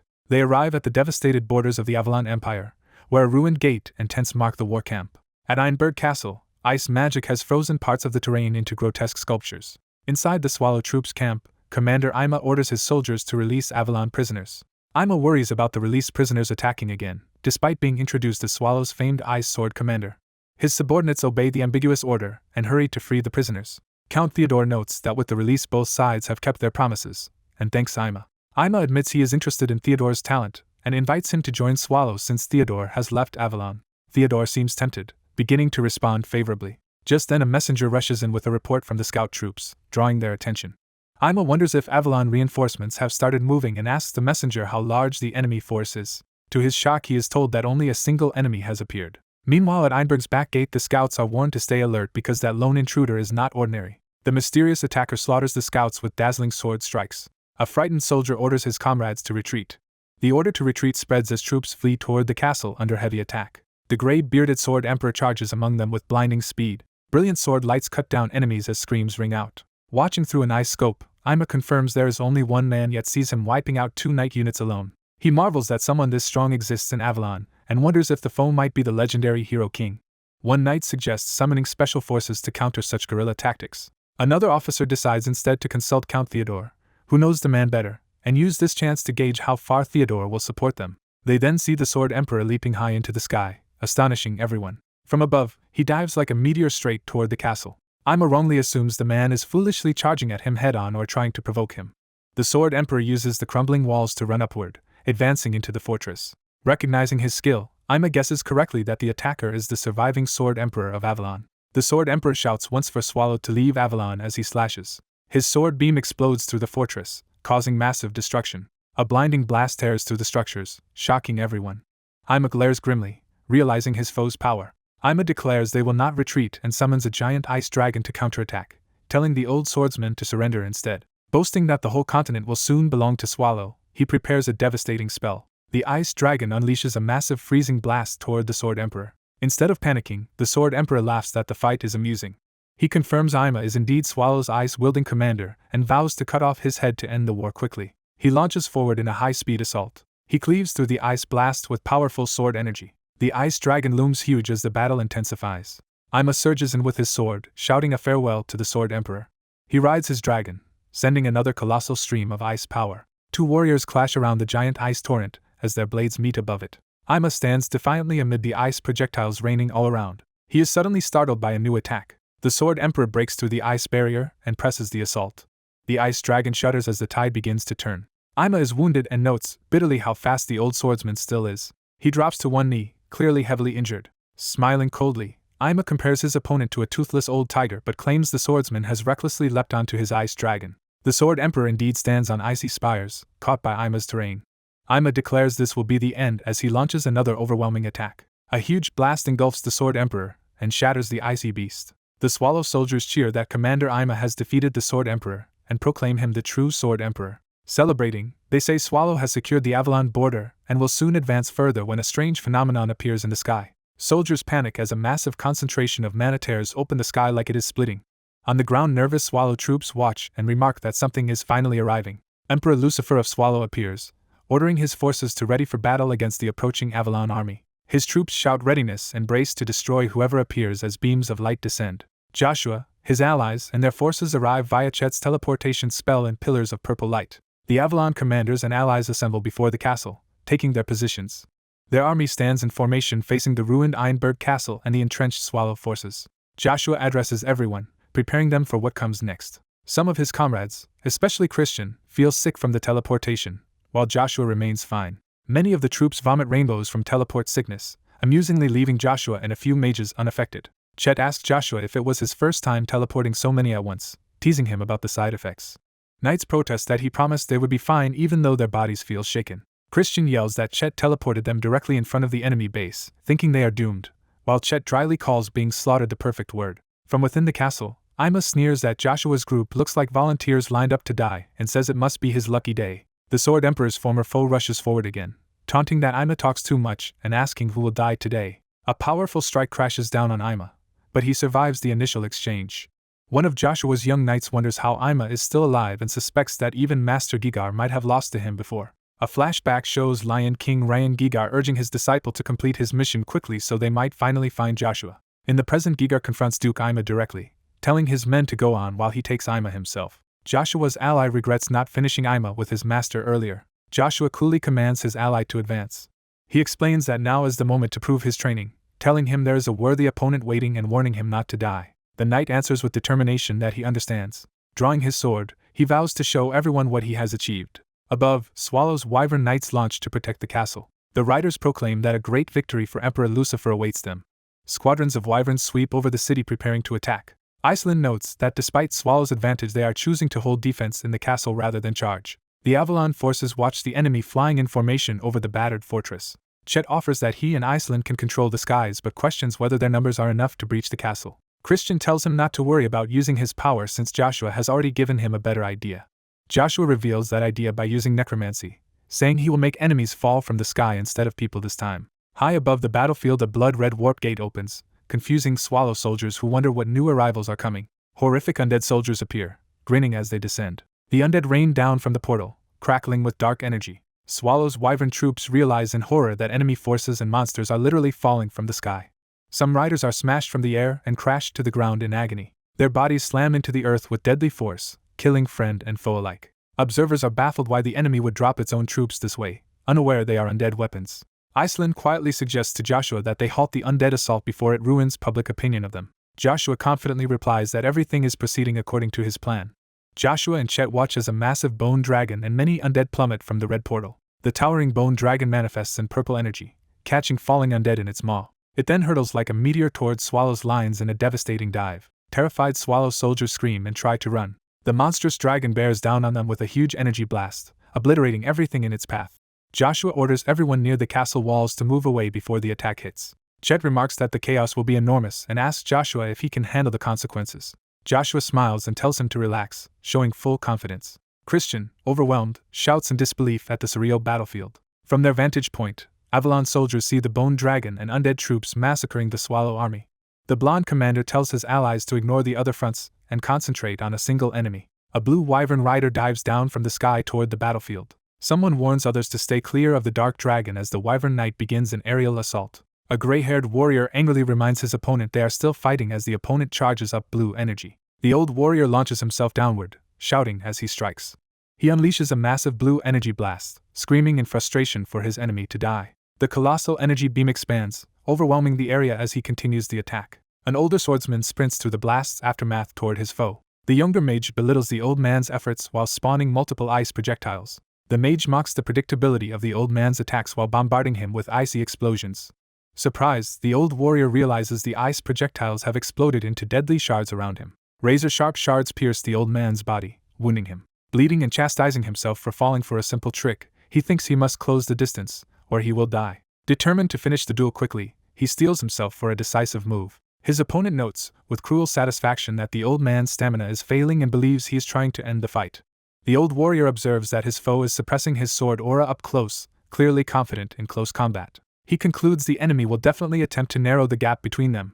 The mage believes this assumption is fatally wrong, boasting that he can predict all of the old man's movements. The old knight gathers power and unleashes his technique named Ice Dragon Breath. He activates a mental sword technique, channeling power into his blade.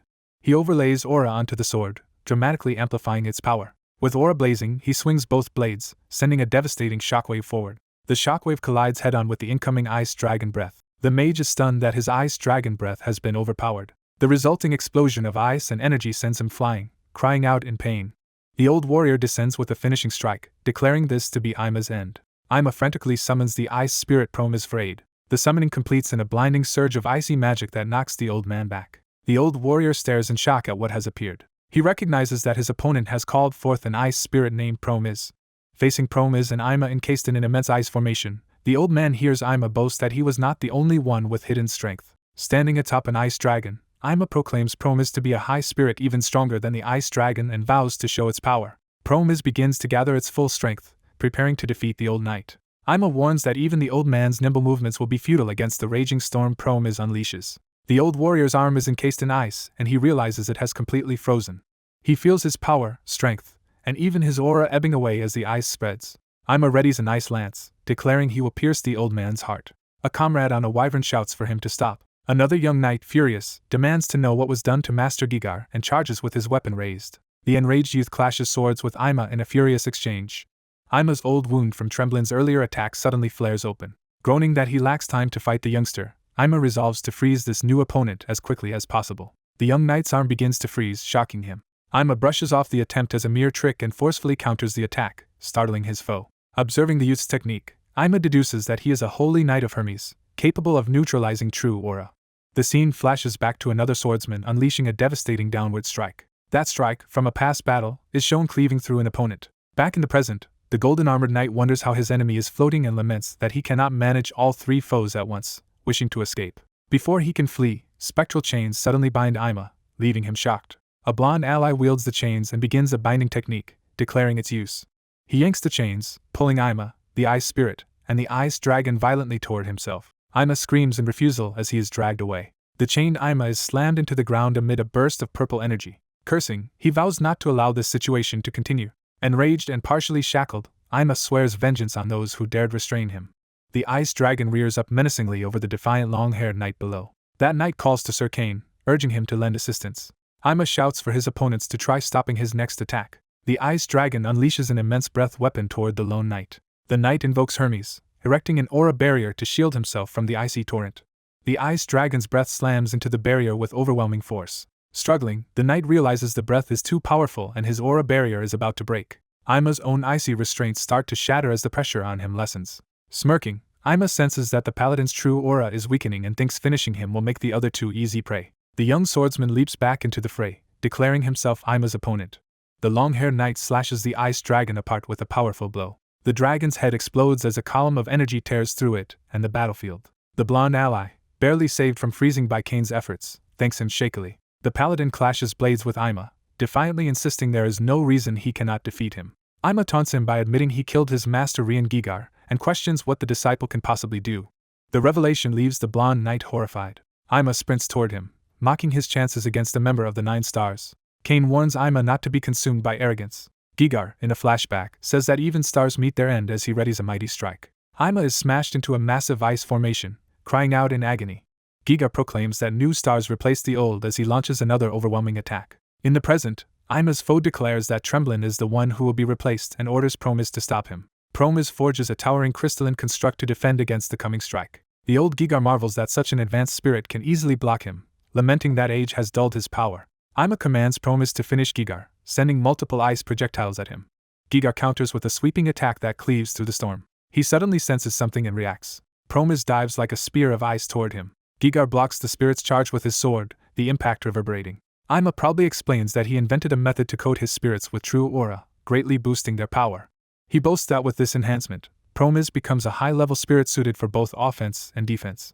Gigar slashes, sending the empowered spirit flying with an immense arc of energy. He stamps the ground forcefully, preparing another movement. Promise retaliates by hurling a barrage of massive ice spikes at Gigar. Ima, impressed, notes that Promise can now fight on par with a 9 stars level opponent and dreams of using this power for continental domination. Back to the present duel, Cain charges Ima, declaring it is revenge for Master Gigar. Ima sneers that the youth still dares stand before him and moves to teach him a lesson. Cain calls forth an aura blade as he attacks. He rushes in, aura sword extended toward Ima. Ima tells him to resist all he wants, clearly confident. Cain's blow is deflected as Ima maneuvers around with superior footwork. Ima counters with a lightning-fast slash that cuts Cain's side. Gloating, Ima insists that whatever Cain does, he cannot win. Wounded but resolute, Cain vows to show what he can do and surpass his enemy. He launches a towering vertical wave of energy straight up at Ima. The strain makes Cain cough blood, but he continues to fight. Ima descends with a finishing swing, belittling Cain as a mere pawn despite his time with the hero king. He roars for Cain to die and brings down a massive arc of ice-coated energy. The protective ice wall in front of Cain starts to crack under the impact. The attack pierces Cain's armor and body, leaving him screaming and bleeding heavily. Cain falls from the tall ice spire while Ima remains standing triumphantly atop it. Smirking, Ima notes that only one opponent remains. Cain, barely conscious and bloody, weakly calls out to his lord. A memory surfaces of his lord once saying he needs a comrade he can trust not to die before him. In the present, Cain's hand claws at the ground as he struggles to rise again. He vows aloud that he will never die before his lord does. Ima mockingly praises his tenacity while questioning what a knight without a sword can achieve. Cain insists the battle is not over and that he can still fight even with a broken blade. Another flashback shows the hero king explaining that once Cain masters his mana beyond A rank, he will wield a power equal to an aura blade. The hero king promises to demonstrate that power so Cain can witness it firsthand. Cain recalls that if aura can be imbued into voice, it can also form a blade, inspiring a new approach. Another flashback shows the hero king striking an enemy through the chest with decisive precision. Young Cain once panicked as his practiced blade began to crack. The hero king explained that brute force weakens the blade and that its strength depends on the wielder's mindset and belief. Back in the present, Cain resolves to place his faith fully in his aura. He channels aura into a refined mind's sword, determined to prove he is worthy to stand beside his lord. Ima, perched on the ice pillar, dismisses the new mind sword as unfinished and urges Cain to give up. Cain refuses, declaring he has yet to show his lord his true progress and will not lose to someone like Ima. Ima scoffs that a dying man talks too much and prepares to strike down from his icy perch as Cain raises his sword. Cain concentrates, remembering that speed and complexity do not make a technique superior. Another mentor's lesson echoes. Sometimes a single perfect strike is all that is needed. The bearded mentor elaborates that mastering that one strike will make Cain both revered and feared. That teaching overlays the present as Cain prepares his ultimate single slash without rest until perfection. Seeing the massive attack forming, Ima realizes Cain had concealed his true strength, yet believes he can still block it. As he tries to react, Ima discovers his body will not move. He wonders if the accumulated damage from earlier assaults is finally weighing him down. Tremblin, watching from afar, panics because he cannot evade the impending attack. Cain's slash cleaves through promise, even overwhelming the advanced spirit's defense. Ima panics and tries to gather the last of his strength for one more counterattack. He bellows that such an attack is nothing to him even as it slams into him. Cain screams with exertion as he completes the decisive strike. The panel shows the blinding impact of the finished technique engulfing everything. Afterward, a battered Cain quietly wonders if Gigar would have approved of his skills. The story shifts decades earlier, to a time of endless plundering and devastation. In that past, soldiers burn and slaughter civilians while fires consume a village. A young boy is gutted and collapses in agony. Raiders treat the town as a resupply point and order all prisoners, including the boy, to be killed. Lying in his own blood, the boy wonders fearfully if this is how he will die. A mysterious voice suddenly asks him if he wants to live. As soldiers around him are lifted and slain by unseen power, a hooded figure appears amid the flames. The hooded being offers to grant the boy the power to live if he desires it. One terrified soldier screams for the attack to stop. The hooded figure's power annihilates the raiders, their bodies falling around him. The entity urges the boy to become its disciple so together they can conquer the world. Desperate to survive, the boy begs for help, agreeing to do anything and asking to be given power.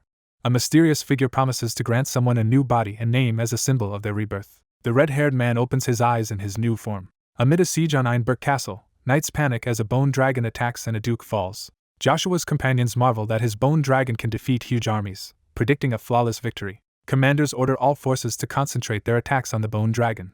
Wolf knights charge in, targeting the bone dragon's legs on command. A knight notices something alarming during the battle. An enemy officer offers to spare the defenders if they retreat. The officer, Death Knight Case Leon Van Britten, identified as Lord of Durahan, demands they accept his final offer. The wolf knights refuse to yield, vowing instead to send the undead back to hell. Fierce close combat erupts between wolf riders and undead knights. Case Leon orders mages to shield the wolf knights while his ally casts powerful fireballs. The fire magic devastates the charging defenders. The mages are told to continue bombarding without pause. One mage suddenly feels his mana vanish as his spell fizzles.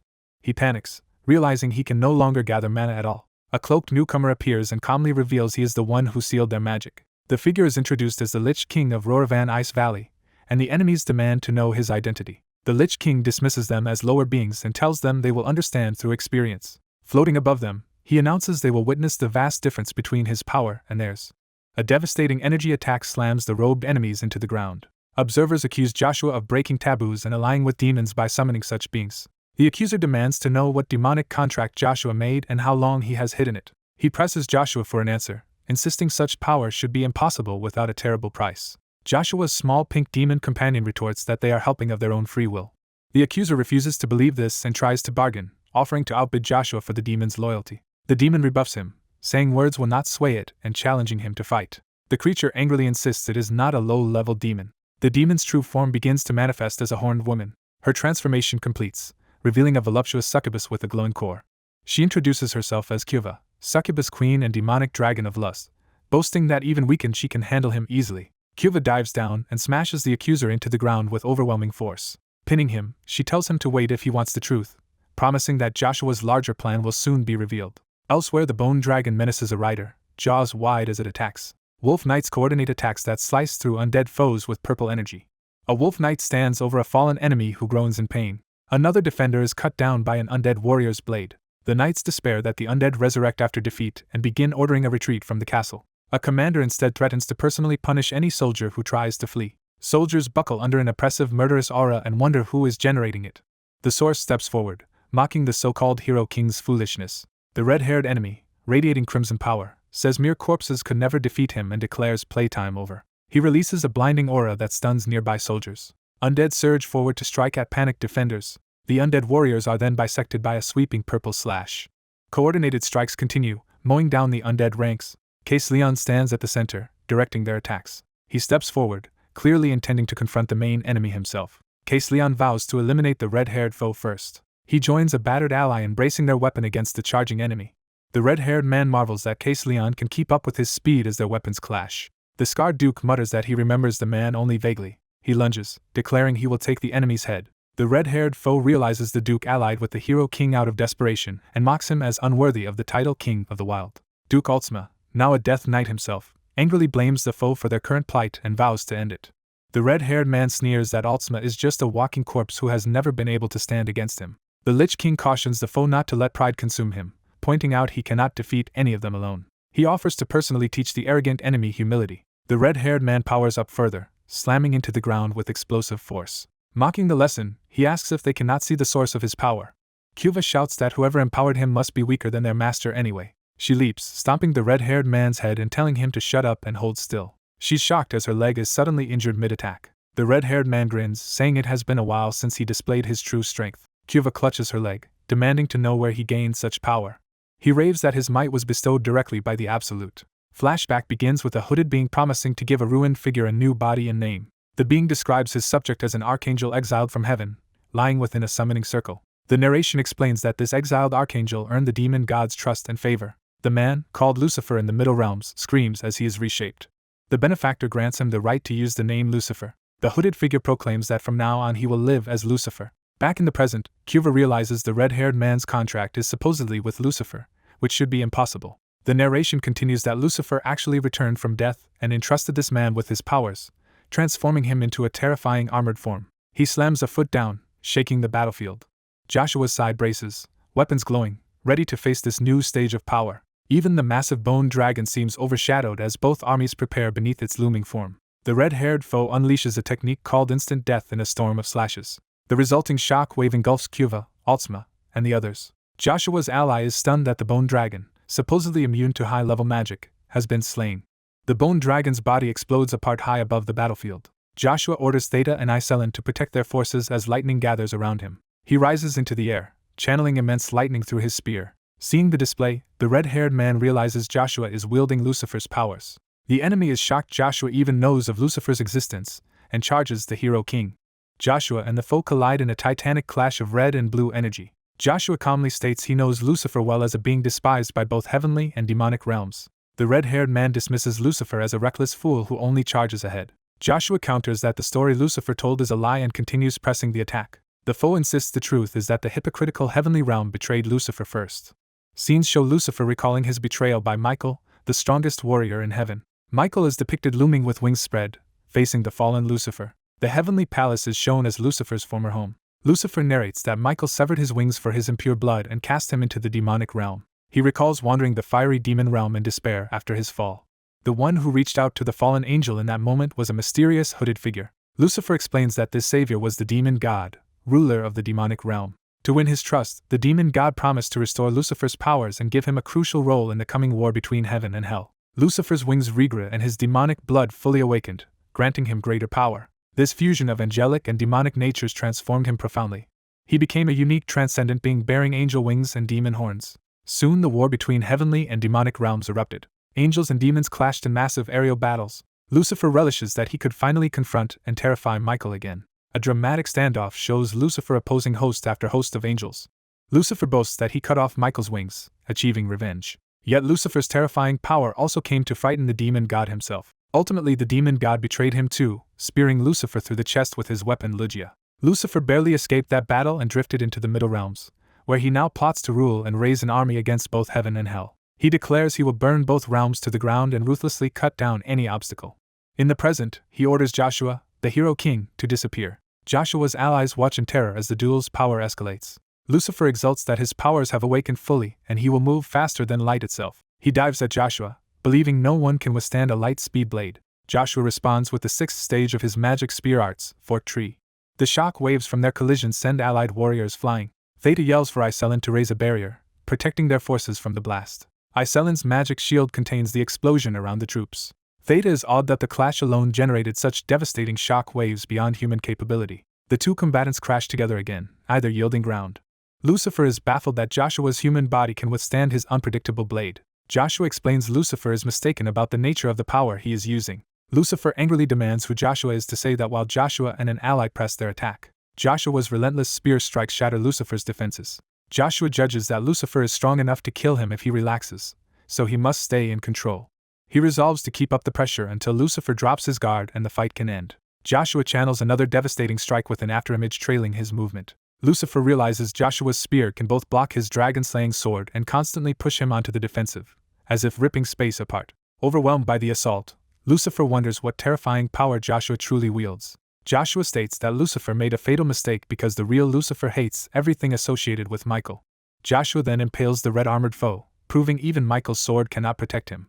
He notes that Lucifer himself favors the spear, the same weapon Joshua wields. Joshua reveals the crucial fact that the enemy's contract is not with Lucifer at all. He clarifies that the patron behind those powers is actually another fallen angel named Azazel. The red-haired man refuses to believe Joshua's story, insisting such mind games will not fool him. Nevertheless, he screams in pain as Joshua's power tears through him. His body begins to rupture under the overwhelming force. Joshua unleashes Magic Spear Arts Stage 7, Creation of Heaven and Earth, a colossal vertical strike. Joshua focuses calmly as he prepares to finish the battle. The blinding spear technique explodes, shocking even Joshua. He again invokes Stage 6 Treachery and dives. The glowing column slams Lucifer down, shattering his defenses. The red-haired man coughs blood as he is violently hurled away. Observers realize in horror that Lucifer has already advanced to the 2nd stage of awakening and is stronger than Joshua anticipated. Joshua repeats the Stage 7 creation strike, determined to end things. Narration explains that contact with Joshua's aura disassembles matter at the atomic level, letting him reconstruct anything at will. If Joshua omits reconstruction, that same power can annihilate any being down to its atoms. Facing such deatomization, Lucifer's survival instinct screams and he becomes willing to do anything to live. That instinct calls out his true name, the one he has been denying. In agony, he finally screams his real name, Azazel, as the destructive force overtakes him.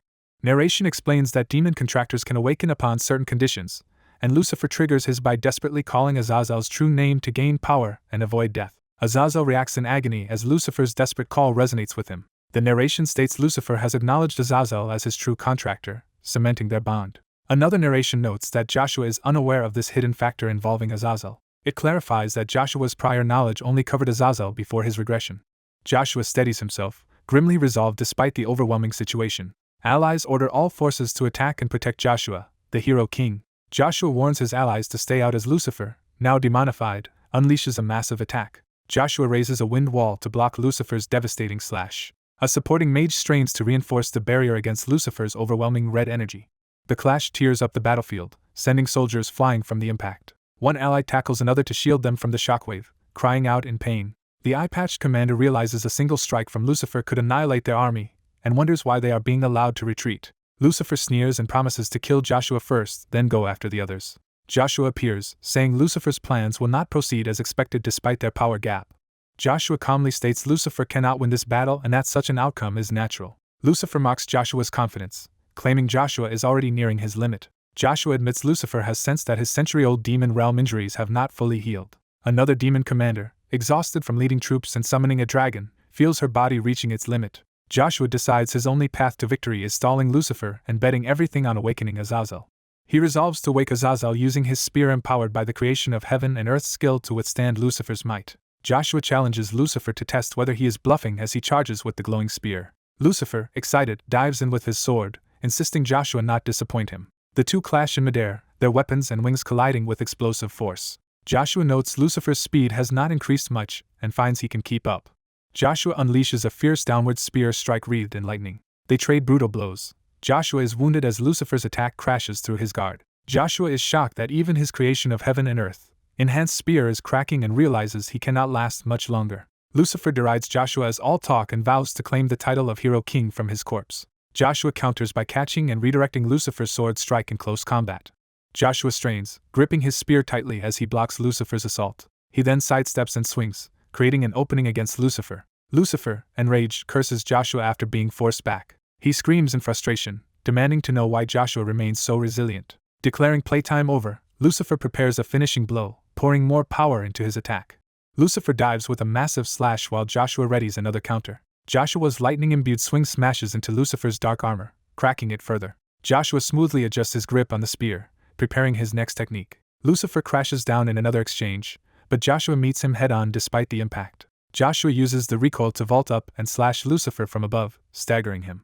Lucifer stomps Joshua into the ground with a brutal kick, commanding him to fall. Joshua is knocked high into the air while Lucifer steadies himself below for the next move. Lucifer laughs maniacally as he unleashes another vast wave of destructive power. Joshua is sent tumbling again, struggling to regain control amid the chaos. He recovers in midair and dives back down toward Lucifer with his spear.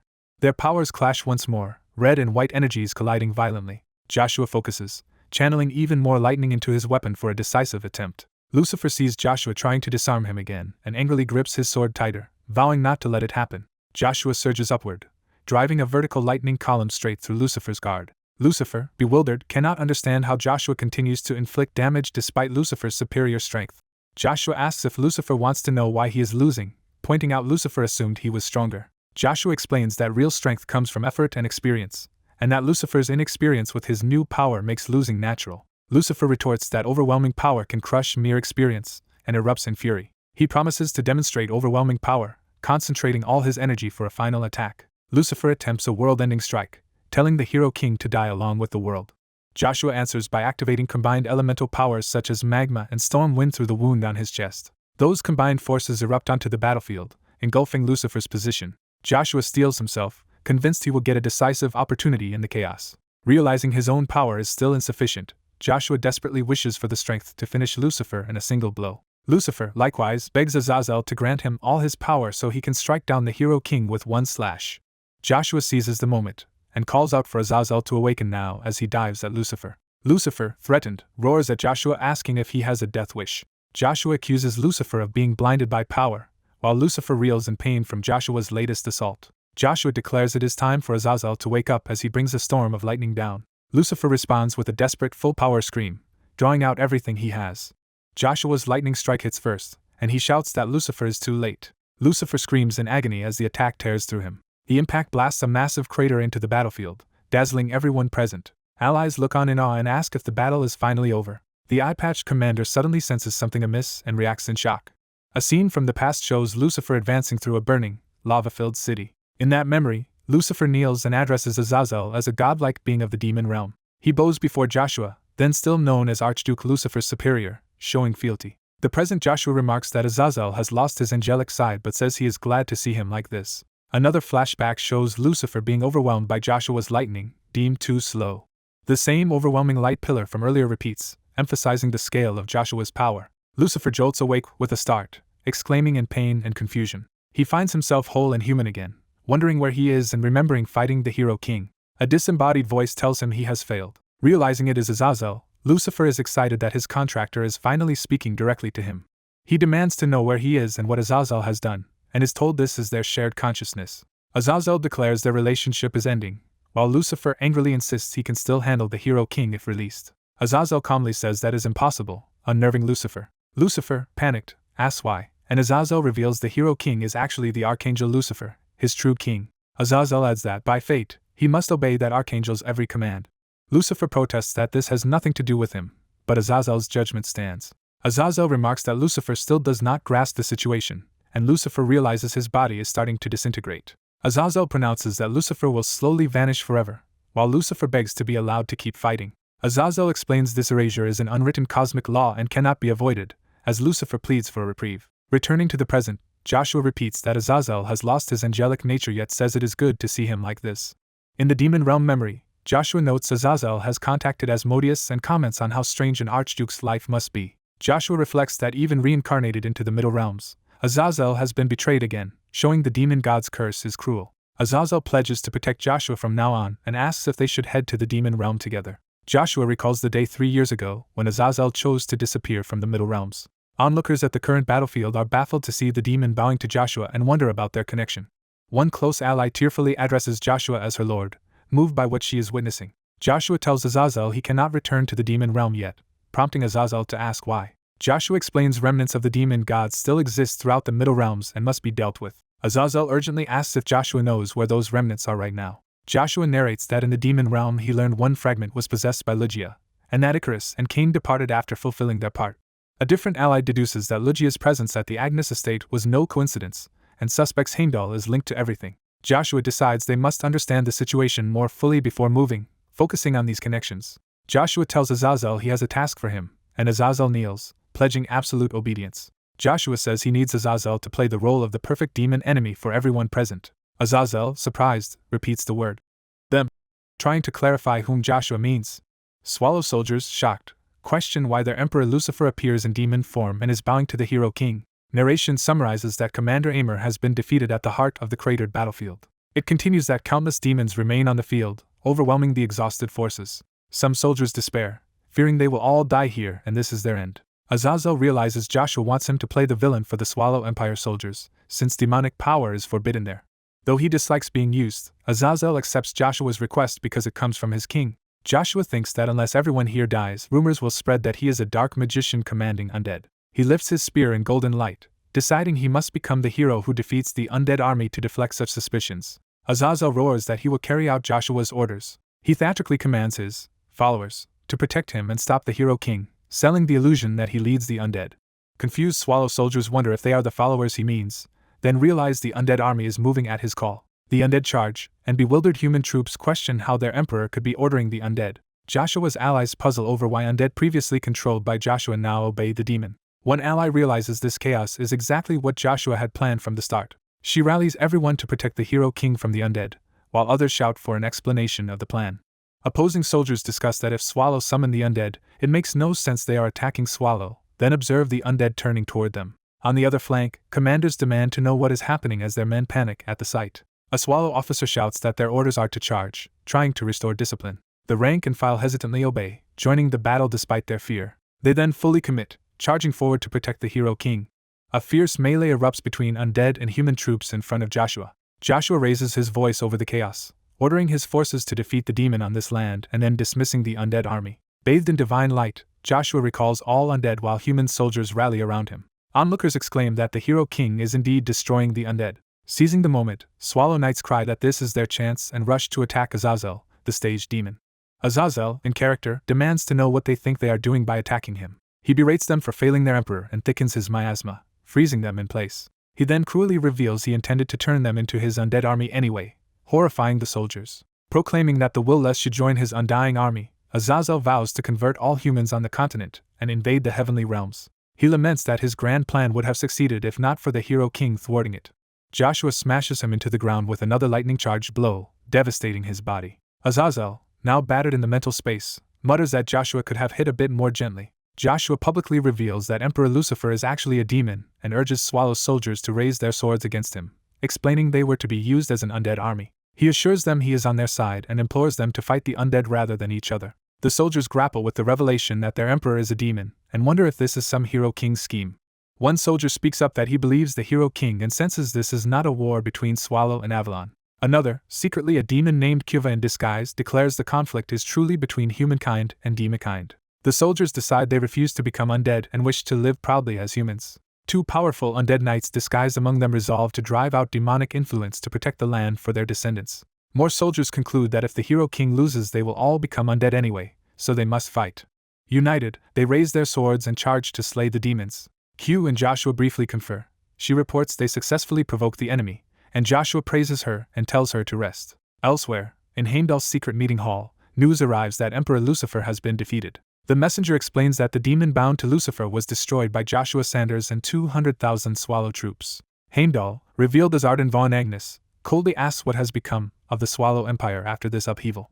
With Lucifer branded an enemy of Swallow and in retreat, the Grace royal family, including third Princess Eurona Belgrace, is poised to quickly reclaim their throne. A mustache man remarks that Joshua has accomplished something major for their cause. A dark, godlike figure orders the kneeling man to inform the other apostles so they can adjust their movements. The man also demands that Emperor Marcus be brought before him immediately. Marcus, chained and tortured in a dungeon, is summoned because the man has matters to discuss with him.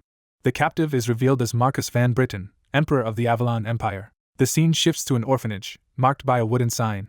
Outside the orphanage, children excitedly crowd around a red-haired man, asking what he will make for them now. The man begins carving a wooden toy with a small knife. Introducing himself as Uravis, he proudly shows the children the finished wooden sword.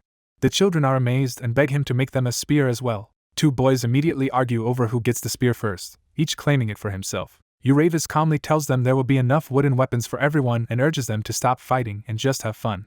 A villager runs up calling Uravis the red-haired guy and says a lady is looking for him. The lady reveals herself as Lily's Aphrodite, leader of the United Forces, reminding him they met at the Master Duels 3 years ago. Uravis, now using a crutch, feigns ignorance and insists she must be mistaking him for someone else. Lily's is shocked when she notices his injured leg. Using his cane, Uravis tells the orphans it is time to return inside. When the children ask who the strange lady was, Uravis dismisses her as someone lost and claims not to know her, while Lily's protests and begs him to listen. Lily's finally blurts out that Lucifer is dead and that Joshua, now called the Hero King, has defeated the Swallow Empire. She explains that this victory has shifted the continent's balance and urges Uravis to join them to end the war. She argues that with his help they can revive his beloved Thran territory, imploring him as King Uravis. The story cuts to a forge, where a heated blade is hammered. The glowing blade is quenched in liquid, steam and sparks flying. The blacksmith presents the completed sword to a green-haired knight and invites him to test it.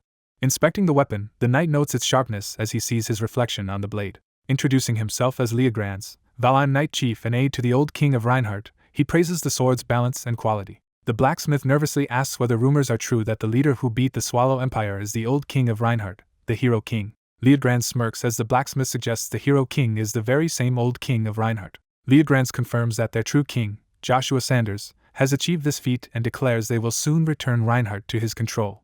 Hubalt Knight Master Viller strides in with guards, scolding Leograns for loitering and implying he should be working. Viller, introduced formally, orders him to get his allies back to work. Leograns replies that he has already completed his assigned tasks, prompting Viller to pointedly ask what tasks those were. Leograns reminds him that they had been put in charge of managing the stables. Viller retorts that such arrangements were under Swallow's occupation, but now that Hubalt rules again, things have changed.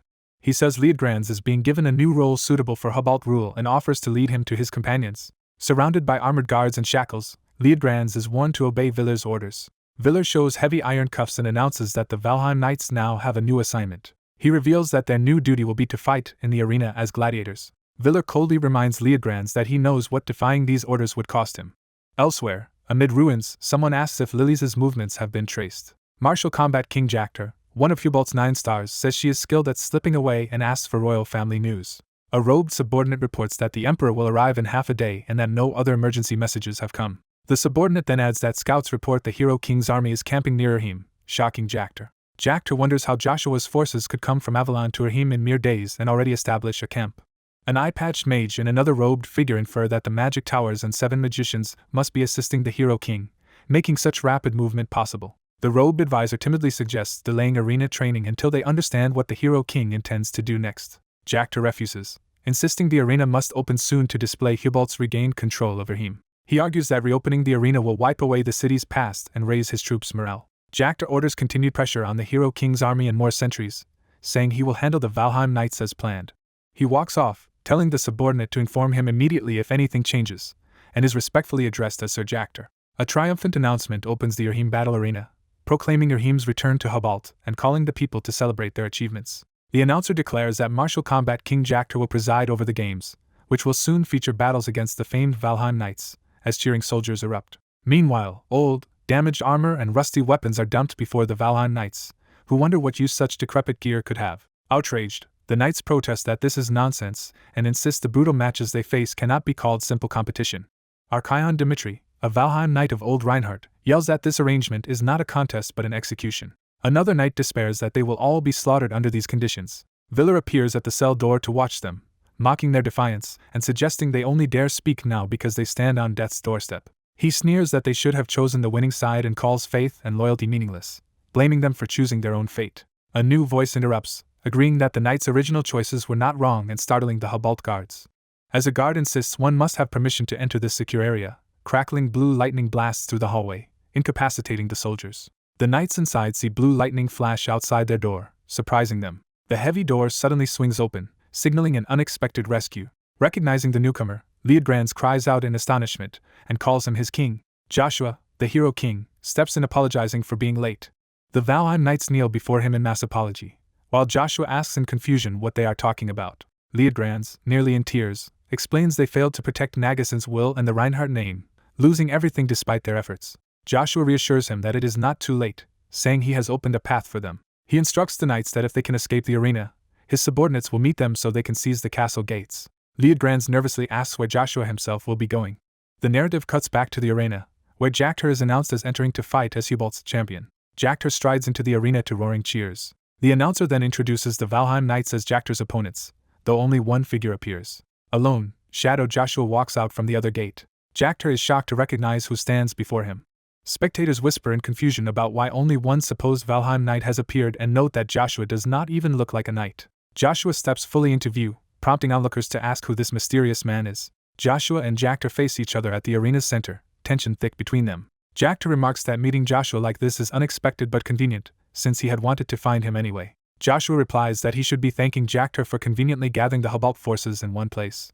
His immense lightning slams into the arena, engulfing the battlefield. Holding a powerful magic spear, Joshua says killing them all at once will be easier and asks if Jakter is prepared to die. He repeats the question calmly, directly challenging the martial combat king. Jakter rushes Joshua with a lightning-charged attack, taunting him for speaking so boldly in enemy territory and calling his solo arrival a grave mistake. Jakter powers a fist with energy and lunges forward. The two collide in an explosive clash of blue lightning at close quarters. Bruised, Jakter reels as Joshua calls him the worst of all criminals among their enemies, which enrages him. Joshua contrasts Jakter's privileged noble birth with Lucifer's misfortune, accusing Jakter of squandering his advantages. Jakter roars back, demanding to know what that has to do with anything as he unleashes another fierce strike. Joshua shouts that life has always been unfair while Jakter surges upward through the lightning storm.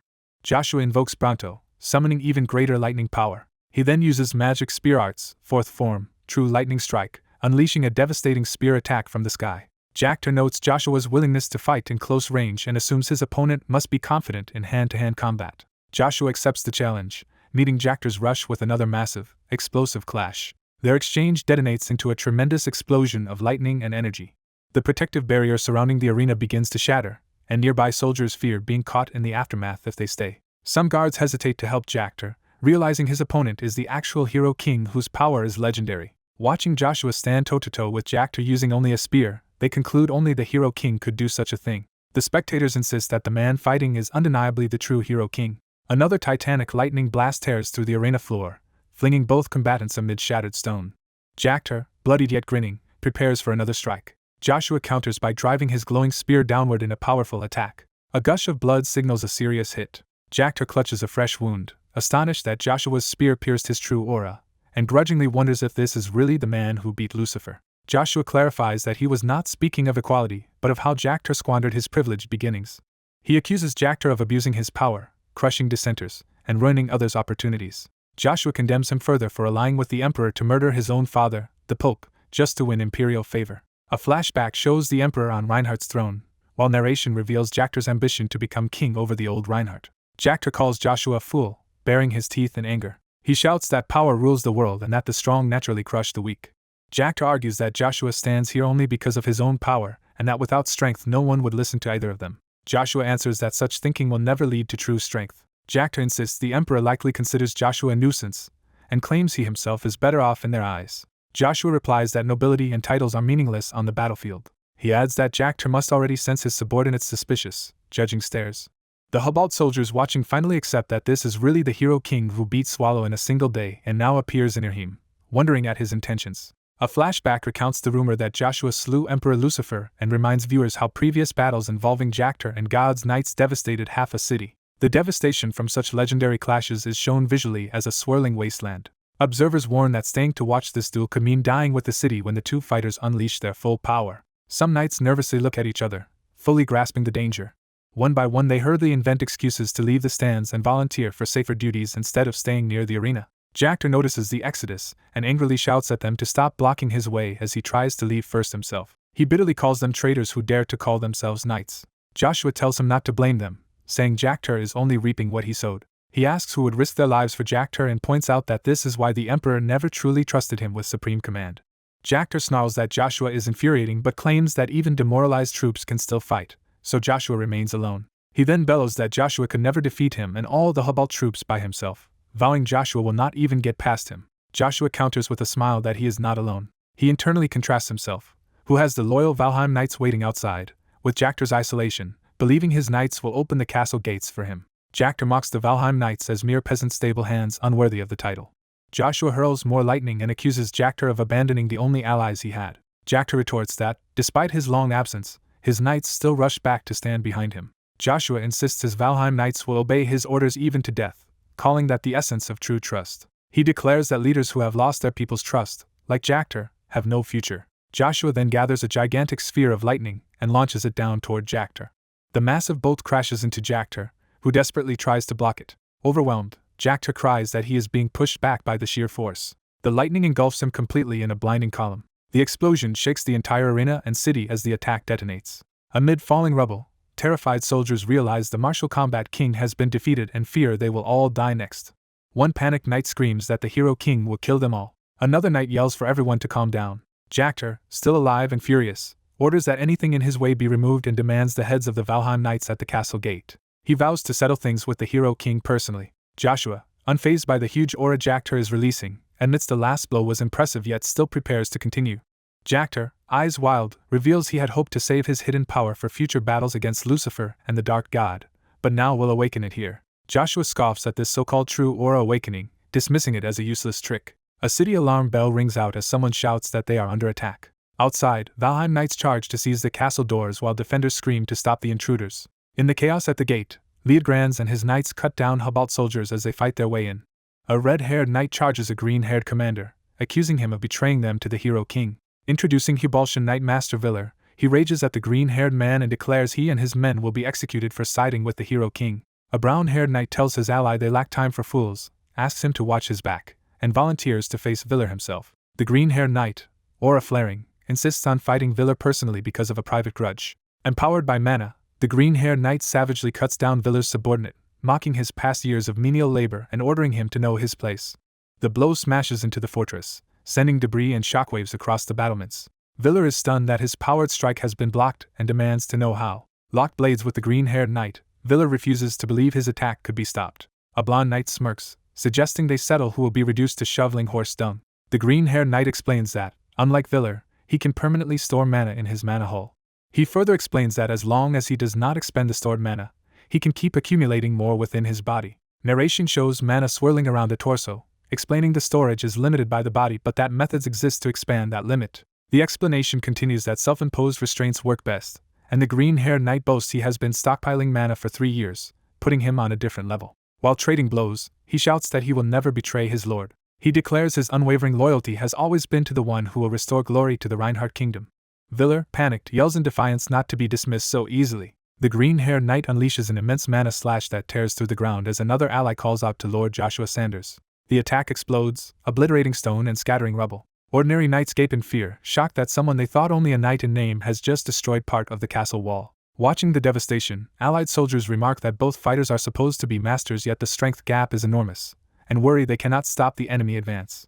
The brown-haired knight relaxes, deciding he no longer needs to intervene. He says Icarus can handle things, prompting surprised calls of Lord Icarus from nearby men. A guard shouts that they are under attack as a warp gate suddenly opens just outside the castle walls.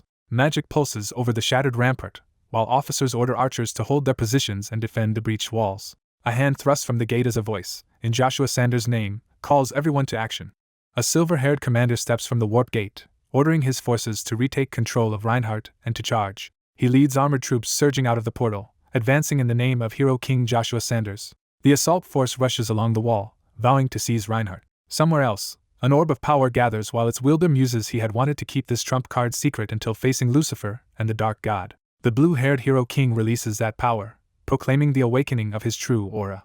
A bearded warrior roars as blue flames erupt around him. The energy races down his arm, transforming it. He is now fully clad in glowing armor, body brimming with power. His gauntlet hand morphs into clawed blade-like fingers.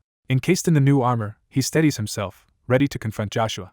Joshua, watching from above, asks if the summoned armor itself is special. The armored man detonates a burst of power, while Joshua warns him not to misunderstand. Startled by something unexpected, Joshua reacts with shock. The opponent clarifies that the summoning is ordinary and that what matters is the rare, otherworldly material composing his armor. He boasts that this unique substance cannot be scratched even by someone of Joshua's skill.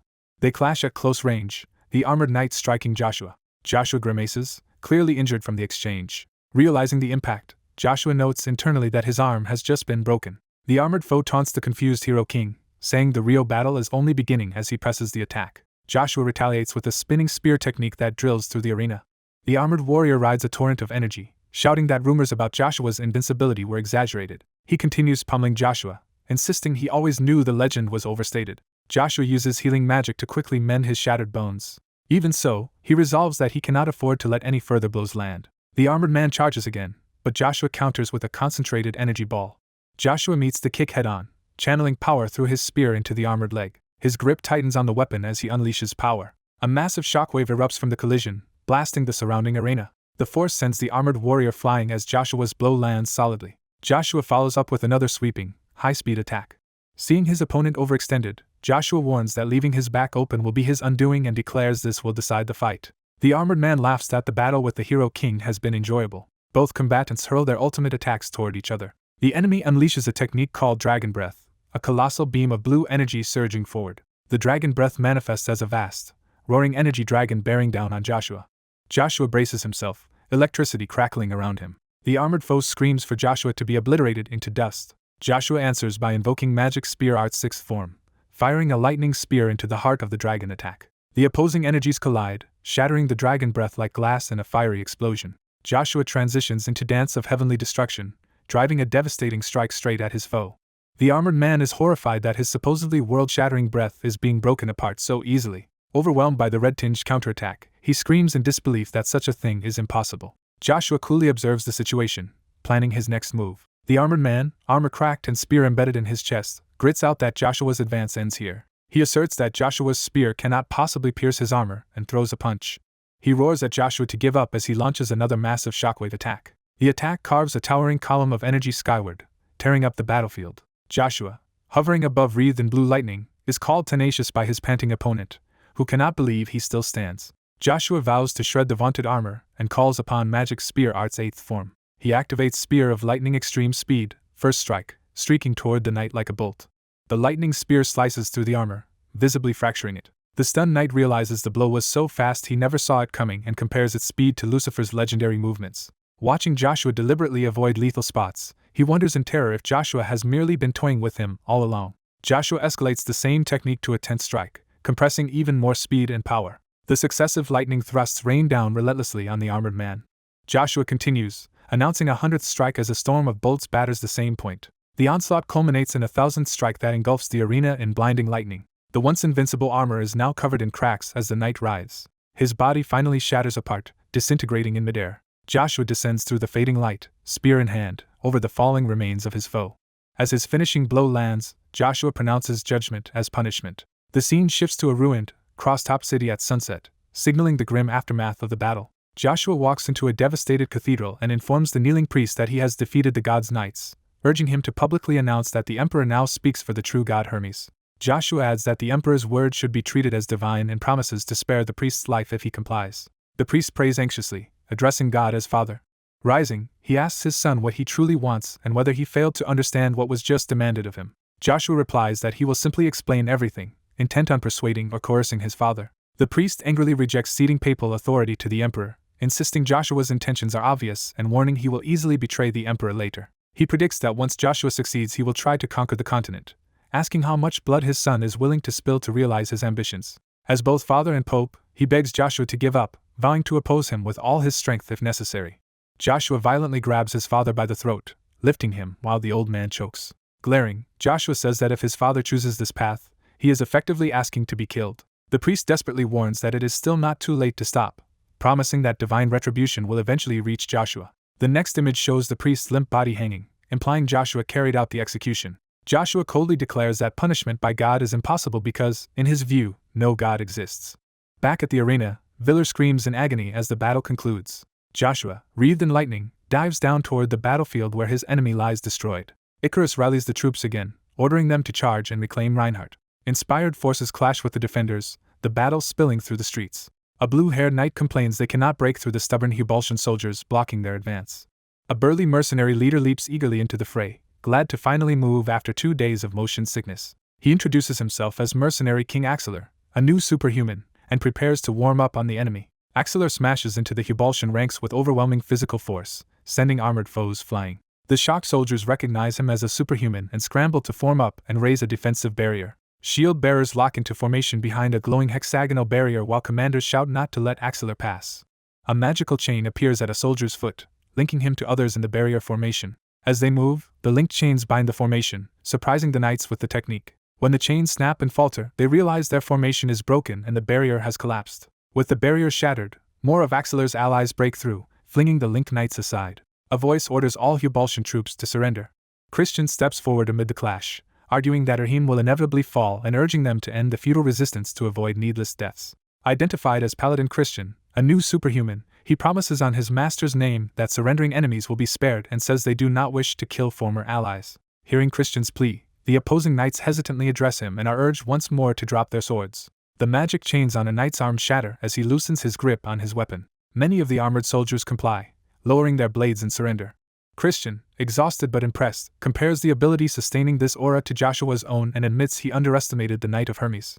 The Tarpeian and Iselin remark that Joshua's power is beyond human understanding and say their strategy now is simply to wait for him. Axelar announces that the castle entrance is secure and orders the gates opened.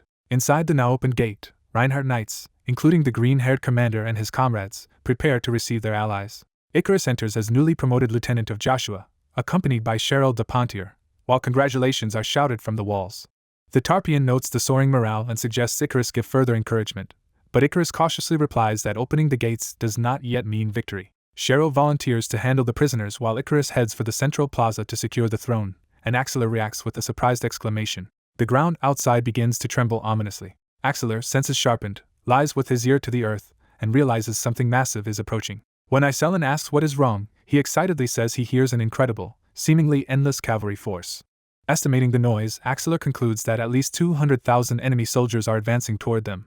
At the gate, the victors gather and heal prisoners even as they sense the new threat looming. A lookout rushes in, shouting to Lord Icarus that the Hubultian army is approaching. A massive, spiked wheel of a siege engine rumbles over the dirt, heralding the arrival of heavy war machines. Hooded clergy march in chains before large sacred crosses, accompanying the army. A full column of chained priests and escorting knights proceeds ahead of the colossal siege tanks. The Hubultian Imperial elite army appears in full view, arrayed before the city with cavalry, infantry, and multiple siege tanks. Their emperor, Carlsberg, gives the cold order to fire. A mounted commander instructs the priests to fill the siege tanks with holy energy and readies the first and second firing teams. The robed clergy invoke Hermes, pouring their glowing holy power into the machines. Streams of golden energy surge from the priests into the siege tanks. A tank's barrel crackles with sanctified lightning as it charges a devastating shot. At the Emperor's repeated command to fire, blazing golden projectiles launch toward the castle. A swordsman leaps up the wall to intercept the incoming holy shell. Someone urges him to recall a previous powerful strike, assuring him he can cut through the attack. He swings with all his might, his sword forming a bright arc that cleaves into the golden blast. The shell is diverted and detonates away from the wall in a massive explosion. One of the siege tanks is engulfed in a catastrophic blast, its top and nearby figures blown apart. Watching the vast enemy numbers, Icarus realizes staying on the defensive will only increase their casualties. He quickly orders Iselin to reinforce the walls while Axelar and the mercenaries move out to directly stop the siege tanks. The mercenary commander eagerly accepts the lieutenant's order and prepares to act while the ice mage rises into the air. The blue-haired mage casts a powerful ice wall spell. The newly raised glacier flanks the city gate as the mercenaries charge out to attack. The enemy army screams as the gate opens and the mercenary forces surge onto the battlefield. Christian grimaces, hurt and frustrated as he watches the battle. Determined not to stay idle, Christian rushes from the walls toward the fighting. A knight on the wall yells after Christian, ordering him to return and not move without command. Christian vows to save his allies, who are forced into a war and will die if their holy power keeps being drained. Holy bombardment rains down, slamming into the mercenary ranks and siege engines. Christian declares he will not let his allies be treated as tools of war, screaming in pain amid the bombardment. A massive holy explosion forms above the army as the bearded commander runs straight toward it. The commander roars that he can break through this much and punches into the holy light. As he clashes with the bombardment, he realizes the enemy aura is overwhelming his own. He desperately continues punching into the blinding blast. Thinking he must deflect the attack or his subordinates will be caught in it, he struggles while being pushed back. Straining against the magic, he shouts to the Tower Master for help instead of just watching. The Tower Master calmly answers that this is why he came, beginning to weave a spell. His magic pillar pierces the sky and then the bombardment, driving a raging beam down toward the battlefield. Soldiers cry that the Tower Master's magic is breaking through the holy bombardment, and order a Hermes barrier raised. Holy and arcane energies collide in a violent explosion of light and debris. The Tower Master analyzes the mixed divine power and aura barrier, noting it will collapse if either priests or aura knights fall. Duke Caro questions why the Tower Master is attacking Erhim, knowing no bombardment will work while he is there. The Emperor orders Duke Caro to lead the vanguard and halt the mercenary advance. Caro's subordinate volunteers to handle the Tower Master, brandishing a glowing sword. Mounted on an Aura Pegasus, the subordinate unleashes true Aura Pegasus and orders a full bombardment to wipe the enemy out. Riding his shining Pegasus, Duke Caro commands the cavalry to follow him in a charge. Master Caro, Duke of the Huvalt Empire, leads the vanguard forward. Armored infantry rush across the field toward the enemy. Watching the enemy charge, the Tower Master decides that at this rate their barrier will soon fall and prepares a spell to blow them away. His wind magic sends enemy soldiers flying, one of them panicking as his body is swept up. The spell rips through the enemy formation, scattering the front lines. The Tower Master confronts Caro, accusing him of abandoning neutrality to seek continental dominance. Caro answers that he will defeat the Tower Master here and win the title of the 9 stars. He hurls a massive sword aura wave at the Tower Master. The Tower Master notes events are unfolding as Icarus predicted and that the Martial King is not reporting them to the Emperor, so no one knows his real purpose. He concludes that the enemy's internal trust is already broken as he counters the Crimson Sword aura from above. Caro realizes the famed Icarus, Heavenly Thunder of Avalon, is involved despite Avalon just being invaded. He angrily accuses Icarus of abandoning his own country to seize Erhim. Despite the sky-shattering clash overhead, the mercenary commander urges his men to keep charging forward. Caro's centaur-like aura form blocks the commander's advance and orders him to stop.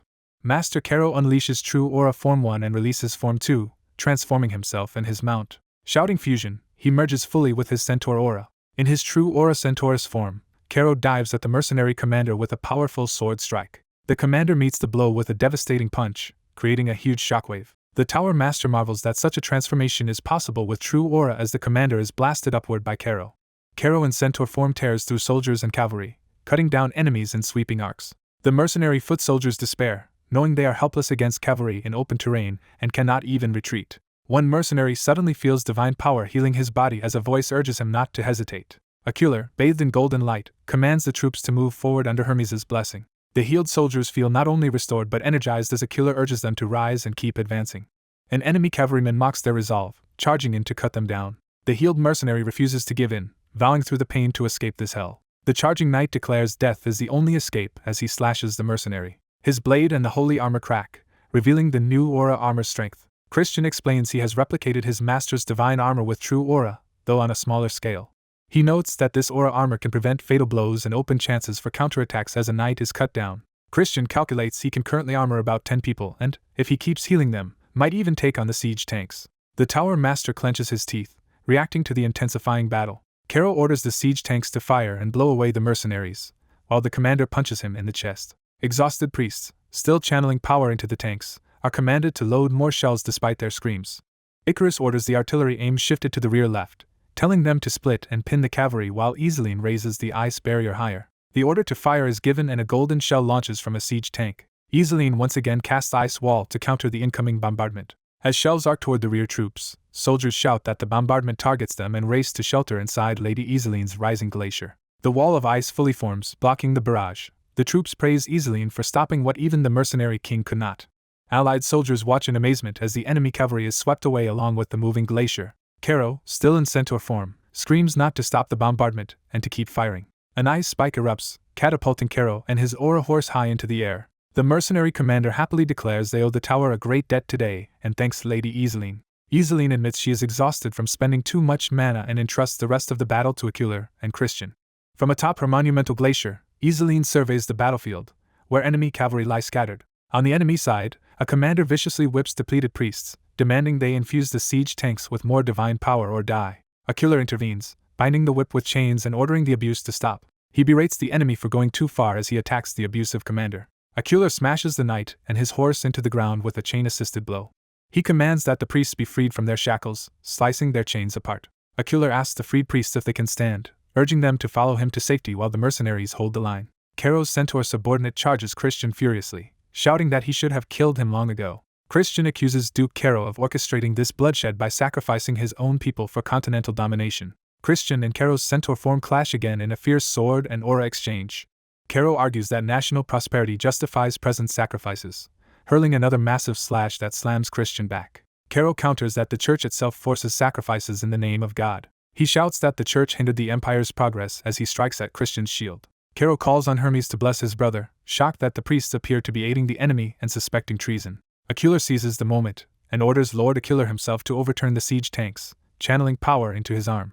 The mercenary commander praises Acular's clever idea while sieging forces react in dismay at divine power being poured into the machines. Acular's empowered strike smashes into a colossal siege tank, sending bodies flying. The toppled tank crashes over, causing soldiers to flee from its path. Furious, Caro spurs his centaur form forward to retaliate. The massive siege engine slams upright into the ground with earth-shaking force.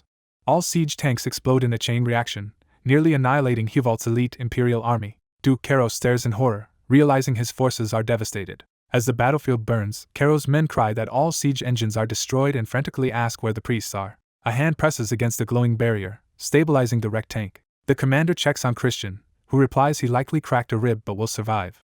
Caro's centaur lieutenant gallops toward them, vowing none of them will leave alive. He attacks, injuring Christian, while the commander reacts with a shout of pain. Acular leaps in, demanding the Duke stop fighting when the battle is clearly decided. The martial emperor, hovering on a winged steed, calls Acular a hypocrite and prepares another attack. He vows to annihilate the tower and everyone who opposed him, brandishing his sword.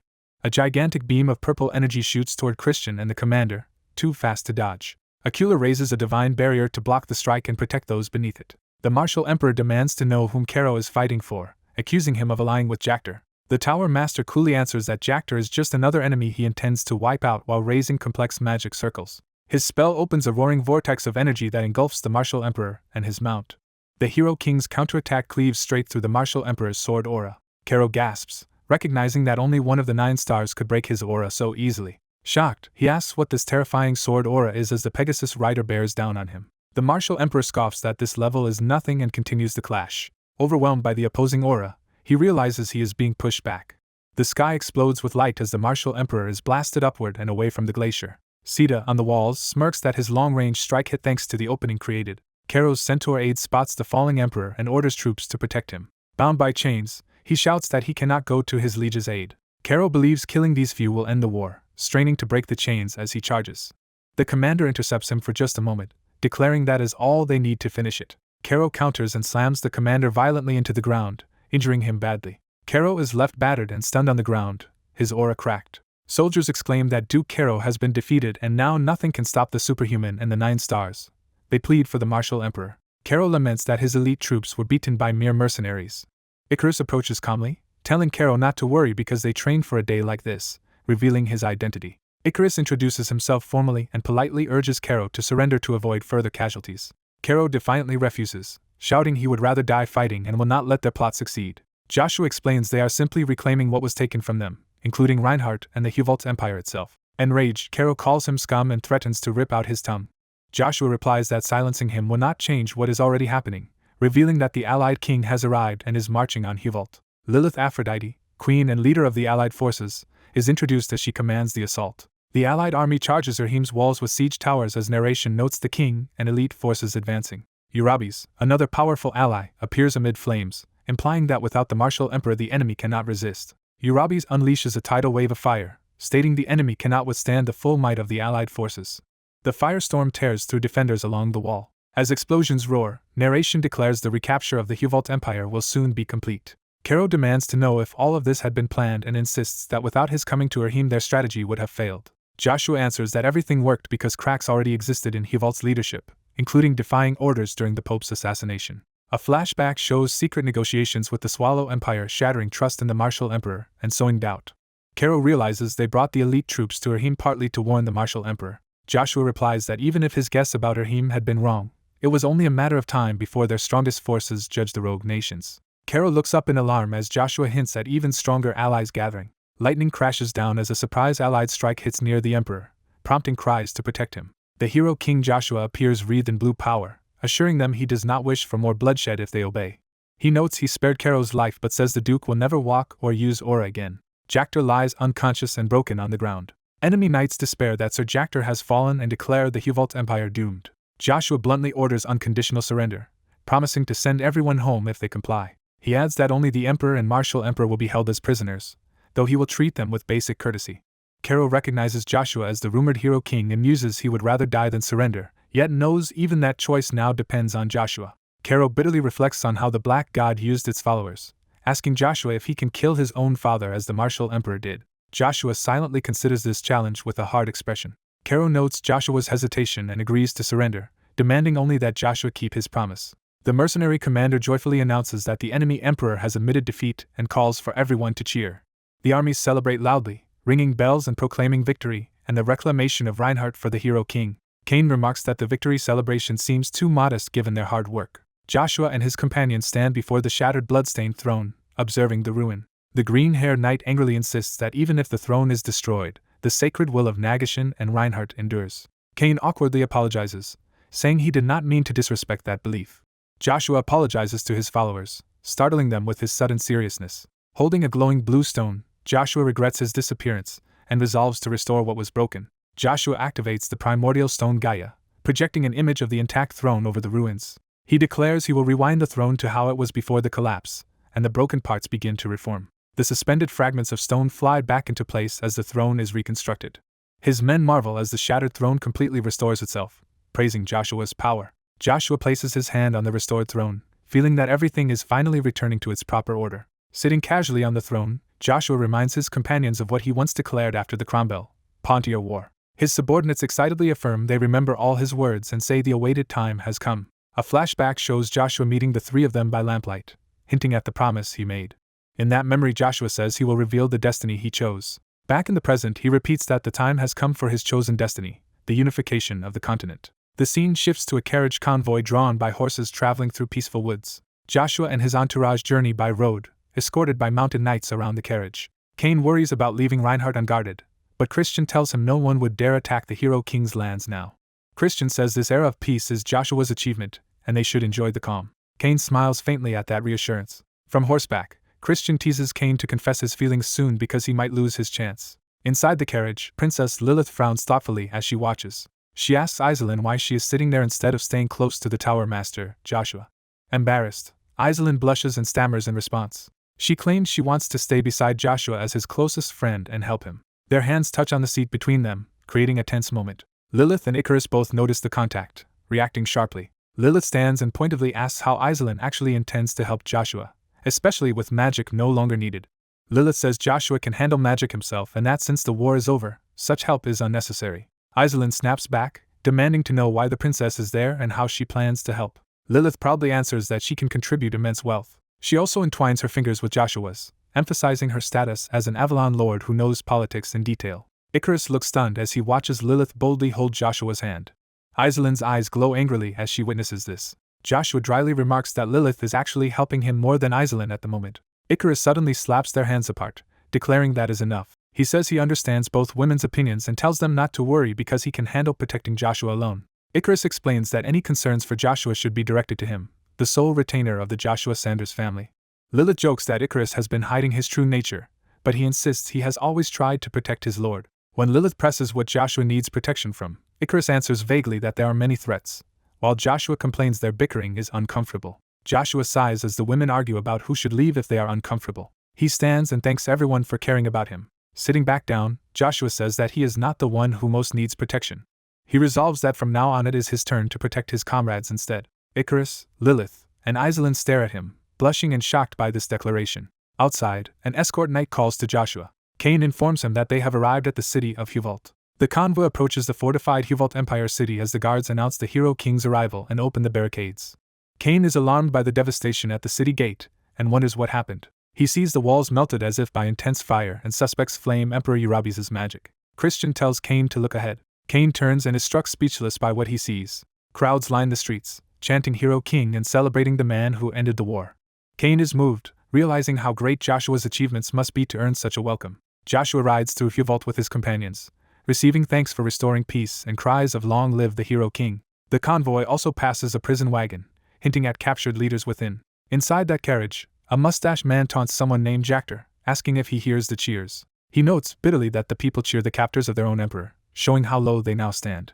Sitting with another prisoner, he laments that everything they did for the country now feels meaningless. He asks the silent Jactor if he does not agree. In the ruined cathedral of Huvalt, Lady Lilith prays solemnly. Joshua's group arrives behind her, taking in the destruction around the sacred hall. Lilith comments sadly on the state of Huvalt's symbol and says the Cathedral of the Throne must be rebuilt.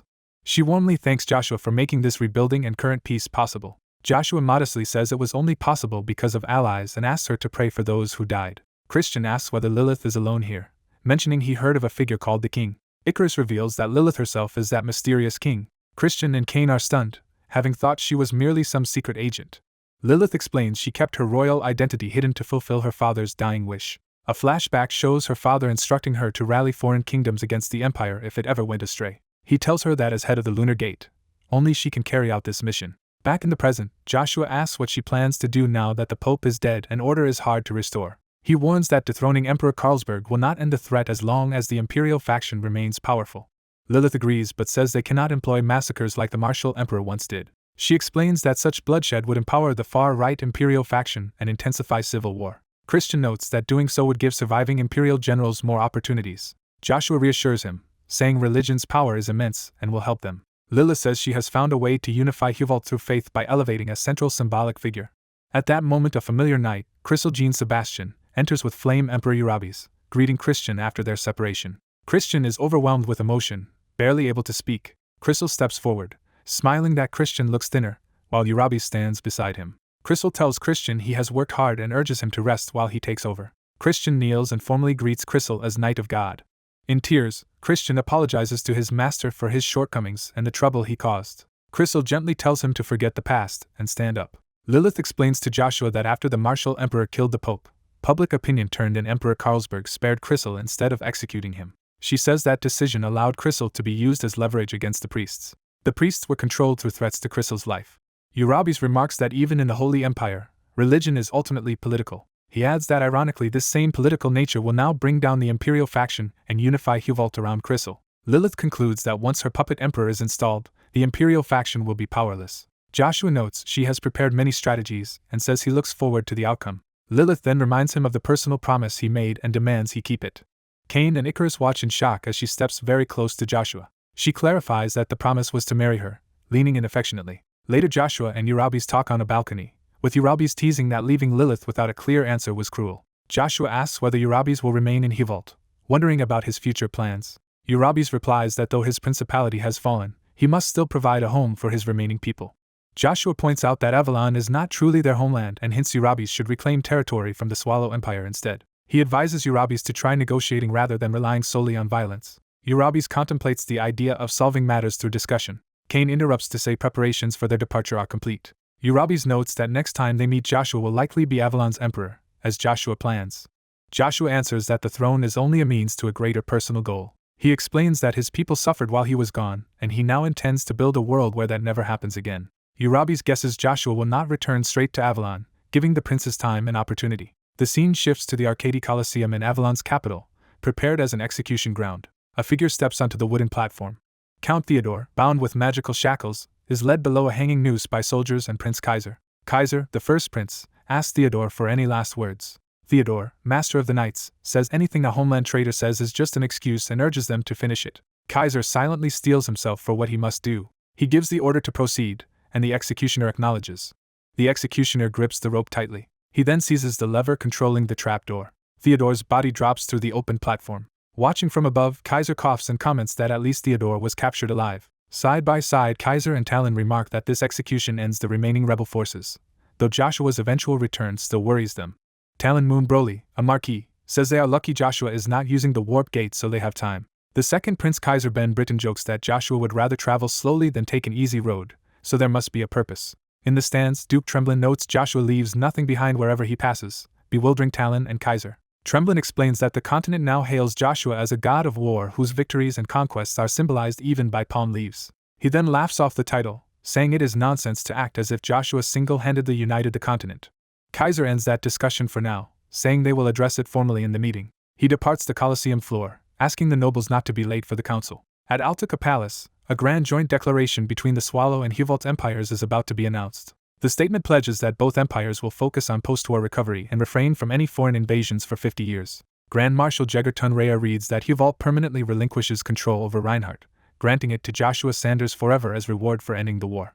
Tremblin listens with interest as the nobles react. Some aristocrats, led by Talon, angrily protest that Reinhardt belongs to Avalon and accuse the decision-makers of ignoring the Imperial family. Talon insists they must prepare drastic measures because Joshua might harbor other ambitions, reminding everyone of his Carini royal blood. Kaiser, now on the throne, angrily silences the outburst. He argues that given Joshua's deeds, gifting Reinhardt is justified and that without Joshua they would already be conquered. He warns that casting Joshua out from envy would provoke rebellion and lengthen the people's suffering. Jagger suggests that if they care so much about public opinion, they should reward Joshua even more than Reinhardt. He proposes elevating Joshua at least to Marquis, preferably to Duke. Talon panics, saying making Joshua a Duke is excessive and like giving wings to a tiger. The second prince muses that this proposal actually sounds reasonable and would satisfy the populace. He concludes that Joshua Sanders is the best possible candidate for the ducal title. Talon flatters Kaiser's insight, realizing the idea also keeps Joshua's focus away from court politics. Kaiser privately thinks they should burden Joshua with endless tasks far from Avalon, just as their father once did with Duke Agnes. The meeting decides to implement the plan swiftly. The princes then turn to the assembly and announce that today's gathering concerns the empire's most important position, the throne itself. The second prince reveals that after consulting his brother Kaiser they have reached a succession decision. He declares that Kaiser will rule from the throne for 10 years to stabilize the realm. Afterwards, he himself intends to assume the throne in Kaiser's place. Tremblin and others murmur that such time-limited agreements over the throne are risky and rarely end well. As the murmurs grow, someone strides forward declaring the arrangement ridiculous, provoking cries of insolence from the nobles. The green-haired noble stares in terror, stammering at the sight before him. Joshua strides into the hall as someone shouts his name. Joshua tells the gathered nobles that the imperial throne is not something to decide as casually as a school election. He accuses them of being concerned only with their own interests. Facing the two princes on the thrones, Joshua questions whether this unstable succession is any different from the current rotten rule. The second prince nervously welcomes Joshua back, saying they would have prepared a ceremony if he had used the warp gate. Joshua replies that arriving like this makes his presence known better. One prince insists the whole continent knows of Joshua's merits, while Joshua criticizes them for rushing to divide the throne as soon as the crisis ended. Joshua calls out the princes for shallow flattery and trying to secure positions without real worth. The first prince claims it is all a misunderstanding and says everyone is grateful to Joshua for saving the nation.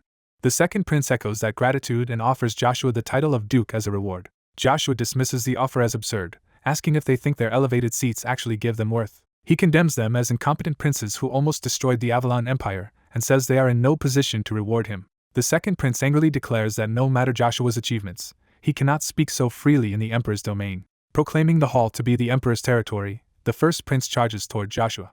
A noble demands the imperial knights restrain Joshua and accuses him of threatening the second prince. Joshua unleashes a crushing aura over the chamber, vowing to make his intentions clear as everyone collapses in pain. Surrounded by red energy, Joshua declares that the only thing he wants is the position of emperor of the Avalon Empire. He repeats to the groaning nobles that his sole desire is to become Avalon's emperor. The green-haired Marquis panics and orders everyone to stop Joshua and protect the prince. Duke Tremblin steps forward with sword drawn, offering to help stop the supposed traitor. Identifying himself, Jeschart Khan Tremblin prepares to act. Joshua watches calmly, assessing the Duke's move. The green-haired Marquis is shocked by whatever Tremblin has just declared. Tremblin kneels and formally pledges his sword to Joshua, the fifth prince. The two princes react with alarm to the Duke's unexpected allegiance. Joshua comments that the Duke's choice is surprising. Tremblin says he chose his side only after long deliberation.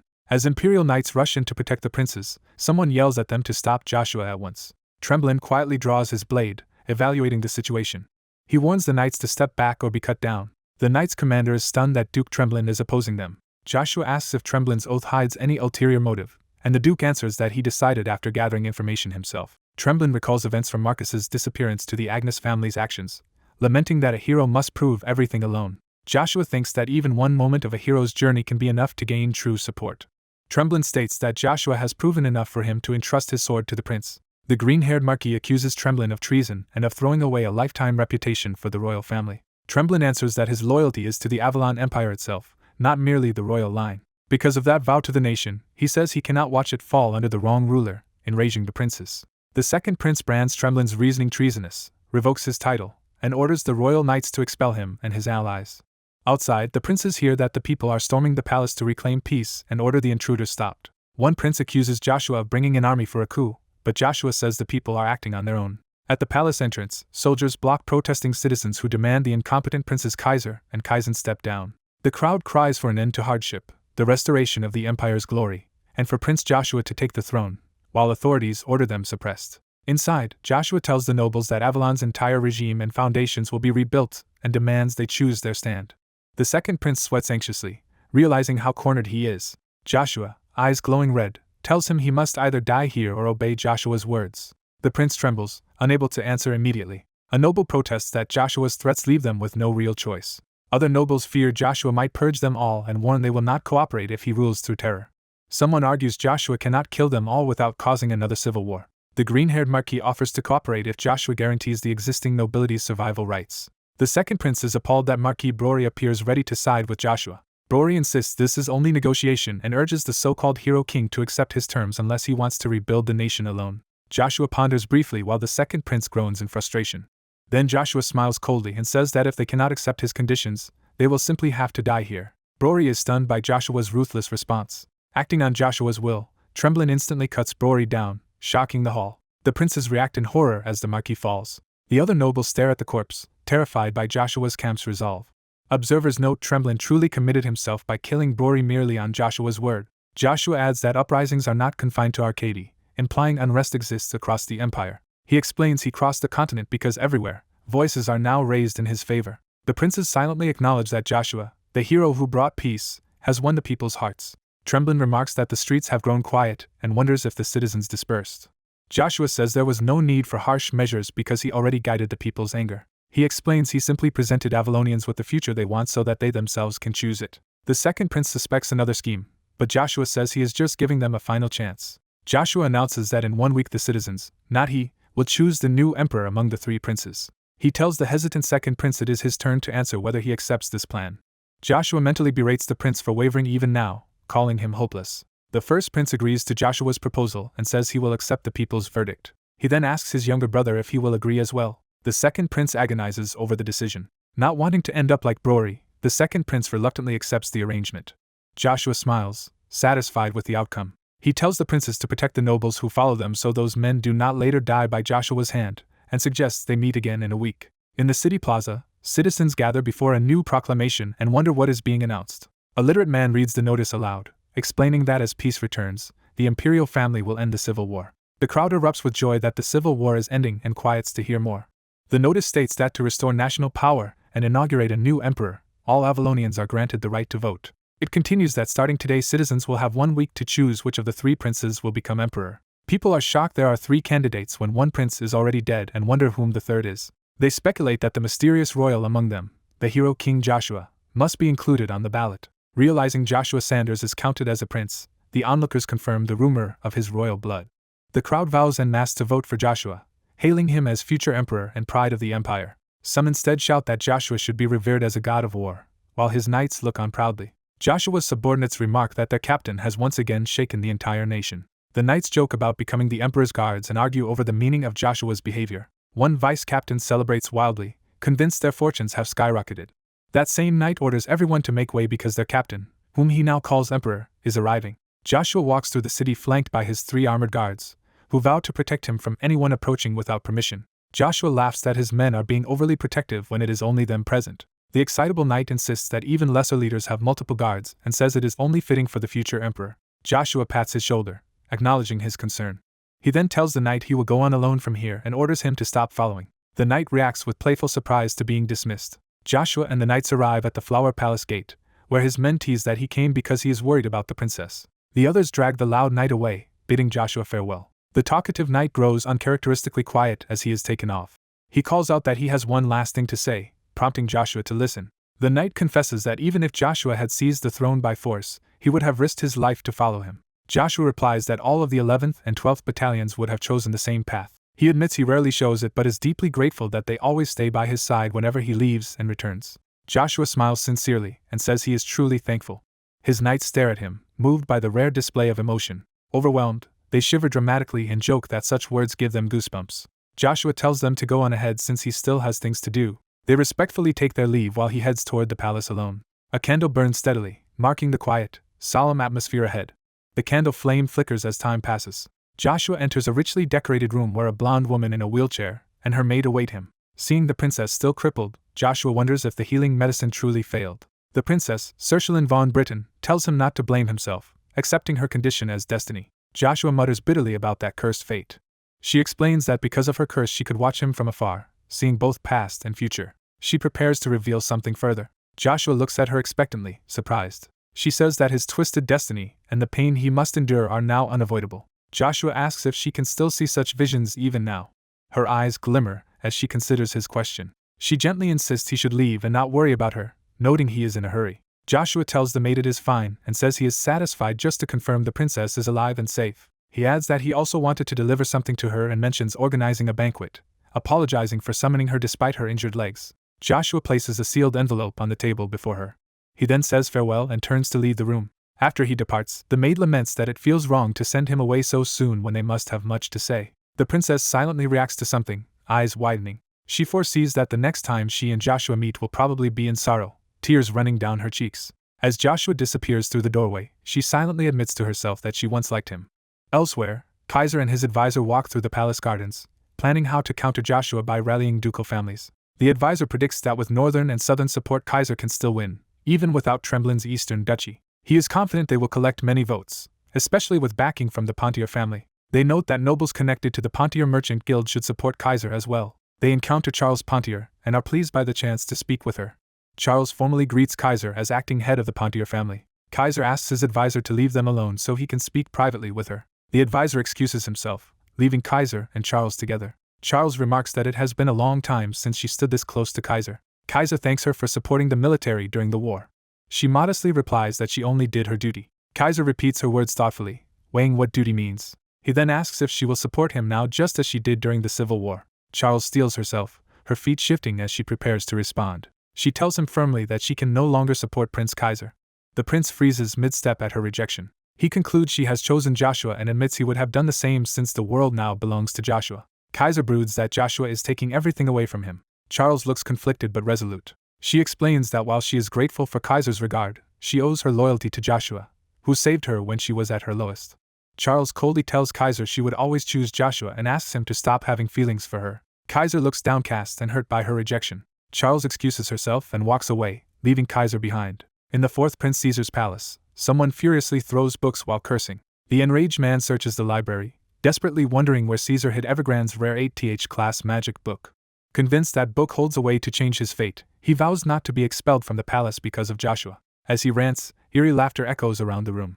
A sinister voice mocks his pathetic state, prompting him to demand the speaker reveal themselves. Before he can react, a force grabs him from the floor. The unseen presence hurls him violently, berating him for daring to raise his voice. Crushed by overwhelming killing intent that still feels strangely familiar, he lies on the ground in terror. A demonic red crystal appears, its voice scolding him for squandering everything since they last spoke. The entity rages that the nation it painstakingly built has been ruined. The prince gasps in horrified recognition. Revealed as Emperor Marcus von Britain, the possessed body orders the gathering of all nobles to announce his return. Elsewhere, a hand opens an ornate wooden box. Inside lies a blue crystal orb. Duke Aiden von Agnes solemnly lifts the orb. A mysterious voice asks if Aiden hesitates, promising he will soon gain everything he desires. Standing before a blood-red spear in a ruined sanctuary, Aiden is asked if he will give up after coming this far. The spear taunts him, asking where his former desperation has gone. Aiden mutters about desperation, weighing the offer. A herald later announces Duke Aiden von Agnes's entrance. Aiden arrives before the emperor, hailed as the hero and star of the Avalon Empire. Kneeling, Aiden reports that under the sun of Avalon he has completed Emperor Marcus's orders. Marcus thanks him for expanding Avalon's fame but notes, threats to the Empire still remain. Marcus says he again wants Aiden to act for the Empire, startling him. From the throne, Marcus admits he dislikes imposing but says Aiden is the only man he can rely on. Aiden agrees to obey the son of Avalon's command. Pleased, Marcus smiles darkly and prepares to assign the next task. Time shifts to the Avalon Empire's Arcady port, where ships crowd a bustling harbor. At the docks, Aiden's subordinates grumble that another deployment clearly aims to keep their lord away from Avalon. One knight laments having his hands tied and suspects their enemies already know their plan. Aiden curtly tells him he is being too loud, and the knight apologizes. Aiden orders him back to the Duke's estate to keep Vanessa from seizing control. The knight worries about rumors of demons in the deployment area and fears sending the Duke alone. Duke Pontier rushes up, demanding to know how long Aiden will endure such humiliation and urging him to stop bowing to the Emperor. Pontier warns that at this rate even the Agnes house will be swallowed by the Emperor. Aiden, pressed for time, puts off the argument and heads for his ship as Pontier complains he might not see him again for years. Pontier shouts that mere patience will not fix a situation where his investment in House Agnes has only brought losses. Aiden promises to fully repay the investment and asks for more time, saying today is not right for negotiations. Pontier falls silent, taking in Aiden's serious expression. He clarifies he is not chasing money but fears what more the Emperor might do, saying he must grow stronger to protect what is his. Pontier explains he is raising funds to build a better world for his daughter Charles, then questions what Aiden himself truly wants. He says Aiden only looks like a man willingly throwing himself into the flames. Aiden evasively replies with something similar, and walks up the ship's gangway. Later, in Duke Agnes's deployment area, a narrow stone doorway stands hidden in the cliffs. Soldiers there scream that a monster is emerging and shout to hold their formation. Werewolf-like creatures swarm the unit, and Aiden orders his men not to scatter. Aiden personally cleaves through an enemy with a powerful sword strike. He steels himself, eyes sharp with battle focus. He channels mana into the blue orb, activating powerful magic. A devastating storm of light and blades tears through the monsters and cultists, sending them flying. His boot slams down, cracking the stone floor as he finishes the spell. A massive shockwave carves a deep path through the enemy ranks. Aiden confronts a robed leader, demanding to know if he is the one who summoned the monsters. The fanatic boasts that all of them gathered in answer to Amon's call. Aiden and the cult leader clash in a spectacular collision of red and blue energy. After the battle, dead monsters and bodies lie around, with one man miraculously still alive. Aiden looks at the sole survivor with a troubled, thoughtful expression. Slumped against a pillar with his bloody sword, Aiden watches the dying fanatic clutching the blue orb and laughing weakly. The fanatic congratulates Aiden as fate's chosen sole survivor and says Amon will guide him. Aiden admits he cannot understand the fanatic's ramblings. The dying man says he envies Aiden and wishes he could see what lies at the end, resting his hand on the orb. After he dies, the orb rolls away across the ruined hall.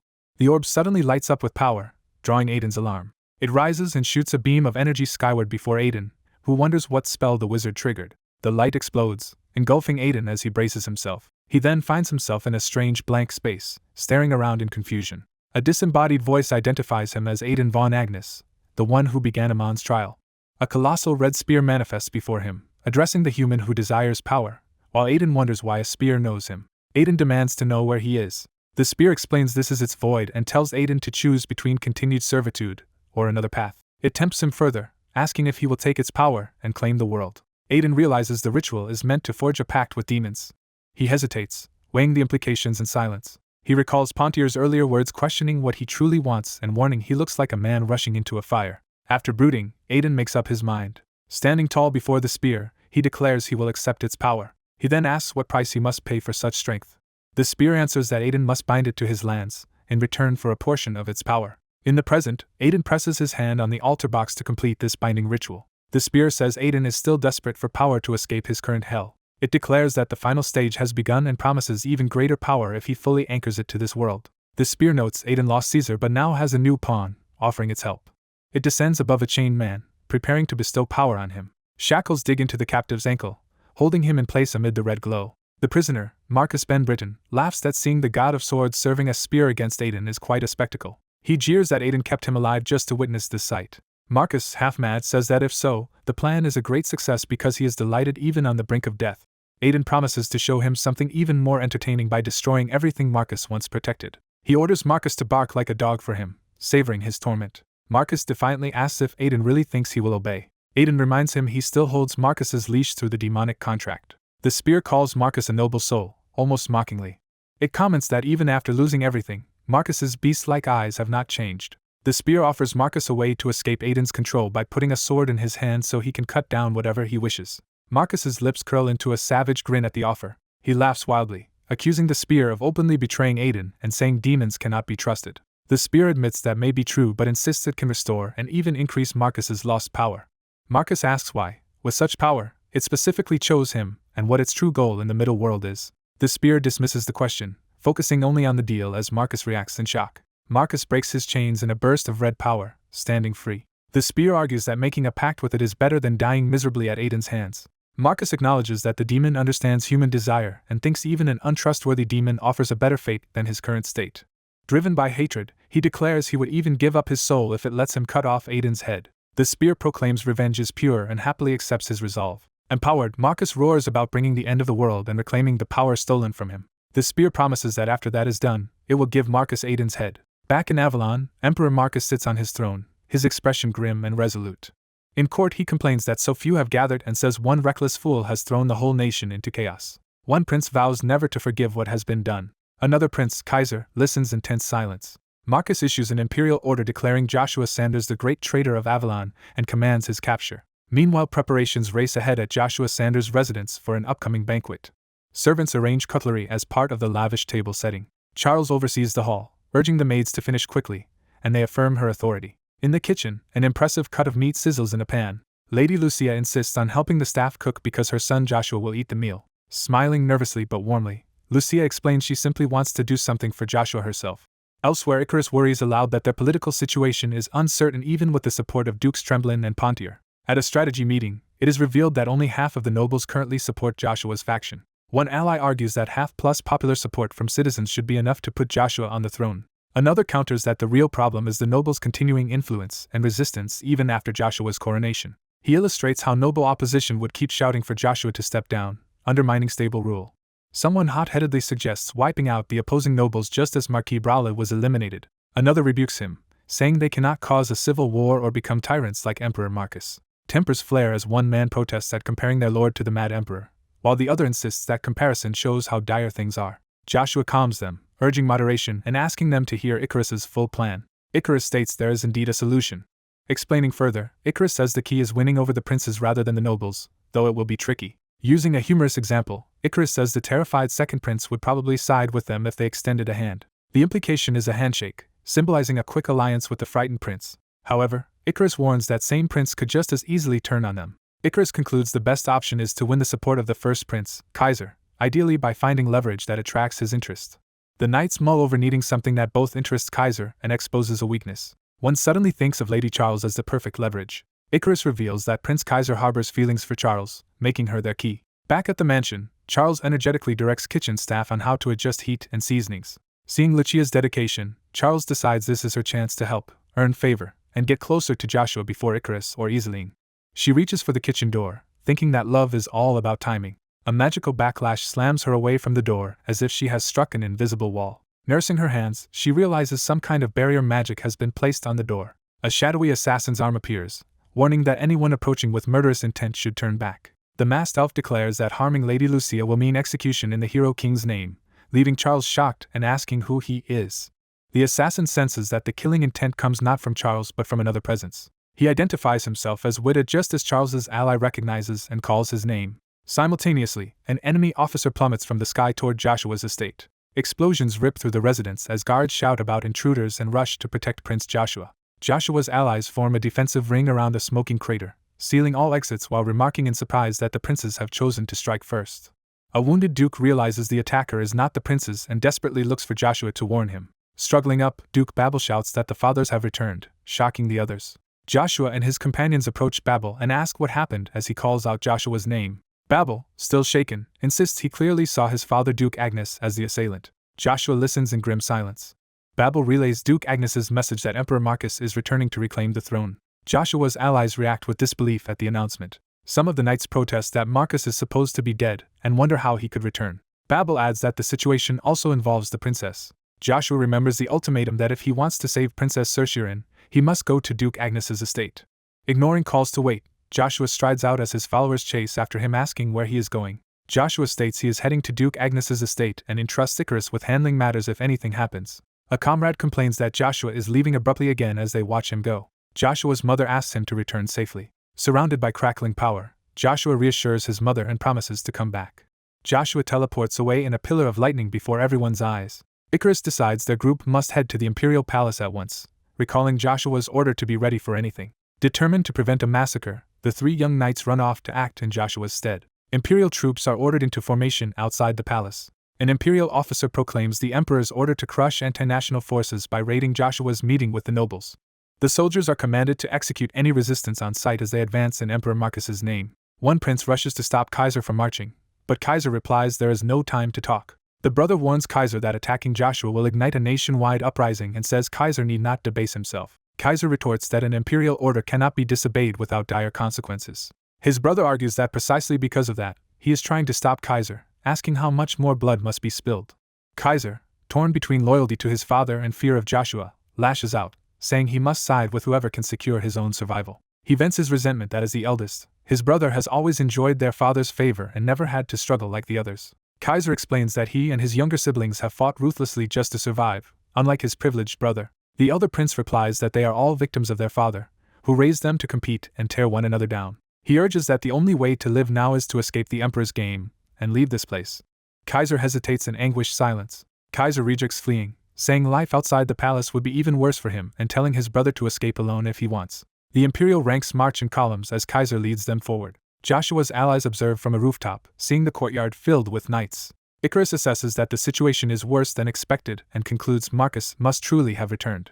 Their long-haired companion says they will not know the truth until they see it themselves and wonders if the princes are colluding. Icarus reasons that Kaiser's nature makes such collusion unlikely and suggests returning to Joshua's mansion to prepare defenses and evacuate its people. Before they can move, a massive golden energy blade appears, cutting toward the mansion. The golden attack detonates, blasting apart buildings. An enemy captain orders his men to capture the intruders amid the smoke of the explosion. The three knights survive under a protective barrier and brace themselves as debris rains down, questioning if they stayed too long in one spot. One decides to hold off the pursuers while urging Icarus and the other to escape, as soldiers charge shouting to capture them. The troops spread out to prevent any escape, but the defending knight draws a glowing blade to confront them. Smirking, he declares he will not let them pass and charges with his blue-flamed weapon. He smashes through a knight's shield with a powerful strike. Outside, other allies are blasted back by blue energy amidst the broader clash. A golden aura warrior appears, shouting for the fighting to stop. He unleashes a gigantic golden slash toward Icarus and Christian as they run. Christian leaps back and slashes to intercept the incoming attack. His sword meets the golden wave in a blinding explosion that engulfs him. Icarus turns in alarm toward the blast. Christian, battered but resolute, raises his sword again. He desperately holds back the overwhelming golden torrent racing past him. Christian is struck again as the golden warrior presses the assault. Another towering golden arc crashes down while Christian deflects as best he can.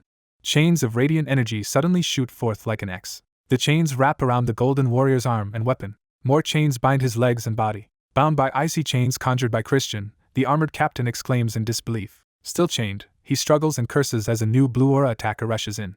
The captain gathers his own fiery aura, invoking a powerful technique against his foe. The blue-haired knight orders his comrades not to kill, only to subdue the enemy, and launches an attack. His blue wave slams into the captain's golden barrier in a massive collision. The barrier begins to crack under the assault. The immense blue force starts pulling the captain in, who panics at being dragged.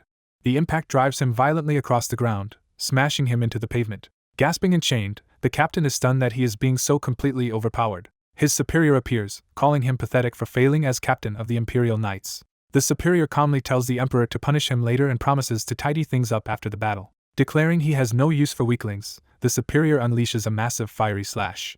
Joshua's allies invoke divine protection to shield Christian from the inferno sweeping toward them. One of Joshua's knights sees Marcus's opening and prepares to strike him down in a single decisive blow. Blue power clashes with Marcus's roaring flames in a titanic beam struggle. The resulting explosion engulfs the palace grounds in a pillar of fire. In the aftermath, Icarus wakes up coughing amid smoke and debris. She checks on Christian, who insists he is fine and asks after her condition. Realizing Christian has taken a devastating hit, she panics and calls out to him. Filled with grief and anger, Icarus demands to know why vermin like their enemies are so hard to eradicate. Marcus lectures that rats multiply endlessly and spread disease, claiming the only solution is exterminating them completely. One of Joshua's allies lies battered on the ground, barely conscious.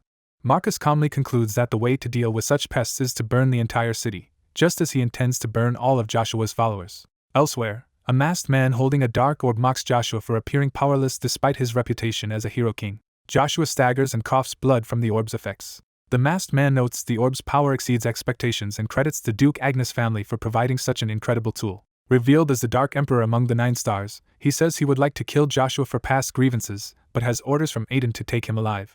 He remarks that for now he will restrain himself, while his cloaked subordinates ready blades beside the weakened Joshua. The Dark Emperor decides he will at least take one of Joshua's limbs as payment. Before his agents can act, a newcomer cleaves one of them in half with a sudden strike. The surviving assassin screams and counterattacks the newcomer. The newcomer, a determined young man with a staff, turns fiercely toward them.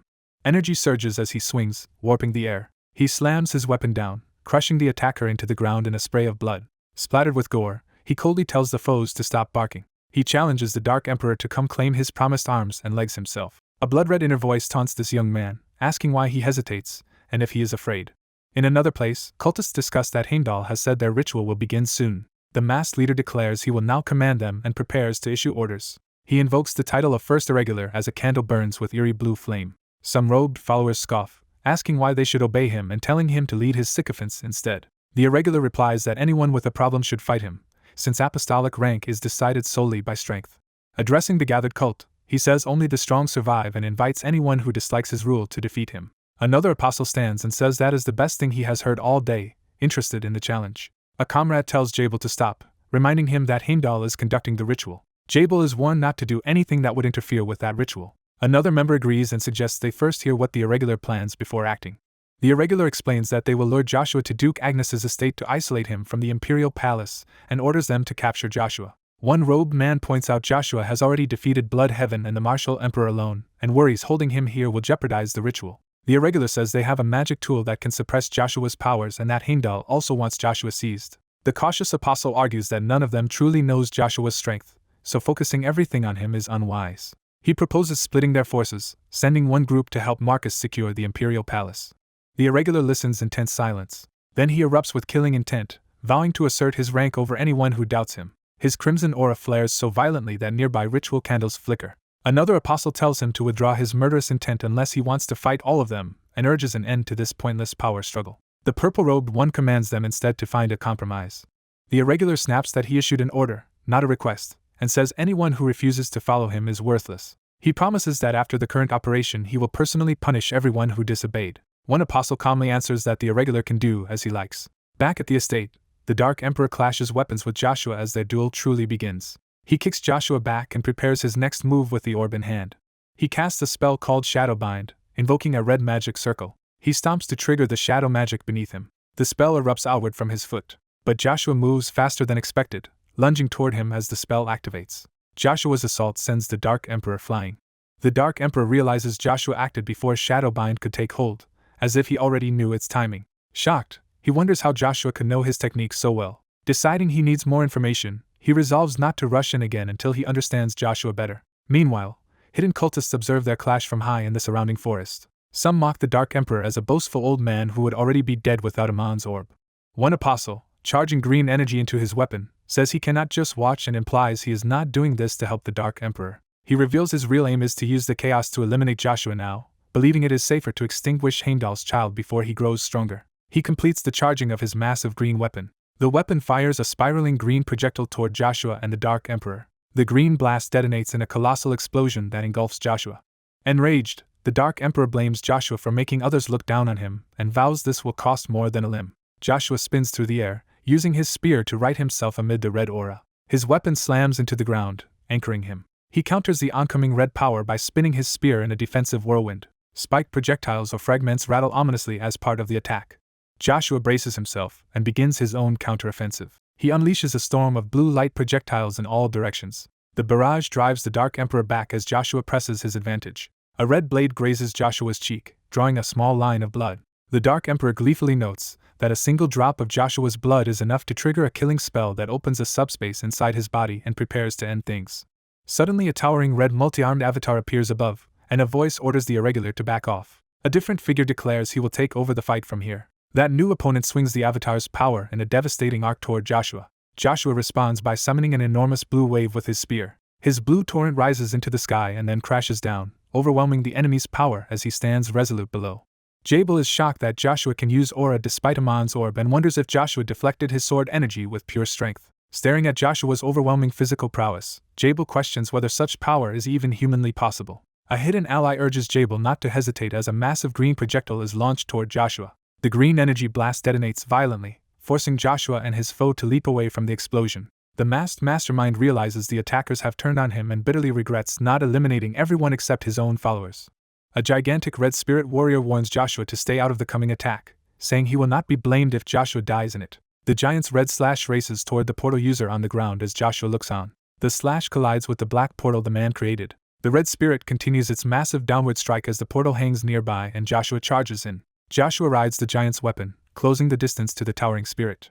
Joshua plants his foot on his spear to propel himself. He sprints and leaps along the weapon's path toward the giant. Joshua runs up the red blade to attack the colossal figure at close range. Realizing he cannot subdue Joshua in his current condition, the mastermind decides he has no choice but to act more drastically with Amon's orb. A dark portal opens on Joshua's arm as he draws a knife, showing the mastermind's scheme taking effect.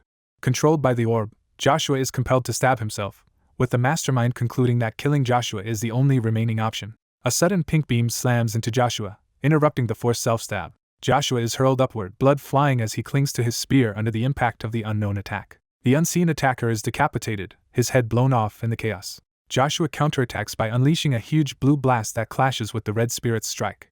The giant red spirit staggers as Joshua's attack explodes against it. The red colossus raises its sword again, preparing another powerful blow. Joshua answers with a piercing vertical beam that shoots from the ground into the giant. The beam continues skyward, splitting the forest as Joshua's power erupts. Exhausted but standing, Joshua plants his spear in the shattered ground.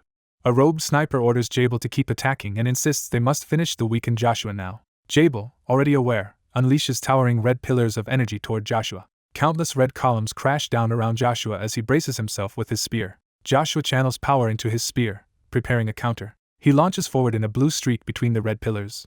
Joshua's rushing blow pierces the back of the green guardian statue protecting the mastermind. The mastermind is impaled from behind and coughs blood. Joshua's blue power smashes through a crystalline defense. The red spirit reels as Joshua's strike sends its wielder falling. A stunned observer admits he could not even see Joshua's spear move and marvels that Joshua struck the Dark Emperor under such conditions. The robed sniper fires another decisive green blast, ordering Jabal to finish Joshua. Jabal's red spirit swings while a green projectile races toward Joshua. Joshua's returning spear and the green shot collide in a blinding explosion. The shockwave erupts, Joshua's spear descending from the blast. The sniper realizes Joshua's spear turned around midair and pierced through his attack, wondering if Joshua has regained his former power. Joshua calmly reaches for the spear, now crackling with electricity. Lightning wraps around Joshua as he fully reclaims his power through the spear. He activates Spearmanship Level 5 and invokes his technique Lightning Flame Spear. Overhead, the Dark Emperor's three-faced avatar looks up toward the storm gathering in the sky. Joshua calls down the great celestial thunderstorm, summoning vast bolts of lightning through his spear. The Dark Emperor's body is engulfed and pinned by the descending thunder pillar. The green guardian statue and its summoner are shattered and incinerated by the same lightning. The lightning blast slams into the ground, leaving the summoner charred. The mastermind lies on the stone floor, electricity still crackling over him. Terrified, he calls Joshua an unbeatable monster and wonders if he is the fabled hero king. Joshua approaches the fallen mastermind, who asks if he was spared deliberately. Joshua says he has only one question and demands to know Surshalin's location. The mastermind scoffs that Joshua's sole concern is a woman and mocks him for asking only that. Joshua, enraged, orders him to shut up and answer. Intimidated, the mastermind starts to crack and stammer under Joshua's killing intent. He finally reveals that Princess Surshalin is currently performing a ritual at the place where the spear lies. Immediately after giving the answer, the mastermind is sliced across the torso by Joshua's sword. Joshua's finishing blow erupts in blue energy over the mastermind's corpse. Joshua calls to Lucia and reaches a grim conclusion about Agnes. Resolute, Joshua decides that Heimdall is an enemy who must be eliminated. He steels himself, thinking he cannot lose Surshalin again. Joshua closes his eyes, remembering the past. In a warm memory, Surshalin finds Joshua and greets him gently. Young Joshua kneels and clasps his chest, preparing to pay his respects. By a riverside, he formally greets Princess Surshalin while she tells him he need not be so stiff. Joshua apologizes, saying someone of his low birth cannot act casually toward royalty. Surshalin says she understands his upbringing among only superiors and subordinates, and insists that he especially needs someone like her. Smiling, she offers to be the kind of friend with whom he can relax. Joshua responds that he is simply grateful to hear that. She chides him for his continued formality and asks what he was doing out there. Joshua answers that he was just doing personal training. Lifting his ornate spear, he admits there are still many walls he must overcome. Surshalin praises him as the undefeated spear knight admired even by her brother Caesar, and asks if he chose the spear for its advantages. Joshua explains that there are many reasons, but he believes the spear Lucia is his destined weapon that saved him from his miserable childhood. He recalls how his early life was like hell as he was beaten and thrown to the ground. Knights around him mocked his smell and blamed him for his own suffering. They told him not to resent them as they prepared to beat him again, leaving the boy crawling in fear. The beating intensified as one attacker shouted for him to just take it while Joshua screamed. Even then, Joshua says his only support in life was his mother. He remembers clinging to his sickly mother who died prematurely. He watches helplessly as her body is discarded into a pit, regretting that he could not give her a proper burial. Whenever he missed his mother, he wanted to be closer to where she had once lived. So he would climb to high vantage points where he could see the entire noble estate at a glance. From such a spot, he discovered a hidden passage that ultimately led him to Lucia. Young Joshua stands crying, still mourning his mother. He edges toward the cliff, ready to step off. Suddenly a flock of crows swarms around him. The birds claw at him painfully as he flails and cries that it hurts. They finally scatter, leaving him battered on the ground. His blood drips onto an ancient magic circle. The circle activates, lightning and light swirling as the ravens surround Joshua. Back in the memory by the lake, Cershalin grabs his hand and apologizes. She explains that she sometimes involuntarily sees people's past and future, and is sorry for glimpsing Joshua's life without permission, though she can still feel his pain. Joshua is shaken that she can sense his suffering so clearly. Cershalin tearfully tells him his mother would be happy and must be watching proudly over the person he has become. In the present, blood drips onto a glowing magic circle, initiating a ritual elsewhere. Joshua now stands before a similar portal with Lucia, preparing to intervene. He acknowledges that Cershalin is the first friend to cry for him and vows to annihilate anything that threatens her. Wreathed in thunder, Joshua steps through the portal, resolved for what awaits. He arrives at a ruined temple and strides toward the looming sanctuary where Cershalin is held. Joshua reaches the entrance, spear in hand. Inside, he finally confronts Duke Heimdall, who stands beside a crucified Cershalin. The Duke stares Joshua down while Cershalin hangs behind him, weakened. A close view shows Cershalin barely conscious and sweating. Joshua glares grimly, taking in her condition. Heimdall asks about the Dark Emperor, and Joshua curtly replies that he is dead. The Duke notes that not even Amon's orb can harm Joshua anymore. Joshua demands Heimdall release Cershalin and withdraw from Avalon, declaring he will never allow him to become emperor. Heimdall calls Joshua arrogant and mocks the idea that the world should move according to Joshua's will. Joshua realizes Lucia has attached itself to a doppelganger body standing beside him. The doppelganger speaks with Lucia's voice, brandishing a red spear and asking if its new form surprises Joshua. Lucia, now identifying as Lucifer, confirms he found his true name in the demon realm. Joshua asks what Lucifer wants badly enough to orchestrate all these events. Lucifer answers that Joshua still does not understand him, saying he has only ever honored contracts with his contractors. He hints that Joshua should know it was not mere coincidence he found Lucia as a child. Lucifer reveals that Joshua is alive only because of his father's intervention. Joshua rejects the claim, unwilling to believe his father saved him. He insists his father abandoned him and let his mother die, and ultimately succeeded in having him killed. Heimdall retorts that Joshua only sees him as the mastermind behind his death. Joshua is momentarily taken aback as Heimdall begins to explain. Heimdall claims that in this different world he is not responsible for those past events, and calls Joshua his son. He admits he brought Joshua here, allegedly to save him from Avalon, which he says will soon be wiped from the map. Joshua accuses him of destroying Avalon just to become emperor. Heimdall denies wanting the throne, stating his true goal is to eradicate the Britain family using Cershalin's clairvoyance. He declares that once Avalon falls, he will rebuild the lost Cunor dynasty on its ruins and rule the new realm together with Joshua. Joshua shouts that he wants no throne built on his friend's sacrifice, and asks if Heimdall intends to kill everyone in Avalon. Gripping his spear, Joshua yells that his mother and comrades are still in Avalon. He remembers his steadfast allies who are counting on him. He recalls other supporters whose hopes rest on his actions. He also remembers loyal knights who follow him. And he thinks of a kind noblewoman who trusted him. Joshua points his spear at Heimdall and repeats that his methods are wrong. He warns once more that Heimdall must release Cershalin or face dire consequences. Heimdall smiles coldly and says it is already too late. At that moment, a hidden figure moves behind Cershalin as she stirs in alarm. Joshua realizes there is another enemy behind them, one who is not among Heimdall's known apostles. He concludes there is no time to think and dashes forward at full speed to save Cershalin. Heimdall braces himself and clutches his sword hilt as Joshua closes in. A blinding clash of power erupts between Joshua's lightning and Heimdall's force. The resulting explosion engulfs them as they collide in midair. Heimdall roars amid the storm of energy. Joshua screams that Heimdall is as filthy as ever and pours more lightning into the struggle. Lightning splits the sky above the temple. Jabal begins releasing overwhelming demonic energy, vowing to change Cershalin's fate just as he changed his own. Heimdall senses the terrifying demonic aura and realizes he cannot even move forward, stunned that Jabal hid such power.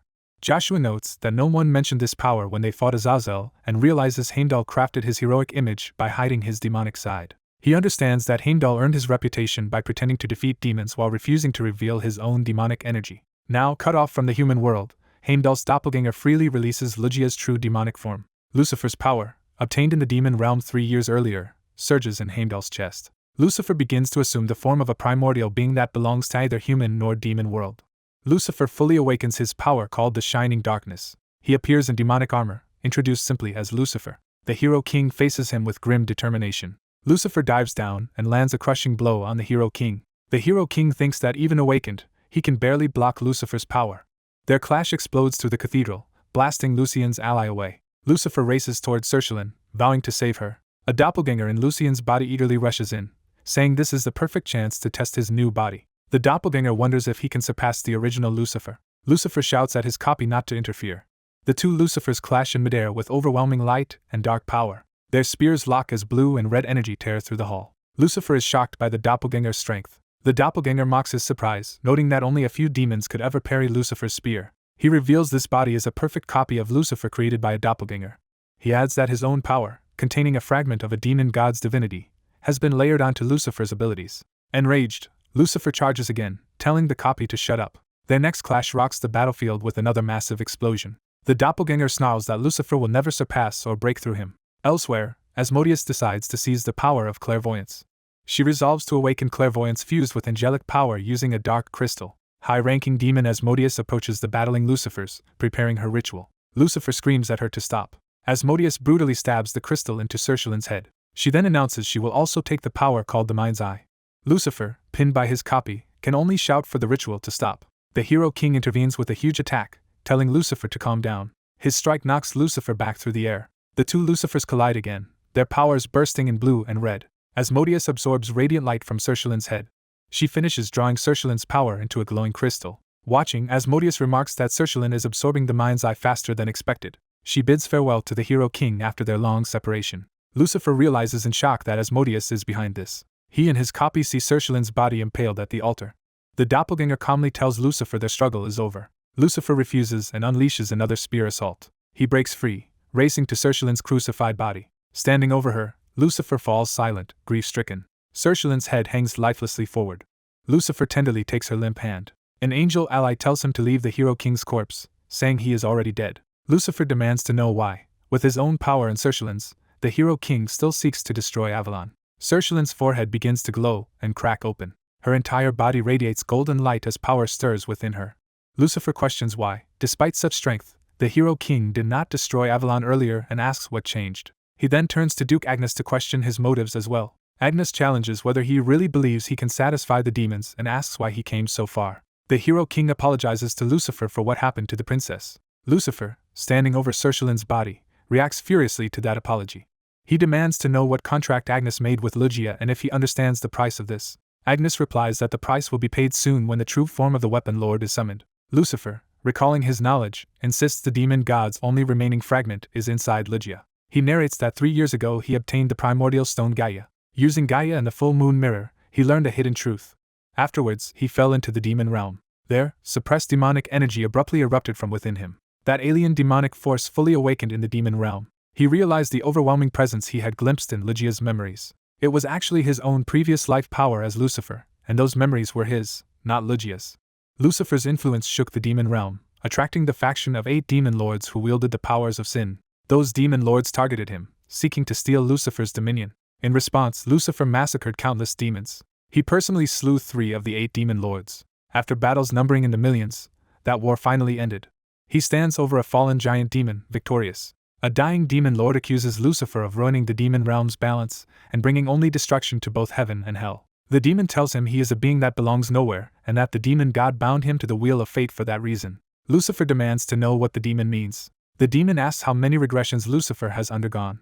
Lucifer glares silently, processing the implication. He orders the demon to explain clearly, but is told he will not find answers here. The demon's body dissolves, leaving only dark remnants. Lucifer watches it fade, deep in thought. The demon's ominous words drive Lucifer to seek out the demon god.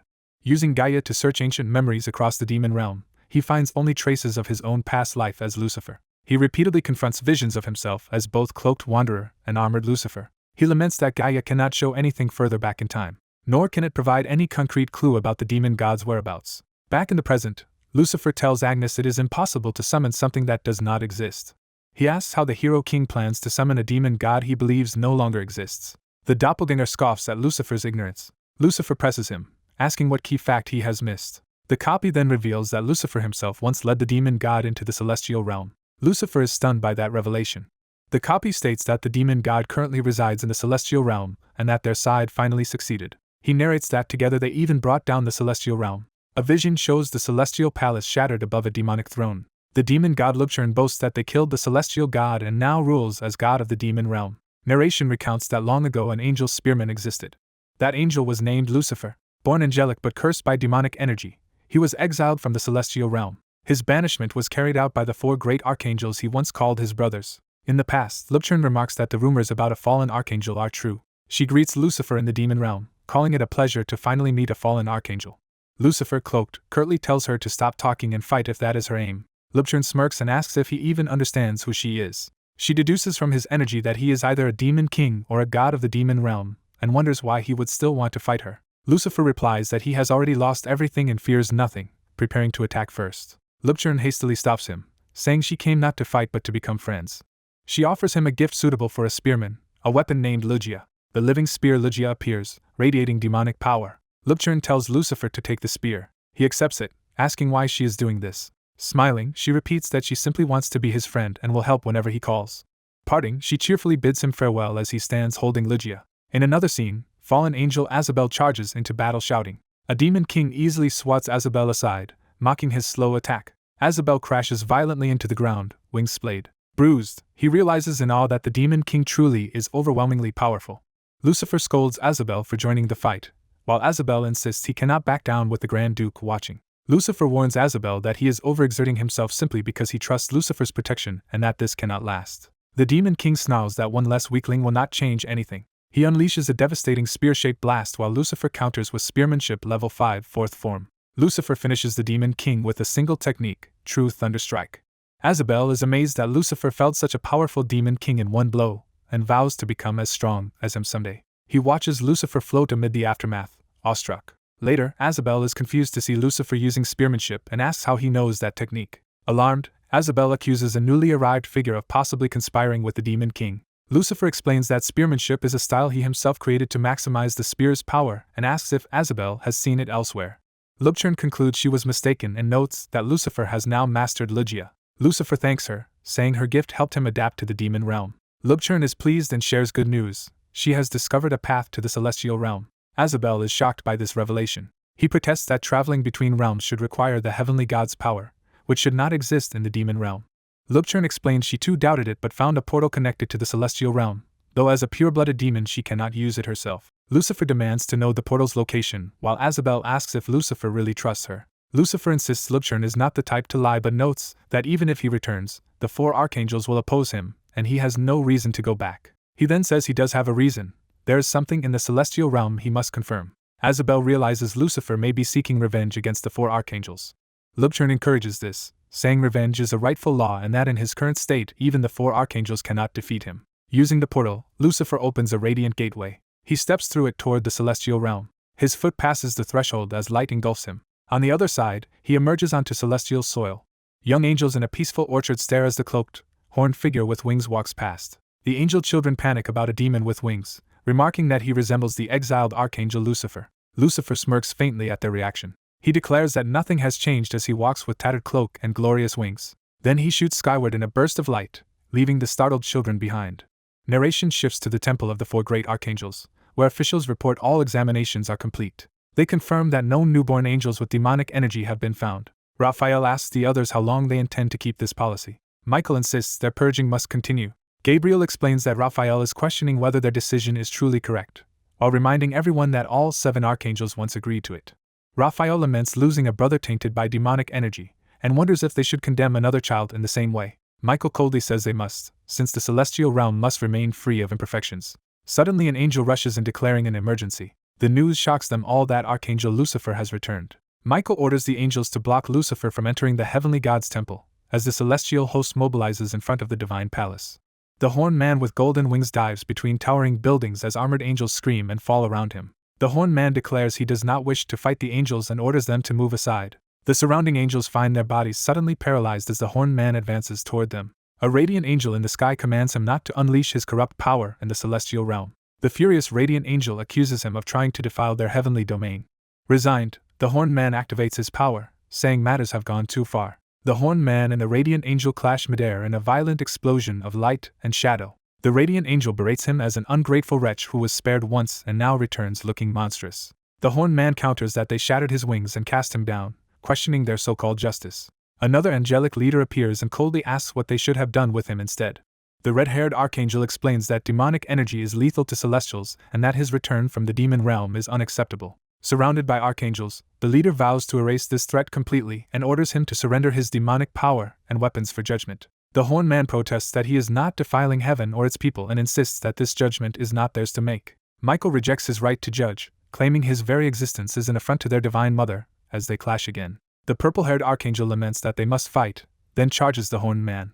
The horned man blocks coordinated attacks from Michael and the others with his spear. He cries that he was simply born this way, insisting the others are not rejecting him but fearing him. A demonic sigil blazes on his chest as he accuses them of being afraid of his potential. He reminds them they banished him to the demon realm, his voice echoing as his power flares. Roaring for them to kneel, he unleashes a command imbued with overwhelming authority. Michael is stunned as the command takes hold. The other archangels likewise react in shock as the power forces them down. Michael collapses to his knees against his will, surrounded by oppressive red energy. The kneeling angels marvel in terror that their bodies obeyed a single word and demand to know what this power is. He reveals this as his innate power of domination, fully awakened in the demon realm. As he lifts his spear, he tells them they are no match for him. Michael curses under his breath as the empowered spear swings toward him. The horned man drives his spear skyward past the kneeling Michael, warning them not to obstruct him any longer. He repeats that he came only to see his mother, and has no desire to hurt anyone. Michael, straining against the domination, declares that he will never be allowed to meet their mother. Michael attacks again, shouting that the horned man is not special but a mere freak. A blinding golden command from above orders everyone to stop, halting the battle. Michael looks up in shock, recognizing his mother's presence. The celestial goddess herself descends, warmly welcoming Lucifer back and apologizing for what he has endured. She reassures Lucifer that he has done nothing wrong.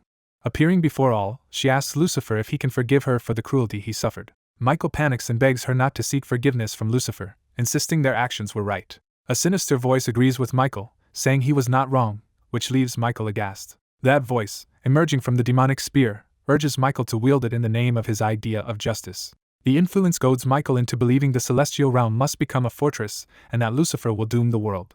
Michael's eye bleeds as the demonic influence tightens its grip on him. Lucifer tells his mother he only wanted to hear those words from her and prepares to return to the demon realm.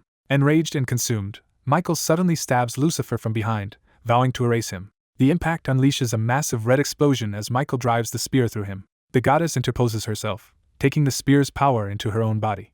Michael screams in confusion, asking why his mother protected Lucifer. She stands between them while Lucifer watches, keeping Michael at bay. Smiling sadly, she tells Michael he no longer needs to fight and asks him to go with Lucifer. Gravely wounded, she slumps around the embedded spear as her children cry out for her. She realizes the spear carries the demon god's power and that it is suppressing her own divinity.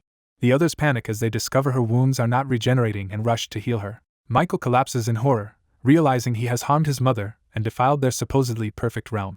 As he moves to act again, a command orders him to stop. Michael lies mortally wounded on the ground as Lucifer and the goddess look on in shock. The goddess deduces the spear is responsible for all this and identifies it by name.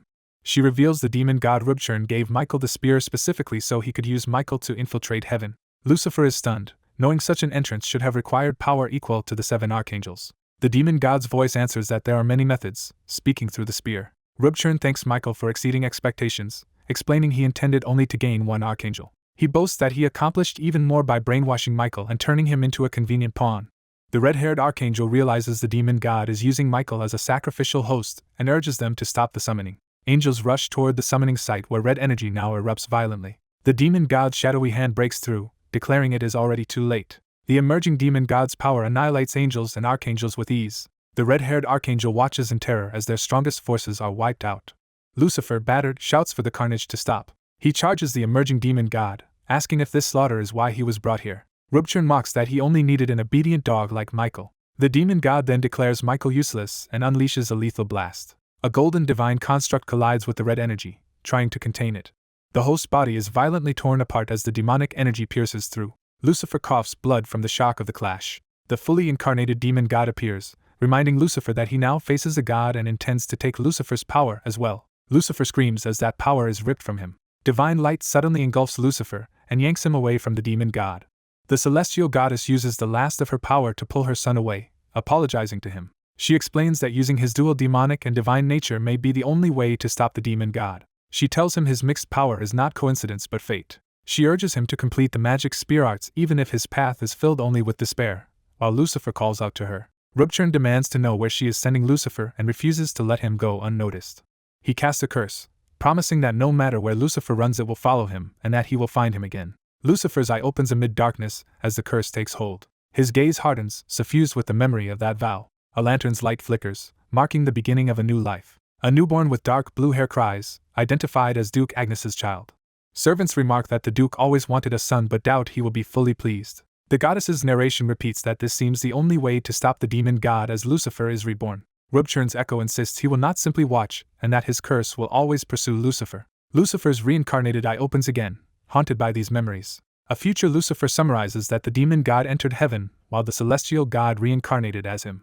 He reflects that after a long war the demon god ultimately won, though badly wounded. The black-armored archangel explains those wounds took ages to heal but that everything is now ready for the demon god's return. Lucifer wonders why the enemy chose this particular lifetime instead of waiting until fully recovered. The archangel replies that divine power from heaven was needed, which is why they targeted the princess's eye of insight. He explains that before regression the princess was already dead, forcing them to find another way.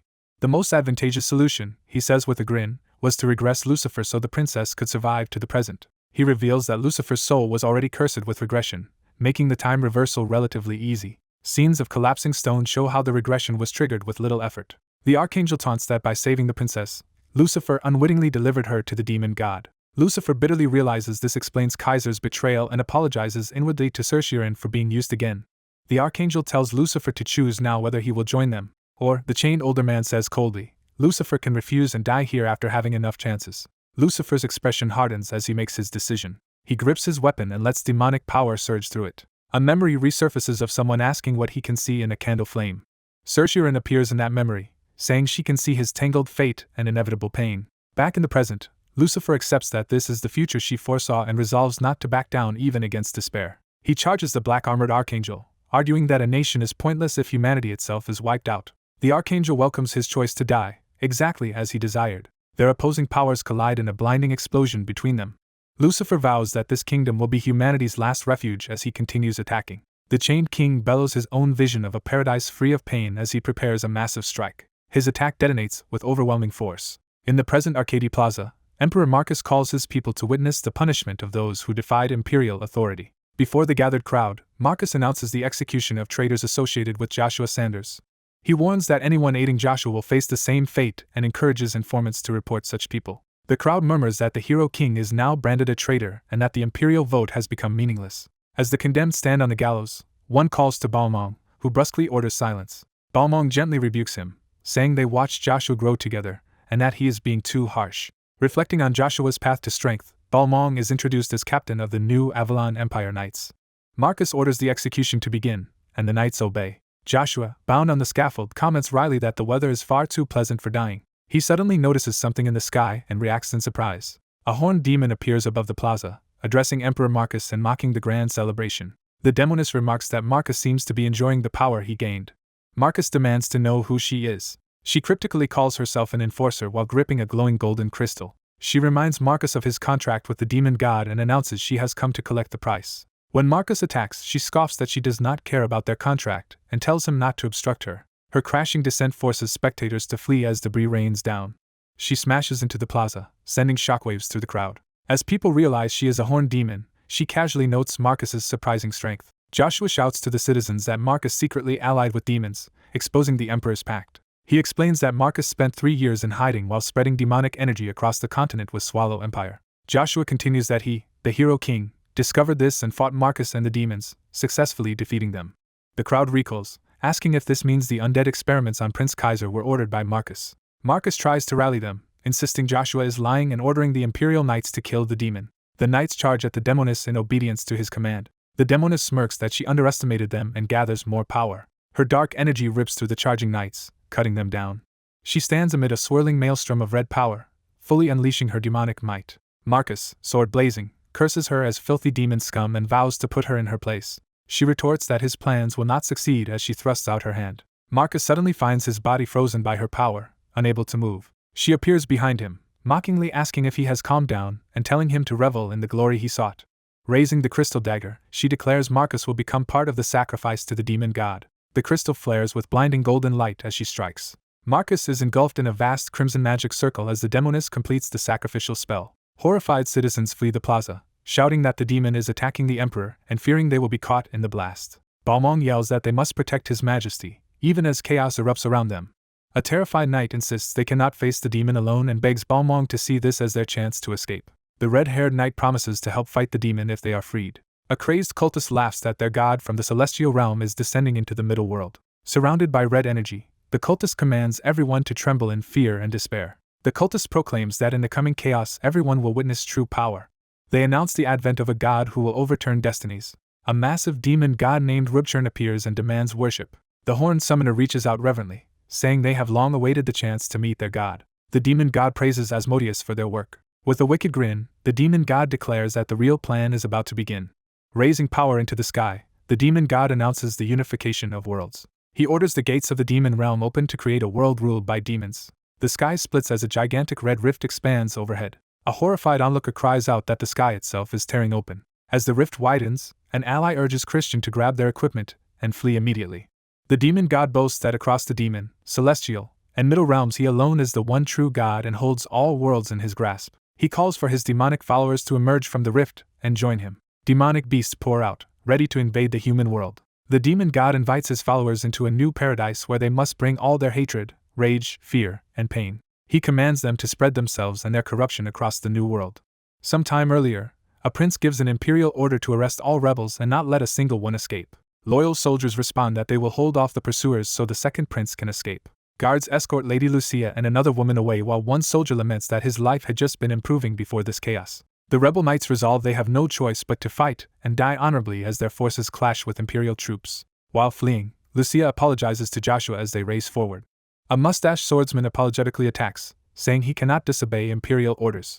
The masked assassin intercepts his strike, shielding Lucia and her companion. The assassin orders an ally to take Lucia and escape. Lucia and her sister run as the assassin shouts for them to hurry, and she agrees. The pursuing swordsman vows not to let them escape and charges after them. The assassin reacts sharply as the attacker closes in. The two clash violently, blades colliding in a burst of purple energy. The swordsman retreats from a powerful slash while the assassin presses forward. The masked elf invokes the skill Shadow Assassin as they move in again. They unleash another technique called Sever, descending in a vertical slash. That gigantic cross-shaped attack smashes into the swordsman while Lucia and her sister watch from behind. Recognizing the assassin's energy, the swordsman realizes this is the same presence he sensed earlier from the secret estate. A deep rift of shadow energy splits the road between them. The sadistic swordsman exclaims he has long wanted to battle this opponent and charges. He leers, saying he wants to know what the assassin tastes like. The assassin observes that the attacker's aura is real but only partially manifested and concludes it is a physical enhancement type. They exchange another heavy blow, purple and red energies exploding on impact. Elsewhere, a knight named Kazes is wounded in battle. Amidst the melee, rebels and Imperials cut each other down, and Kazes collapses with a groan. One fighter despairs that there are too many enemies and assumes this is the end. Suddenly enormous ice spears drop around the battlefield, freezing pathways and startling everyone. The ice magic shatters the ground and scatters both friend and foe. A mage called Lady Iselin arrives, and someone begs the tower master for help. Speaking through a crystal, an eye-patched ally asks what is going on and where Joshua is. Iselin, holding the orb, says the situation is complicated. Her contact urgently tells her to look behind, at the sky. Iselin turns and sees the red pillar and shattered heavens confused. Demons stream from the rift in terrifying numbers. The sky fills with bat-like demons swarming downward. A prince curses the 7 magicians who failed to prevent this disaster. He orders his troops to focus on killing the enemy mage, but soldiers hesitate because the threat looms above him. A clawed demon foot slams down onto the ground. More demons land around the ice pillars while soldiers brace for combat. The prince panics, demanding to know what these monstrous creatures are. The demons rush their lines, charging on the ground and through the air. Knights shout that monsters are attacking and move to protect the prince. A vicious aerial battle erupts as knights slash at swooping demons. Rebel leaders see the chaos as their chance to escape and sprint away. The eye-patched ally tells Iselin she must also withdraw because the demon realm's gate has opened and something catastrophic is happening. Elsewhere, the mustached swordsman notes that Duke Agnes has finally achieved the twisted world he desired. As the city burns and demons ravage civilians, soldiers shout to form ranks and call for reinforcements while victims scream for help. The assassin confronts the swordsman, accusing him of watching his subordinates die, and asks if he himself will be safe. The swordsman taunts the assassin about abandoning Princess Lucia. Shocked, the assassin yells in disbelief at the implication. He immediately races back toward the city streets, leaving the duel. Lucia and her sister stumble through an alley as a demon lunges at them. The assassin sprints after them, shouting Lucia's name. The swordsman refuses to let the assassin leave and attacks again. They clash yet another time in a whirlwind of purple energy. Frustrated, the assassin tells him to get lost. The swordsman laughs that it is already too late to escape and urges the assassin to keep playing with him. A demon claws into one of the fleeing women, blood spraying. The assassin screams in horror. Their eye widens as they witness the brutal attack. At the last moment, the first Prince Khizr appears, blocking a demon's strike in front of the wounded woman. Khizr then orders his men to finish off Princess Charles, revealing conflicting loyalties. Lucia begins chanting a powerful crimson flame spell to burn away the darkness. She fires a huge fireball that blasts the demon out of the sky. The exploding flames engulf the demon completely. She casts another fireball, continuing the barrage. The demons are again consumed in massive fiery explosions. Khizr grabs the white-haired woman and urges that they flee the burning city. Another demon dives at him from the flames as he turns. A sudden web of light slashes the demon apart before it can reach him. The mustached swordsman appears, having saved Khizr and the woman by cutting the demon to pieces. He mocks them for thinking they could reach safety at their slow pace. The assassin sternly tells him to be quiet as they ready another attack. The assassin unleashes a cross-shaped wave of purple slashes that decimates the surrounding demons. The demons are ripped apart midair by the storm of blades. Khizr watches in awe, amazed that the assassin annihilated so many demons instantly. The swordsman concedes that their fight must be postponed for now. The assassin admits they misjudged him as a mere bloodthirsty lunatic, and now sees he is more calculating. He claims that despite appearances he is sworn to the Avalon Empire, and has a duty to protect the prince. Lucia insists they must leave before more demons arrive and says they have an emergency shelter prepared. She explains that Icarus will likely head for that shelter as well.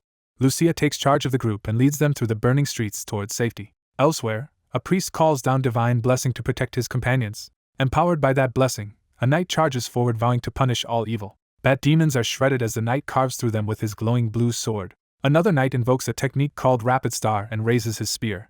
Countless red sword-like projectiles rain down toward the flying demons. The projectiles skewer several demons, sending them plummeting. More demons are pierced and fall as the barrage continues. The priest laments that there are still too many enemies and wishes they had a holy artifact. He asks if such an artifact would even be enough, and Joshua explains that holy artifacts were designed specifically to counter hordes of demons. Joshua reveals that they actually possess something greater, the Hubultian Holy Grail, stored in Avalon's Imperial Vault. He recalls that the Grail was hidden there in case it was ever needed for negotiations with a group called the Moon Door. Balmong says he has heard of the Holy Grail and argues that as Knights of Hubalt they could wield its full power, so they must retrieve it. Icarus is reminded that their allies at the Imperial estate are also under attack but reasons that, with Iselin and the Assassin King present, they will surely find a way to escape and the Grail remains the priority. Joshua agrees, stressing that securing a powerful future weapon is more important right now. Balmong urges that they leave immediately or risk losing any safe haven. Icarus tells them not to worry and promises to carve a path through the demons. He unleashes a massive blue shockwave that blasts open the ground and clears a corridor. The shockwave sends demons flying as it tears upward. Watching this display, Balmong is stunned by how vast the power gap between them has become. Standing before a deep trench created by Icarus's attack, Joshua asks Balmong to guide their escape route, and he agrees. In another sector, a commander rallies terrified knights to charge and slaughter all the demons. Those knights clash head-on with the oncoming fiends in front of roaring flames. One knight's empowered strike collides with a demon but fails to cut all the way through its tough hide. Realizing his blade cannot pierce the demons, he despairs. The demons retaliate savagely, cutting down more knights. A golden sword suddenly flashes as someone yells for the knights not to give up. With that blessed blade they finally slice through a demon's hardened skin, proving the tactic works. The leader explains that if they channel mana into their weapons their attacks will be effective, and orders lower-rank knights to focus on defense. The knights loudly affirm the order and ready themselves.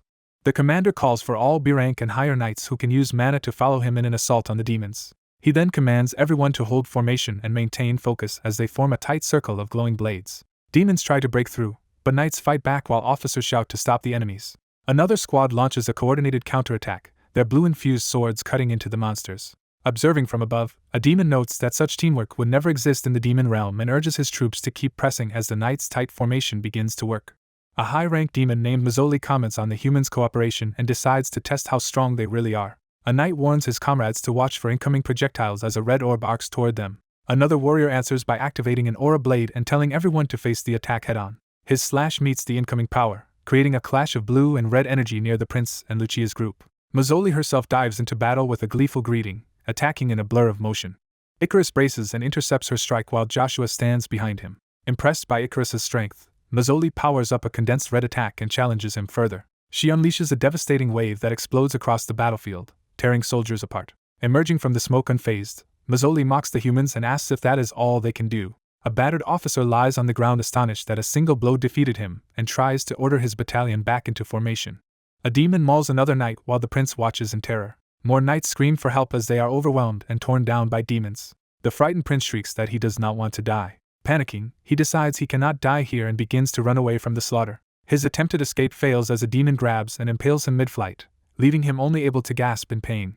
A bound knight clutches his bleeding chest, thinking he is about to die. The knight coughs blood and wonders in despair if this is his end. A blast of blue lightning erupts beside him, shocking everyone. Another knight is struck down by lightning, and comrades cry out Joshua's name in alarm. Reinforcements from the 11th and 12th Auxiliary Battalions charge in, ordering everyone to stand and fight.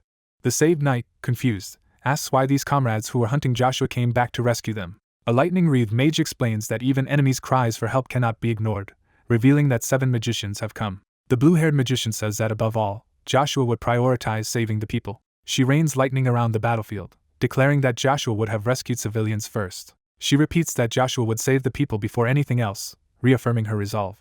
A horned demon woman launches a fiery punch toward the mage. The mage's powerful spell slams into the demon, creating a huge explosion of light and debris. Soldiers cheer that a single spell wiped out the demons, but another knight reminds them more demons are coming. The injured demon woman, impressed, decides the human mage has an amusing ability and will be her entertainment. She angrily shoves aside nearby soldiers to reach the mage, startling them. A more powerful high-ranked demon named Patal appears, saying he came from the demon realm seeking worthy prey and will handle this fight. A knight is overwhelmed by Pastel's killing intent, realizing the demon could behead them all with a single stroke. The female demon protests that the humans are her prey and tells Patal to find victims elsewhere. Patal scolds her for not learning her lesson. He brutally strikes her aside, saying she needs to learn proper manners.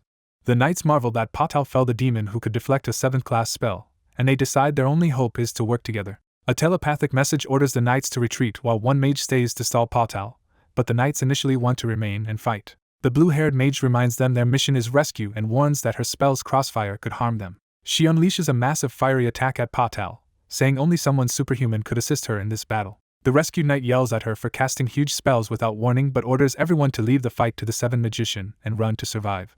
The knights obey, fleeing while acknowledging they cannot handle this enemy and trusting the 7th-class magician not to lose. Patal, surrounded by flames, praises the mage's boldness and confidence in challenging him. The mage counters with another concentrated magical blast that slams into Patal. Patal drives a punch through her defenses, insisting blocking will not save her. He stomps her down from above, shattering her barrier. He playfully pops up through her ice defenses, startling her. Patal bites into the ice, constraining him, starting to break free. The mage responds by sending more ice spears that pierce into Patal. Patal tastes the ice magic and remarks that it is better than expected as he keeps devouring it. She intensifies the ice beam that engulfs his body. Fire and ice collide in the sky as her spell continues to clash with his power. The mage rises amid giant crystalline flowers of ice that now surround her. Patal, excited, asks what this new display of power is. The mage hurls an enormous ice construct down at him while wondering why he is the only one talking. Patal smashes part of the ice with a powerful kick. He is buffeted by the shockwaves as more fiery explosions erupt around the ice. A colossal fiery sphere crashes against the mage's protective ice dome. Patal screams in pain, puzzled that the ice itself feels burning hot. Flames swirl as he is engulfed and blasted upward by the combined heat and magic. Scarred but alive, Patal admits the mage's magic is interesting. He charges again, thinking he might actually feel something if struck by these attacks. While dodging, he mocks that he would only be in danger if he allowed the attacks to hit him. The mage quietly prepares another intricate magic circle and targets him specifically. She fires a huge ice spear through the circle to redirect its trajectory. The spear reemerges from another portal, turning her magic into a homing attack.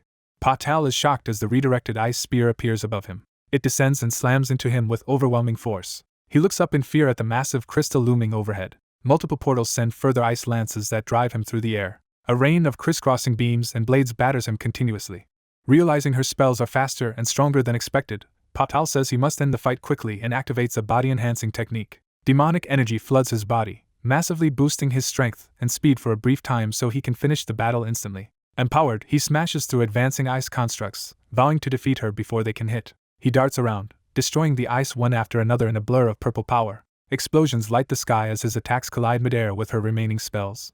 A gigantic fiery detonation swallows part of the city. Exhausted but still standing, the mage catches her breath amid the fading explosion. Patal, half frozen and enraged, tells her he has her back and prepares a counterattack. The mage looks on in shock as he advances. She quickly turns, readying herself for another clash. Patal dives at her and clashes directly with her magic at close range. He declares that her previous tactics will not work anymore. He fires a colossal vertical beam of power into the sky and down through the city. The beam annihilates a huge swath of buildings, carving out a crater. Believing the fight over, Patal ends his enhancement, and muses that the ability was inefficient but effective. Suddenly he senses something wrong and reacts in alarm. Ice flowers begin sprouting and expanding from where the mage's power remains. Those blossoms grow into a towering ice colossus that looms over the battlefield with the mage at its base. The battered mage stands, breathing heavily, but refuses to fall. Patal, exhilarated, calls her prey fascinating and says he cannot back down from such an opponent. He charges the enormous ice being, determined to settle the fight decisively. The mage apologizes in her heart to Joshua, believing this battle will be her end even though she wanted to stay by his side. As she fully freezes herself, she resolves to endure until Joshua finds her again. Patal watches snow-like powder fall from the ice flower and wonders what it is. The powder lands on him and immediately begins freezing his body. He realizes the powder freezes any part it touches and that the mage is sacrificing herself to seal him away. The mage becomes completely encased in ice, accepting her fate. Patal, partly frozen, vows not to let her get away with sealing him. A massive ice hand clenches, further restraining him. The ice giant finishes trapping Patal, who is frozen mid-charge in front of the mage. The entire district, including buildings and combatants, is locked in glittering ice radiating from the flower. A close-up shows Pastel's monstrous frozen face within the ice. His immobilized body hurtles downward, shattering as it hits. From a distance we see the broken demon encased among countless other frozen forms beneath the ice. Another figure surveys the frozen cityscape from a rooftop. The fallen angel Azazel appears, remarking that the flower's freezing power is beautiful and dangerous since everything near it freezes. Azazel looks toward the Imperial Palace as the sky burns red and the city lies encased in ice. Elsewhere, a group of heroes fights through flying demons inside the palace, aiming to reach the Imperial document room. Their leader suddenly orders everyone to get down. A powerful ice explosion obliterates the attacking demons. The corridor is left in ruins as the blast clears their path. One companion scolds Sir Cain for acting recklessly and offers to handle the fighting instead. The others joke that his attacks are wrecking the Imperial estate more than the demons are, lightening the tense mood. As someone's hand presses to the floor, they notice something strange happening. The group realizes the floor just moved beneath them. Red energy surges as shattered walls begin reassembling around them. They see the outer walls repairing themselves and wonder if Sir Christian is responsible, but he denies it. The ground trembles beneath their feet. They sprint forward, fearing they will be trapped inside the regenerating walls. One of them shouts that the building seems to be alive as the walls repair even faster, suspecting a trap. The floor drops away and they all plummet as the structure begins moving downward. Outside, a colossal column of city and palace is being ripped upward toward a red vortex in the sky. A high-ranked demon named Delicana exults, offering the city's center as a sacrifice to the demon god Livicern. A towering demonic structure rises from the lifted landmass, forming a gateway-like spire. Delicana respectfully asks his lord to accept this gift with a compassionate heart. Within a ritual chamber, several demons stand before the newly manifested demon god. The demon god thanks Delicana for the offering and announces he will now issue commands. Delicana eagerly swears to act as his god's hands and feet. The demon god steps forward, prepared to take action personally. Suddenly a massive purple beam streaks down toward him as a surprise attack. Azazel, slightly injured, jokes about nearly losing his head and taunts the god's followers. He addresses the demon god as the sole survivor of the heavens, challenging his motives. The demon god asks why Azazel worries about him and denies any divide between them. He declares that true demons should fight like demons until death. Delicana mocks Azazel as a lowly being for thinking he could obtain revenge this way. Azazel laughs, explaining he is not fighting for heaven's sake but seizing the chance to face a god directly. He charges again, thrilled to confront a deity. Their clashes send more beams of power through the chamber and toward allies below. An observing demon notes that Azazel is too fast to track but believes his skills are still insufficient to harm their god. Azazel thinks that as long as the portal to the demon realm remains open, the demon god's power will be limited compared with his own, giving him an advantage in a prolonged fight. He boasts that while the demon god battled heaven, he continued honing his own strength. Azazel now claims his power rivals or even surpasses that of the demon god. In response, Delicana casually invokes a gravity spell. Azazel is abruptly seized by crushing red gravity and pulled helplessly into the air. The demon god's servant says he finally has the perfect skill to handle a rat like Azazel. Azazel stares in shock, demanding to know how Delicana possesses such power. Delicana answers that his god granted him these powers, which he already used to defeat Emperor Marcus. Hearing this, the demon god smiles darkly. He decides to handle Azazel personally. A devastating vertical blast from the demon god slams Azazel into the ground. Bruised and struggling to rise, Azazel marvels that a lower-ranked demon could grow so strong from a single new ability. Delicana steps toward him and says that overwhelming power is why demons worship a god. He remarks that it is ironic he must kill the last surviving heavenly being but promises to make the death as painless as possible. Azazel wordlessly steadies himself, gripping his sword. His hand tightens on the weapon, prepared for one last stand. He vows to make Delicana's heart burn with demonic energy. Delicana only smiles back at the threat. He draws a glowing red dagger imbued with divine curse. Advancing, He announces he will stop talking and simply take Azazel's heart. Azazel recognizes the dagger and asks if the demon god has given Delicana resistance to curses. Azazel explains that true gods wield authority over destiny itself. He reveals that the demon god has used that authority to curse the world through weapons. Any being who takes up a lethal weapon is touched by that curse from the moment they wield it. Azazel adds that pain and hatred accompany the curse, and demons are especially vulnerable, which is why few demons dare use weapons. He contrasts this by saying angels and humans, blessed by the heavenly god, are less affected by such curses than demons are. The demon acolyte mockingly tells his opponent to look at the world and see that demons now rule it. He exults that demons are in control, proclaiming that only the strong survive by continually proving their worth. A gargoyle-like demon lunges through flames to attack a defender in the chaos. As demons rampage through a burning city, the narrator states that the curse on the world cannot stop their destruction. The horned man says the divine curse only amplifies their demonic nature.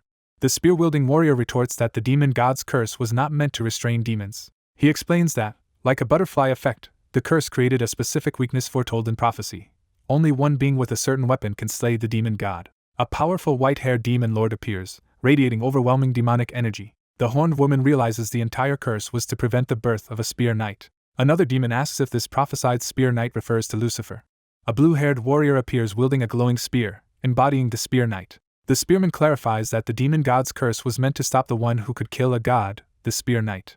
A white-haired demon confirms, asking if Lucifer himself is that spear knight. The demon god scoffs that no one in any world can harm him. He smugly reminds them that he is the one who originally gave Lucifer the power of the spear.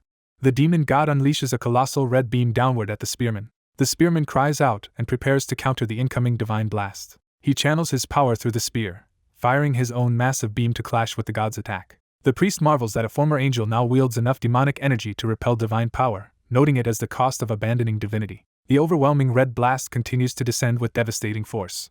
The impact engulfs the ground in a violent red explosion as the priest braces himself. The spearman is grievously wounded by the divine strike, coughing blood. The demon god coldly lectures that divine and demonic energies can never mix. He admits that trading divinity for demonic power extended the spearman's life, but claims it still leaves him far inferior. The blast hurls the spearman high before he plummets back toward the battlefield.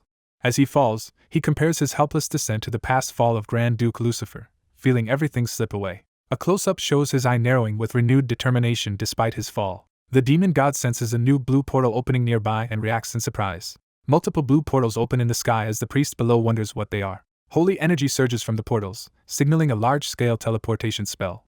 Demons on the city walls watch in alarm as pillars of blue light descend into the city. A blonde commander thanks the arriving forces for coming to defend Avalon. Allied commanders and soldiers arrive through the portals, ready to join the battle. A mercenary leader says he joined because humanity's fate and a good reward were promised. Fired up, he rallies his men to charge into battle and earn their pay.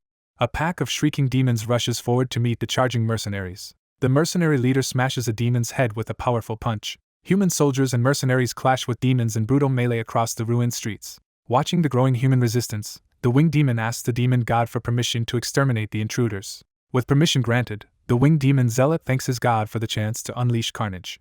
The priest calmly asks the demon god what became of Lucifer. The demon god answers that Lucifer will never return, and even his soul will soon be erased forever. On the ground, the mercenary leader's punch releases a shockwave of power. His blow obliterates a swath of demons with a massive blue-white blast. Laughing, he boasts that these demons are weaker than expected and that the tower master worried too much. Suddenly the ground shudders beneath the fighter's feet. A comrade yells that the ground and surrounding cliffs are moving like a tidal wave. A titanic wall of earth rears up under the command of the winged demon high above. The mercenary leader recognizes the spell as an apocalyptic-level catastrophe. The winged demon sneers that the humans are worthless insects who will be buried alive.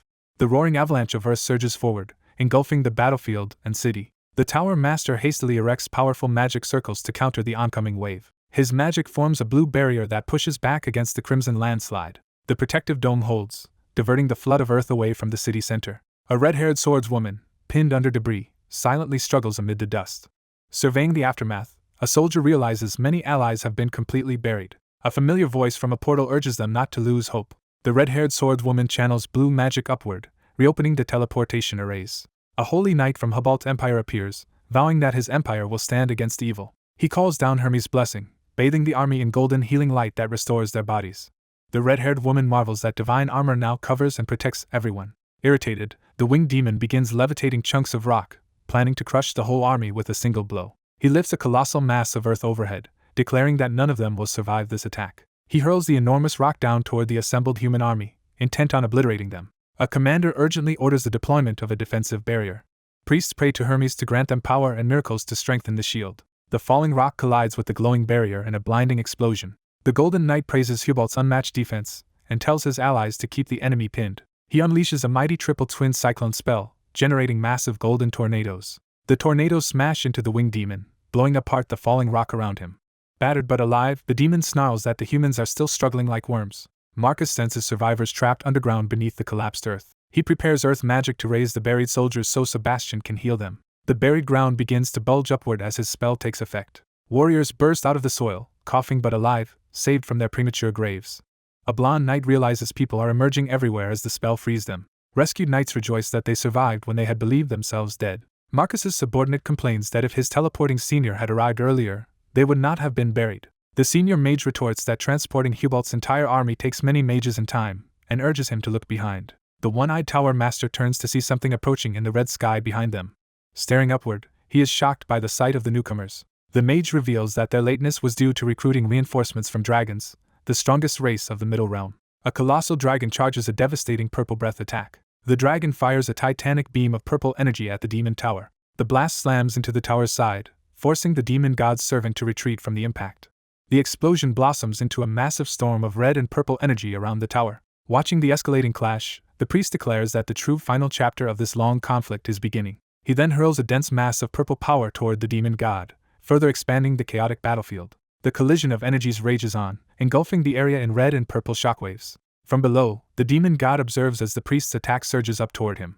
The priest rides the shockwave upward, clawed hand outstretched as he charges directly at the demon god. With a tremendous explosion of red light, his assault slams into the towering enemy. Empowered by demonic aura, he faces the demon god with steely resolve. He then fuses with or mounts a massive draconic form, preparing an even greater attack. Confidently, he taunts that further resistance is pointless.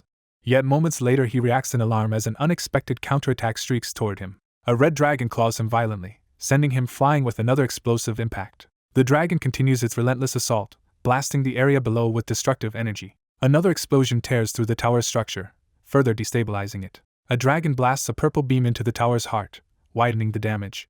The beam pushes through the tower, pinning the priest against a crumbling wall of hexagonal shields.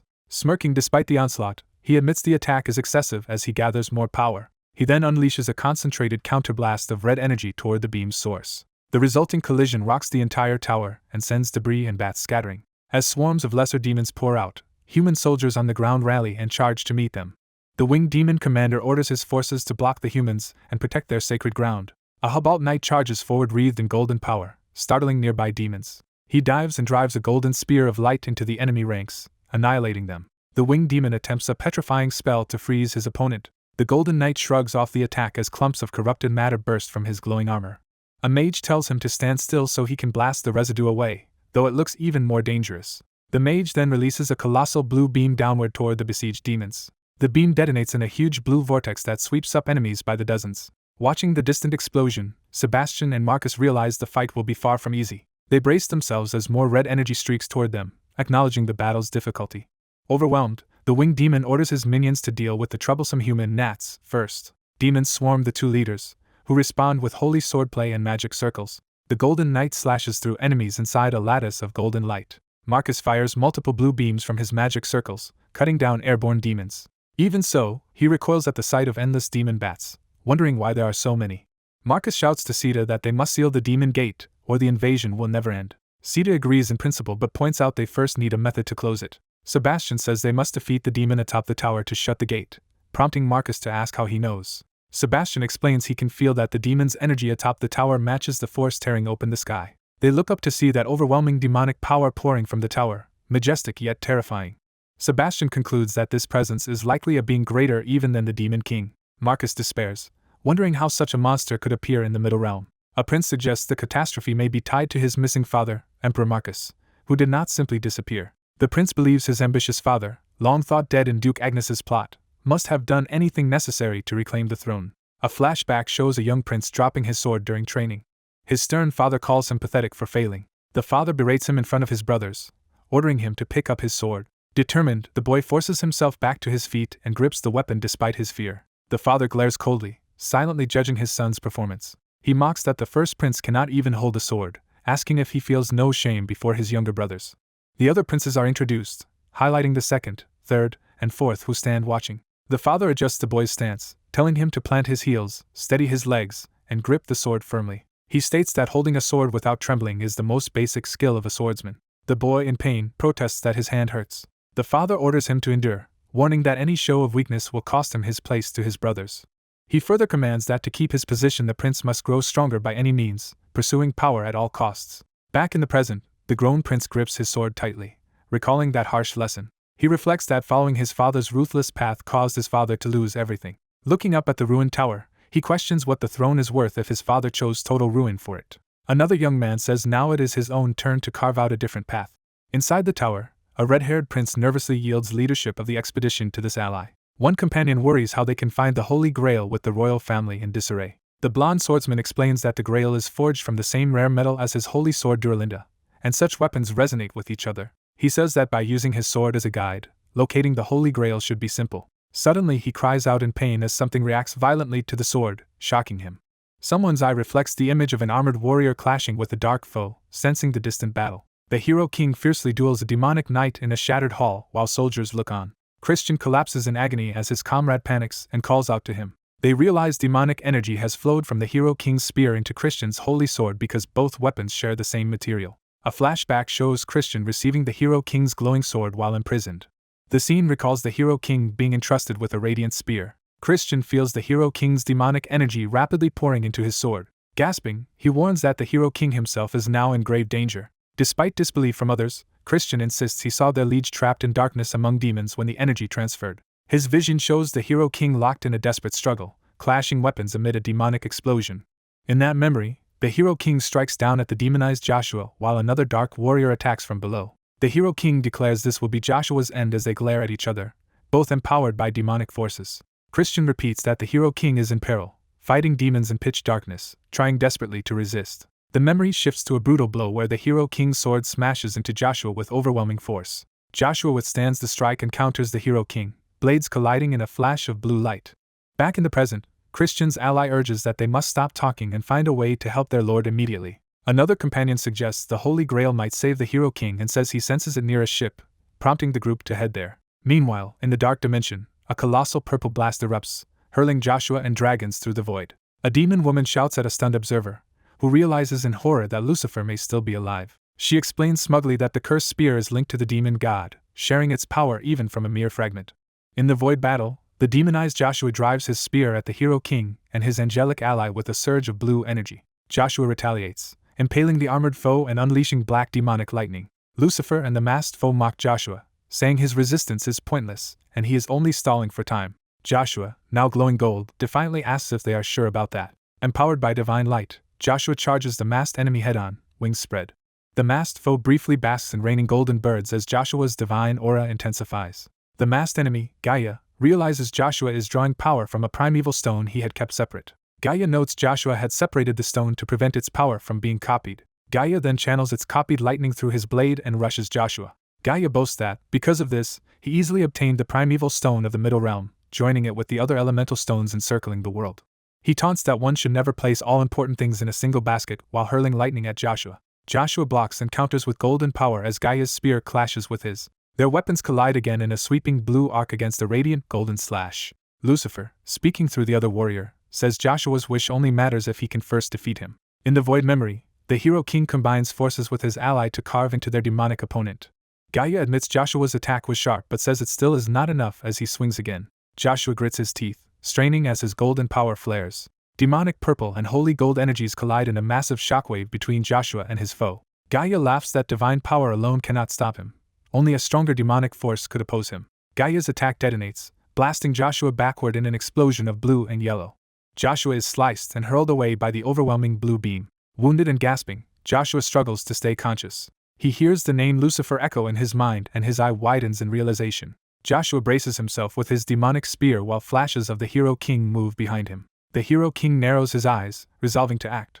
He lunges and shatters Gaia's spear with a concentrated blue strike. Gaia, annoyed, vows to lock Joshua's movements forever as red chains of power surge. Gaia crashes down with a massive blow, pinning Joshua as golden wings shield him. Joshua cries out from the impact as demonic power pierces his body. Blood sprays from Joshua's torso as he is run through, but he still clings to his spear. Gaia sneers, asking if Joshua's divine power cannot heal that wound and claiming he now has him trapped. Recalling his father's earlier battle, Joshua steals his resolve even while bleeding. The hero king, in that memory, swings his spear with holy lightning against the masked enemy. Gaia's spear lunges again, wrapped in writhing red energy. Joshua counters from below, skewering Gaia and drenching the air in blood. Though gravely injured himself, Joshua glares back fiercely. Gaia mocks that with every regression Joshua's soul fades and will eventually vanish entirely. He adds that this means Joshua will one day truly die, not just regress. Joshua hears his father's apologetic voice calling him son. Time appears to slow and stop around Joshua as he hangs impaled, his wings spread. The hero king recognizes the sensation of time slowing as the same one he felt when he first died. That sensation reminds him of his childhood duel against 7 magicians. Gaia realizes this temporal power is not Lucia's ability, and wonders what it truly is. Joshua hears the mysterious voice explain there is no other way to stop the demon god, the same voice that has guided him for some time. The voice says it has been traveling through light from afar, and Joshua asks who is speaking and what they want. The voice reveals that Joshua's mixed demonic and divine nature was intentional and that his power is destined. Joshua understands that this entity has interfered with his fate and recognizes it as the true master of the voice of light. A radiant woman of light appears, saying his light has finally reached her. A vision shows her confronting a horned figure in a golden realm long ago. She smiles faintly, preparing to address Joshua directly.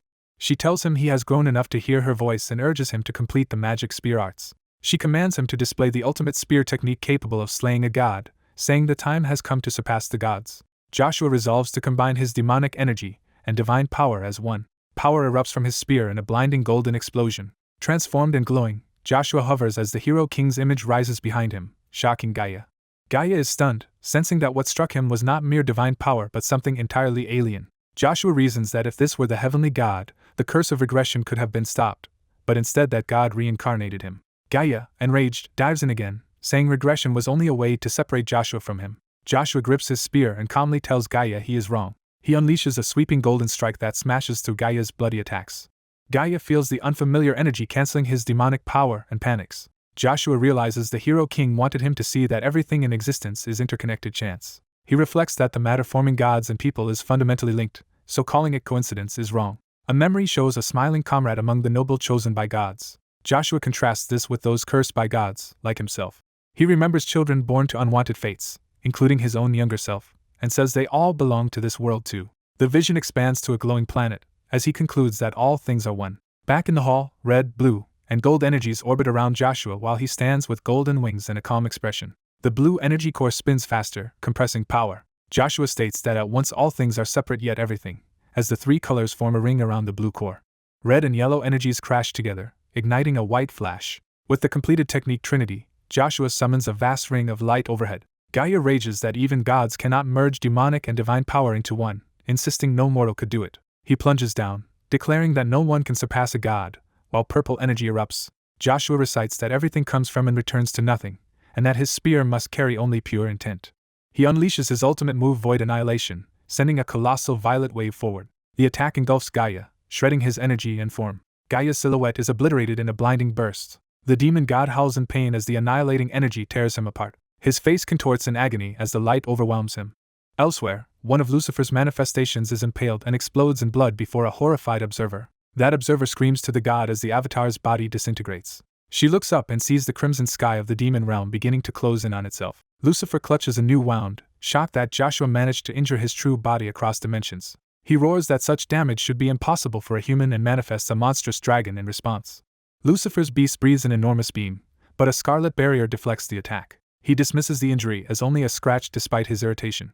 Gaia snarls that combining demonic and divine power does not mean Joshua has surpassed him. Gaia claims Joshua is merely imitating a god, not truly becoming one, as they face each other again. Joshua replies that it only looks like imitation to a counterfeit like Gaia. Gaia, enraged by the insult, demands he repeat himself. Joshua points out that Gaia stole Lucifer's mark and reminds him he once robbed Joshua of it. Joshua adds that even the magic spear arts were not Gaia's creation. He accuses Gaia of hijacking an ancient legacy, including the spear containing Gaia's fragment. Joshua reveals the spear's real name is Longino, the divine lance. Longino glows blue and begins to pull away from Gaia's control. Gaia feels the spear reject his fragment, and fears its dormant will is awakening. Overwhelmed by the weapon's own awareness, Gaia admits he can no longer sustain his doppelganger. The true form of the god of light appears behind Joshua as the spear hovers between them. Gaia howls, astonished that Joshua knows Longino when everyone aware of it should have vanished long ago. Joshua explains that after uncountable ages, the god of light entrusted the divine relic Longino to him. Gaia rages that the heavenly god should have disappeared after death. He refuses to back down, and hurls Longino's corrupted power at Joshua and the Hero King. The blast tears through the Hero King's body as Lucifer vows to show his apostle the true power of godhood. The Hero King writhes in agony as demonic energy engulfs him. Lucifer fully manifests in a towering demonic form above the glowing Hero King. He admits he never thought his son would advance this far. Joshua sadly notes it is a pity their story has to end in simple revenge. Lucifer's face hardens as he prepares for a final clash. Joshua retorts that humans adapt to whatever conditions they are given. Lucifer charges, confessing that his line has lived only for hatred and to reclaim lost glory. Their final red and gold strike collides in a brilliant explosion. Lucifer screams that his path was not wrong as he attacks with desperate fury. Joshua meets the blow head-on with Longino, shattering Lucifer's assault. Joshua tells Lucifer that the man standing before him can no longer be reached. Lucifer raises his sword again, unwilling to accept defeat. Joshua soars through a vortex of light toward him with his spear poised. Lucifer, bloodied and wavering, grits his teeth. Joshua states that Lucifer's twisted ideals have led only to his ruin. Lucifer concedes he has lost but wonders aloud if another path might have existed. He muses they might have had a different relationship if things had been otherwise. Joshua answers that their paths were simply too different. He reflects that regret is meaningless now, since Lucifer always had the power to choose differently. Time shifts back to the present Joshua, who asks if this portal is really where they must go. His allies confirm, saying they sense the Holy Grail's energy within the ominous red portal. Joshua sees Icarus and Cain through the spear's vision and calls their names in surprise. He realizes the spear lets him see into the other dimension and wonders how the two places are connected. Lucifer's distant voice warns Joshua not to get overconfident for defeating only one fragment of him. The voice declares that, without his consent, no one can freely enter or exit that realm. Lucifer orders Joshua and his allies to rot where they are and experience that prison for themselves. A demon god revels as he crushes a world in his grasp. Joshua cradles the unconscious Surgeline and vows to return her home. Embracing her, Joshua promises to protect her homeland from destruction. Golden light traces across Joshua's eye, signaling a new divine connection. Realizing he can now sense divine power through a line of light, Joshua notes, this link only just became visible. A spear-like artifact hovers above them as a voice explains that the glowing line is Surgeline's lifeline, tied to the heavenly god's power within her. Joshua recognizes the artifact as Longino. The artifact explains that with heaven gone, Surgeline has nowhere to return, so her soul still lingers in this world. Longino tells Joshua to seize it so he can see Surgeline's tangled soul and guide it back to her body. Urging Joshua to hurry and trust it, Longino pushes him to act before it is too late. Joshua grips the spear to begin the soul rescue. Bathed in light, he steels himself for what comes next. Joshua sees Surgeline's radiant soul suspended above her body, linked by shining threads. Racing toward the soul, Joshua asks if untying its knots will let her return. Joshua's strike detonates the glowing soul knot. The soul's threads explode outward, flooding the space with light. Power surges into Surgeline's heart to restart it. Her body jolts as golden energy pours through her. Surgeline awakens in shock. Joshua catches and holds her as she comes to. Still hugging her, Joshua apologizes for making her endure this again and thanks her for returning. Recognizing him, Surgeline stammers Joshua's name. Her lips tremble, overwhelmed. Smiling in his arms, she praises his success and says she is glad she can finally embrace him. Elsewhere, Cain's group finds a red portal where they sense the Holy Grail's energy.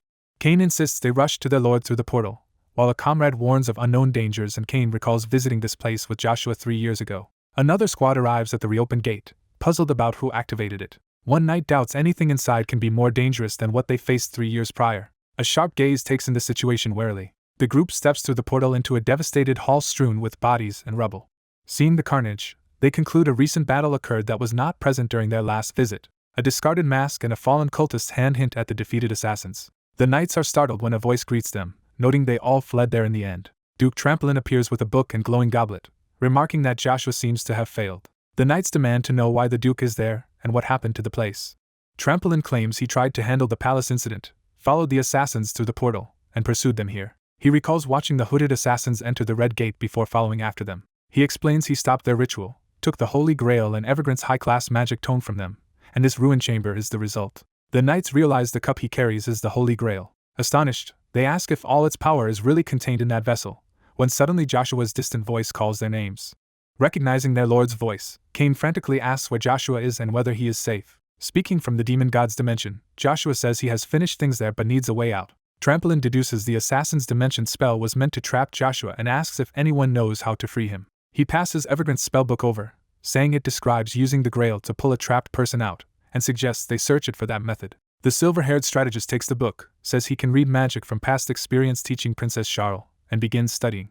After skimming, he announces he understands the gist and that the grail is the key. He explains the grail's material lets particles resonate and share information. He further explains that this grail magnetizes artifacts of the same material, extracts their information via magic, and can open a dimensional gate from anywhere if someone carries a matching artifact, which Joshua already does. Enthralled, he praises Evergrande's craftsmanship despite being an enemy. Cain urges him to hurry and bring their lord back, while he replies he must first finish setting up the return formula. The strategist admits the formula is complex but believes the magic tower's master can execute it. Hearing this, the tower master snaps back to focus. On another battlefield, an ally tells the tower master to stay sharp because they are still in the middle of a war, and he agrees. A red-haired knight outlines the plan to break through the outer wall and reach the warp gate, then travel via the magic tower to the tower master. Tramplin adds details. Valmon will smash the wall, he and Cain will jump to draw demons away, and Christian will lead Icarus's forces straight to the warp gate. Cain panics at the mention of aerial support, saying he cannot stay airborne without Christian's help. Tramplin reassures him, promising to teach a simple aura control trick since Cain already defeated Ima. He instructs Cain to focus aura into the soles of his feet and imagine kicking off with it. Demonstrating, Tramplin rockets upward on a burst of aura. Cain nervously repeats the idea of kicking with aura. Valmon powers up to launch their attack, urging everyone to get ready. Valmon unleashes a colossal aura slash that tears open the outer wall. Remembering the instructions, Cain gathers aura at his toes to propel himself. He successfully launches himself, body sheathed in golden aura. Cain and Valmon streak skyward like twin meteors while allies watch from below. Their impact shatters the enemy lines, and mages below prepare support spells. The tower master is shocked to see Cain among the aerial attackers. Cain, equally surprised, yells back asking why the tower master is there. Cain's first attempt at flight falters as he starts plummeting in panic. He tumbles through the air screaming that he is falling. Above the tower, the demon god rages at the humans for damaging the structure he built for the gods, hurling a massive fiery attack. Valmon and another warrior counter the oncoming blast head-on. The tower master calls for help for the Icarus forces, realizing Joshua must be trapped somewhere. Still falling, Cain forces himself to correct his posture mid-air. He twists his body, trying to ready another aura kick. He regathers aura at his toes to form a foothold in the air. A hexagonal golden platform of energy appears beneath his foot. Cain repeatedly creates these footholds, running through the sky instead of falling. A demon taunts that if the tower master had stayed hidden he could have died peacefully, but now has chosen the hard way. Cain shouts back that he was not hiding and rushes into the aerial battle alongside allies. While chanting Evergrande's complex spell through the book, the tower master wonders what Joshua did to get trapped. Friends watch anxiously as he confirms the grail-based formula should be able to pull Joshua out. Analyzing the array, he marvels at Evergrande's work but notes one segment of the circle seems misaligned. The strategist advises changing that part to a vertical connection for better efficiency, and the tower master considers the suggestion. Impressed, the tower master acknowledges why the strategist is called Heaven's Brain for grasping such magic mentally. They resolve to hurry with the ritual as dragons continue to rain from the sky. More dragons crash down around the battlefield, intensifying the chaos. Switching the spell to green, the tower master declares he is pulling Joshua out immediately using the grail. Suddenly he is shocked as hostile red aura overwhelms his position. Valmon and another knight are immobilized by that red aura, unable to move. A demon remarks that the humans have held out surprisingly long but says it is time for them to fall. The bound fighters feel their bodies forcibly dragged through the air by the hostile power. They and nearby debris plummet from the sky toward the ruined city below. A mage prepares to spread the impact of their fall, recognizing how dangerous it is to drag down such powerful beings so easily. Golden energy erupts as his defensive magic detonates. The blast softens the landing, leaving him kneeling within a protective magic circle amid shattered ground. He jokes that thanks to that spell the floor feels soft under him. A voice, Joshua's, tells Lucifer to watch from the sidelines. The demon god commands Joshua to watch his world be destroyed. He threatens to fill the human realm with the same darkness that traps Joshua. Allies beg the tower master to hurry for their lord's sake. The tower master seizes a blue grail artifact to begin the summoning. Channeling the completed formula, he calls forth the hero king. The demon god scoffs that no magic in that realm can oppose him. Joshua responds by charging with blue aura, attacking head-on. He flips and brings his glowing blade down in a massive arc at the demon god. The demon god counters with a red beam, claiming Joshua's efforts are meaningless. Cain interposes himself and absorbs the attack in a burst of red light. Wounded yet conscious, he focuses on the golden energy welling inside him. That light suddenly flares from his chest. The demon god notes, even his power cannot fully heal that injury. He remarks that at least Cain's wound is not fatal and watches the glowing crater below. Joshua emerges whole in golden armor, apologizes internally for the suffering caused, and says he will handle things from here. On the ground, soldiers panic as a massive dragon corpse plummets toward them. Knights scramble, while one commander bravely faces the falling dragon head-on. The first prince looks on in alarm. He then sees the tower master and others crashing down from the sky, screaming his title. A comrade yells at the prince not to lose focus as demons swoop toward him. The prince cleaves through the incoming fiends with a sweeping slash. An ally tells him to leave the front line fighting to them and concentrate on command. The prince agrees, steadying himself despite his fear. His hand trembles around his sword hilt as he recalls past doubts. In a memory, he reflects that in this era strength matters more than royalty, and that as a weak emperor he would only be dragged around by others. Snapping back to the present, he realizes something has changed. He sees a towering golden beam in the distance, and wonders what it is. The demon god snarls accusations at Joshua, demanding to know what new trick he is plotting. Joshua answers that the demon will never understand what is happening. Joshua explains that as long as life and death bonds with comrades exist, any adversity can be overcome. Planting his feet, he declares that this war, surging forward in a blue aura cocoon, he vows the war will end in victory for everyone with him. Another demon warns that such shallow friendship tricks cannot handle the true enemy. That demon rushes Joshua, insisting he cannot be allowed to face a real god. Joshua dives past him, thrusting his spear in a powerful blue strike. The demon screams as blood bursts from his face. Enraged, the demon god lashes out, saying Joshua is getting on his nerves. Joshua meets the red onslaught by spearing straight into it with blue power. His weapon detonates the attack in a violent explosion. The blast hurls the demon god back as Joshua streaks past in a beam of blue light. Blood trickles from the demon god's eye, proving he can be hurt. Humiliated, he snarls that this worm dared injure him. Joshua smirks that even gods can bleed and wonders if the demon will survive having his throat cut. A lesser demon cries blasphemy and prepares another fiery strike at Joshua. One of Joshua's winged allies blocks the blast, shouting at the demon not to interfere with their lord. Another ally tells Joshua to leave the lesser enemies to them and focus on his mission. The enraged lesser demon screams at the worms, asking if they really believe they can win.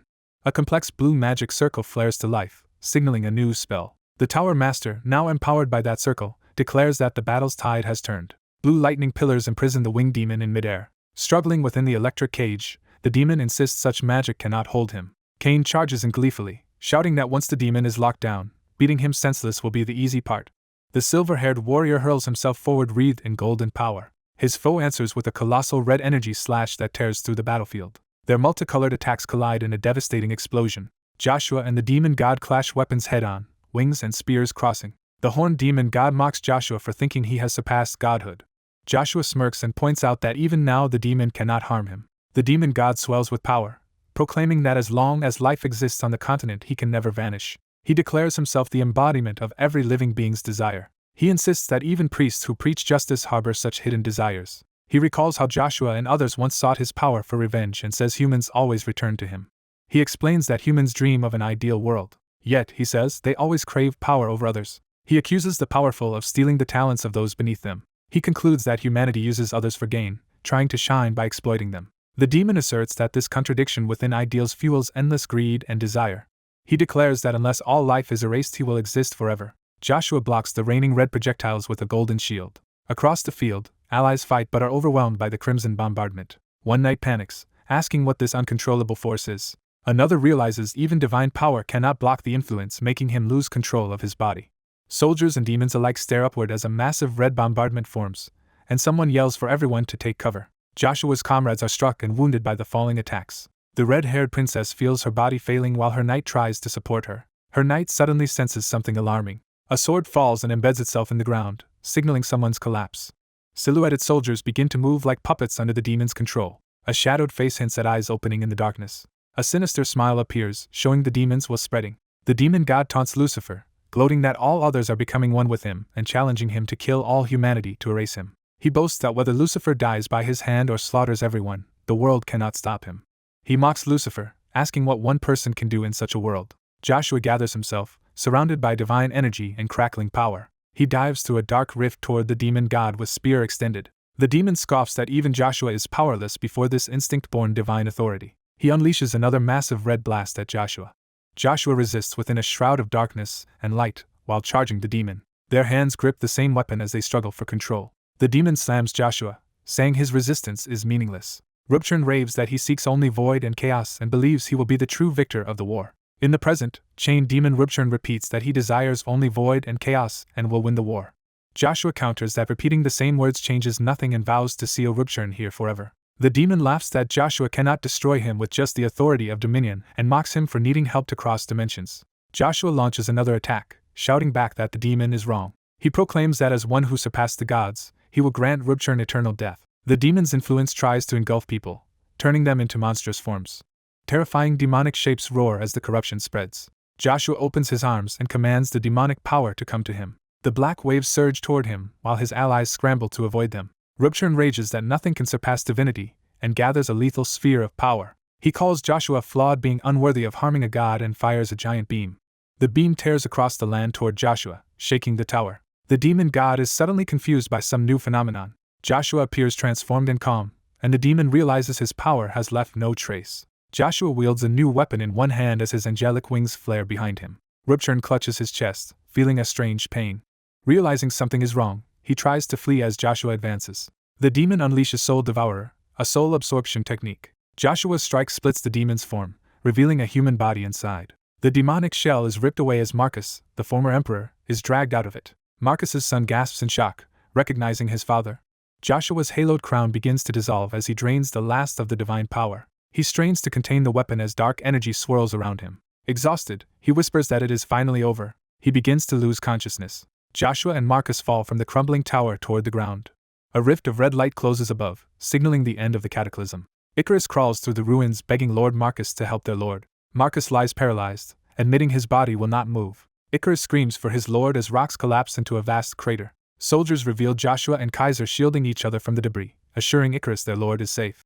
Cain leans over Joshua and asks if his lord is all right. Kaiser wakes and cries out Joshua's name in alarm. Emperor Marcus, freed but enraged, curses Kaiser and his father. He rants that he and the nation suffered because of Kaiser's father, and blames their family for everything. He snarls in hatred, gripping his sword. Marcus vows to burn his very soul to kill them and charges with a blackened blade. Cain desperately begs Joshua to get up, saying they cannot block such a sword aura. Cain shouts again for his lord as Joshua remains unsteady. Joshua's eye sharpens as he focuses on Kaiser. Kaiser rushes toward his deranged father, sword drawn. He recalls his father's teaching to hold the sword's spine close to his chest. The memory continues, explaining the Britain Royal Solar Sword's first form. Young Kaiser is shown being taught to hold the sword as if hugging the blade to his chest. His father instructs him to put all his weight on his front foot and channel it to the sword's tip. The lesson ends with the command to drive that force into the opponent's heart. In the present, Kaiser executes the technique and pierces Marcus through the chest. Marcus stares in disbelief, bleeding. With his last breath, Marcus acknowledges that Kaiser mastered the technique. Marcus collapses dead at Kaiser's feet. Allies watch solemnly as Charles whispers Kaiser's name. Kaiser addresses the gathered crowd, declaring he has executed Emperor Marcus, who summoned undead and demons and ruined Avalon. He announces himself as rightful heir yet immediately speaks on Avalon's behalf. Kaiser shocks Joshua by proclaiming Joshua Sanders, the battlefield's first hero, as the next emperor. Veteran nobles look on approvingly. Other allies smile proudly at Joshua's appointment. Joshua, stunned, asks Kaiser why he made such a weighty decision. Kaiser answers that Avalon needs a capable leader and that he, his brother, and father ruined the nation. He concludes that their family is unfit to rule. Kaiser says that regardless of remaining nobles, everyone will accept the hero who stopped the catastrophe. He clenches his fist, resolved to support Joshua. Kneeling, Kaiser formally begs warrior Joshua Sanders to become emperor of Avalon. Joshua protests that he is not yet ready for such responsibility. Icarus reminds him he once declared he would be emperor and tells him to ascend the throne. Icarus grins that he will ride Joshua's coattails from illegitimate duke's son to emperor, calling it the best investment. Cain kneels and loudly offers his loyalty to Emperor Joshua Sanders. Other nobles follow, each greeting His Majesty Emperor Joshua Sanders. Charles and Valmont also pledge allegiance to the new emperor. Representatives from knights, mages and mercenaries congratulate Joshua and bless his reign. Voices across the hall cheer for a new era of Avalon, and Joshua smiles at their shouts of "Long live the emperor." In a flashback, a tower burns as soldiers shout orders to slaughter fleeing enemies. A bespectacled man screams for his daughter Iseline to run. A brutal attacker cuts him down, saying there is nowhere to escape but death. Young Iseline cries out for her father. She suddenly senses a powerful presence and looks up in shock. A massive burst of blue energy erupts before her, annihilating the attacker. Joshua appears within the blue light, saying he has been looking for Iseline. Terrified, Iseline asks who he is. Joshua smiles gently, calling himself her best friend and telling her the nightmare is over and they should go home. Bathed in light, she gasps as the scene shifts. In the present, Iseline awakens amid ice shards with Joshua reaching out and offering to help her stand. Overwhelmed, she calls him a liar and kisses him. The two share a full embrace and kiss among the crystal pillars. Joshua closes his eyes, accepting her feelings. Later, during Marcus's fiery funeral, Kaiser thanks Joshua for allowing him to conduct his father's rites despite having essentially killed the emperor. Before the blazing pyre, He says Joshua even forgave that crime, and he owes him greatly. Joshua replies that it was only right, then asks if Kaiser has any plans for the future. Kaiser says he will leave Avalon to travel the world for a while, and Joshua wishes him good fortune. With retainers saluting, Joshua prepares to part from Kaiser, remarking that being called, Your Majesty, still feels strange. Alone later, Joshua hears Rubchurn's sinister laughter echoing in his mind. Inside the mental prison, the chained demon god sneers that this childish seal in a mortal body cannot last. Joshua retorts, asking what the bound demon can do now, calling him demon god Rubchurn. Rubchurn warns that over time Joshua will realize the demon is inside him and will gradually seize his body. He promises Joshua will slowly writhe in agony because he is only a frail human before time's power. Joshua snaps back to the throne room during his coronation as attendants worry for his health. The hall fills with nobles as Cain announces that everyone has gathered for the coronation and urges Joshua to proclaim his will. Joshua admits he dislikes empty ceremony and will keep his words brief. He formally declares that in the year 728 he, Joshua Sanders, succeeds as the 52nd emperor of the Avalon Empire. The crowd erupts in cheers, praying blessings on the new emperor and chanting for his long life. Warriors and nobles raise their fists and voices, shouting for the empire of Avalon to live long. Narration explains that after Joshua's enthronement the empire focused on stabilizing the nation. The former aggressor empires pay reparations, and under Joshua's leadership the continent forms accords to prevent another catastrophic war. A peace treaty between empires and kingdoms is signed as Joshua, now known as the Hero King, unifies the continent through peace. Time passes, and the royal palace of Arcady stands as the capital of Avalon. In the throne room, a farmer kneels and begs the merciful emperor to save villages from marauding monsters. Joshua agrees to help and decides to send the knight he trusts most. Cain steps forward in armor, ready to receive the Imperial mission. Joshua addresses Sir Cain and orders him to resolve the villagers' problem, which Cain gladly accepts. As Joshua continues court business, blood seeps from his neck wound, hinting at Rubchurn's lingering presence. He reacts with unease as he feels something wrong inside. Icarus abruptly ends the session, saying he will handle the remaining petitions because His Majesty has another appointment, while Joshua calls out his name in surprise. The silver-haired advisor gently warns that if the emperor appears unwell it will worry the people and suggests he take a short rest. Joshua agrees to rest and entrusts affairs to the advisor. Joshua's cheerful mother says she heard he was exhausted from the Icarus forces and proudly presents a huge feast she prepared for him. At the table Joshua and Princess Sergelin praise the mother's cooking while she urges the princess to eat as much as she wants. A blue-haired mage bursts into the dining room anxiously asking if Joshua is alright as everyone turns in surprise. The mage kneels and formally introduces herself as Iseline Jean Rebecca, chief mage of the Avalon royal family, paying respects to Emperor Joshua, his mother, and Princess Sergelin. Joshua, amused, asks Iseline whether she cut short her golden vacation by returning so soon. Iseline explains she used her time off to find a gift for him and begins to reveal a glowing magical object, which Joshua curiously asks about. She presents the final primeval stone called Aqua as a gift, declaring she obtained it for her emperor. Joshua, startled, says Aqua is too precious a treasure for him to accept as a mere gift. Iseline blushes and says if the stone is too much he can instead reward her with a higher position, wondering if there is any rank above Imperial Chief Mage. Overcome with emotion, she boldly declares she wants the position of his empress. Joshua's mother and Sergelin watch in shock at this sudden confession. Joshua smiles and calmly asks if that is truly all Iseline desires. She shyly confirms that becoming his empress really is what she wants. Flustered by her own daring, Iseline runs off saying he must take responsibility for that promise while Joshua reflects that she is bolder than he thought. Left alone with Aqua, Joshua gazes seriously at the powerful stone before him. He turns to his mother and says the time has come, implying he must leave for an important mission. His mother assures him she will wait without worry and tells him to come rest at home whenever he needs to. Joshua smiles and affectionately tells his mother he loves her. Elsewhere, red-haired Charles confronts her uncle, demanding to know why he has marched tens of thousands of troops to her domain. She angrily adds that he is also trying to seize the Pontier company she built through her own effort. Her uncle, Valda de Pontier, arrogantly says that as a young woman she cannot handle House Pontier, and that he will take over its management. Valda grins smugly as if relishing his power over her. Charles coldly tells him to address her properly as Duke Charles. Enraged, Valda calls her insolent, and orders his troops to draw their swords, signaling battle. A massive blue lightning strike smashes into the field in front of Valda's forces, halting the charge he tried to start. Cloaked Joshua appears wreathed in lightning and warns Valda that if this incident rekindles even a spark of war he will personally take his head. Recognizing Joshua, Valda panics and stammers, asking why His Majesty has come to such a remote place. Joshua casually asks if he needs permission to visit his own fiancée and publicly refers to Charles as the Crown Princess.